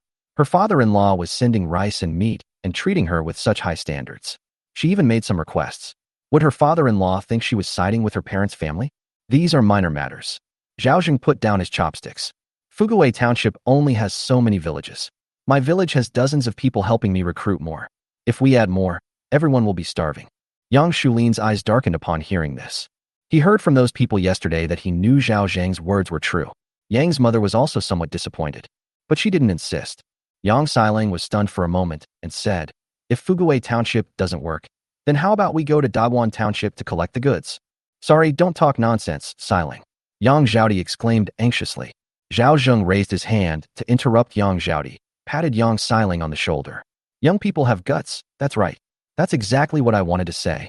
Upon hearing this, Yang Xiling became excited and asked Zhao Dabai, are you really going to send us to Dawon Township to collect mountain products? Zhao Zheng nodded and said, Yangjia village is not too far from Dawon Township, and it is convenient to travel back and forth, but it is too far from my place. I need a lot of goods here, so I can handle the goods from both townships. Yang Shulin couldn't help but worry. Could the Yao family possibly consume all this mountain produce? With so many people relying on the Yao family for their livelihood, Zhao Zheng must be more than just the one receiving goods, right? To be honest, I don't just help the Yao family collect goods. I also help others collect goods. I can't say who this person is, but they're definitely more powerful than the Yao family. Zhao Zheng said, making a big show of his abilities. Yang Shulin was shocked and couldn't help but click his tongue in amazement. Goodness, they're even more powerful than the Yao family? Does Fuguei Township have such a person?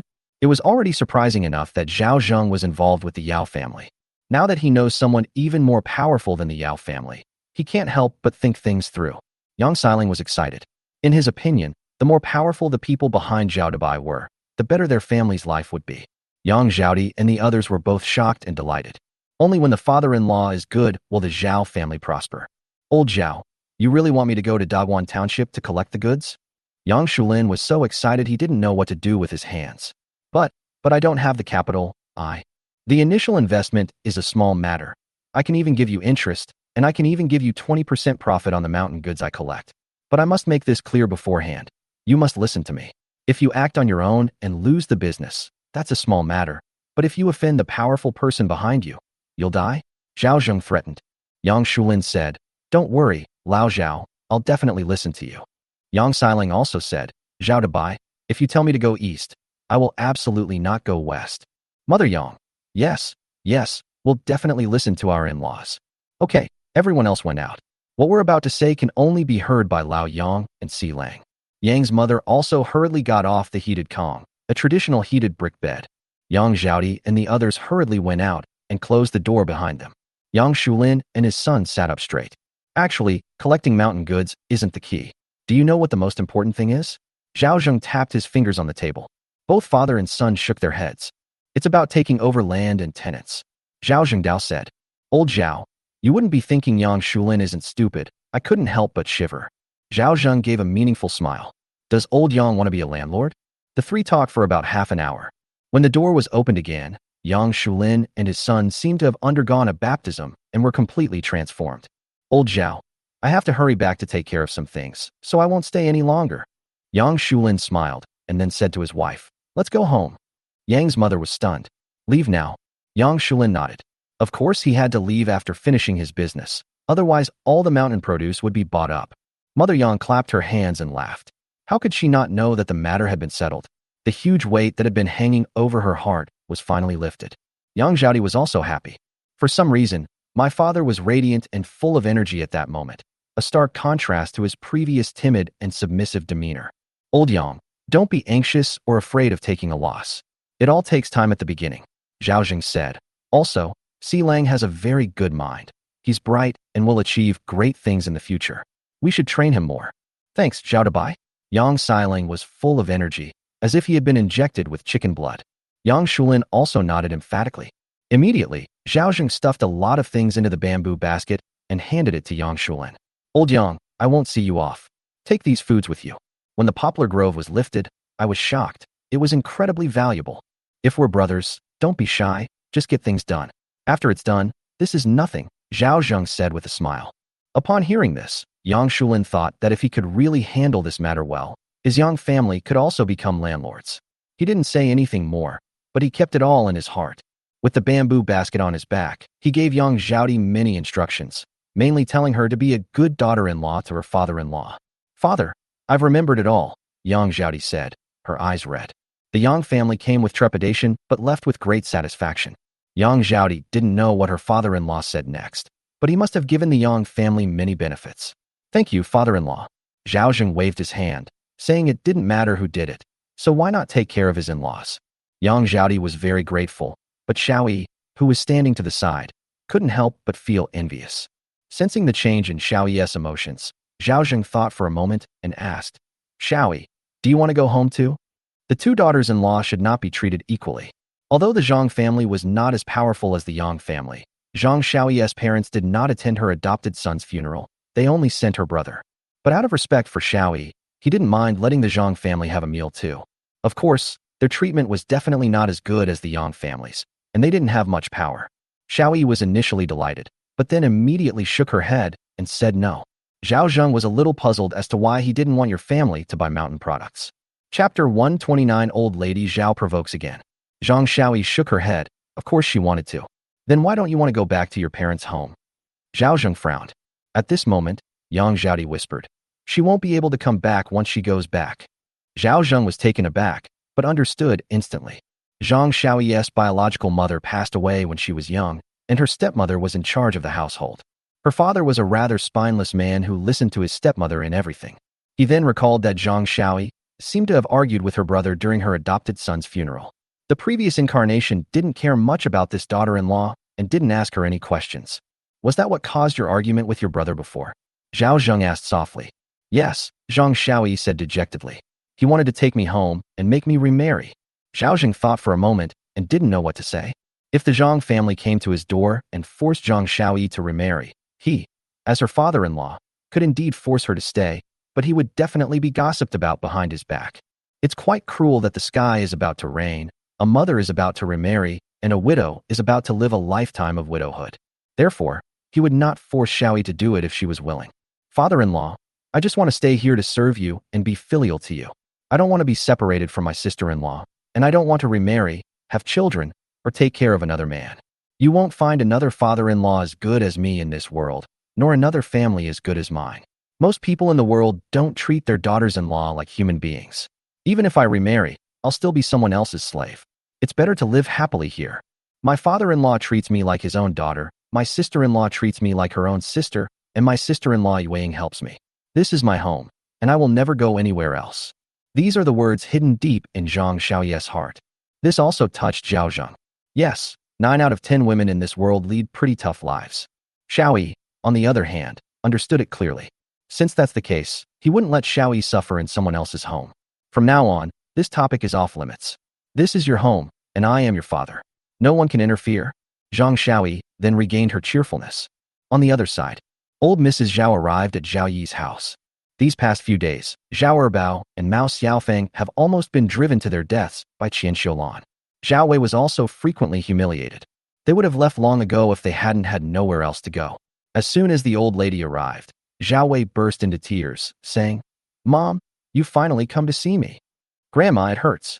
Zhao Debao cried, lying on the bed. The day before yesterday, he was in so much pain that he knelt down at the entrance of Master Sun's shop and fainted. Sun Daxian had no choice but to carry him inside and cut off his swollen, bluish-purple genitals, which were as big as mangosteens, thus saving his life. Although I survived, the wound still hurts a lot, and I urinate blood every day. I can only squat to urinate, which is extremely painful. Oh, Grandma, my poor grandson. Old Mrs. Zhao is heartbroken. Seeing that Zhao Erbao was about to run over and start crying, she hurriedly said, Keep your voices down. Don't let anyone know I've come to see you. As she spoke, she glanced outside like a thief and then closed the door. Sitting on the bed with her legs crossed, Qian Xiulan sneered. Why are you afraid of being seen when you come to see your son? Are you afraid that your third son will be angry if he finds out? Xiulan, what do you mean? Old Mrs. Zhao asked, her face grim. Qian Xiulan sneered. You're enjoying a life of luxury in your ancestral home while neglecting your own son, and you still ask me what I mean? Zhao, he said somewhat angrily. Mother, you've been enjoying chicken and meat these past few days, haven't you? Big brother is your son, not mine. Why should I interfere? The old lady of the Zhao family said with a bitter face. You are brothers, and I am too old to take care of you for the rest of your lives. Why did you have so many children if I can't control you? Qian Xiulan was full of resentment. Over the years since she married into the family, not only Zhao Wei's family had bullied her because she had married from Qianjia town, but even the old lady had helped to bully her. Now she's going to transform into money to take revenge on Xiulan. Fourth brother, please help your eldest brother. Old Mrs. Zhao pleaded. I'll help if you give me money. Zhao Yi sneered. Mother, I know you're hiding some savings. Give them to me and I'll take care of my elder brother. Otherwise, I'll have to throw him out. Zhao Wei looked grief-stricken but dared not utter a sound. Zhao Debao said, "Grandma, if fourth uncle kicks us out, we'll freeze to death. Grandma, please take out your money. We're starving." Zhao Sanbao stared at the old lady's waist. He knew she had a cloth bag sewn into her clothes where she kept her money. The old lady was both angry and helpless, but then she thought about how Zhao Yi's hand was broken and had not yet recovered. Zhao Wei was also crippled and unable to move. "My eldest grandson, Lan Zi, is still recovering. Currently, the only ones they can rely on are the two brothers, Bao and Sanbao. Dongdong is still too young. He needs at least 5 more years before he can handle things. If she lets them get into trouble, she will truly have no way out. That unfilial son of the third brother can bully her however he wants." Upon realizing this, she said with a pang of heartache, "I do have some money, and I can take it out, but this money is not for you to buy food, but for you to do business." "Mother, are you confused? What kind of business can you do these days?" Qian Xiulan couldn't wait to take out the money from the old lady. "You really are stupid."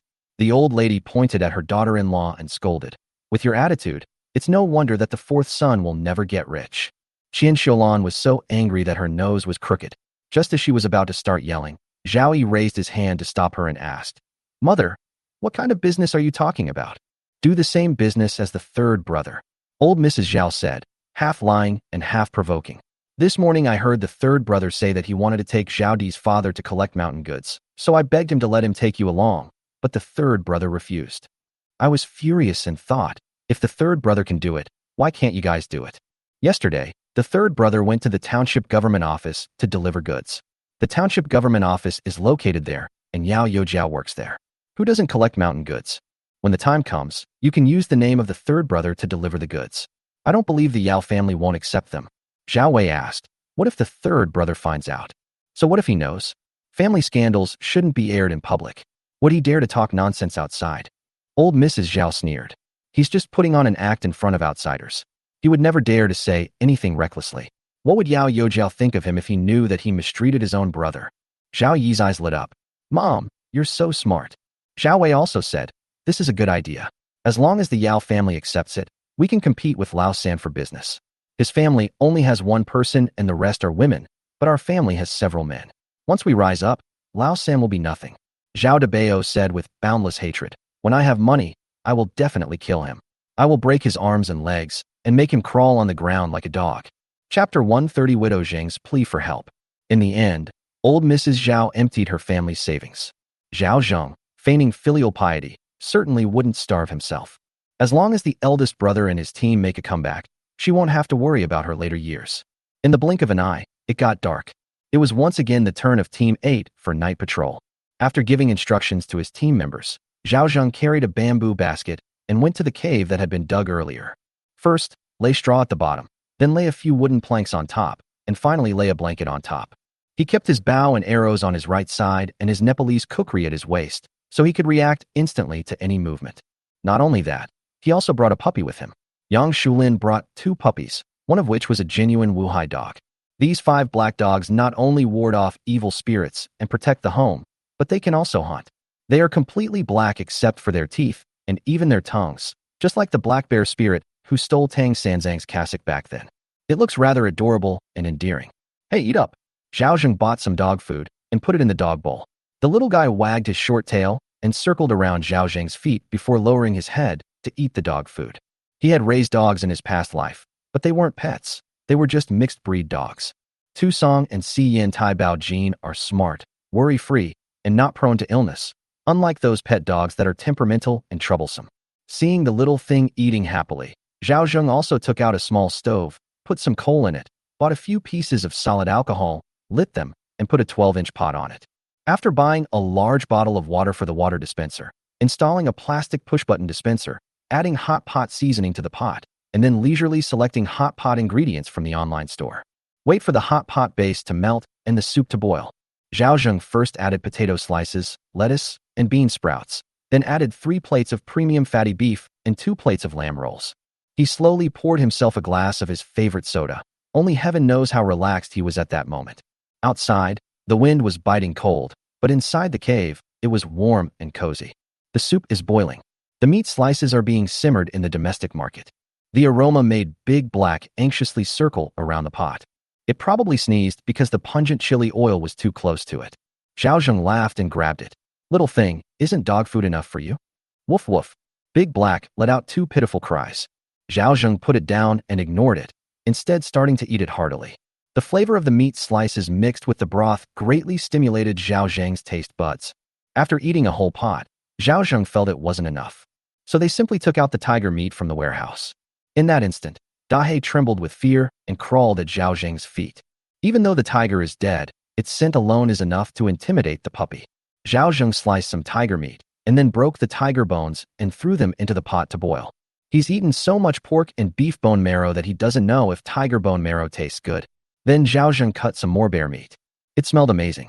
He took out two small dishes and made himself a spicy oil dipping sauce and a pure spice dipping sauce. Picking up a piece of tiger meat with his chopsticks, dipping it in chili oil, and then taking a sip of ice-cold Fatty's water, Zhao Zheng felt as if he had returned to his past life. Zhao Zheng threw a piece of chopped tiger meat into the big black plate and ate it. After eating tiger meat, you can't be a coward anymore. Big Black hesitated for a moment, sniffed again, and then picked up the scraps of meat and started eating. The little tail wagged very happily. The man and his dog enjoyed their delicious meal together. Belch. Zhao Zheng let out a satisfied burp, but there was still more than half left in the pot. He would give it to Zhao Di and Xiao Yi to try tomorrow morning. Just as Zhao was about to lie down and rest, Dahe suddenly assumed a fighting stance and started barking. Zhao Zheng grabbed the bow and arrow and shouted outside. Whoever's out here, get out here. My arrows don't have eyes, so don't blame me if you kill them. Zhao Zheng is indeed somewhat powerful now, but he is by no means complacent, nor does he hesitate to use the worst possible assumptions about outsiders.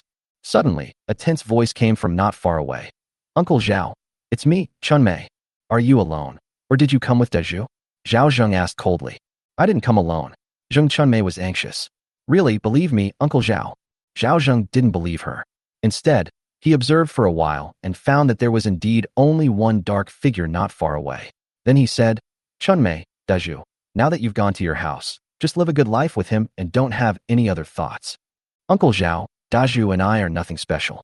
I've been wanting to come and see you these past few days, but I haven't been able to find the opportunity. Zheng Chunmei's voice trembled with a hint of tears. No need.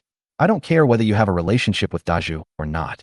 Just give me back my leather jacket, Zhao Zheng said coldly. It was just a transaction, so he didn't invest any emotion in it. Could it be that Widow Zheng is still chaste for him? Stop joking, you son of a bitch. Is it that Yue Ying is naughty or Wenwan is not young enough? He just had to find a widow to have some thrills with. This is a good opportunity to break it off. Zhao Zheng remained completely unmoved, his mind clear. Uncle Zhao, I'm coming over to explain. Zheng Chunmei's voice grew closer. Zhao Zheng didn't speak, but stared intently at the outside. The bowstring was fully drawn, and he would release the arrow without hesitation if anything seemed amiss. Uncle, I'll take your silence as agreement. Immediately afterward, a thin figure appeared in Zhao Zheng's line of sight. Who else could it be but Zheng Chunmei? However, she couldn't see what was happening inside the cave. Uncle, I'm in. There really is only me outside. She walked in the dark, but the next second Zhao Zheng grabbed her by the throat and said in her ear, Did you bring Ma Daju here to set me up? If you're trying to fool me, I'll kill you right now. Zheng Chunmei was so frightened that she cried and said, It's true, Uncle Zhao and Ma Daju work at my house during the day and sleep at their own house at night. Zhao Zheng breathed a sigh of relief when he saw that Dahe did not issue any further warnings. He didn't blame Dahe for making a mountain out of a molehill. He had seen plenty of cases where things went wrong unexpectedly. He let go of her hand and said, Tell me what you came to see me for. Don't lie. I don't have time to listen to your acting.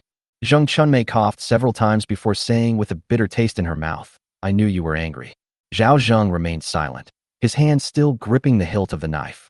I was forced into this situation. Ma Daju has gone mad. If I don't agree to him coming to my house to recruit people, he's going to kill my mother-in-law and children. I really don't know what to do. I can only try to calm him down for now. Zheng Chunmei was sobbing uncontrollably. These past few days he's been trying to harm me at my house. If there weren't so many people in my family, he would have succeeded long ago. Uncle Zhao, I know you don't believe it, but it's all true. I didn't eat a single bite of the food he brought, but my dim-witted old woman was already starving and I couldn't persuade her to stop. Uncle Zhao, can you please help me? Chapter 131 Going All Out. Why should I help you? Zhao Zheng said coldly. Zheng Chunmei was at a loss for words. She had thought that Zhao Zheng might refuse, but she hadn't expected him to refuse so thoroughly. Yes, This man has always been this cold and ruthless. Her mouth was full of bitterness. Did Uncle Zhao just stand by and watch me get crushed by Ma Dezhu? Zhao Zheng said calmly. Get this straight. You're the Li family's daughter-in-law, not my wife. What does it have to do with me who's pressuring you down? You don't think I have to take responsibility for you just because I slept with you twice, do you? At this moment, Zheng Chunmei felt a sense of despair. You're still angry with me after all. You don't believe me after all. Zhao Zheng didn't say anything. He took advantage of the time before breaking off his relationship with widow Zheng to have sex with her. It wasn't just about satisfying his physical needs, but also about a bit of revenge. Isn't Li Erden, that brat, just causing trouble? Then let's sleep with that son of a bitch. The cave was eerily quiet. Zheng Chunmei sniffed, knowing that staying any longer would be pointless. Whether you believe me or not, I haven't done anything to wrong you. Zhao Zheng merely sneered. Widow Zheng was quite adept at seducing men and knew how to manipulate their psychology. Most people might get hooked, but he won't. She stood up and had only taken a couple of steps when her vision went black for a moment before she collapsed to the ground with a thud. Zhao Zhengji frowned. What the hell is this all about? Hey, if you want to sleep, go back to your own bed. Don't sleep near my cave entrance. He called out, but widow Zheng did not respond. Zhao Zheng observed for another 2 minutes. Damn, the old saying is right. A woman really can't be slept with twice. He went out and pulled Zheng Chunmei into the cave. Only after lighting a candle could one see Zheng Chunmei's face clearly. It was a lifeless face, her cheeks sunken due to prolonged hunger and malnutrition. It's definitely much lighter than a few days ago. It's only been a few days, and I've already become skin and bones. Did she really not eat Ma Daju's food? Zhao Zheng bought a bottle of glucose solution and placed it beside him for emergencies. He pinched Zheng Chunmei's philtrum, and she slowly woke up, saying weakly, Uncle Zhao, I've fainted again. After she finished drinking, they went down the mountain. Zhao Zheng held the glucose to her lips. As soon as the sweet glucose water entered her mouth, Zheng Chunmei drank it down in large gulps, as if it were a long-awaited rain after a drought. After drinking a whole bottle and resting for a while, Zheng Chunmei finally regained some strength. Uncle Zhao, you still care about me. Feel sorry for you, my ass. Zhao Zheng, puffing on his cigarette, curled his lip. I'm just afraid you'll die on the mountain. Zheng Chunmei didn't believe it. She thought Zhao Zheng was all bark and no bite. She immediately hugged his waist tightly and cried as she told Zhao Zheng everything that had happened in the past few days. I didn't mean anything by it. I just think Ma Daju is unreliable. Rather than be bullied by him, I'd rather serve you. The reason Ma Daju came to my house was because he sold all his family's land and came to my house to ask for help so that he could get my family's land and also get a wife. But my old woman didn't care about anything else. All she cared about was food. As long as Ma Daju could provide her with food, she would be happy to sell me. Uncle Zhao, please save me. I promise I'll only serve you from now on. Zhao Zheng exhaled a puff of smoke. Chunmei, first of all, you need to understand the relationship between us. I have no right to interfere in your family affairs. Secondly, even if I wanted to intervene, what identity would I use to step forward? Do you think it sounds good for an old bachelor to stand up for an old widow? Even a fool knows we're having an affair. Zheng Chunmei knew Zhao Zheng's true colors, but she also knew that she couldn't reveal her relationship with Zhao Zheng. Suddenly, a thought flashed through her mind. Seeing that Zheng Chunmei had let go of his hand, Zhao Zheng thought she understood. You know too, right? So let's go down the mountain. Although Widow Zheng is quite interesting, let's stop here. Uncle, how about I sell myself to you? Zheng Chunmei suddenly said. Zhao Zheng was stunned. Are you crazy? I'm not crazy. I've thought this through very clearly. As long as I sell myself to you, I'll be yours. I can even sell you all the land in my family if you want. That way you'll have the right to interfere in my family's affairs and do whatever you want with me. I don't have that much money. Zhao Zheng shook his head and refused again. Uncle Zhao, don't lie to me. You're working under Yao Yu now, and you've got so many people under you. You can make sure they have meat to eat, so you won't be short of money. Zheng Chunmei said quietly. Although I am a widow, I am no worse than anyone else.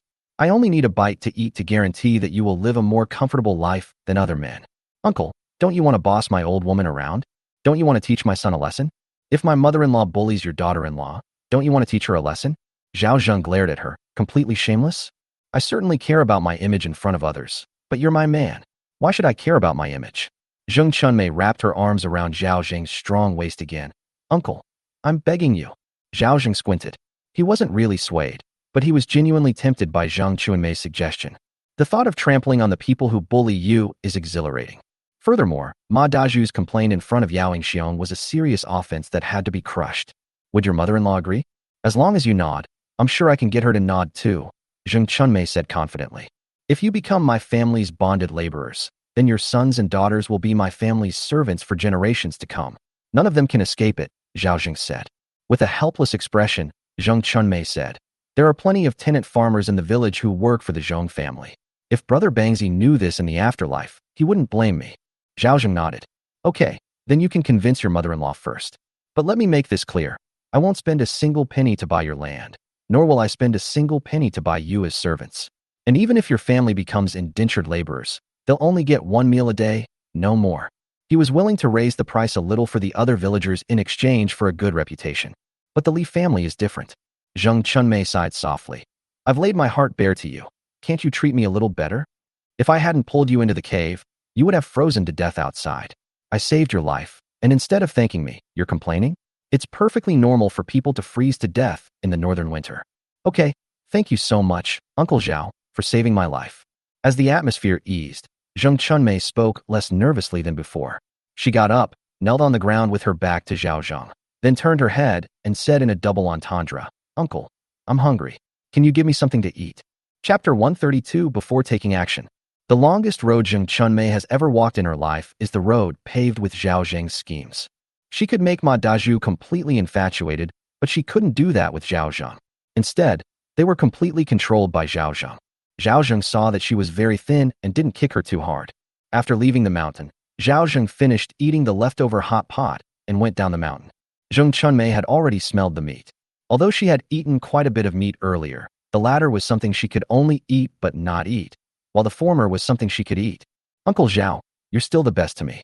Zheng Chunmei looked at the steaming hot pot in the pot, and tears streamed down her face. This is just a transaction, Zhao Zheng said indifferently. If it weren't for the fact that you went to all this trouble to come and serve me, I wouldn't even bother with you. I originally intended to save it for Zhaodi and Xiaoyi, but then I thought it wasn't good to eat leftovers, so I decided to give it to her instead. You're just saying one thing and meaning another. Zheng Chunmei didn't believe it. This old man was just being stubborn. The moment the slice of meat touched her tongue, she felt that all her perseverance over the past few days had paid off. Everything I did was right. The world is tough. Only by serving Zhao Zheng, well, can one afford to eat meat. Zhao Zheng rolled his eyes at her. This woman had quite the imagination. Uncle, this meat is so spicy. Did you put dogwood and Sichuan peppercorns in it? Seeing that Zhao Zheng remained silent, Zheng Chunmei continued. How should I inform you after I persuade the old woman? Can't meat shut your mouth? Zhao Zheng said irritably. Don't you know whether it can be blocked or not? Zheng Chunmei, who was just about to die, has now become mischievous and lively. I should kick you to death. Zhao Zheng was so annoyed that he immediately said, when the time comes, just bark like a dog a few times at my door. I'll come out when I hear you.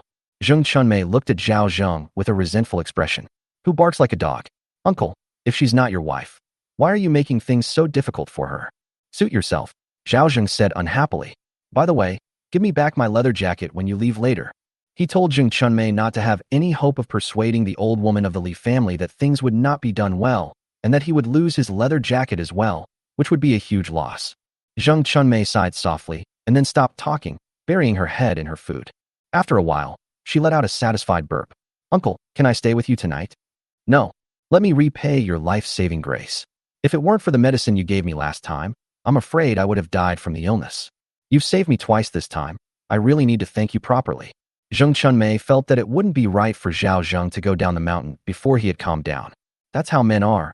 Once they calm down, everything is fine. The meat slices tasted so good. They were definitely the best meat slices she had ever eaten in her life. What Ma Dazhu couldn't do, Zhao Zheng could do with ease. She also wanted to eat sliced meat. Even if she couldn't eat it every day, she would like to have it every few days. It wasn't until around 5 a.m. that Zheng Chunmei got up and left the cave, her steps uneven. She nearly lost her life that night, and finally came to the conclusion that Uncle Zhao was becoming more and more terrifying. Zhao Zheng stretched and vented all the anger in his heart. Widow Zheng was indeed a competent tool. While it was still early, Zhao Zheng took a nap. With Big Black watching over them, they weren't afraid of strangers approaching. Now, he doesn't need to show up for the shift handover anymore. Panda now will handle all the work. After daybreak, Zhao Zhengkai leisurely packed his things and slowly descended the mountain. Zhao Zheng glanced at today's weather forecast and was stunned for a moment before hurriedly running down the mountain. It rained in Xinjia town, and it also rained in Nujiazhai, which is less than 50 miles away from Fuguay Township. Although it was still overcast in Fugue Township, Zhao Zheng estimated that it would definitely rain within 3 days. Tonight is the perfect time to set the mountain on fire. Meanwhile, Yao Xiong was also waiting for news from Zhao Zheng. He sent men to cut down all the trees along the connecting point between Daguan Mountain and Juzue Mountain. In Zhao Zheng's words, by creating an isolation zone and then igniting it in the opposite direction, even if it doesn't rain, it won't affect Juzue Mountain. As for the other connected hills, who cares? Young master, have you cut down all the trees you can? Do you need to bring them back? Someone from the Yao family asked. It's fine as long as it doesn't need to be dragged to an open space. Yao Xiong's public statement was that the Yao family was short of firewood for the winter, so sending people to cut down trees was a normal thing to do. Moreover, none of the people he sent were tenants of the Yao family, so no one suspected anything. Old Zhao, why aren't you here yet? Yao Xiong was slightly anxious. These past few days, the Zheng family has been loitering around the township government office. Although Lu Mao doesn't particularly like the Zheng family, they have powerful connections. In terms of wealth, the Yao family even surpasses the Zheng family. However, the Zheng family has been supporting scholars in the village for many years. A guy named Zheng Fa had a stroke of luck and passed the imperial examination this year, becoming one of the few scholars in the village. He was even chosen by the county magistrate to be his son-in-law. The county lieutenant remains, but the county magistrate changes constantly. Fortunately, Zheng Fa wasn't the county magistrate's son-in-law. Otherwise, removing his official position would have been a simple matter of a single word. Fortunately, the Yao family was not to be trifled with. The county magistrate couldn't do anything openly. He had to have a pretext. What upset Yao Xiong the most was that the county constable happened to be his superior, responsible for the county's anti-theft and security. The reason for having the county magistrate issue the order was to prevent anyone from having the opportunity to criticize it. Zhao Zheng knew nothing about any of this. Yao Xiong knew very well that once he was removed from office, the Zheng family would definitely seize Yao's assets on a large scale. Although the Yao family had a county magistrate as a backer, this magistrate was old and greedy, and he didn't do any work, only wanting to retire peacefully. If only my Yao family could produce a scholar who passed the imperial examinations. Yao Xiong sighed. Unfortunately, Mingzhou was a weak state in the imperial examinations, and the number of scholars who passed was very small. The next person to pass the examinations would only become a county magistrate. Why should I have to be at the mercy of others? Just then, a servant came to report that Yao Yujiao and old Zhao had arrived. Let him in quickly, Yao Xiong said hastily. Soon Zhao Zheng came in, and before he could even speak, Yao Xiong asked, Old Zhao, has it been raining these past 2 days? Zhao Zheng took a deep breath and said, It's raining in Nujiazhai, and it won't be long before it rains here too. Tonight is the perfect opportunity to burn the mountain. Yao Xiong's taste is too good. He grabbed Zhao Zheng's shoulder and said, I've been waiting for you to say that for 2 days. Zhao Zheng smiled and said, After wiping out the bandit Yao Yujiao, he should be promoted, right? Yao Xiong smiled and nodded, but didn't say what it was. Instead, he said, Don't go back to the village for the next 2 days. Come and rest at my house for a couple of days. Zhao Zheng didn't refuse and readily agreed. Thank you for your trouble. Yao Xiong liked Zhao Zheng's straightforward personality. Old Zhao, I'll give you another surprise later. Chapter 133, They've all given up. Although Yao Xiong is the type who won't act recklessly until he sees a clear advantage. But what he said is still credible. However, since his appointment as village head has not yet been finalized, Zhao Zheng is not holding out much hope for any other surprises. Or rather, he doesn't have high expectations of anyone. Sometimes, the greater the hope, the greater the disappointment. The only reliable way is to rely on yourself, taking things one step at a time, to realize your dreams. Then I'll thank Yao Yu in advance. Zhao Zheng cupped his hands in thanks. After having lunch at the township government office, Yao Xiong led his men on patrol. In addition, since there was no market day in the village, Zhao Zheng decided to visit Mao Xiaolong at the village pharmacy. Niu Dalai and his men guarded this place for 2 whole days. Seeing Zhao Zheng, he hurriedly got up and asked, Boss, what brings you here? I'm worried, so I came to check on you. Zhao Zheng blurted out. Upon hearing this, Mao Wenwan and Kai Gu, who were standing nearby, thought that Zhao Zheng had come all the way from the small mountain village and were also deeply moved. How is your brother? After 2 days of medication, there's still no effect. My condition is even worse, Mao Wenwan said with deep concern. Kai Gu was quite lucid when she came to shed tears, but now she is drowsy and confused. Zhao Zheng tried calling Mao Xiaolong a few times and saw that he was in a daze. He knew that if he stayed any longer, he would surely die. What did the doctor say? The doctor said the injuries were too severe and the patient was brought in too late. Zhao Zheng took a deep breath and immediately summoned the doctor again. After examining the patient, the doctor shook his head and said, "The fever is still rising and won't go down. I've already given the necessary medication, and the patient is almost delirious. It's no use. Take him back. Don't waste your money." Upon hearing this, Kai Gu was so frightened that her legs went weak. Mao Wenwan even knelt down and begged, "Doctor, please save my brother. My brother is the pillar of our family. If he loses his family, our family will fall apart." The doctor shook his head. "I've done my best." Watching the doctor's departing figure, Mao Wenwan felt as if the sky had fallen. Neo Dalai and the others sighed, lamenting that all their hard work had been for nothing. Ma Dazhu is really a menace. The people who brought them here already knew why Mao Xiaolong had fallen and injured himself, and they couldn't help but start cursing Ma Dazhu. Zhao Zheng thought for a moment and said, "There's no point in staying any longer. I have some ancestral medicines here that may not work, so I can only try them as a last resort." He pretended to rummage through the bamboo basket, but actually bought anti-inflammatory drugs, bone healing promoting medicine, and plaster casts to fix his legs. He said that if they weren't fixed properly, he would be a cripple even if they healed later. What use is a cripple to Zhao Zheng?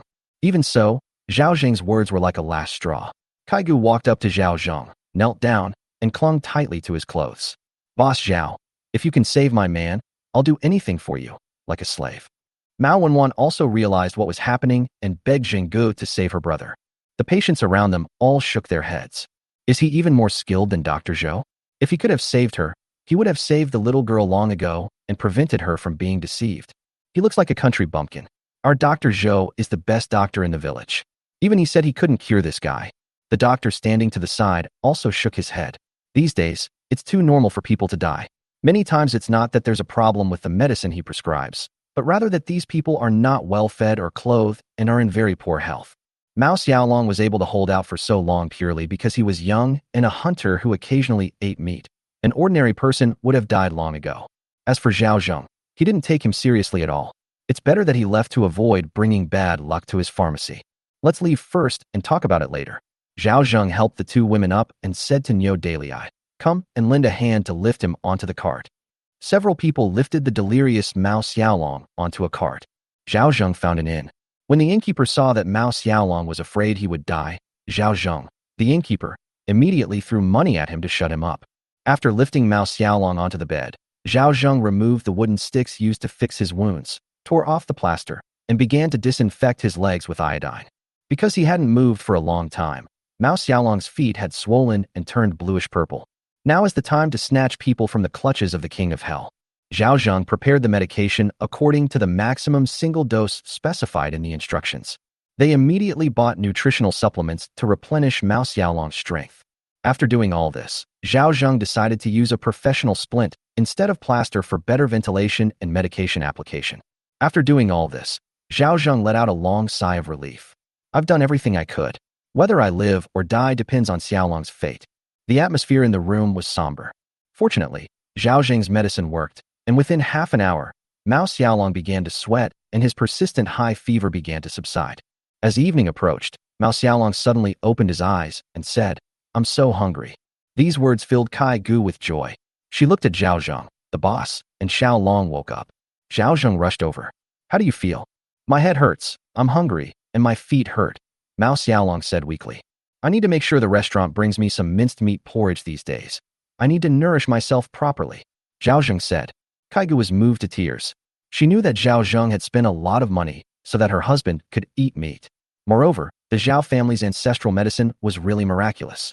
After 2 days of treatment at Dr. Zhou's, the man was almost dead, but after 1 dose of medicine from Boss Zhao, Xiao Long actually woke up and his fever was gone. That's absolutely amazing.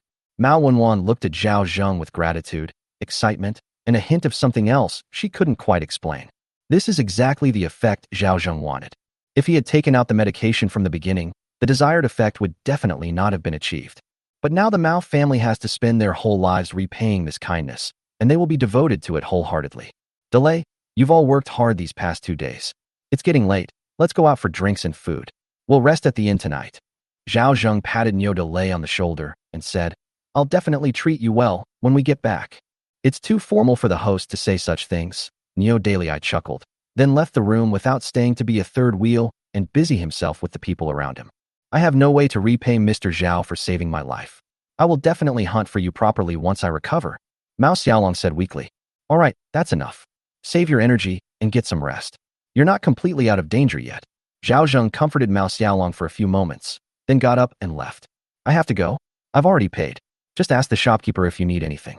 Upon hearing that Zhao Zheng was about to leave, Mao Wenwan hurriedly said, It's almost dark. Why don't you rest here? Do you want me to stay? Zhao Zheng looked at her with a half-smile. Mao Wenwan blushed, lowered her head so that her toes were not visible, and then stammered, Of course I want to. Chapter 134 The Burning of Dagwan Mountain. Not bad. This girl still has a conscience. However, Zhao Zheng still had to go to the Yao family, so he said, I have something to do. I'll come over tomorrow. Get some rest tonight, and come home with me once your brother's condition stabilizes. Although Mao Wenwan was shy, she still nodded and said, Okay, I'll listen to whatever you say. After leaving the inn, Zhao Zheng went straight to the Yao family's house. The Yao family occupied the best piece of land in the village, and their four-courtyard house was very luxurious. Although only 1/3 of the building is made of blue bricks, it is still quite remarkable. After Zhao Zheng introduced himself, he was invited inside by the Yao family. Yao Yingxiong had made arrangements in advance and even specially arranged for maids to serve him. Upon entering the guest room, a servant brought up 4 dishes, 2 meat dishes, 1 vegetable dish, and 1 soup. Has Yao Youjiao not returned yet? Young master has to patrol tonight and won't be back so soon, the maid said before leaving. Zhao Zheng nodded and then began to enjoy his meal. After eating and drinking his fill, he didn't go out but waited in the room. Putting everything else aside, the four-courtyard house was indeed nice, but that was nothing in Zhao Zheng's eyes. He plans to build a house similar to the Wang family compound in the future. It is large enough to accommodate several thousand people. Once the door is closed, it becomes a small kingdom, and he is the king. Those days sound wonderful. Just then, Yao Yingxiong returned, looking travel-worn. Old Zhao, come with me. Zhao Zheng hurriedly got up and followed the people who went out to light the fire. Were all the arrangements made? Yao Yingxiong nodded and suddenly asked, Old Zhao, do you know why I agreed to set the mountain on fire? Zhao Zheng frowned. Could there be another reason? Yao Yingxiong nodded. How would we know the bandits from Dagwan Mountain were going down the mountain? If you were a bandit, would you tell others before you went down the mountain to plunder? Zhao Zheng had also thought about this. He asked calmly, From whom did this news first come? The Zhong family. So from whom did the Zhong family learn the inside story? Zhao Zheng asked again. Can you guess? Yao Yingxiong asked. Zhao Zheng didn't say anything as he thought about the whole thing from beginning to end. Initially, news came from the village that bandits were preparing to come down the mountain to plunder. Then each village began training its troops. Later, the county magistrate was required to visit the countryside. Yao Yingxiong led a group of people into the countryside to hunt. While hunting might seem like a case of tigers eating people, Yao Yingxiong would likely have catered to that interest even without the actual incident. In other words, the struggle between the Yao family and the Zhong family had already reached a fever pitch at this point. That's why Yao Yingxiong hunted tigers to curry favor with the county magistrate. Later, the county magistrate arrived and sent people to Dagwan Mountain to warn the bandits, and the bandits behaved themselves. Of course, this was all inside information that Yao Yingxiong told him, and very few people knew it. Immediately following, the county magistrate ordered Yao Yingxiong to wipe out the bandits, or else he would have to step down and hand over the position to a more capable person. Thinking of this, a possibility flashed through Zhao Zheng's mind. From the very beginning, this was an impossible task. These bandits might have an inseparable relationship with the Yao family. Yao Yingxiong laughed. Old Zhao, you're really smart. Zhao Zheng doesn't know much, so it's already commendable that he could guess this. Let me tell you the truth. The magistrate issued this order because the Yao family was behind it. The Yao family is backed by the county constable, and the magistrate will be transferred next year. If he can get a credit for suppressing bandits before he leaves, it would be the icing on the cake. Do you understand what I mean? Zhao Zheng never expected that so many things were involved behind the scenes. If you fail or succeed, you won't be able to hide it anymore. People will target you. Are you afraid? I'm not afraid of Yao Youjiao, and I'm not afraid of you either, Zhao Zheng said. Since he's already made a move, he's not afraid. Good.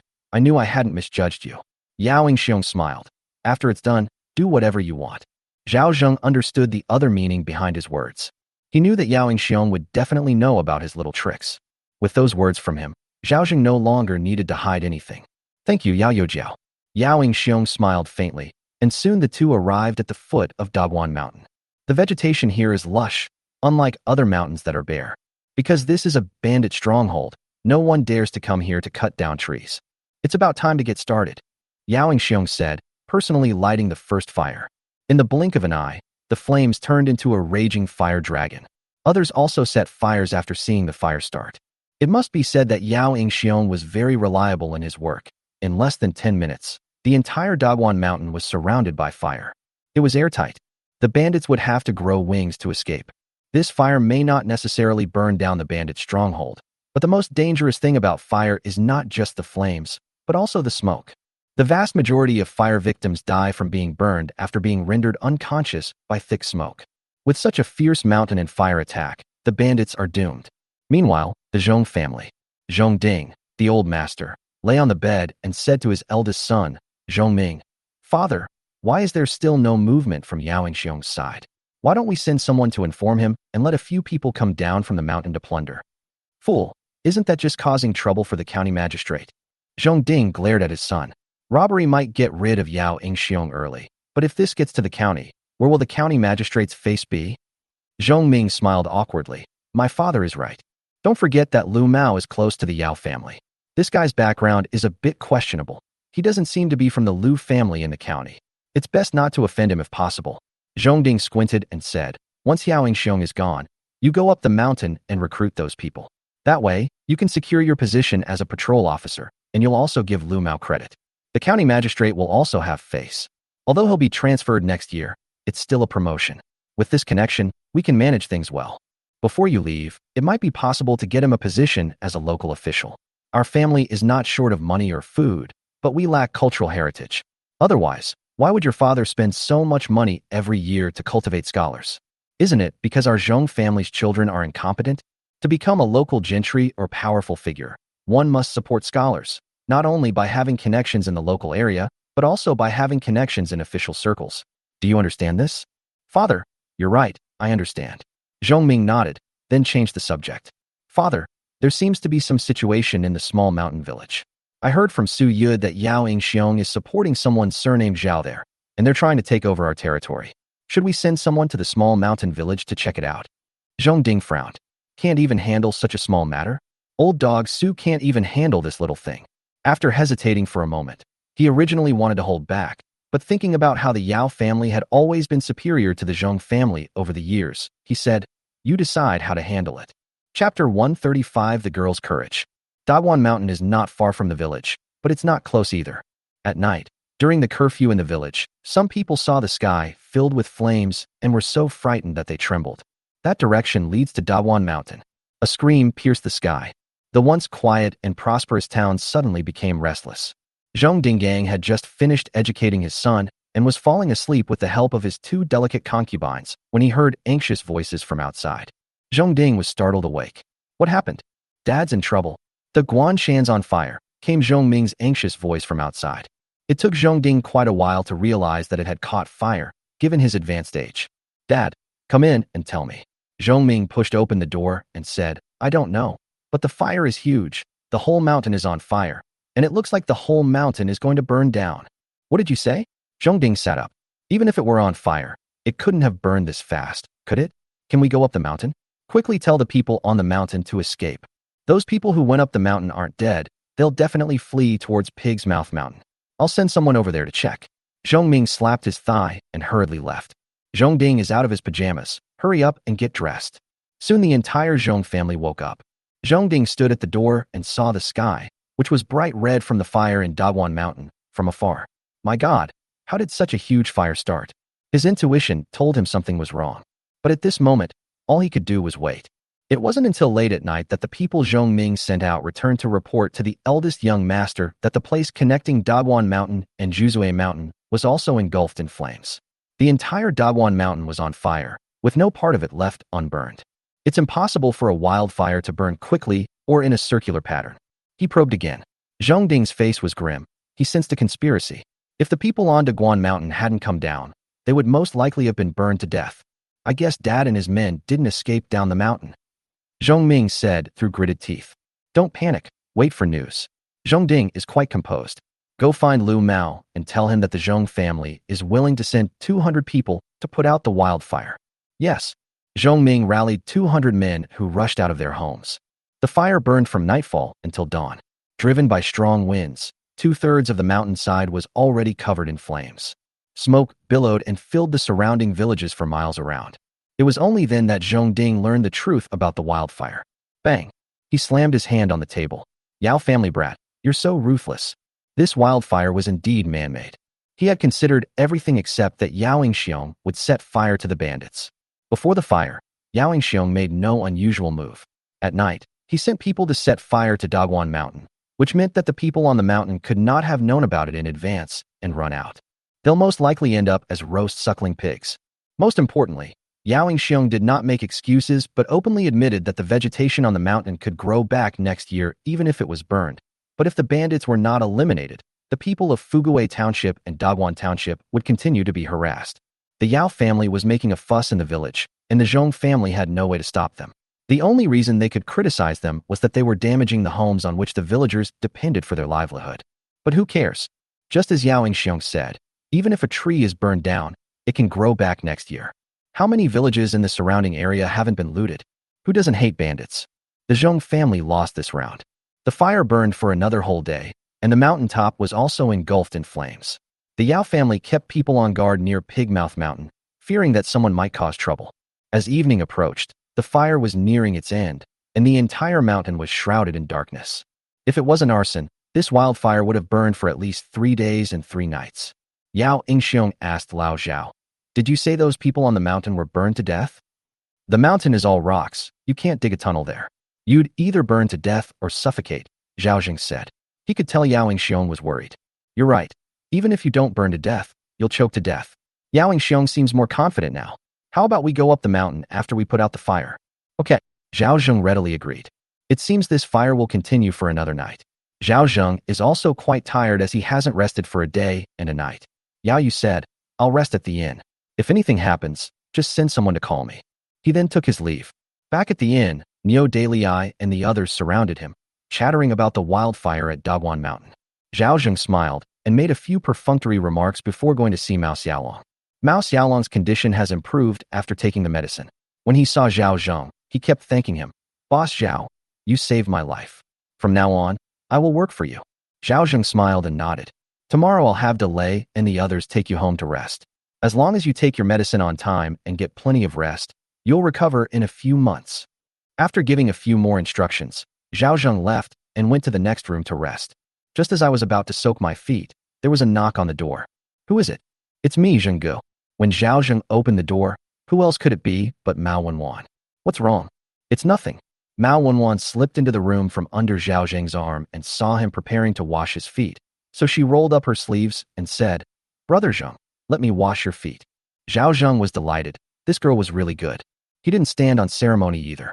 Enjoying Mao Wenwan's foot bath, Zhao Zheng hummed comfortably. Mao Wenwan was a little nervous, as this was the first time she had ever washed the feet of a man other than her father. Especially when she was alone with Zhao Zheng in a confined space, her heart was pounding. The wildfire in Jingdagwan is really big. It's quite a large fire. It'll probably burn all night. All the bandits on the mountain are going to be dead. Zhao Zheng was in a good mood. "You went over there and took a look. How did you know?" "You smell strongly of smoke," Mao Wenwan said timidly, pointing to Zhao Zheng's clothes. Zhao Zheng chuckled to himself. How could he not smell the smoke when he was watching the wildfire up close? The wildfire was so fierce that it singed the hairs on his body even from several meters away. The more he looked at Mao Wenwan, the more he liked her. She was not only beautiful, but also incredibly thoughtful and caring. After washing his feet, a wave of sleepiness washed over him. Zhao Zheng said a few words to Mao Wenwan and then burrowed into the mattress. Mao Wenwan stood to the side, unsure whether to leave or stay. Seemingly remembering something, she tiptoed out of the room, but soon returned.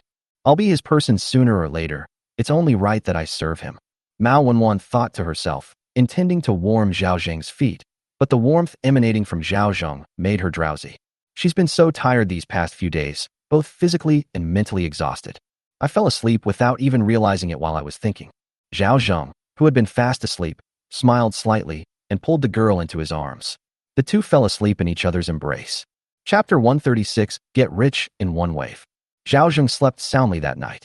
When I woke up again, the girl was gone, but her fragrance still lingered on the mattress. Stretching, his stomach began to protest as Zhao Zheng bought over a dozen large meat buns and a liter of milk to appease his hunger. After eating and drinking to their heart's content, he left the room and arranged for Niu Dalai to take Mao Xiaolong back. He also gave Mao Wenwan a lot of millet and eggs. Go home and stay there for a few days. I'll send someone to pick you up. The earthen bed at home was too small. It wasn't enough for Mao Wenwan to sleep on, and it wasn't convenient for her to do anything. We need to expand the earthen bed or prepare a separate room for it. He was very satisfied with Mao Wenwan and decided to hold a small initiation ceremony after returning home. Of course, Mao Xiaolong and Kai Gu still had to sign the contract they were supposed to sign. Treating them as one of your own is one thing. Signing a contract is another. Zhao Zheng never indulges his kindness nor tests human nature. Okay, I'll wait for you to pick me up. Mao Wenwan nodded, feeling a little shy and reluctant. Since they had already shared a bed, she had accepted in her heart that she was Zhao Zheng's woman. After the group left, Zhao Zheng returned to the Yao family's residence. Yao Yingxiong has recruited no fewer than 400 men, all of whom are young and strong. Upon seeing Zhao Zheng, Yao Yingxiong nodded and waved his hand, saying, "Follow me up the mountain to catch the bandits." After a short while, the group left in a large group and arrived at the foot of the mountain. Just then, a drop of rain fell on Zhao Zheng's face. He looked up and saw that it was raining. Yao Yingxiong was startled and looked up. Soon he felt the raindrops and exclaimed with joy, "It really is raining. Heaven is helping me." Others cheered, "It's raining. The drought is over. May God bless us so that there will be no more famine next year."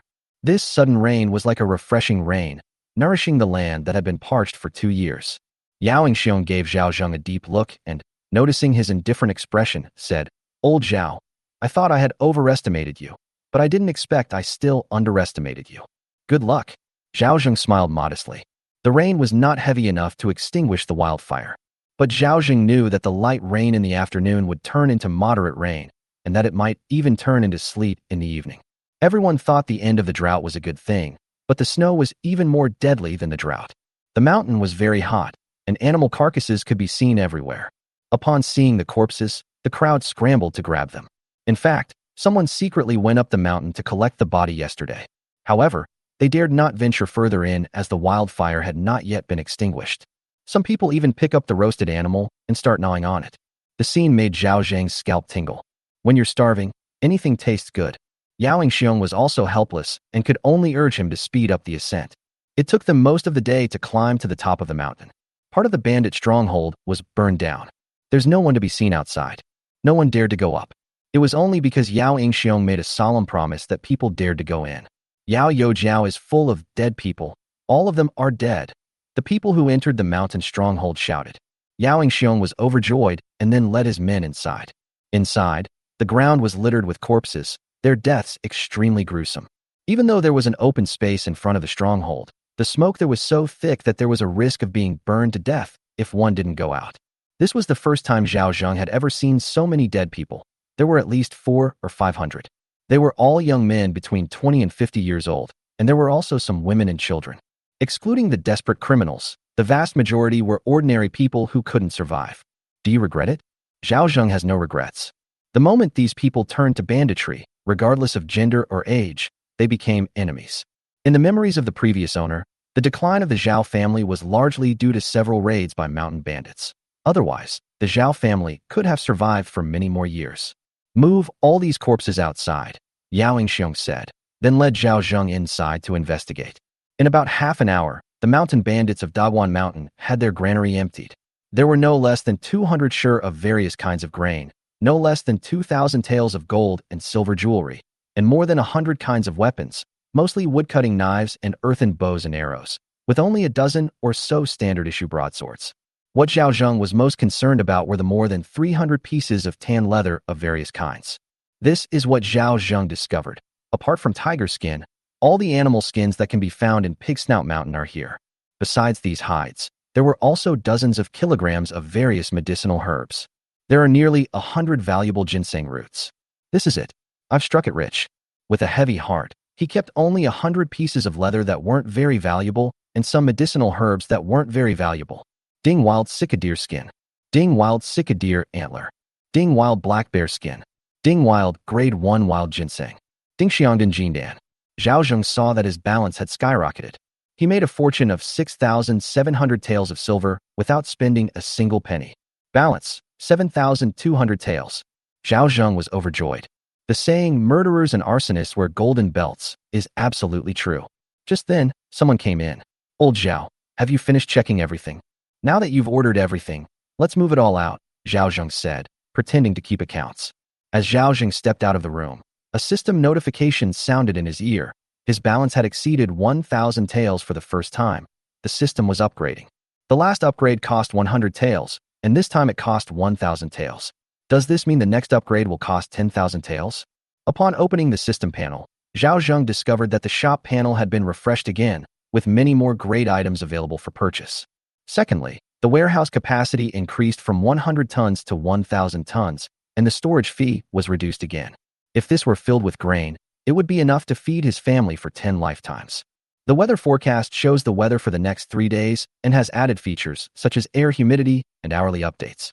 This means that Zhao Zheng can even know precisely what time it will rain. For an agrarian society, this was absolutely the most practical function. He checked the weather forecast for the next 3 days. His lips twitched. Sleet. Light snow. It snowed heavily on the third day. Is this some kind of torture? They arrived at an open space outside the mountain stronghold. Yao Xiong began dividing the spoils, or rather, rewarding the able-bodied men who had gone up the mountain. 1 tael of silver and 10 caddies of rice were given to each person in order to win their hearts. The rest naturally go into storage. Since Yao Xiong couldn't move the corpses, he simply chopped off their heads and buried the bodies in a pit.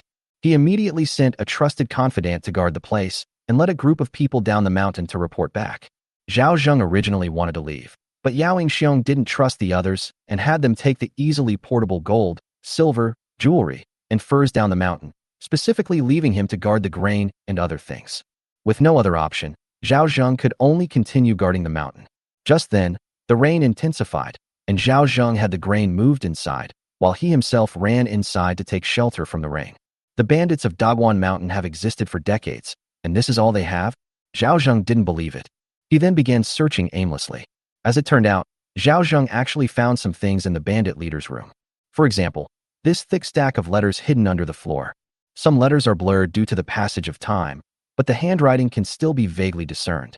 He put down the treasure hunter he had just bought from the online store. Zhao Zheng casually glanced at the contents of a few letters, but they greatly shocked him. Chapter 137, The Upper-Class Gentlemen of Fuguwei Township. Damn it, the bandits of Dagwan Mountain are actually connected with the Hu family of Dagwan Township? Not only that, they also had close ties with the Zheng family. Judging from the correspondence between the bandit leader of Dagwan Mountain and them, the bandits were completely supported by these two families. Zhao Zheng narrowed his eyes, saying that the Zheng family, the Hu family, and these people had an inseparable relationship.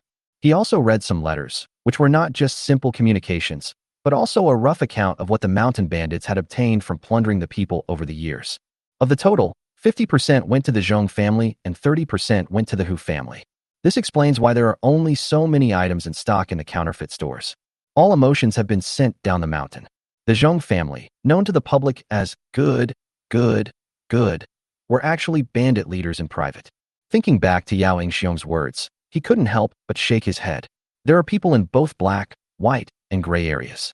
If the Zheng family were given a few years of hard work, they would definitely become local gentry and powerful figures.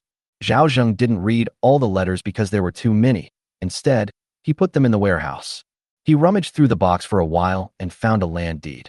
A house in the county town, complete with a shop. It seems this bandit leader isn't stupid. He knows to leave himself a way out.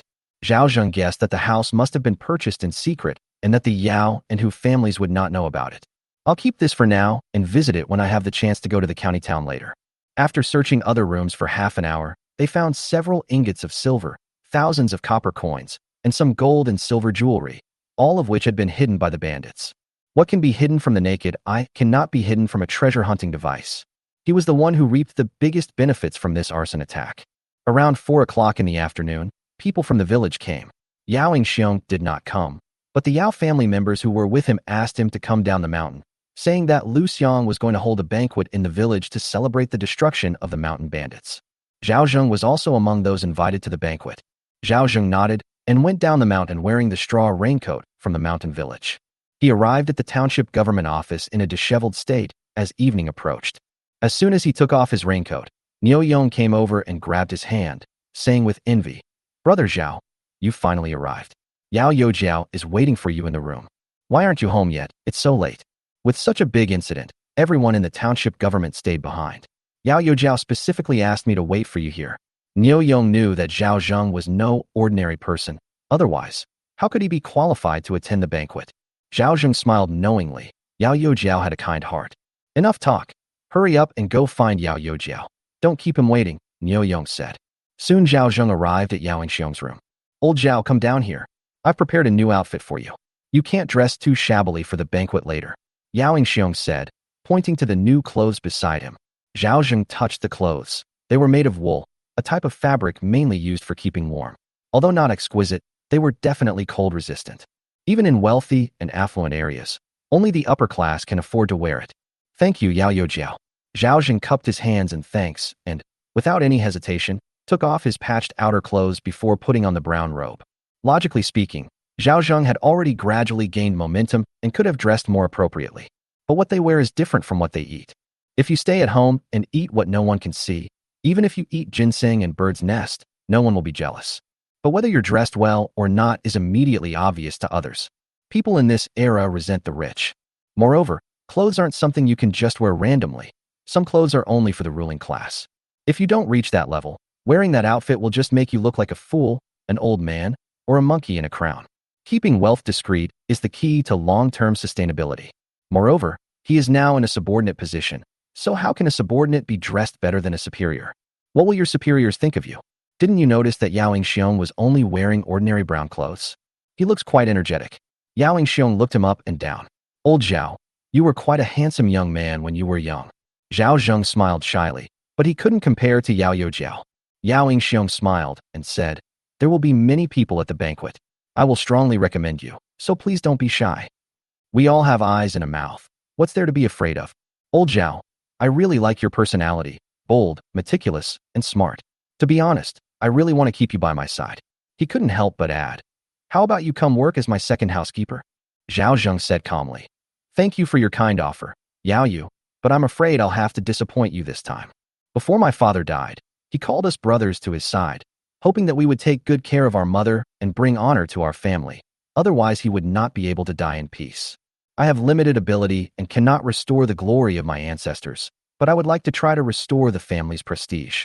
I do not seek to stand shoulder to shoulder with my ancestors. I would be content as long as I can be a self-sufficient small landowner. With this starting point, perhaps my descendants will have the opportunity to bring glory to our family, so that even if I die, I can go and meet my ancestors." Yao Xiong was actually mentally prepared for this, and he secretly regretted hearing this. Since that's the case, he won't force it. For the people of Dakong, being filial to their parents and fulfilling the wishes of their ancestors is the highest honor. Even the emperor himself said it was good. Just then, someone came over and said, "Yao Youjiao Liu Xiong is asking you to go to the gate to greet the village elders."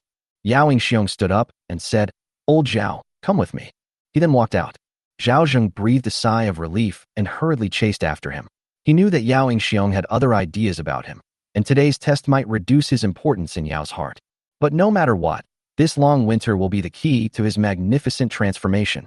Besides, we're not close friends who grew up together like siblings. There's no such thing as pure friendship. It's all about self-interest. When they arrived at the door, Lu Mao was also standing there waiting. After greeting Lu Mao, Zhao Zheng obediently stood aside and waited. A short while later, a convoy slowly drove up. The first 3 carts were donkey carts, followed by ox carts. Lu Mao, Yao Xiong, and others respectfully welcomed Elder Shi. The convoy stopped, and a young man hurriedly lifted the curtain, followed by an elderly man in his 60s wearing a fur coat. The old man had a white beard like steel needles on his chin, a square face that looked upright and dignified, and a rather robust physique that gave him an air of integrity. "Little Lu and little Yao did a great job this time," Old Shi said with a smile. "They should have done this a long time ago." The expressions of Zhong Ding and his son, who had just gotten out of the car, also changed slightly. Yao Xiong's father, Yao Dafu, also smiled slightly, knowing that his son was sure to succeed. "You flatter me, sir," Lu Mao said with great respect for Elder Shi, quickly gesturing for him to come in so the banquet could begin once he was seated. Chapter 138: The Harvest Time. This is the magistrate of our Fuguay township, who is in charge of education and has the highest rank in the township, even higher than township head Lu. Seemingly noticing the doubt in Zhao Zheng's eyes, Yao Xiong lowered his voice and explained, "He is a proper official with a rank, unlike me and Lu Xiangjing, who are only clerks." This man previously held the rank of centurion in the Mingzhou military camp. After being injured, he returned to his hometown and has maintained this rank for 20 or 30 years. Zhao Zheng suddenly realized. It turns out this old man also has connections. No wonder they've held on to their position for 30 years without anyone daring to say a word. The group entered the main hall of the township government office. Candles have already been lit inside the room. A bonfire was lit in the central hearth to dispel the chill of the rainy night. Sitting at the very top is naturally Elder Shi. Then everyone was seated according to their social status. Apart from the Zhong and Yao families, the others were all small landlords who were invited to make up the numbers. However, everyone present was a familiar face except for Zhao Zheng, who was a complete stranger. Moreover, he was seated below the Zhong family, but above them, these small landlords. This immediately drew everyone's attention. Zhao Zheng smiled and nodded in agreement. "Let the feast begin." Lu Mao gave the order, and his servants brought out the dishes. Each person also received a bushel of rice wine. Would Elder Shi say a few words? Lu Mao gave Elder Shi plenty of face. "All right, since Lu Xiangjing has spoken, I'll say a few words." Old Shi laughed and said, "This wildfire was quite satisfying. Seeing hundreds of bandit heads piled up, there was even more satisfying. These bandits have always been a pest affecting the education of my Fuguwei township. Today, they have been eradicated by Lu Xiangjing and Yao Youjiao, which is a great relief to everyone." In front of everyone, the old man was quite respectful and didn't act arrogantly because of his age. "I will write to the county magistrate to recommend the two of you for good deeds." He raised his glass and toasted everyone. Everyone raised their glasses in celebration. Yao Dafu was overjoyed. Zhong Ding remained expressionless, while Zhong Ming smiled and said, "Our Fuguwei township is getting better and better under the leadership of the village elders. I'd like to toast the village elders." Old Master Shi, of course, accepted all the credit that came his way, and he didn't mind taking a bigger share of the spoils. Wouldn't it be impressive to write a letter containing the heads of 500 bandits forming a mound of skulls? Although he didn't get a promotion, he could leave the credit to his family. Zhao Zheng also raised his wine glass to toast Elder Shi. Old Shi turned his head and looked at Lu Mao. This was Old Shi. This is Zhao Zheng, the village head of Shaoshan village. He also contributed a lot to the bandit suppression this time.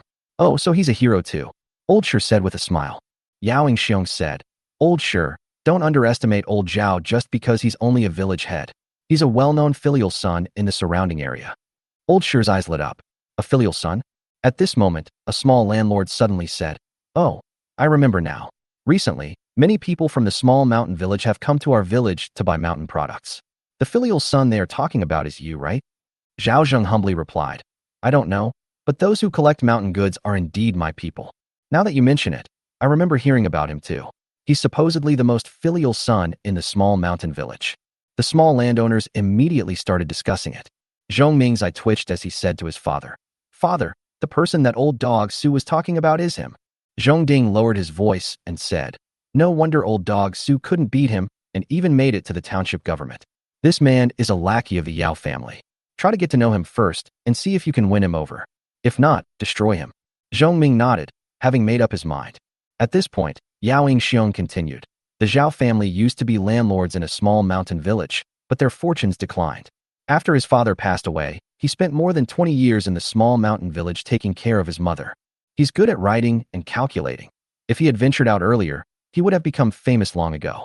Upon hearing this, Old Shi thought, "Isn't this the epitome of filial piety? A talented young man chose to stay in the mountain village to care for his elderly mother. What else could this be but the result of his teaching and guidance?" "Xiao Zhao, have you ever been to school?" "I haven't read much, but I know that as children, we should be filial to our parents. It's our duty." "He truly is a filial son." Old Shi nodded and then inquired about the members of Zhao Zheng's family. "When I learned that Zhao Zheng's two sons had both died on the battlefield, I couldn't help but sigh. You are not only filial, but also loyal. This is the pain of my hometown." The more he looked at Zhao Zheng, the happier he became. He was both loyal and filial. He hadn't found a person like him in over 10 years. "You remind me of someone from your small mountain village. Do you know who it is?" Zhao Zheng shook his head, not knowing. She was also a hero's wife and a hero's mother. When she was young, her husband was loyal to the country and raised their children. After that, Her children and wife were left behind to serve the country. When she grew old, her grandson also died for the country. Her whole family was loyal and brave. Every year, I would go to visit her on behalf of the court. Old Shir said, I also admire that old lady very much. I know who it is. It's my godmother. Zhao Zheng exclaimed, surprising everyone. This surprised not only Elder Shir, but also Lu Mao and Yao Xiong. That older sister is your godmother? Old Shir asked, his face full of surprise. Zhao Zheng nodded gently. I live very close to my godmother. Her house is right behind mine. My lonely daughter-in-law has also left, and there's no one to take care of me. I go back to visit her every few days. After getting to know me, she thought I was a good person and adopted me as her godson. Now I treat her like my own mother and will take care of her in her old age and see her off when she dies. Everyone present was stunned by these words. Who doesn't know that this older sister is old Master Shir's darling? This old man, who wrote memorials to the emperor every year, must have been well known for his letters. That was the guarantee of his education. He was well regarded not only in the county, but also in the prefect's court. You actually said this old woman is your godmother? Good, good, good. Zhao Zheng, I'm impressed. Old Shir had an idea. It's almost the new year. I need to go see that old lady. Would it be convenient for me to visit your house then? Zhao Zheng hurriedly replied. Of course it's convenient. It's my honor that Elder Shir has graced my humble abode. Good, you're very good. You're loyal to the country and filial to your mother. You can be a role model for my Fuguwei township. Old Shir even stood up and patted Zhao Zheng on the shoulder. Just wait at home. You flatter me, sir. Zhao Zheng smiled modestly and drank his wine in one gulp. I'm all set up in this small mountain village, eagerly awaiting your arrival, Elder Shir. After saying that, he returned to his seat. At that moment, Lu Mao's gaze towards him revealed a meaningful look. Yao Xiong was also very surprised. Everyone else couldn't help but stare. Even the Zhong family father and son had to re-examine Zhao Zheng. But only Zhao Zheng knew exactly how much preparation he had made for today. These layers of buffs are the guarantee for his future magnificent transformation. Chapter 139, Returning Home in Glory. After the banquet ended, Zhao Zheng went to Yao Xiong's house. Are you satisfied with Lao Zhao's surprise today? Many thanks to Yao Youjiao for his guidance. Although Yao Xiong is younger than him, age is nothing. Judging people by their abilities is the standard of the incompetent, not Zhao Zheng's standard. Yao Xiong wanted to say something, but in the end he didn't say anything. He patted his shoulder and gestured for him to get some rest. Zhao Zheng lay in bed, secretly energized, but more than anything, he was contemplating the future. Those who step forward today will inevitably face the Zhong family in the future. That time will be a greater test of one's own abilities. The Yao family can be an ally, but they won't help him wholeheartedly. He needs more help. Don't be too ambitious. First, lay a solid foundation. As long as I am strong enough, the county magistrate will be the first to visit me when he takes office. Thinking of this, Zhao Zheng fell into a deep sleep. The next morning, snow fell and the roads were icy. Yao Xiong specially arranged for a donkey cart to take him back. Zhao Zheng didn't stand on ceremony and got on the donkey cart. Only then did he discover that there were 2 shur of millet, several pieces of leather, some cured meat, and 50 taels of silver inside. Yao Youjiao, this. You've done such a great service. Giving you only 2 shur of millet is stingy of me. But with all this spoils, I still need to bribe officials at all levels, so the amount that ends up in my hands isn't much. Don't complain about the small amount, Yao Xiong explained. I'm already very satisfied. Zhao Zheng smiled. Yao Xiong's skill in winning people over was enough for Zhao Zheng to take seriously. Remember to finalize the village head appointment as soon as possible. Make sure all 50 people are accounted for, otherwise people will gossip. Yao Xiong reminded him again before watching the donkey cart leave. Because there was too much stuff and the car was difficult to drive on in the icy and snowy conditions. The journey that should have taken an hour took almost 2 hours, and we didn't get back to the village until noon. He was away for 3 days when it happened to be the 6th team's turn to patrol. They were quite surprised to see Zhao Zheng returning in a donkey cart. The landlord is amazing. He even rode in a donkey cart. It belongs to Yao Youjiao's family. How could I afford a donkey? Zhao Zheng smiled and said, All right, everyone, come back to the village with me. Isn't the boss patrolling anymore? The bearded man asked. What's the point of patrolling? The bandits in Dagwan Mountain have all been wiped out. Are you patrolling for blind people? Zhao Zheng laughed and cursed. What? The bandits of Dagwan Mountain are gone? The patrol team was dumbfounded. Zhao Zheng pointed to the millet in the car. See this? This is the grain we took from the bandit den in Dagwan Mountain. I also participated in the bandit suppression. This is what the village gave me. Everyone stared wide-eyed at the 2 baskets of millet inside. So much millet? My goodness. I was wondering why my master had been away for several days. Turns out he went to the countryside to suppress bandits. The patrol team was excited. Who the hell would want to patrol in this freezing weather? Does that mean we won't need to patrol anymore? It should be fine, but it requires an order from the township. Zhao Zheng waved and said, "Come back to the village with me.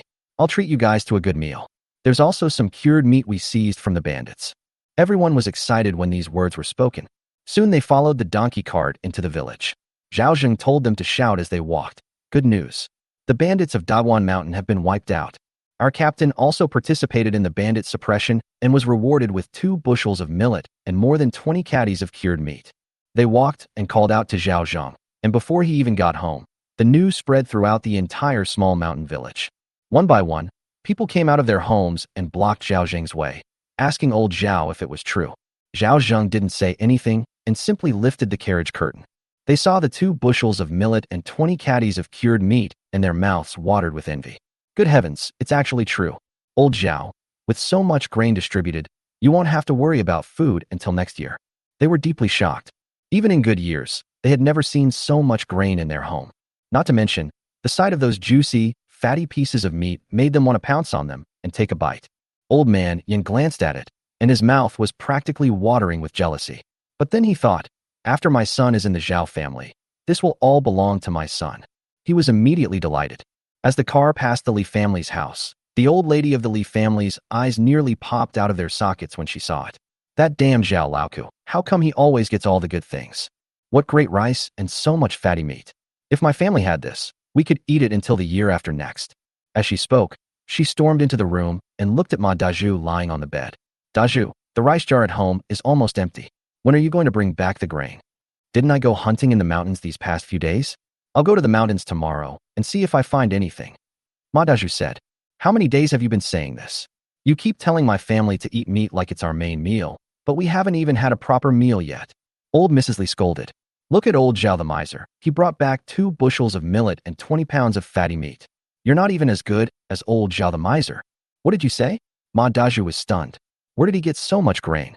He was told that he had gone to Dagwan Mountain with the township government to suppress bandits, and the township government was rewarding him. Old Mrs. Li said angrily, why didn't you know that if you went to the township government, you might have gotten a reward too? Ma Daju was incredulous and rushed out of the room. Zheng Chunmei, who was making straw sandals out of ula grass, suddenly brightened up and said to the old woman, Mother, wild animals aren't stupid. Why would they come out in this freezing weather? I think you can forget about eating this meat. The old lady of the Li family said coldly, then find a man who can make me eat meat. You're the one who let Ma Daju into the house, Zheng Chunmei said, feeling wronged. Knowing she was in the wrong, old Mrs. Li said, he has already eaten all the food he brought. He still has to help his family. At most, we will face famine tomorrow. Now it's snowing again, and we're running out of firewood. If this continues, we will either starve to death or freeze to death. So what do you suggest we do? Why don't you go to old Zhao's house and borrow some grain? Mother, please don't joke around. Whose food isn't precious? Why would he lend it to me? What if? Old Mrs. Li said jealously. Can he finish all this food? What's wrong with lending you some? You even massaged him before. You can't borrow it unless. Unless what? Unless you offer something as collateral. Zheng Chunmei said. Otherwise, why would anyone lend you money? Old Mrs. Li was tempted, but immediately said, no, old Zhao will definitely ask for a very high interest rate. Then let us starve. I think the snow will get heavier and heavier. When the snow closes the mountains, we'll have neither food nor firewood. Even if we die at home, no one will even look at us. Zheng Chunmei sighed. Zhao Laoko's family not only had grain and meat, but also thousands of caddies of coal. I estimate that many people will go to his house to borrow grain and coal. If you go too late, you may not be able to borrow even a hair. Chapter 140 The Widow Zheng, who scammed her older mother-in-law. These past few days, Zheng Chunmei has been trying to brainwash her mother-in-law and put pressure on Ma Daju. Now that Zhao Zheng has returned home in glory, he has given her an opportunity. She continued, Mother asked me to borrow grain. There's no problem. There has to be a reason, right? Ma Daju, don't even think about it. He eats more than all of us combined. He only worked hard for the first 2 days, but after that he became lazy and we still had to support him. His family is better off relying on you, the eldest grandson, than on him alone. Moreover, I've already told you that he sold all the Ma family's land to the Zheng family and came to our family to seize your grandson's land. Aren't you afraid that he will sell your grandson's land? He dares. Old Mrs. Li's eyes widened. He's shameless enough to come to people's homes to solicit favors. What wouldn't he dare to do? Zheng Chunmei sighed. Mom, didn't you say I was being dramatic? Let me tell you why I don't let Ma Daju touch me. If I let Ma Daju touch me and we have a baby, do you think he'll still care about Erden and the others? Even if he likes Erden, he's still Bangzi's stud. He'll definitely need a broodmate, and he'll focus all his efforts on raising his own broodmate. At that point, he won't care about Erden or even you. Old Mrs. Li remained silent. What Zheng Chunmei said was absolutely right. If there's a stepfather, there's bound to be a stepmother. Then what can we use to borrow grain? Well, I don't know either. I'll go ask first, and then we'll see. If we borrow grain, we must keep it a secret from Ma Daju and not feed that bastard, so he'll be driven away. No. Zheng Chunmei was afraid that Ma Daju would do something drastic if he found out. So she said, we'll tell him to search for food desperately. If he can't find any, we'll kick him out. The villagers won't think we're heartless. They'll blame himself for being incompetent. The old woman thought it made a lot of sense and nodded. Then you should go to Zhao Laoka's house first and try to find out the interest rate. The lower the better, and it would be best if they could lend us the money without interest. Zheng Chunmei thought to herself, how dare he ask Uncle Zhao for interest-free loans? Of course, this is a good start. At least she has another excuse to go see Zhao Zheng. Old Lu's wife vividly recounted the news she had just heard from outside to her husband. My lord, say something. The family is starving. If things really get desperate, take the money and buy rice. Do you know how much a pound of millet costs now? It's 20 coins, and you can only buy 3 pounds at a time. With the year-end approaching, I estimate the price will continue to rise. What will we do next year if we buy rice now? Lu Laosi rejected his wife's suggestion without hesitation. It's snowing now. The drought is over. We can start planting again in the spring. We can use this money to buy seeds. Once the grain is ripe, we won't have to go hungry anymore. But can we hold out until then? Mrs. Lu asked, her eyes red, pointing at her emaciated son lying on the bed. Can I endure this? Can Tielu endure this? Do you want to starve him to death? Lu Laosi hesitated for a moment, then gave him half a wild vegetable cake and fed him more water. Lu Laosi, you keep mocking Zhao Laosan for being stingy. At least Zhao Laosan is willing to feed his men. You're even stingier than Zhao Laosan. What good will it do you to starve us to death? Lu Laosi hated Zhao Zheng to death. Hearing his wife's words, he immediately became anxious. Who said I was stingy? I was just thinking about the future. It's true that you're stingy and want to starve my daughter and me by buying seeds. But if our family is facing famine, will we survive until then? Even if we manage to buy seeds, we'll still need the strength to plant them, and it will take several months to harvest. By then, my son and I will be completely worn out. Mrs. Lu burst into tears, feeling wronged. Lu Qielu called out weakly, Dad, I'm hungry. Although he had called out countless times and knew his father wouldn't answer, he was truly starving. Sometimes he even envied his brother for being able to live a life of luxury in the Zhao family. Lu Laosi was in a state of confusion and his momentum vanished instantly. He was even more annoyed by the lively noise coming from the Zhao family. Go ahead and buy it, okay? The Lu family's wife was overjoyed. Are you serious? However, it's not cost-effective to buy it in the countryside. Where should we buy it?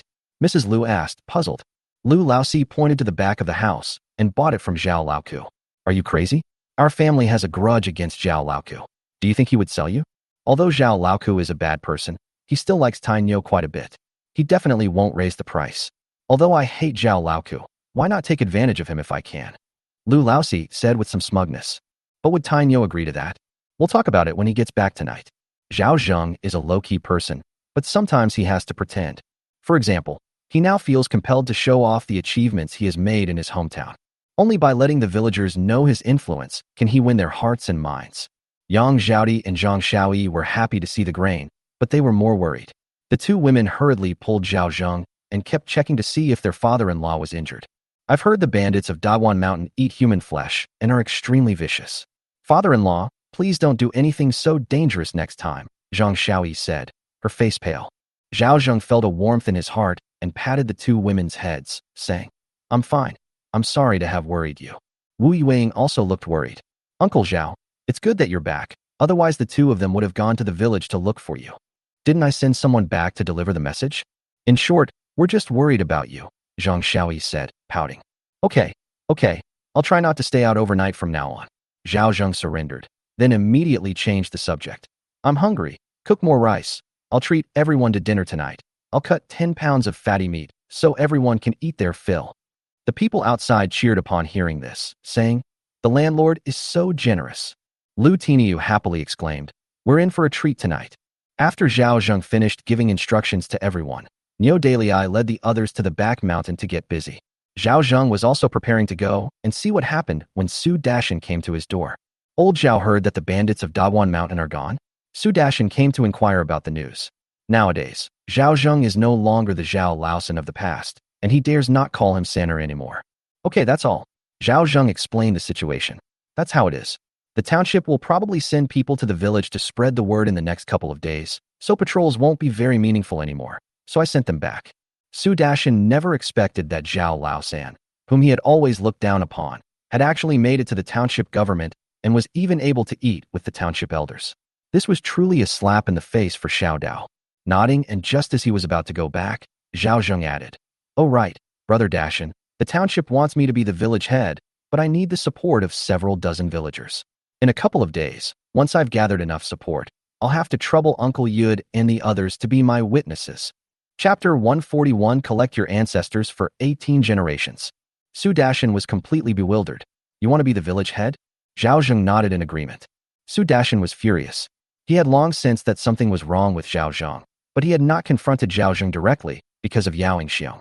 However, he did not expect that by the time he realized what was happening, Zhao Zheng had already attacked him. Of the 3 village elders, only his father was a formality. The other 2 were just there to make up the numbers and had no real power. His father was a village head, but not a village chief. Once Zhao Zheng became a village head, he would be on equal footing with his father. But Su Dashan remained calm and smiled. This is a good thing. As long as you can get support, everything is negotiable. This is troublesome. Zhao Zheng cupped his hands in a gesture of respect. Su Dashan turned around, and his face immediately darkened. He then hurriedly ran home and told the whole story. Bang! Su Yud slammed his fist on the table in anger. I knew Zhao Laosan was up to no good. He's too green to try and seize power from me. Could it be that my father, Zhao Laosan, is just making things up? The lie was exposed as soon as it was exposed. Su Yud shook his head. It was true that he had the Yao family as his backer, but Zhao Laosan was too green to fight me. Didn't he want to garner support? Go outside and spread the word that anyone who dared to support Zhao Laosan was going against me. I'm going to show Zhao Laosan who's in charge of this little mountain village. That afternoon, Su Dashan sent his wife outside to keep watch. Su Yud summoned Wang Laotu and Wu Laotu and called over the other teams.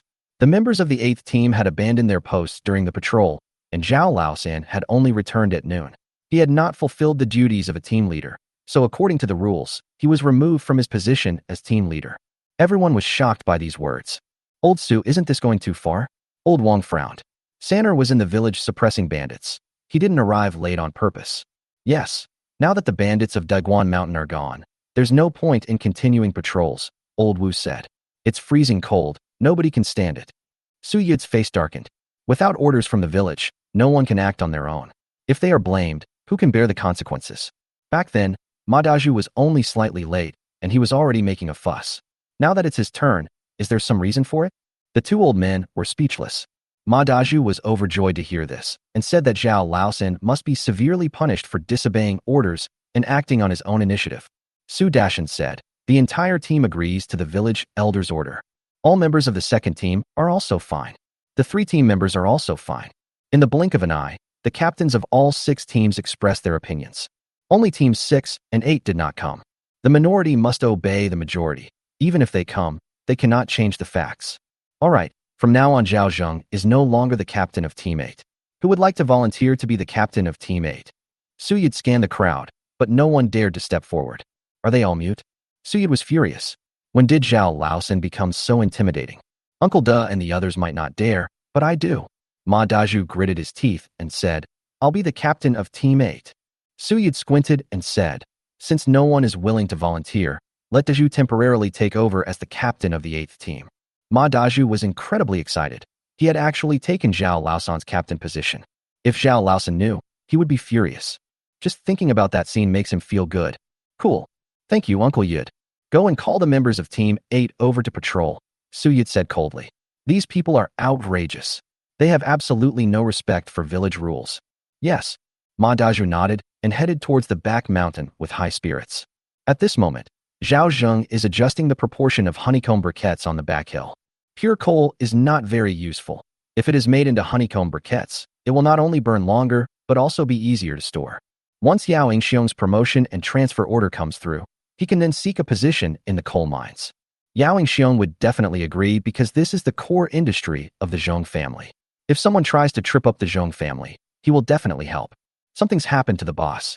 A man ran quickly down the mountain and whispered a few words in Zhao Zheng's ear.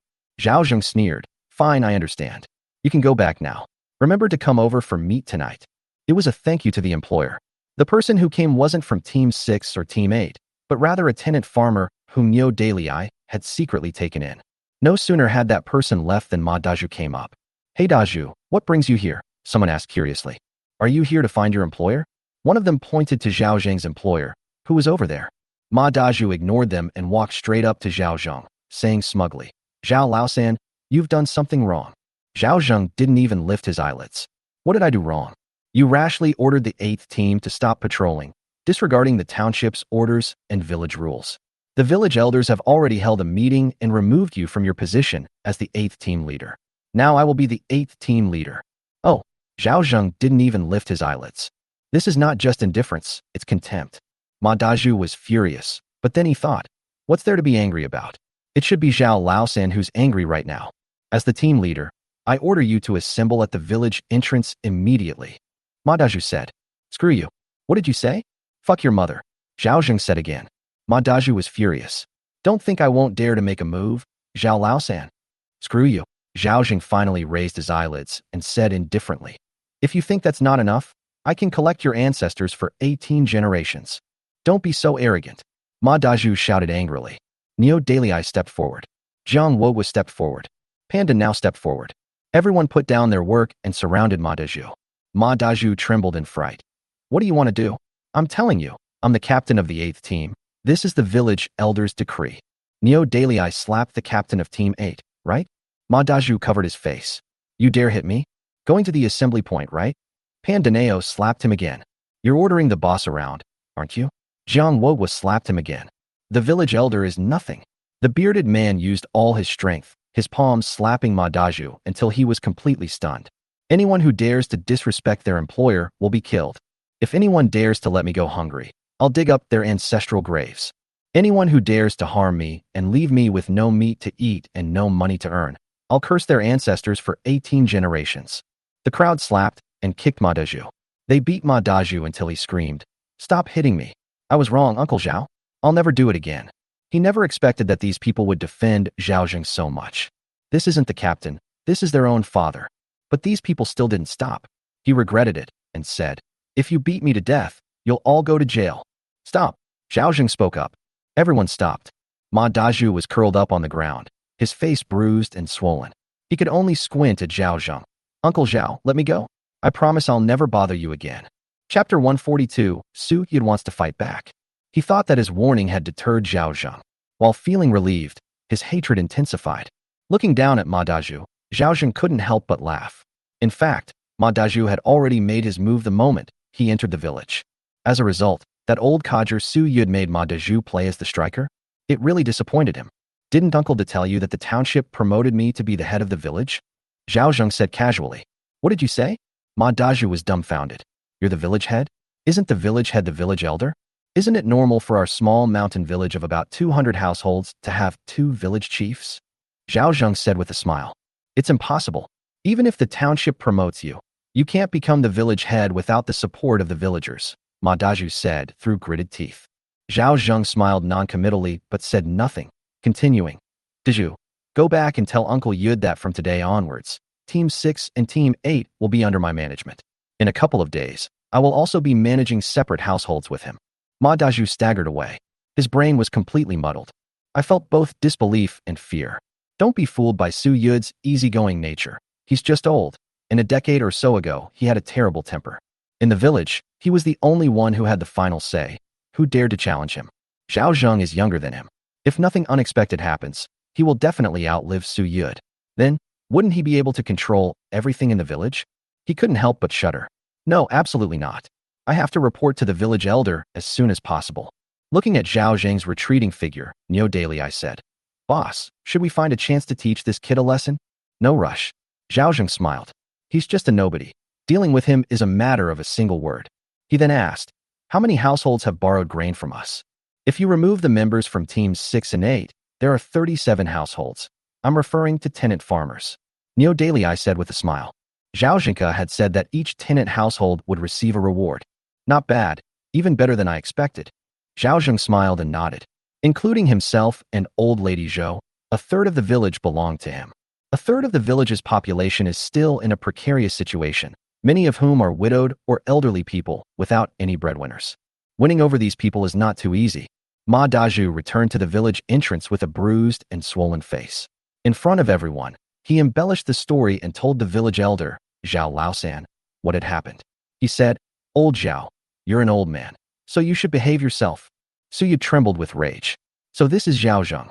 I stood up for him and helped him so much, and he treats me like this. Village elder, you must stand up for me. Ma Dazhu said, his eyes red. Suyu said to his son, go get the gong and take Dazhu around the village so everyone can see Zhao Laosan's atrocities.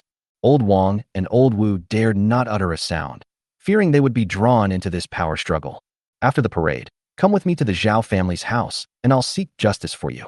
Suyu glanced at Ma Dazhu and decided to take matters into his own hands. He could no longer tolerate Zhao Zheng's rampant behavior. Want to be the village head? Dream on. Without the support of the villagers, let's see how he becomes the village head. Suyu sneered repeatedly. Knock knock. Su Dashin is leading a disheveled Ma Dazhu through the village. Everyone come out and see. Zhao Laosan is bullying his fellow villagers, causing Ma Dazhu to be seriously injured. Please, everyone judge this. Ma Dazhu also cried out, fellow villagers, please help me. In an instant, everyone in the village saw Ma Dazhu's miserable state. Some nosy villagers came into the Li family's house and said to Zheng Chunmei, Chunmei, your husband has been beaten. Who? Dazhu got beaten up by Zhao Laosan. Ouch. His face is all bruised and swollen, and he's covered in footprints. And you still have the leisure to weave straw sandals here, the old woman said, clapping her hands. Don't talk nonsense about my husband. Zheng Chunmei waved her hands repeatedly, and then, upon hearing that Ma Dazhu had been beaten by Zhao Zheng, she hurriedly stood up and asked anxiously, is Zhao Laosan injured? The old woman looked at her strangely and said, don't you have a grudge against Zhao Laosan's family? Why are you concerned about him now? Oh, I'm afraid Dazhu will hurt Zhao Laosan, and I'll have to pay compensation. Zheng Chunmei blurted out. I'm not sure. Your sister-in-law didn't think much of it when she heard that, but you should go and check on it. The old lady of the Li family said, don't go to Ma Dazhu's house. He's lazy and good for nothing, and now he's even gotten into a conflict with Zhao Laosan. If anything happens to him, don't expect my family to pay for it. But Zheng Chunmei couldn't sit still and ran out of the house, not to see Ma Dazhu, but to find Zhao Zheng. Chunmei, you're going the wrong way, the old woman shouted. But Zheng Chunmei completely ignored her. She didn't go to the wrong house. It was Zhao Zheng's house. Meanwhile, Zhao Yi's family also heard the commotion and went out. He felt quite pleased to learn that Zhao Laosan had beaten Ma Dazhu. If it weren't for that damn Ma Dazhu, I wouldn't have been crippled. I'd rather he were dead, Zhao Wei said viciously. Zhao Yi nodded in agreement. It would be even better if the two of them died together. They also learned that Zhao Zheng had brought back 2 large baskets of millet and a large piece of fatty meat from the countryside. That's pure jealousy. They all wished they could rush to Zhao Zheng's house and snatch it away. Let's go out and see what's going on. Zhao Yi took his son and went outside. Zhao Wei also wanted to go, but he was slumped on the bamboo chair and couldn't move. He longed to go. Meanwhile, when Zheng Chunmei saw Zhao Zhengshi, Zhou's grandmother had already arrived. Upon hearing the commotion, the old lady immediately went to find Zhao Zheng and was relieved to see that he was safe and sound. After learning what had happened, she couldn't help but praise Zhao Zheng for his bravery, while also being furious at Su Yud's actions. Yud is outrageous. He clearly knew that the township was promoting you to be the village head, yet he still tried to trip you up. Fearing that the old lady would get sick from anger, Zhao Zheng quickly comforted her, saying, Godmother, don't be angry. Good things often come with difficulties. Being a village head isn't so easy. He had to use a lot of persuasion to convince the old lady not to go and cause trouble for Su Yud. Just as he was about to take the old lady home, Zheng Chunmei came to him and asked, Uncle Zhao, are you all right? Chunmei, what are you doing here? Zhao Zheng frowned. He had warned Widow Zheng repeatedly not to come here during the day. Why didn't she take his warnings seriously? I heard you hit Ma Dazhu, so I came to see if you were hurt. Zheng Chunmei's heart skipped a beat when she saw Zhao Zheng's displeased expression, and she hurriedly explained. Upon hearing this, Zhao Zheng's expression softened slightly. I'm fine. Old Mrs. Zhou couldn't help but sneer. You're just crocodile tears, pretending to be kind by coming over to see if Sanner has been beaten, aren't you? Chapter 143, we also want to protect our father-in-law. Zheng Chunmei hurriedly waved her hand. Grandma Zhou, I didn't. Old Mrs. Zhou interrupted. Ma Daju went to your house to help you. That's your man. If you don't side with your man, why would you side with the mistress? She disliked Zheng Chunmei and immediately said again, I'm telling you, you'd better stay away from the Zhao family in the future. If your family still dares to bully us, don't blame the old woman for coming to settle accounts with you. Zheng Chunmei was on the verge of tears. Why didn't this old lady believe her? Knowing how protective his godmother was, Zhao Zheng hurriedly said, Chunmei, you've seen how well I am now, so go back first.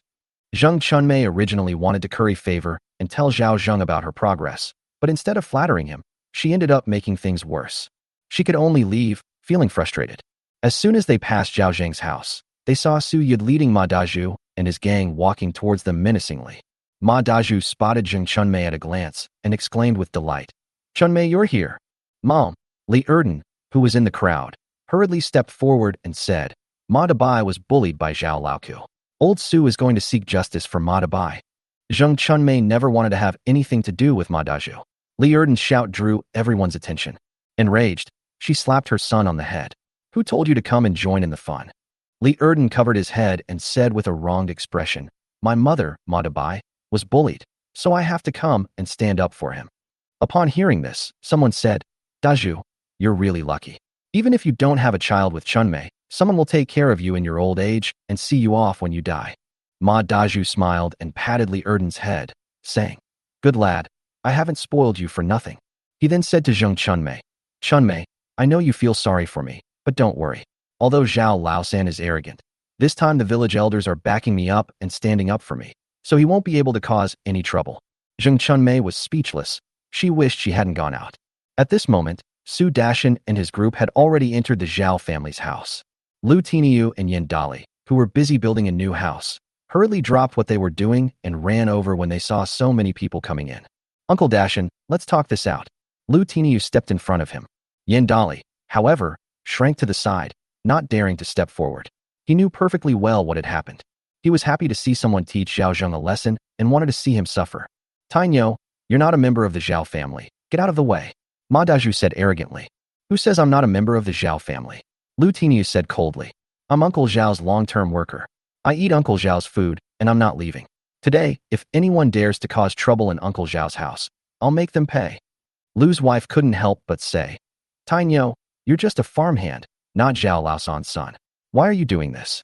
Lu Tiniu glanced at his mother and said, From the moment Uncle Zhao accepted me and gave me food, he has been my father in my heart.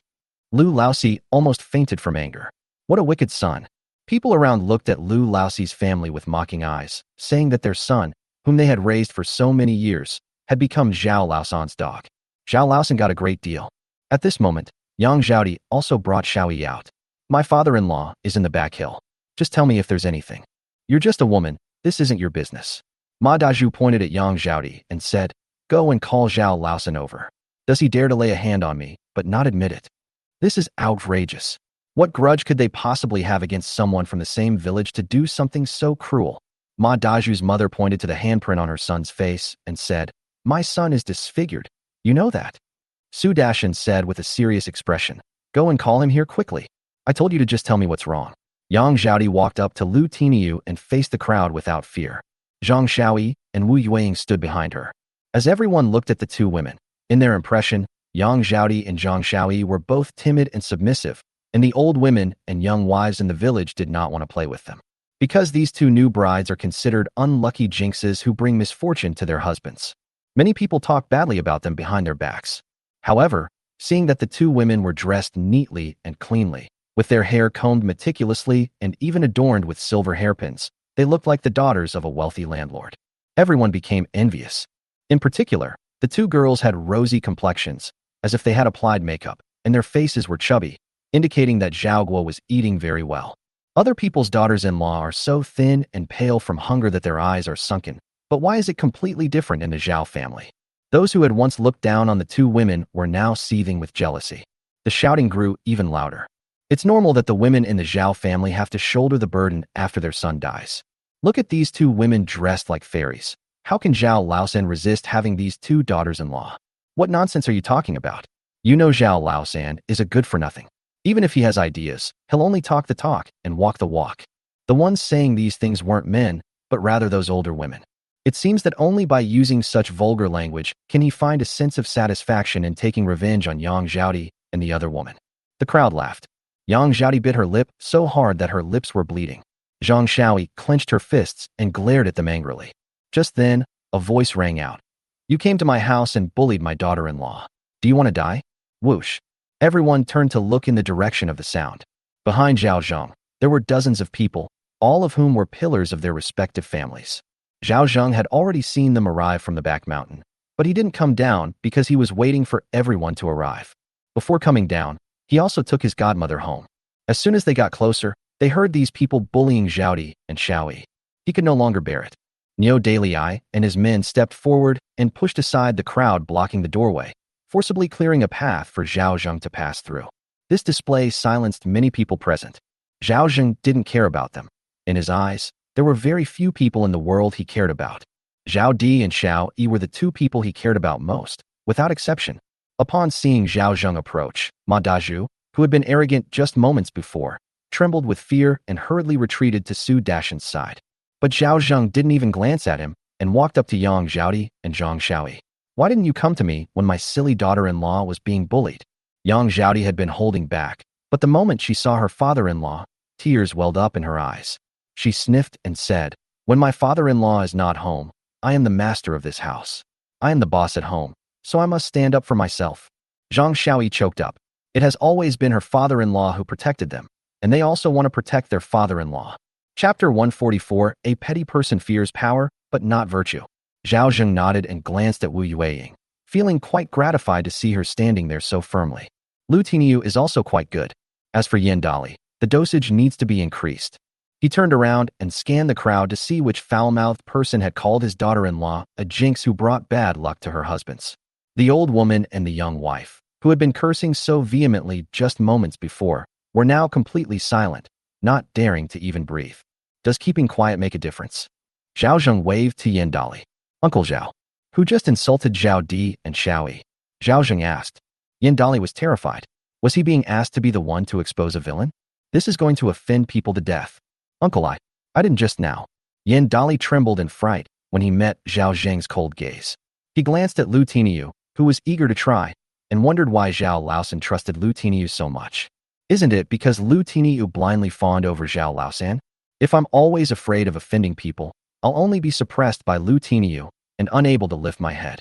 So what if I offend a few older women? Wasn't my humiliation and hardship in coming to the Zhao family all for the sake of final victory? So what if a few older women hate me? Thinking this, he gritted his teeth, pointed at several women in the crowd, and said, fourth aunt of the Li family, eldest aunt of the Su family, sister-in-law of the Qin family. Yin Dali, stop talking nonsense. I didn't say anything about Zhao's daughter-in-law. Is that what you call a butthole on your face? How could you mistake that? I didn't say anything. The people pointed out by Yin Dali all refused to admit it. Instead, they scolded Yin Dali. Yin Dali saw that their insults were nasty and went all out. You guys are the loudest and most enthusiastic in your insults. Everyone here can hear you clearly.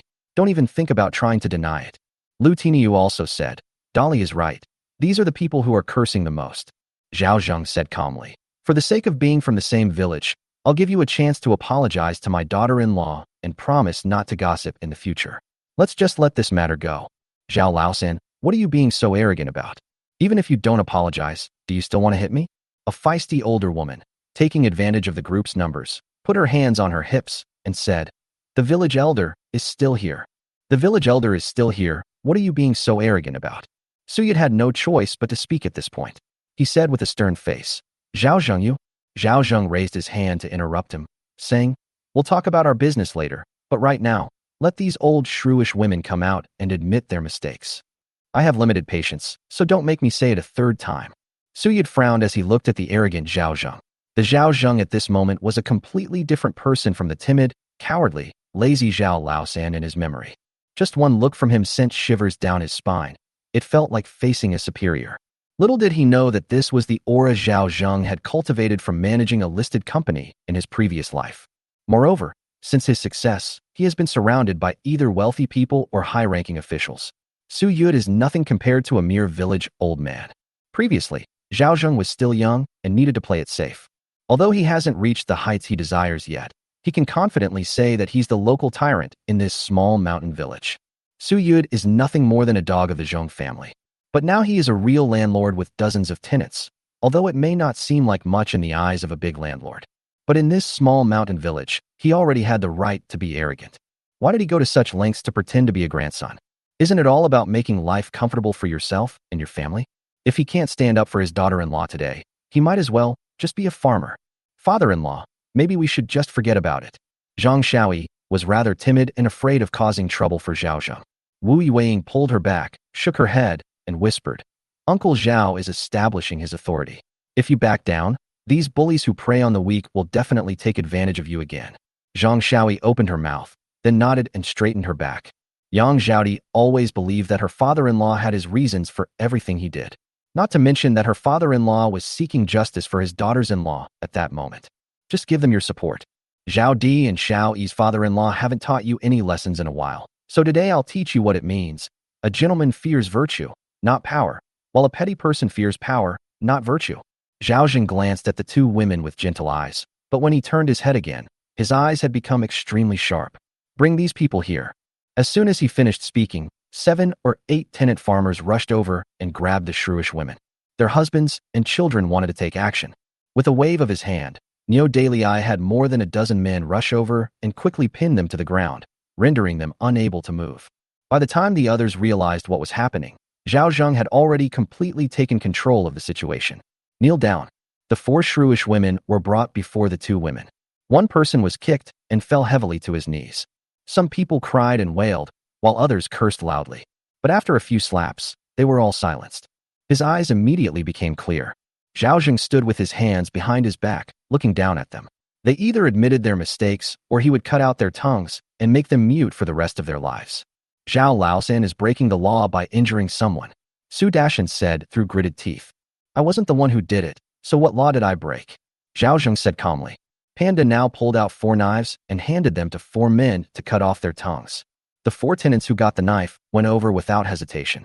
One of them was so violent that he picked up a knife and tried to pry it into the shrew's mouth. He was so terrified that his mouth was full of blood, and the shrew was so scared that tears and snot streamed down her face, and she almost wet herself. "Don't cut off my tongue. I was wrong. I'll never be so foul-mouthed again. Old Zhao." "Oh no, Master Zhao, please let me go. I'll kowtow to your daughter-in-law and admit my mistake." The other 3 shrewish women were also trembling with fear. They all thought Zhao was joking, but when these men came with knives, they were terrified and dared not argue anymore, so they all admitted their mistakes. "Zhao Di, I was so mean. I shouldn't have insulted you.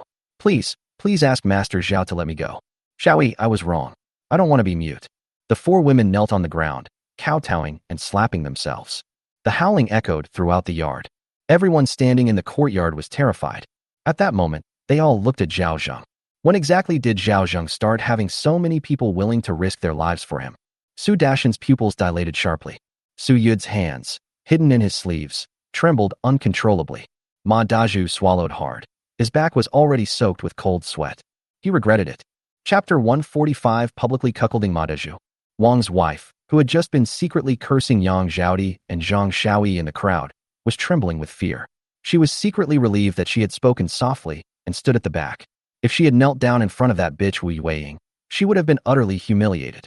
The women in the Yin family weren't much better off, especially after Yin Dali reported them. Several older women subconsciously distanced themselves from her, their eyes filled with disdain. Qian Xiulan swallowed hard. It was clearly those gossipy, shrewish women who were the ones who were unlucky, but why did he feel like his tongue was numb? She covered her mouth and hurriedly hid behind her husband, afraid that Yin Dali would call her out. These individuals are merely a microcosm of the masses. Zhao Zheng's methods, though crude, were very effective. In remote and impoverished areas, there are often unruly people. Sometimes, you can't reason with them. Only fists can make them fear. Su Yud felt extremely humiliated. As a village elder, he had come to seek justice for the villagers, but Zhao Zheng attacked him right in front of him, showing no respect for him at all. "Zhao Zheng, this is your fellow villager, not your enemy. Humiliating my daughter-in-law is humiliating me. Humiliating me makes us enemies, doesn't it?" Zhao Zheng raised his hand, and the tenants released the 4 shrewish women and also release the man who was being held to the ground. You. Did I say something wrong? Zhao Zheng retorted. They came to my house to cause trouble, insulted my daughter-in-law, and refused to admit their mistakes. I didn't kill them with a knife. I only did so because of our long-standing friendship as fellow villagers. Su Dashan said angrily, but you don't have to go this far. Aren't you afraid of inciting public outrage? Zhao Zheng laughed. You've come to bully me. Aren't you afraid I'll get angry? As he spoke, his eyes sharpened. Heaven is watching what people do. Every time someone provokes me first, I retaliate. What kind of justice is it to allow others to bully you, but not to fight back? If Zhao Zheng hadn't wanted to maintain his public image, or if he weren't already strong enough to dominate Fuguei Township, he would have driven these people away long ago. Su Dashan was speechless after being rebuked. Seeing that he was in the wrong, Su Yid changed the subject and pushed Ma Daju forward.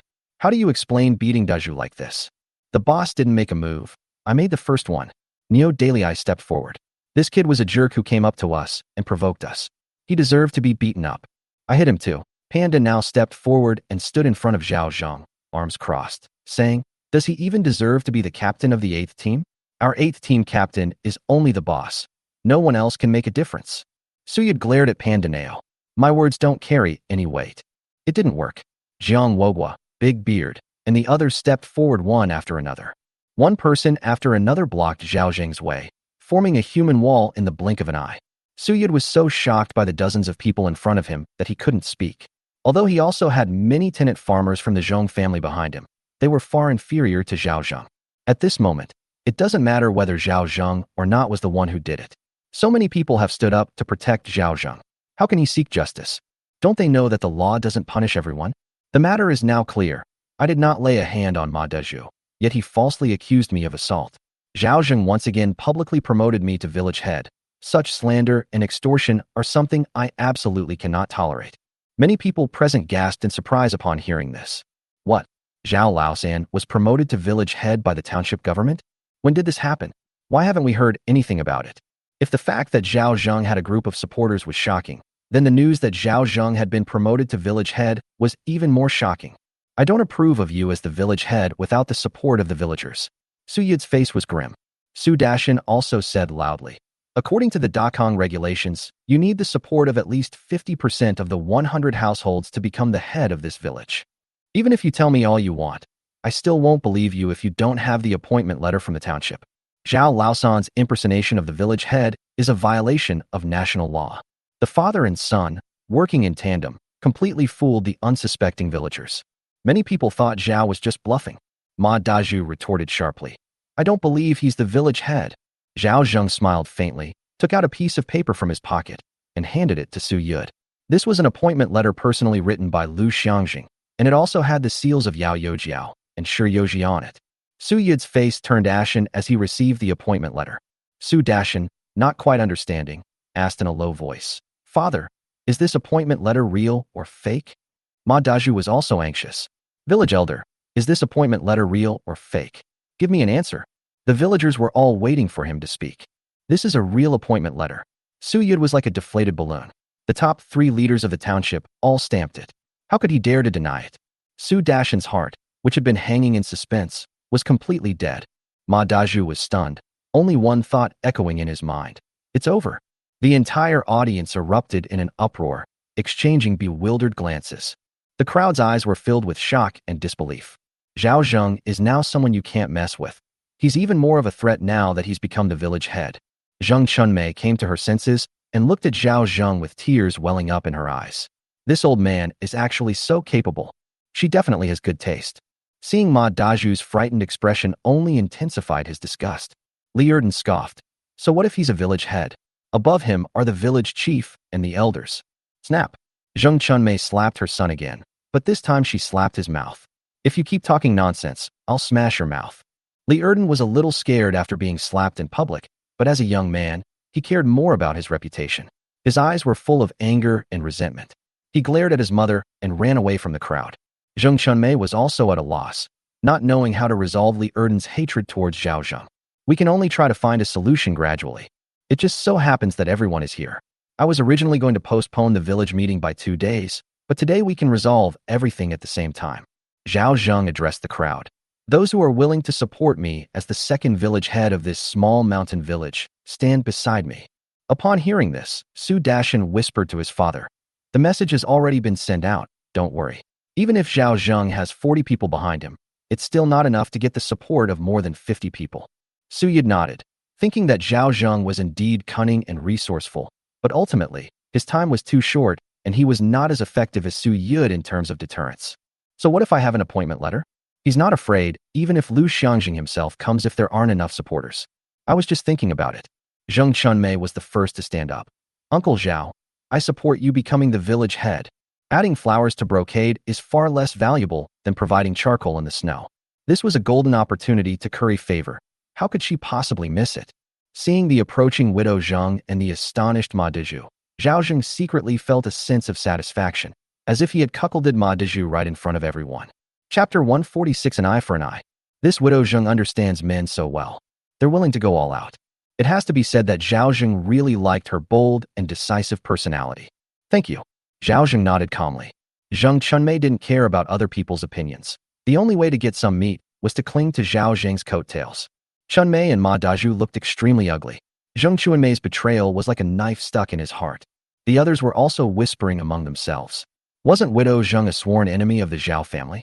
Why was she siding with Zhao Laosan? They're probably afraid that if Zhao Laosan becomes the village head, he'll definitely deal with the Li family.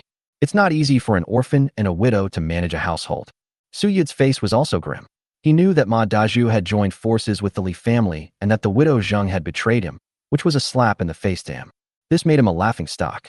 Su Dashan gritted his teeth even more. "Ma Dezhu, how dare you control your woman? You're playing me for a fool, aren't you?" Ma Dezhu was in a bind. He had not only offended Zhao Laosan to death, but also the Su family. How will he ever be able to face people in the village again? "Uncle Dashan, Yud, grandfather, please listen to my explanation." Before he could finish speaking, someone else stood up and interrupted him. "I support Zhao Dongjia as the village head." "I also support Zhao Dongjia." Within moments, 7 or 8 people stepped forward and walked to Zhao Zheng's side. Moreover, more and more people are stepping forward, 10, 20, 30. In the blink of an eye, more than 80 households supported Zhao Zheng as the village head. This means that there are no longer any obstacles for Zhao Zheng to become the village head. However, Zhao Zheng was always cautious in his actions. Since he was in charge of 100 households, he would definitely need the support of 100 households. He stepped forward and first thanked the villagers who supported him. Then he said, "If there are any people who are willing to support me, they can stay for dinner tonight. There will be plenty of thick porridge, and everyone will get at least a piece of fatty meat." Everyone knew that Zhao Zhengang had brought back 2 shur of millet, and everyone knew that he had grain. Everyone knows that Zhao Zheng is generous, and that if he says it's thick porridge, then he definitely won't add anything else. He certainly won't be as stingy as Ma Dezhu. If it's called meat, then it's definitely meat.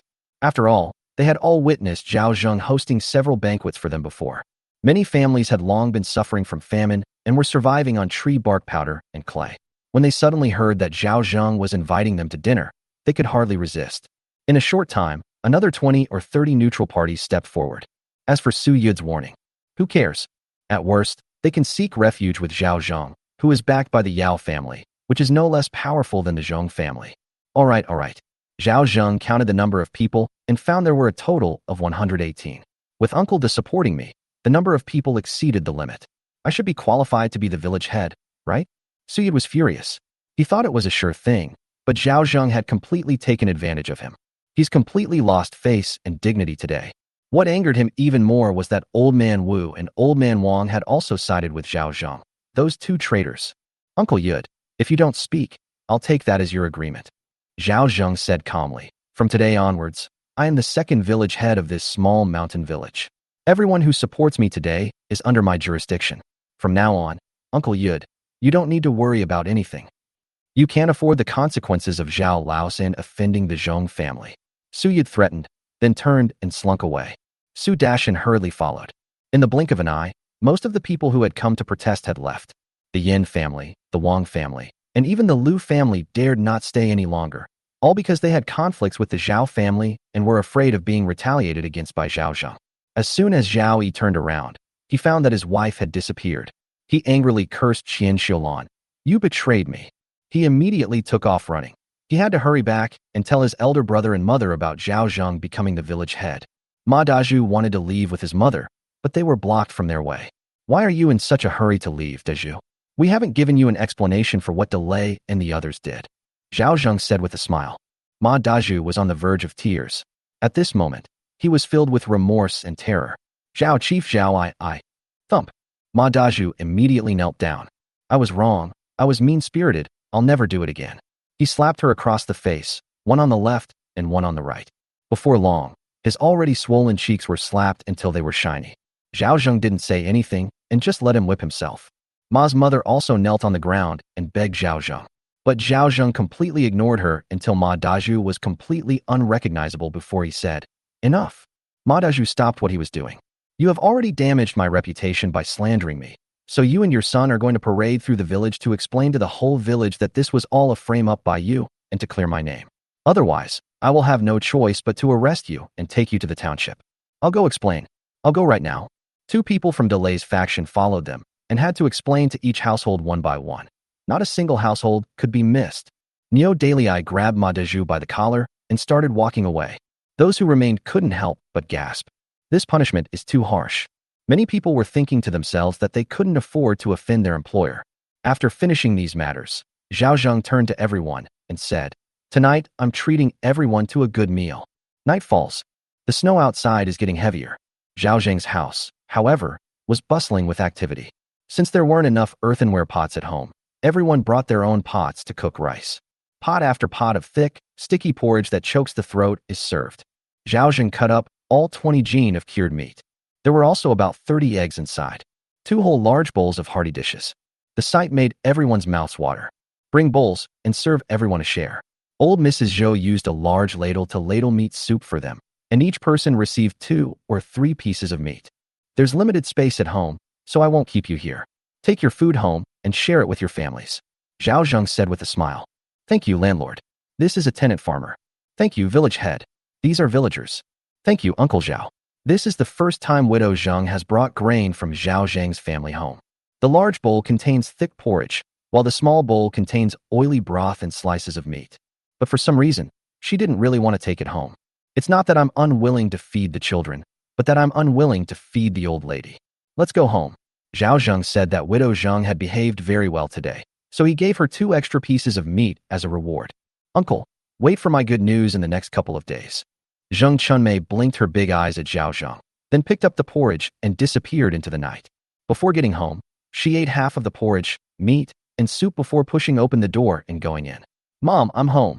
Old Mrs. Li had known all along that her daughter-in-law was staying at Zhao Laosan's house for meat, so she rushed out to find Chunmei meat. Chapter 147. Ma Dazhu was tricked by Widow Zheng and became crippled.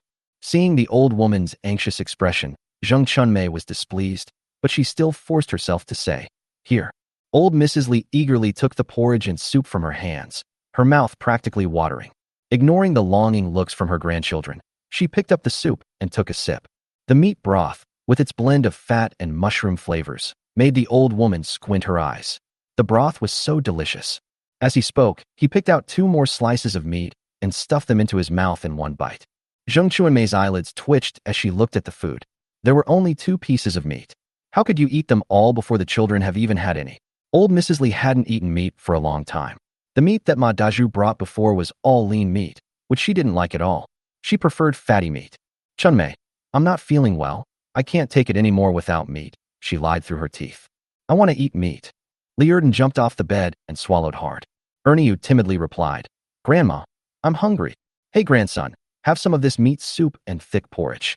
The old woman knew it was too much to eat alone, so she handed the porridge to her grandson. As for Erniu, she was pushed aside with a shove. Zheng Chunmei was furious. That stingy Zhao is. He only gave us this little bit of porridge and meat. Who can eat that? The old woman scolded as she began to berate Zheng Chunmei. Chunmei, why didn't you ask Zhao for some more meat? Zheng Chunmei couldn't hold back any longer. There are over 100 people here. How can I possibly speak up? Li Erden ignored his grandmother and mother's argument and was about to enjoy his porridge when Ma Dazhu, who was lying on the wooden bed, stood up and snatched the bowl from his hand. Then he poured the thick porridge into his mouth. Li Erden was stunned. Ma Dabai, that's mine. When the old lady of the Li family saw Ma Dazhu snatching her grandson's bowl, she cursed loudly. You damned Ma Dazhu. How dare you snatch my grandson's porridge? Aren't you afraid of choking to death? Ma Daju was also extremely hungry, and on top of that, he was heartbroken and furious. He quickly ate half a bowl of thick porridge and then smashed the bowl on the ground. Bang! The bowl shattered into pieces. Startled, Erneu's face changed, and she hid behind her mother. Liurden was also startled and shouted, "At least leave me some. I'll leave you a fart." Ma Daju was furious. "If it weren't for me, would your family be able to eat Zhao Laoca's thick porridge and meat? This food was obtained by your mother stepping on my face. Do you understand that your mother betrayed me?" Old Mrs. Li was also startled. "Ma Daju, what do you want to do? Let me tell you, you're just a crook. If you dare to act tough, get out." Seeing Ma Daju's head swollen like a pig's head, Zheng Chunmei couldn't help but feel nervous. She had known this would happen, so she had thought of a solution on the way back. "Daju, don't you ever think about why I publicly supported Zhao Laoku? Do you really think I'm trying to embarrass you? I'm telling you, if I hadn't shown up, you'd be beaten to death today. Not only will you not get anything good from the Su family, you won't get anything good from the Zhao family either. How are we supposed to survive in the village then?" Ma Daju's expression was unpredictable. "So I should thank you?" "Of course you should thank me," Zheng Chunmei retorted confidently. "How many more years can old man Su live? Old man Zhao is more than 30 years younger than him. As long as he doesn't get into trouble, he can run rampant in the village for 30 years. The Yao family is even more arrogant than the Zhong family. Think about it. Is it better to offend the Zhong family or the Yao family?" Ma Daju was stunned. He actually thought Zheng Chunmei's words made a lot of sense, but he just couldn't get over this hurdle in his heart. Whenever he thought of Zheng Chunmei currying favor with Zhao Zheng, it felt like a knife was cutting into his heart. Old Zhao is stingy and has no children, only 2 daughters-in-law. He's really willing to risk his life. You're so much younger than him. Is it worth risking your life against him? Do you really think I'd want to fawn over Zhao Laoku? Zheng Chunmei thought through all the saddest things in her life, her eyes gradually reddening, and then she started sobbing. "Don't you even think about what will happen to our family of orphans and widows if you come to my house and offend the Zhao family to death, and then just leave? Would old Su really risk his life for you and old Zhao? If he were really that capable, he wouldn't have been rendered speechless by Zhao Laoka today. I'm telling you, from today onwards, old Zhao the miser will be in charge of this small mountain village."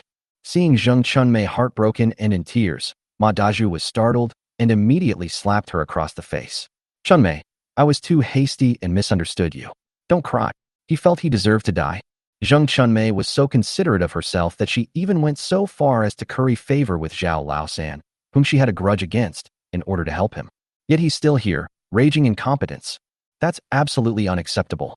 The old lady of the Li family felt more and more that Zheng Chunmei was right during the day. Ma Daju was just too useless and unreliable. "Don't touch me." Zheng Chunmei angrily shook off his hand that was reaching for her. "Ma Daju, how can you be a pillar of the family like this?" "Oh," Ma Daju said with a bitter face. "I never expected that Zhao Laoku would be so lucky to become the village head. If I had known, I definitely wouldn't have openly opposed him. It's too late to say anything now. There's only one way for us to live peacefully in the village." Zheng Chunmei wiped away her tears, her eyes filled with determination. "What method?" Ma Daju asked. "Admit your mistake." Ma Daju was conflicted because I had already apologized to him. So why did I still have to go? "Do you think admitting your mistakes is as simple as kneeling down and kowtowing a few times? What if he doesn't give me a way out? I'll fight him to the death," Ma Daju said through gritted teeth. Zheng Chunmei said with deep disappointment, "Even if you fight him, you won't survive. What will happen to your parents? What will happen to your brother? What will happen to my family? No wonder you couldn't even keep your position as captain of the second team. Your head is full of recklessness." Ma Daju was heartbroken, and his face turned bright red. But after suffering several major losses at Zhao Zheng's hands, he is now somewhat afraid of Zhao Zheng. "Then what do you suggest we do?" Ma Daju softened. The anger in his heart had dissipated. Zheng Chunmei was right. He had 2 families on his shoulders. "Daju, do you know why I've always been unwilling to be with you?" Zheng Chunmei softened her tone when she saw him like this. "It's because you're too incapable of handling things. You only care about your own pleasure and don't care about the people around you at all. It's like the last time you went into the mountains to hunt a bear. The whole village helped you, and you promised them a meal. If you hadn't done such a bad job, many people would definitely have stood up for you today. We're going to spend our whole lives in this small mountain village, not just leave in a few days. How can I entrust myself to you if you act like this?" Chapter 148. The whole story is revealed. These words completely shattered Ma Daju's spirit. He slumped onto the wooden bed, scratching his head in anguish. Now that he had offended both the Su and Zhao families, How was he going to survive in the village? In this situation, even if he sold himself to the Zheng family, Su Yud wouldn't pay him any attention. Go to the Zhao family to apologize. Zheng Chunmei said, you know I massaged Zhao Laosan's feet before. Although he's quite stingy, he wouldn't bully people for no reason. Just because he let you go today doesn't mean he's not angry. The only way to get him to let you go completely is to go and work for the Zhao family. Upon hearing this, old Madame Li's expression changed, and she nodded, saying, Chunmei is right. Going to work for the Zhao family is a good idea. She knew her daughter-in-law was trying to curry favor with Zhao Laoku, but at this point, she could only help her out. From now on, their family's food supply to get through the winter will depend entirely on old Zhao. Ma Dazhu almost jumped up and pointed at his own nose, saying, if I go to work for the Zhao family, won't that old Zhao bully me to death? Didn't Yin Dali offend Zhao Laoka before? Didn't Zhao Laoka bully him to death? Zheng Chunmei asked rhetorically. Old Mrs. Li chimed in. No, the Yin family has been suffering from famine for a long time, and they even wanted to become tenants for the Zheng family. It's just that Yin Dali works as a farmhand for the Zhao family and gets 2 meals a day, which helps support his family. Every few days, I can also enjoy a bowl of thick porridge and a bowl of meat soup. Yan's wife now boasts at the village entrance every day about how capable her son is. Ma Dazhu knew about this and was quite jealous. But hearing Zheng Chunmei and the old woman from the Li family say that he felt even worse. But there was nothing he could do. Who can blame them for making sense? These days, being a tenant depends on who you're working for. Zhongjia doesn't pay for land or labor. They just give you a meal if you want to. You can go if you want, or you can't be forced to. Zheng Chunmei sighed. She worked 6 hours a day for the Zheng family and only got 1 meal a day. The Zhao family worked 4 or 5 hours a day, but got 2 meals a day. The Zheng family couldn't compare. Now our family is facing famine, and hunting in the snowy mountains is not easy. If we rely on you to hunt and bring back food to solve the famine, both of our families will starve to death. Why not work for the Zhao family to resolve the hatred and earn food? Ma Dazhu smiled bitterly. He couldn't very well say that he was too ashamed to admit it, could he? Zheng Chunmei then felt that he was even more unreliable. He has now been driven to the brink of despair. Without food, his parents and younger brother will starve to death. He even considered selling the Li family's land to buy grain, but the Zheng family was offering a very low price. With this snowfall, he feared he wouldn't even be able to buy 5 caddies of millet. The Zheng family isn't short of cheap rice bran, but they refuse to sell it, forcing you to buy more expensive millet. Tree bark powder is selling for high prices in the market. The clay used for making guanyin clay has been dug up. Thinking about it this way, living seems more important than saving face. Seeing Ma Dazhu stammering, Zheng Chunmei grew impatient and said, just give me a straight answer. If you don't go, I'll go serve Zhao Laosan. Ma Dazhu suddenly jumped up and said, no, you can't go and serve Zhao Laosan.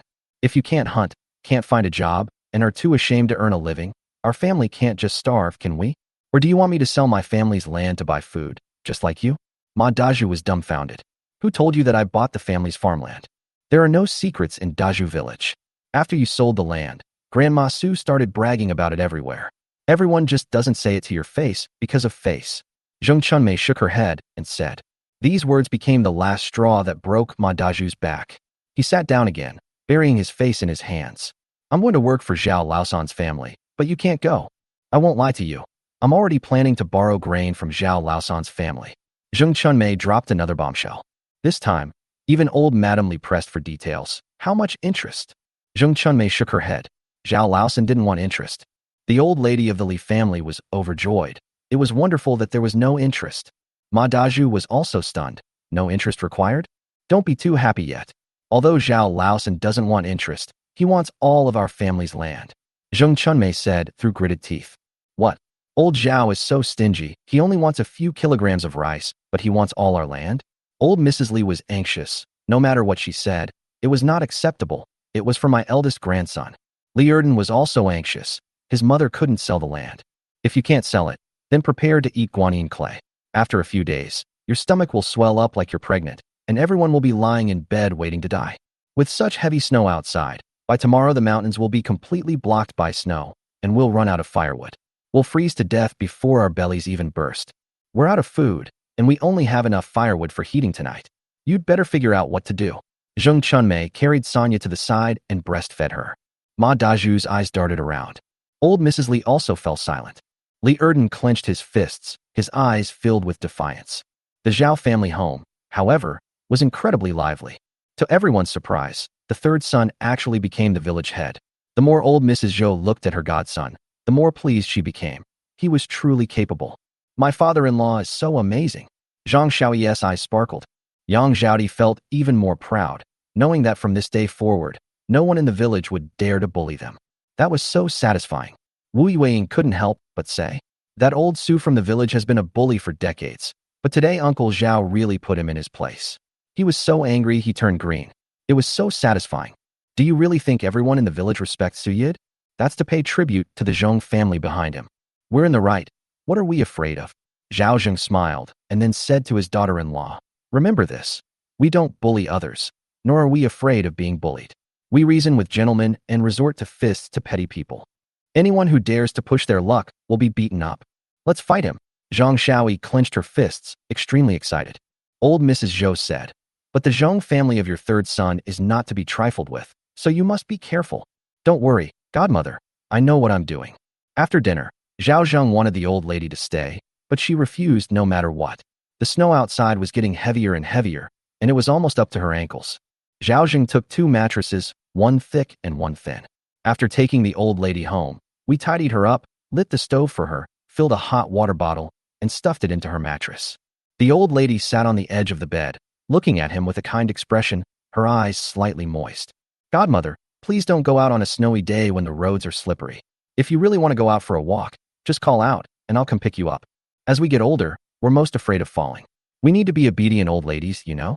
The old lady patted Zhao Zheng's head and said, okay, I'll listen to you. Chapter 149, Wu Yueying's Feelings. She knew perfectly well that Zhao Zheng hadn't asked her to come forward today. They just didn't want her to yell at those people, lest others think she was taking advantage of her age. This child is truly filial. Santa had a hard life. She raised 2 children with great difficulty, only to have them die in battle. She was 40 years old and still all alone. Zhao Di and Xiao Yi are filial, but what kind of daughter-in-law is there to see her father-in-law off to his death? The third son has also broken ties with his family. We need to find a virtuous wife for him, preferably someone with children and young. As she watched Zhao Zheng leave, the old lady began to think to herself that since Zhao Zheng was so filial to her, she, as an elder, should definitely make arrangements for him. Zhao Zheng was unaware of old Madame Zhou's intentions. If he had known, he would have refused. Even Dorgan couldn't handle a widow with a child, so how could he possibly manage her? Moreover, he plans to bring Mao Wanwan over in the next few days. I'm home. Wu Yueying had already prepared hot water for him to soak his feet. Zhao Di and Xiao Yi were undressing their 2 goddaughters, and the 2 girls were occasionally quizzing the 2 little girls on the 3-character classic. They clearly didn't learn it well themselves. But isn't this heartwarming scene exactly what he wanted to see? My feet are soaked. I got into bed. The light was blown out. The sounds in the room gradually quieted down. About half an hour later, Xiao Yi started snoring, and Yang Zhaodi also fell into a deep sleep. Wu Yueying then turned around and embraced Zhao Zheng. Uncle, it's getting late. You should go to sleep, Wu Yueying said in a voice only Zhao Zheng could hear. Don't you miss me after I've been away for several days? Zhao Zheng asked. Wu Yueying's face flushed, but she still replied, yes. She couldn't bear the thought of Zhao Zheng not being by her side. She would wake up 5 or 6 times a night, each time thinking that Zhao Zheng was still behind her and that someone was holding her in their arms. She didn't know when she got used to being held in Zhao Zheng's arms, but she had been suffering from insomnia for the past 3 days. I haven't been sleeping well these past few days either. Zhao Zheng moved his face closer. It's still more comfortable holding you. Wu Yueying didn't say anything, but gently pulled Zhao Zheng's head into her arms. God knows how happy she was when Zhao Zheng came back today. The joy she felt was like the joy her husband felt after returning from a long trip. She knew that she was still Wang Daji's wife in name only, but she couldn't help thinking that way. She even felt somewhat disoriented during these 3 days of insomnia. It felt like a dream. There was also a sense of loss. I always felt that Uncle Zhao would look down on me. However, at this moment, all her worries disappeared. Wait until the clouds disperse and the rain returns. Wu Yueying finally breathed a long sigh of relief. Only today did she realize the true joy of being a woman. I also know that Uncle Zhao is a man among men. Wang Daji isn't even worthy to carry his shoes. He turned his head to look in Xiao Yi's direction and breathed a sigh of relief when he saw that she was still sleeping soundly. He was about to get up to clean Zhao Zheng up, but Zhao Zheng said, I'm sleepy, we can talk about it tomorrow. He immediately pulled her into his arms, and they fell into a deep sleep. Wu Yueying was held so tightly that she could neither move nor get up. She was a little scared that she might have gotten pregnant, but then she thought, so what if she did? Uncle Zhao had been so good to her, and the only way she could repay him was to continue his family line. Didn't the Wang family say she was useless and couldn't give birth to a son? She insisted on having a son so the Wang family could see him. Wu Yueying admitted that at that moment she did indeed have thoughts of taking revenge on the Wang family. Wang Daji himself was no good, yet he said she was too alluring, unaware that the woman he couldn't handle was being played to death by Zhao Zheng. She actually felt a strong sense of satisfaction from the revenge she had taken. That was the humiliation that had been building up for years. At this moment, they were all brought out by Zhao Zheng. However, she was so tired that she fell asleep soon after. Zhao Zheng slept very comfortably that night. When I woke up, it was already slightly light. Zhao Di and the others had already been busy for a while. Hua Hua also helped her godmother with her younger sister. She was very well-behaved and sensible. When Wu Yueying brought over the hot water, you could clearly see a hint of spring in her eyes and brows. In the past, her brows would always be furrowed with a worry that seemed impossible to dispel. But after coming to the Zhao family, her life became fulfilling. She felt motivated and had a sense of belonging. I'm full of energy every day. She was already a capable and strong woman, and now she was even more motivated. Seeing Zhao Zheng looking at her with a half-smile, Wu Yueying didn't pretend. Over the years in the Wang family, her girlish nature had long been worn away. She's more like a matriarch. Whenever she's around, she practically follows Zhao Zheng to the toilet and wipes his bottom. They've practically spoiled Zhao Zheng into becoming a useless old man. Uncle, it's snowing heavily. The snow is almost up to my calves. I'm worried that the snow is too heavy and will collapse the roof. Should we ask Tai Niu and the others to clear the snow off the roof? You decide what to do. Zhao Zheng smiled and then said, you should eat more meat today and also cook yourself a bowl of brown sugar and eggs. I'm not a little girl anymore. I don't need to. Wu Yueying knew that in most families, the newlywed bride would be given boiled eggs after the wedding night, but she felt inferior. When Zhao Zheng said those words, she was already moved enough, so she didn't dare to hope for too much. She was also afraid that Zhao Di and Xiao Yi would discover something. What else could she be but a young girl in her early 20s? Zhao Zheng said directly to the kitchen, Zhao Di, it's snowing heavily. Everyone will have a bowl of brown sugar and eggs for breakfast to warm up. Chapter 150, The Four Great Generals of the Zhao Family. Zhao Di replied. Wu Yueying's eyes were filled with gratitude as she thanked Uncle Zhao. Zhao Zheng smiled. Wu Yueying was different from Widow Zheng. He only treated Widow Zheng as a tool and had no pity for her at all. He really liked Wu Yueying. She was just as beautiful as Widow Zheng. After arriving at the Zhao family, her living conditions improved, and her figure became increasingly plump, with her originally wheat-colored skin becoming fairer. Wang Daji, who is sensible, considerate, unpretentious, and generous, is such a waste of talent.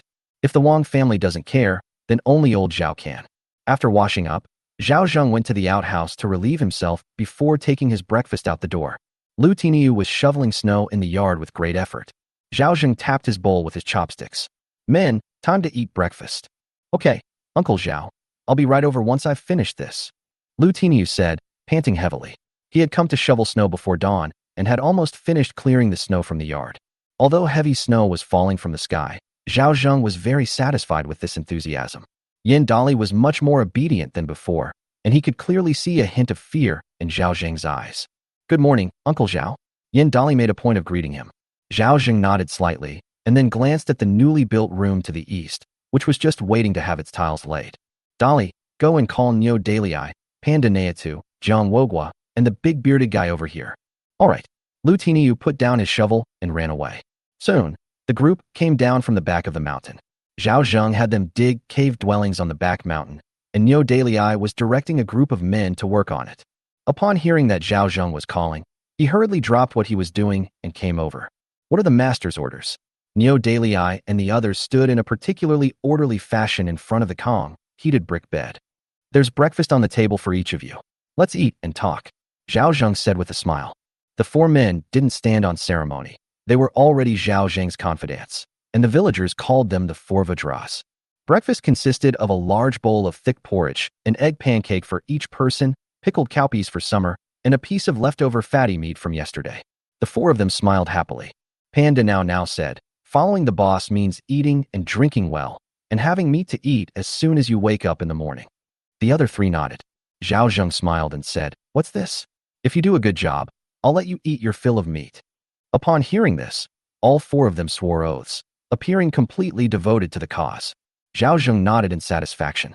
These people were more like his retainers than tenant farmers. The relationship between landlords and tenants was one of exploitation. Having servants is different. It requires a significant investment of time and effort in the early stages of their training. Yesterday's initial results were evident, so Zhao Zheng decided to set rules to select tenant farmers and household servants from among these people. I now have dozens of tenant farmers under me, and I need someone to manage them for me. Delay, you are the carpenter. The construction of houses, furniture, farm tools, and workshops are all under your management. Neo Dalei hurriedly put down his chopsticks. It was the host. You'll be in charge of the workshop behind Dapan Mountain. Wogwa, I remember your grandfather was a blacksmith, so you can forge iron too, right? I know a little, but my grandfather died early and didn't teach my father much, so I'm not very good at it. Jiang Wogwa sighed. It's all right. You're in charge of ironwork forging. You, big bearded man, know martial arts, right? I know a little. I'll give you 30 people divided into 3 groups to train. The only task for these people is to practice boxing. When they need to fight, they just need to charge in without thinking. Can you do that? The bearded man wasn't stupid. It was obvious that his boss wanted to keep thugs. However, usually only large landowners could afford to keep so many thugs. It was clear that his boss was very ambitious. He hurriedly got up. All right, you 4 are the 4 great contributors to my Zhao family. From today onwards, each of you will receive 40 caddies of aged rice per month. All 4 were overjoyed. Thank you, employer. After accepting their bows, Zhao Zheng pointed to the millet in the basket beside him and said, That's the reward for you tenant farmers. Delay, you can divide it up. He didn't collect all the more than 30 tenant households. Neo Dalei simply compiled the information. Neo Dalei was incredibly excited. So much millet directly solved the famine for his 4 families, even though he already had some old millet given to him by Zhao Zheng. Seeing that Zhao Zheng directly rewarded him with a bushel of millet, Lu Tiniu was secretly envious. Yin Dali's eyes widened in disbelief. Is this the benefit of doing errands for Zhao Laosan? The gap is just too big. Looking at the wild vegetable pancake and half a bowl of thin porridge in his hand, he immediately felt dejected. At this moment, Lu Tiniu came over with a smile, holding the money. Uncle, can you sell me a pound of rice? What do you need rice for? My parents gave me 200 coins and told me to ask you how many kilograms of rice I want to buy. Rice is so precious these days, and with the snow and ice and the new year approaching, I'll give you 200 coins to buy me 1 kilogram. Lu Tiniu said with a smile. Yin Dali thought Lu Tiniu was stupid. Even if rice was expensive now, 200 coins could buy 7 or 8 caddies, right? 1 pound. Isn't that giving money to Zhao Laosan? Yueying packed a pound of millet for Tiniu. It's Uncle Zhao. Wu Yueying knew that Lu Tiniu was taking revenge on his parents. He has said more than once that he ended up in this situation because his father was unwilling to spend money to get him a wife. Now that his family is starving and he suddenly has 200 coins, Lu Tiniu will definitely take revenge. Here you go, uncle. Silly boy, would your uncle really take your money? Zhao Zheng shook his head. It's just a pound of millet. Consider this 200 coins as a gift from your uncle. Keep it for yourself. Lu Tiniu was so moved that his uncle now eats and uses the Zhao family's food without spending any money. Did you really think I was lying to you when I said I'd find you a wife? Zhao Zheng cursed. Can raising a wife and children be free? If I don't save money now, what will I do in the future and live on borrowing money every day? The fact that Zhao Zheng made the promise in front of everyone shows that he really took this matter seriously. Wu Yueying thought to herself that Uncle Zhao's methods of winning people over were truly amazing. Lu Tiniu must be incredibly moved. As expected, upon hearing this, Lu Tiniu's eyes turned red again, and he knelt on the ground, saying, Uncle, thank you. A man's knees are worth gold. Don't kneel so easily. Zhao Zheng said, seeing the rice I gave to Delay and the others, it means that if you work hard, you'll have what they have too. As he spoke, Zhao Zheng cleared his throat. Given your serious work attitude and positive work ethic, starting this month you will receive 10 jin of old rice as wages every month. Lu Tiniu stood there stunned, his eyes instantly turning red. Yin Dali was also dumbfounded. 10 caddies of old rice every month? So much. Suddenly, he couldn't help but feel hopeful. If Lu Tiniu has it, does that mean I have it too? Chapter 151 The Use of Honeycomb Briquettes. Thank you, Uncle Zhao. Lu Tiniu respectfully kowtowed 3 times to Zhao Zheng. When his whole family disliked him, when he was desperate, and when he couldn't even afford a meal, it was Uncle Zhao who took him in. It not only gave him hope, but also gave him confidence, allowing him to hold his head high and start anew. These 10 pounds of aged rice are recognition of his hard work. Zhao Zheng smiled and said, "You're the head of my family's long-term laborers. If you do a good job, there might be even more long-term laborers in the family that you'll need to manage in the future. Uncle Zhao, don't worry. Tainyo will definitely not let you down," Lu Tainyo said very seriously. Zhao Zheng looked at Yin Dali's expectant face and said, "Dali, you must work hard. As long as I see your efforts, you will also have a monthly salary in the future." Yin Dali knew he had made too many mistakes and might not get a reward, but he still couldn't help feeling disappointed when he heard this. The more this happened, the less he could admit defeat. Remembering his parents' encouragement last night, he was determined to make a name for himself in the Zhao family. "Uncle Zhao, just you wait and see. I'll definitely impress you," Yin Dali shouted. Hearing the somewhat shrill voice, Zhao Zheng laughed even harder. This breakfast essentially finalized the future structure of the Zhao family. The retainers were led by the four heavenly kings. Wu Yueying was the head of the inner quarters, mainly responsible for the living quarters. The money and provisions were managed by Zhaodi and Xiaoyi. He only needs to grasp the overall direction. After everyone dispersed, they all went about their own business, leaving only Zhao Zheng with some free time. "I checked the weather forecast, and it says there will be heavy snow for the next 3 days." He sighed. "A snowstorm is coming." In the afternoon, news came from the village that 2 widowed and elderly people had frozen to death in their homes. One family died of cold because they ran out of firewood. One family suffocated in a hole they dug themselves in their own home. Zhao Zheng felt uneasy, but since these 2 widowed and orphaned households were not under his management, he didn't say anything. He simply silently instructed the bearded man to go door to door in his jurisdiction to check if anyone was still there. Moreover, this snowfall was a rare opportunity for him. He also decided to take the opportunity to convert villagers who were not tenants into tenants and to rent and sell the finished honeycomb briquettes. With the roads blocked by heavy snow, it's almost impossible to go to Jinji Mountain to chop firewood. In other words, the coal that Zhao Zheng had stockpiled became almost the only source of heating for the small mountain village. Only then did Neo Dalai and the others understand why Zhao Zheng had hauled so much coal. They were all filled with admiration. When the news reached the Su family, Su Yud was furious. "He's just a dog of the Yao family. What's with all the arrogance?" "Dad, calm down." Su Dashan kept trying to soothe his father. "Go to the Zhong family and report the situation to the master. This Zhao Laosan has gained power, and the Zhong family must intervene." "Dad, the snow outside is almost knee-deep. Even if it gets dark, I won't be able to get to the Zhong family's house." Su Dashan said reluctantly. "Go if I tell you to. If you can't come back today, stay at the Zhong family's house. You must deliver the message no matter what." Su Yud glared at his son. "There's still a chance to salvage the situation. If Zhao Laosan takes in all the remaining people, do you think the Zhong family will still value us?" Su Dashan sighed. His family used to be servants of the Zhong family. They were released back to the village because they were good at their work. The reason they were called Su family was because they could help the Zhong family acquire land. But once the other villagers have been bribed by Zhao Zheng, they naturally lose their usefulness. "But what about those 2 old geezers who froze to death?" "Don't worry about it," Su Yud said coldly. "Once this heavy snow starts, it won't stop easily. I want to see how much coal Zhao Laosan has." Neo Dalai's method was simple. He led his men to warm themselves by a fire in the snow.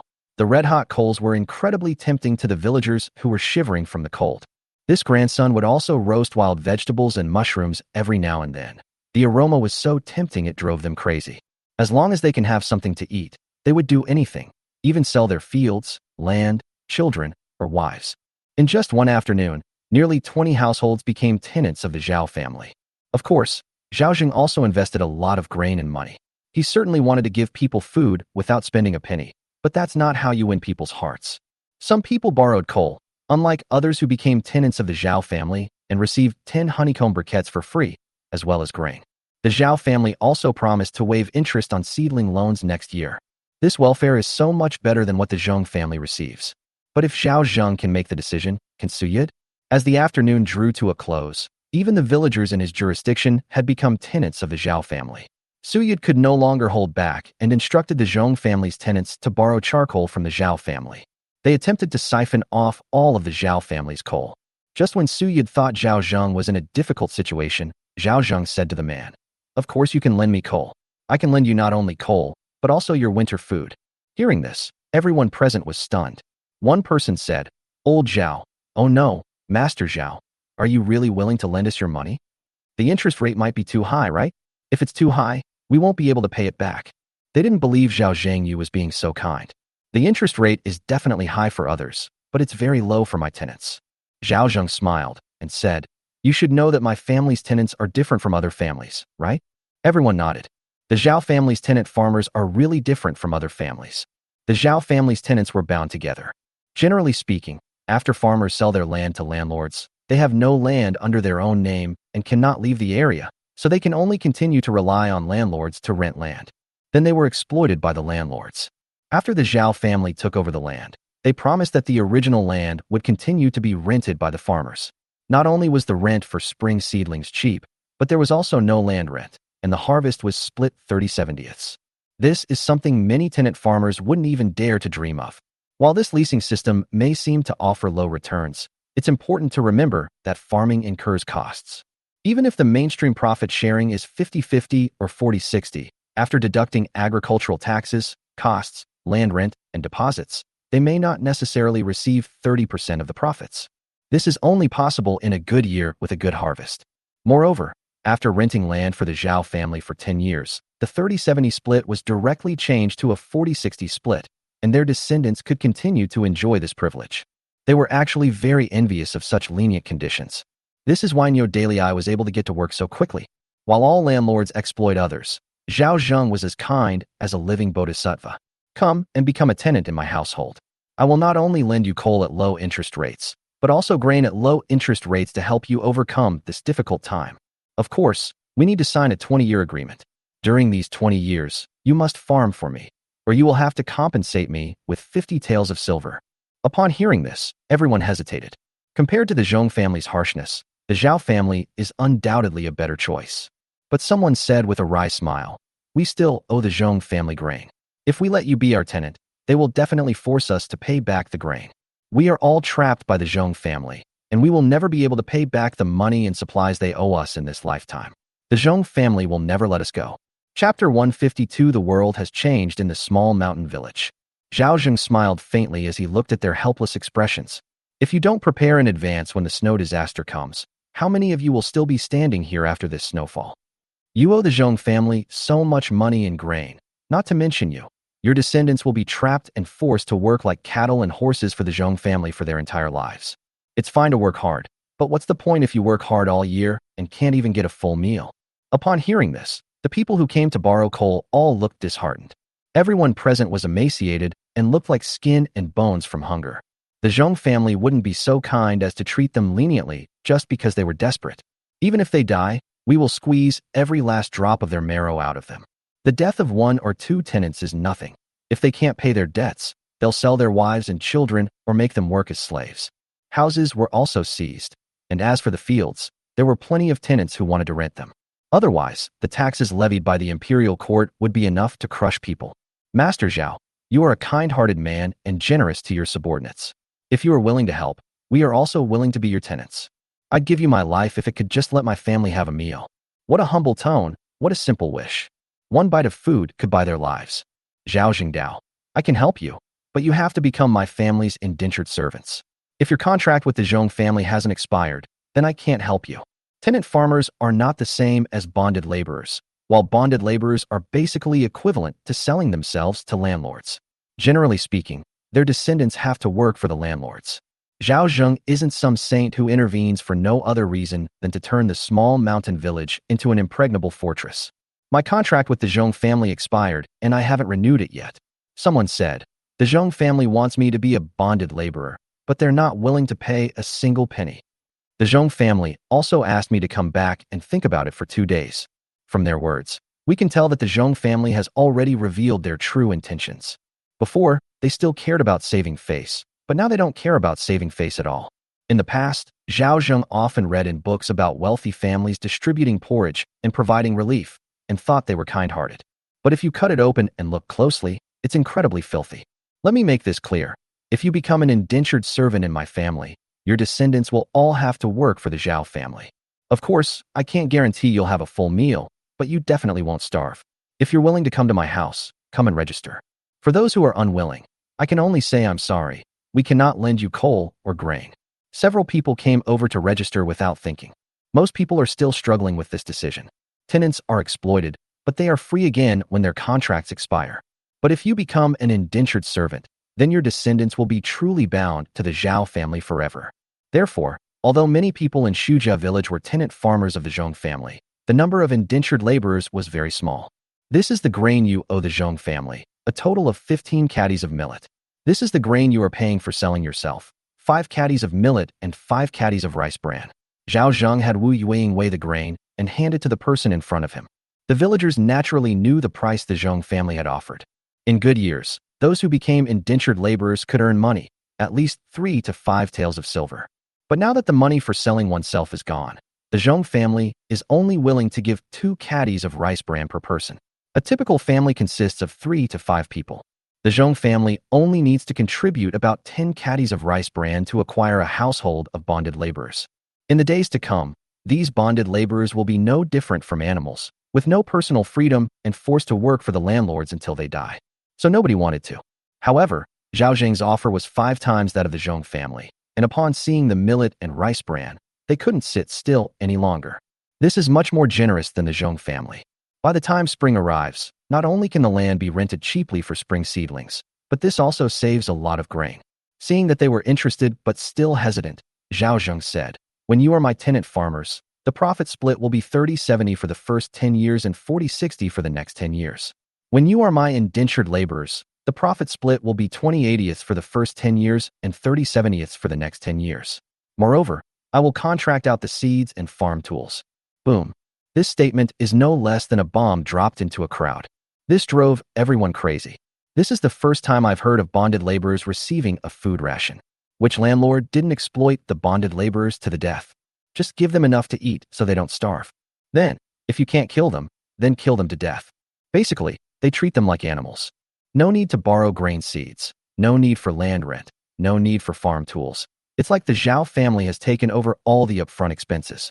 Plus, they don't have to pay taxes to the imperial court, and the Zhao family guarantees their livelihood. It's better than being a tenant farmer for a landlord in a good year. Tenants have to pay taxes. Master Zhao, I'll become your household servant. I'll become your household servant too. Everyone went crazy. Zhao Zheng's words became the last straw that broke their mental defenses. Zhao Zheng smiled. The Zheng family originally intended to profit from the disaster, offering their tenants an extremely low profit-sharing ratio of 30% to 70%. Zhao Zheng simply conceded a small amount on top of that and easily won them over. For Zhao Zheng, being a tenant farmer was not the only necessary form of indentured labor. In reality, he was doing the same thing as the Zheng family, forcing these people into indentured labor, but Zhao Zheng was more conscientious. Don't rush, everyone come and register first. Seeing that Wu Yueying was too busy, Zhao Zheng hurriedly asked Tainyo to go to the back mountain to call people over to help. At this moment, seeing that the person had not returned for a long time, Suyid could not help but send his grandson to inquire. Soon the grandson returned, looking flustered, and said, "Grandpa, something's happened." "What happened?" Suyid asked hurriedly. "Those people have all been bribed by Zhao Laosan and become his indentured servants." "What did you say?" Suyid was stunned. How could this be? They were tenants of the Zheng family. Suanzi recounted what had happened, and Su Yud's face turned bright red. How dare he? How dare he? That was Zheng's tenant farmer. He didn't even dare to imagine how the Zheng family would deal with him if they found out about this. Suddenly, he was overcome with anger and anxiety. His vision went black, and he collapsed into his grandson's arms. The Su family immediately became flustered. The conditions Zhao Zheng offered have also spread. Even the tenant farmers were extremely envious. Dakong taxes land. If they became indentured laborers and the land was transferred to the landlord, then taxation would become the landlord's responsibility, because indentured laborers were equivalent to servants, and servants who were dependent on the landlord did not need to pay taxes. If Zhao Zheng were to bear most of the initial costs of farming, then being a bonded laborer would be more enjoyable than being a tenant farmer, regardless of whether it was a year of disaster or famine. This made many people restless, and they all rushed to Zhao Zheng's house hoping to change from tenant farmers to indentured laborers. Neo Daily, I couldn't help but give a thumbs up. Boss, you're really amazing. In all these years, not many families in the village have been willing to become indentured laborers for the Zheng family. You've only been here a few days, and you've already taken in so many people. From now on, you're the boss of our village. Chapter 153, let's put Zhao Laosan aside for the sake of rice. Zhao Zheng tossed a cigarette over. Neo Daily I happily accepted the cigarette and started smoking it, just like Zhao Zheng. He was quite moved. In less than a month since the village militia was established, Zhao Zheng has gone from the village to the township and become a prominent figure there. He then returned to the village and started recruiting tenant farmers and indentured laborers. Upon closer reflection, it all seemed like a dream. It's possible that the Zhao family will be able to recreate its peak in the future. When I was a child, I heard my grandfather say that at the height of the Zhao family's power, a quarter of the village's inhabitants were bonded laborers of the Zhao family, and 3/4 of the villagers relied on the Zhao family for their livelihood. However, that was over 100 years ago. The Zhao family now is no different from them. But now Zhao Zheng has appeared, bringing glory to the Zhao family at a speed they cannot comprehend. He glanced at Panda now and the others, whose expressions were similar to his, a mixture of surprise and envy. It was getting dark. Zhao Zheng sent out several hundred honeycomb briquettes, several hundred caddies of millet and rice bran, and more than 10 taels of silver. He held a list in his hand. He currently had 53 bonded laborers and 74 tenant farmers under his command. Neo Dalei was absolutely right when he said he was the sky of the small mountain village. Nobody knows where Zhao Zheng got so much grain. Everyone privately speculated that it was given by the Yao family. Zhao Zheng was happy to hear their speculations, so as to avoid difficulties in explaining the source of the grain. Call the 4 heavenly kings over. Among these bonded laborers, some possess a special skill. You 4 should take over their positions. It's the boss. All 4 nodded. Tainyo, go pick a few nimble young men to be under your command from now on. Lu Tiniu stood up straight, trembling with excitement. It was Uncle Zhao. As the Zhao family prospered, his status rose accordingly. Yin Dali was incredibly envious, wishing he could be the team leader someday. Yueying, go and pick a few nimble girls to train. In the future, Zhaodi and Xiaoyi must not be allowed to do any of the heavy or rough work at home. Zhao Zheng said, It's Uncle Zhao. Wu Yueying nodded. At this moment, she also experienced the joy of being the head housekeeper of the Zheng family. Zhang Xiaoyi said, If our father-in-law won't let us do any work, then what are we supposed to do? Yang Zhaodi also said, Isn't it a waste to be idle all day with nothing to do? Zhao Zheng patted the 2 girls' heads. If you're not going to work, you can study. I'm going to make a strict study plan for you guys. Don't complain about being tired then. We're afraid of everything except being tired. Zhang Xiaoyi said with great fighting spirit. Under the influence of her father-in-law, they also knew the importance of studying. With more and more people in the family, they can't all be illiterate. If they can't even do basic accounting, they'll definitely be laughed at by others. Delay. Tomorrow you take some people to my ancestral home to take a look. The next task is to repair my ancestral home. You can decide on the manpower. If you need money, ask Zhao Di. It's the boss. Yueying had to prepare a daily ration for everyone in the household who worked there, whether they were tenant farmers or indentured laborers. How much food rations to give to those working from home is up to you. You should follow this rule from now on. Tomorrow, Depan will put on the roof beams and tiles for the newly built east wing. Wogwa, tomorrow you should take some people to clear the snow and dig out the steps in front of my godmother's house. It's inconvenient for the old lady to go out. It would be best to build a handrail on both sides of the road so she can have something to hold on to. Zhao Zheng sat on the earthen Kong, heated brick bed, and gave orders, which were met with nods from everyone. All right, let's eat. At Zhao Zheng's command, Zhao Di and Xiaoyi also got onto the heated Kong, a traditional heated brick bed. Wu Yueying, along with her 2 daughters Lu Tiniu and the 4 King Kongs, ate at a square table. Only Yin Dali was sitting on a frog stool eating at the door. He felt a pang of envy, thinking that with new people coming to his house tomorrow, he'd finally have someone to sit on the sidelines with. After everyone had eaten and drunk their fill, they dispersed. After eating his fill, Lu Tiniu carried the pound of millet that Zhao Zheng had given him and headed home. He asked his sister-in-law, Zhaodi, to keep the 200 coins for him, and that he would ask her for them back after he got married. He believed that Zhao Di's sister-in-law still liked him, but he wouldn't show it at all. He would just silently like her and silently protect her. I kicked the door open, Dad, I'm home. Lu Laosi, who was lying in bed shivering and feeling feverish, was startled when he came back with such a commotion. Did you want to scare me to death? Mrs. Lu couldn't help but ask, Did Tainyo buy rice? I bought it. Lu Tiniu took out a tinderbox and lit the only oil lamp in the house, instantly illuminating the room. He glanced at his parents lying in bed, then at his weak younger brother, threw the bag in his hand onto the bed, and cooked and ate it. Old Lu was overjoyed when he opened the rice bag and was delighted to find millet inside. Lu Tielu, who had been silent until now, hurriedly got up and said, Dad, I want to eat millet rice. Mrs. Lu gently patted her son's head. Silly boy, millet rice is too wasteful. It's better to cook it into porridge. Wait, why is there so little rice? Lu Laosi frowned, looking at his son Tiny Yo. Zhao Laosan only gave you this much rice.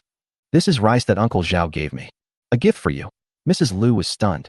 You didn't buy rice? Uncle Zhao said he wouldn't sell me the rice and told me to take it back. Where's the 200 coins I gave you? Of course it's mine. Lu Tiniu said with a smile. This is my errand fee. It's what I deserve. Lu Laosi jumped off the bed in anger. You wicked child. Give me back my money or I'll beat you to death. Impossible, Lu Tiniu said. I'll beat you to death. Lu Tiniu grabbed Lu Laosi's hand, rendering him unable to move. Dad, save your breath. I'm eating and drinking well every day, and I'm full of energy. You can't beat me. After shaking off his hand, Lu Tiniu slowly entered his room. Lu Laosi said in disbelief. This wretched child actually attacked me. Zhao Laosan must have taught him. So what if it is? Do you still dare to go against Zhao Laosan? Lu's wife said with a sorrowful expression. After opening his mouth for a long time, Lu Laosi blurted out. This was given to Tiny Yo by Zhao Laosan.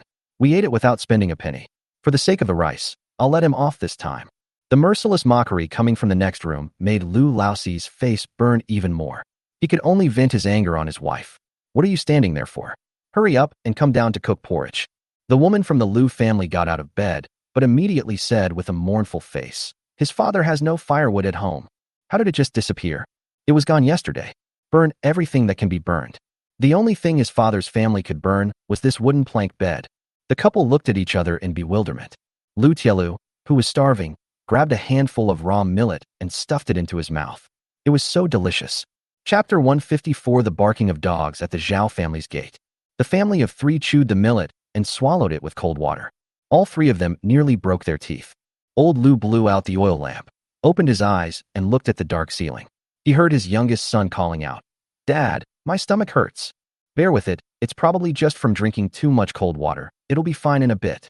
Mrs. Lu comforted her son. Actually, her stomach was also feeling terrible. It was bad enough to be hungry, but to be cold was even worse. As she thought about it, tears welled up in her eyes.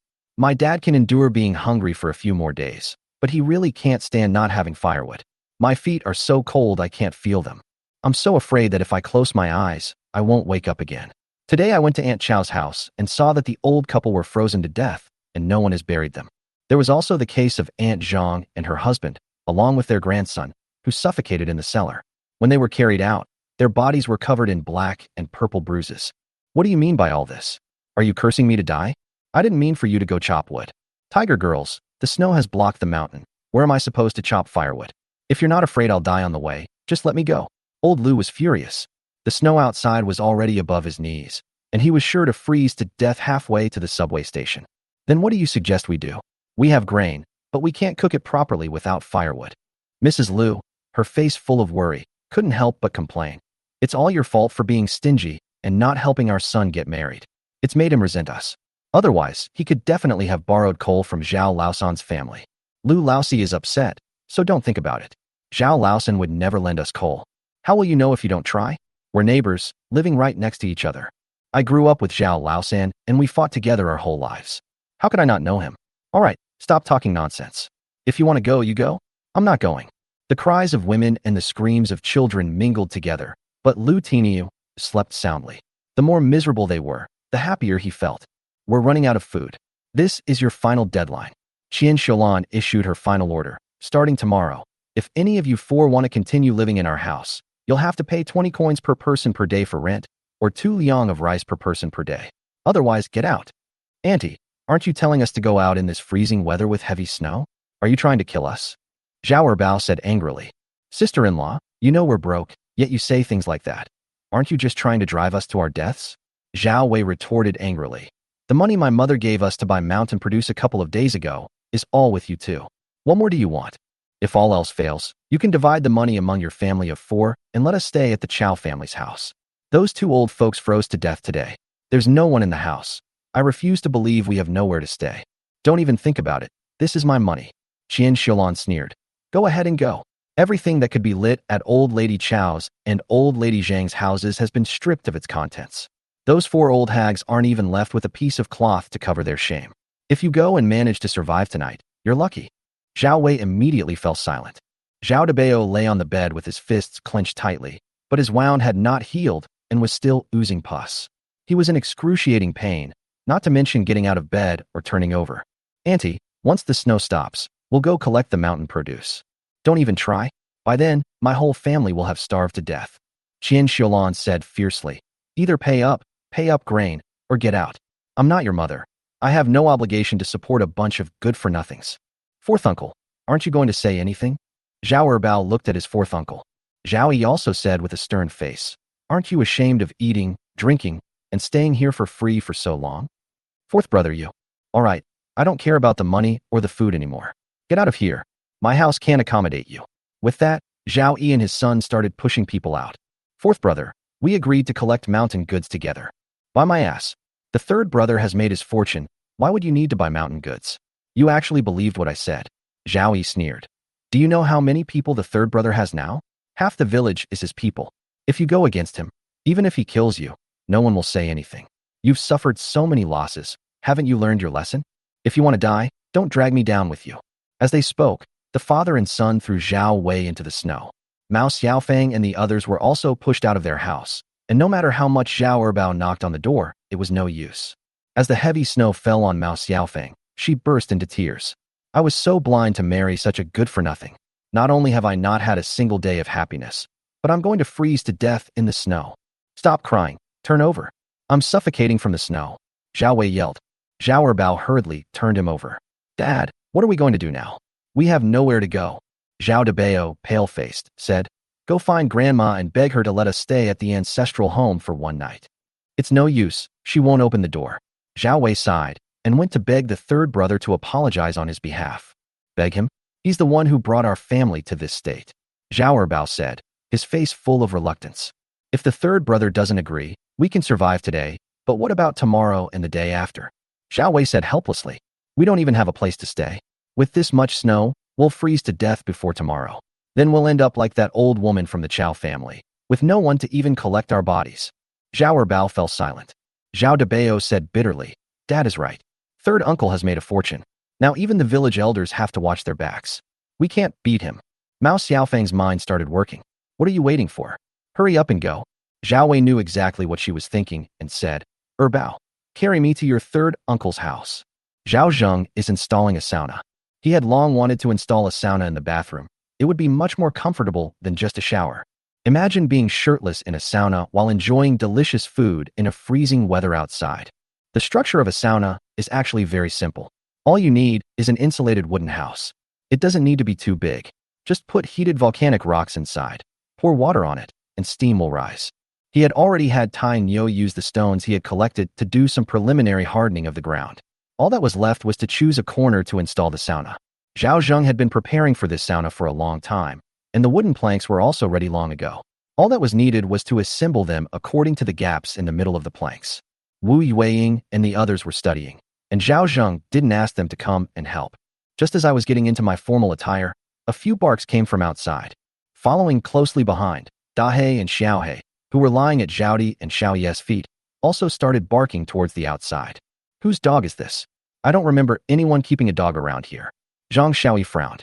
Zhao Zheng sensed something was wrong, put down the hammer in his hand, and said, I'll go out and take a look. Chapter 155 Beastly Remarks. In the past, many families in the small mountain village kept dogs, but now almost all of them have been killed and eaten for meat. The only family in the village that still keeps dogs is Zhao Zheng's family. Uncle Zhao is just a dog, just leave him alone. Wu Yueying was worried that Zhao Zheng would catch a cold. If you can't get rid of their annoying calls, just beat them up and eat them. Zhao Zheng chuckled. Upon hearing this, Dahe and Xiaohe whimpered and quickly burrowed under Zhaodi and Xiaoye's stools, not daring to show their faces. Hey, these two little rascals have such sharp ears. Zhao Zheng laughed and cursed before pushing open the door and walking out. When he reached the gate of the courtyard, he said, All right, stop barking. If you bark again, I'll beat you up and eat you. Woof woof. The dog barked twice more after hearing the sound. Zhao Zheng pushed open the courtyard gate and saw a dark figure squatting at the entrance. He couldn't help but laugh and whispered, So that's where the dog in the village came from. It's the Li family's little female dog. Uncle Zhao, you've finally come out. I'm freezing. Zheng Chunmei quickly hugged Zhao Zheng to warm him up. Zhao Zheng was speechless but didn't push her away. He should speak quickly if he had something to say, or Zhaodi might find out something. She knew that Zheng Chunmei must have something to say for coming over in the heavy snow. Uncle, What I told you before is about to come true, Zheng Chunmei boasted. Did your mother-in-law agree? Am I good at this? Zhao Zheng patted her on the shoulder. If your mother-in-law knew the truth, she would be furious. I did it all for you. Stop talking nonsense. Zhao Zheng mercilessly exposed her. You're only after the food. Not entirely. Zheng Chunmei snorted and then asked coquettishly. Uncle Zhao, is there any reward after it's done? Here's some meat for you, Zhao Zheng said, his words carrying a double meaning. Zheng Chunmei was excited. So, is there a reward now? I was in a hurry and didn't bring any food with me. I'll give it to you tomorrow, Zhao Zheng said. Although somewhat disappointed, Zheng Chunmei didn't say anything. It was only one night. She could endure it. Not only that, I've also prepared a surprise for you. What surprise? I'll tell you tomorrow. Zheng Chunmei kept everyone in suspense. Just then, Wu Yuing opened the door and came out. Has Uncle Zhao's dog still not left? Zheng Chunmei was startled and quickly let go of Zhao Zheng, then quietly ran away. He had just chased away a hungry little female dog. Zhao Zheng smiled and had just closed the courtyard gate, not even entering the house, when the sound came from outside again. Is the third brother asleep? Open the door, it's me, Zhao Wei. Zhao Zheng frowned. What was this guy doing here? Wu Yuing immediately became nervous and pulled Zhao Zheng's hand, telling him to come in and ignore them. Zhao Di and Xiao Yi also hurriedly got up, knowing that their fathers-in-law and the others coming here must not be good news. Zhao Zheng nodded, lifted his foot, and went inside. You all go about your business. I'll finish what I haven't done yet. Assembling a sauna is as easy as assembling building blocks. However, Zhao Wei's constant calling from outside annoyed him. Sanner, I was wrong. I've come to apologize to you in person. Please open the door. It's so cold outside. I'm freezing to death. Sanner, even if you don't care about me, at least see me for our parents' sake and for the sake of us growing up together. Seeing that Zhao Zheng wouldn't agree, Zhao Wei said to his two sons, Are you mute? Speak up. Zhao Debao forced a smile and said, Third uncle, it's me, Debao. I've come to apologize to you. I was wrong before. I did many things I shouldn't have done. Please forgive me. Uncle, let me in. I'm freezing. Mao Xiaofeng looked through the crack in the door and saw that Zhao Zheng's house was brightly lit, and she was extremely envious. She knew it must be very warm inside without even going in. I heard that Zhao Zheng's earthen bed is connected to the stove, and people sweat a lot when they sleep on it. How wonderful it would be if she could sleep on top of it. However, no matter how much the father and his two sons shouted, no one paid any attention. Zhao Wei was almost in despair. The two Zhao brothers were shivering from the cold. Only at this moment did they understand what it felt like to cry out to heaven and earth in vain. Although Zhao Wei was not physically aware of it, the north wind made his face sting and his head feel like it was filled with ice water, as if he was about to die. The neighbors, hearing the father and his two sons shouting, hid in their homes and mocked them. Now you know you were wrong, but where were you when you were bullying your employer? This is all retribution. They deserve it. No one stood up for them, and no one even came out of their homes to look at them. Sanner, I know I was wrong. I shouldn't have encouraged my two nephews to join the army, nor should I have cheated you out of your pension and rations. I shouldn't have taken the money you were supposed to use to find a wife and used it to find one for myself. Brother, I know I was wrong. I'm here today to apologize. I know you hate me, so I brought Xiaofeng with me. I'm giving Xiaofeng back to you so she can be your wife. Mao Xiaofeng's pupils dilated sharply as she looked at her husband in disbelief. She thought it was one thing, but doing it was another. If she really became Zhao Laosan's wife, wouldn't she become a harlot? Zhao Wei, are you even human to say something like that? Zhao Debao and Zhao Erbao were also filled with astonishment. They never expected their father to utter such beastly words. Even the neighbors on all sides were shocked. They were all cursing at home. You beast, you even gave away your own wife. He's a complete scoundrel. Zhao Di and Xiao Yi inside the house were also dumbfounded. The two couldn't help but look towards the next room, where their father-in-law, who had been banging and making noise, was now completely silent. The two women couldn't help but feel nervous. Sister-in-law and father-in-law wouldn't really agree to my brother-in-law's request, would they? Xiao Yi asked nervously. Zhao Di shook her head. How could she know what her father-in-law was thinking? Wu Yuing was also stunned and felt inexplicably flustered. Of course, she had no intention of becoming Zhao's wife, but if Uncle Zhao took his sister-in-law as a wife, people would gossip about it. Unless the Zhao family is completely wiped out, then it's possible. Moreover, he believed that Mao Xiaofeng was not good enough for Uncle Zhao.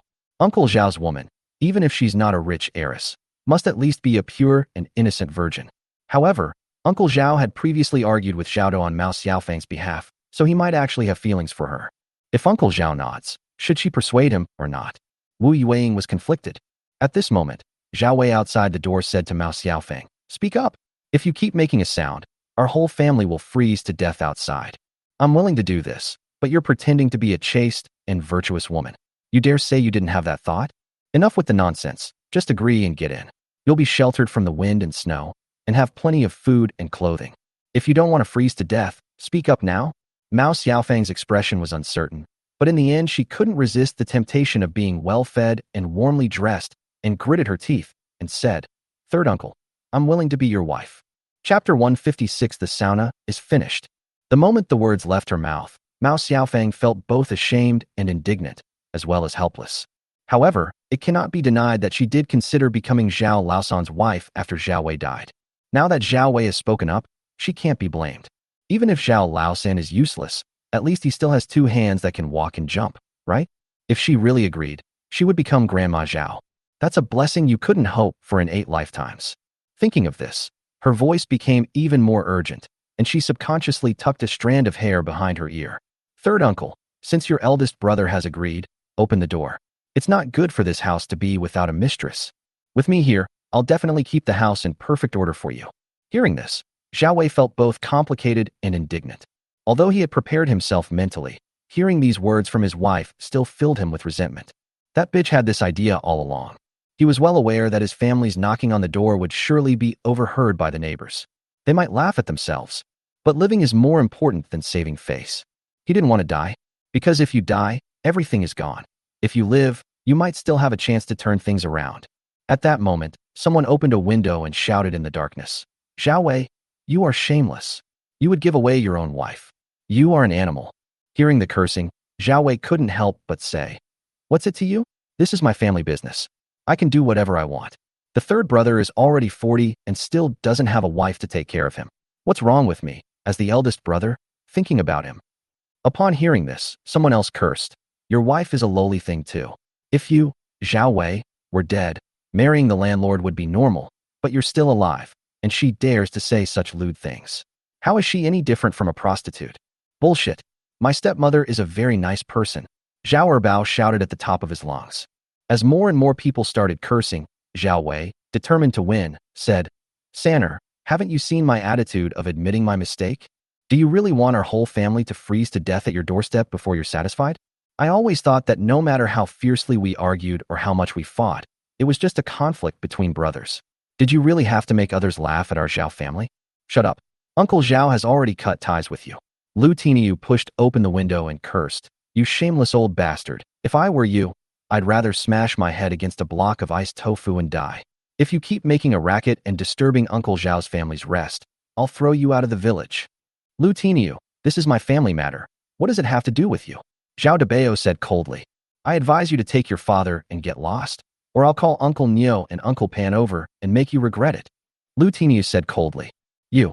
Zhao Debao was so angry he was trembling. How was his family thrown out of the ancestral home? Wasn't it just because these people threw him out of the village? He really didn't dare to continue provoking him. Then Zhao Debao could only choke back tears and beg Zhao Zheng, "It's so cold, my snot is frozen solid. Uncle, I'm freezing to death. Please open the door. You wouldn't want me to die on your doorstep if my third brother is freezing to death, right?" Mao Xiaofeng was also freezing and cried out, "Third uncle, open the door." The family of Fur looked like they were at a funeral outside. Zhao Zheng remained silent throughout. Wu Yueying and the other 2 women kept their eyes fixed on that room. Just then, Zhao Zheng walked over. The 3 women were on tenterhooks. "Father-in-law, would you like to open the door?" Zhang Xiaoyi's expression turned unnatural. Yang Zhaodi bit her lip and said that her father-in-law was not old, and it would be normal for them to find a stepmother-in-law, but it couldn't be Mao Xiaofeng. Thinking of this, she mustered her courage and said, "Father-in-law, if you want to find a partner, Xiao Yi and I will not object. We will even support you. As long as you are happy, anything is fine. But Mao Xiaofeng is no good. Her uncle is still alive. If you really agree, people will laugh at you." Zhao Zheng was completely dumbfounded. When did he say he would agree? Wu Yueying gritted her teeth and said, "Uncle, finding a partner is a very serious matter. It concerns the rest of your life, so you must choose a virtuous woman. If you are willing, I can introduce you to a virtuous woman who is guaranteed to have a clean background and is younger and prettier than Mao Xiaofeng." "I never said I would agree to their request." Zhao Zheng laughed and said, "Let them cry all they want. It's none of my business if they cry themselves to death. Even if they freeze to death outside, that's their own fault. All three women were overjoyed upon hearing this. Really? Zhang Xiaoyi's eyes lit up. When have I ever lied to you? So you came out because… Oh, the sauna is all set up. I was just testing it out, Zhao Zheng said. Now come out and get the stones out of the earthen stove. As he spoke, he went into the kitchen and scooped the scalding hot Maifan stones one by one into the wooden bucket.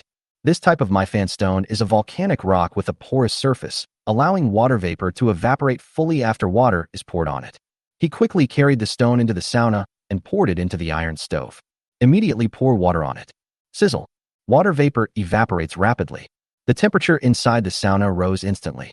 Zhao Zheng glanced at the thermometer, and in just a short while, the temperature reached 10 degrees Celsius. But that's not enough. Because there was no electricity, Zhao installed a steel sauna stove inside. It burned charcoal and had a chimney extending outwards. At the bottom, there were places to put coal and remove coal ash. The temperature inside the sauna rises sharply after the gasoline is ignited. Fearing carbon monoxide poisoning, Zhao Zheng installed a charging alarm. This whole setup cost Zhao Zheng 5 or 6 taels of silver. The girls were all very curious. Was this the sauna room? Okay, bring in some food and drinks. There's enough room for 7 or 8 people. We'll eat and take a sauna in a bit. Oh my god, Zhang Xiaoyi's eyes lit up. She still had a bit of a childlike heart, and when she heard about food, she couldn't help but go and rummage through the cellar. The father-in-law kept a lot of good food and drinks in the cellar, all for his 2 daughters-in-law. Oh, right, you can't wear too many clothes in the sauna. Remember to take off your outer clothes. As he spoke, Zhao Zheng stripped himself down to just his underwear and vest. If it weren't for the fact that everyone in the house was female, he would have even taken off all his clothes. Yang Zhaodi and Wu Yueying blushed immediately. Uncle Zhao, is it all right if you wear your undergarments? Wu Yueying asked shyly. Sure. Zhao Zheng had already lay down. The temperature inside had reached 45 degrees Celsius. It was incredibly comfortable. Upon hearing that she could wear undergarments, Yang Zhaodi was no longer shy. She glanced at Wu Yueying and began to undress. Chapter 157. Go outside and cool off. Delicious food is here. Zhang Xiaoyi brought in a low table containing kin persimmons, dried black bear meat, hawthorn strips, and 4 or 5 other kinds of dried fruits and candied fruits. These are all her favorite foods. After putting down the low table, Xiaoyi couldn't help but say, "It's so hot in here. Hurry up and take off your clothes to come in for the sauna." Yang Zhaodi sat in the corner for a short while, and her clothes were soaked with sweat, revealing her undergarment underneath. Wu Yueying wasn't much better off. She was drenched in sweat, but the heat wasn't irritating and made her feel very relaxed. Oh dear, why are you wearing undergarments? Zhang Xiaoyi was startled and then glanced at her father-in-law lying to the side wearing only a vest. She was so embarrassed that she quickly turned her head away. What's so strange about that? Those rich people soak in hot springs naked. Zhao Zheng said. Taking a sauna isn't unusual either. Noblemen call it a warm stone bath. Upon hearing this, Zhang Xiaoyi realized that this sauna was only for noble gentlemen, and she was no longer ashamed. So, does that rich young lady also go to saunas often? Zhao Zheng responded with a sound of agreement, telling a white lie. Nobles often go to saunas together as a family. Xiaoyi's father-in-law has already said so, so hurry up and take off your clothes. Yang Zhaodi has a blind trust in Zhao Zheng. Okay. Zhang Xiaoyi nodded blankly, took off her outer clothes until she was only wearing her undergarments, and then sat shyly next to Wu Yueying. Girls, eat up, Zhao Zheng said, patting Hua Hua's little head. Mr. Zhao, you should have some too. Xiao Chao took a piece of candied fruit and stuffed it into Zhao Zheng's mouth. Hua Hua then served him a bowl of canned persimmons. Uncle Zhao, let me feed you. These 2 children are so sensible it breaks your heart. Zhao Zheng, who clearly adored the 2 children, immediately said, You eat. I'll take a nap. Wu Yueying then stood up and said, Uncle Zhao, let me give you a back massage. That's great. Zhao Zheng didn't think much of it. After Wu Yueying came to the Zhao family, she would massage Zhao Zheng's feet every time she washed them. Yang Zhaodi and Xiaoyi didn't think much of it. But Wu Yueying was afraid that Zhao Zheng would be seduced by Mao Xiaofeng. Zhao Wei's family was still shouting outside. My throat is hoarse. You could even hear the trembling in their voices from the cold. The howling wind and snow outside could be heard clearly even through a wall. But a wall separates them into 2 different worlds. Outside, the wind was biting cold and snow was falling heavily. It was so hot inside the wall that I was sweating profusely. I wish I could take all my clothes off. There were also 3 beautiful women and 2 young girls accompanying Zhao Zheng, and he could also enjoy Wu Yueying's meticulous massage. The taste was absolutely wonderful. Father-in-law, let me give you a foot massage, Yang Zhaodi said. Sister-in-law, you press the left foot, I'll press the right foot. Zhang Shaoi was actually quite panicked. With more and more people in the family, she and Yang Zhaodi were doing less and less work, and they were also in charge of the family's money and food. Although she was happy, this kind of life gave her a feeling of unreality.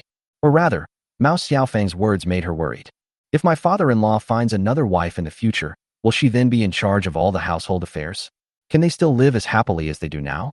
This anxiety was so deep in her subconscious that she was unaware of it herself. Zhao Zheng squinted comfortably. This is the kind of life we should have. Third brother, please let me in. I'm freezing to death. Zhao Wei's voice was already hoarse. Zhao Debao was also in despair. He never expected that his once cowardly, timid, and soft-hearted third uncle would be so heartless. Zhao Erbao squatted on the ground, constantly rubbing his hands together and breathing on them to warm them. Mao Xiaofeng was also shivering constantly. My whole body was numb from the cold, and I couldn't feel my face. If we didn't find a place to stay, we would freeze to death here today. She was filled with hatred. If only she had married Zhao Laosan back then. You two kneel down and kowtow to your third uncle. Zhao Wei said. Dad won't come out. Kneel down when I tell you to. Zhao Wei gritted his teeth and said, I don't believe he would really let us freeze to death outside. It wouldn't do him any good if word got out. Since he's come here today to admit his mistake, he definitely needs to get a result. As for the neighbors' insults and ridicule, it's nothing. As long as the third brother forgives him, everyone will have to respectfully call him Uncle Zhao. Zhao Debao gritted his teeth and knelt on the ground. Third uncle, I kneeled down and kowtow to you. Zhao Erbao reluctantly knelt down. Third uncle, we're really kneeling. Mao Xiaofeng also knelt down, and Lao San, I also knelt down and kowtowed to you. The three knelt in the snow, kowtowing repeatedly, their hearts breaking. However, nothing happened for a long time. Just as Zhao Wei was about to despair, a commotion came from inside the courtyard. That's the sound of a door opening. Someone came out from inside. I knew Lao San wouldn't be so heartless when Zhao Wei got excited. The three people kneeling on the ground were also very excited. My third uncle is coming out, Zhao Debao said. He never thought he would be so eager to see his third uncle one day. Zhao Erbao kowtowed even more earnestly. Mao Xiaofeng was on the verge of tears. She had lost all face today, even her dignity as a woman. She had finally managed to move Zhao Zheng. At this moment, Zhao Zheng, wearing a vest and shorts, walked into the yard and couldn't help but shout, Wow, that feels so good.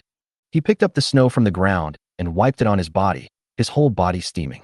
The Russians loved doing this, and Zhao Zheng couldn't resist imitating them. But Yang Zhaodi, who was inside the house, was anxious. Father-in-law, come in quickly, you'll catch a cold. Shaoi desperately wanted to rush out and pull Zhao Zheng in, but her clothes were soaked with sweat, and she shivered as the cold wind blew in from outside. Wu Yueying, being physically strong, rushed out and pulled Zhao Zheng back, constantly coaxing him. Uncle Zhao, it's not good if you catch a cold. Zhao Debao and the other two peered through the crack in the door, seeing everything clearly inside the courtyard. It's nothing, I just came out to cool off because it was so hot, Zhao Zheng said. Hearing this, all three of them felt their hearts ache. They were freezing outside, and you, fucking, say you came out to cool off because you were too hot? Uncle Zhao, you'll be fine after cooling off for a bit. Come back with me, and I'll wipe you down with hot water. You absolutely mustn't catch a cold. Wu Yueying pulled Zhao Zheng inside. Zhao Debao panicked. Third uncle, we're still outside.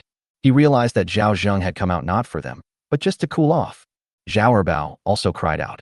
Third uncle, let me go inside and warm up. I'm freezing to death. Mao Xiaofeng is really freezing to tears this time. Lao San, I've already knelt down to you. Why can't you give me a chance? You're too heartless. Chapter 158, Zhao Zheng's Countermeasures. Zhao Wei couldn't see what was happening inside the courtyard, but he could hear the conversations inside. He was so angry, he almost vomited blood. Their whole family has been crying and kneeling outside for so long, only to have it all be a show for a blind man. Third brother, Zhao Wei shouted hysterically. Are you really going to go to such extremes? What good will it do you to freeze us to death? Despair lingered in the hearts of the family. Zhao Zheng's heart was far harder than they imagined. At this moment, Zhao Zheng had changed into new thermal clothes and was sleeping on the warm heated brick bed. Zhao Di and Xiao Yi also changed the two girls' clothes and then crawled into the quilt together. Wu Yueying then brought over some brown sugar water to ward off the cold and made Zhao Zheng drink it. Everyone should drink a bowl, and you're guaranteed to sleep soundly until dawn, Zhao Zheng said with a smile. After everyone had finished drinking the brown sugar water, Wu Yueying hurriedly crawled into the mattress. As soon as she got in, Zhao Zheng grabbed her feet. That burning heat is a uniquely male fiery energy that could melt even a block of ice, let alone a foot. Is my father-in-law really not going to open the door? Yang Zhaodi frowned and said, what if they really freeze to death outside? That's perfect for avenging Shirtu and the others, Zhao Zheng said calmly. Yang Zhaodi fell silent, still feeling a pang of sadness as she thought of brother Shirtu. But Zhang Shaoyi said, father-in-law, it's not that I'm soft-hearted. I'm just afraid that if they die at the door, people will talk badly about you behind your back. I also hate them, but you still need to work in the village. If you ruin your reputation, you'll definitely have a hard time getting by in the future. Outsiders don't know our family situation. They only hear rumors, which spread like wildfire. Zhao Zheng sighed. Reputation is a double-edged sword. It can kill, but also harm oneself. He could deal with Zhao Wei and Zhao Yi in secret, but he couldn't bully them openly because he wasn't strong enough and needed to use his reputation to protect himself. While dying at the doorway would certainly end everything, it would still have some impact on oneself. He thought to himself, you've delivered yourselves to my doorstep, so don't blame me for making things difficult for you. He got up. Wu Yueying knew what he wanted to do, so she quickly brought over the fur gloves and fur coat and helped Zhao Zheng put them on. Uncle Zhao, I know you're not happy, but a person lives only a lifetime, and what matters is a breath and a name. They're shameless and clingy like snot, and everyone despises them. But if they were to die on their own doorstep, some people might start spreading rumors. You're a respected figure in the village, having followed Yao Youjiao. There's no need for you to fight to the death over a few snot-nosed brats. The sun is still high in the sky. Wu Yueying's last sentence was quite meaningful. Zhao Zheng understood and nodded with a smile, saying that these three women should not be underestimated. Although a person may lack education and experience, these are never the standards for measuring whether a person is intelligent or not. He picked up the axe and tucked it into his waistband. Wu Yueying didn't go out alone with him either. She hurriedly put on her clothes, picked up her wood-chopping knife, and followed him out. Zhao Zheng pushed open the door and saw 4 people covered in snow. Who else could they be but Zhao Wei's family? Zhao Wei was in a really bad state. He just sat there leaning against the courtyard wall, his pants and clothes completely soaked. Zhao Debao and his 2 companions weren't much better off. The 4 of them were incredibly excited to see Zhao Zheng come out. Zhao Erbao tried to grab Zhao Zheng's leg, but was blocked by Wu Yueying. Speak up. If you dare to make a move, my knife won't let you get away with it. Sister-in-law Yaya, we're here to apologize, not to cause trouble. Zhao Erbao felt the knife pressed against his neck and trembled in fear. At this moment, Zhao Debao was completely powerless to fight, so he dared not have any other thoughts. Uncle San, we are just here to admit our mistakes. We have no other intentions. Mao Xiaofeng didn't dare to speak. She just stared longingly at Zhao Zheng. After admitting your mistake, why don't you leave? What's the point of staying here? Wu Yueying said in a deep voice. How could sister-in-law Yueying leave without hearing Uncle San personally forgive us? Zhao Erbao said with a wry smile. Wu Yueying wanted to speak, but Zhao Zheng pulled her over and said, forgiveness is impossible. It's impossible in this lifetime. But if you really die at my doorstep, it will be bad luck. How about this? I'll give you a way, whether you choose it or not is up to you. What path does the 3rd brother take? I don't feel comfortable leaving my mother alone in the ancestral home with anyone else, and I'm afraid they won't take good care of her. So you should go back and take care of her. If I take good care of you, I'll allow you to stay in the ancestral home and give you a meal. If I don't take good care of you, you'd better go as far away as possible and die. Zhao Zheng's voice was so loud that the neighbors could hear it. This was also his solution. Zhao Wei is crippled and needs someone to take care of him. Zhao Debao is similar. There's only Zhao Erbao and Mao Xiaofeng left, and neither of them are good people. Is it reasonable to expect them to take good care of the elderly? Absolutely impossible. It's good enough if they don't cause any trouble. Moreover, Zhao Zheng would give them food, but they wouldn't be full or starve. But the old man can eat his fill. Thinking of this, Zhao Zheng couldn't help but sneer. Are these conditions too demanding? To the neighbors, it sounded far too lenient. Zhao Wei used to bully Zhao Zheng so badly. Now they provide them with food and shelter, and their only request is that they take care of their elderly mother. This is simply what they, as children, should do. Lu Tiniu sighed. Uncle Zhao is truly a filial son. Most of the neighbors thought the same way. Even though the 2 brothers had severed ties, Zhao Zheng's actions were both incredibly loyal and filial. No one could find a single fault with it. Zhao Zheng also said that he would not forgive Zhao Wei, which shows that he was forced into this situation. All I can say is that Zhao Wei and his family are utterly shameless. Zhao Wei was overjoyed to hear this. No problem, 3rd brother. Don't worry, I will definitely take good care of my mother. Zhao Debao was overjoyed and thanked his third uncle profusely. Zhao Erbao was also happy. At least he had a place to stay tonight. At least I won't freeze to death in the future. Although Uncle San's tone was still firm, there might be a chance to get him to back down in the future. Given time, he will still have the opportunity to support his third uncle in his old age. In that case, Uncle San's family business might eventually fall into his hands again. Before the famine was even resolved, he was already eyeing Zhao Zheng's family fortune. If Zhao Zheng knew what he was thinking, he would definitely yell, "Dream on. Since you've agreed, get lost," Zhao Zheng said impatiently. Just as she was about to go back inside, Mao Xiaofeng couldn't help but say, "Grandma can be taken care of by the three of them, father and sons. Can I stay and take care of you?"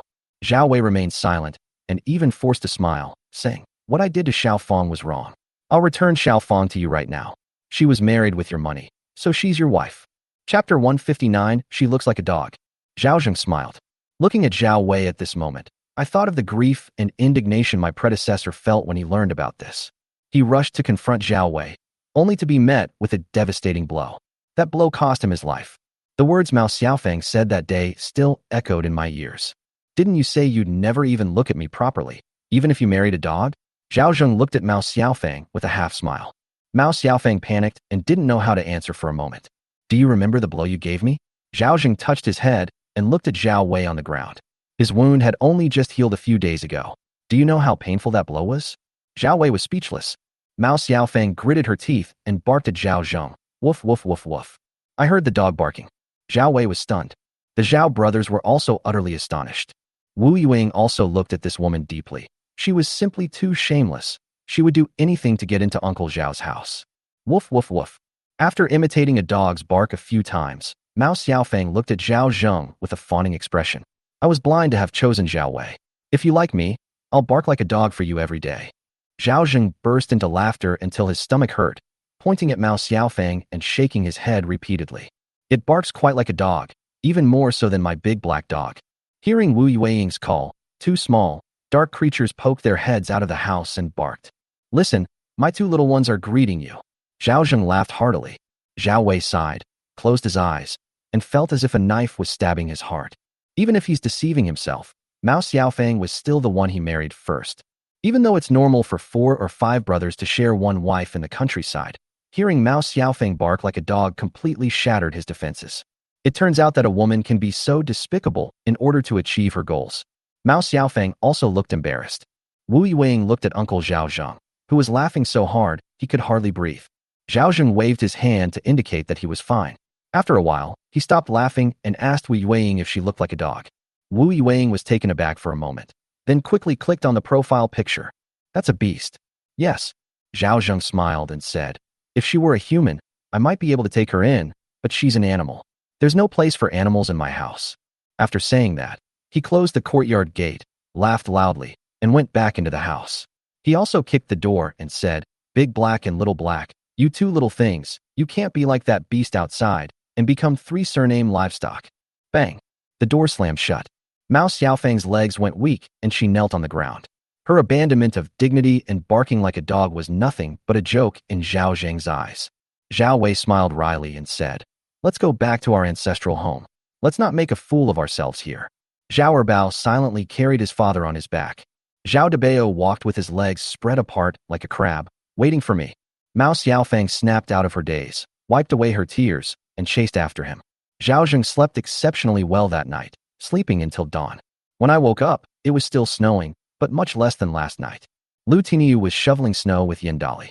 While Wu Yueying was helping Zhao Zheng wash up, she said, "Uncle Nio came early this morning and said that more than a dozen households in our area have had their houses collapsed by the snow, and the disaster is very serious."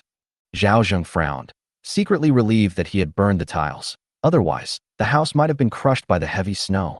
While this level of snow accumulation is not uncommon in Minnesota, Zhao Zheng checked the weather forecast and found that heavy snowfall would continue for the next 3 days. This is absolutely a major snow disaster. For the whole of Minnesota, it was a huge disaster, even worse than the drought. The entire state of Minnesota seemed to be put on pause, and everyone was stuck at home in the heavy snow. With rice and firewood, one can still survive. Without rice and firewood, who knows how many people will die? These bonded laborers are his property. He can't just let them freeze to death like this. After washing up, Zhao Zheng said to Tainyo. Go visit my godmother and sweep the snow off her roof while you're at it, and help her get down to bed. It's Uncle Zhao. Lu Tiniu, and nodded emphatically, gave Yin Dali instructions, and led a few of his newly recruited henchmen straight to old Madame Zhou's house. The snow in the yard had already been shoveled because Zhao Zhengyu had asked the villagers in his jurisdiction to shovel the snow, so it did not affect his movement within the village. But the areas under Su Yud's control were not so good. He saw two stark contrasts in one village. He even saw that the doors of the villagers' houses were covered by thick snow. The villagers could only look at Zhao Zheng with despair. Zhao Baozhang, save us. Zhao Baozhang, help me. There were elderly people, children, and women. Zhao Zheng exhaled a puff of smoke. To be honest, shoveling snow is hard work, and every bit of physical strength is precious during a famine. These are all key factors in whether they can survive the harsh winter. Even if they wanted to shovel the snow, they didn't have the strength. I don't know what that old man Su Yud is doing. He doesn't know how to organize the able-bodied men to shovel snow, at least to shovel the snow in front of the villagers' houses, right? Not only that, there are also many houses in the village that have collapsed and been buried by the snow. The whole family was left to freeze in the snow and ice. Zhao Zheng felt quite heartbroken watching this. Some people even crawled out of the snow and knelt in front of Zhao Zheng, pleading, Old Zhao, please save our family. We'll be your slaves, your indentured servants. Just give us a place to stay and a bite to eat. It's not just one person, it's many people. In no time, Zhao Zheng was surrounded by a dense crowd. Before Zhao Zheng could even speak, from afar, one could hear someone roaring. Have they gone too far? Does nobody even respect the Zheng family anymore? Zhao Zheng looked in the direction of the sound and saw Su Dashan's son helping Su Yud walk over from the snow. The two men had wooden planks tied to their feet, which is why they were able to walk across. Upon seeing Su Yud, many of the Zheng family's bonded laborers and tenant farmers showed fear on their faces. The grandfather and grandson stepped forward. Su Yud glanced at everyone and then focused his gaze on Zhao Zheng. Deshan had already gone to the Zheng family to invite people. Someone should be coming today. You should think carefully about the consequences of betraying the Zheng family. Yesterday, those treacherous servants were smugly pleased with themselves for getting grain and coal. Little did they know that disaster was about to befall them. I'm telling you, following Zhao Laosan will only lead to your downfall. Many people lowered their heads upon hearing this. But Zhao Zheng laughed and said, Those who want to be my tenants or indentured laborers, stand on my side. I guarantee you'll be safe and sound. As for what he said, just treat it like a dog barking. Chapter 160, Let the bullets fly for a while. After these words were spoken, many people stood on Zhao Zheng's side. Su Yud angrily said, Zhao Zheng, I don't care if you rob other people, but did you think about the consequences when you dared to rob the Zheng family's tenants? How could I pass up someone who comes to me for help? Zhao Zheng smiled faintly. Uncle Yud, you saw it too. They came to me for help, not me. They just wanted to live. What's wrong with that? When disaster struck, the Zheng family, as tenants of the Zheng family, did nothing to help. What's the point of following such a landlord? You're so sharp-tongued. Am I not telling the truth? Zhao Zheng asked rhetorically, pointing at the villagers whose faces were ashen from the cold. They are not tenant farmers, but villagers of our small mountain village. They are people under your jurisdiction as the village head. Have you ever managed them? If you can't manage it, then get out of the way and I'll take care of it. If you can't manage it and you keep whining and not giving people a way to live, then don't blame the villagers for not giving you a way to live. As soon as he finished speaking, a middle-aged man angrily shouted, Su Yud, if you want to force my whole family to their deaths, I'll fight you to the death. That's right. If you don't let me live, then your Su family shouldn't live either. Already suffering from famine and starving, the heavy snow crushed even the last piece of land they had to stand on. The elderly in the family are on the verge of death, the children are trembling with fear, and the woman is helpless and in tears. They finally got to see Zhao Zheng. But Su Yud, that old bastard, not only didn't help, but now he's using the Zheng family to pressure them. This is pushing them to the brink of despair. If it weren't for Zhao Zheng as a comparison, they could tolerate it. But after Zhao Zheng stepped forward, they felt that the people in their own village were more conscientious. At least they had given them a way to survive. Angry villagers surrounded the grandfather and grandson. Someone shouted, Kill him. Immediately, the crowd's anger was ignited, and one by one, they grabbed farm tools and wooden sticks, startling Su Yud's grandson. If you dare hit me, you'll all suffer. Su Yud said, his voice stern but his tone weak. Not to mention the Zheng family. They won't let you off the hook either. It actually managed to intimidate these people. I sent Dashan out yesterday to ask the Zheng family for help. I'm sure there will be results today. I know everyone is suffering, and I'm anxious too. Realizing he had been too forceful, Su Yud softened his tone and said, "You must bear with it a little longer. Don't let temporary hunger and cold lead you to join the Zhao family and offend the Zhong family. Do you still want to live in Fuguei Township after that?" The crowd fell silent, their eyes filled with complex emotions, a mixture of struggle and fear. Zhao Zheng smiled. "Will the family be able to manage such a large snow bell? Even on sleds, it's not easy to walk. All right, since Uncle Da has spoken, I won't meddle any further. After all, we agreed beforehand that we would each manage our own areas." Zhao Zheng could tell that these people hadn't been driven to the brink of despair, so they still held a sliver of hope for the Zhong family. But do they not consider that if a small mountain village suffers a disaster, other places might also be spared? Can the Zhong family be saved? He was certain that the Zhong family wouldn't be able to come, and even if they were, it wouldn't be anytime soon. By the time the Zhong family arrived, these people would have frozen to death long ago. I need to go rescue the villagers under my command, so I won't delay any longer. Seeing Zhao Zheng leave, a hint of mockery flashed in Su Yud's eyes, assuming that Zhao Zheng had given up in the face of difficulties. He immediately began to comfort the affected villagers with his grandson.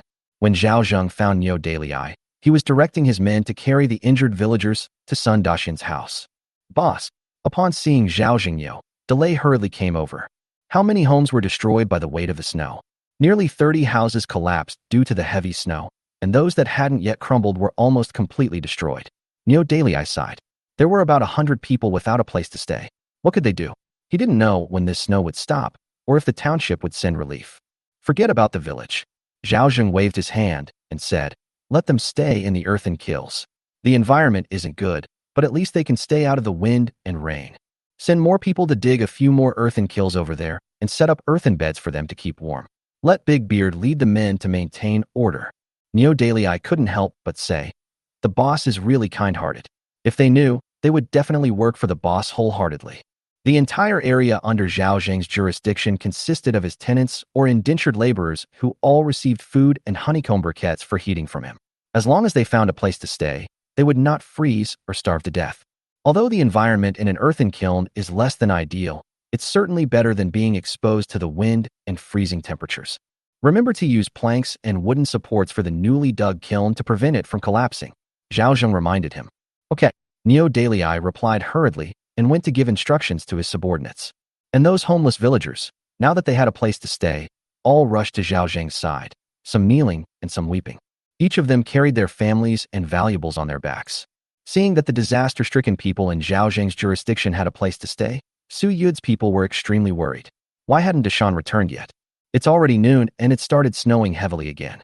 If no one comes soon, we're going to freeze to death. Some people came to Su Yud's house to take shelter from the snow. Therefore, Su Yud heard their conversation clearly. Why hasn't Grandpa come back yet? Su Xiaojiang asked anxiously. Those scoundrels outside are hurling nasty insults at us. Don't panic. Su Yud was actually panicking too, afraid that something had happened to his son on the road, but he couldn't show it in front of his grandson. How did the matter you asked him to inquire about go? Su Xiaojiang recounted what he had found out, and Su Yud's eyelids twitched as he listened. If they can dig cave dwellings in the back mountain, so can we. Go and direct those people to dig cave dwellings in the back mountain. Su Xiaojiang nodded and went outside, but soon after, chaos broke out outside. Do you think we still have the strength to dig a hole? I haven't eaten a single grain of rice for 3 whole days. I can't even pee. My eyes light up when I see my son's poop. You want me to dig a hole? Su Xiaojiang gritted his teeth and said, if others can do it, why can't you? He should have said it, because his words only fueled the already agitated and angry crowd. They were all tenants of the Zhao family. They all had food to eat and charcoal to keep warm. Of course they had the strength to mine. Life was already hard enough. The Zhong family not only didn't increase our share, but they also reduced it, forcing us to become indentured laborers. That was bad enough, but they didn't even give us money for being sold into slavery. Only 2 caddies of rice bran. It was simply outrageous. If I had known this would happen, I shouldn't have sold the land that my ancestors passed down to me to the Zhong family just for a bite to eat. If I had sold it to the Zhao family, Zhao Laosan wouldn't have abandoned us. If you want me to dig a hole, no problem, but first make sure I get a good meal. Otherwise, I'm not leaving the Su family's house tonight. Chapter 161. Working together to dig a cave dwelling.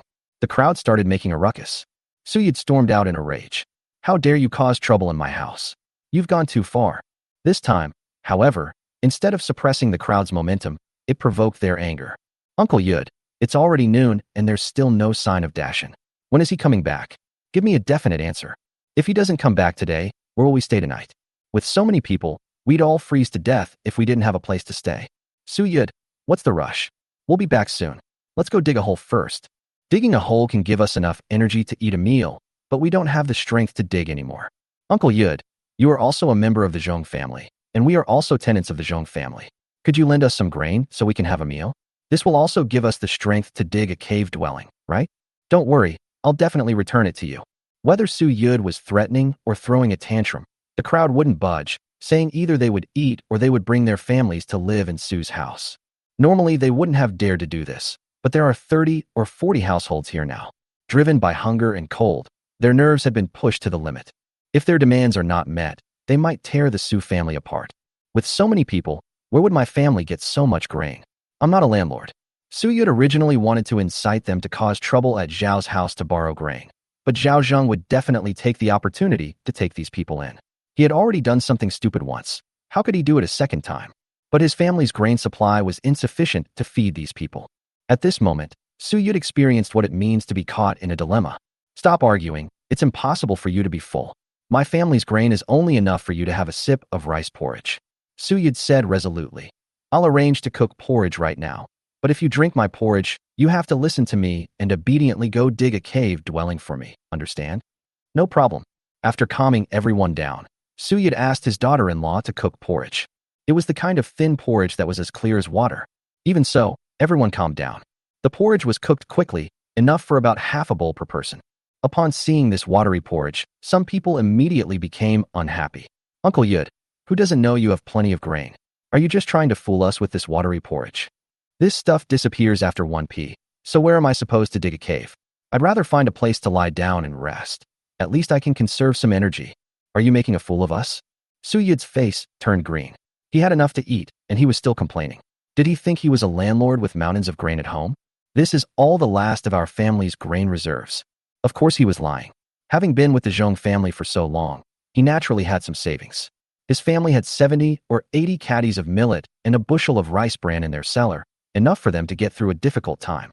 Uncle Yud, I see you cook every day. It's impossible that you only have this little bit of food.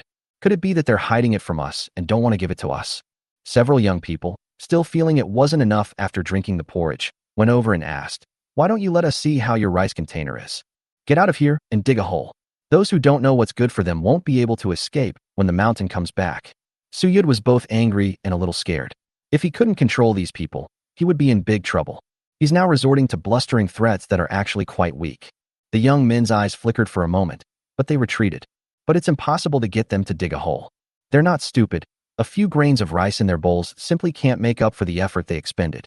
Su-yud tried to coerce and entice, but no one agreed. It almost made him furious. He was determined to teach the Zheng family a lesson once his son brought them here. Meanwhile, on the other side, Zhao Zheng was directing the young and strong workers with great enthusiasm. These cave dwellings can be dug out to serve as temporary shelters for villagers, and once the snow stops, they can be used as warehouses to store their belongings, killing 2 birds with 1 stone. If all the men work harder to dig the cave dwelling, our parents won't freeze. Yes, the men, young and old, holding hoes and shovels, all responded to Zhao Zheng in unison. His wife and children were all smiles. Yes, the people in Fuguwei Township like to shout a few work chants when they work together, which both refreshes them and keeps them warm. Generally speaking, those who shout out work slogans are highly respected figures. Now it's Zhao Zheng's turn to shout the work slogans. There were about 100 people, some digging, some carrying soil, and even the little kids were busy. With everyone working together, they managed to dig 2 cave dwellings before nightfall. Including the 4 cave dwellings dug earlier, there are a total of 6 cave dwellings. It's big enough to accommodate about 100 people. Zhao Zheng even had 2 dry toilets dug nearby for them to use so that filth wouldn't spill all over the ground. The porridge made from millet and rice bran inside the greenhouse is steaming hot.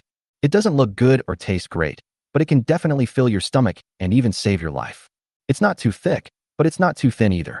Food that Zhao Zheng wouldn't even glance at was a rare delicacy for the villagers. They all swallowed hard. If it weren't for Zhao Zheng, they would have already scrambled to grab him. Zhao Zheng said to everyone, natural disasters are merciless, but people are compassionate. Although the houses were crushed by the heavy snow, as long as we unite as one, We will definitely be able to overcome the difficulties. Trust me, everything will be all right. Thank you so much to our employer for providing us with food and lodging.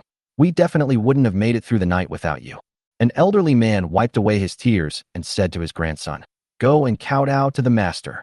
The child immediately knelt on the ground and kowtowed repeatedly. "Yes, I kowtowed to my employer. It's our good fortune to have such a boss. I will definitely work hard for him in the future." They may just be ordinary villagers with little education or experience, but they know they have a conscience. They were all in despair the moment the house collapsed. It was Zhao Zheng who sent people to save them. They would willingly become indentured laborers for such people. Zhao Zheng also felt inwardly that he was only slightly more conscientious and responsible than the Zheng family.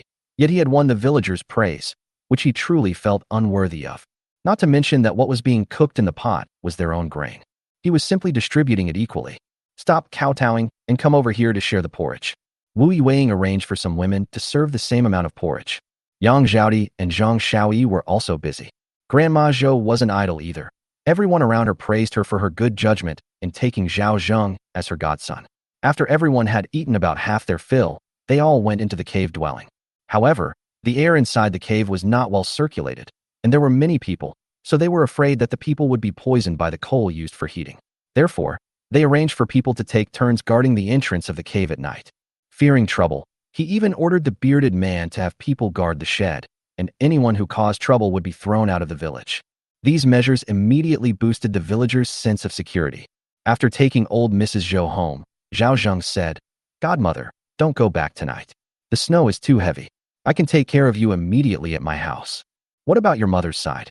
With the eldest son and his family watching over us, nothing will happen." Zhao Zheng said. Grandma Zhou nodded, knowing that Zhao Wei's family had been harassing Zhao Zheng last night. She was also very moved by Zhao Zheng's arrangements, saying, "You're such a kind-hearted child." Chapter 162, A Gift for Old Madame Zhou. The snow was getting heavier and heavier, and it was completely dark before 5 o'clock. The Zhao family's house, however, was brightly lit. The outside temperature is close to -35 degrees Celsius. You need a stick to pee in. The old lady Zhao's house was also very dilapidated and could very well collapse under the weight of the snow.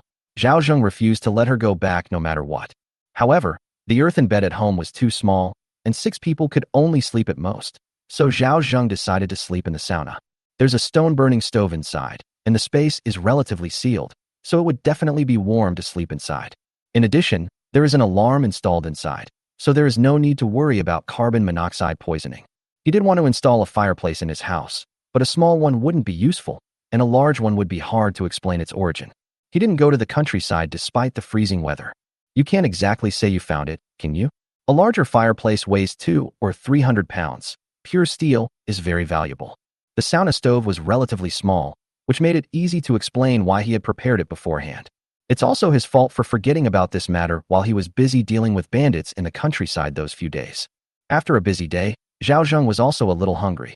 The old woman was tending a fire in front of the earthen stove. Wu Yuwei cooks rice. Zhao Di and Xiao Yi were studying with their 2 children on the earthen bed. He was reciting, "At birth, human nature is inherently good. This scene is so heartwarming. When we bring water over, life will be wonderful." Thinking of Mao Wenwan, Zhao Zheng glanced at the heavy snow outside and wondered how the Mao family was doing. Is the work at the poplar grove going smoothly? Soon the meal was ready, a stew and cornbread, which Zhao Zheng loved to eat. "Godmother, these are flatbreads made with unleavened dough. They've absorbed the broth from the stew, and they're getting more and more fragrant with every chew." Zhao Zheng handed over the flatbreads made with wheat flour. "I can't chew it." Old Mrs. Zhou looked at the cornbread soaked in soup, her mouth watering, but she was too full to eat it. Ever since she lost all her teeth, she has only been able to eat porridge, and even the side dishes have to be chopped into small pieces, otherwise she can't chew them. Zhao Zheng smiled and went into the cellar. When he came out again, he had a box in his hand. His godmother said she would give him a gift, but she forgot to give it to him when she came back from the countryside these past 2 days. "What gift?" Old Mrs. Zhou asked curiously. Yang Zhaodi and her 2 companions also kept examining the box. "Grandma, why don't you take it apart and see for yourself?" Zhang Shaoyi seemed even more anxious than old lady Zhou. "I'm so old, what more could I want? You're going to waste your money." The old lady said this with a smile on her face. "Godmother, open it and see if you like it." Zhao Zheng smiled and handed over the box. After receiving the box, the old lady of the Zhou family opened it amidst the curious gazes of everyone.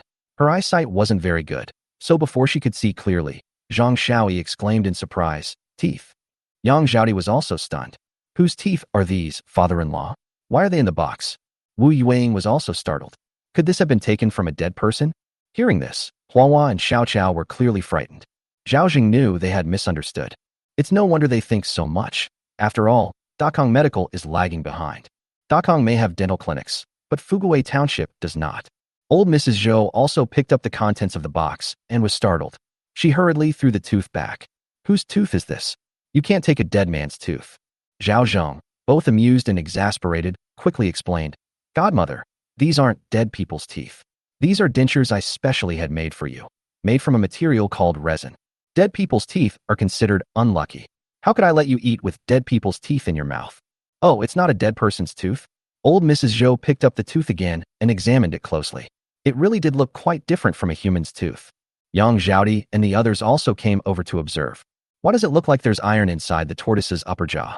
Zhang Shaoyi flicked it with her finger and said, "It's rock hard. This is called a steel support. It's used for fixing things in place." Zhao Zheng explained, and seeing their expressions soften, he finally breathed a sigh of relief. Dental prosthesis fabrication is a very rigorous process.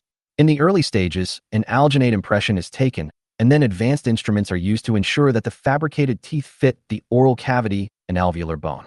After all, the size of a person's mouth varies. So the day before he left his hometown, he used alginate to take a model of the old lady and then bought several models of dentures from the mall to match the old lady's teeth. The fit of the set of teeth was quite good. That's all he can do right now. This is amazing. It looks exactly like a real tooth. Yang Zhaodi's eyes were practically sparkling. Wu Yueying exclaimed in surprise, "Uncle Zhao is so filial. Grandma Zhou, you are so lucky." The old lady couldn't stop smiling. Sanner was so filial, and the old woman was lucky to have taken him in as her godson. "Come on, godmother, I'll put this on you." Zhao Jing taught her how to use her teeth and also told her about the subsequent cleaning process. The old lady looked much more energetic after wearing dentures. Hee. Her eyes crinkled into slits when her upper and lower teeth touched. "Oh my, I haven't heard the sound of her upper and lower teeth clashing in years. Grandma, you look so much more energetic with these dentures on." Yang Zhaodi said. The three women took turns praising it, but never mentioned how expensive the denture was. This is also the philosophy that Zhao Zheng instilled in them. As long as money is spent wisely, it's never too much. Old Mrs. Zhou has suffered a lot. If she knew the price of dentures, she definitely wouldn't have accepted them. Wearing the braces might be uncomfortable at first, so please bear with it. If it's really uncomfortable, take them off and put them back on when you eat. Zhao Zheng smiled and said, "Try taking a bite of a biscuit." Amidst the expectant gazes of the crowd, the old lady took a large bite of the pancake. Suddenly, a row of neat teeth marks appeared on the pancake. She could bite it. Yang Zhaodi said with a smile, "Grandma can eat meat now." Zhang Shaoyi then picked up a piece of meat and put it into the old lady's bowl, and Grandma ate the meat. The old lady was probably still getting used to her dentures because she hadn't chewed food in a long time. But soon she became more and more skilled at it, and the smile on her face grew wider and wider. In the end, with tears in her eyes, she held Zhao Zheng's hand and said, "Thank you, Godmother Sanner. You are closer to me than my own son." The old lady got excited and her emotions kicked in. Zhao Zheng smiled and patted her hand, saying, "Just treat me like your own son." He thought of his parents in another world. In their previous life, they were ordinary people. Although they didn't give Zhao Zheng much support in his career, they gave him everything they could. Although the property he left behind after arriving in Dakong could guarantee them a comfortable life, it was still a regret that his children could not be by his side to fulfill their filial duties. Zhao Zheng never considered himself a good person. After all, his first pot of gold was not obtained in a very honorable way, but he was definitely willing to share it with his family after he succeeded. Just like now, he does everything he can to ensure his family has no worries. Chapter 163: The Li family's night visit to the Zhao family. Just as the family was enjoying their meal, the Li family, however, was arguing fiercely. "Ma Dazhu, let me tell you, don't you dare threaten me with your child. If you don't dare to lay a hand on me, you're my grandson." Zheng Chunmei angrily said, "Kill them. If you have the guts, kill them and I'll be free. Anyway, I can't afford to support them. We've run out of food and firewood, and even the east wing collapsed under the weight of the snow. It's a question of whether we can survive tonight, and you're still trying to bully me. Since you're going to die anyway, I might as well just give you a quick death." She shoved Erden and Hunyu in front of him and said, "Hurry up and do it, or I'll take them to the Zhao family to borrow grain. Li Erden was so frightened that he dared not move while holding his younger sister. Old Mrs. Li looked at Ma Daju with disdain. What a useless man. He's a grown man, but he has no skills at all. All he does is bully women. If you don't come with me today, you're not allowed to eat a single grain of the food we borrowed, you bastard. Go, Chunmei, to Zhao Laosan's house. She grabbed her grandson and started walking outside. Ma Daju clenched his fists, his eyes filled with inner turmoil, his face contorted with rage. He had indeed been persuaded a couple of days ago, but he could never get over that mental hurdle. So he shamelessly went to find Su Yud. Who would have thought that old Su was also having a hard time? 100 or so people were guarding his house and wouldn't leave. It seemed like if the Zheng family hadn't sent anyone, they would have eaten old Su alive. He was also waiting for the Zheng family to come. As long as the Zheng family came, he would rather be their dog than be at Zhao Laosan's beck and call. Although Zhao Laosan offered good terms, he just couldn't swallow his anger. Because of this, Zheng Chunmei and he had a falling out. The murder was just a bluff. He can't provide the food, and he went back on his word. He can't stand up straight at all. Wait a little longer. The Zheng family is coming soon. Ma Daju shouted. Zheng Chunmei sneered. Can the Zheng family's 2 caddies of rice bran per person compare to the Zhao family's 5 caddies of rice bran and 5 caddies of millet? Ma Daju, you've really lost your mind. Zhao Laosan is the master now, and you still want to fight him? What are you going to use to fight him? Let me tell you, if you were even half as good as Zhao Laosan, you wouldn't even need to ask me to do it. I'd wash myself clean and climb all over you on my own. Ma Daju was stunned, as if he had been hit hard, and stood there speechless. Yes, even a fool would know which option to choose for such a simple calculation.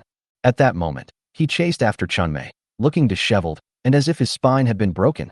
Knock knock. A knock came at the gate, followed by a woman's voice. Uncle Zhao, are you resting? Is that Zheng Chunmei? The moment the voice rang out, Yang Zhaodi recognized who was shouting outside. Why is she here again? Zhang Shaoi dislikes Zheng Chunmei intensely. Zhao Zheng, of course, knew what Zheng Chunmei had come for, and said calmly, You all eat first. I'll go see what's wrong with her. Old Mrs. Zhou also knew that the rumors about Zhao Zheng and Widow Zheng had been circulating in the village some time ago, but she thought they were pure nonsense.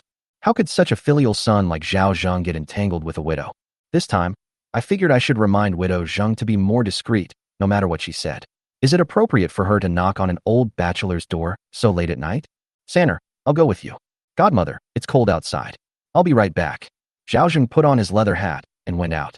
He pushed open the courtyard gate and saw Zheng Chunmei holding Sonya in one arm and leading Hunyo by the other. Old Mrs. Li led Li Erden, who had a haughty look on his face. That widow Zheng is quite something. They actually managed to persuade the old woman. He asked knowingly, Chunmei, what are you doing with sister-in-law Li so late at night? Uncle Zhao, would it be convenient for us to come inside and talk? Zheng Chunmei said with some difficulty. It's too cold outside. The child can't stand the cold. Zhao Zheng glanced at the old lady and the old woman of the Li family and actually managed to force a smile that was more like a grimace. Sorry to bother you, brothers. Zhao Zheng smiled. That old woman has never given me a kind look. Talking badly about me behind my back and cursing me has almost become her job. Now he's actually speaking to me in a nice tone? Sure enough, when people are driven to the brink, they have to swallow even a pile of shit while holding their nose. Chunmei, come in. Zhao Zheng stepped aside. Grandma Li gently nudged her grandson. You little rascal, you need to be more considerate. Li Erden hated Zhao Zheng to the core and completely ignored him when he asked for help. Instead, Tiger Girl timidly called out, Greetings, Third Master Zhao. The little girl was the same size as a blade of grass, but even thinner and smaller. Zhao Zheng patted her head and urged her to come inside and warm up. Zheng Chunmei also deeply missed the warmth of the earthen Kong, heated brick bed at the Zhao family's house, which was something she longed for. The moment Zheng Chunmei pushed open the door and entered, she couldn't help but shiver and let out a long sigh of relief. The baby girl in my arms stopped fussing. Tiger Girl couldn't help but exclaim, Mom, Uncle Zhao's house is so warm. Old Mrs. Li, needless to say, her triangular eyes darted around, and seeing Zhao Zheng's house brightly lit with a fire burning in the earthen stove, her jealousy was about to explode. She could also smell the aroma of the food. Upon receiving the message, he immediately saw old Mrs. Zhou sitting on the earthen bed. His face stiffened instantly, as if he were a mouse seeing a cat. How did she end up here? Li Erden had stolen chickens from the Zhao family before and even carried water for them, so he knew their situation well. But now the Zhao family had completely changed. You'd think they were some kind of wealthy family. Zhao Zheng closed the door, dusted off the snow from his clothes, and casually hung his leather hat aside. Grandma Zhou said with concern, "Sanner, come up here and warm up." Wu Yuing hurriedly poured Zhao Zheng a cup of warm brown sugar water. This is now a standard item in their family, and they brew a large pot of it every day for all of them to drink. Zheng Chunmei stared at the stew on the low table, her mouth watering uncontrollably, and she was actually enjoying it so much. Li Erden also saw it, and his eyes almost popped out of their sockets. Rice, stew, and yellow flatbread. What an amazing combination. The food is even better than what we offer to the land gods in the village during the Lunar New Year. You all sit down too. Zhao Zheng climbed onto the earthen Kong, heated brick bed, pointed to the square table next to him, and took the brown sugar water that Wu Yuing handed him. Yuing also poured them a cup of tea to warm them up. "Okay, Uncle Zhao." Wu Yuing poured them 4 cups of tea. Looking at the reddish-brown sugar water, the old lady from the Li family thought it was unclean. After taking a sip, Tiger Girl exclaimed, "Mom, this tea is so sweet. I've never had such sweet tea before." Chapter 164. Li Erden was stunned by the beating. Sweet. Grandma Li couldn't resist taking a sip of the brown sugar water. Oh my god. Zhao Laosan's family uses brown sugar to make water for drinking. Doesn't he feel bad about brewing such a large pot of tea at once? "Erden, drink this brown sugar water," she urged softly. Li Erden picked up the bowl and took a big gulp, like a starving ghost reincarnating. Zheng Chunmei felt a little embarrassed. This was too shameful. Although she was also extremely deficient in sugar, she still held back and carefully fed Sonia. This girl has hardly ever had a full meal since she was born. After drinking the brown sugar water, he couldn't care less about anything else and hugged his mother's hands tightly, unwilling to let go for even a moment. The brown sugar water was finished in no time. But the child, still not full, started crying while sucking on the rim of the bowl. Seeing this scene, even if Zhang Xiaoyi disliked Widow Zheng, she felt sorry for her. Sister Yuing poured another bowl of sweet water for Sister Chunmei. Wu Yuing carried the teapot over, and Zheng Chunmei thanked her repeatedly. Old Mrs. Li, still wanting more, pushed the bowl forward, as if she wanted more. But Wu Yuing didn't even look at her, picked up the teapot and left, which infuriated her. She cursed inwardly. What's so great about that lowly woman who was kicked out of the Wang family? She just sucked up to Zhao Laosan, so what? "Chunmei, is there something you need that brings your family here so late?" Zhao Zheng asked. Zheng Chunmei nodded. "Yes, Uncle Zhao, we came here today to ask you for grain. Didn't you say last time that you would use my land and house as collateral? I went back and discussed it with my mother-in-law, and she agreed. You see, since we're all neighbors from the same village, could we extend the loan period and lower the interest rate?" Old Mrs. Zhou frowned, then realized that Widow Zheng and her family had come to borrow grain. She didn't say anything, though. She knew everything Zhao Zheng had done in the village, and everyone praised him.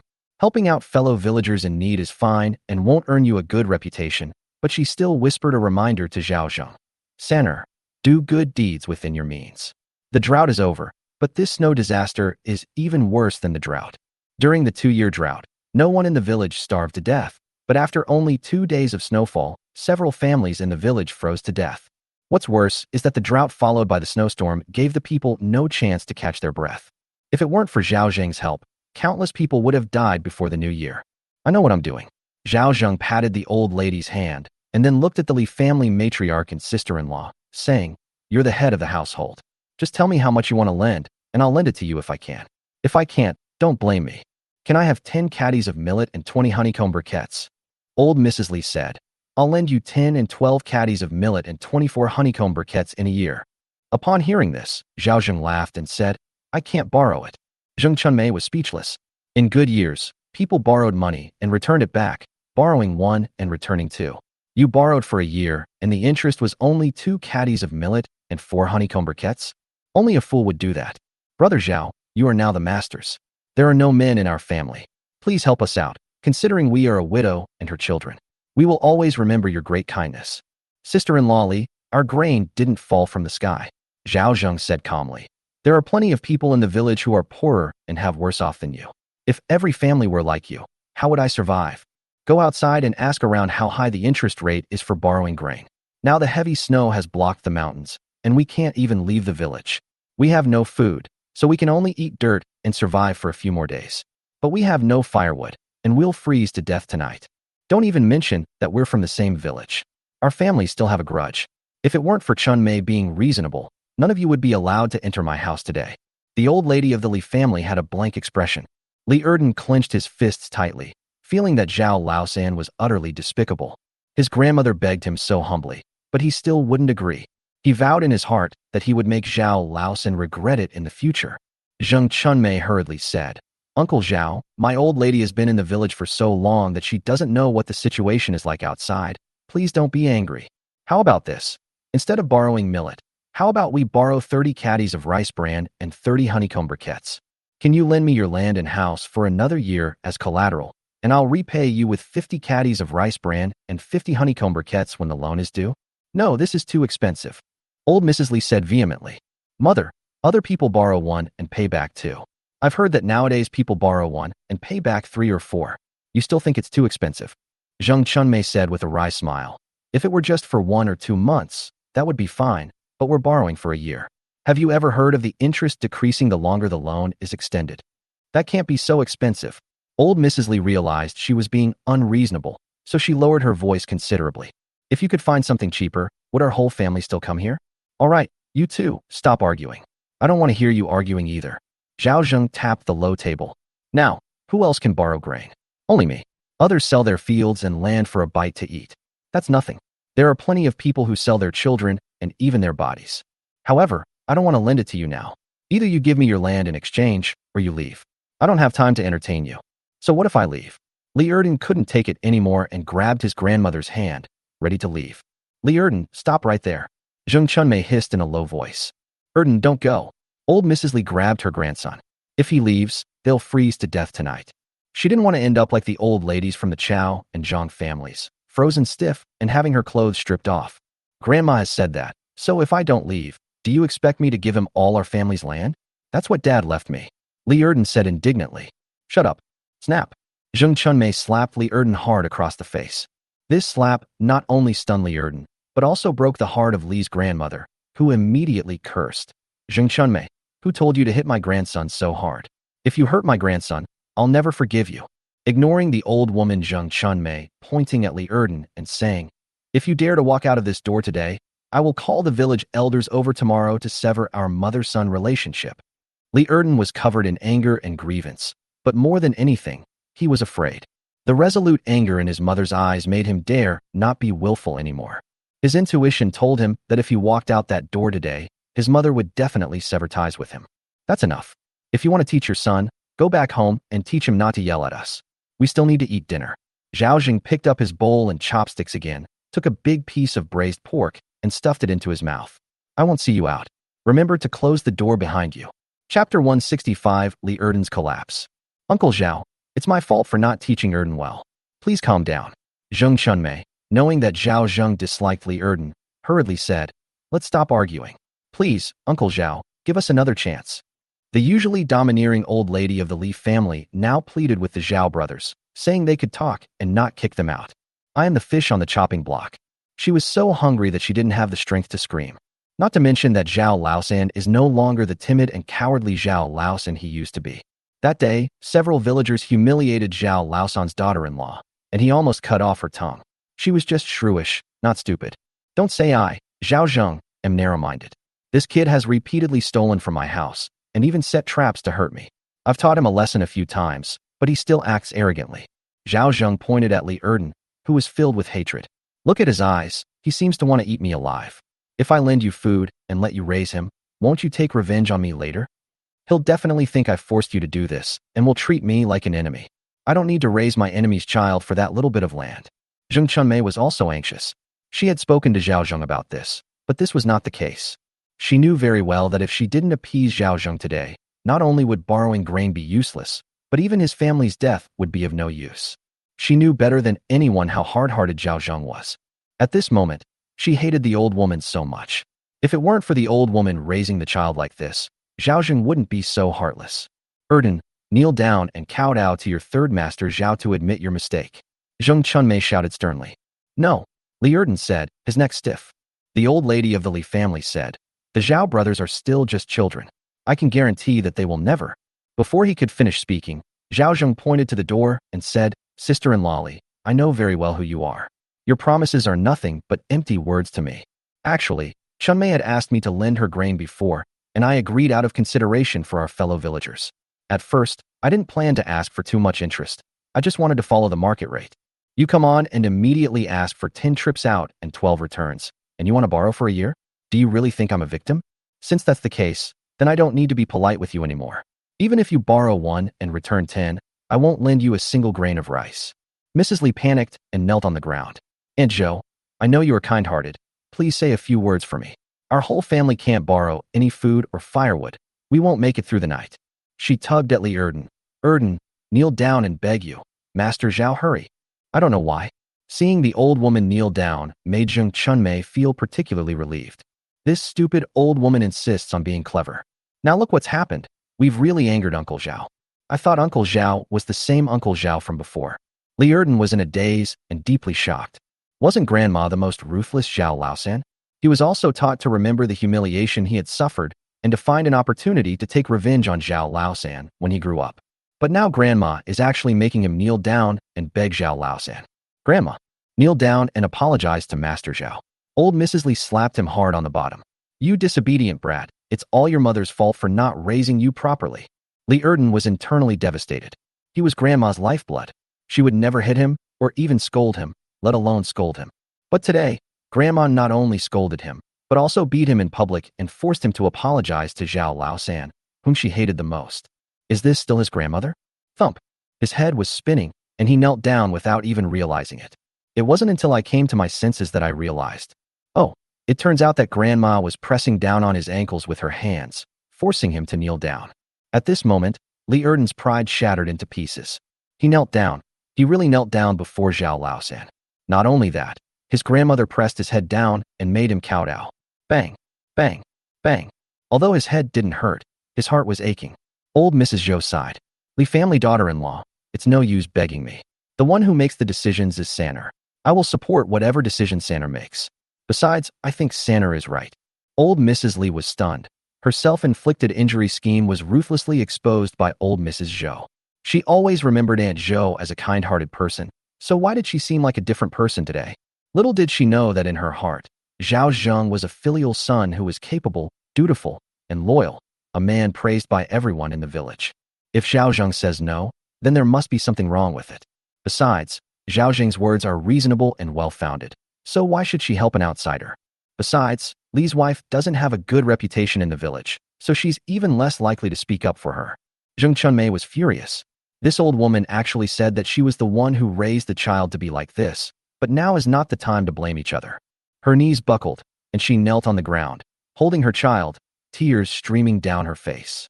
Uncle Zhao, please take my family's land and give us a way to survive.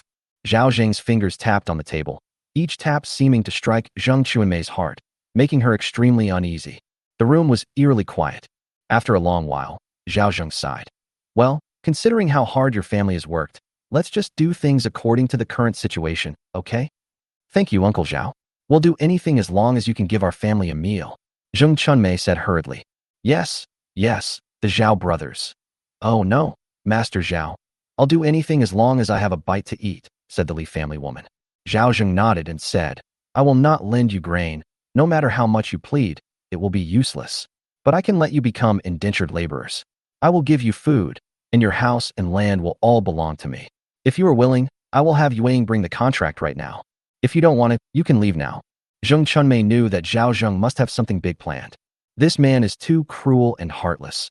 He wants to take advantage of them, a widow and her children, and then make them serve him. But that was what she had always thought, so she didn't have any inner resistance. She just wanted to cling to Zhao Zheng and raise the children, which would be a way of honoring her deceased husband. Yes, I'm willing. Zheng Chunmei nodded without hesitation. Old Mrs. Li was conflicted, wondering if being a tenant farmer was a good option. Others can do it, but you can't. I don't care about your little bit of land. Zhao Zheng waved his hand and said, all right. If you don't want to, then leave. Don't delay my family's meal. Seeing Zhao Zheng turn hostile again, old Madame Li became anxious. In her heart, she knew better than anyone how bad the situation was. I'm willing. Don't send me away. I'm willing to be Zhao's indentured servant. Chapter 166. This surprise is a fucking surprise. Do you think this is a vegetable market, with you haggling over prices again and again? Zhao Zheng said with a straight face. Let me tell you, there are plenty of people smarter than you. The reason why others would rather be my indentured laborers than tenant farmers is because I am kind-hearted and offer good conditions. For the first 10 years, the profit split is 30/70ths. After that, it's 40/60ths. I provide the seeds, and there's no rent required. In good years, it's pure profit. In bad years, I'll cover the losses, and you don't have to pay taxes. I've asked myself if I've been conscientious enough. To put it bluntly, now that the drought is over and taxes resume next year, will you be able to pay your taxes? Do you really think I'd willingly let you become indentured laborers and bail you out?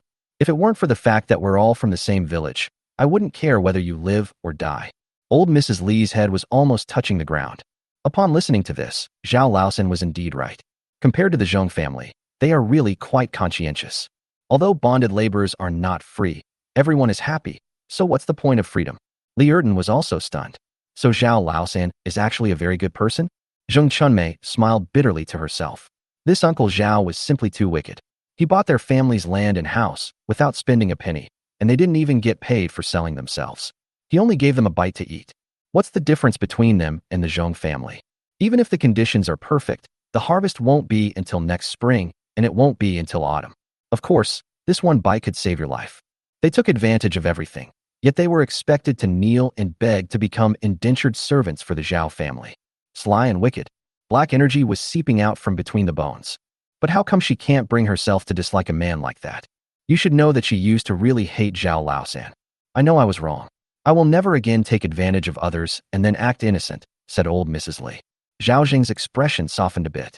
Since you all agree, I'll reluctantly take you in as indentured laborers. Yueying, go and get the indenture. Wu Yueying brought out the indenture and Zhao Zheng said, before signing the contract, I have to make it clear that I sell each person here for 5 caddies of millet and 5 caddies of rice bran. But since none of you are here, I will only give you 1 caddy of millet and 1 caddy of rice bran. Since your family consists of a widow and her 3 young children, and you have little ability to work, taking them in would be a complete loss for me. But I can guarantee that even if the younger ones can't do the work, I will still give them food rations. Do you agree? Zheng Chunmei smiled wryly. Uncle Zhao, could you have more? That's all there is to it. If you're not happy, then leave. Zhao Zheng held the initiative, leaving them no room for argument. If it weren't for the fact that Master Zhao still had some integrity, he wouldn't have wanted to take out a single grain of rice. All right then. Zheng Chunmei sighed and nodded. The old lady of the Li family was also helpless, since they had 2 money-losing children in their family. But at this moment, she didn't dare to speak recklessly for fear of angering Zhao Zheng, so she could only nod and agree. Zhao Zheng nodded and said that he would be available whenever needed. He told the servants to eat whatever they wanted. He also said that Yueying was in charge of the women in the household, and Zhaodi and Xiaoyi were the mistresses of the house. If you cheat, or are lazy, there will be family rules to deal with you. Don't blame me for turning my back on you then, understand? Understood, Uncle Zhao. Zheng Chunmei stamped her fingerprint on it without hesitation, and at the same time, the huge weight in her heart was completely lifted. He had finally managed to latch onto Zhao Zheng's coattails. As for Wu Yueying, she looked down on her. She had a close relationship with Uncle Zhao. How could she compare to her? Before, she had to be secretive, but now she can be open with Uncle Zhao every day. Who knows? She might get pregnant soon, and then she'll be Uncle Zhao's only child, and she'll be the mistress of the Zhao family. Zheng Chunmei had her own ulterior motives. Otherwise, they wouldn't have gone to such lengths to swindle even the old woman into this mess. Grandma Li sighed and pressed her handprint as well. Following closely behind, Li Erden, Hunyo, and Sanya all pressed their handprints. 2 copies were made, with the one belonging to the Li family being handed over. Wu Yueying immediately ordered 4 caddies of millet and 4 caddies of rice bran. To be honest, she didn't think Zhao Zheng had given her too little. The Li family consists of an old woman and a widow with 3 children. Apart from Li Erden, the other 2 children will have to support the family for many years to come. Uncle Zhao is so kind-hearted. If it were me, I definitely wouldn't accept the help from my enemy. I'm not that magnanimous. Wu Yueying admired Zhao Zheng greatly, thinking that he was a true man and that his gaze towards Zhao Zheng softened even more. As soon as the grain arrived, old Mrs. Li couldn't suppress the smile on her face. Thank you, employer. Get up. All of you, stop kneeling, Zhao Zheng said. After the group stood up, Zheng Chunmei said, By the way, Uncle Zhao, if I can call a young man over, could you give us more food? Zhao Zheng's eyelids twitched. Who did you call over? If it's the person who introduced you, I can reward you with more grain. Upon hearing this, Zheng Chunmei smiled, pushed open the door, and called out, Daju, come in quickly. Upon hearing the shouts, Ma Daju, who was practically frozen solid outside, rushed inside. After entering the warm and bright inner room, Ma Dazhu shivered comfortably and his eyes darted around, scanning the room. His eyes seemed to have an automatic scanning function, locking onto the food on the low table, which immediately stunned him. Good heavens! Does Zhao Laosan's family eat so well? Glug! He swallowed hard and gave Zhao Zheng an awkward smile, saying, Uncle Zhao. Yang Zhaodi, Zhang Xiaoyi, Wu Yueying, and even the old lady of the Zhou family were all stunned. Zhao Zheng was also stunned for a moment, and couldn't help but click his tongue when he thought of the surprise Zheng Chunmei had mentioned last night. This widow Zheng really impressed him. This is a fucking surprise. He feigned a surprised expression. Chunmei, the young man you're talking about is Ma Dazhu? Zheng Chunmei nodded. Uncle Zhao is Dazhu. I know there's been a misunderstanding between you and Dazhu, but I explained it to him before we came, and he's realized his mistake. As she spoke, she lightly kicked Ma Dazhu. Dazhu, why don't you quickly apologize to Uncle Zhao? When Ma Dazhu saw the delicious food on the low table, his displeasure vanished completely.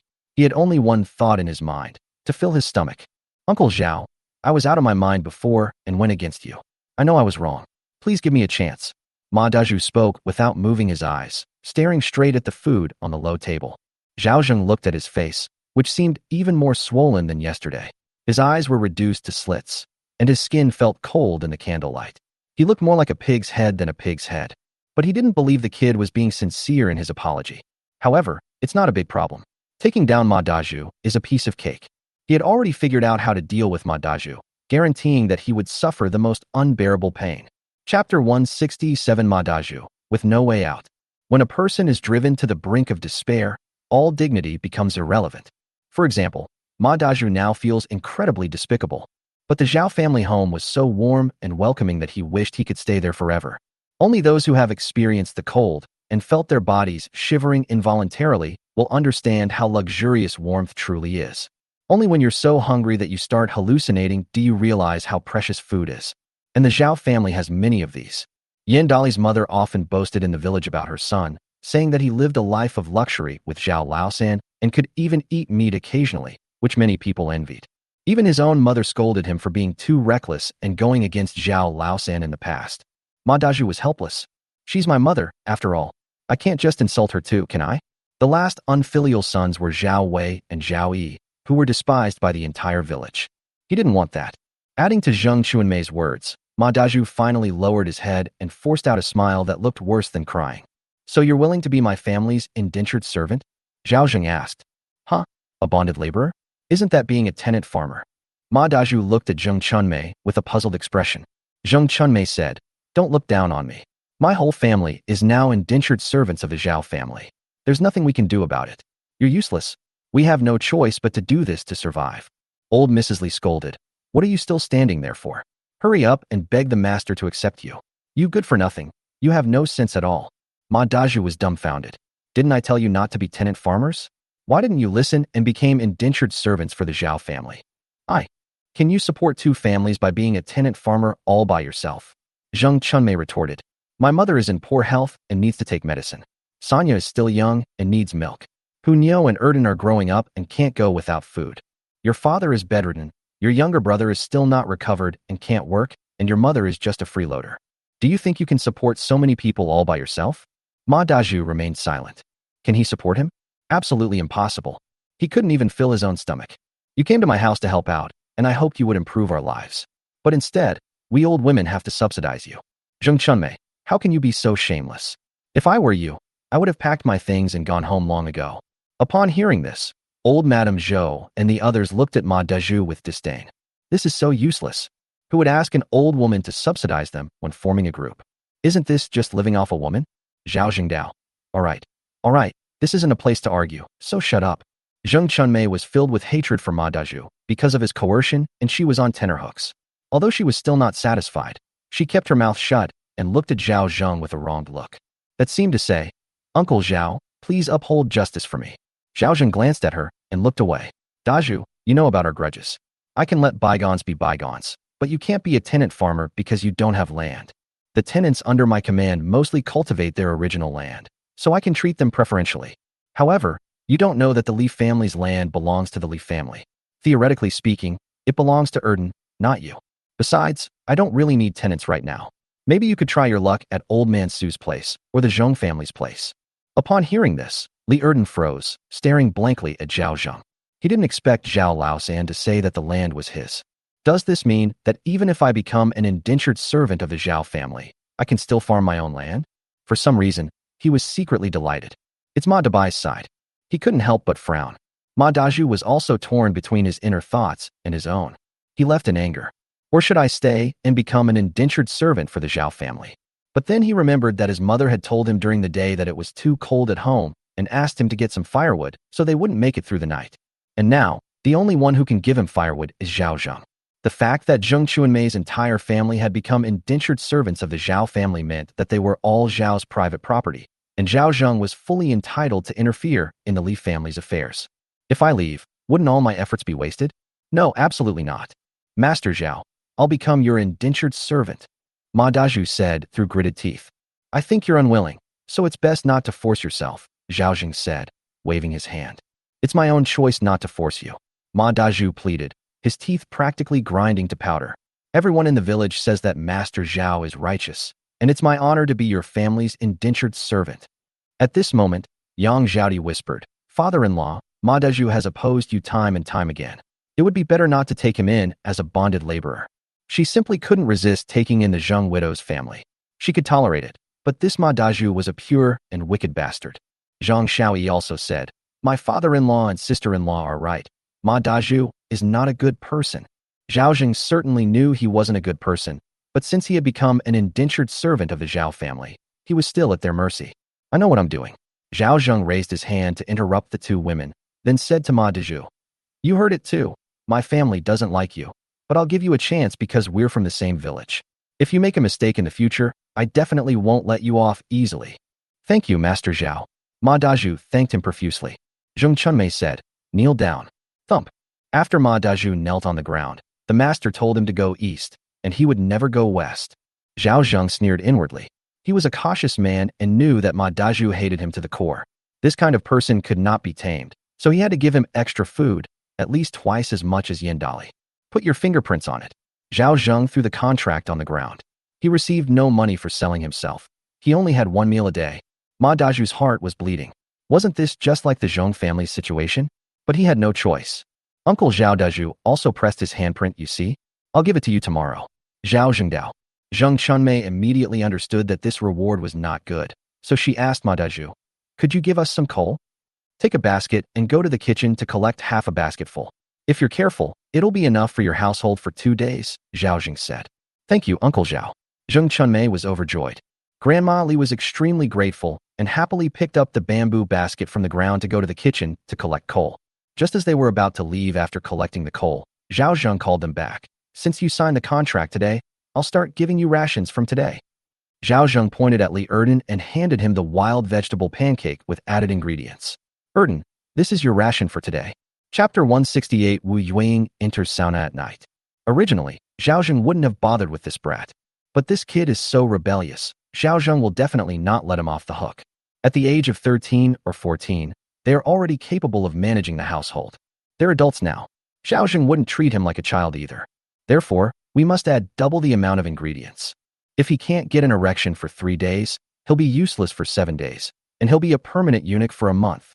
Li Erden's expression was very strange when he saw the wild vegetable pancake that Zhao Zheng handed him.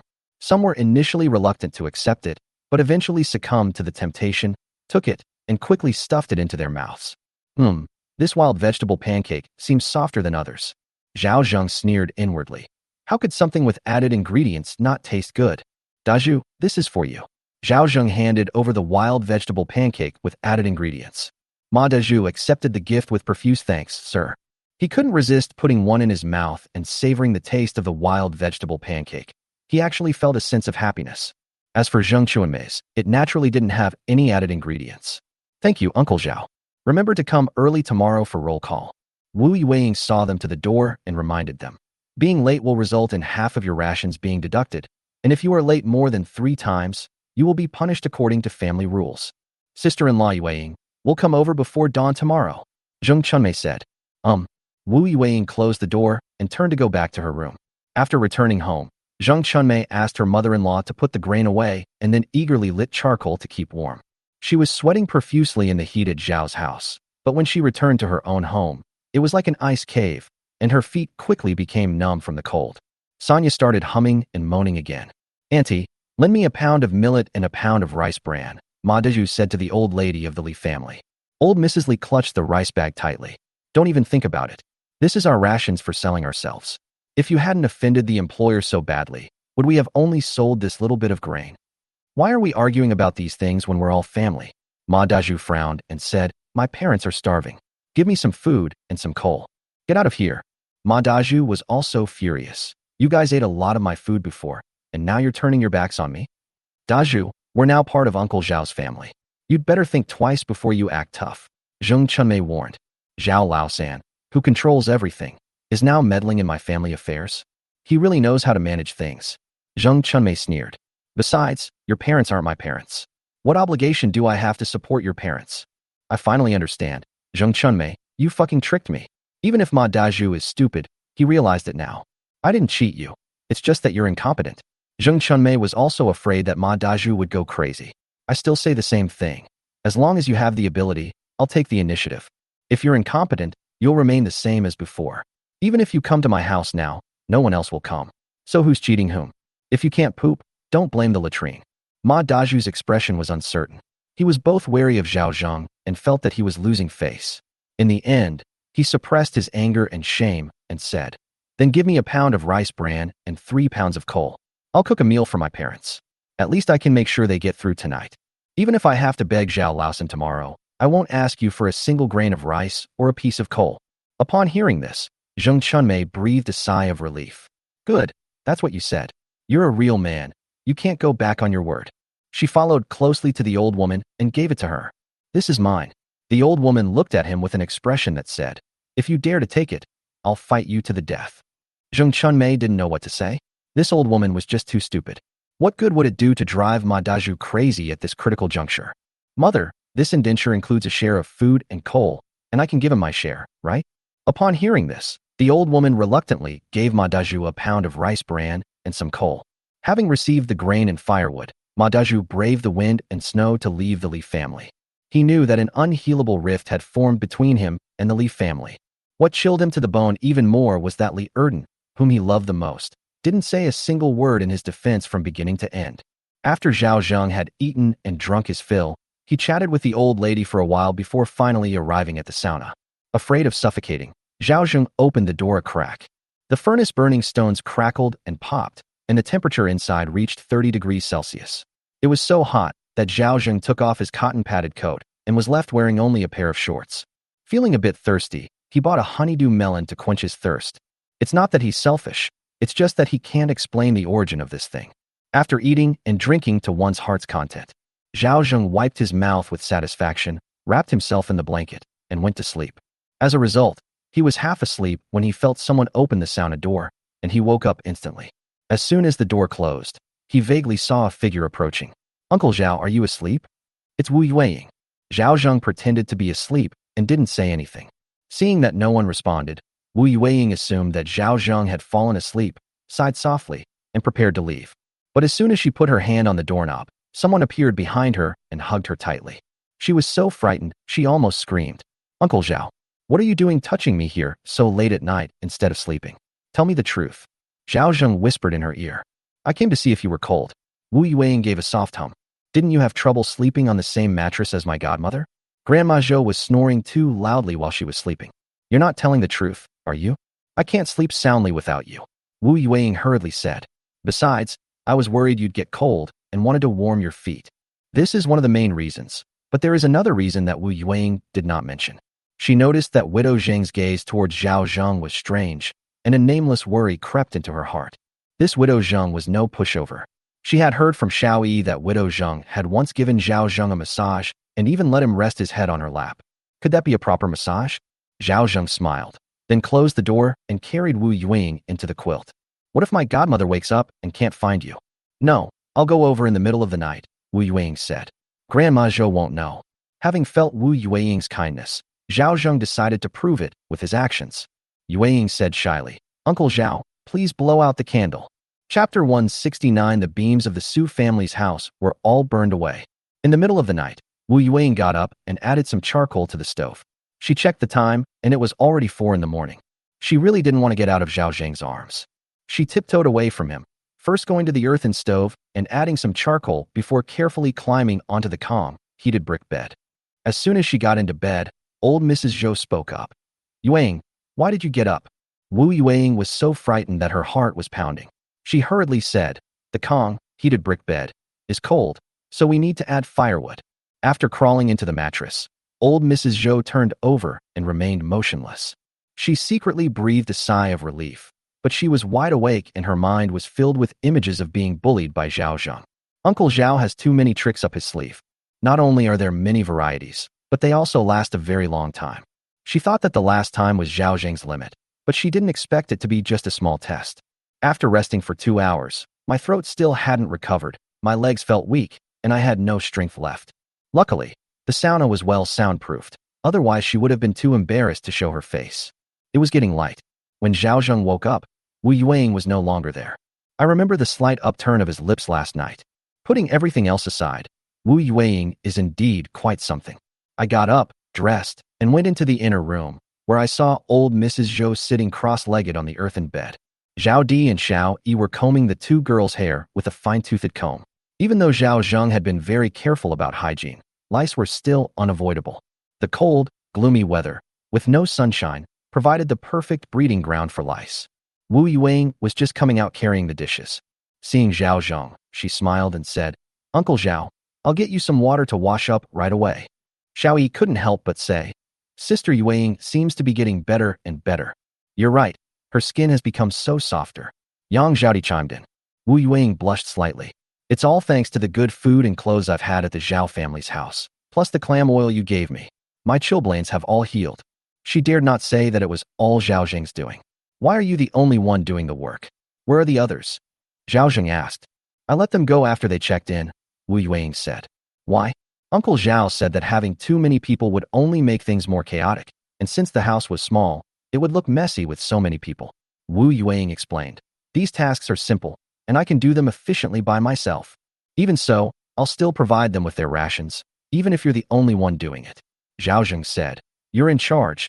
Your job is to give orders, not to do these menial tasks, understand? Our family's place is small now and there aren't many things to do, but next year I will rebuild the ancestral house into a large 3-courtyard house. Will you be able to manage it all by yourself? Too busy. Wu Yuang lowered her head. Go and call them over in a bit. If they have nothing to do, find them something to do. You need to learn how to manage people. Zhao Zheng knew she hadn't adapted to this role yet, so he pointed outside and said, Look at Tainyo, he's doing very well. He manages his subordinates very well. Tainyo, who was assigning tasks to everyone, heard the voice and hurriedly came over. Uncle Zhao, you called me? Have all the food rations been distributed? No, let's shovel the snow off the roof first before we send it out. Lu Tinyu said. Zhao Zheng nodded, and then said, You have about 10 people under your command now, divided into 2 groups.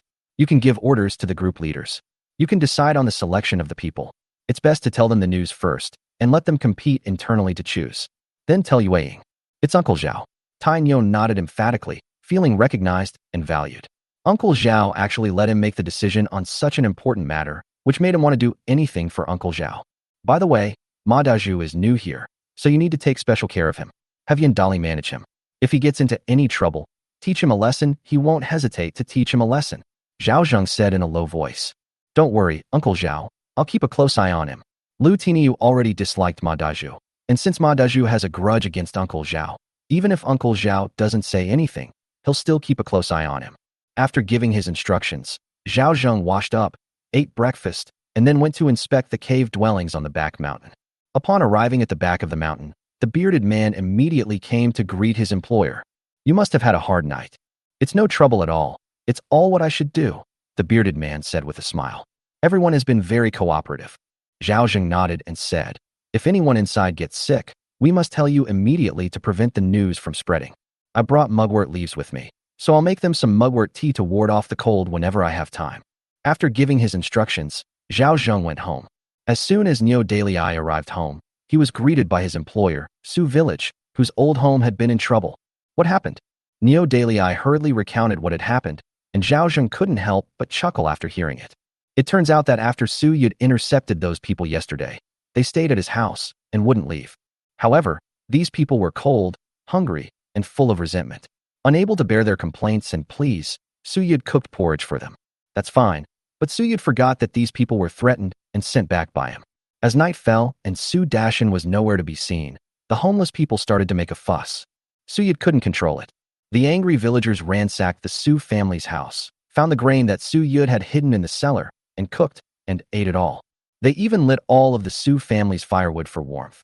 But there were too many people, and the Su family's little firewood was simply not enough. Then these people started dismantling the wood belonging to the Su family, who made the Su family's house the best in the village.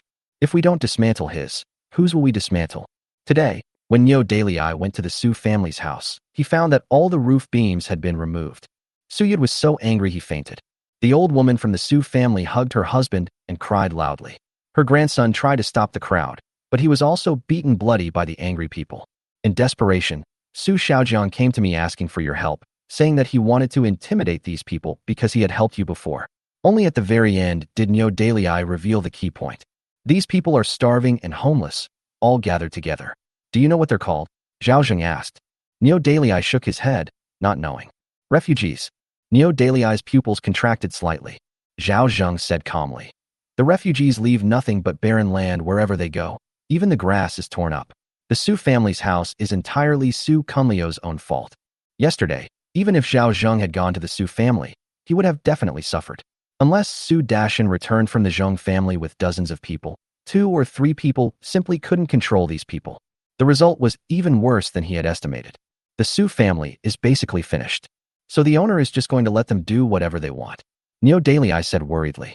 Su Shaojiang said these people were planning last night to roast and eat the corpses of old Madame Chow and old Madame Zhang. Chapter 170 Zhao Zheng's Conditions. Zhao Zheng felt a churning in his stomach as he smoked. How did Mao Xiaojuan's second uncle get injured? The injuries were sustained while catching the corpse thieves. Starving people will eat anything, let alone people. A line from historical records. During a great famine, people resorted to cannibalism. But these are the blood and tears of poor people struggling to survive. Zhao Zheng is not a savior and cannot change the world. He just wanted to protect himself and his family so they could survive the disaster. However, the small mountain village was his territory, and no matter how chaotic things were outside, the village couldn't be chaotic inside. So it's time to make a move. Call Big Beard and the others, grab your weapons, and come with me. It's the boss. Soon, the bearded man led a group of young men over, each carrying a weapon. Although half of them had clubs, many others were carrying knives. Those were all machetes that Zhao Zheng bought from the mall. They could be used to chop wood or to kill people. Moreover, they are not afraid of being accused of manufacturing weapons illegally. Who doesn't have a wood-chopping knife at home? When the group arrived at the Su family's gate, it was just as Nyo Dalei had said. The Su family's house had collapsed and the roof was gone. Everyone gathered around the campfire to keep warm. Su Shaojiang looked at this group of people but couldn't do anything about it. Seeing Zhao Zheng arrive with his men, I was overjoyed. Chief Zhao, you've come. Zhao Zheng nodded and looked around at the people gathered around the campfire. He glanced around but didn't find any corpses and breathed a sigh of relief. If he were to actually eat someone, he wouldn't want another one. Fortunately, these villagers did not cross the line. Su Shaojiang rushed over. Zhao Baozhang and these people are crazy. Help me teach them a lesson. When my dad comes back, he will definitely thank you properly. Many villagers looked angry upon hearing this. But seeing that the men Zhao Zheng brought all had knives, they dared not speak out in anger. You know what kind of people the Zhao and Su families are. Are you going to go against us because of them? The speaker was Chen Ping, a well-known honest man in the village, but at this moment he had become the de facto leader of these people. Old Chen, did I say I was going to cause you trouble? Zhao Zheng smiled and said, I know you're all upset. That's why I'm here to help you. We're all from the same village. We know each other well. There's no deep-seated hatred or grudge. It's just that times are tough and the weather is unkind. The drought just passed, and then the snowstorm came. If everyone has no grain in their jars and no roof over their heads, they need food, water, and a place to stay to survive. I, Zhao Zheng, have also experienced hardship and hunger, and I know what it feels like to suffer from hunger and cold. Upon hearing this, the expressions of several young people in the crowd softened considerably. Chen Ping's expression softened slightly. Then tell me what to do. To tell you the truth, we've robbed the Su family's grain and demolished their house. When Su Dashin comes back, he definitely won't let us off the hook. If the Zhong family comes, would you dare to go against them? We know you're Zhao Laosan, and you've been hanging around with Yao Yu, but the Zhong family isn't bad either. The villagers around the campfire asked. Su Xiaozhang's expression changed drastically as he rushed to Zhao Zheng. Chief Zhao, my grandfather said that as long as you can help us get through this difficult time, we will forgive and forget what happened before. Zhao Zheng laughed. You know all the lousy things your grandfather has done in the village over the years. He just relied on the Zheng family to bully others. When he was young, he caused a lot of trouble for the villagers. Asking me to help you is like being an accomplice to a tyrant. Zhao Zheng's voice was very loud, and everyone present could hear him clearly. Su Yud, leaning against the wall, gritted his teeth and said, Zhao Laosan, it's better to resolve the feud than to make it. Is it really worth it to tear apart the relationship with the Zheng family for these peasants? Even Yao Youjiao wouldn't dare to break ties with the Zheng family. You should think this through. Even at this critical juncture, this old geezer is still threatening me. Yao Xiong had long harbored deep resentment towards the Zheng family for their schemes, and the two families had secretly been at odds with each other. This old man is too ignorant. He thinks that only physical violence constitutes a complete breakdown in relations. He smiled faintly and said, I'm here today not for the Yao family, not for the Zheng family, but for my fellow villagers, for the bonds of friendship passed down through generations for decades and centuries.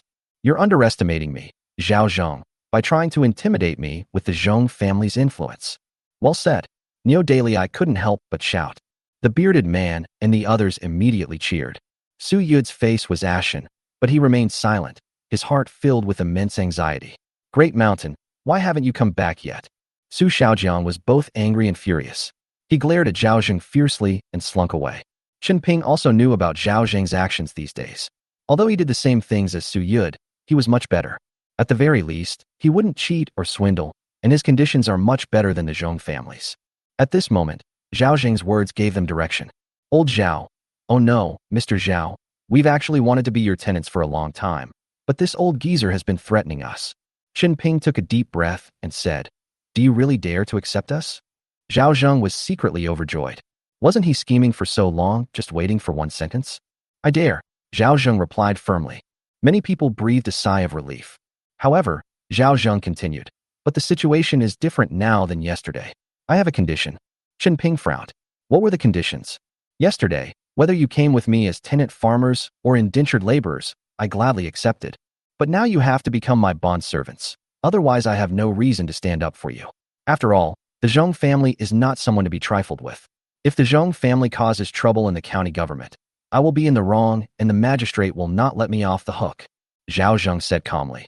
As long as you nod, I will risk everything to protect you. Of course, if you think I, Zhao Zheng, am taking advantage of your vulnerability, you can consider not agreeing. In that case, I will leave with my men now. But I must warn you, I am the head of a small mountain village and I have a duty to protect the peace of this area. You can do whatever you want, just don't mess with the other villagers. Otherwise I definitely won't stand idly by, and that knife will fall on your heads. Neo Daily and the others brandished the machetes in their hands. Chen Ping also fell silent. Indeed, Zhao Zheng isn't their father, so why should he take such a big risk to help them fight against the Zheng family? You have to understand that many people are tenant farmers who don't own land and have to beg the landlords for their livelihood. The vast majority of those who remained here were tenants of the Zheng family. They had signed contracts and were required to pay penalties for breach of contract. If the Zheng family makes a scene in the township or even the county government, Zhao Zheng will be in the wrong. It's just that he was a bonded laborer. He licked his chapped lips. Old Zhao, can I talk to the villagers about this? Chapter 171, A Letter from Yao Xiong. Please go ahead. Zhao Zheng nodded. Chen Ping walked into the crowd and discussed the matter with everyone. Before long, he walked up to Zhao Zheng again. Old Zhao, we agreed to be Zhao's indentured laborers. But some of us are already indentured laborers and have signed indentures. Is this acceptable? He looked somewhat uneasy. To put it nicely, they were bonded laborers. To put it bluntly, they were slaves. They have no right to redeem themselves. Unless the master shows mercy, like the Su Yud family who were once servants of the Zheng family. These bonded laborers lived a very miserable life, at the very bottom of the village, starving and emaciated with fear in their eyes. However, Zhao Zheng said, let them all come. I will find a way to restore their freedom, but they will have to follow me from now on. Chen Ping was overjoyed to see the group of people behind him. Zhao Dongjia had agreed. Thank you so much, Mr. Zhao. Many people knelt on the ground. Come with me. Zhao Zheng turned and walked away. Everyone followed suit. Zhao Laosan, you're playing with fire. You'll regret this. Behind him came Su Yud's hysterical shouts. Zhao Zheng completely ignored him. The moment he decided to become a landlord, he was destined to clash with the Zheng family. On the way, Zhao Zheng asked Chen Ping if he had any thoughts about the corpses of the Chao family matriarch and her family. Chen Ping shook his head repeatedly. Who said we were going to eat the corpses of the Chao family matriarch? Is that something a human being would do? Yesterday we stole over 100 jin of grain from the Su family.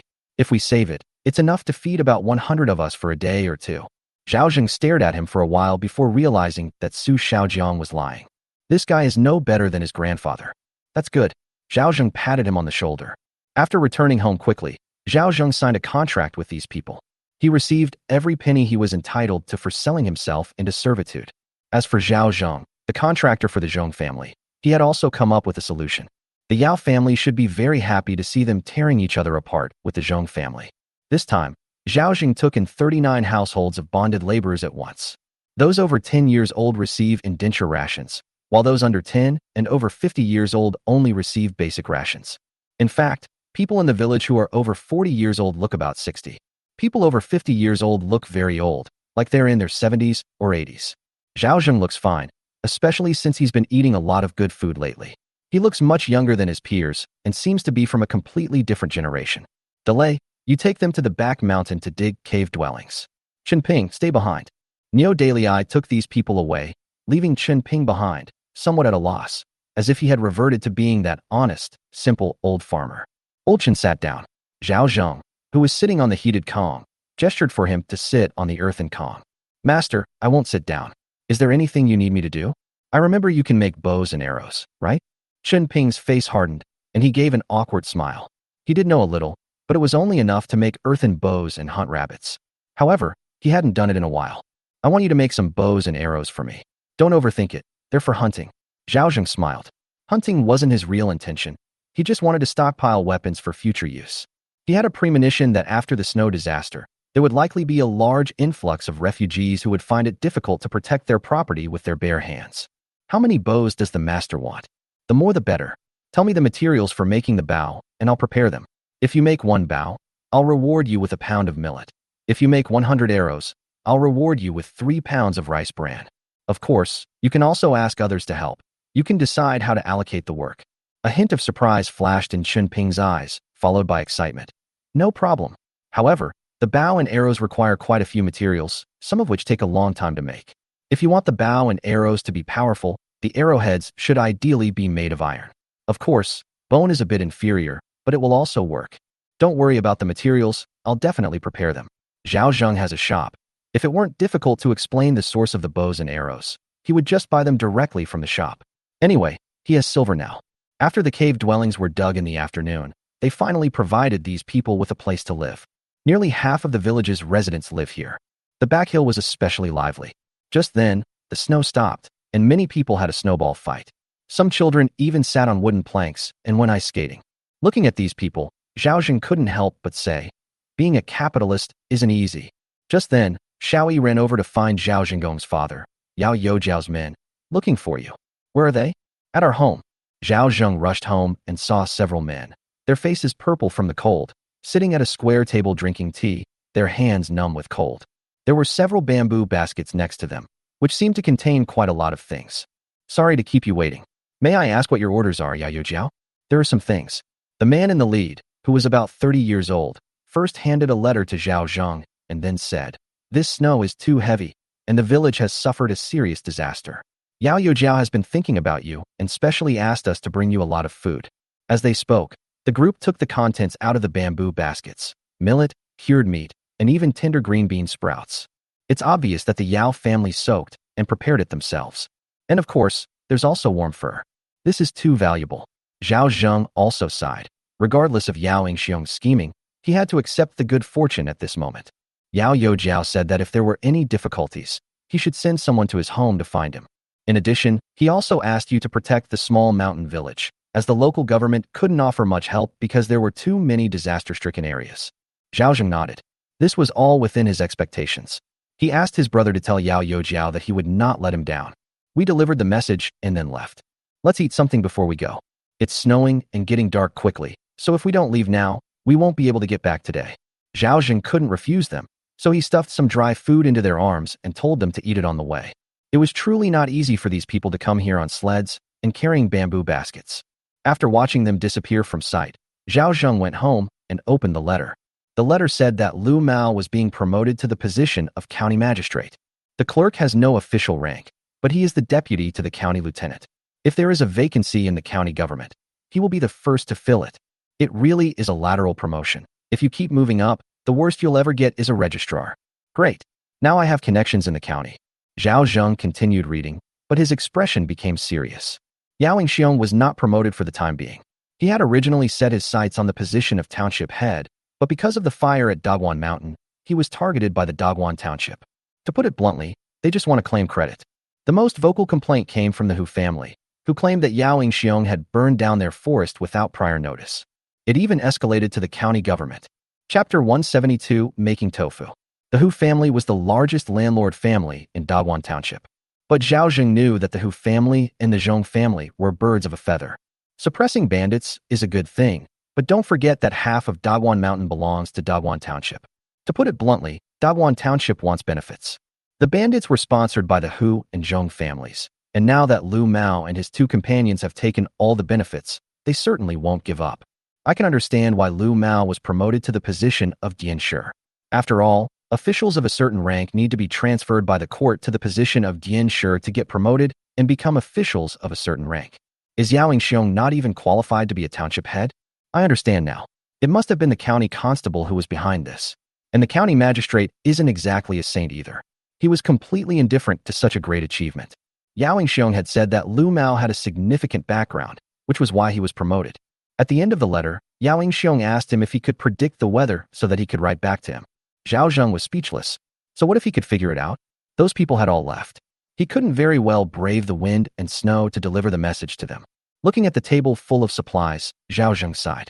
In this world, it's really hard to get by without a backer. He still has to work hard to strengthen himself.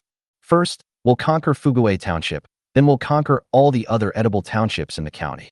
Even if the county magistrate comes, I'll make him call me Dad. Thinking of this, Zhao Zheng called out Yang Zhaodi, who was busy in the kitchen. These were things Yao Youjiao had sent, so he put them away. Do I need to reciprocate with all these gifts from my father-in-law? Yang Zhaodi asked. Yes, we need to return the favor. I'll prepare that. Zhao Zheng smiled, then picked up the soybeans on the table, ground them into tofu and soy milk, stir-fried the soybean pulp, and sent it to the back mountain to give everyone a treat. The bamboo basket contained at least 10 pounds of soybeans. In an era when meat was unaffordable, beans were definitely one of the best sources of fat for ordinary people. I don't know how to be a father-in-law, Yang Zhaodi said with a wry smile. I don't know either.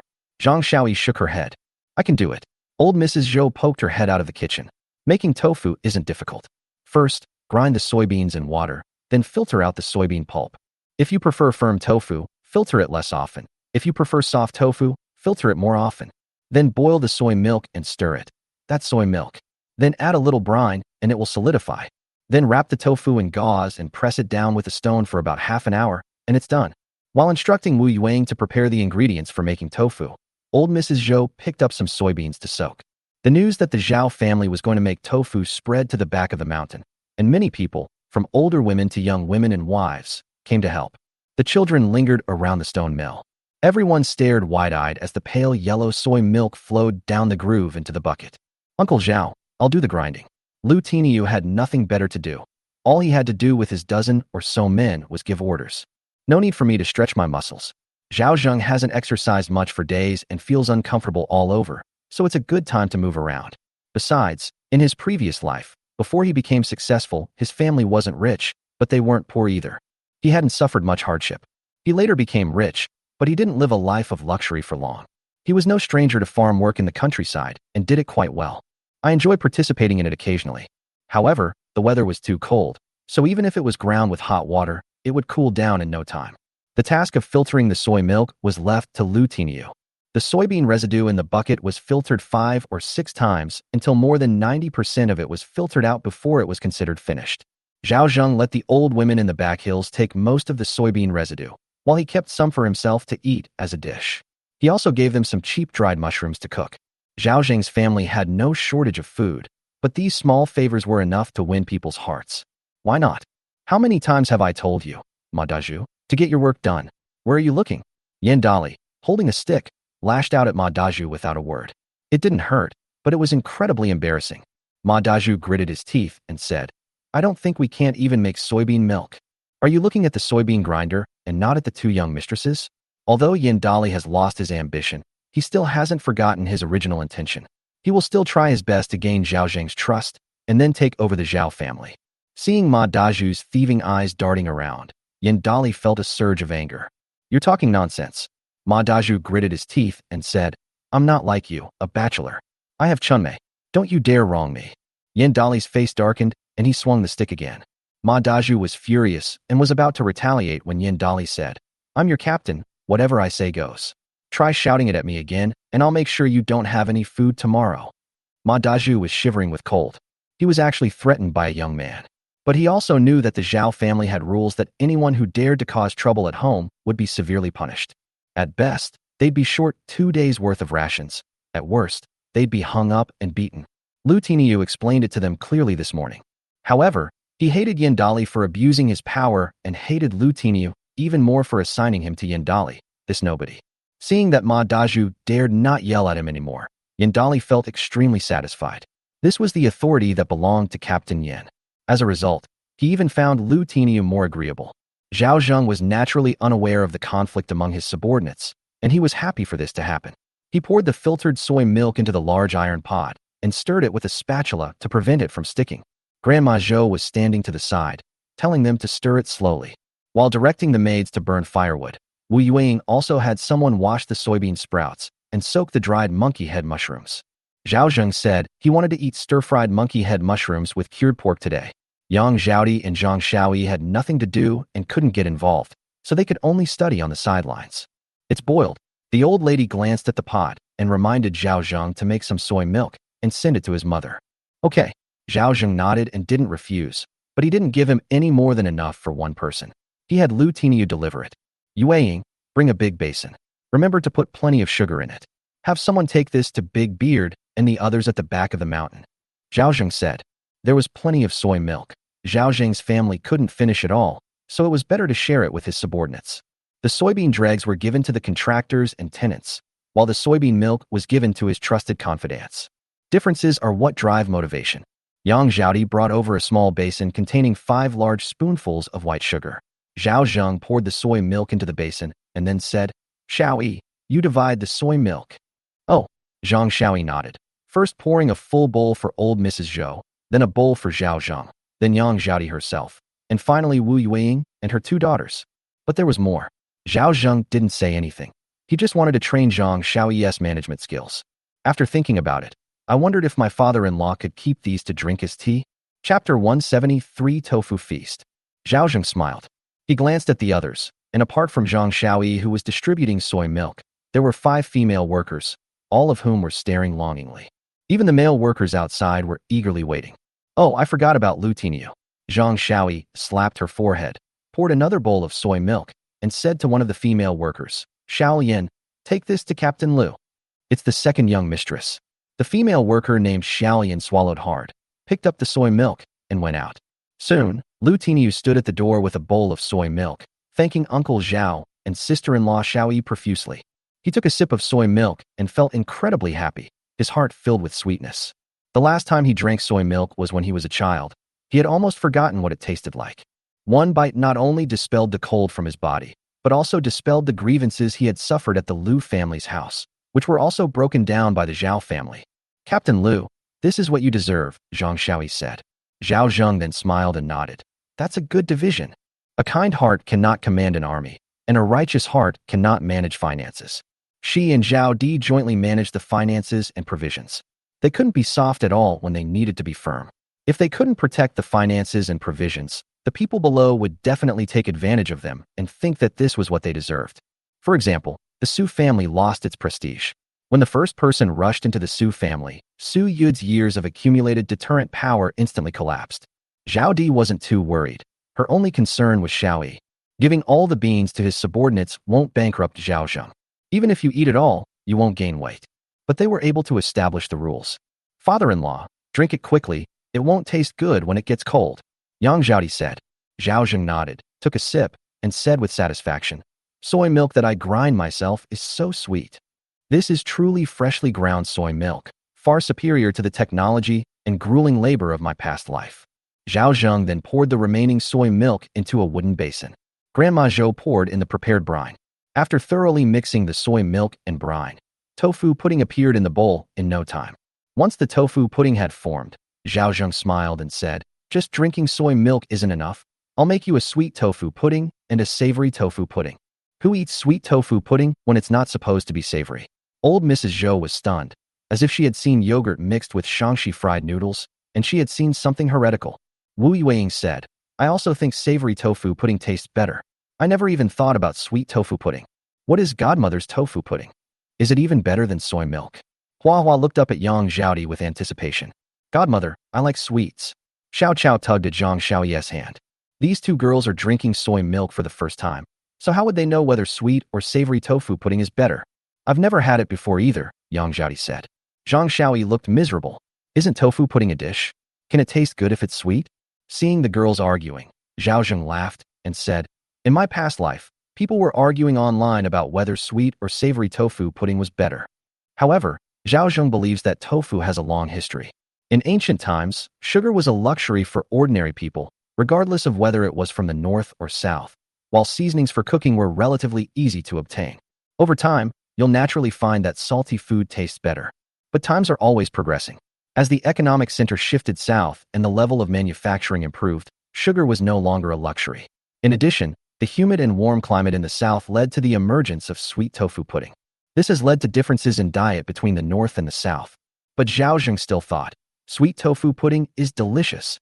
Godmother, please try some sweet tofu pudding."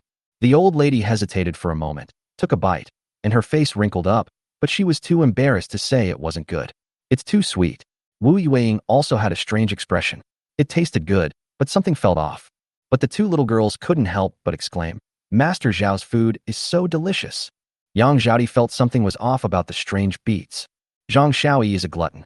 Her eyes squinted as soon as she tasted the sweet tofu pudding, and then she couldn't wait to try the savory tofu pudding.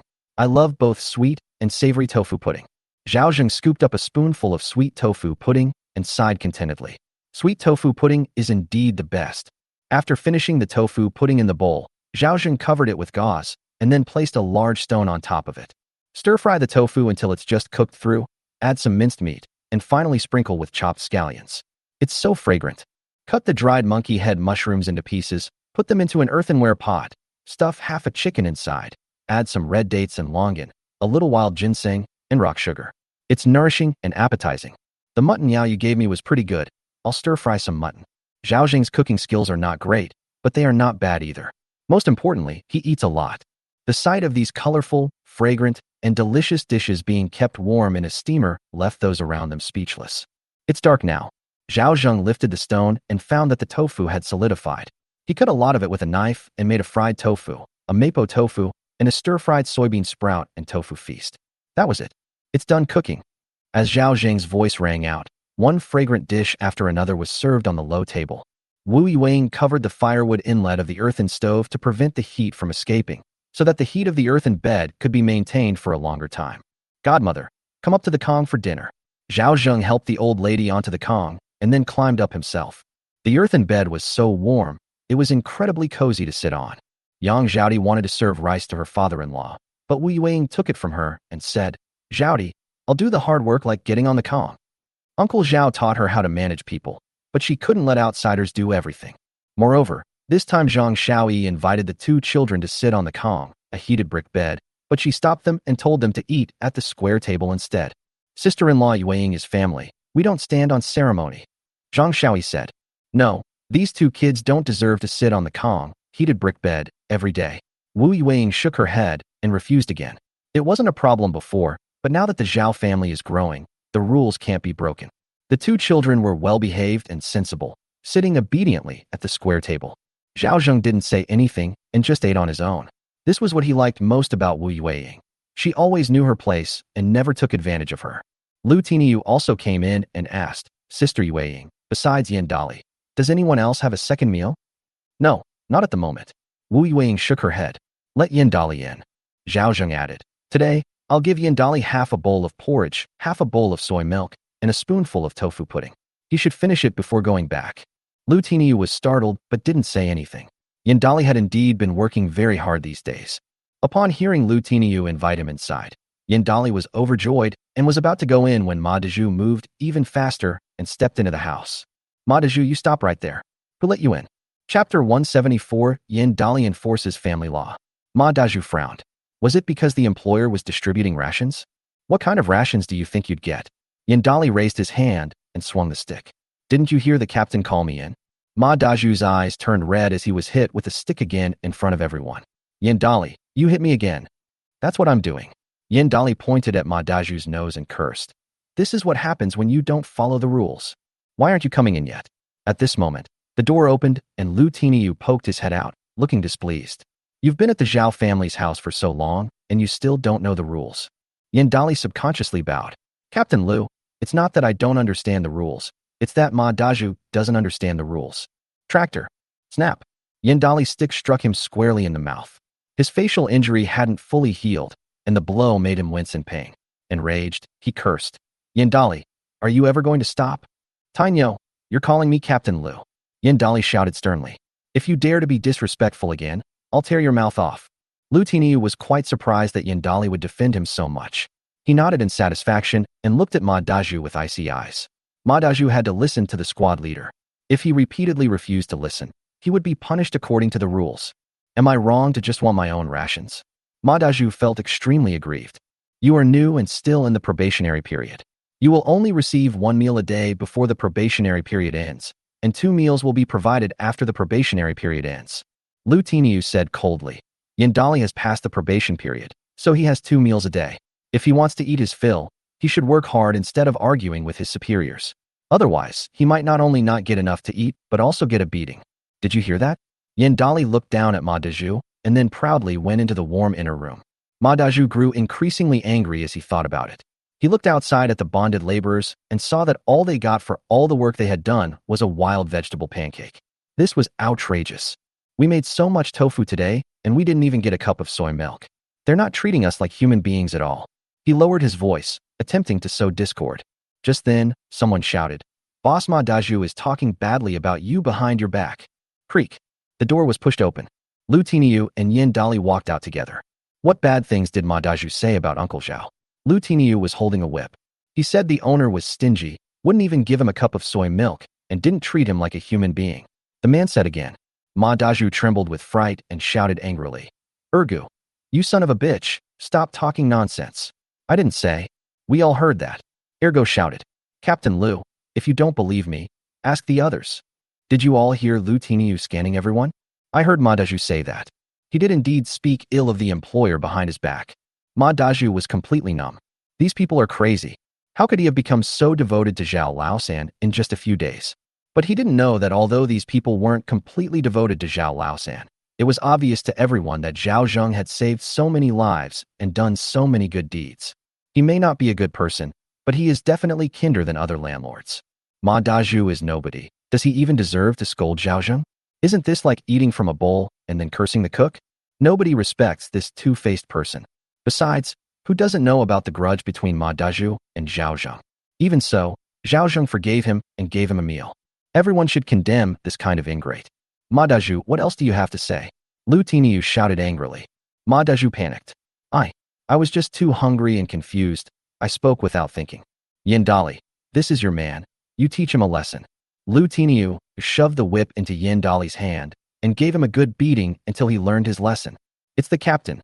Yandali gripped the whip, his eyes filled with anger, but he was also inexplicably happy. I never imagined he would one day be able to enforce the law. This is no ordinary whip. It is the whip of power. In particular, Ma Dazhu was very arrogant and didn't pay much attention to him. He was actually quite troubled, wondering how to subdue him. Isn't this the opportunity that's coming? Ma Dazhu, you ungrateful wretch. If it weren't for Uncle Zhao, your whole family would have frozen to death long ago. And you still have the nerve to bark like a dog here? I'll beat you to death, you bastard. The whip fell mercilessly on Ma Dazhu's body. With just one blow, Ma Dazhu cried out in pain. It hurts so much. Clap, clap, clap. Clap, clap, clap. The more desperately Ma Dazhu screams, the more enthusiastic Yandali becomes. You're so ungrateful, So gossiping behind my back. This is a beating for ingrates like you. Oh, please stop hitting me. I know I was wrong. Captain Yin, I will never dare to do it again. Master, oh no, sir, please spare me. Ma Daju was cornered with nowhere to escape, crouching on the ground with his head in his hands, and was beaten until he was covered in blood. Whether it was Ergo and the others, or the female workers inside the house, they all felt that Ma Daju deserved it. However, the Zhao family's rules are truly strict. This also served as an implicit warning to them. Iron Bull, give him 100 lashes, and that's enough. Don't actually kill him, Zhao Zheng said calmly. It's Uncle Zhao, Lu Tiniu hurriedly said. Just give him 100 lashes, and that'll be enough. Yandali didn't know how many lashes he had given because he couldn't count. He responded with a sound of, I'll whip you until you're too tired to whip you anymore. And that was the end of it. He looked at Ma Daju, who was lying on the ground like a dead dog, panting heavily. Did he realize his mistake? I know I was wrong. Would you dare to do it again next time? I'll never do it again.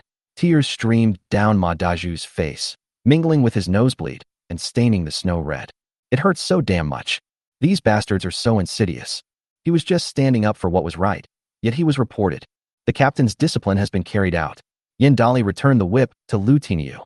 Lu Tiniu nodded and said, Go inside and eat. Thank you, Captain. Yandali's face lit up with joy, but he didn't go in.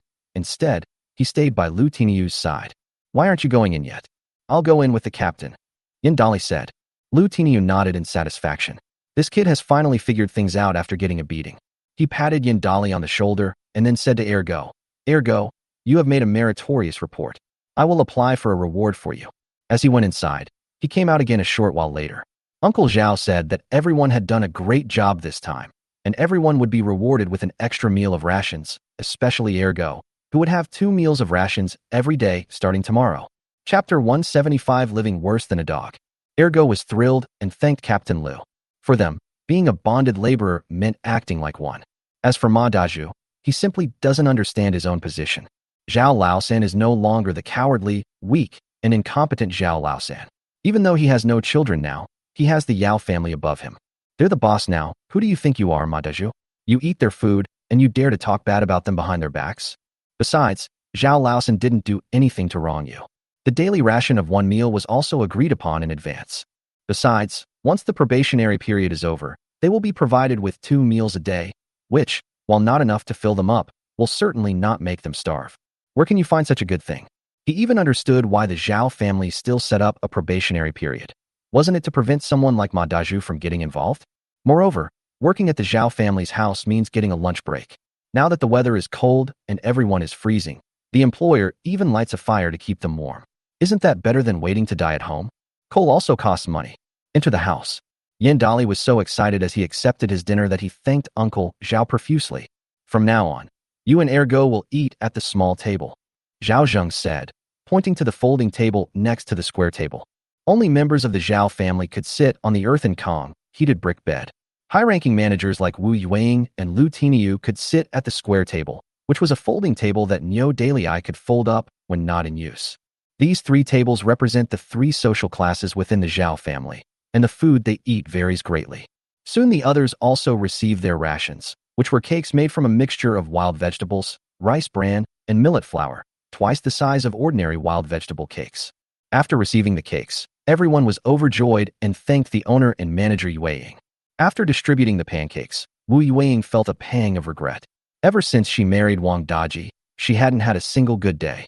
The villagers all laughed at him for his poor judgment. Even though she worked very hard, she was still looked down upon by the villagers. But now, those who used to look down on her in the village are all extremely grateful. Of course, she was most grateful to Zhao Zheng, but she silently kept these things in mind and would serve Zhao Zheng even more diligently in the future. Ma Daju had already gotten up from the snow. Seeing the people holding pancakes bigger than their faces, tears fell again. These beasts. If it weren't for him, would they be able to eat such big pancakes? The group left the Zhao family home, chatting and laughing. Ma Daju got up, his whole body aching as if he were about to die. Looking at the bright inner room of the Zhao family's house, which was still emitting heat, he thought of the warmth of last night. The wind is too strong. Ergo, close the door, Yandali said, sitting at the small table after all the female workers had left. Ergo didn't say anything and happily ran over to close the door. Just as the door closed, Ma Daju's gaze fell upon the 2 black dogs eating behind the door. If he wasn't mistaken, the dog bowl contained thick porridge, tofu, and even meat broth and minced meat. He cried even harder as he walked in the snow. He's living worse than two dogs. Yendali and Lu Tiniu, you two just wait. One day I'll climb over your heads. He didn't go home to his own house, but went to the Li family's house instead. Although he knew that the old lady of the Li family disliked him very much now, it was still better than going home and being heartbroken by his parents seeing him like that. Inside the house, an oil lamp was lit and charcoal was burning in the earthen stove. The whole family sat around the stove. When Ma Daju walked in, he found that they were having dinner. Where's my dinner? Ma Daju was furious. Didn't you eat at the Zhao family's house before coming back? Zheng Chunmei asked, frowning. Ma Daju said angrily. That stingy Zhao only gives me one meal a day, and I didn't eat dinner tonight. During the probationary period, my mother-in-law and I ate only one meal a day. Zheng Chunmei frowned. It was only then that she noticed something was wrong with Ma Daju.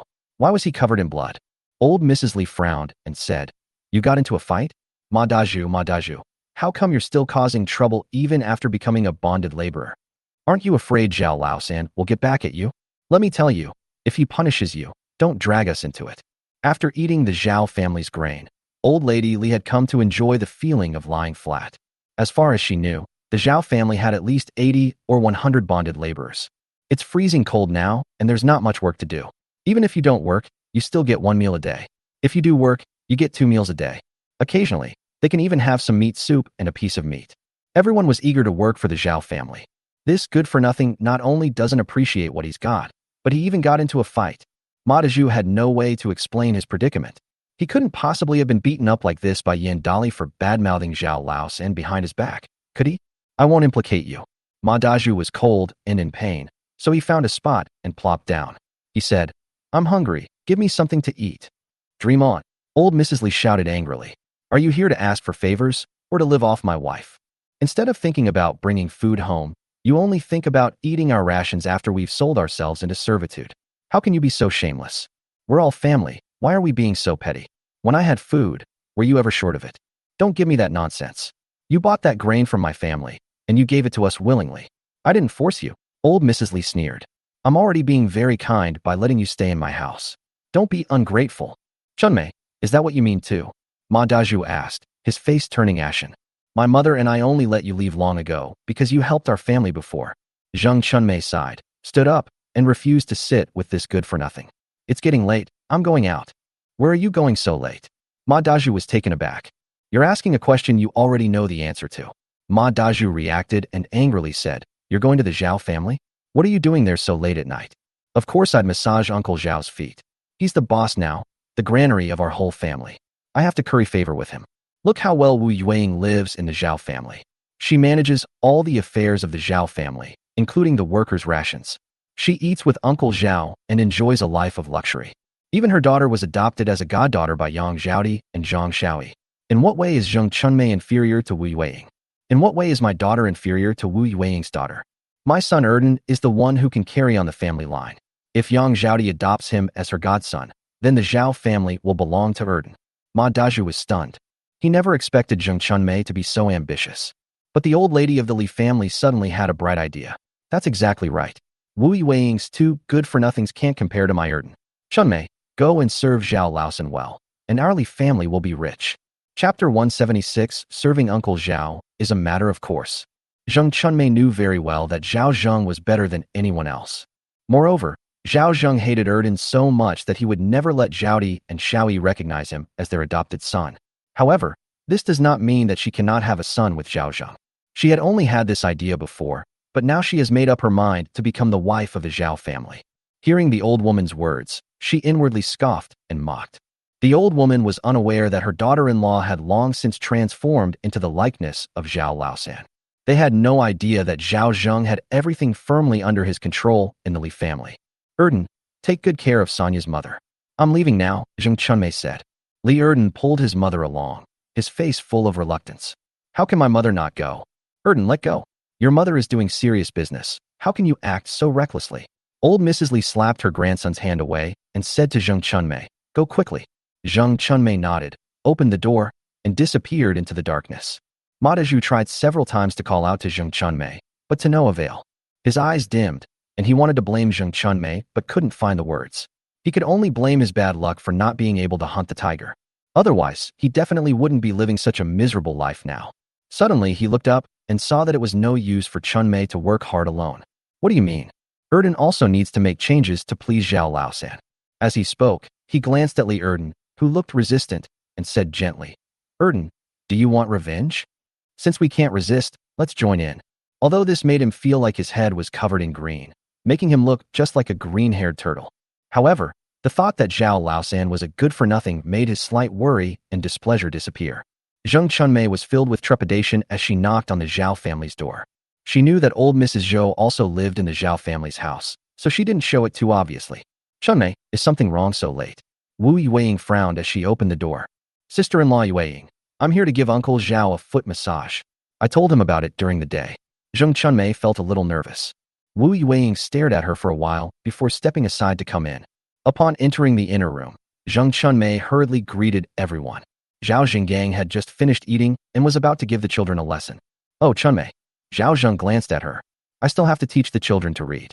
You can give my godmother a massage. Zheng Chunmei's lips twitched, but she didn't dare to refuse Uncle Zhao. Old Mrs. Zhou didn't like Zheng Chunmei very much and said coldly, Go home. I don't need anyone to serve me. Zheng Chunmei was caught in an awkward situation, unsure whether to leave or stay. She could act all cute and charming when she was alone with Zhao Zheng, but with so many people around, she couldn't use any of her skills. Zhao Zheng found it amusing. Of course, he knew why Zheng Chunmei was being so attentive, so he said to the old lady, Godmother, we have too many female workers in our family. Even if they don't do any work, I still have to give them food. There's no need to feel sorry for them. This is all food that we bought with grain. The old lady felt a pang of heartache upon hearing this, as food was so precious these days. All right, you can have it. Zheng Chunmei gave Zhao Zheng a grateful look before stepping forward. Grandpa Zhou, I will definitely make you feel comfortable. She quickly went to the kitchen, fetched hot water, washed the old lady's feet, and then massaged them. Zhao Zheng then hung up the small blackboard and began teaching the children.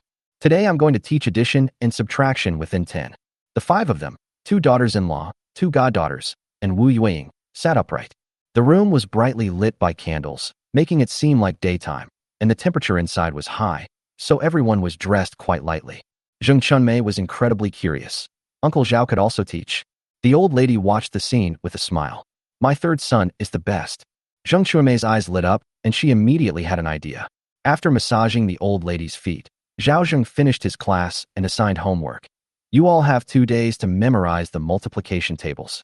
I'll check everyone's work, and I'll definitely give a good slap to anyone who can't finish memorizing them.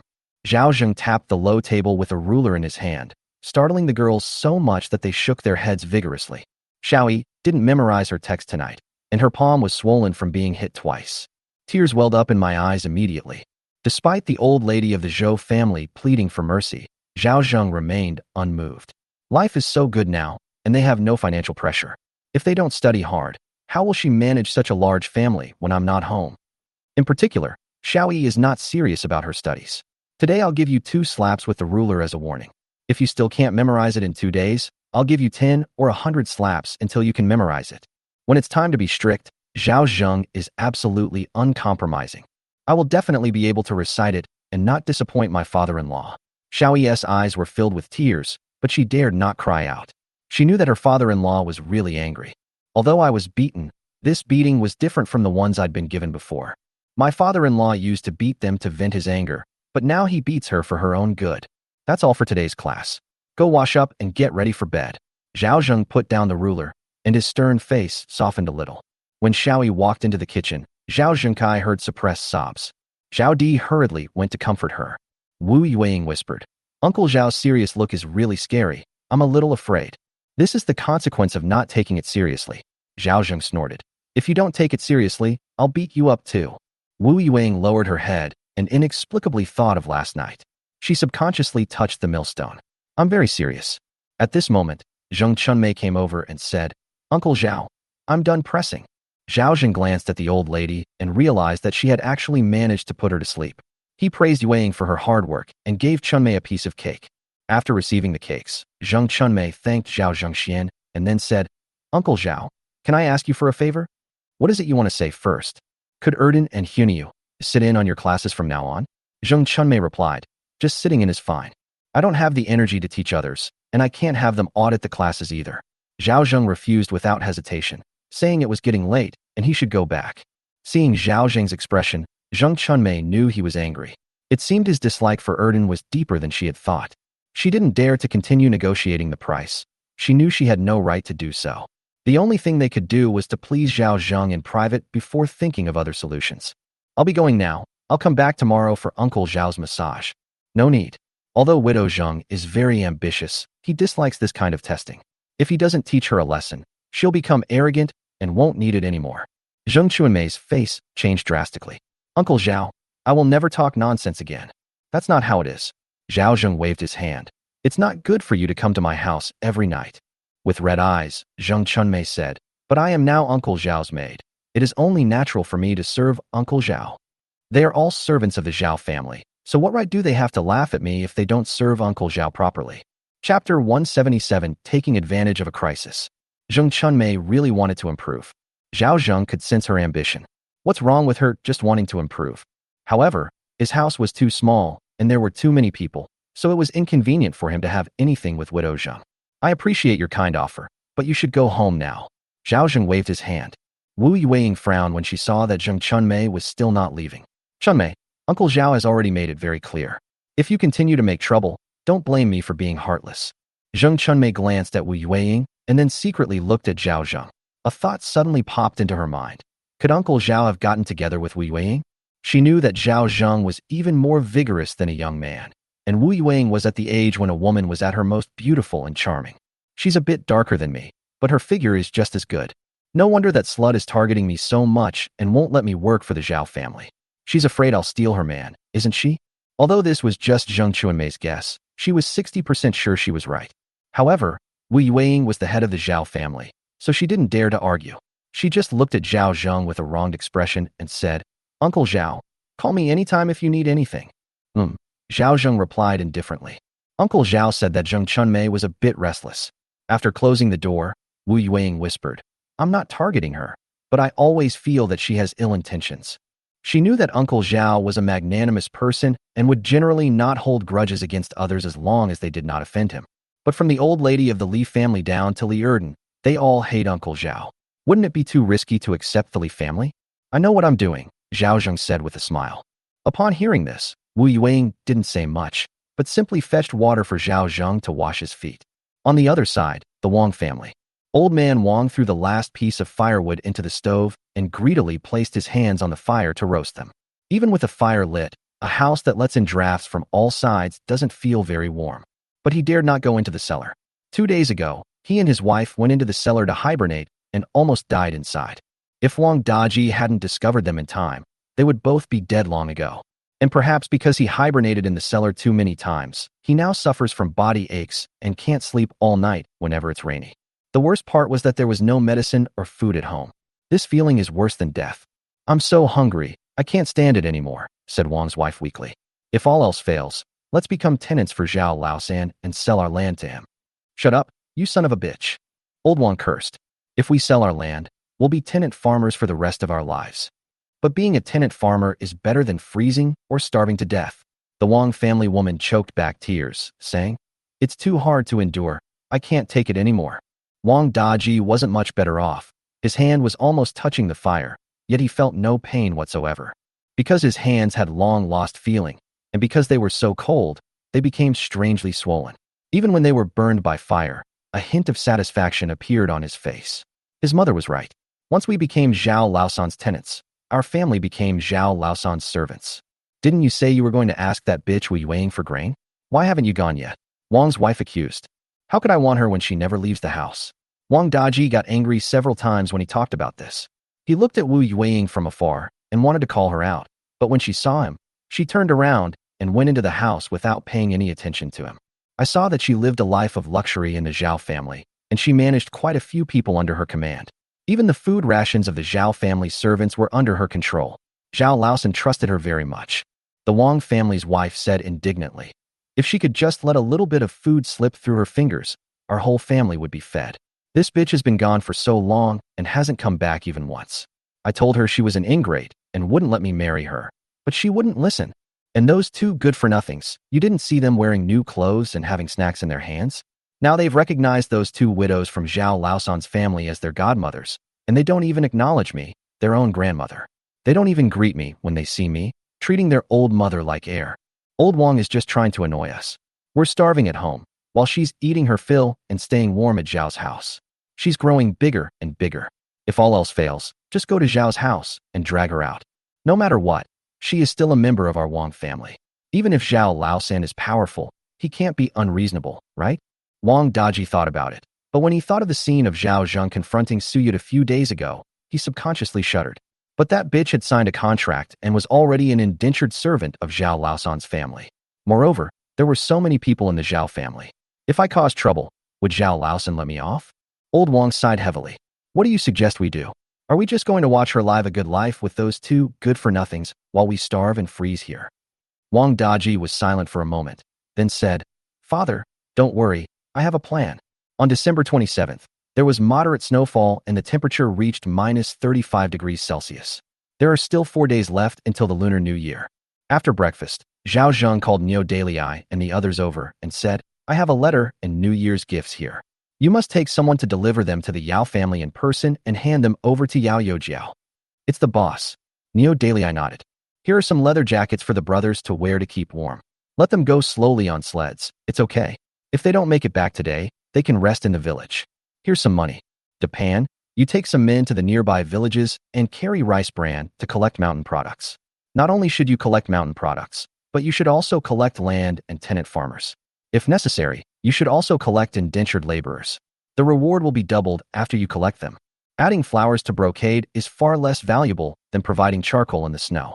Although this move has the air of taking advantage of someone's misfortune, everyone else is doing it. So even if the Zhong and Yao families didn't, they would. Zhao Zheng temporarily avoided the Yao family's territory, only to collect mountain goods. But in the Zhong family's territory, he would plunder to the death, waiting for the snow to melt and for spring to arrive and flowers to bloom. I wonder what kind of expression the Zhong family will have when they come out and see that all their tenants are gone. After receiving the order, the group quickly gathered everyone and divided into 4 teams, braving the wind and snow to advance from different directions. Chapter 178 Zhao Zheng is in a dilemma. It seems like a lot, but in reality it's only about 40 people. You can't support a bunch of people who just sit around doing nothing, can you? He is not a philanthropist. Even philanthropists need to use a combination of carrot and stick, but being too kind to them can backfire. Just then, Zhao Di suddenly walked over and asked, Father-in-law, have you seen the flowers and grass? Weren't they just here? At this moment, Wu Yueying came over and said, Oh, Huahua said she took her little sister to the back to have a snowball fight with the children. Zhao Di breathed a sigh of relief upon hearing this. Zhao Zheng didn't think much of it, and instead directed people to put the beam on the newly built east wing. After working for an hour or so, the beams of the east wing were in place, and the tiles were laid out. Zhao Zheng then took out a fireplace weighing several dozen kilograms from the cellar and installed it. This is easy to explain. He simply said it was brought by the group of people who came yesterday. Moreover, the east wing is not very big, so this fireplace is sufficient for heating. Saunas have good insulation, but they're not really places to sleep for long periods. Uncle Zhao, what is this thing? After having the wooden bed that Niu Dalai had made installed, Lu Tiniu squatted down next to Zhao Zheng. This fireplace, which holds firewood, can not only be used for heating, but also for cooking and boiling water. Zhao Zheng said as he installed the fireplace. Is this thing made of iron? Otherwise, how could it withstand the fire? Zhao Zheng smiled, and Yin Dali and the others were extremely envious. Goodness, this huge lump of iron must be worth a fortune. That's right. Our master is so kind that even on a snowy day, Yao Youjiao actually sent someone to deliver gifts to our master despite the wind and snow. They don't even know who their employer is. Hearing their flattery, Zhao Zheng smiled but remained silent. With the help of several people, Zhao quickly placed the fireplace in the corner. He then lifted another tile to let the exhaust pipe out, and then wrapped the pipe with matching tin foil to prevent the wood from catching fire and to prevent cold air from flowing back in. Zhao added some wood and charcoal to the fireplace, and after lighting it, a roaring fire broke out inside. In no time at all, the temperature in the room rose. It's hot. This little gadget is really useful. Lu Tiniu's eyes lit up.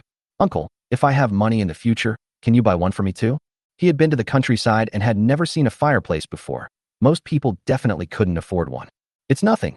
I'll get you a small one tomorrow after the snow stops. It'll be free. Zhao Zheng said with a smile. Lu Tiniu was so excited. Uncle, how can this be? Uncle Tainyo truly treats you like his own son or nephew. He certainly won't mistreat you, Zhao Zheng said, patting him on the shoulder. Lu Tiniu is now like a vicious dog at his feet, capable of biting not only him but also his own parents. There's no reason not to treat him well. After reading this, Yandali was secretly encouraged. If Lu Tiniu could do it, there was no reason why Yandali couldn't. The others were secretly envious, especially Ma Dezhu, who stayed inside for a while and was unwilling to leave. It was so damn warm that he was sweating in just a short while. Last night, he slept in a cave and almost suffocated, though he didn't freeze to death. This morning, he had to gasp for breath for a long time before he felt alive again.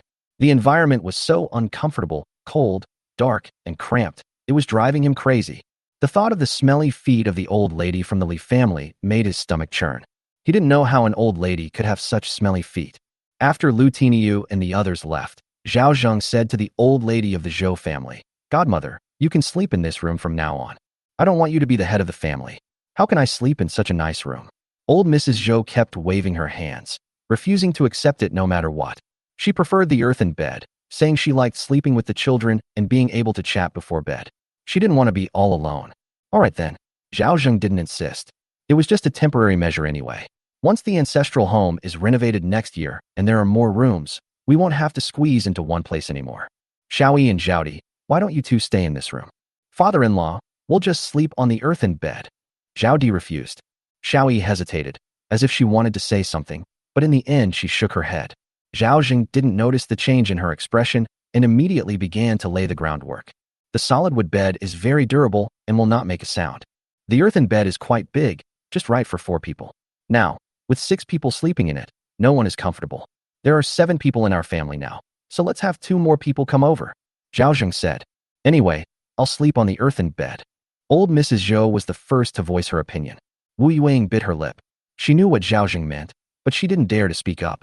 If everyone slept on the same heated kong, it wouldn't be a problem.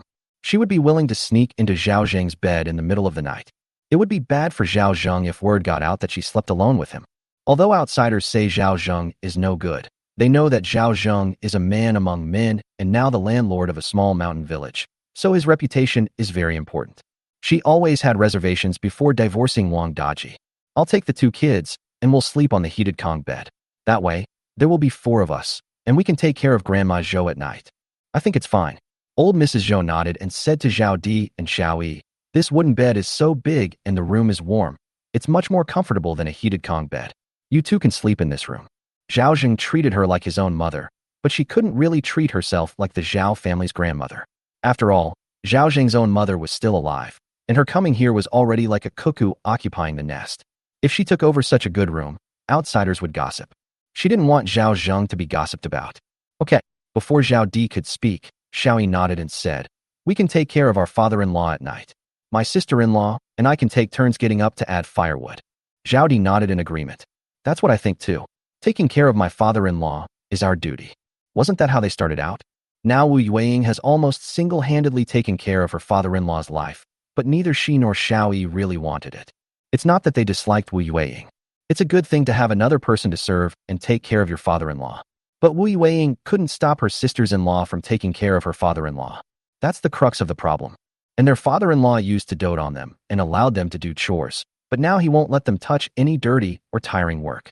Even serving the rice is done by someone else. These past 2 days, Xiaoyi's pout has been so pronounced that you could hang a soy sauce bottle on it. Although she was dissatisfied, she didn't want to express it, fearing that Wu Yuang would overthink it. But now that her godmother has brought it up, she naturally has to agree. Zhao Zheng glanced at Wu Yuang and even blinked, but she didn't say a word. He went to all this trouble just to have a private space. But looking at his 2 dutiful daughters-in-law, Zhao Zheng couldn't bear to refuse and was in a dilemma for a moment.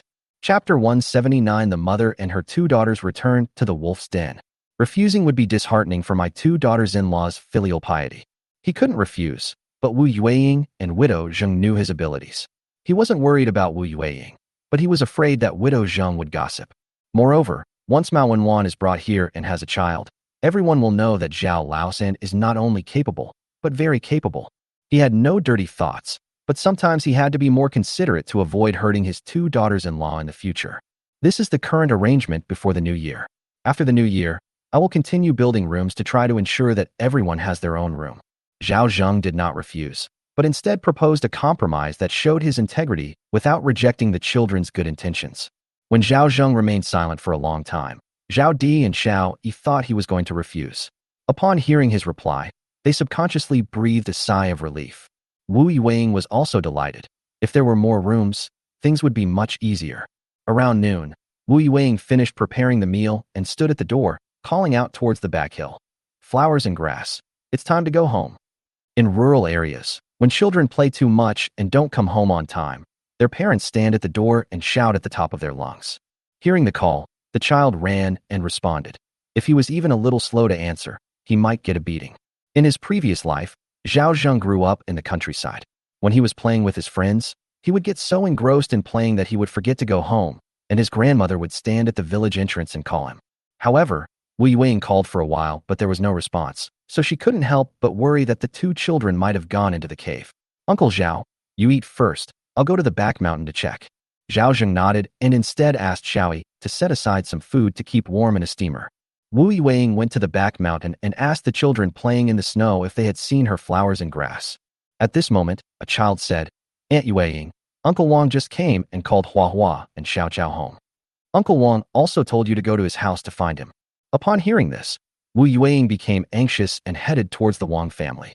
After the last time she sold her daughter, she felt nothing but hatred and anger towards the Wang family. Would they try to sell the child again? She quickly pushed open the Wang family's door. Before she even entered, she heard the old woman's harsh curses. You little bitch, you're just as shameless as your mother. What are you doing dressed so nicely? Trying to sell yourself? You worthless wretch. Do you even deserve to wear such fine fabric? I've never worn such nice clothes in my entire life. Why are you crying? Hold back your tears. You've been eating so well and getting so fat at the Zhao family's house, yet you don't even offer me any good food or drink as a token of my respect.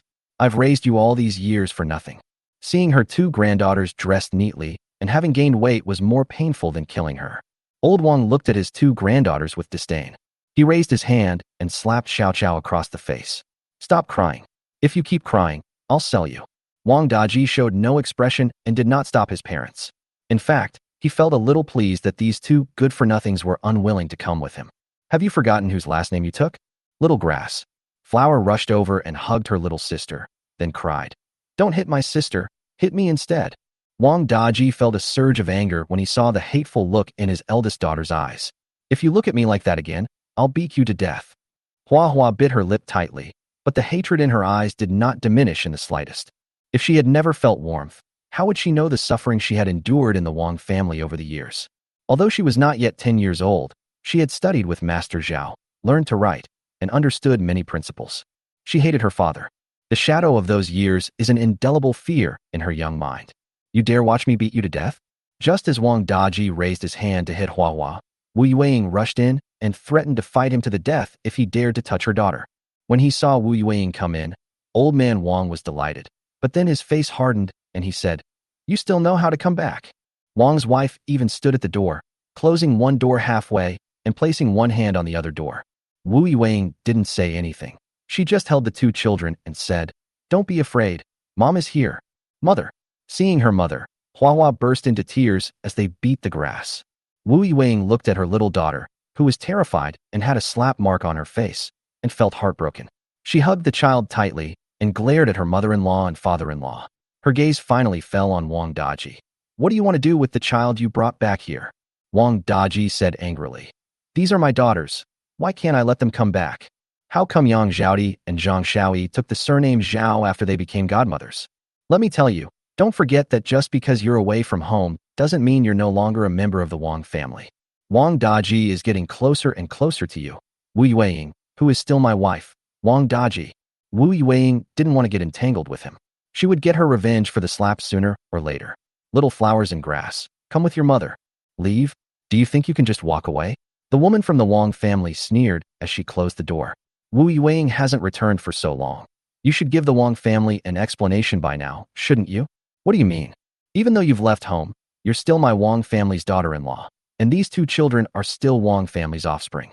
You've been with the Zhao family for so long, managing the Zhao family's workers' rations. Shouldn't you take some home to be filial to your parents-in-law? Old man Wang said. Wu Yueying suddenly realized that this was why they brought the child home. She thought it was Wang Daji who had a change of heart and missed his daughter. Although she had long seen through this man, at this moment, she had lost the last bit of affection for him, and all that remained was hatred. That's the Zhao family's grain, not mine. I have no right to bring it back for you. You're talking nonsense. Zhao Laosan trusts you so much. How could you skimp on your rations and not let anyone know? Wang Daji cursed. You really think you're part of the Zhao family? Don't forget, those two good-for-nothings are surnamed Wang, and you, Wu Yueying, are surnamed Wang too. Do you not want to be buried in my Wang family's ancestral land after you die? Wu Yueying shook her head. She didn't want to, and from now on she didn't want to have anything to do with the Wang family anymore. If you don't want the Wang family line to end, then let me go. Otherwise, when the child grows up, I will never allow the Wang family to have an heir. Wang Daji was furious. He never expected Wu Yueying to dare say such a thing. Try it, and I'll kill you right now. Hua Hua and Xiao Chao were so frightened that they stopped crying and huddled in their mother's arms, their bodies trembling uncontrollably. The fear of being abused by the Wang family for many years resurfaced.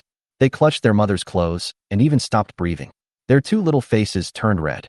Taking advantage of Wu Yueying's inattention, old Wang grabbed Xiao Chao and said, "You filthy bitch, if you don't behave, I'll smash this worthless thing to death right now." Chapter 180. Let's perish together. The child was lifted above his head. His face turned deathly pale. Wu Yueying's heart was in her throat as she released Xiao Chao. I'll let go of Xiao Chao and bring back the grain. But even if you take the children back today, I'll find a way to bring them both back. I won't let them lose money, you Zhao surname bastard. I'd rather die than let Zhao Laosan get away with this. Old Wang's eyes were full of ferocity. In the countryside, having a girl was looked down upon. Haven't the Wang family suffered enough ridicule in the village because of these two money-losing kids? Back then, he wanted to drown those two good-for-nothings in the water, but if Wang Daji hadn't pleaded for them, he would have done it long ago. Such things happen all the time in the countryside. Hua Hua, our family has been raising grass for almost 10 years and our little grass for almost 5 years, and it's all been fed by the Wang family's grain. Wang's wife leaned against the door and said, adding that up, that's 15 years worth of grain. That must be over 1,000 caddies of grain. I don't need that much, just pay me back half. 15 years? Wu Yueying really wanted to laugh. How shameless this family must be to say such things. You bitch, give me an answer, will you? Wang Daji roared. I don't have that much grain. Bullshit. The Zhao family has plenty. You just need to take a little bit every day, and it will add up. Wang Daji slapped Wu Yueying across the face. Did you hear that? Wu Yueying did not fight back because the child was still in old man Wang's hands. At this moment, she was in utter despair. Having finally managed to extricate themselves from the Wang family's quagmire, they've fallen into it again. She knew very well that the Wang family were slugs who would never give up until they achieved their goals. But she really didn't want to cause Uncle Zhao any more trouble. As long as these two children are around and the Wang family members are alive, they will keep bothering us. She suddenly asked the pretty young woman, Are you afraid of dying? Hua Hua was stunned.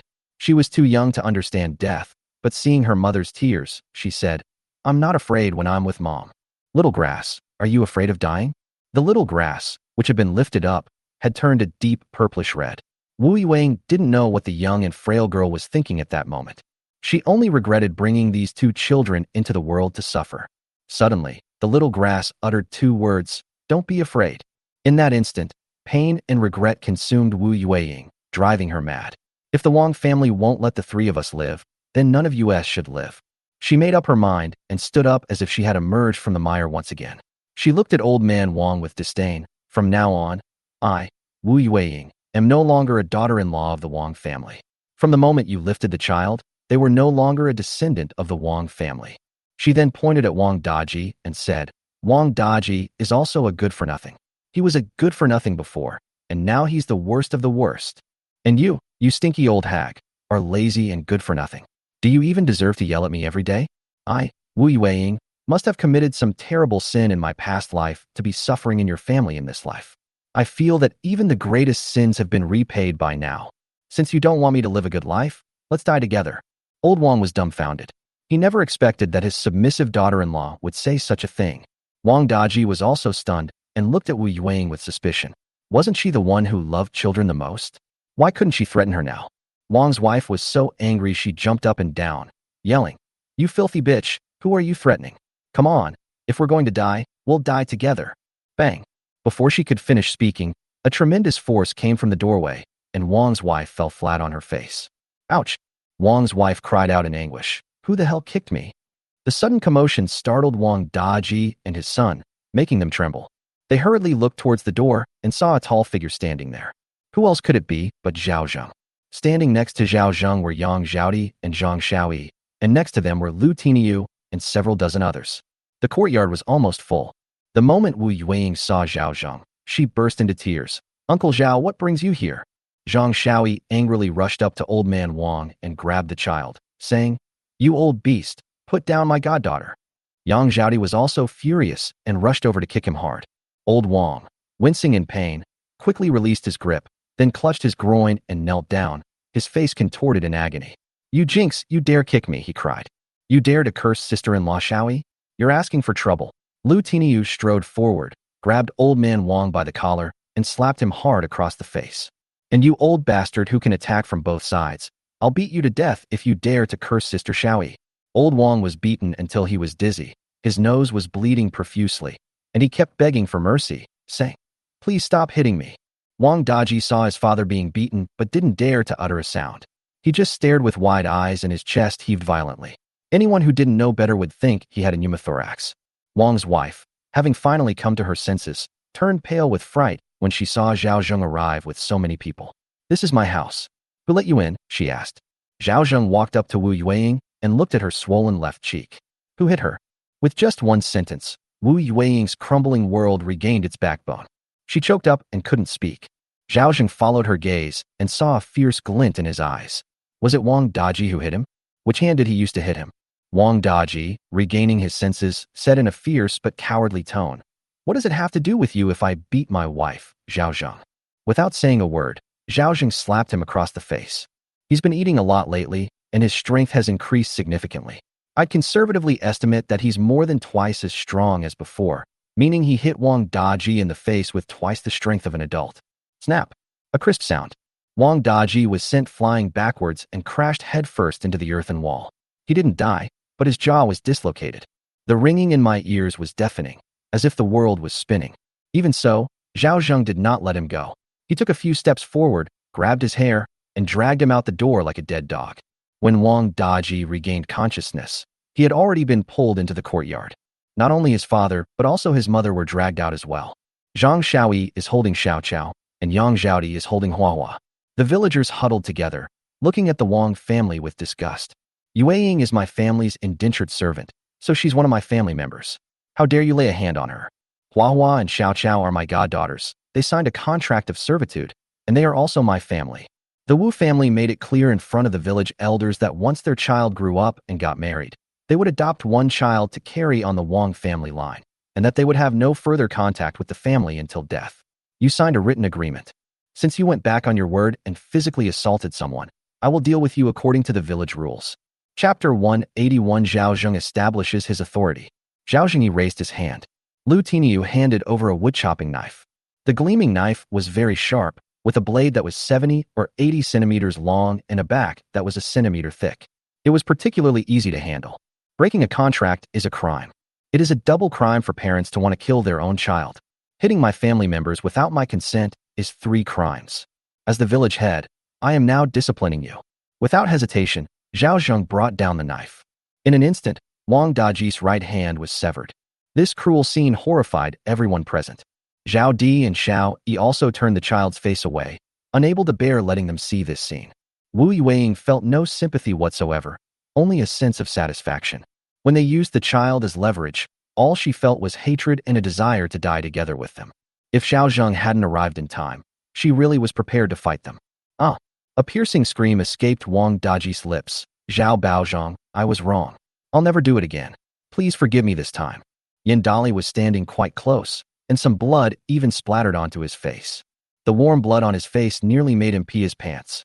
Seeing the knife fall, Zhao Zheng was filled with fear beyond measure. Was Zhao Laosan really this ruthless? Ma Daju was also terrified, and his whole body trembled. The elderly Mrs. Li and her daughter-in-law Jing Chunmei, who came upon hearing the noise, were so frightened that their legs almost went weak. They had never seen such a brutal scene before. Li Erden was terrified when he saw this horrifying scene as soon as he peeked out from the crowd. As if frozen in place, he couldn't help but shudder. Mr. and Mrs. Liu were also trembling, standing on the outermost edge of the crowd. Having been neighbors with Zhao Zheng for so many years, this was the first time they had ever seen him so ruthless.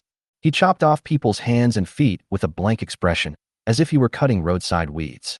I don't know which hand you use to type Yueying, so I might as well just use both hands at the same time, Zhao Zheng said calmly, stepping on Wang Daji's left hand. With a swift movement, another hand landed on the ground. Ah!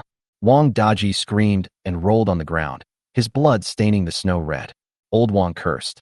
Zhao Laosan, you'll die a horrible death. Without saying a word, Zhao Zheng slashed Wang Lao's wrist again. The sharp machete severed his wrist without any resistance. The cut surface is extremely smooth. This scene sent chills down everyone's spine. This was Zhao Zheng's first time killing someone, but he wasn't particularly moved. He personally slaughtered all his prey, including bears and tigers. If you rip people off too much, that's all it will be like. However, considering that he was responsible for the deaths of the 400 or 500 bandits on Dagwan Mountain, he was a ruthless man who had taken hundreds of lives on his shoulders. What did it matter if he cut off a few hands? He knew that many people in the village thought he, Zhao Laosan, was lucky. Some people even laughed at him behind his back after receiving the grain and didn't take him seriously. They're just taking advantage of the Yao family's influence. This is also a good opportunity to let them get to know Zhao Laosan again. Blood gushed from old Wang's severed hand. He screamed, Master Zhao, I was wrong. I'll never do it again. Zhao Zheng smiled faintly. You used both hands to lift my goddaughter just now, so I can only. A flash of light. Old Wang's left hand was also severed. The father and son rolled around in the snow, howling. As for Wang's wife, she had already fainted from fright. Zhao Zheng threw the bloodstained knife to Lu Tiniu and then said to the crowd, This is the consequence of bullying my Zhao family. In the future, if anyone dares to openly or secretly attack the Zhao family, I will never let them off easily. Of course, not only the Zhao family members, but even my family's bonded laborers can come to me if they are bullied outside, and I will stand up for them. After saying that, he ignored everyone and had someone bring a red-hot piece of wood to stop the bleeding from Wang Daji's wound. Sizzle. Amidst a pungent, burnt smell, Wang Daji fainted from the excruciating pain. But the pain was so intense that it woke me up. Zhao used the same method to stop the bleeding on the father and son's hands, then threw the firewood on the ground. The bleeding has stopped. Their lives are saved. No need to thank me. The father and son were on the verge of death, lying on the ground in excruciating pain that almost made them faint again. Endless regret welled up in my heart. If they could do it all over again, they would never target Wu Yueying again. They would definitely beg Wu Yueying to kneel down if she wanted. Those around him were completely stunned by Zhao Zheng's methods. Chopping off a person's hand and then using charcoal to stop the bleeding. That's practically a living devil. Zhao Zheng left with Wu Yueying and the child. No one in the courtyard sympathized with the Wang family. Even tigers don't eat their cubs. Having sold the child once, do they want to sell him a second time? Even animals wouldn't do such a thing. Just as everyone around had left, the unconscious Wang woman opened her eyes, crawled up from the cold snow, rubbed her frozen face, looked at her crippled husband and son, and wailed. Life was hard enough as it was. How were they going to survive now? I'm home. Zhao Zheng gave the children 2 lollipops and told them to go to the east wing to sleep. The old lady from the Zhou family stood by her 2 children, constantly cursing the Wang family as scoundrels. Zhao Zheng sat on the heated Kong with a serious expression. Wu Yueying was so frightened that she didn't dare to breathe. She knew Zhao Zheng was very angry. Father-in-law, you too be quiet. Yang Zhaodi quickly shut her mouth. The last time her father-in-law was this angry was when she and Xiao Yi were bullied. She knew her father-in-law was truly angry. Why didn't you come to me first when such a big thing happened? Zhao Zheng slammed his hand on the low table. Do you even respect me as your employer? Wu Yueying knew that Zhao Zheng was worried about her and wasn't sad, but she choked up and said, I'm afraid of causing trouble for Uncle Zhao. If I'm afraid of causing trouble, I won't lend you money to redeem your child. What if I arrive too late and that old man really throws my goddaughter? You're so capable. You've even learned to take people down with you. Why don't you just fly to the heavens? The low table Zhao Zheng was shooting at made a loud thud, shaking the earthen house and causing dust to fall. Wu Yueying lowered her head like a child who had done something wrong, not daring to speak, and just kept crying. Zhang Xiaoyi mustered up her courage and went up to the heated Kong to massage her father-in-law, Zhao Zheng's shoulders to cool him down. Seeing that this trick worked, Yang Zhaodi hurriedly went over to massage Zhao Zheng's legs.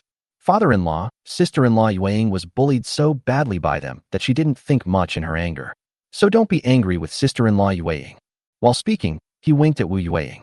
Wu Yueying sniffed and walked to Zhao Zheng, kneeling down. Uncle Zhao, I will never hide anything from you again. Chapter 182 Rebirth from the Ashes. Zhao Zheng was genuinely angry. He wasn't angry that Wu Yueying had caused trouble, but rather that she hadn't informed him before going to the Wang family alone. Knowing full well that the Wang family are no good, why would someone risk their life alone? Isn't that just stupid? Don't try that on me. Zhao Zheng continued with a stern face. I'm not angry that you caused me trouble. I'm angry that you don't treat me like family. Our family is not what it used to be. Putting aside everything else, we don't have to be afraid of anyone in this small mountain village. Uncle Zhao, I was wrong. Wu Yueying, her eyes red, gently squeezed Zhao Zheng's hand. From now on, if anything happens, I'll definitely tell you first. If you're still not satisfied, you can hit me to vent your anger. Zhao Zheng sighed, and then looked at Zhao Di and Xiao Yi. You two must not be like Yueying. If there is anything, tell me immediately. I don't care about small things, but do you have to explain clearly about big things that you can't solve? Understood. Both women nodded vigorously. Are you hungry? Zhao Zheng's tone softened. Not hungry. Wu Yueying glanced at Zhao Zheng and then said weakly, hungry. Eat if you're hungry. Zhao Zheng told Xiao Yi to bring out the food that was steaming in the steamer. Wu Yueying felt a warm current flowing through her heart. She could feel Zhao Zheng's care and protection for her. This was definitely not the concern of an elder for a younger person, but the love of a man for a woman. Uncle Zhao, I want to completely sever ties with Wang Daji. Can you help me? Wu Yueying gritted her teeth and said, I also want to change Hua and Xiao Cao's surnames. I want them to take my surname Wu. Have you figured it out? It should have been done a long time ago. Wu Yueying's eyes hardened. Okay, eat your food first, then we'll talk. Zhao Zheng said, smoking a cigarette. How about the child doesn't have the surname Wu anymore, but takes my surname Zhao? Wu Yueying was taken aback. Yang Zhaodi hurriedly said, it would be great if this good father-in-law could be adopted by brother Shi too. Zhang Xiaoyi also said, Xiao Chao is very well behaved. If brother Zhu knew that he had a daughter, he would be happy in the afterlife. Wu Yueying covered her face and cried again. I'm so willing. A woman's life is as fragile as paper. Without a strong maternal family to rely on, she will be bullied and looked down upon wherever she goes. The Wu family valued her, but she was still bullied by her in-laws like this. She knew that Uncle Zhao cared about her and wanted everyone to respect her. That's good. Zhao Zheng finally smiled and thought about how his two adopted sons were quite filial. If it weren't for his predecessor's confusion, one of them would have survived. Although we are not related by blood, I have raised him for over 10 years. This can be considered the last thing he, as a father, did for them. If Hua and Xiao Chao have children in the future, and they are adopted by their adopted son, their family line will not end, and they will have someone to worship them after they die. It's a kind of compensation, I suppose. Sister-in-law Yueying, don't cry. With us here, no one will dare to bully Hua and Xiao Chao. Yang Zhaodi said while wiping away Wu Yueying's tears. Sister-in-law Yueying, from now on we are truly family. Zhang Xiaoyi, he was genuinely happy to have a goddaughter and for brother Zhu to have a continuation of the family line. And they genuinely loved these two children. The grievances and bitterness that had been building up in Wu Yueying's heart for many years were released all at once, like a flash flood. Some people treat her like dirt, while others cherish her like a treasure. Wu Yueying was also loved and cared for. Zhao Zheng also knew that she felt wronged, and that this was her way of venting her inner pain. After she had vented her anger, she hugged Zhaodi and Xiaoyi and thanked them. The two women returned the hug. Come on up and eat, the food's getting cold. Only after hearing Zhao Zheng's words did the two women pull Wu Yueying onto the heated kong, a traditional Chinese bed stove. Looking at the bowl full of meat and vegetables, Wu Yueying wiped away the tears from the corners of her eyes, smiled knowingly, and thanked Uncle Zhao. If before she still felt a little bit like she was living under someone else's roof in the Zhao family. From that moment on, she genuinely considered the Zhao family as her own. It's not her parents' home, but her own home. She would no longer view her relationship with Zhao Zheng through the lens of repaying a debt of gratitude, or rather, while there was gratitude involved, it was more of a woman's admiration and love for a man. When Zhao Zheng burst through the door like a god descending to earth to rescue her, she could no longer deceive herself. In addition, there is the love of family. With all these emotions combined, she was even willing to give her life for this family. Zhao Zheng caught the affection in her eyes and knew that she had truly been reborn from the ashes. I couldn't help but be happy for her. All his efforts were worthwhile. Zhao Zheng then thought for a moment, took out paper and pen, and wrote a letter of divorce. According to the laws of Dakong, A man can divorce his wife if she commits one of the 7 grounds for divorce. A woman divorces her husband? In such a small place, that would be considered outrageous. Zhao Zheng didn't know that the Kang dynasty did not allow women to divorce their husbands, but in his previous life, some ancient divorce agreements were unearthed in Dunhuang, the oldest dating back to the Tang dynasty, including a letter of divorce. Therefore, Zhao Zheng wanted to help Wu Yuang divorce Wang Daji. "Father-in-law, what are you writing?" Xiaoyi asked curiously. "A letter of divorce," Zhao Zheng replied. "Huh, a letter of divorce?" Zhang Xiaoyi was shocked. "Who did it say to?" "It's a letter to Yuang telling her to divorce Wang Daji," Zhao Zheng said. These words left the 3 women speechless. Can a woman divorce her husband? Zhao Di looked confused. Isn't it only men who can divorce women? Yes. Zhao Zheng didn't know if Dekong had this idea or not, but in the small mountain village, if he said it was possible, then it was. Wu Yuang nodded, feeling incredibly relieved. Why should only men divorce women? Women can divorce men too. I'm going to divorce Wang Daji. I'm going to make sure the Wang family can never hold their heads up in the village again. Yes, that's how it should be. Zhao Zheng likes Wu Yuang for her clear sense of right and wrong, her gratitude, her courage to think and act, and her strong principles. Even when Wang Daji and his 2 companions forced her to the brink of mutual destruction, she never considered taking a single grain of rice from the Zhao family, demonstrating her fierce determination. I'll gather everyone in the village in a little while and have the Wang family put their fingerprints on the document in front of everyone, Zhao Zheng said. Wu Yuang nodded emphatically. Meanwhile, Su Yud, who was running out of ammunition and food, was almost in despair and barely listened to his grandson's incessant chatter. Why hasn't your father come back yet? Did something happen to him? Old Mrs. Su couldn't help but ask. If you can't speak properly, then don't say my son is blessed with good fortune. How could anything happen to him? Su Yud cursed his wife. Su Xiaojiang asked with a worried expression. It's been 3 days. Why hasn't my father come back yet? No sooner had I finished speaking than I heard a startled cry from outside. My house has collapsed. Are you still here, Mom and Dad? Chapter 183 The Tragic Su Dashan. Su Dashan rushed home, only to find his house gone. He was stunned, and a sense of foreboding washed over him. His parents, Xiaojiang's wife. Hearing the shouts, Su Xiaojiang rushed out and exclaimed, "Dad, you're finally back. If you don't come back soon, we won't be able to survive." Mrs. Su also burst into tears.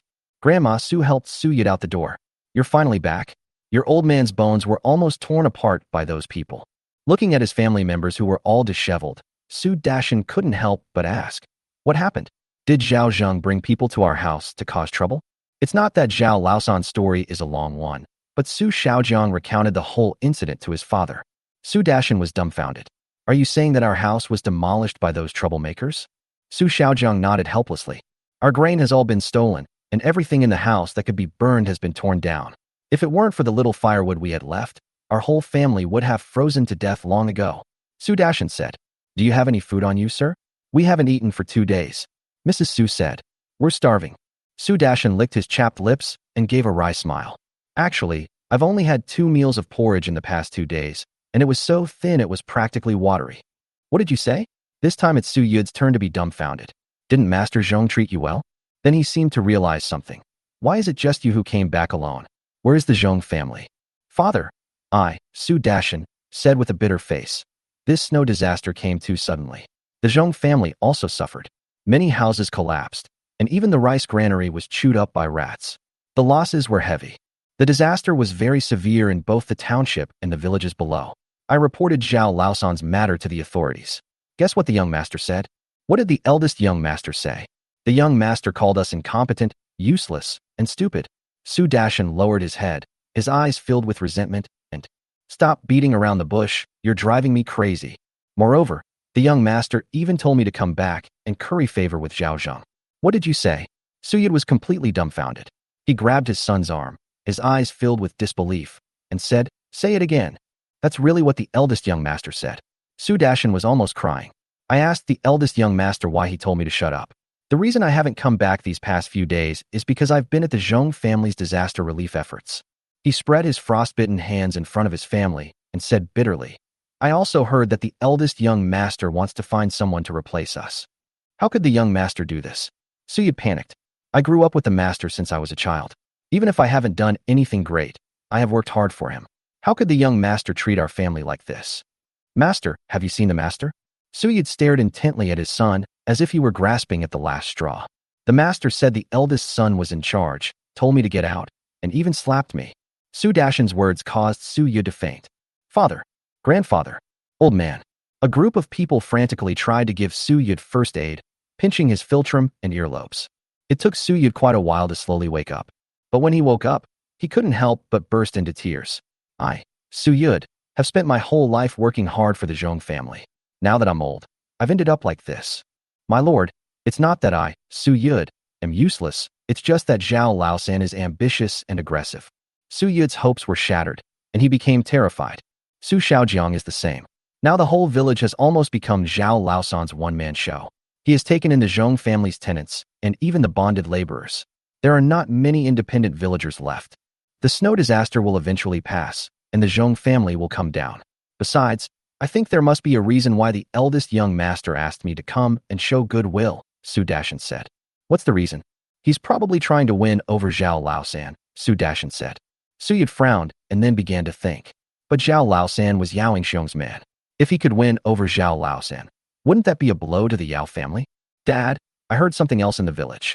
Lu Xiangjing was promoted to the county town, but Yao Yingxiong was sued by the Hu family of Deguanshan. It is said that not only did he not get promoted, but he is also very likely to be punished. I heard from the servants of the Zheng family that the eldest young master is doing his best to persuade the village elders to let him become the village head. Su Yud sat up. That makes sense. No wonder the young master wanted you to be on good terms with Zhao Laosan. He not only wanted to win Zhao Laosan over, but also wanted to use Zhao Laosan as a breakthrough to find clues to bring down Yao Yingxiong. Dad, I think what you said makes a lot of sense. Su Dashan's eyes lit up as well. So what do we do next? Su Yud stood up and sighed. Our family is ruined now, and we have no food left. Forget about trying to befriend Zhao Laosan. If he burns the last bit of wood, it's hard to say whether we can survive today. The most urgent thing is to find firewood and food to get through this snow. Then you two can take me to the Zheng family. I believe that the master will give our Su family another chance because of me. But sir, where are we going to find firewood and food? Su Shaojiang asked with a bitter face. Go ask Zhao Laosan for a loan. Su Yud said. Su Dashan and his son were both stunned. Bang bang. Bang bang.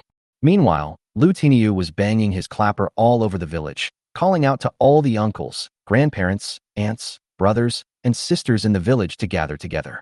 Wu Yueying was divorcing Wang Daji and asked everyone to be her witnesses. Hearing the noise, many people came out of their homes. Fortunately, the snow stopped in the afternoon and there was no wind. In addition, most of them were indentured laborers and tenants of the Zhao family. Wu Yueying was the manager of the Zhao family in charge of food rations. Whether they wanted to or not, they had to come out and take a look. The old and young men on the back mountain were very considerate and all came down the mountain when they heard the noise. Grandma Zhou also arrived at the Wang family's house with her 2 children. Now, Mrs. Wang looked worried. These days, even a minor injury can be fatal, let alone losing both hands to a husband or son. Even in good years, that can be deadly. How will she make a living after losing her hands? She can't possibly support 3 people on her own. She doesn't have that kind of ability. I love my child so much. Mother, I feel even more pain. The father and son lay on the wooden bed, each trying to outdo the other in pain, their cries louder than the others. Just then, a sound came from outside. The Wang family members came out. Chapter 184 Wu Yueying divorces her husband. Upon hearing the voice, Wang's wife frowned. Who is it? She got up and opened the door, and when she saw Zhao Zheng again, she was so startled that she exclaimed, What do you want to do now? We didn't do anything we shouldn't have this time. Old Wang and his son were both terrified as they watched the courtyard fill up with people again. They were so scared when they saw Zhao Zheng, who was leading the group, that they almost peed their pants. Don't look at me just because I'm not the one looking for you, Zhao Zheng said. The woman in the Wang family looked at her with suspicion. What are you doing at my house? It was me who contacted you. Wu Yueying stepped forward again, holding the letter of divorce in her hand, and said, I invited Uncle Zhao and the old and young men of the village to be my witnesses. I, Wu Yueying, am divorcing Wang Daji. Upon hearing this, Wang's wife was completely stunned. Wang Daji, lying on the bed, trembled all over, his eyes filled with grief, indignation, and humiliation. How dare she? Old Wang was dumbfounded. He'd never heard of a wife divorcing her husband in all his decades of life. Those around them looked at the Wang family with mockery in their eyes upon hearing this. This is the first time in many years since the small mountain village was established that a wife has divorced her husband. Not only in small mountain villages, but even in wealthy towns in Mingzhou, they had never heard of such a thing. Everyone was amazed by Xiao Dao's antics. The Wang family's wife was trembling with anger. What right do you have to divorce my Daji? We didn't even blame you for not being able to give birth to a son, and you still have the nerve to write a letter of divorce? Aren't you afraid of being laughed at? It was your Wang family who were shameless first, Wu Yueying said. Let Wang Daji come out and put his fingerprint on the document, and then we'll have nothing to do with each other anymore. Everyone around laughed.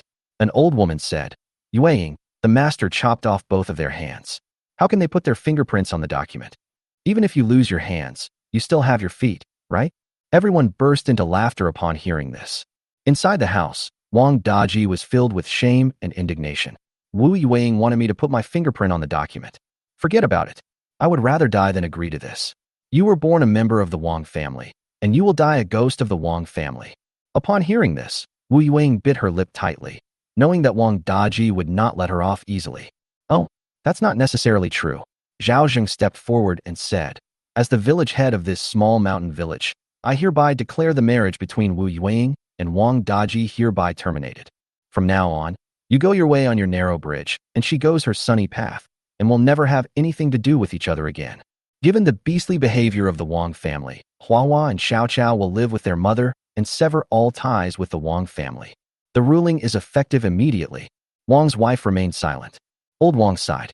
Wang Daji didn't dare to utter a sound, fearing that Zhao Zheng would also cut off his legs. But he was unwilling, truly unwilling. He had lost Lan Zi in his hands, and his life was worse than death. Now, he was being humiliated by Wu Yueying. What was the point of living? Zhao Laosan, you're not the only village head in this small mountain village. Your ruling is invalid. Wang Daji was filled with grief and indignation, as if he were the victim himself. I'm under the Su family's jurisdiction. You have no right to interfere with me. Old Wang was terrified. Shut up.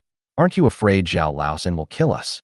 Father, what's the difference between living like this and being dead? Wang Daji laughed bitterly. If he's so capable, let Zhao Laosan kill me in front of the whole village. Otherwise, I will never agree. Wu Yueying wants to divorce me? Absolutely not. Wu Yueying clenched her fists so tightly that her nails almost dug into her flesh. Zhao Di and Xiao Yi also looked at Zhao Zheng with great concern. The people around them looked at each other in bewilderment. Indeed, Wu Yueying and her two daughters were bonded laborers for the Zhao family. But she was still Wang Daji's wife after all. Since ancient times, wives have followed their husbands. This has been the husband's right. Moreover, when Zhao Zheng and Su Yud had a falling out, they said they should each manage their own areas, and the Wang family was indeed not under Zhao Zheng's jurisdiction. Seeing that Zhao Zheng didn't speak, Wang Daji laughed sarcastically. What's wrong, Zhao Laosan? Why aren't you saying anything? Aren't you so arrogant? Come on, kill me. If you don't dare to kill me, then shut up. I can do whatever I want with Wu Yueying. It's none of your business. These words made everyone's eyelids twitch. Is Wang Daji out of his mind to say something like that? Does he have a death wish? Zhao Zheng is now the god of this small mountain village. Going against him is just asking for trouble. Just as Zhao Zheng frowned and was about to speak, a voice came from the crowd.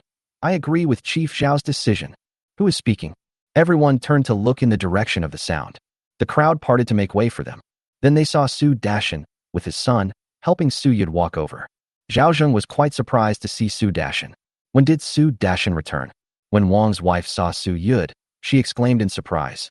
Old Su from the village? Wang Daji was also confused. Had Su Kunliu really fallen out with Zhao Laosan? Why are you still defending him? Let alone him, Zhao Zheng didn't understand what this old man was up to either. Uncle Da, what are you doing? I can't stand what that grandson Wang Daji has been doing. I also feel good about Yueying divorcing him. He should have been divorced long ago. Su Yud looked at Zhao Zheng and then at Wu Yueying. Yueying, don't worry, with me and San are here, you're definitely getting a divorce. Wu Yueying was also very surprised. Just a few days ago, Su Yud had brought his men to cause trouble at the Zhao family. How come they were acting as if nothing had happened? Since Uncle Da has said so, shouldn't Yueying thank him quickly? Zhao Zheng reminded her. No matter what this old man is up to, divorce Wang Daji first. Wu Yueying hurriedly replied. Thank you, venerable ancestor. No need for thanks, this is what I should do. Su Yud smiled, and then angrily rebuked the Wang family. Listen up, from now on, Yueying and her daughter will have nothing to do with the Wang family anymore. If you dare to cause any more trouble, I'll break your legs and expel you from the village. Wang's wife was completely speechless. Wang Daji was almost in tears. Grandpa, Why are you helping Zhao Laosan? Didn't you have a falling out with him? Bullshit. Which eye of yours saw me fall out with Sanner? Su Yud cursed. Stop trying to sow discord between me and Sanner.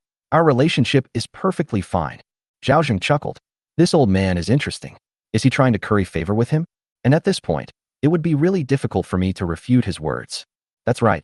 I've always had a good relationship with Uncle Yud. Wang Daji, stop talking nonsense. Wang Daji was both anxious and angry. He was already injured, and in a moment of anger, he felt a sweet taste in his throat, spat out a mouthful of blood, and fainted. Daji, what's wrong? Old Wang cried out anxiously as he looked at his unconscious son. Old woman, come quick. My son has fainted. Chapter 185. Old Mrs. Zhao was terribly bullied by her children and grandchildren. Signing and pressing the fingerprint was relatively simple. Someone picked up Wang Daji's severed hand from the ground and pressed it onto the ground to leave a fingerprint. Although the Wang family members were like grasshoppers in autumn, Zhao Zheng still made the only woman in the Wang family with hands put her handprint on the document before he stopped. With the rulings of the two village chiefs and witnessed by all the villagers, Wu Yueying finally regained her freedom. Overwhelmed with joy, she burst into tears. Zhao Di and Xiao Yi were also happy for her. Congratulations, Sister Yueying, on escaping your misery. No one will bully you anymore.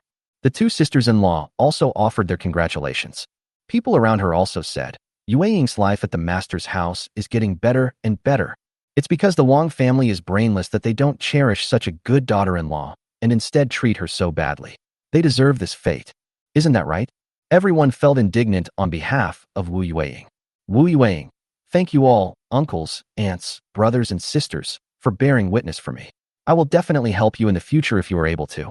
After leaving the Wang family, everyone dispersed, and light snow began to fall from the sky. Zhao Zheng said to Su Yud, thank you very much, Uncle Yud. Third brother, please don't hold it against me for what happened before. Su Yud was very humble, but Zhao Zheng was secretly on guard. Sigh, there are times when his lips and mouth are fighting, but I didn't take it to heart at all. Zhao Zheng's magnanimous demeanor left Su Yud unsure of what to do, so he could only laugh awkwardly and say, I'm an old man with half my neck in the grave. From now on, this little mountain village will be under your care. If Deshawn ever has any difficulties in the future, please help me out if you can. I won't refuse to help if I can, but there's nothing I can do if I can't. For example, if it involves matters between the Yao family and the Zhong family, I'm afraid I can't help. After all, I'm just a nobody, Zhao Zheng said. Su Yud and his son remained calm, but Su Xiaojiang was not so composed. He appeared somewhat anxious. I won't blame you for not taking care of your own affairs. Su Yud sighed and then said, Sanner, you know my family's situation. I'd like to ask if you can lend me some grain and coal. Is that all right? Okay. Zhao Zheng agreed without hesitation. How about I give you 5 caddies of millet, 5 caddies of rice bran, and 10 honeycomb briquettes? Su Yud was somewhat surprised. He hadn't expected Zhao Zheng to be so agreeable. However, he thought, I might not be able to repay you so quickly. It's not too late to pay it back when you have the money. Zhao Zheng immediately told Wu Yueying to go home and prepare the food, and that he would have someone deliver it to her home shortly. Watching Zhao Zheng's retreating figure, Su Xiaojiang couldn't help but ask, damn, this Zhao Laosan is quite generous. I thought he wouldn't lend it to us. He lent me the grain to repay this favor. If I ever need anything from him again, he won't help me. Su Yud sighed. Zhao Laosan is not as simple as you think. Look at him now. He can control everything in this small mountain village, yet he acts in a very law-abiding manner, so no one can find much fault with him. If he were just being unreasonable, I wouldn't care, but his behavior makes me realize that trying to be nice to him is useless. He doesn't respect us. Don't go against the master again until I see him. Father, you previously suspected that the eldest young master was trying to win over Zhao Laosan so that he could replace us. If that really happens, then we absolutely cannot offend him. Su Yud sighed. Otherwise, why would I come here? Do you really think your father is shameless? Before he became successful, he always acted timid and incompetent, even needing to beg me to write a document. But he can write, and his handwriting is even better than mine. Zhao Laosan is a very cunning man. I thought he was nothing special before, but when I faced him, I realized he was unfathomable. Especially today, when I was facing him, I even felt like I was facing a master. Even when facing the master, I've never felt this terrified. Su Yud shook his head with a wry smile. The 3 of us are no match for him. Let the Zhong family handle it. Su Dashan was somewhat unwilling, but in the end, he let out a long sigh. Meanwhile, inside the Zhao family ancestral home, the old lady from the Zhao family was both cold and hungry. Grandma, I'm hungry. In just a few days, Dong has lost a lot of weight. It wasn't that Zhao Zheng mistreated old Madame Zhao. He always sent her enough food to fill her stomach. Even if she shared some with her grandson, she wouldn't have lost weight so quickly. It was mainly Zhao Wei's family who did this good deed. How did they serve Zhao Zheng's mother when he sent them over? They used to stay in bed all winter and only showed some enthusiasm when Lu Tiniu came to distribute rations in the morning. But as soon as Lu Tiniu left, they reverted to their old ways. If they weren't full after one meal, they would even take half of the food from the old lady's bowl and share it among the 4 family members. The old lady almost starved to death.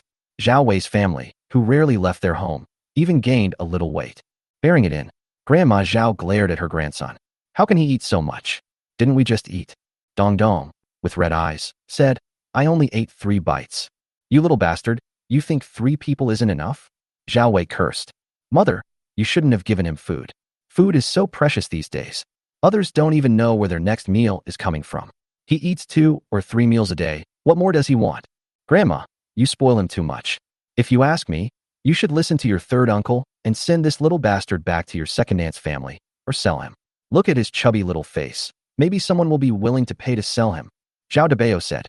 Upon hearing this, Dong was so frightened that he stopped crying and quickly hid behind his grandmother, not daring to show his face. All he does is cry and eat. Raising a pig would be better than raising him. Grandson dog, he eats and then leaves. Mother, haven't you heard that saying? Mao Xiaofeng was holding a handful of melon seeds, which were also sent by Zhao Zheng's family. The old lady didn't get to taste a single one. She gave them all to this woman to eat. Huh. After spitting out the sunflower seed shells from her mouth, she said, it would be great if we could sell them and have one less mouth to feed. Grandma, don't sell me. Dong cried out in terror. This crying caused trouble, waking up Zhao Erbao, who was sleeping soundly. Zhao Erbao was furious, jumped out of bed, rushed to the little brat, grabbed him, and gave him a few smacks on the bottom. Dong was crying and screaming, his face covered in snot and tears. Grandma, save me. Erbao, that's your cousin. Old Mrs. Zhao exclaimed anxiously. This is my cousin's bastard son, born from my 2nd aunt and some other man. With his father paralyzed, his brother recovering from an injury, and his stepmother being a woman, only he is full of energy. Zhao Erbao is now the undisputed tyrant of the family. You'd better tell him to shut up from now on, or I'll drag him away and sell him. Old Mrs. Zhao was filled with grief. 3rd brother, I told you to serve me, but you're not here to serve me at all. You're clearly here to act like masters. You're not only stealing my food, but you also expect an old woman like me to serve you. If you kill me, will you still have food to eat? Chapter 186. You'll be struck by lightning. Mother, you're getting old. So much food is hard to digest. This bastard can't eat too much yet. It's normal for my eldest child and me to eat more after our injuries. My 2nd child is the pillar of our family now, and we'll have to rely on him for our retirement, so it's fine for him to eat more too. Xiaofeng has suffered a lot since marrying into our family. As her mother-in-law, you should be more magnanimous. Old Mrs. Zhao never expected Zhao Wei to say such beastly things. She was so angry that she trembled all over. I am your mother. How could you say such a thing? The 3rd son would never say such a thing to me. Give me back the money I gave you before. I regret it. That's all. Zhao Wei said quite bluntly. That's it. Don't lie to me. Whatever I lied to you about, Lao Si took it all. Zhao Wei got angry when he talked about it. If you don't believe me, go ask him yourself. Old Mrs. Zhao was furious, but helpless. If she had known this would happen, she shouldn't have spent the money. Now she had no way out, and could only rely on Zhao Zheng to bring her food to survive. Just then, Lu Tiniu brought food again, once again a large bowl of porridge. Although it wasn't thick porridge, it was definitely enough to fill up old Mrs. Zhao's stomach. The side dish was pickled vegetables made from the roots stored in the first half of the year. What excited Grandma Zhao even more was that there was half a peeled salted duck egg in it. Grandma Zhao, this is your dinner. I'll be going now. Lu Tiniu put down his chopsticks and left. No sooner had Lu Tiniu left than Zhao Erbao dashed over. Hey, there's even a salted duck egg for me. Ignoring the old lady Zhao, he gulped it down in one go. It's delicious. Zhao Debao swallowed hard. Erbao, leave some for me. Zhao Wei also said urgently. Son, leave some for your father. Mao Xiaofeng walked over, picked up the bowl, and poured out more than half of it. Old man, eat less. What's the point of eating so much? You won't grow taller or gain weight. It's such a waste of food. Dong's mouth was watering, but seeing the fierce-looking Zhao Erbao, he kept his distance and didn't dare to go over, fearing he would be sold. The old lady of the Zhao family is heartbroken. I will be struck by lightning if you treat me like this. As soon as Huang finished speaking, Zhao Erbao seemed to choke. He hurriedly picked up the porridge on the table, took a big gulp, pounded his chest, burped, and then a look of pleasure appeared on his face. He then crawled back into his room, climbed onto his bed, and fell fast asleep. Seeing that there was less than a fifth of the porridge left in the bowl, old Mrs. Zhao truly cried. They're all beasts. At this moment, she suddenly remembered Zhao Zheng's good qualities. Regardless of how she treated Zhao Zheng, at least Zhao Zheng never lacked the filial piety he was supposed to receive. What did she get in return for being so good to Zhao Wei's family? I got nothing. She treated Zhao Yi well, but he never came to see her. He always sent Qian Sholan over to freeload. And then there's Zhao Feng, that damned girl, who couldn't control her lower body and gave birth to a little bastard, leaving him here to be raised without any care. None of these three are good people. With tears in her eyes, she poured the last bit of porridge from the bowl into her mouth. Dong Dong, standing beside her, timidly said, "Grandma, save some for me." However, this time Grandma ignored him and ate all the remaining rice grains on the side of the bowl. But she was still hungry and felt anxious. Mao Xiaofeng patted her finger and pointed to the sunflower seed shells on the ground, saying, "Mom, remember to sweep the floor later." As he spoke, he walked to the side, grabbed a honeycomb briquette, and brought it into the house. The old lady from the Zhao family cried even more bitterly and left me with the things her third son had given me to keep warm. Bang!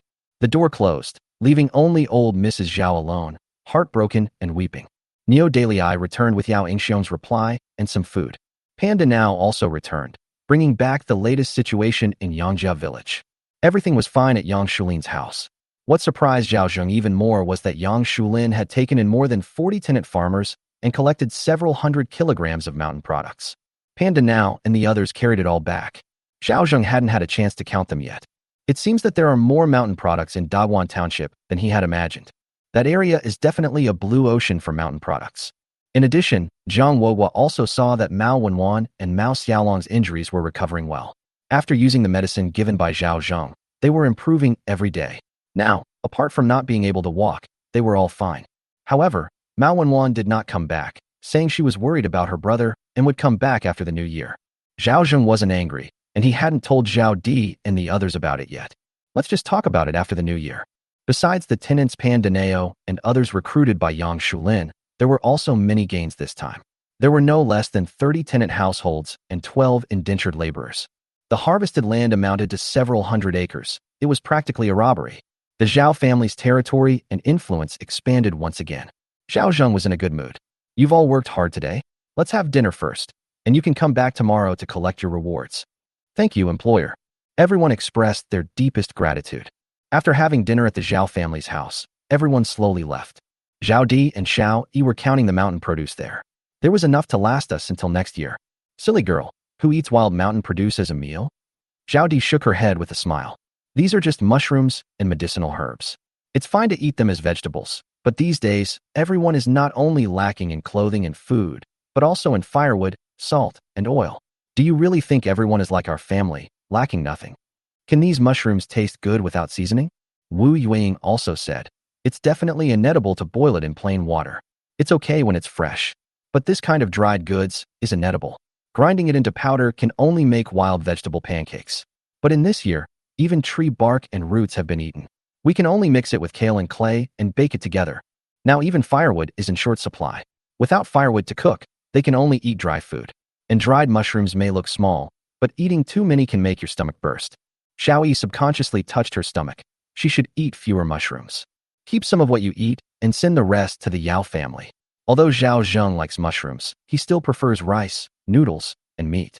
After Xiao Yi and the others picked out the mountain produce they wanted to eat, Zhao Zheng also picked out some medicinal herbs as daily tonics.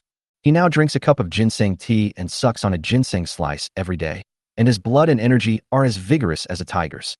"I have boundless energy every day." Zhao Zheng put the mountain produce into the cellar and then left it at that. It got dark. Zhao Zheng took a sauna, took a cold shower, changed his clothes, and went into the east wing. The stove inside was burning brightly. Zhao Zheng casually threw on a coat and sat down at his desk to open Yao Ingxiong's reply. Upon seeing the contents of the letter, Zhao Zheng's expression turned serious. Was the Zheng family planning to compete with Yao Ingxiong for the position of village head? There's one more thing. After the new year, the prefect of Mingzhou will come to Dine County to inspect the county government. Orders have been issued to have the elders and other officials from various villages come to the county to await orders. Yao Xiong meant for him to go to the county town and broaden his horizons. Zhao Zheng squinted, thinking of the thick stack of letters he had hidden in the warehouse. Chapter 187 Xiaoyi's Thoughts. It's not very meaningful. All the bandits in Guanshan are dead. Even if I produce the letter, there's no way to prove it. It will only backfire. However, I learned from the letter that the Zhong and Hu families seem to be smuggling goods to the area outside the Great Wall. Although the contents of the letter were written rather cryptically, Mingzhou was located north of Dakong, only a few hundred miles from the border. Beyond that lay the grasslands, and the closest external enemy to Mingzhou was the barbarian tribe. The barbarians were merely a small tribe of a few 100,000 people in the vast grasslands. There are many tribes like this. It seems the situation here is more complex than I thought. I'll have to proceed cautiously for now. If the Yao family can't defeat the Zhong family, then I'll have to play it safe for the time being. I'm not afraid of being blacklisted. I'm afraid of the Zhong family's connections with officials. I'm still too weak right now. I'm not even the top in Fuguwei Township. Zhao Zheng sighed, dispelling the thoughts in his mind. We still need to accelerate the expansion of our influence. However, the nearby villages have almost finished harvesting their mountain produce. They didn't have much food to begin with, and what they collected were mostly medicinal herbs and furs. Now, with the heavy snow blocking the mountains, they've basically been squeezed dry. We can't move Fuguwei Township any further, so we can only expand towards Daguan Township. We can't let go of any place in the surrounding area where we can expand. Having determined the next direction, Zhao Zheng began writing a reply. Just then, I heard footsteps behind me. Father-in-law, drink tea. Okay, you can just put it aside.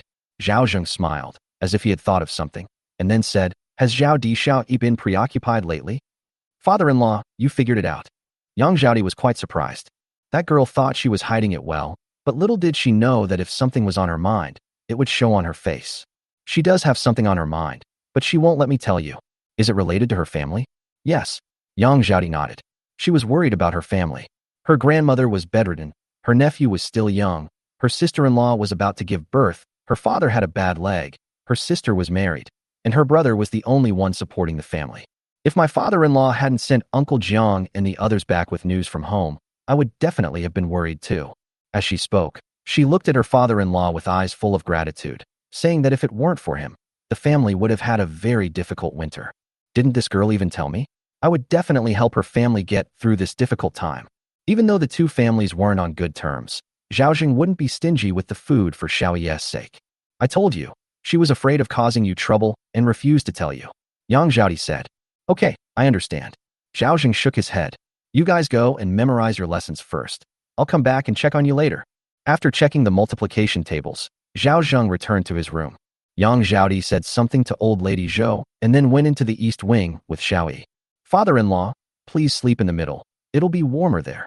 Xiaoyi said. Don't wake me up if I get up in the middle of the night. Zhao Zheng waved his hand. Isn't this ridiculous? Who sleeps between two daughters-in-law? The bed Zhao Zheng made was similar in style to the one he had built in his previous life. It was 3 meters long and 2.5 meters wide, easily accommodating 3 or 4 adults. The mattress was also very large, so it wasn't cramped even for 3 people to sleep on. The candles were blown out, and the room became quiet. The only sound was the occasional crackling from the fireplace. Perhaps because the fireplace was burning too brightly, Zhao Zheng felt a bit hot. Through the dim light emanating from the fireplace, he could even clearly see the expression on Zhao Di's face next to him. Still not asleep? Zhao Zheng couldn't help but ask, looking at Zhao Di staring at him with wide eyes. It's a bit hot. Zhao Di stretched her hand out from under the mattress and looked again. Xiaoyi was already snoring, but half of her body was outside, sprawled out. Perhaps it was too hot. He muttered something under his breath and kicked the mattress away. Zhao Di shook her head and lovingly covered her with the quilt. Father-in-law, thank you for everything you've done for us. Zhao Di turned to look at her father-in-law, the firelight from the fireplace illuminating his face. From this angle, his nose looked as straight and prominent as a mountain peak. My father-in-law, who is quite robust, must have been a handsome young man when he was young. Oh, this is all I should do. Zhao Zheng said with a smile. Thank you and Xiaoyi for not looking down on me as your father-in-law and for giving me a home. Otherwise, I would be a lonely old man. My father-in-law isn't an old man at all. Even if he were, he'd be a handsome old man from a small mountain village. Zhao Zheng's laugh is so funny he looks old. No way. Father-in-law looks so much younger than before. Zhao Di stared intently at him. There are plenty of women in the village who want to marry you. Who said that? That's what they all say. Zhao Zheng then realized why his eldest daughter-in-law hadn't gone to sleep yet. He had thought she was just not used to it, but it turned out she was worried about him finding a stepmother-in-law. Zhao Di, if one day I really find a wife, that's great. With one more person taking care of my father-in-law, there will be one more person to love him, and Xiao Yi and I will have an easier time. Zhao Di said casually, but she was inexplicably anxious inside. These days, she, Xiao Yi, and her father-in-law have long been accustomed to this life of mutual reliance and dependence. She would feel uncomfortable if a stranger suddenly appeared in her home. Just thinking about it makes her a little worried. Of course, she would accept this woman if she could gain the approval of both Xiao Yi and Xiao Yi. Zhao Zheng sighed and said, I understand. The two remained silent, seemingly preoccupied with their own thoughts. Zhao Di's mind was in a mess, and she somehow fell asleep. The next day, when Zhao Zheng woke up, it was still gray outside. It was past 8 o'clock and the sky was still not fully light. I glanced at the weather forecast again. The snow has turned to light snow, so it's not going to snow for the next 3 days. But in the north, once there's a first snowfall, there's a second, and then a cold snap in spring. While people in the south might be wearing silk, people in the north are still bundled up in leather coats. The time before the ice melts is Zhao Zheng's opportunity. Uncle Zhao, wash your face. Wu Yueying came in carrying water, and you could tell she looked a little haggard and hadn't slept well last night. Zhao Zheng told her to close the door, and Wu Yueying did as he was told, and then her body was lifted into the air. Wu Yueying was very flustered. What would happen if she were discovered in broad daylight? Chapter 188. Why does Xiao Yi call you young mistress? Uncle Zhao, although I have nothing to do with Wang Daji anymore, I am still willing to serve you, but I don't want others to know. Now that you're a landlord, if word gets out, they'll definitely think you only dealt with the Wang family to seize my property. Tonight, let's go to the sauna. I'll do whatever you want with me. Wu Yueying hugged Zhao Zheng's neck and pleaded with him, biting her lip. I would be willing to have your child, but please wait until this matter has passed. Then you can do whatever you want. I'm not afraid of what others will think. She spoke with sincerity, full of consideration for Zhao Zheng. Zhao Zheng was quite moved. After all, he was not someone who let his little head control his big head. He immediately put her down. Hua Hua and Xiao Chao recognized Zhao Di and Xiao Yi as their godmothers. You gave me a son, so how do you define our relationship? Wu Yueying was also flustered. She really hadn't thought of this. Uncle Zhao, I didn't mean anything by it. I didn't want the Zhao family's property or to be the mistress of the Zhao family. I just wanted to have your child without any ulterior motives. Her eyes looked a little flustered, but Zhao Zheng believed her. I didn't say you had ulterior motives. Real? Zhao Zheng nodded. Wu Yueying breathed a sigh of relief, not knowing where she got the courage, and hugged his broad back tightly. Uncle Zhao, from now on you are my man. I, Wu Yueying, am yours in life and in death. I will treat you with my life. I used to be grateful to you and wanted to repay you, but now I realize it's not because I want to repay you that I feel this way.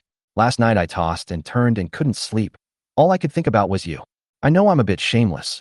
A used woman like me has no right to say such things. But I just want you to know how I feel. Wu Yueying was that kind of person.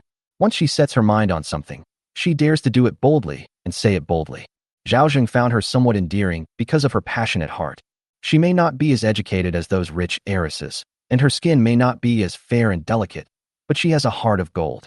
Seeing that Zhao Zheng remained silent, Wu Yueying felt uneasy and even a little frightened and wanted to run away.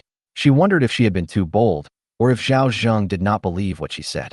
Just as she was in a state of utter confusion, Zhao Zheng spoke up. I understand your feelings.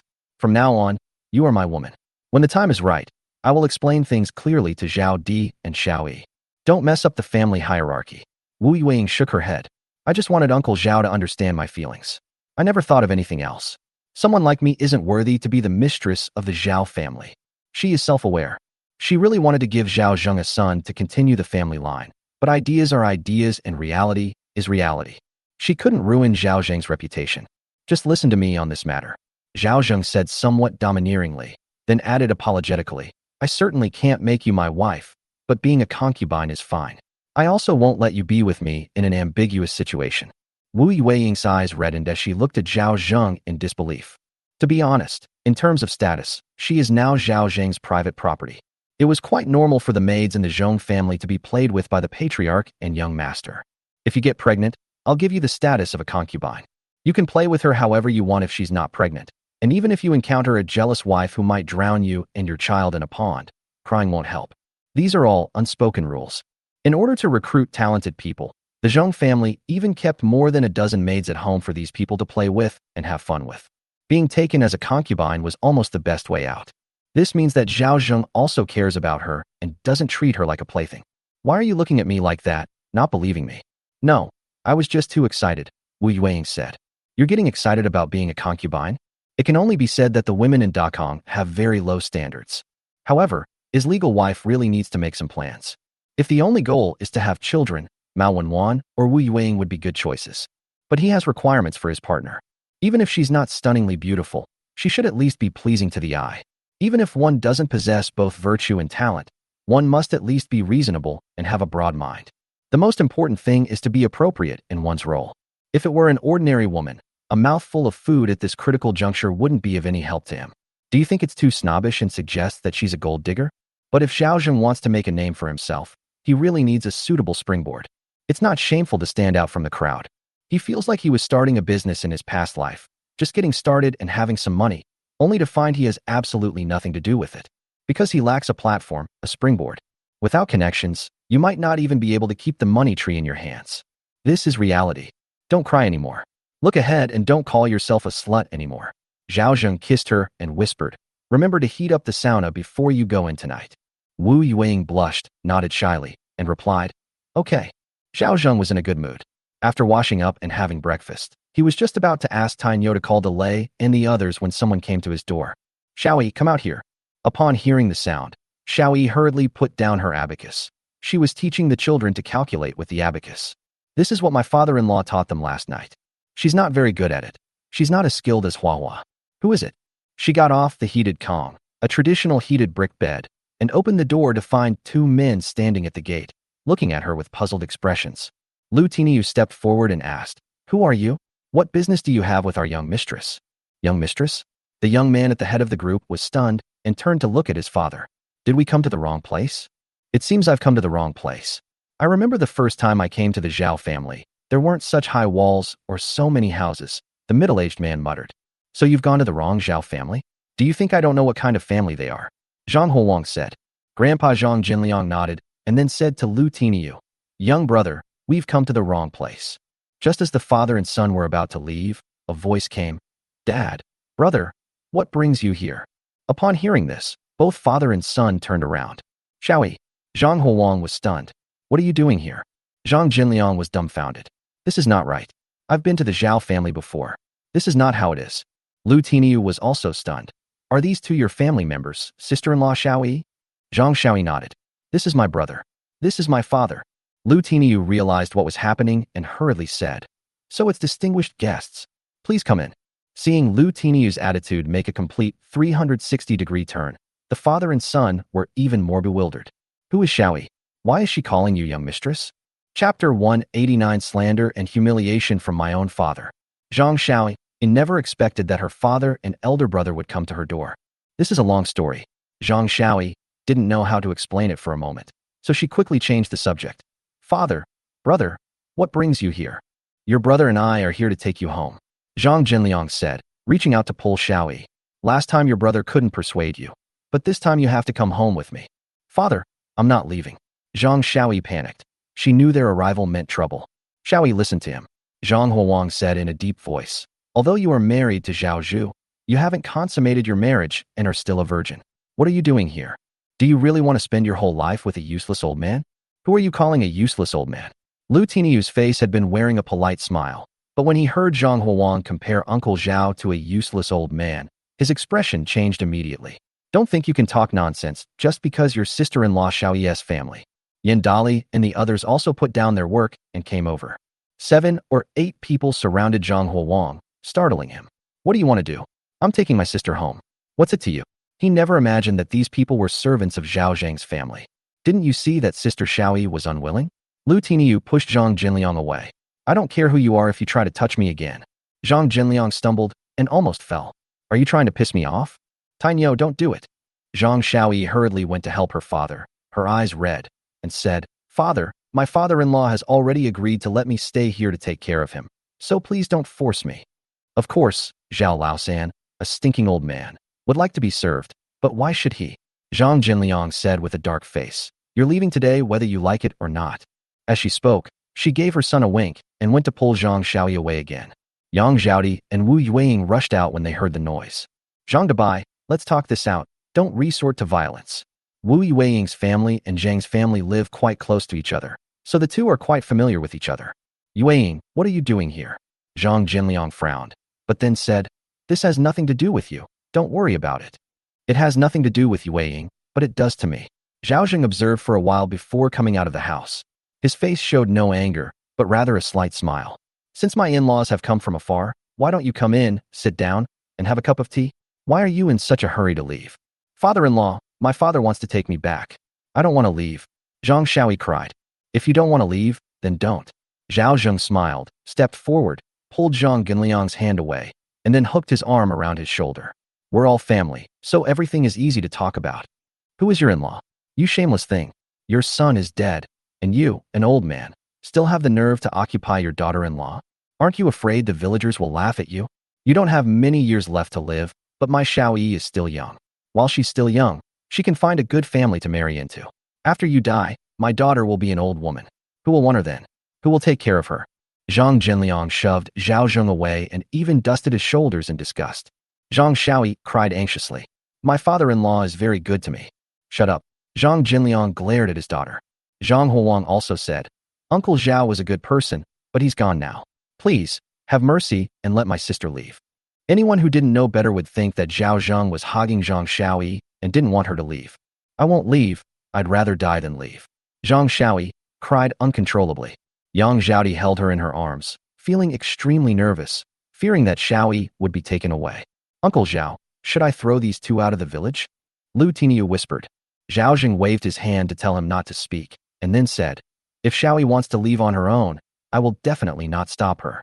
Not only will I not stop her, I will also happily send her off. But now it is a famine year. Every household is suffering from famine, and many people are freezing to death or starving to death. While Xiaoyi was at my house, I can't say she ate fish and meat every day, but at least she didn't go hungry. What are you doing taking her away now? Can your family afford to support her? Or have you already found her a new boyfriend? If that's really the case, then tell me what kind of conditions her next partner will have. If they can match my partner's, I definitely won't stop her." The Zhang father and son were stumped by Zhao Zheng's barrage of questions. Zhang Huang had dealt with Zhao Zheng before and remembered that he used to be quite timid and cowardly, and also had a bad temper. Zhao Zheng's demeanor is different now. He gives off a calm and composed feeling. He speaks in a low voice, but it always makes people feel like they are talking to an old man. "Do you think your family is doing better than ours, given our famine?" Zhang Jinliang said, full of disbelief. "I wouldn't dare say it's anywhere else, but in this small mountain village, it's considered pretty good." Upon hearing this, Zhang Jinliang retorted sarcastically, "Stop bragging. Do you think I don't know your character? I'll tell you right now, I've found Xiaoyi a good family, a landlord's family. As long as she marries into their family, they'll not only give her 1 tael of silver, but also 20 caddies of millet. You should know how precious rice is these days, right? Can your family afford it?" Zhao Zheng frowned. Small landlords don't necessarily have an easy life. How could they be so generous? Not only giving money, but also grain. Is there such a good thing?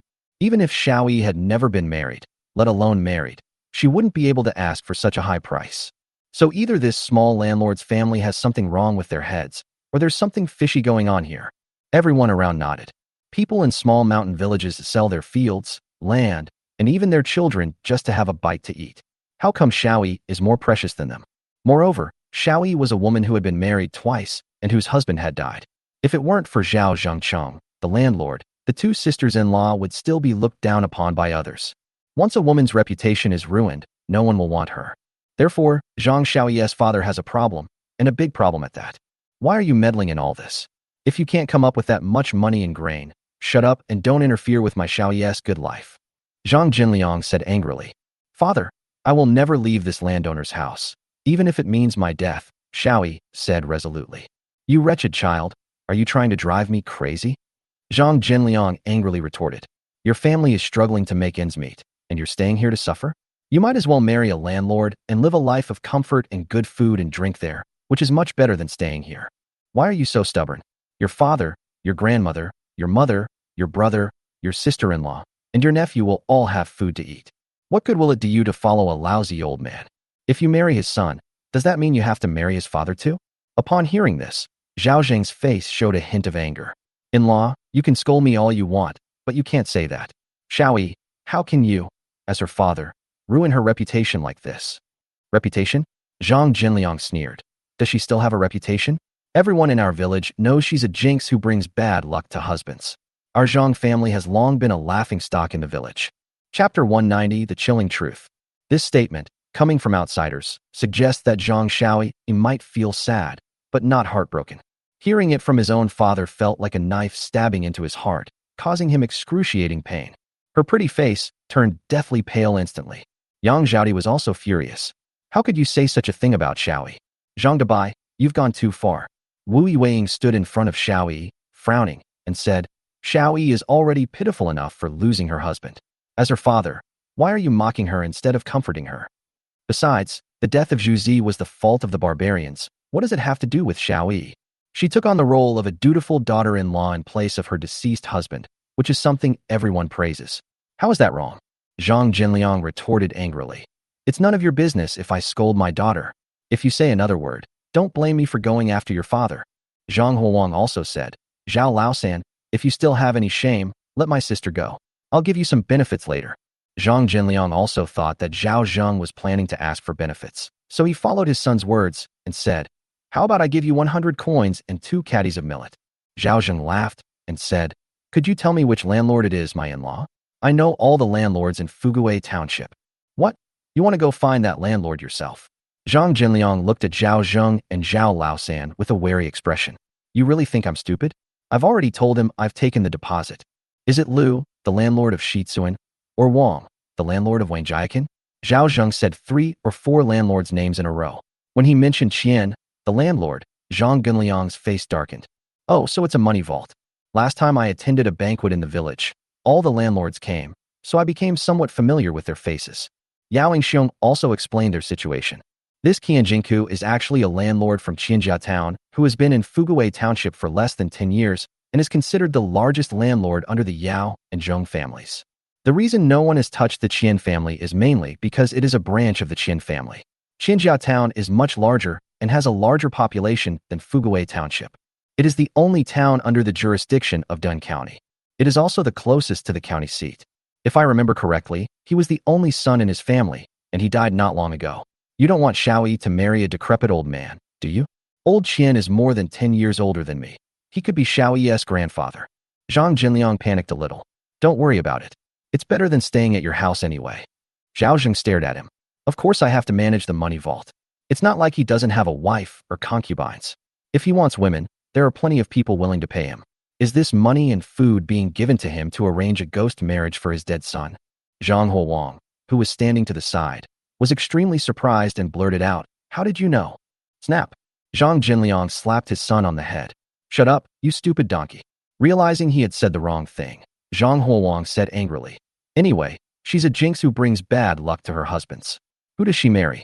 Isn't it better to marry Master Qian's son and have a ghost marriage? Master Qian dotes on his son and doesn't want to marry off a dead person to him, which is why he offered such a high price. Zhang Xiaoyi, don't be ungrateful. Master Qian has only given you 2 days. If you waste the time, you'll be in big trouble. Hearing this, Zhang Xiaoyi was heartbroken. At first, she thought that her father and older brother had come for her future, and although she was unwilling, she was not sad. Later, when her father called her a jinx, she wasn't angry, she just felt sad. She overheard her father planning to marry her off to a dead man. She broke down. Yang Zhaodi was heartbroken and held Xiaoyi tightly, tears streaming down her face. Compared to Xiaoyi's father, her parents were much better. They always thought about her future. If her parents said the same thing, she would rather die. Wu Yueying glared at Zhang Jinliang. Then we absolutely cannot let Xiaoyi go with you. Lu Tiniyu and the others also stared at the 2 men with unfriendly expressions. Enraged, Zhang Jinliang raised his hand to slap Wu Yueying across the face. Just as the slap was about to land on her face, Wu Yueying had no time to dodge and instinctively closed her eyes.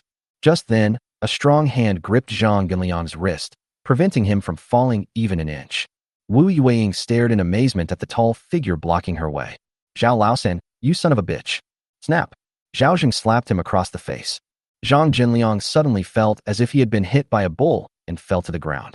Seeing his father knocked to the ground, Zhang Huang roared angrily. Zhao Laosan, you bastard, How dare you hit me? Zhao Zheng kicked it. The powerful kick sent Zhang Huang flying 2 meters away. Bang! Zhang Huang knelt on the ground, clutching his stomach, veins bulging on his forehead, his face contorted in pain, unable to speak for a long time. I spoke to you politely for Xiaoyi's sake, but you took advantage of my kindness and acted so arrogantly. Nominally speaking, Xiaoyi is my daughter-in-law, so she is a member of the Zhao family. A married daughter is like water spilled from a cup. What right do you have to come to my house to ask for her? If Xiaoyi is willing, that's fine, but she's not. Even if the king of heaven himself came today, no one could take her away. Even though Zhao Zheng didn't have a good relationship with the Zhang family, he wanted to talk things out and never thought of turning against them. He even decided last night to send someone to the Zhang family today just to give Xiaoyi a surprise. As a result, the Zhang family came uninvited. He listened in the house for a while and thought that the Zhang family felt sorry for their daughter. He was still a little uneasy. As it turned out, this beastly father wanted to sell Xiaoyi to the Qian family to be a ghost bride.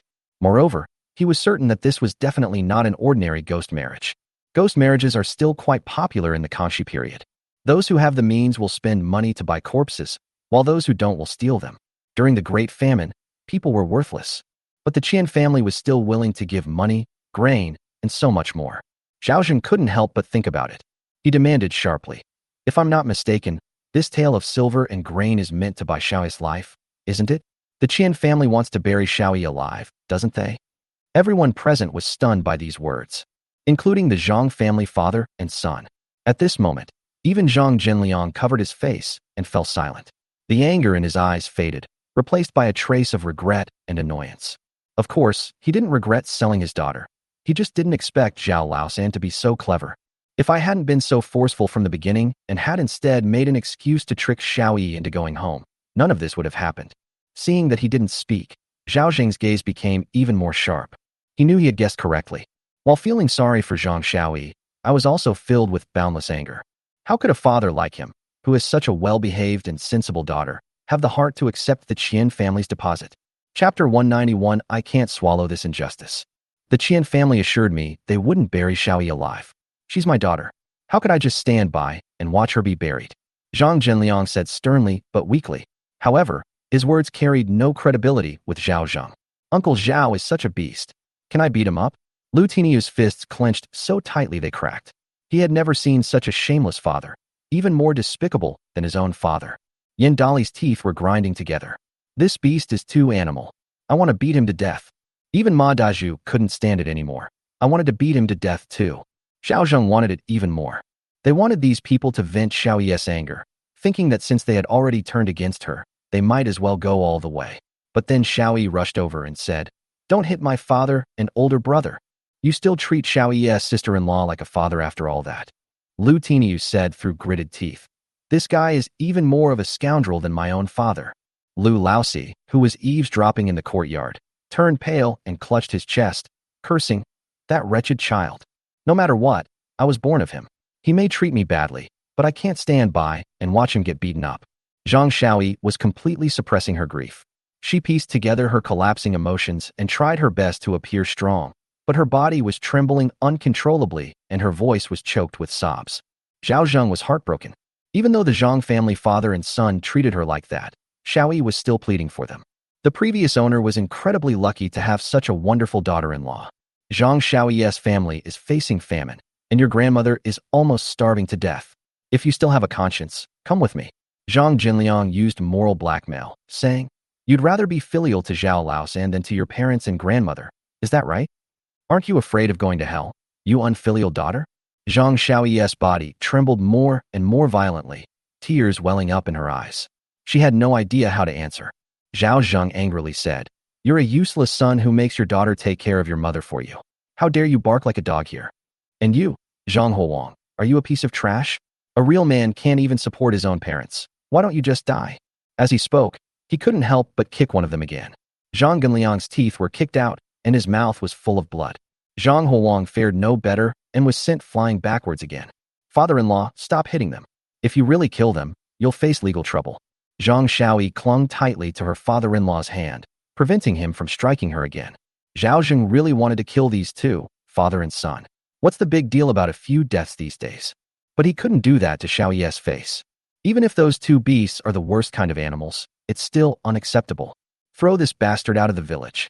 If he dares to step into the village again, break his legs. Lu Tiniu and the others couldn't hold back any longer and swarmed forward, dragging the father and son away like dead dogs. It's all right, Xiaoyi. I won't let anyone hurt you. Zhao Zheng patted her back, trying to soften his tone as much as possible. Looking at her father-in-law's doting gaze, Zhang Xiaoyi felt extremely wronged and threw herself into his arms, bursting into tears. Father-in-law, I know that my grandmother has never liked me since I was little. She called me a money loser and even said she regretted not drowning me in a bucket of water when I was a child. My mother doesn't like me either, but I've always been very obedient since I was little. My dad thinks I eat too much, so I only eat a little bit and dare not eat more. I get up before dawn every day to work, and I also take care of all the family's clothes, but they still don't like me.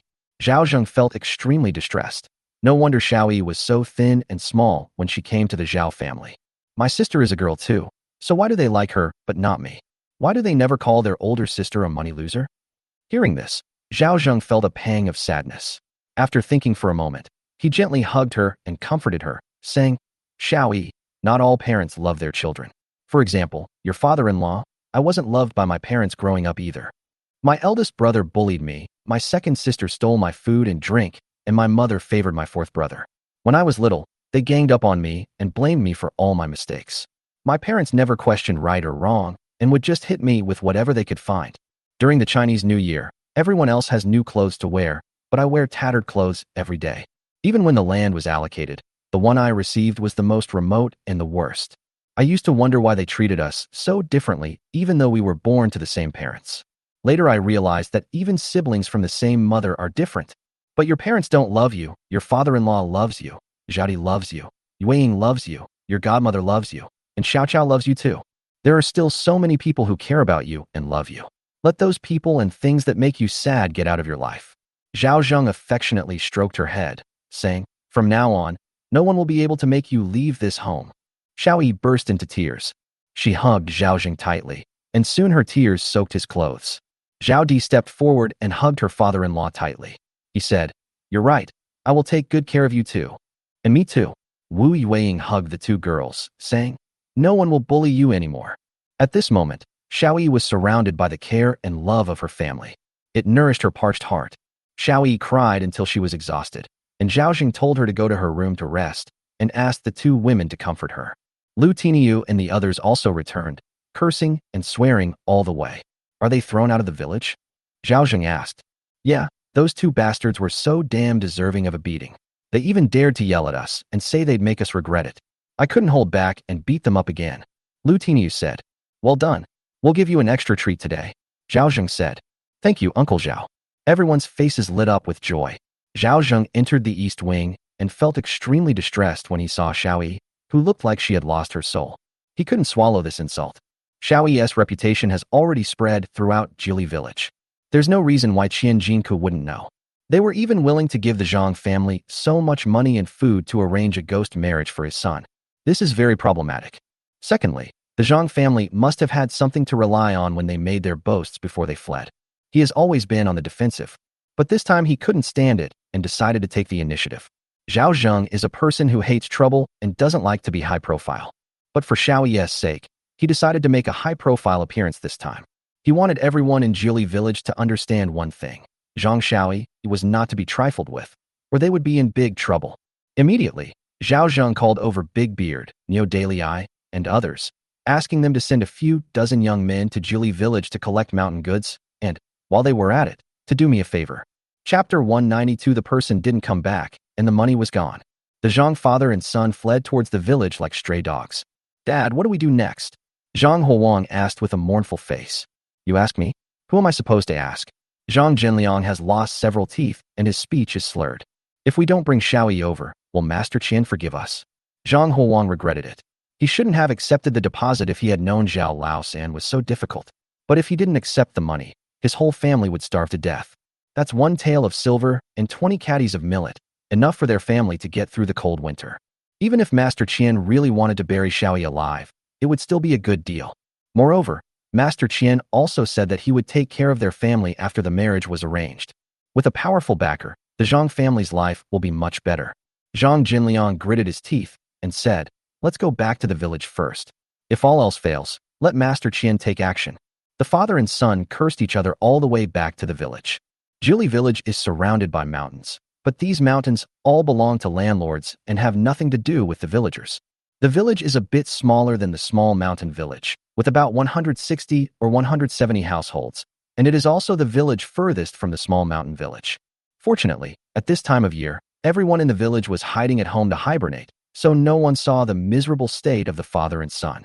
Back home, when Zhang's wife saw her husband and son covered in bruises and blood, she was startled and hurriedly got out of bed. "What happened to you, my husband? Hey, what can you do? I got beaten up, can't you tell?" Zhang Jinliang said angrily. "Who hit you?" Zhao Laosan.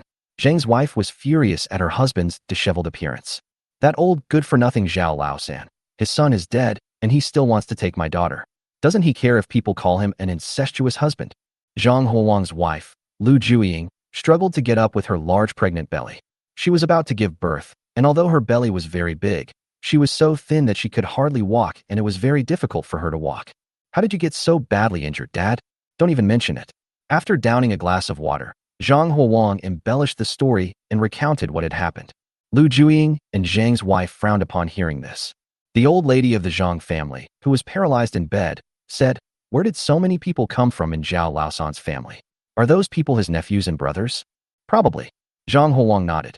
He had never actually met Zhao Zheng's brothers, but he knew that there were 3 brothers in his family. The young man who kept calling her little sister-in-law must be Zhao Laosan's nephew. Getting married is very simple these days. Once both sets of parents agree, the matter is settled. People in the countryside aren't particular about things. If they have money, they'll treat their relatives and friends to a meal. If they don't, they'll just skip it. Moreover, Zhao Laosan was very stingy. Even after being given money and grain, he refused to hold a banquet, and in the famine year, he would save money wherever possible. Because of this, Zhang Jinliang also scolded Zhao Laosan for being dishonest, for squeezing 2 extra jin of grain from Zhao Zhengqian's hands. At that time, the Zhang family was almost starving, but they managed to live a good life for a while thanks to the money from selling their daughter.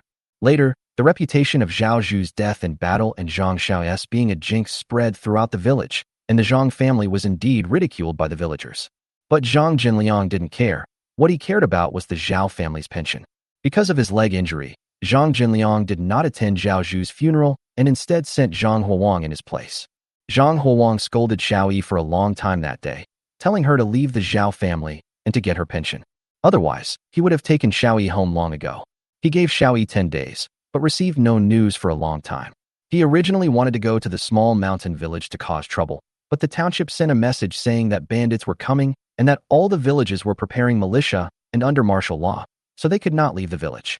The heavy snow that followed blocked the roads and almost drove the Zhang family to the brink of despair.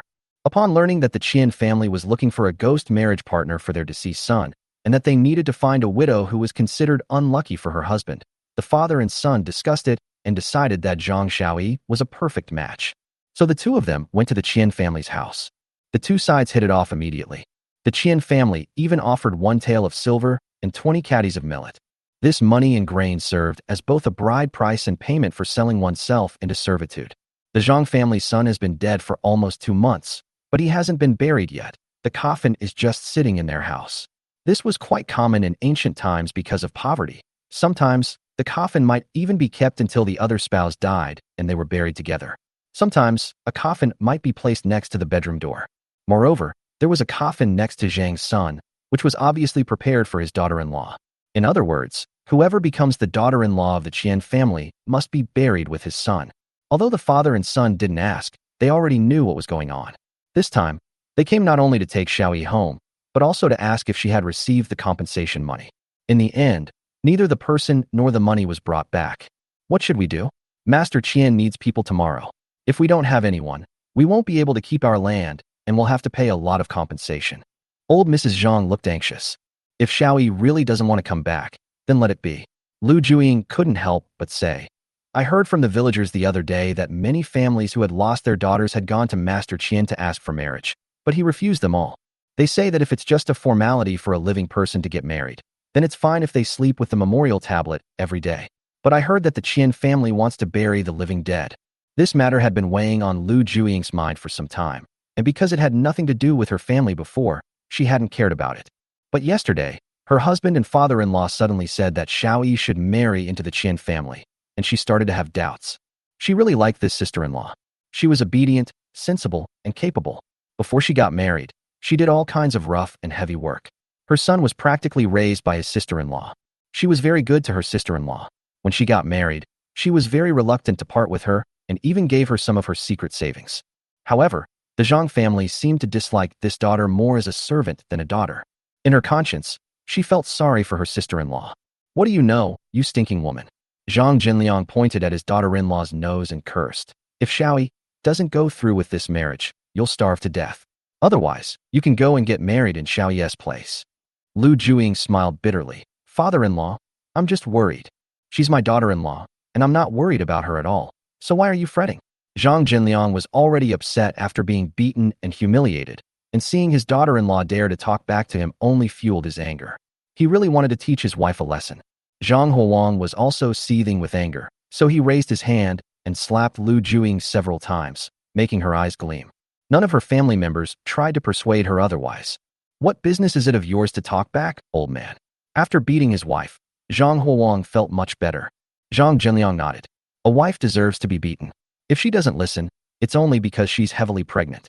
Otherwise, I'd hang her up and beat her." Chapter 193, the first time showing its claws to the world. Zhang's wife pulled her daughter-in-law over and scolded her. "Aren't you just asking for trouble?" Lu Juiying covered her face, feeling extremely sad. In the Zhang family, this was how women were treated. They had no status and were either scolded or beaten. This wasn't the first time she'd been beaten. This was considered mild. Before she got pregnant, Zhang Huang would kick her. In Jili village, there isn't a single family that doesn't beat their wives.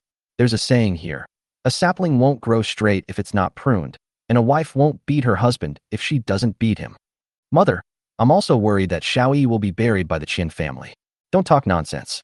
Would your father-in-law just stand by and watch Xiaoyi die?" Although Zhang's wife had heard the rumors, she still didn't quite believe it. Hearing this, Zhang Jinliang and Zhang Huang felt extremely guilty. Just then, a shout came from outside. "Huang, are you home? Master Qian wants you to come over." Zhang Huang felt a sudden panic. "Dad, what do we do?" "Master Qian knows we're back." Zhang Jinliang knew he couldn't avoid it, so he gritted his teeth and begged Master Qian to give him more time. He said he would go and call his relatives and friends, and even if they had to snatch Xiaoyi back, he would do it. This was a last resort. If he asked the Qian family for help, he wouldn't have enough money and supplies, and he might even anger Master Qian. If the master stopped looking after his family in the future, he would suffer a huge loss. "All right," Zhang Huang nodded and pushed open the door. Sure enough, it was the Qian family's servants who had arrived. Soon Zhang Huang arrived at the Qian family's house and saw Qian Jingku, who was dressed in a fur coat and wrapped up like a dumpling. After recounting what had happened, Zhang Huang pleaded, "Master Qian, my father has already gone to invite people. Please give us a little more time. I will definitely be able to get Xiaoyi back, and it won't delay the auspicious time for the wedding ceremony. This guy is useless. He can't even handle such a small thing." Qian Jingku's narrow eyes revealed a fierce glint.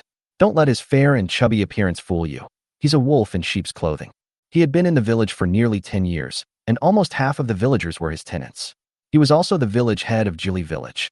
When he first arrived, he was quite kind and generous. Everyone thought that a kind landlord had come to the village. As their power grew, their true colors were revealed. This guy is not only greedy and stingy, but also a lecher. He has his eyes on many young women and wives in the village. How did his son die? He died of a stroke on a woman's belly. He died at the age of 14 or 15, before he even had a chance to get married. Let me tell you, if you don't see him by this time tomorrow, don't blame me for turning on you," Qian Jingku said coldly.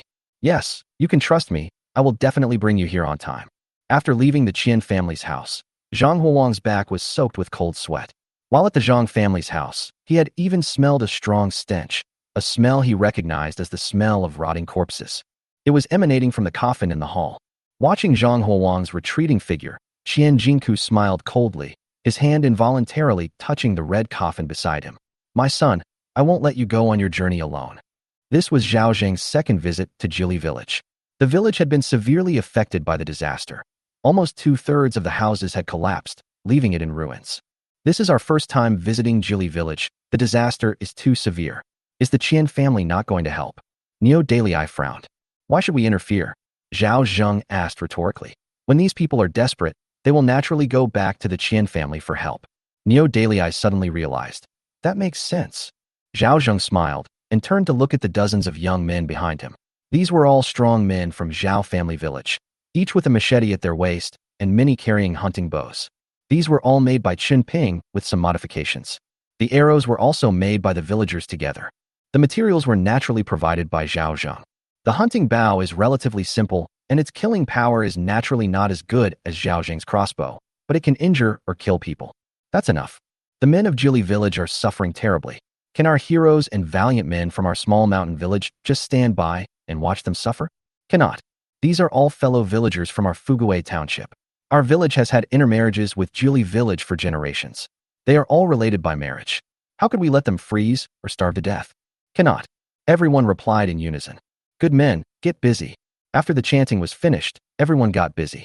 The team leaders of each group took bamboo clappers and started banging them. Bang bang.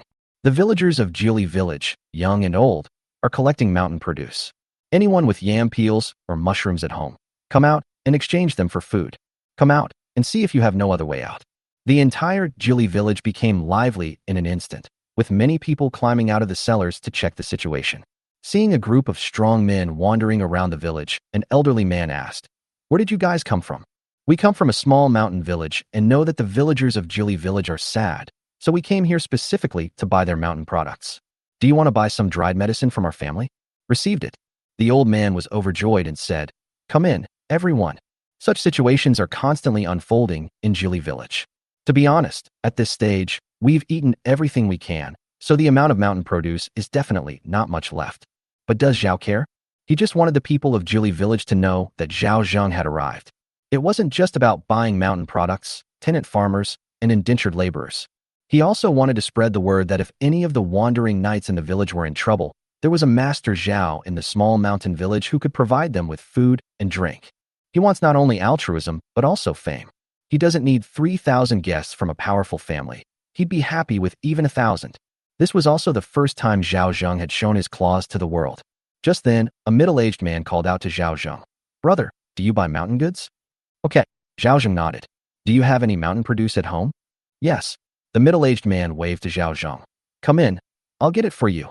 When Zhao Zheng led his men inside, they found several people lying on the bed. They all seemed a little embarrassed when they saw Zhao Zheng, and the child shrank into the mattress. It was less of a mattress and more of a rag made up of a dozen or so pieces of cloth. The man took some things out of the cellar. These were all herbs I had collected from the mountains. I had planned to sell them at the market last year, but the roads were blocked by heavy snow. Wild Sichuan fritillary bulbs cost $17.50 per gene, approximately 500 grams, worth 3,000 won. Wild golden thread lotus costs 1,300 per gene, worth 2,000 won. Ding natural musk costs 1,000 per gram and is worth 5,000 won. Zhao Zheng's eyes lit up. "You have musk here too? You really know your stuff." "This musk is something I've been saving up for a long time. It was originally meant for the village pharmacy, but I can't get it out here." The man shook his head with a wry smile. Not only was there a musk bamboo basket, but there was also a piece of natural bezoar weighing about 3 pounds. The price of 1 pound of natural bezoar was as high as 800,000 won, which was definitely the highest price he had ever paid for a medicinal herb. Good heavens, they even have bezoar. Zhao Zheng was secretly thrilled. He had to get these medicinal herbs. Chapter 194. The flood washed away the Dragon King Temple. "I'll take all of these. Do you want money or grain?" Zhao Zheng asked calmly. The middle-aged man shook his head with a bitter smile. "We need food, but we can't spend money either." Zhao Zheng nodded and then said, "These Fritillaria serosa, Anoectoculus roxburghi, and Cotinopsis palacula are relatively rare and common medicinal materials. I can give you 5 caddies of rice bran. The new year is coming soon and prices are high. Although these medicinal herbs are very expensive in modern times, this is a remote mountain area in Dakong where there are many medicinal herbs. These herbs are indeed more valuable than ordinary medicinal herbs, but not by much." Success. The middle-aged man's face lit up with joy. Although it was just rice bran, something was better than nothing. He could have sold the medicinal herbs to the Qian family, but the Qian family has stopped buying medicinal herbs recently. So if he runs out of food, he will have no choice but to sell his land to the Qian family and become a tenant farmer. He knew that the Qian family wanted to force them to submit, and Zhao Zheng's arrival undoubtedly gave him hope of getting through this. Moreover, He thought Zhao Zheng would push the price down very low, but he didn't expect him to be so reasonable. He estimated that the price of a pound of rice bran had soared to 10 coins. 5 caddies of rice bran is equivalent to 50 coins. Although the prices are far lower than in good years, don't forget that this was a famine year where people ate each other. And he also has wild ginseng, musk, and bezoar. It will definitely fetch a good price. This wild ginseng isn't of good quality, so I can only charge you 4 jin of rice bran. Okay. The middle-aged man felt a pang of regret, but the ginseng was indeed of poor quality because he had removed the roots to supplement his family's nutrition. How much do you plan to sell musk and bezoar for? These two medicinal materials have always been very expensive, so Zhao Zheng naturally wanted to lower the price and decided to test his limits. I've never sold bezoar before, but I've sold musk twice. I sold it to a pharmacy before when it was a good year and the price was high. I don't know about now, so you can decide based on your preference. The middle-aged man was also afraid that he had offered too high a price and scared Zhao Zheng away, so he immediately said, I heard people outside shouting that you came from a small mountain village. Zhao Zheng nodded, but in his mind, he was calculating how much to give. That's really far away, but I have a daughter who's married there. You might even know her. Oh, Zhao Zheng asked curiously. Who is it? Do you know my daughter, Wu Yueying? Zhao Zheng was taken aback. You're Yueying's father? Yes. Are you very close to Yueying? How could someone who knows you inside and out not be familiar with you? Zhao Zheng smiled bitterly to himself. He had come to Jili village not only to vent his anger, but also to help Wu Yueying's family. Although concubines are not considered wives, the Wu family can be considered his father-in-law. Moreover, the Wu family dotes on their daughter, Wu Yueying. Even after so many years of marriage, she has never backed down when faced with problems. For this reason alone, it deserves relief. My name is Zhao Zheng Yueying, and I am currently an indentured servant in my family. Wu Duofu slapped his thigh and exclaimed, I know. It was Yueying, the granddaughter you lent money to redeem my daughter, who told me this. Zhao Zheng nodded. What a coincidence. The flood washed away the Dragon King temple. We don't even recognize our own people. Thanks to you, my daughter wouldn't be alive without you. Wu Duofu held Zhao Zheng's hand with a grateful expression. May the child's mother live a long life. Come out soon. Our benefactor has arrived, Wu Duofu shouted. Immediately afterward, Wu Changshou, the younger brother of Wu Yueying, got up. Brother Wu, it's cold, so don't wake them up. Wu Duofu shook his head and waited for his wife and children to come over before telling them about Zhao Zheng's situation. The two women immediately expressed their gratitude, saying, Thank you so much, Master Zhao, for helping my daughter. Speaking of Wu Yueying herself would cover her face and weep. Wu Changshou said directly, Master Zhao, I'm tongue-tied and don't know how to speak properly, so I'll count out to you 3 times. After saying that, he slammed his head 3 times. Zhao Zheng, both amused and exasperated, hurriedly stepped forward to help him up, saying, You're such an honest kid. After getting up, Wu Changshou asked impatiently, Master Zhao, is my sister doing well at your house? Very good. I have already asked my daughter-in-law to take Yueying's 2 daughters as her goddaughters. Zhao Zheng told her about taking Hua Hua and Xiao Qiao as his goddaughters. Of course, he didn't mention Wu Yueying's divorce yet, since it was a bit shocking. Now is not the right time. Even so, the Wu family was extremely grateful. Thump. Mrs. Wu knelt down. Master Zhao, you are truly beyond words when it comes to Yueying. I kowtow to you. Wu Changshou knelt down again without saying a word, only kowtowing repeatedly. Thump. Wu Duofu also knelt down and thanked Master Zhao. Zhao Zheng was completely numb. How could he let his father-in-law and mother-in-law kowtow? Although he and Wu Duofu were of the same generation, it was precisely because of this that he felt things were moving so fast. It took him a lot of talking to finally persuade the 3 of them to get up. Wu Duofu said gratefully, Master Zhao, I can't repay your great kindness. I'll give you these musk and bezoar since they're somewhat valuable. Zhao Zheng thought for a moment and didn't refuse. Okay, I'll accept it. But since this is my first time visiting your house, I can't come empty-handed. He then told one of the young men to put down the bamboo basket containing 20 caddies of millet and 20 caddies of rice bran, which he considered a gift from him. As he spoke, he had someone fetch 20 honeycomb briquettes, and then took out 2 taels of silver from his pocket and stuffed them into Wu Duofu's hand. Wu Duofu was completely dumbfounded. This gift is too expensive, it's not worth it at all. Even a pharmacy couldn't provide this much. Including the previous 9 caddies of rice bran, this amounts to nearly 50 caddies of grain. Adding the coal for heating, it would be worth no less than 1 tael of silver. If Zhao Zheng were to charge another 2 taels of silver, he would suffer a huge loss. Food is so precious these days. As long as Zhao Zheng is willing to take 40 caddies of grain to buy 7 or 8 young girls to warm his bed, it won't be a problem. Musk and bezoar are indeed valuable, but now they are available but unsellable. Old Wu, this is also my kind offer. If you refuse again, I won't be happy. Zhao Zheng said deliberately with a stern face.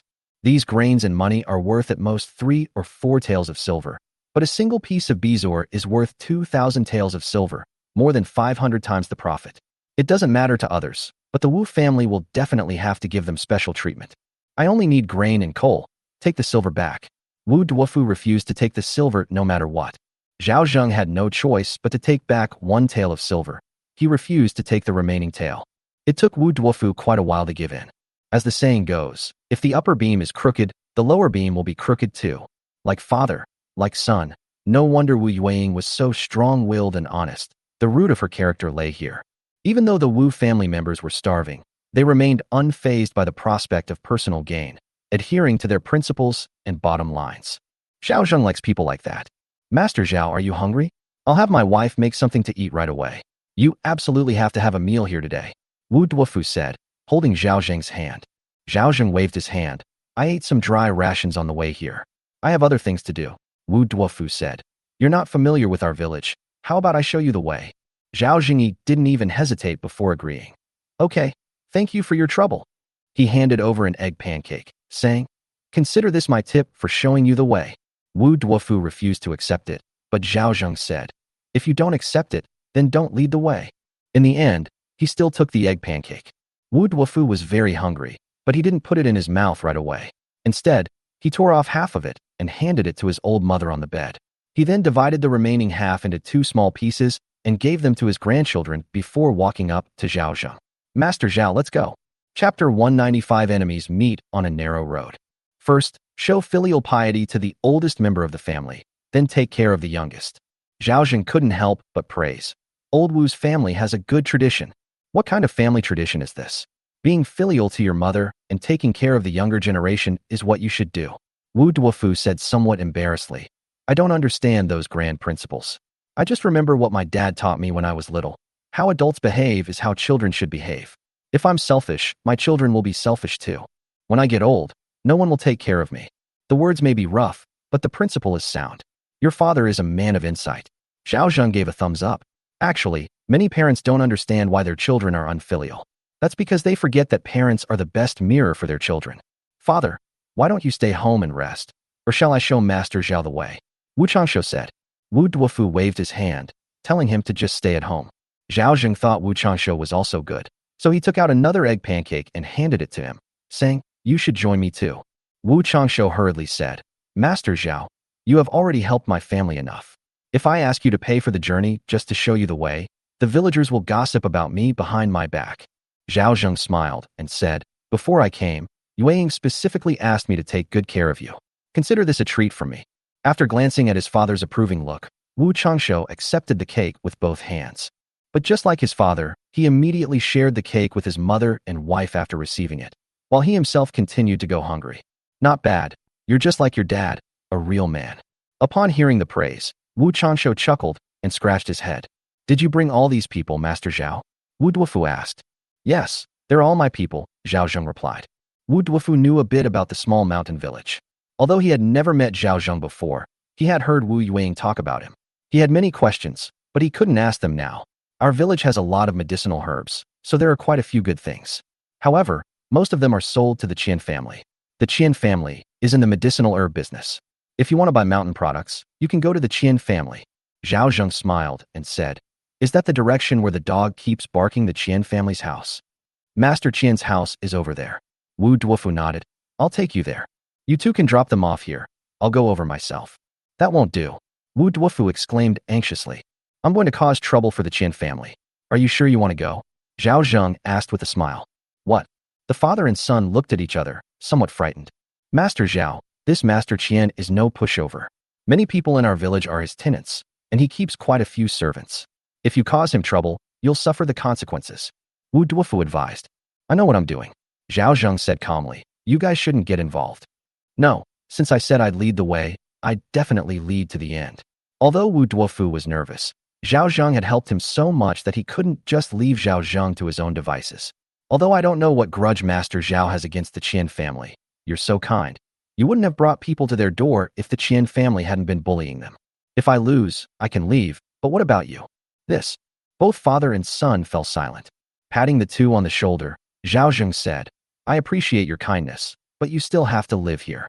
Just as Zhao Zheng was about to leave, a surprised voice came from not far away. Zhao Laosan, how dare you come to Jili village? Zhao Zheng looked in the direction of the sound and saw Zhang Jinliang and his son leading a group of people over. This group consists of people of all ages, numbering no fewer than 20. Zhang Jinliang gathered all his relatives and friends and offered them many benefits before he finally convinced them to go with him to the small mountain village to snatch people. Unexpectedly, Zhao Laosan actually delivered himself to our door. Overjoyed, he pointed at Zhao Laosan and said, He is Zhao Laosan, Xiao Yi's useless father-in-law. Take him down. Upon hearing this, everyone rushed over. Wu Duofu was startled. Of course he knew that the youngest daughter of the Zhang family was the daughter-in-law of Master Zhao in front of him, but he did not know that the Zhang family and the Zhao family had a conflict. Seeing so many people rushing over, he and his son immediately shielded Zhao Zheng behind them. Jinliang, this is your father-in-law. What are you doing? What kind of father-in-law is this? His short-lived son is dead, yet he won't allow my daughter to remarry. Is it reasonable for a father-in-law to monopolize his daughter-in-law? Zhang Jinliang turned the tables on me. I came to argue with him today, and look how he beat me up. Old Wu, get out of my way, or I'll beat you up too. Wu Yueying protected Zhao Laosan, and it seemed that he even hated her father. Changshu, get your father out of here. Zhang Huang roared. Or I'll beat you up too. Wu Changshu didn't say anything. He just clenched his fists. With me here, you won't be able to touch a hair on Master Zhao's head. Upon hearing this, the Zhang family father and son flew into a rage, and their families attacked the Wu family father and son as well.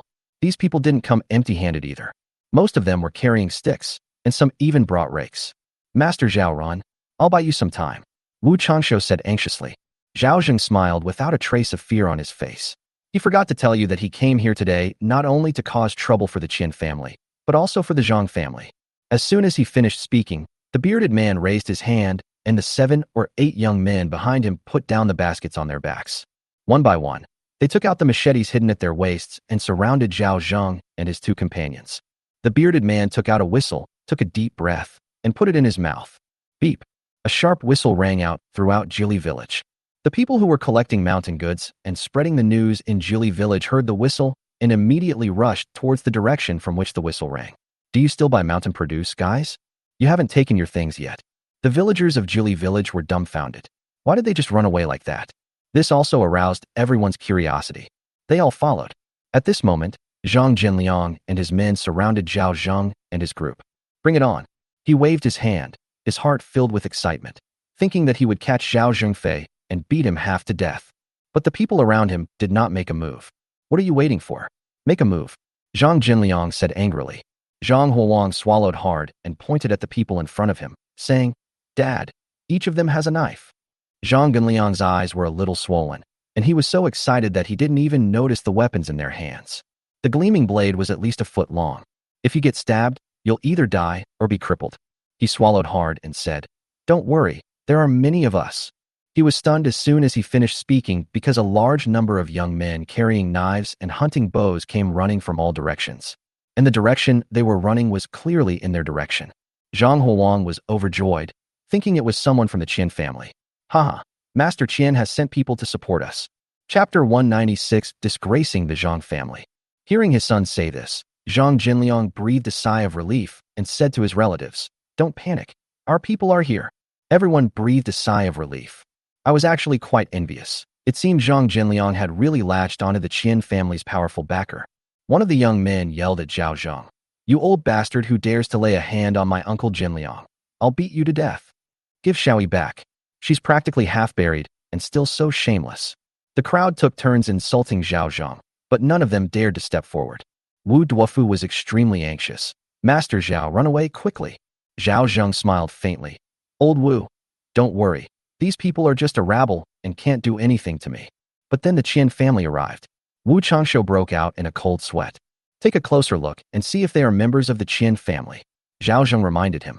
The father and son were taken aback and then looked at the people surrounding the Zhang family. They were all unfamiliar faces and did not recognize any of them. Dad and the others aren't from our village.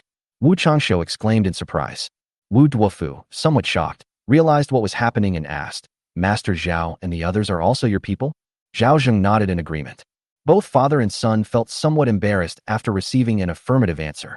No wonder Zhao Zheng was so calm. He brought so many people with him. However, the two were soon pleased to find that since Zhao Zheng was so well prepared, he certainly wouldn't suffer any losses. Dad, something's not right. These people look unfamiliar. Zhang Huang also noticed something was wrong. He had originally wanted to find the leader, but then realized that he didn't recognize any of them. A small number of the servants in the Qian family were brought by Qian Jingku, but the vast majority were locals from Jili village. It's impossible for him not to know anyone. Zhang Zhenliang was stunned for a moment and carefully examined the people surrounding them. They were all strong and unfamiliar. An absurd thought popped into his mind. Could these people have all been called by Zhao Laosan? At this moment, Niu Dalai, Panda Neatu, and Jiang Wowo walked up to Zhao Zheng, and the entire Dong family had arrived. Zhao Zheng nodded, stepped forward, and raised his hand. The people on the outermost edge all took off their hunting bows, drew their arrows, and nocked them. All that's needed is Zhao Zheng's order to utterly destroy these people. The Zhang family members, who had been shouting so loudly, also realized something was wrong and looked at the people around them in fear. What are you doing? Don't point the arrows at your own people. Yeah, take it out on Zhao Laosan, not us. Who the hell is on your side? Niu Dalai roared. We're from a small mountain village, all servants of Master Zhao. The Zhang family was completely dumbfounded upon hearing this. What? Aren't they members of the Qian family? Everyone wore an expression of disbelief. Only then did they realize that these people were indeed strangers, and they didn't know any of them. What exactly happened to Jinliang? Your in-laws are just an old bachelor who lost his son. Where do they get so many servants? Why do they call Zhao Laosan boss? Zhang Jinliang felt a chill run down his spine. He couldn't understand it either. He wanted to speak, but a sound was stuck in his throat, and he couldn't utter a single word. Someone sensed something was wrong and hurriedly said, You son of a bitch, you're lying to me. I'm not getting involved in your family's business anymore. I'm going home. Yes, let's go home. Several people were just about to leave. Whoosh. Several arrows blocked their path, instantly frightening the men into immobility. All of you stay put, and let anyone who dares to move be shot. One young man, still unconvinced, shouted, Why can't I leave? Can't I just go home? The bearded man, carrying a machete, rushed over in a few strides and kicked him into the crowd. Pointing the machete at everyone, he roared, Get back here, all of you, or I'll chop you all up. This vicious kick terrified everyone. They all retreated, repeatedly apologizing. We told them not to use knives and that we could talk things out. The villagers who had come to watch the commotion were also discussing the matter, saying that the Zhang family was in big trouble. Zhang Jinliang and his son exchanged a glance, both seeing shock in each other's eyes. What the hell is going on? How did Zhao Laosan become a master and bring so many people with him? There are at least 70 or 80 people here, if not 100. They were all strong men, each carrying a machete and a bow and arrows. When did everyone in a small mountain village become a hunter? At this moment, Zhang Huang suddenly remembered that he had heard someone call Xiaoyi young mistress at Zhao Laosan's house that morning. He was shocked. Could it be that the person was also a servant of the Zhao family, which was why he called Xiaoyi young mistress? Zhang Jinliang also remembered that such a thing did happen, but at the time he was so focused on money that he didn't notice it at all. Glug. If Zhao Laosan really became a landlord, why would he bother to curry favor with the Qian family? Wouldn't that be losing both the sesame seed and the watermelon? Thinking of this, he panicked. Dear father-in-law, I didn't know you were a landlord. If I had known, I definitely wouldn't have bothered you. Zhang Huang also said, Yes, father-in-law. You see, this is all a misunderstanding. We are family. I feel very at ease with Xiaoyi at your home. Don't worry, we will never let Xiaoyi go home again. Zhang's relatives were speechless. Are these two crazy? You don't even know your in-law's identity? But now they were even more envious. Xiaoyi married into such a powerful family. How can the Zhang family not take off? What? Zhao Laosan's son is gone. That's nothing. We didn't consummate the marriage anyway. He's an adopted son and we're not related by blood, so it doesn't matter if he commits incest. Who dares to say anything? The current emperor of the Great Kang dynasty is so senile in his later years that he even made his own daughter-in-law a concubine. Who dares to gossip? Who's your in-law? Zhao Zheng said coldly. For money and grain. You even arranged a ghost marriage for the Qian family's son. For money and grain. You even agreed to let the Qian family bury their own daughter alive. How could I possibly become in-laws with a beast like you? The Zhang family was stunned by these words. They knew that Zhang Zhenliang was betrothed to the Qian family. Little did they know that the Qian family planned to bury Xiaoyi alive. Is this something a human being could do? Even a tiger wouldn't eat its own cub, let alone its own daughter. The villagers of Jiuli village looked at each other in bewilderment. Oh dear, I'd heard before that the Qian family would bury their spouses alive if they got married, but I never thought it was true. I thought it was just a rumor. There are quite a few widows in our village who have tried, but none of them have caught the eye of the Qian family. I thought the Qian family had high standards, but I never expected they would bury them alive. No wonder the Zhao family came knocking on their door. The Zhang family deserved it. Chapter 197. Father Zhao, stop hitting. The murmurs of the crowd drowned out the Zhang family father and son. Everyone was utterly disgusted by the Zhang family's behavior.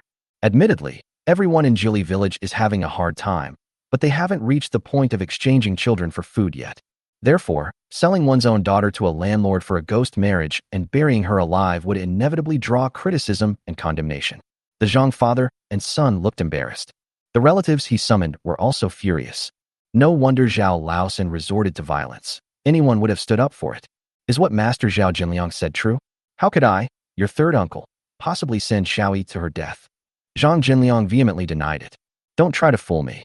Zhang's third uncle snorted coldly and stepped forward to Zhao Zhengdao. Father-in-law, this matter was my nephew's fault. I apologize to you. Since Xiaoyi has married into your family, she is your family member. The Zhang family has no right to interfere. That was not fair to Zhenliang. Master Zhao, this is all a misunderstanding. Once the misunderstanding is cleared up, we're still family. Upon hearing this, Zhao Zheng laughed and said, Who the hell are you, family? You know perfectly well that this beast wants Xiaoyi to marry a dead man, yet you still stand up for him. Is this a misunderstanding? So what do you want? Uncle Zhang's face darkened. This is Jiuli village, not some small mountain village. We Jiuli village also have a village head. If the village head comes soon, things will get out of hand. If the two villages become enemies, we might even have to fight. In Fuguwei Township, there are few villages that don't fight. During the spring planting season, it's not uncommon for two villages to fight over irrigation water, and people often end up killing each other. Yes, Mr. Zhao, we've admitted our mistake, so please don't be so unforgiving. Multiple relatives mean multiple paths to take. Threaten me? Zhao Zheng sneered. You're not worthy to fight me. The bearded man was the first to charge into the crowd and kill those sons of bitches. Whoosh. 20 or 30 young people rushed in. These are all the bravest young men under Zhao Zheng, trained by Big Beard, and fed the best food. And you can eat your fill 3 times a day. These people were the most loyal to Zhao Zheng. Brainwashing combined with sweet dates and a stick has surprisingly good effects. On the other hand, the Zhang family's situation is not so good. Although there were young people, they were all so hungry that they had no strength left. How could they compare to the Zhao family? They were beaten so badly they ran away in terror, crying and begging for their parents. Mom, stop hitting me. My ribs are broken. Don't kick my blue-purple hair. I still need to carry on the family line. Master Zhao, Father Zhao, please stop hitting him. Zhang Zhenliang and Zhang Huang, the 3 uncles of the Zhang family, were beaten the most severely. He even peed. No one around dared to say a word. Someone in the crowd sensed something was wrong and hurriedly ran to the Qian family's house. Upon hearing the news, Qian Jinku's lips twitched and he abruptly stood up, but then immediately sat back down. Damn it, I've been tricked by the Zhong family. Do you really think Zhang Xiaoyi is worth 1 tael of silver and 20 caddies of millet? This money and grain would be enough for him to buy 6 or 7 maids for his son. Isn't this just an attempt to set a trap for Zhao Zheng? The Qian family and the Zhong family have a good relationship, especially recently when the Zhong family competed with Yao Yingxiong for the position of township head, and they gave him a lot of benefits. However, Yao Yingxiong was wrong to burn the mountain but also made great contributions, so he was not so easy to deal with. If you want to deal with Yao Yingxiong, you have to start with the people around him. Zhao Zheng is highly recommended by Yao Yingxiong. Even the village elders admired him greatly. This made it more difficult to bring him down because the village elders had included Zhao Zheng's filial piety in the commendation book of Fuguwei Township. The so-called commendation certificate is the result of a year's worth of education by the village elders, and it is meant to be seen by their superiors. If nothing unexpected happens, Zhao Zheng will be included in the commendation book every year for the next few years. This serves as a guarantee for the achievements of the village elders. He was a little upset. But if he just cowers at home when they've come knocking on his door, how can he save face? He was, after all, a long-established landlord in Fuguwei Township. Why would we be afraid of a mere village head? Call everyone and come with me to take a look. Having made up his mind, Qian Jingku led about 40 servants and rushed out. He was stunned when he saw the Zhang family being brutally beaten shortly after he left. Turning his head to look at the servants beside him, he saw that there were only 30 or 50 people. There must be nearly 100 of them. The servant said with a pained expression, "Master, I can't count. Can a group of 30 to 50 people compare to a group of nearly 100? The former was evenly matched with him, while the latter completely overwhelmed him. And if he wasn't mistaken, these people all had knives, right?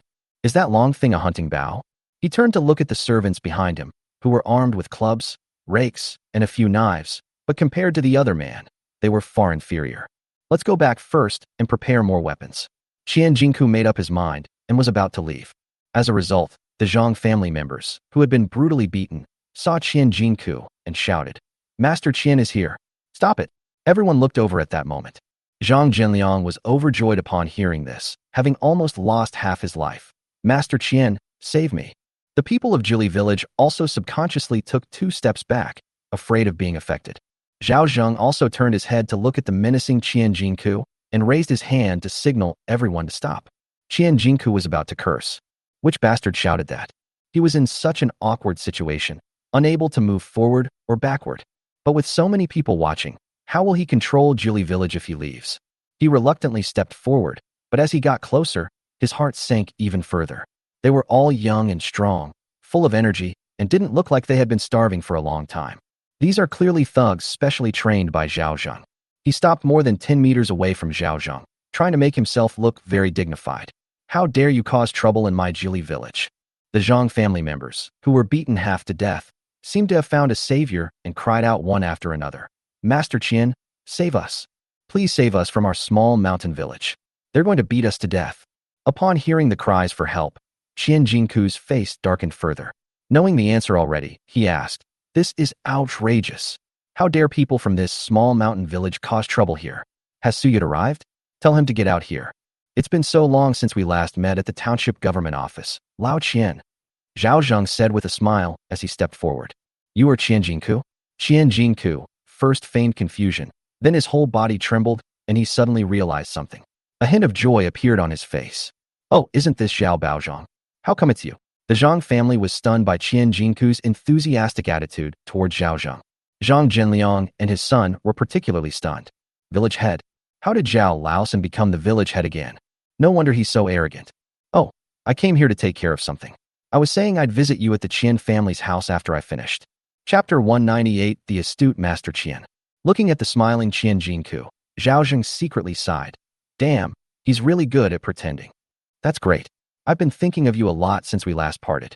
Qian Jingku smiled, then pointed to the people Zhao Zheng had brought. "Brother Zhao, what business do you have that requires so many people? Didn't you see? They're beating up a beast," Zhao Zheng said with a laugh. Qian Jingku's lips twitched, and he was also a little angry. This was a roundabout way of calling him a beast. "Oh, aren't these members of the Zhang family? What did they do to you? You do not know?" "I really don't know." Qian Jingku is pretending to be stupid. He definitely can't let Zhao Zheng get hold of anything, nor can he give Zhao Zheng a chance to lash out. Since they dared to come, they certainly won't leave easily. Coming here under the guise of buying mountain goods is just a way to force him to come out. "Can you tell me about it?" Seeing Qian Jingku's bewildered expression, Zhao Zheng cursed inwardly. This fatso is really flexible and adaptable. No wonder he can become a landlord. With this mentality, it's hard for him not to get rich. These words sounded strange to those around them, as if Qian Jingku was truly unaware of the situation. Zhao Zheng smiled faintly and ordered his men to bring the Zhang family father and son to him. The father and son, already half dead from the beating, saw the money vault as a lifeline. Zhao Zheng would definitely not let them off easily, so they could only place all their hopes on Qian Jingku. "Mr. Qian, please save us. Zhao Laosan is going to beat us to death. If you can subdue Zhao Laosan, my sister can enter the Qian family." Qian Jingku's face suddenly turned ugly. What did he mean? Why did I hit Brother Zhao? Is your sister related to the Zhao family? "Mr. Qian, don't you know that my sister is Zhao Laosan's daughter-in-law?" Zhang Houwang said. "What? Your sister is Brother Zhao's daughter-in-law?" Qian Jingku looked shocked, then slapped his thigh. "Oh no, this is a case of the flood washing away the Dragon King's temple. It's like family fighting family members. Brother Zhao, I really didn't know that the Zhao Laosan he was talking about was you. If I had known, I definitely wouldn't have agreed to this. It's all a misunderstanding. After all, We hit it off immediately and got along very well when we met in the township government. The Zhang father and son were completely dumbfounded. Qian Jingku didn't say that before. Before Zhang Huang could say anything more, Qian Jingku pointed at his nose and cursed. You heartless bastard, you can even betray your own sister. You're a real piece of trash. I, Zhang Huang, am completely confused and my head is a mess. Brother Zhao, you did a good job. These two, one betraying his own daughter and the other betraying his own sister, are worse than animals and deserve a severe beating. Qian Jingku said with great distress. Even if you don't hit me, as the village head of Jili village, I certainly can't let them off easily. Well then, since all the villagers are here, I'll explain it to them. He paused and shouted loudly. I didn't want to find a good daughter to marry for my poor son. I just didn't want him to leave all alone. But I didn't expect that Zhang Jinliang and his son would not tell me the truth. That's why Zhao Baozhang from the small mountain village brought people over to settle accounts. This matter is definitely not Zhao Baozhang's fault. If we have to blame someone, it's the Zhang family father and son who are too beastly. They can even betray their own daughter and sister. Our Jili village definitely cannot accept such people. Given the despicable behavior of these two beasts, I, as the village head of Jili village, declare that the Zhang family will be expelled from the village. Who supports this and who opposes it? His gaze swept over the people around him. Someone in the crowd shouted, support Muramesa. Immediately afterwards, everyone shouted in support of the village headman to expel the Zhang family from Jili village. Although most of those shouting were from the Qian family, their so-called statement was just going through the motions. Zhang Jinliang realized what was happening and kept pleading. Master Qian, please. It's freezing cold, and if you drive our family out of the village, we'll freeze to death. Zhang Huang cried and said, my wife is about to give birth. Please have mercy and don't drive us away. The father and son were genuinely terrified. Qian Jingku hesitated for a moment, then looked at Zhao Zheng, the village head, and asked, should we let them go or? Well, after going around in circles, it turns out he's an innocent good guy with a stash of money. Only the Zhang family are the villains, and the final choice fell into his own hands. They really know how to play the game. If he nods, it means he's making peace with the Qian family. If he doesn't nod, Qian Jingku can make the decision for him, and in the end, he really won't be able to fight with Qian Jingku. Most importantly, he cannot afford to have a bad reputation. No matter what, the Zhang family is still his in-laws. Brother Qian is the village chief of Jili village. How can I, an outsider, make the decision? You should make the decision. Zhao Zheng passed the buck back to him. What a shrewd fellow. He's really a shrewd fellow. Qian Jingku cursed inwardly, glancing at the crowd and genuinely perplexed. If they really kick the Zhang family out of the village, it would be a sign of weakness to Zhao Zheng, and the villagers would definitely laugh at him. He didn't want to lose face or dignity. He then said, Brother Zhao, the Zhang family is also your in-law. If you really force him to leave, your daughter-in-law will probably be infamous. How about we have the Zhang father and son kowtow to you, admit their mistake, and make a guarantee? He also hated the Zhang family to the core and thought he would keep them and deal with them slowly. Zhao Zheng thought for a moment and decided that kowtowing would be fine. He also said that he didn't want to have anything to do with the Zhang family anymore.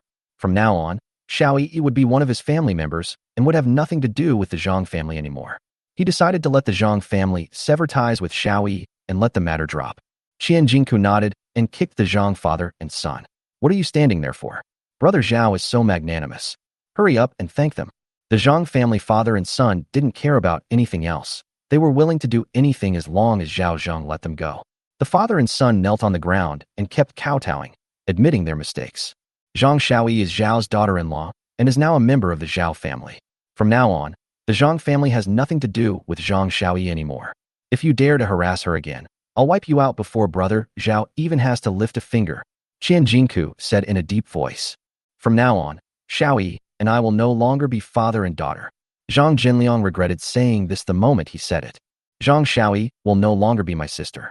Zhang Huang, now known as Zhang Xihua, was completely dejected. The surrounding villagers laughed at the Zhang family for being foolish. They thought they had no idea they were going to give up such a good in-law family and bring their daughter back to be a concubine to the Qian family's dead son. They wondered if the Zhang family had been kicked in the head by a donkey. I really don't know what the Zhang family is thinking. The laughter of those around them was like a knife stabbing into the hearts of the father and son. They knew that the Zhang family had become a laughingstock in Jili village. Qian Jingku stepped forward and said, Brother Zhao, although I was unaware of this matter, I am also at fault. Go to my brother's house and have a few drinks with him to apologize. Chapter 199: The Zheng Family's Sinister Intentions. If it weren't for Xiaoyi's incident, Zhao Zheng would have been happy to make friends with Fatty Qian. He grabbed Fatty Qian's short, fat neck and walked to the side. "Brother Qian, if you don't want to see blood, come with me to the side and let's talk." Upon hearing this, Qian Jingku revealed a smile that was more like a grimace. "Brother Zhao, what are you doing?" "Let's chat, nothing much." Zhao Zheng smiled faintly. But this smile appeared particularly terrifying to Qian Jingku. He actually saw murderous intent in Zhao Zheng's eyes. Moreover, Zhao Zheng at this moment was completely different from the cautious and timid person he was in the township government office. He seemed to have a powerful aura that actually made Zhao Zheng feel fear. "Master, don't come any closer. I need to talk to Brother Zhao alone." Qian Jingku stopped his servants, thinking that since Zhao Zheng hadn't publicly broken off relations, there was still room for maneuver. If a war really breaks out, Zhao Zheng won't have an easy time either. After all, Zhao Zheng hasn't suffered any losses yet, has he? Zhao Zheng let go of her hand as they walked to the side. Qian Jingku chuckled dryly. "Zhao Baozhang, if you're still not satisfied, I can help you vent your anger." Zhao Zheng took out a cigarette, lit it, and slowly took a puff. "Old Qian, we know each other. Tell me, who told you to do this?" Qian Jingku felt a pang of anxiety. "What do you mean? You're asking me to find a marriage partner for my son? I'm just worried that if he goes down there, no one will take care of him.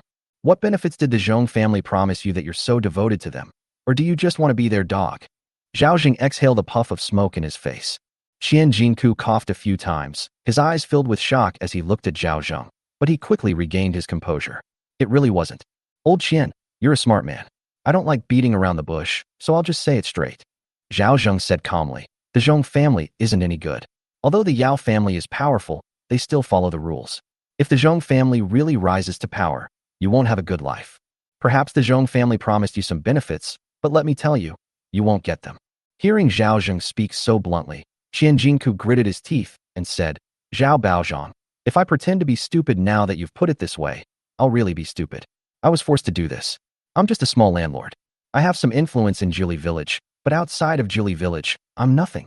I don't need to tell you who's backing the Zheng family, do I? They're not people I can afford to offend.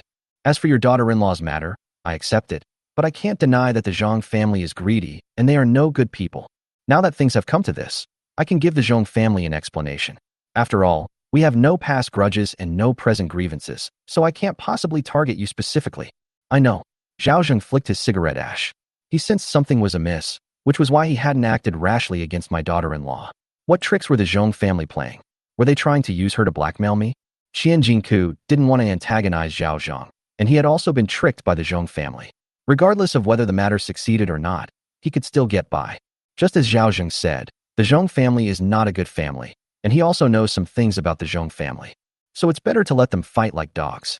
Thinking of this, he said, "That's only one reason. They want to ruin your reputation."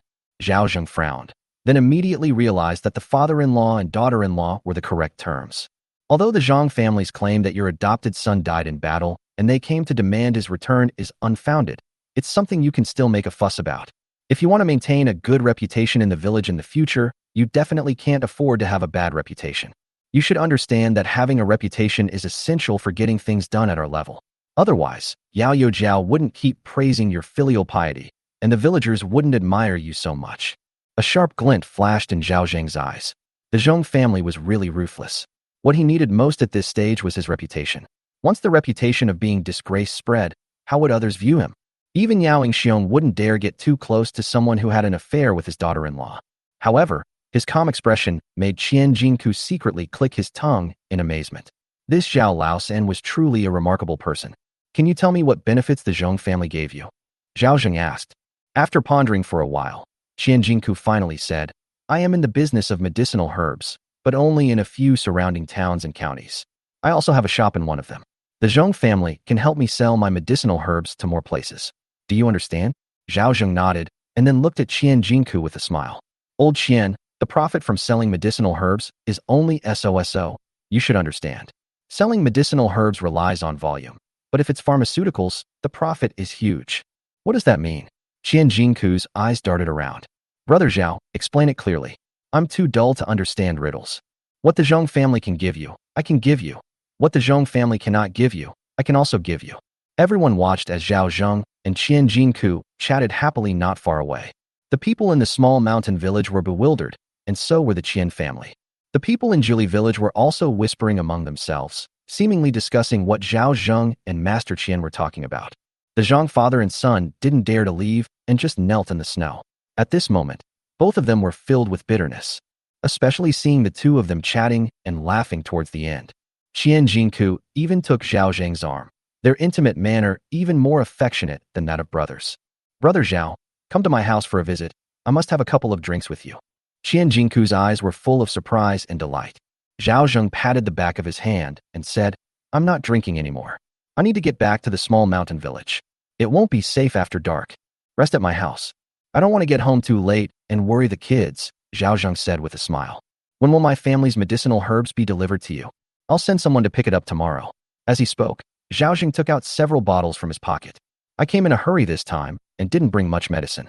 These are samples. You can try them first and see if they work."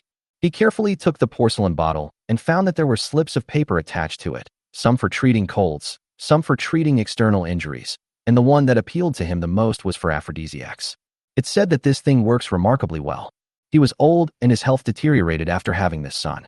Although he took concubines every now and then, it was all a charade for outsiders. He's tried all sorts of medicine, but none of them have had any effect. If this carefree immortal pill really works, then the Qian family will be rich. "Brother Zhao, I'll be waiting for you at home tomorrow." Qian Jingku cupped his hands in greeting. Zhao Zheng nodded, waved to Niu Dalai and the others, and said, "Let's grab our gear and head back to the village." Chapter 200, Protecting That Innocence. People come and go quickly in the small mountain village. Seeing that there was no show to watch, everyone dispersed. The Wu father and son looked around but didn't chase after Zhao Zheng. Instead, they silently went home. Qian Jingku almost suffered a huge loss today. He called out to the Zhang family father and son, a ferocious glint in his eyes. "Did you say you were leaving? Do you think my deposit is so easy to take?" The Zhang father and son kept begging for mercy, but Qian Jingku ignored them and ordered his men to arrest them. Those Zhang family relatives, no longer daring to speak, all slunk away, wounded and dejected. To be precise, they went to the Zhang family to cause trouble for Lu Juying and Zhang's wife. Zhao Zheng was unaware of the Zhang family's affairs, but even if he had, he would have been delighted. This is the fate that the Zhang family deserved. His reason for cooperating with Qian Jingku is simply that there's no point in breaking ties now. The Zhong and Qian families were merely pawns who plotted against him. Even if he kills Qian Jingku, he won't get away with it. The anger was vented, the Zhang family received their due punishment, and the Qian family was also won over in the process. With the help of wealthy families to collect medicinal herbs and mountain products, he was able to strengthen his own power. Moreover, he can't put all his eggs in one basket. Yao Xiong is a decent person, but compared to the interests of the Yao family, Zhao Zheng is just an outsider. Only by being strong can one earn the respect of others. Moreover, once the Qian family tastes the benefits, it means that I have control over the Qian family's lifeline. These medicines were bought from the mall, so their effectiveness is definitely guaranteed. Qian Jingku will surely rely on these medicinal materials to open up distribution channels. Once the supply stops, he'll have to kneel on the ground and call himself grandpa. In the adult world, self-interest reigns supreme. Meanwhile, in the small mountain village, Zhang Xiaoyi was absent-minded and would occasionally run to the village entrance to look around. As darkness approached and her father-in-law still hadn't appeared, she was on the verge of tears. Why haven't my sister-in-law and father-in-law come back yet? Has something happened to them? Pa. Father-in-law is a lucky man. Nothing bad will happen to him. Yang Zhaodi tapped her forehead with her finger, telling her not to be so startled.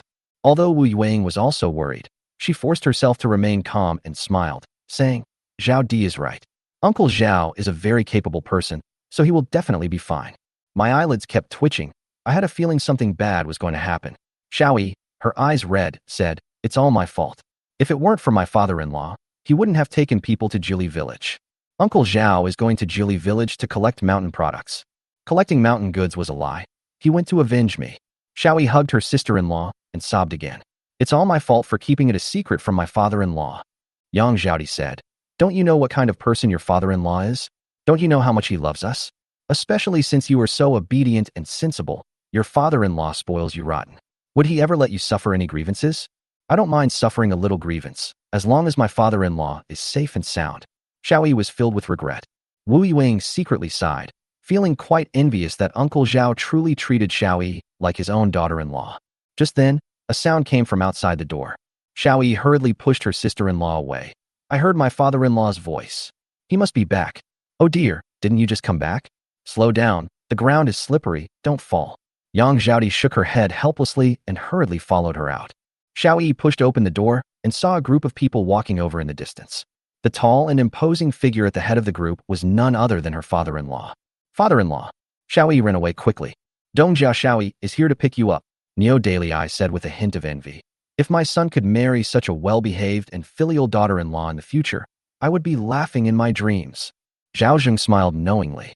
His daughter-in-law was so well-behaved and sensible. It was worth the trip he made to Jili village. Looking at Xiao Yi, who was like a swallow nestling in his arms, Zhao Zheng wanted to open his arms, but in the end he didn't. He just rubbed her head and asked, "Why are you crying? I'm back now. Let me see if you're hurt." Xiao Yi kept looking Zhao Zheng up and down, and only breathed a sigh of relief when she saw that Zhao Zheng was all right. It's good that he's all right. Yang Zhaodi and Wu Yueying also ran over, followed by Tai Niu and others. Father-in-law Uncle Zhao. The two women kept looking Zhao Zheng over to make sure he wasn't injured before they breathed a sigh of relief. Wu Yueying said, "Uncle Zhao, you don't know how worried Xiao Yi was when she found out you went to Jili village. She went to the village entrance every now and then to see if you had come back.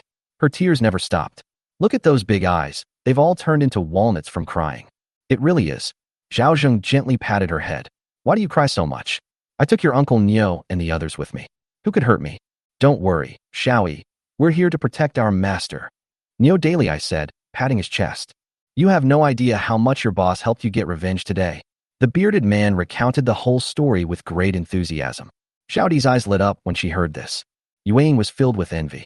Tai Niu slapped his thigh and exclaimed, "If I had known, I would have gone with Uncle Zhao."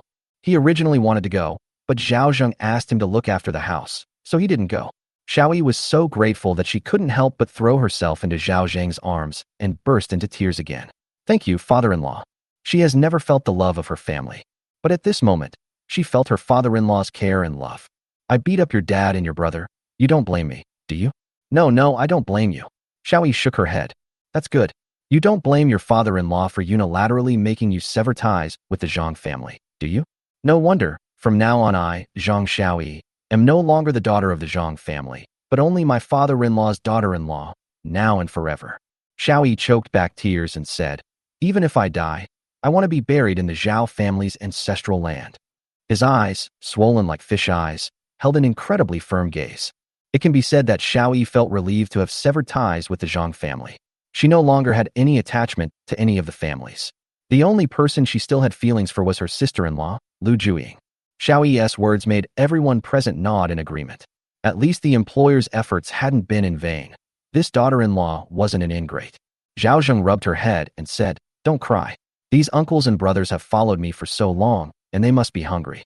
Go and prepare some good food and drinks to entertain them." "It's my father-in-law." Xiao Yi nodded. Her worries vanished, and a smile returned to her face. That innocent and pure smile made Zhao Zheng feel that his efforts had not been in vain. This is precisely the innocence he wanted to protect. "You guys have all worked hard today. Come over to my house for dinner later," Zhao Zheng said. "Great." Everyone responded enthusiastically, their faces beaming with joy. They could finally eat their fill again. Who wouldn't want to work for a boss like this? However, the first thing Zhao Zheng did after returning home was not to rest, but to take stock of the gains from his trip to Jili village.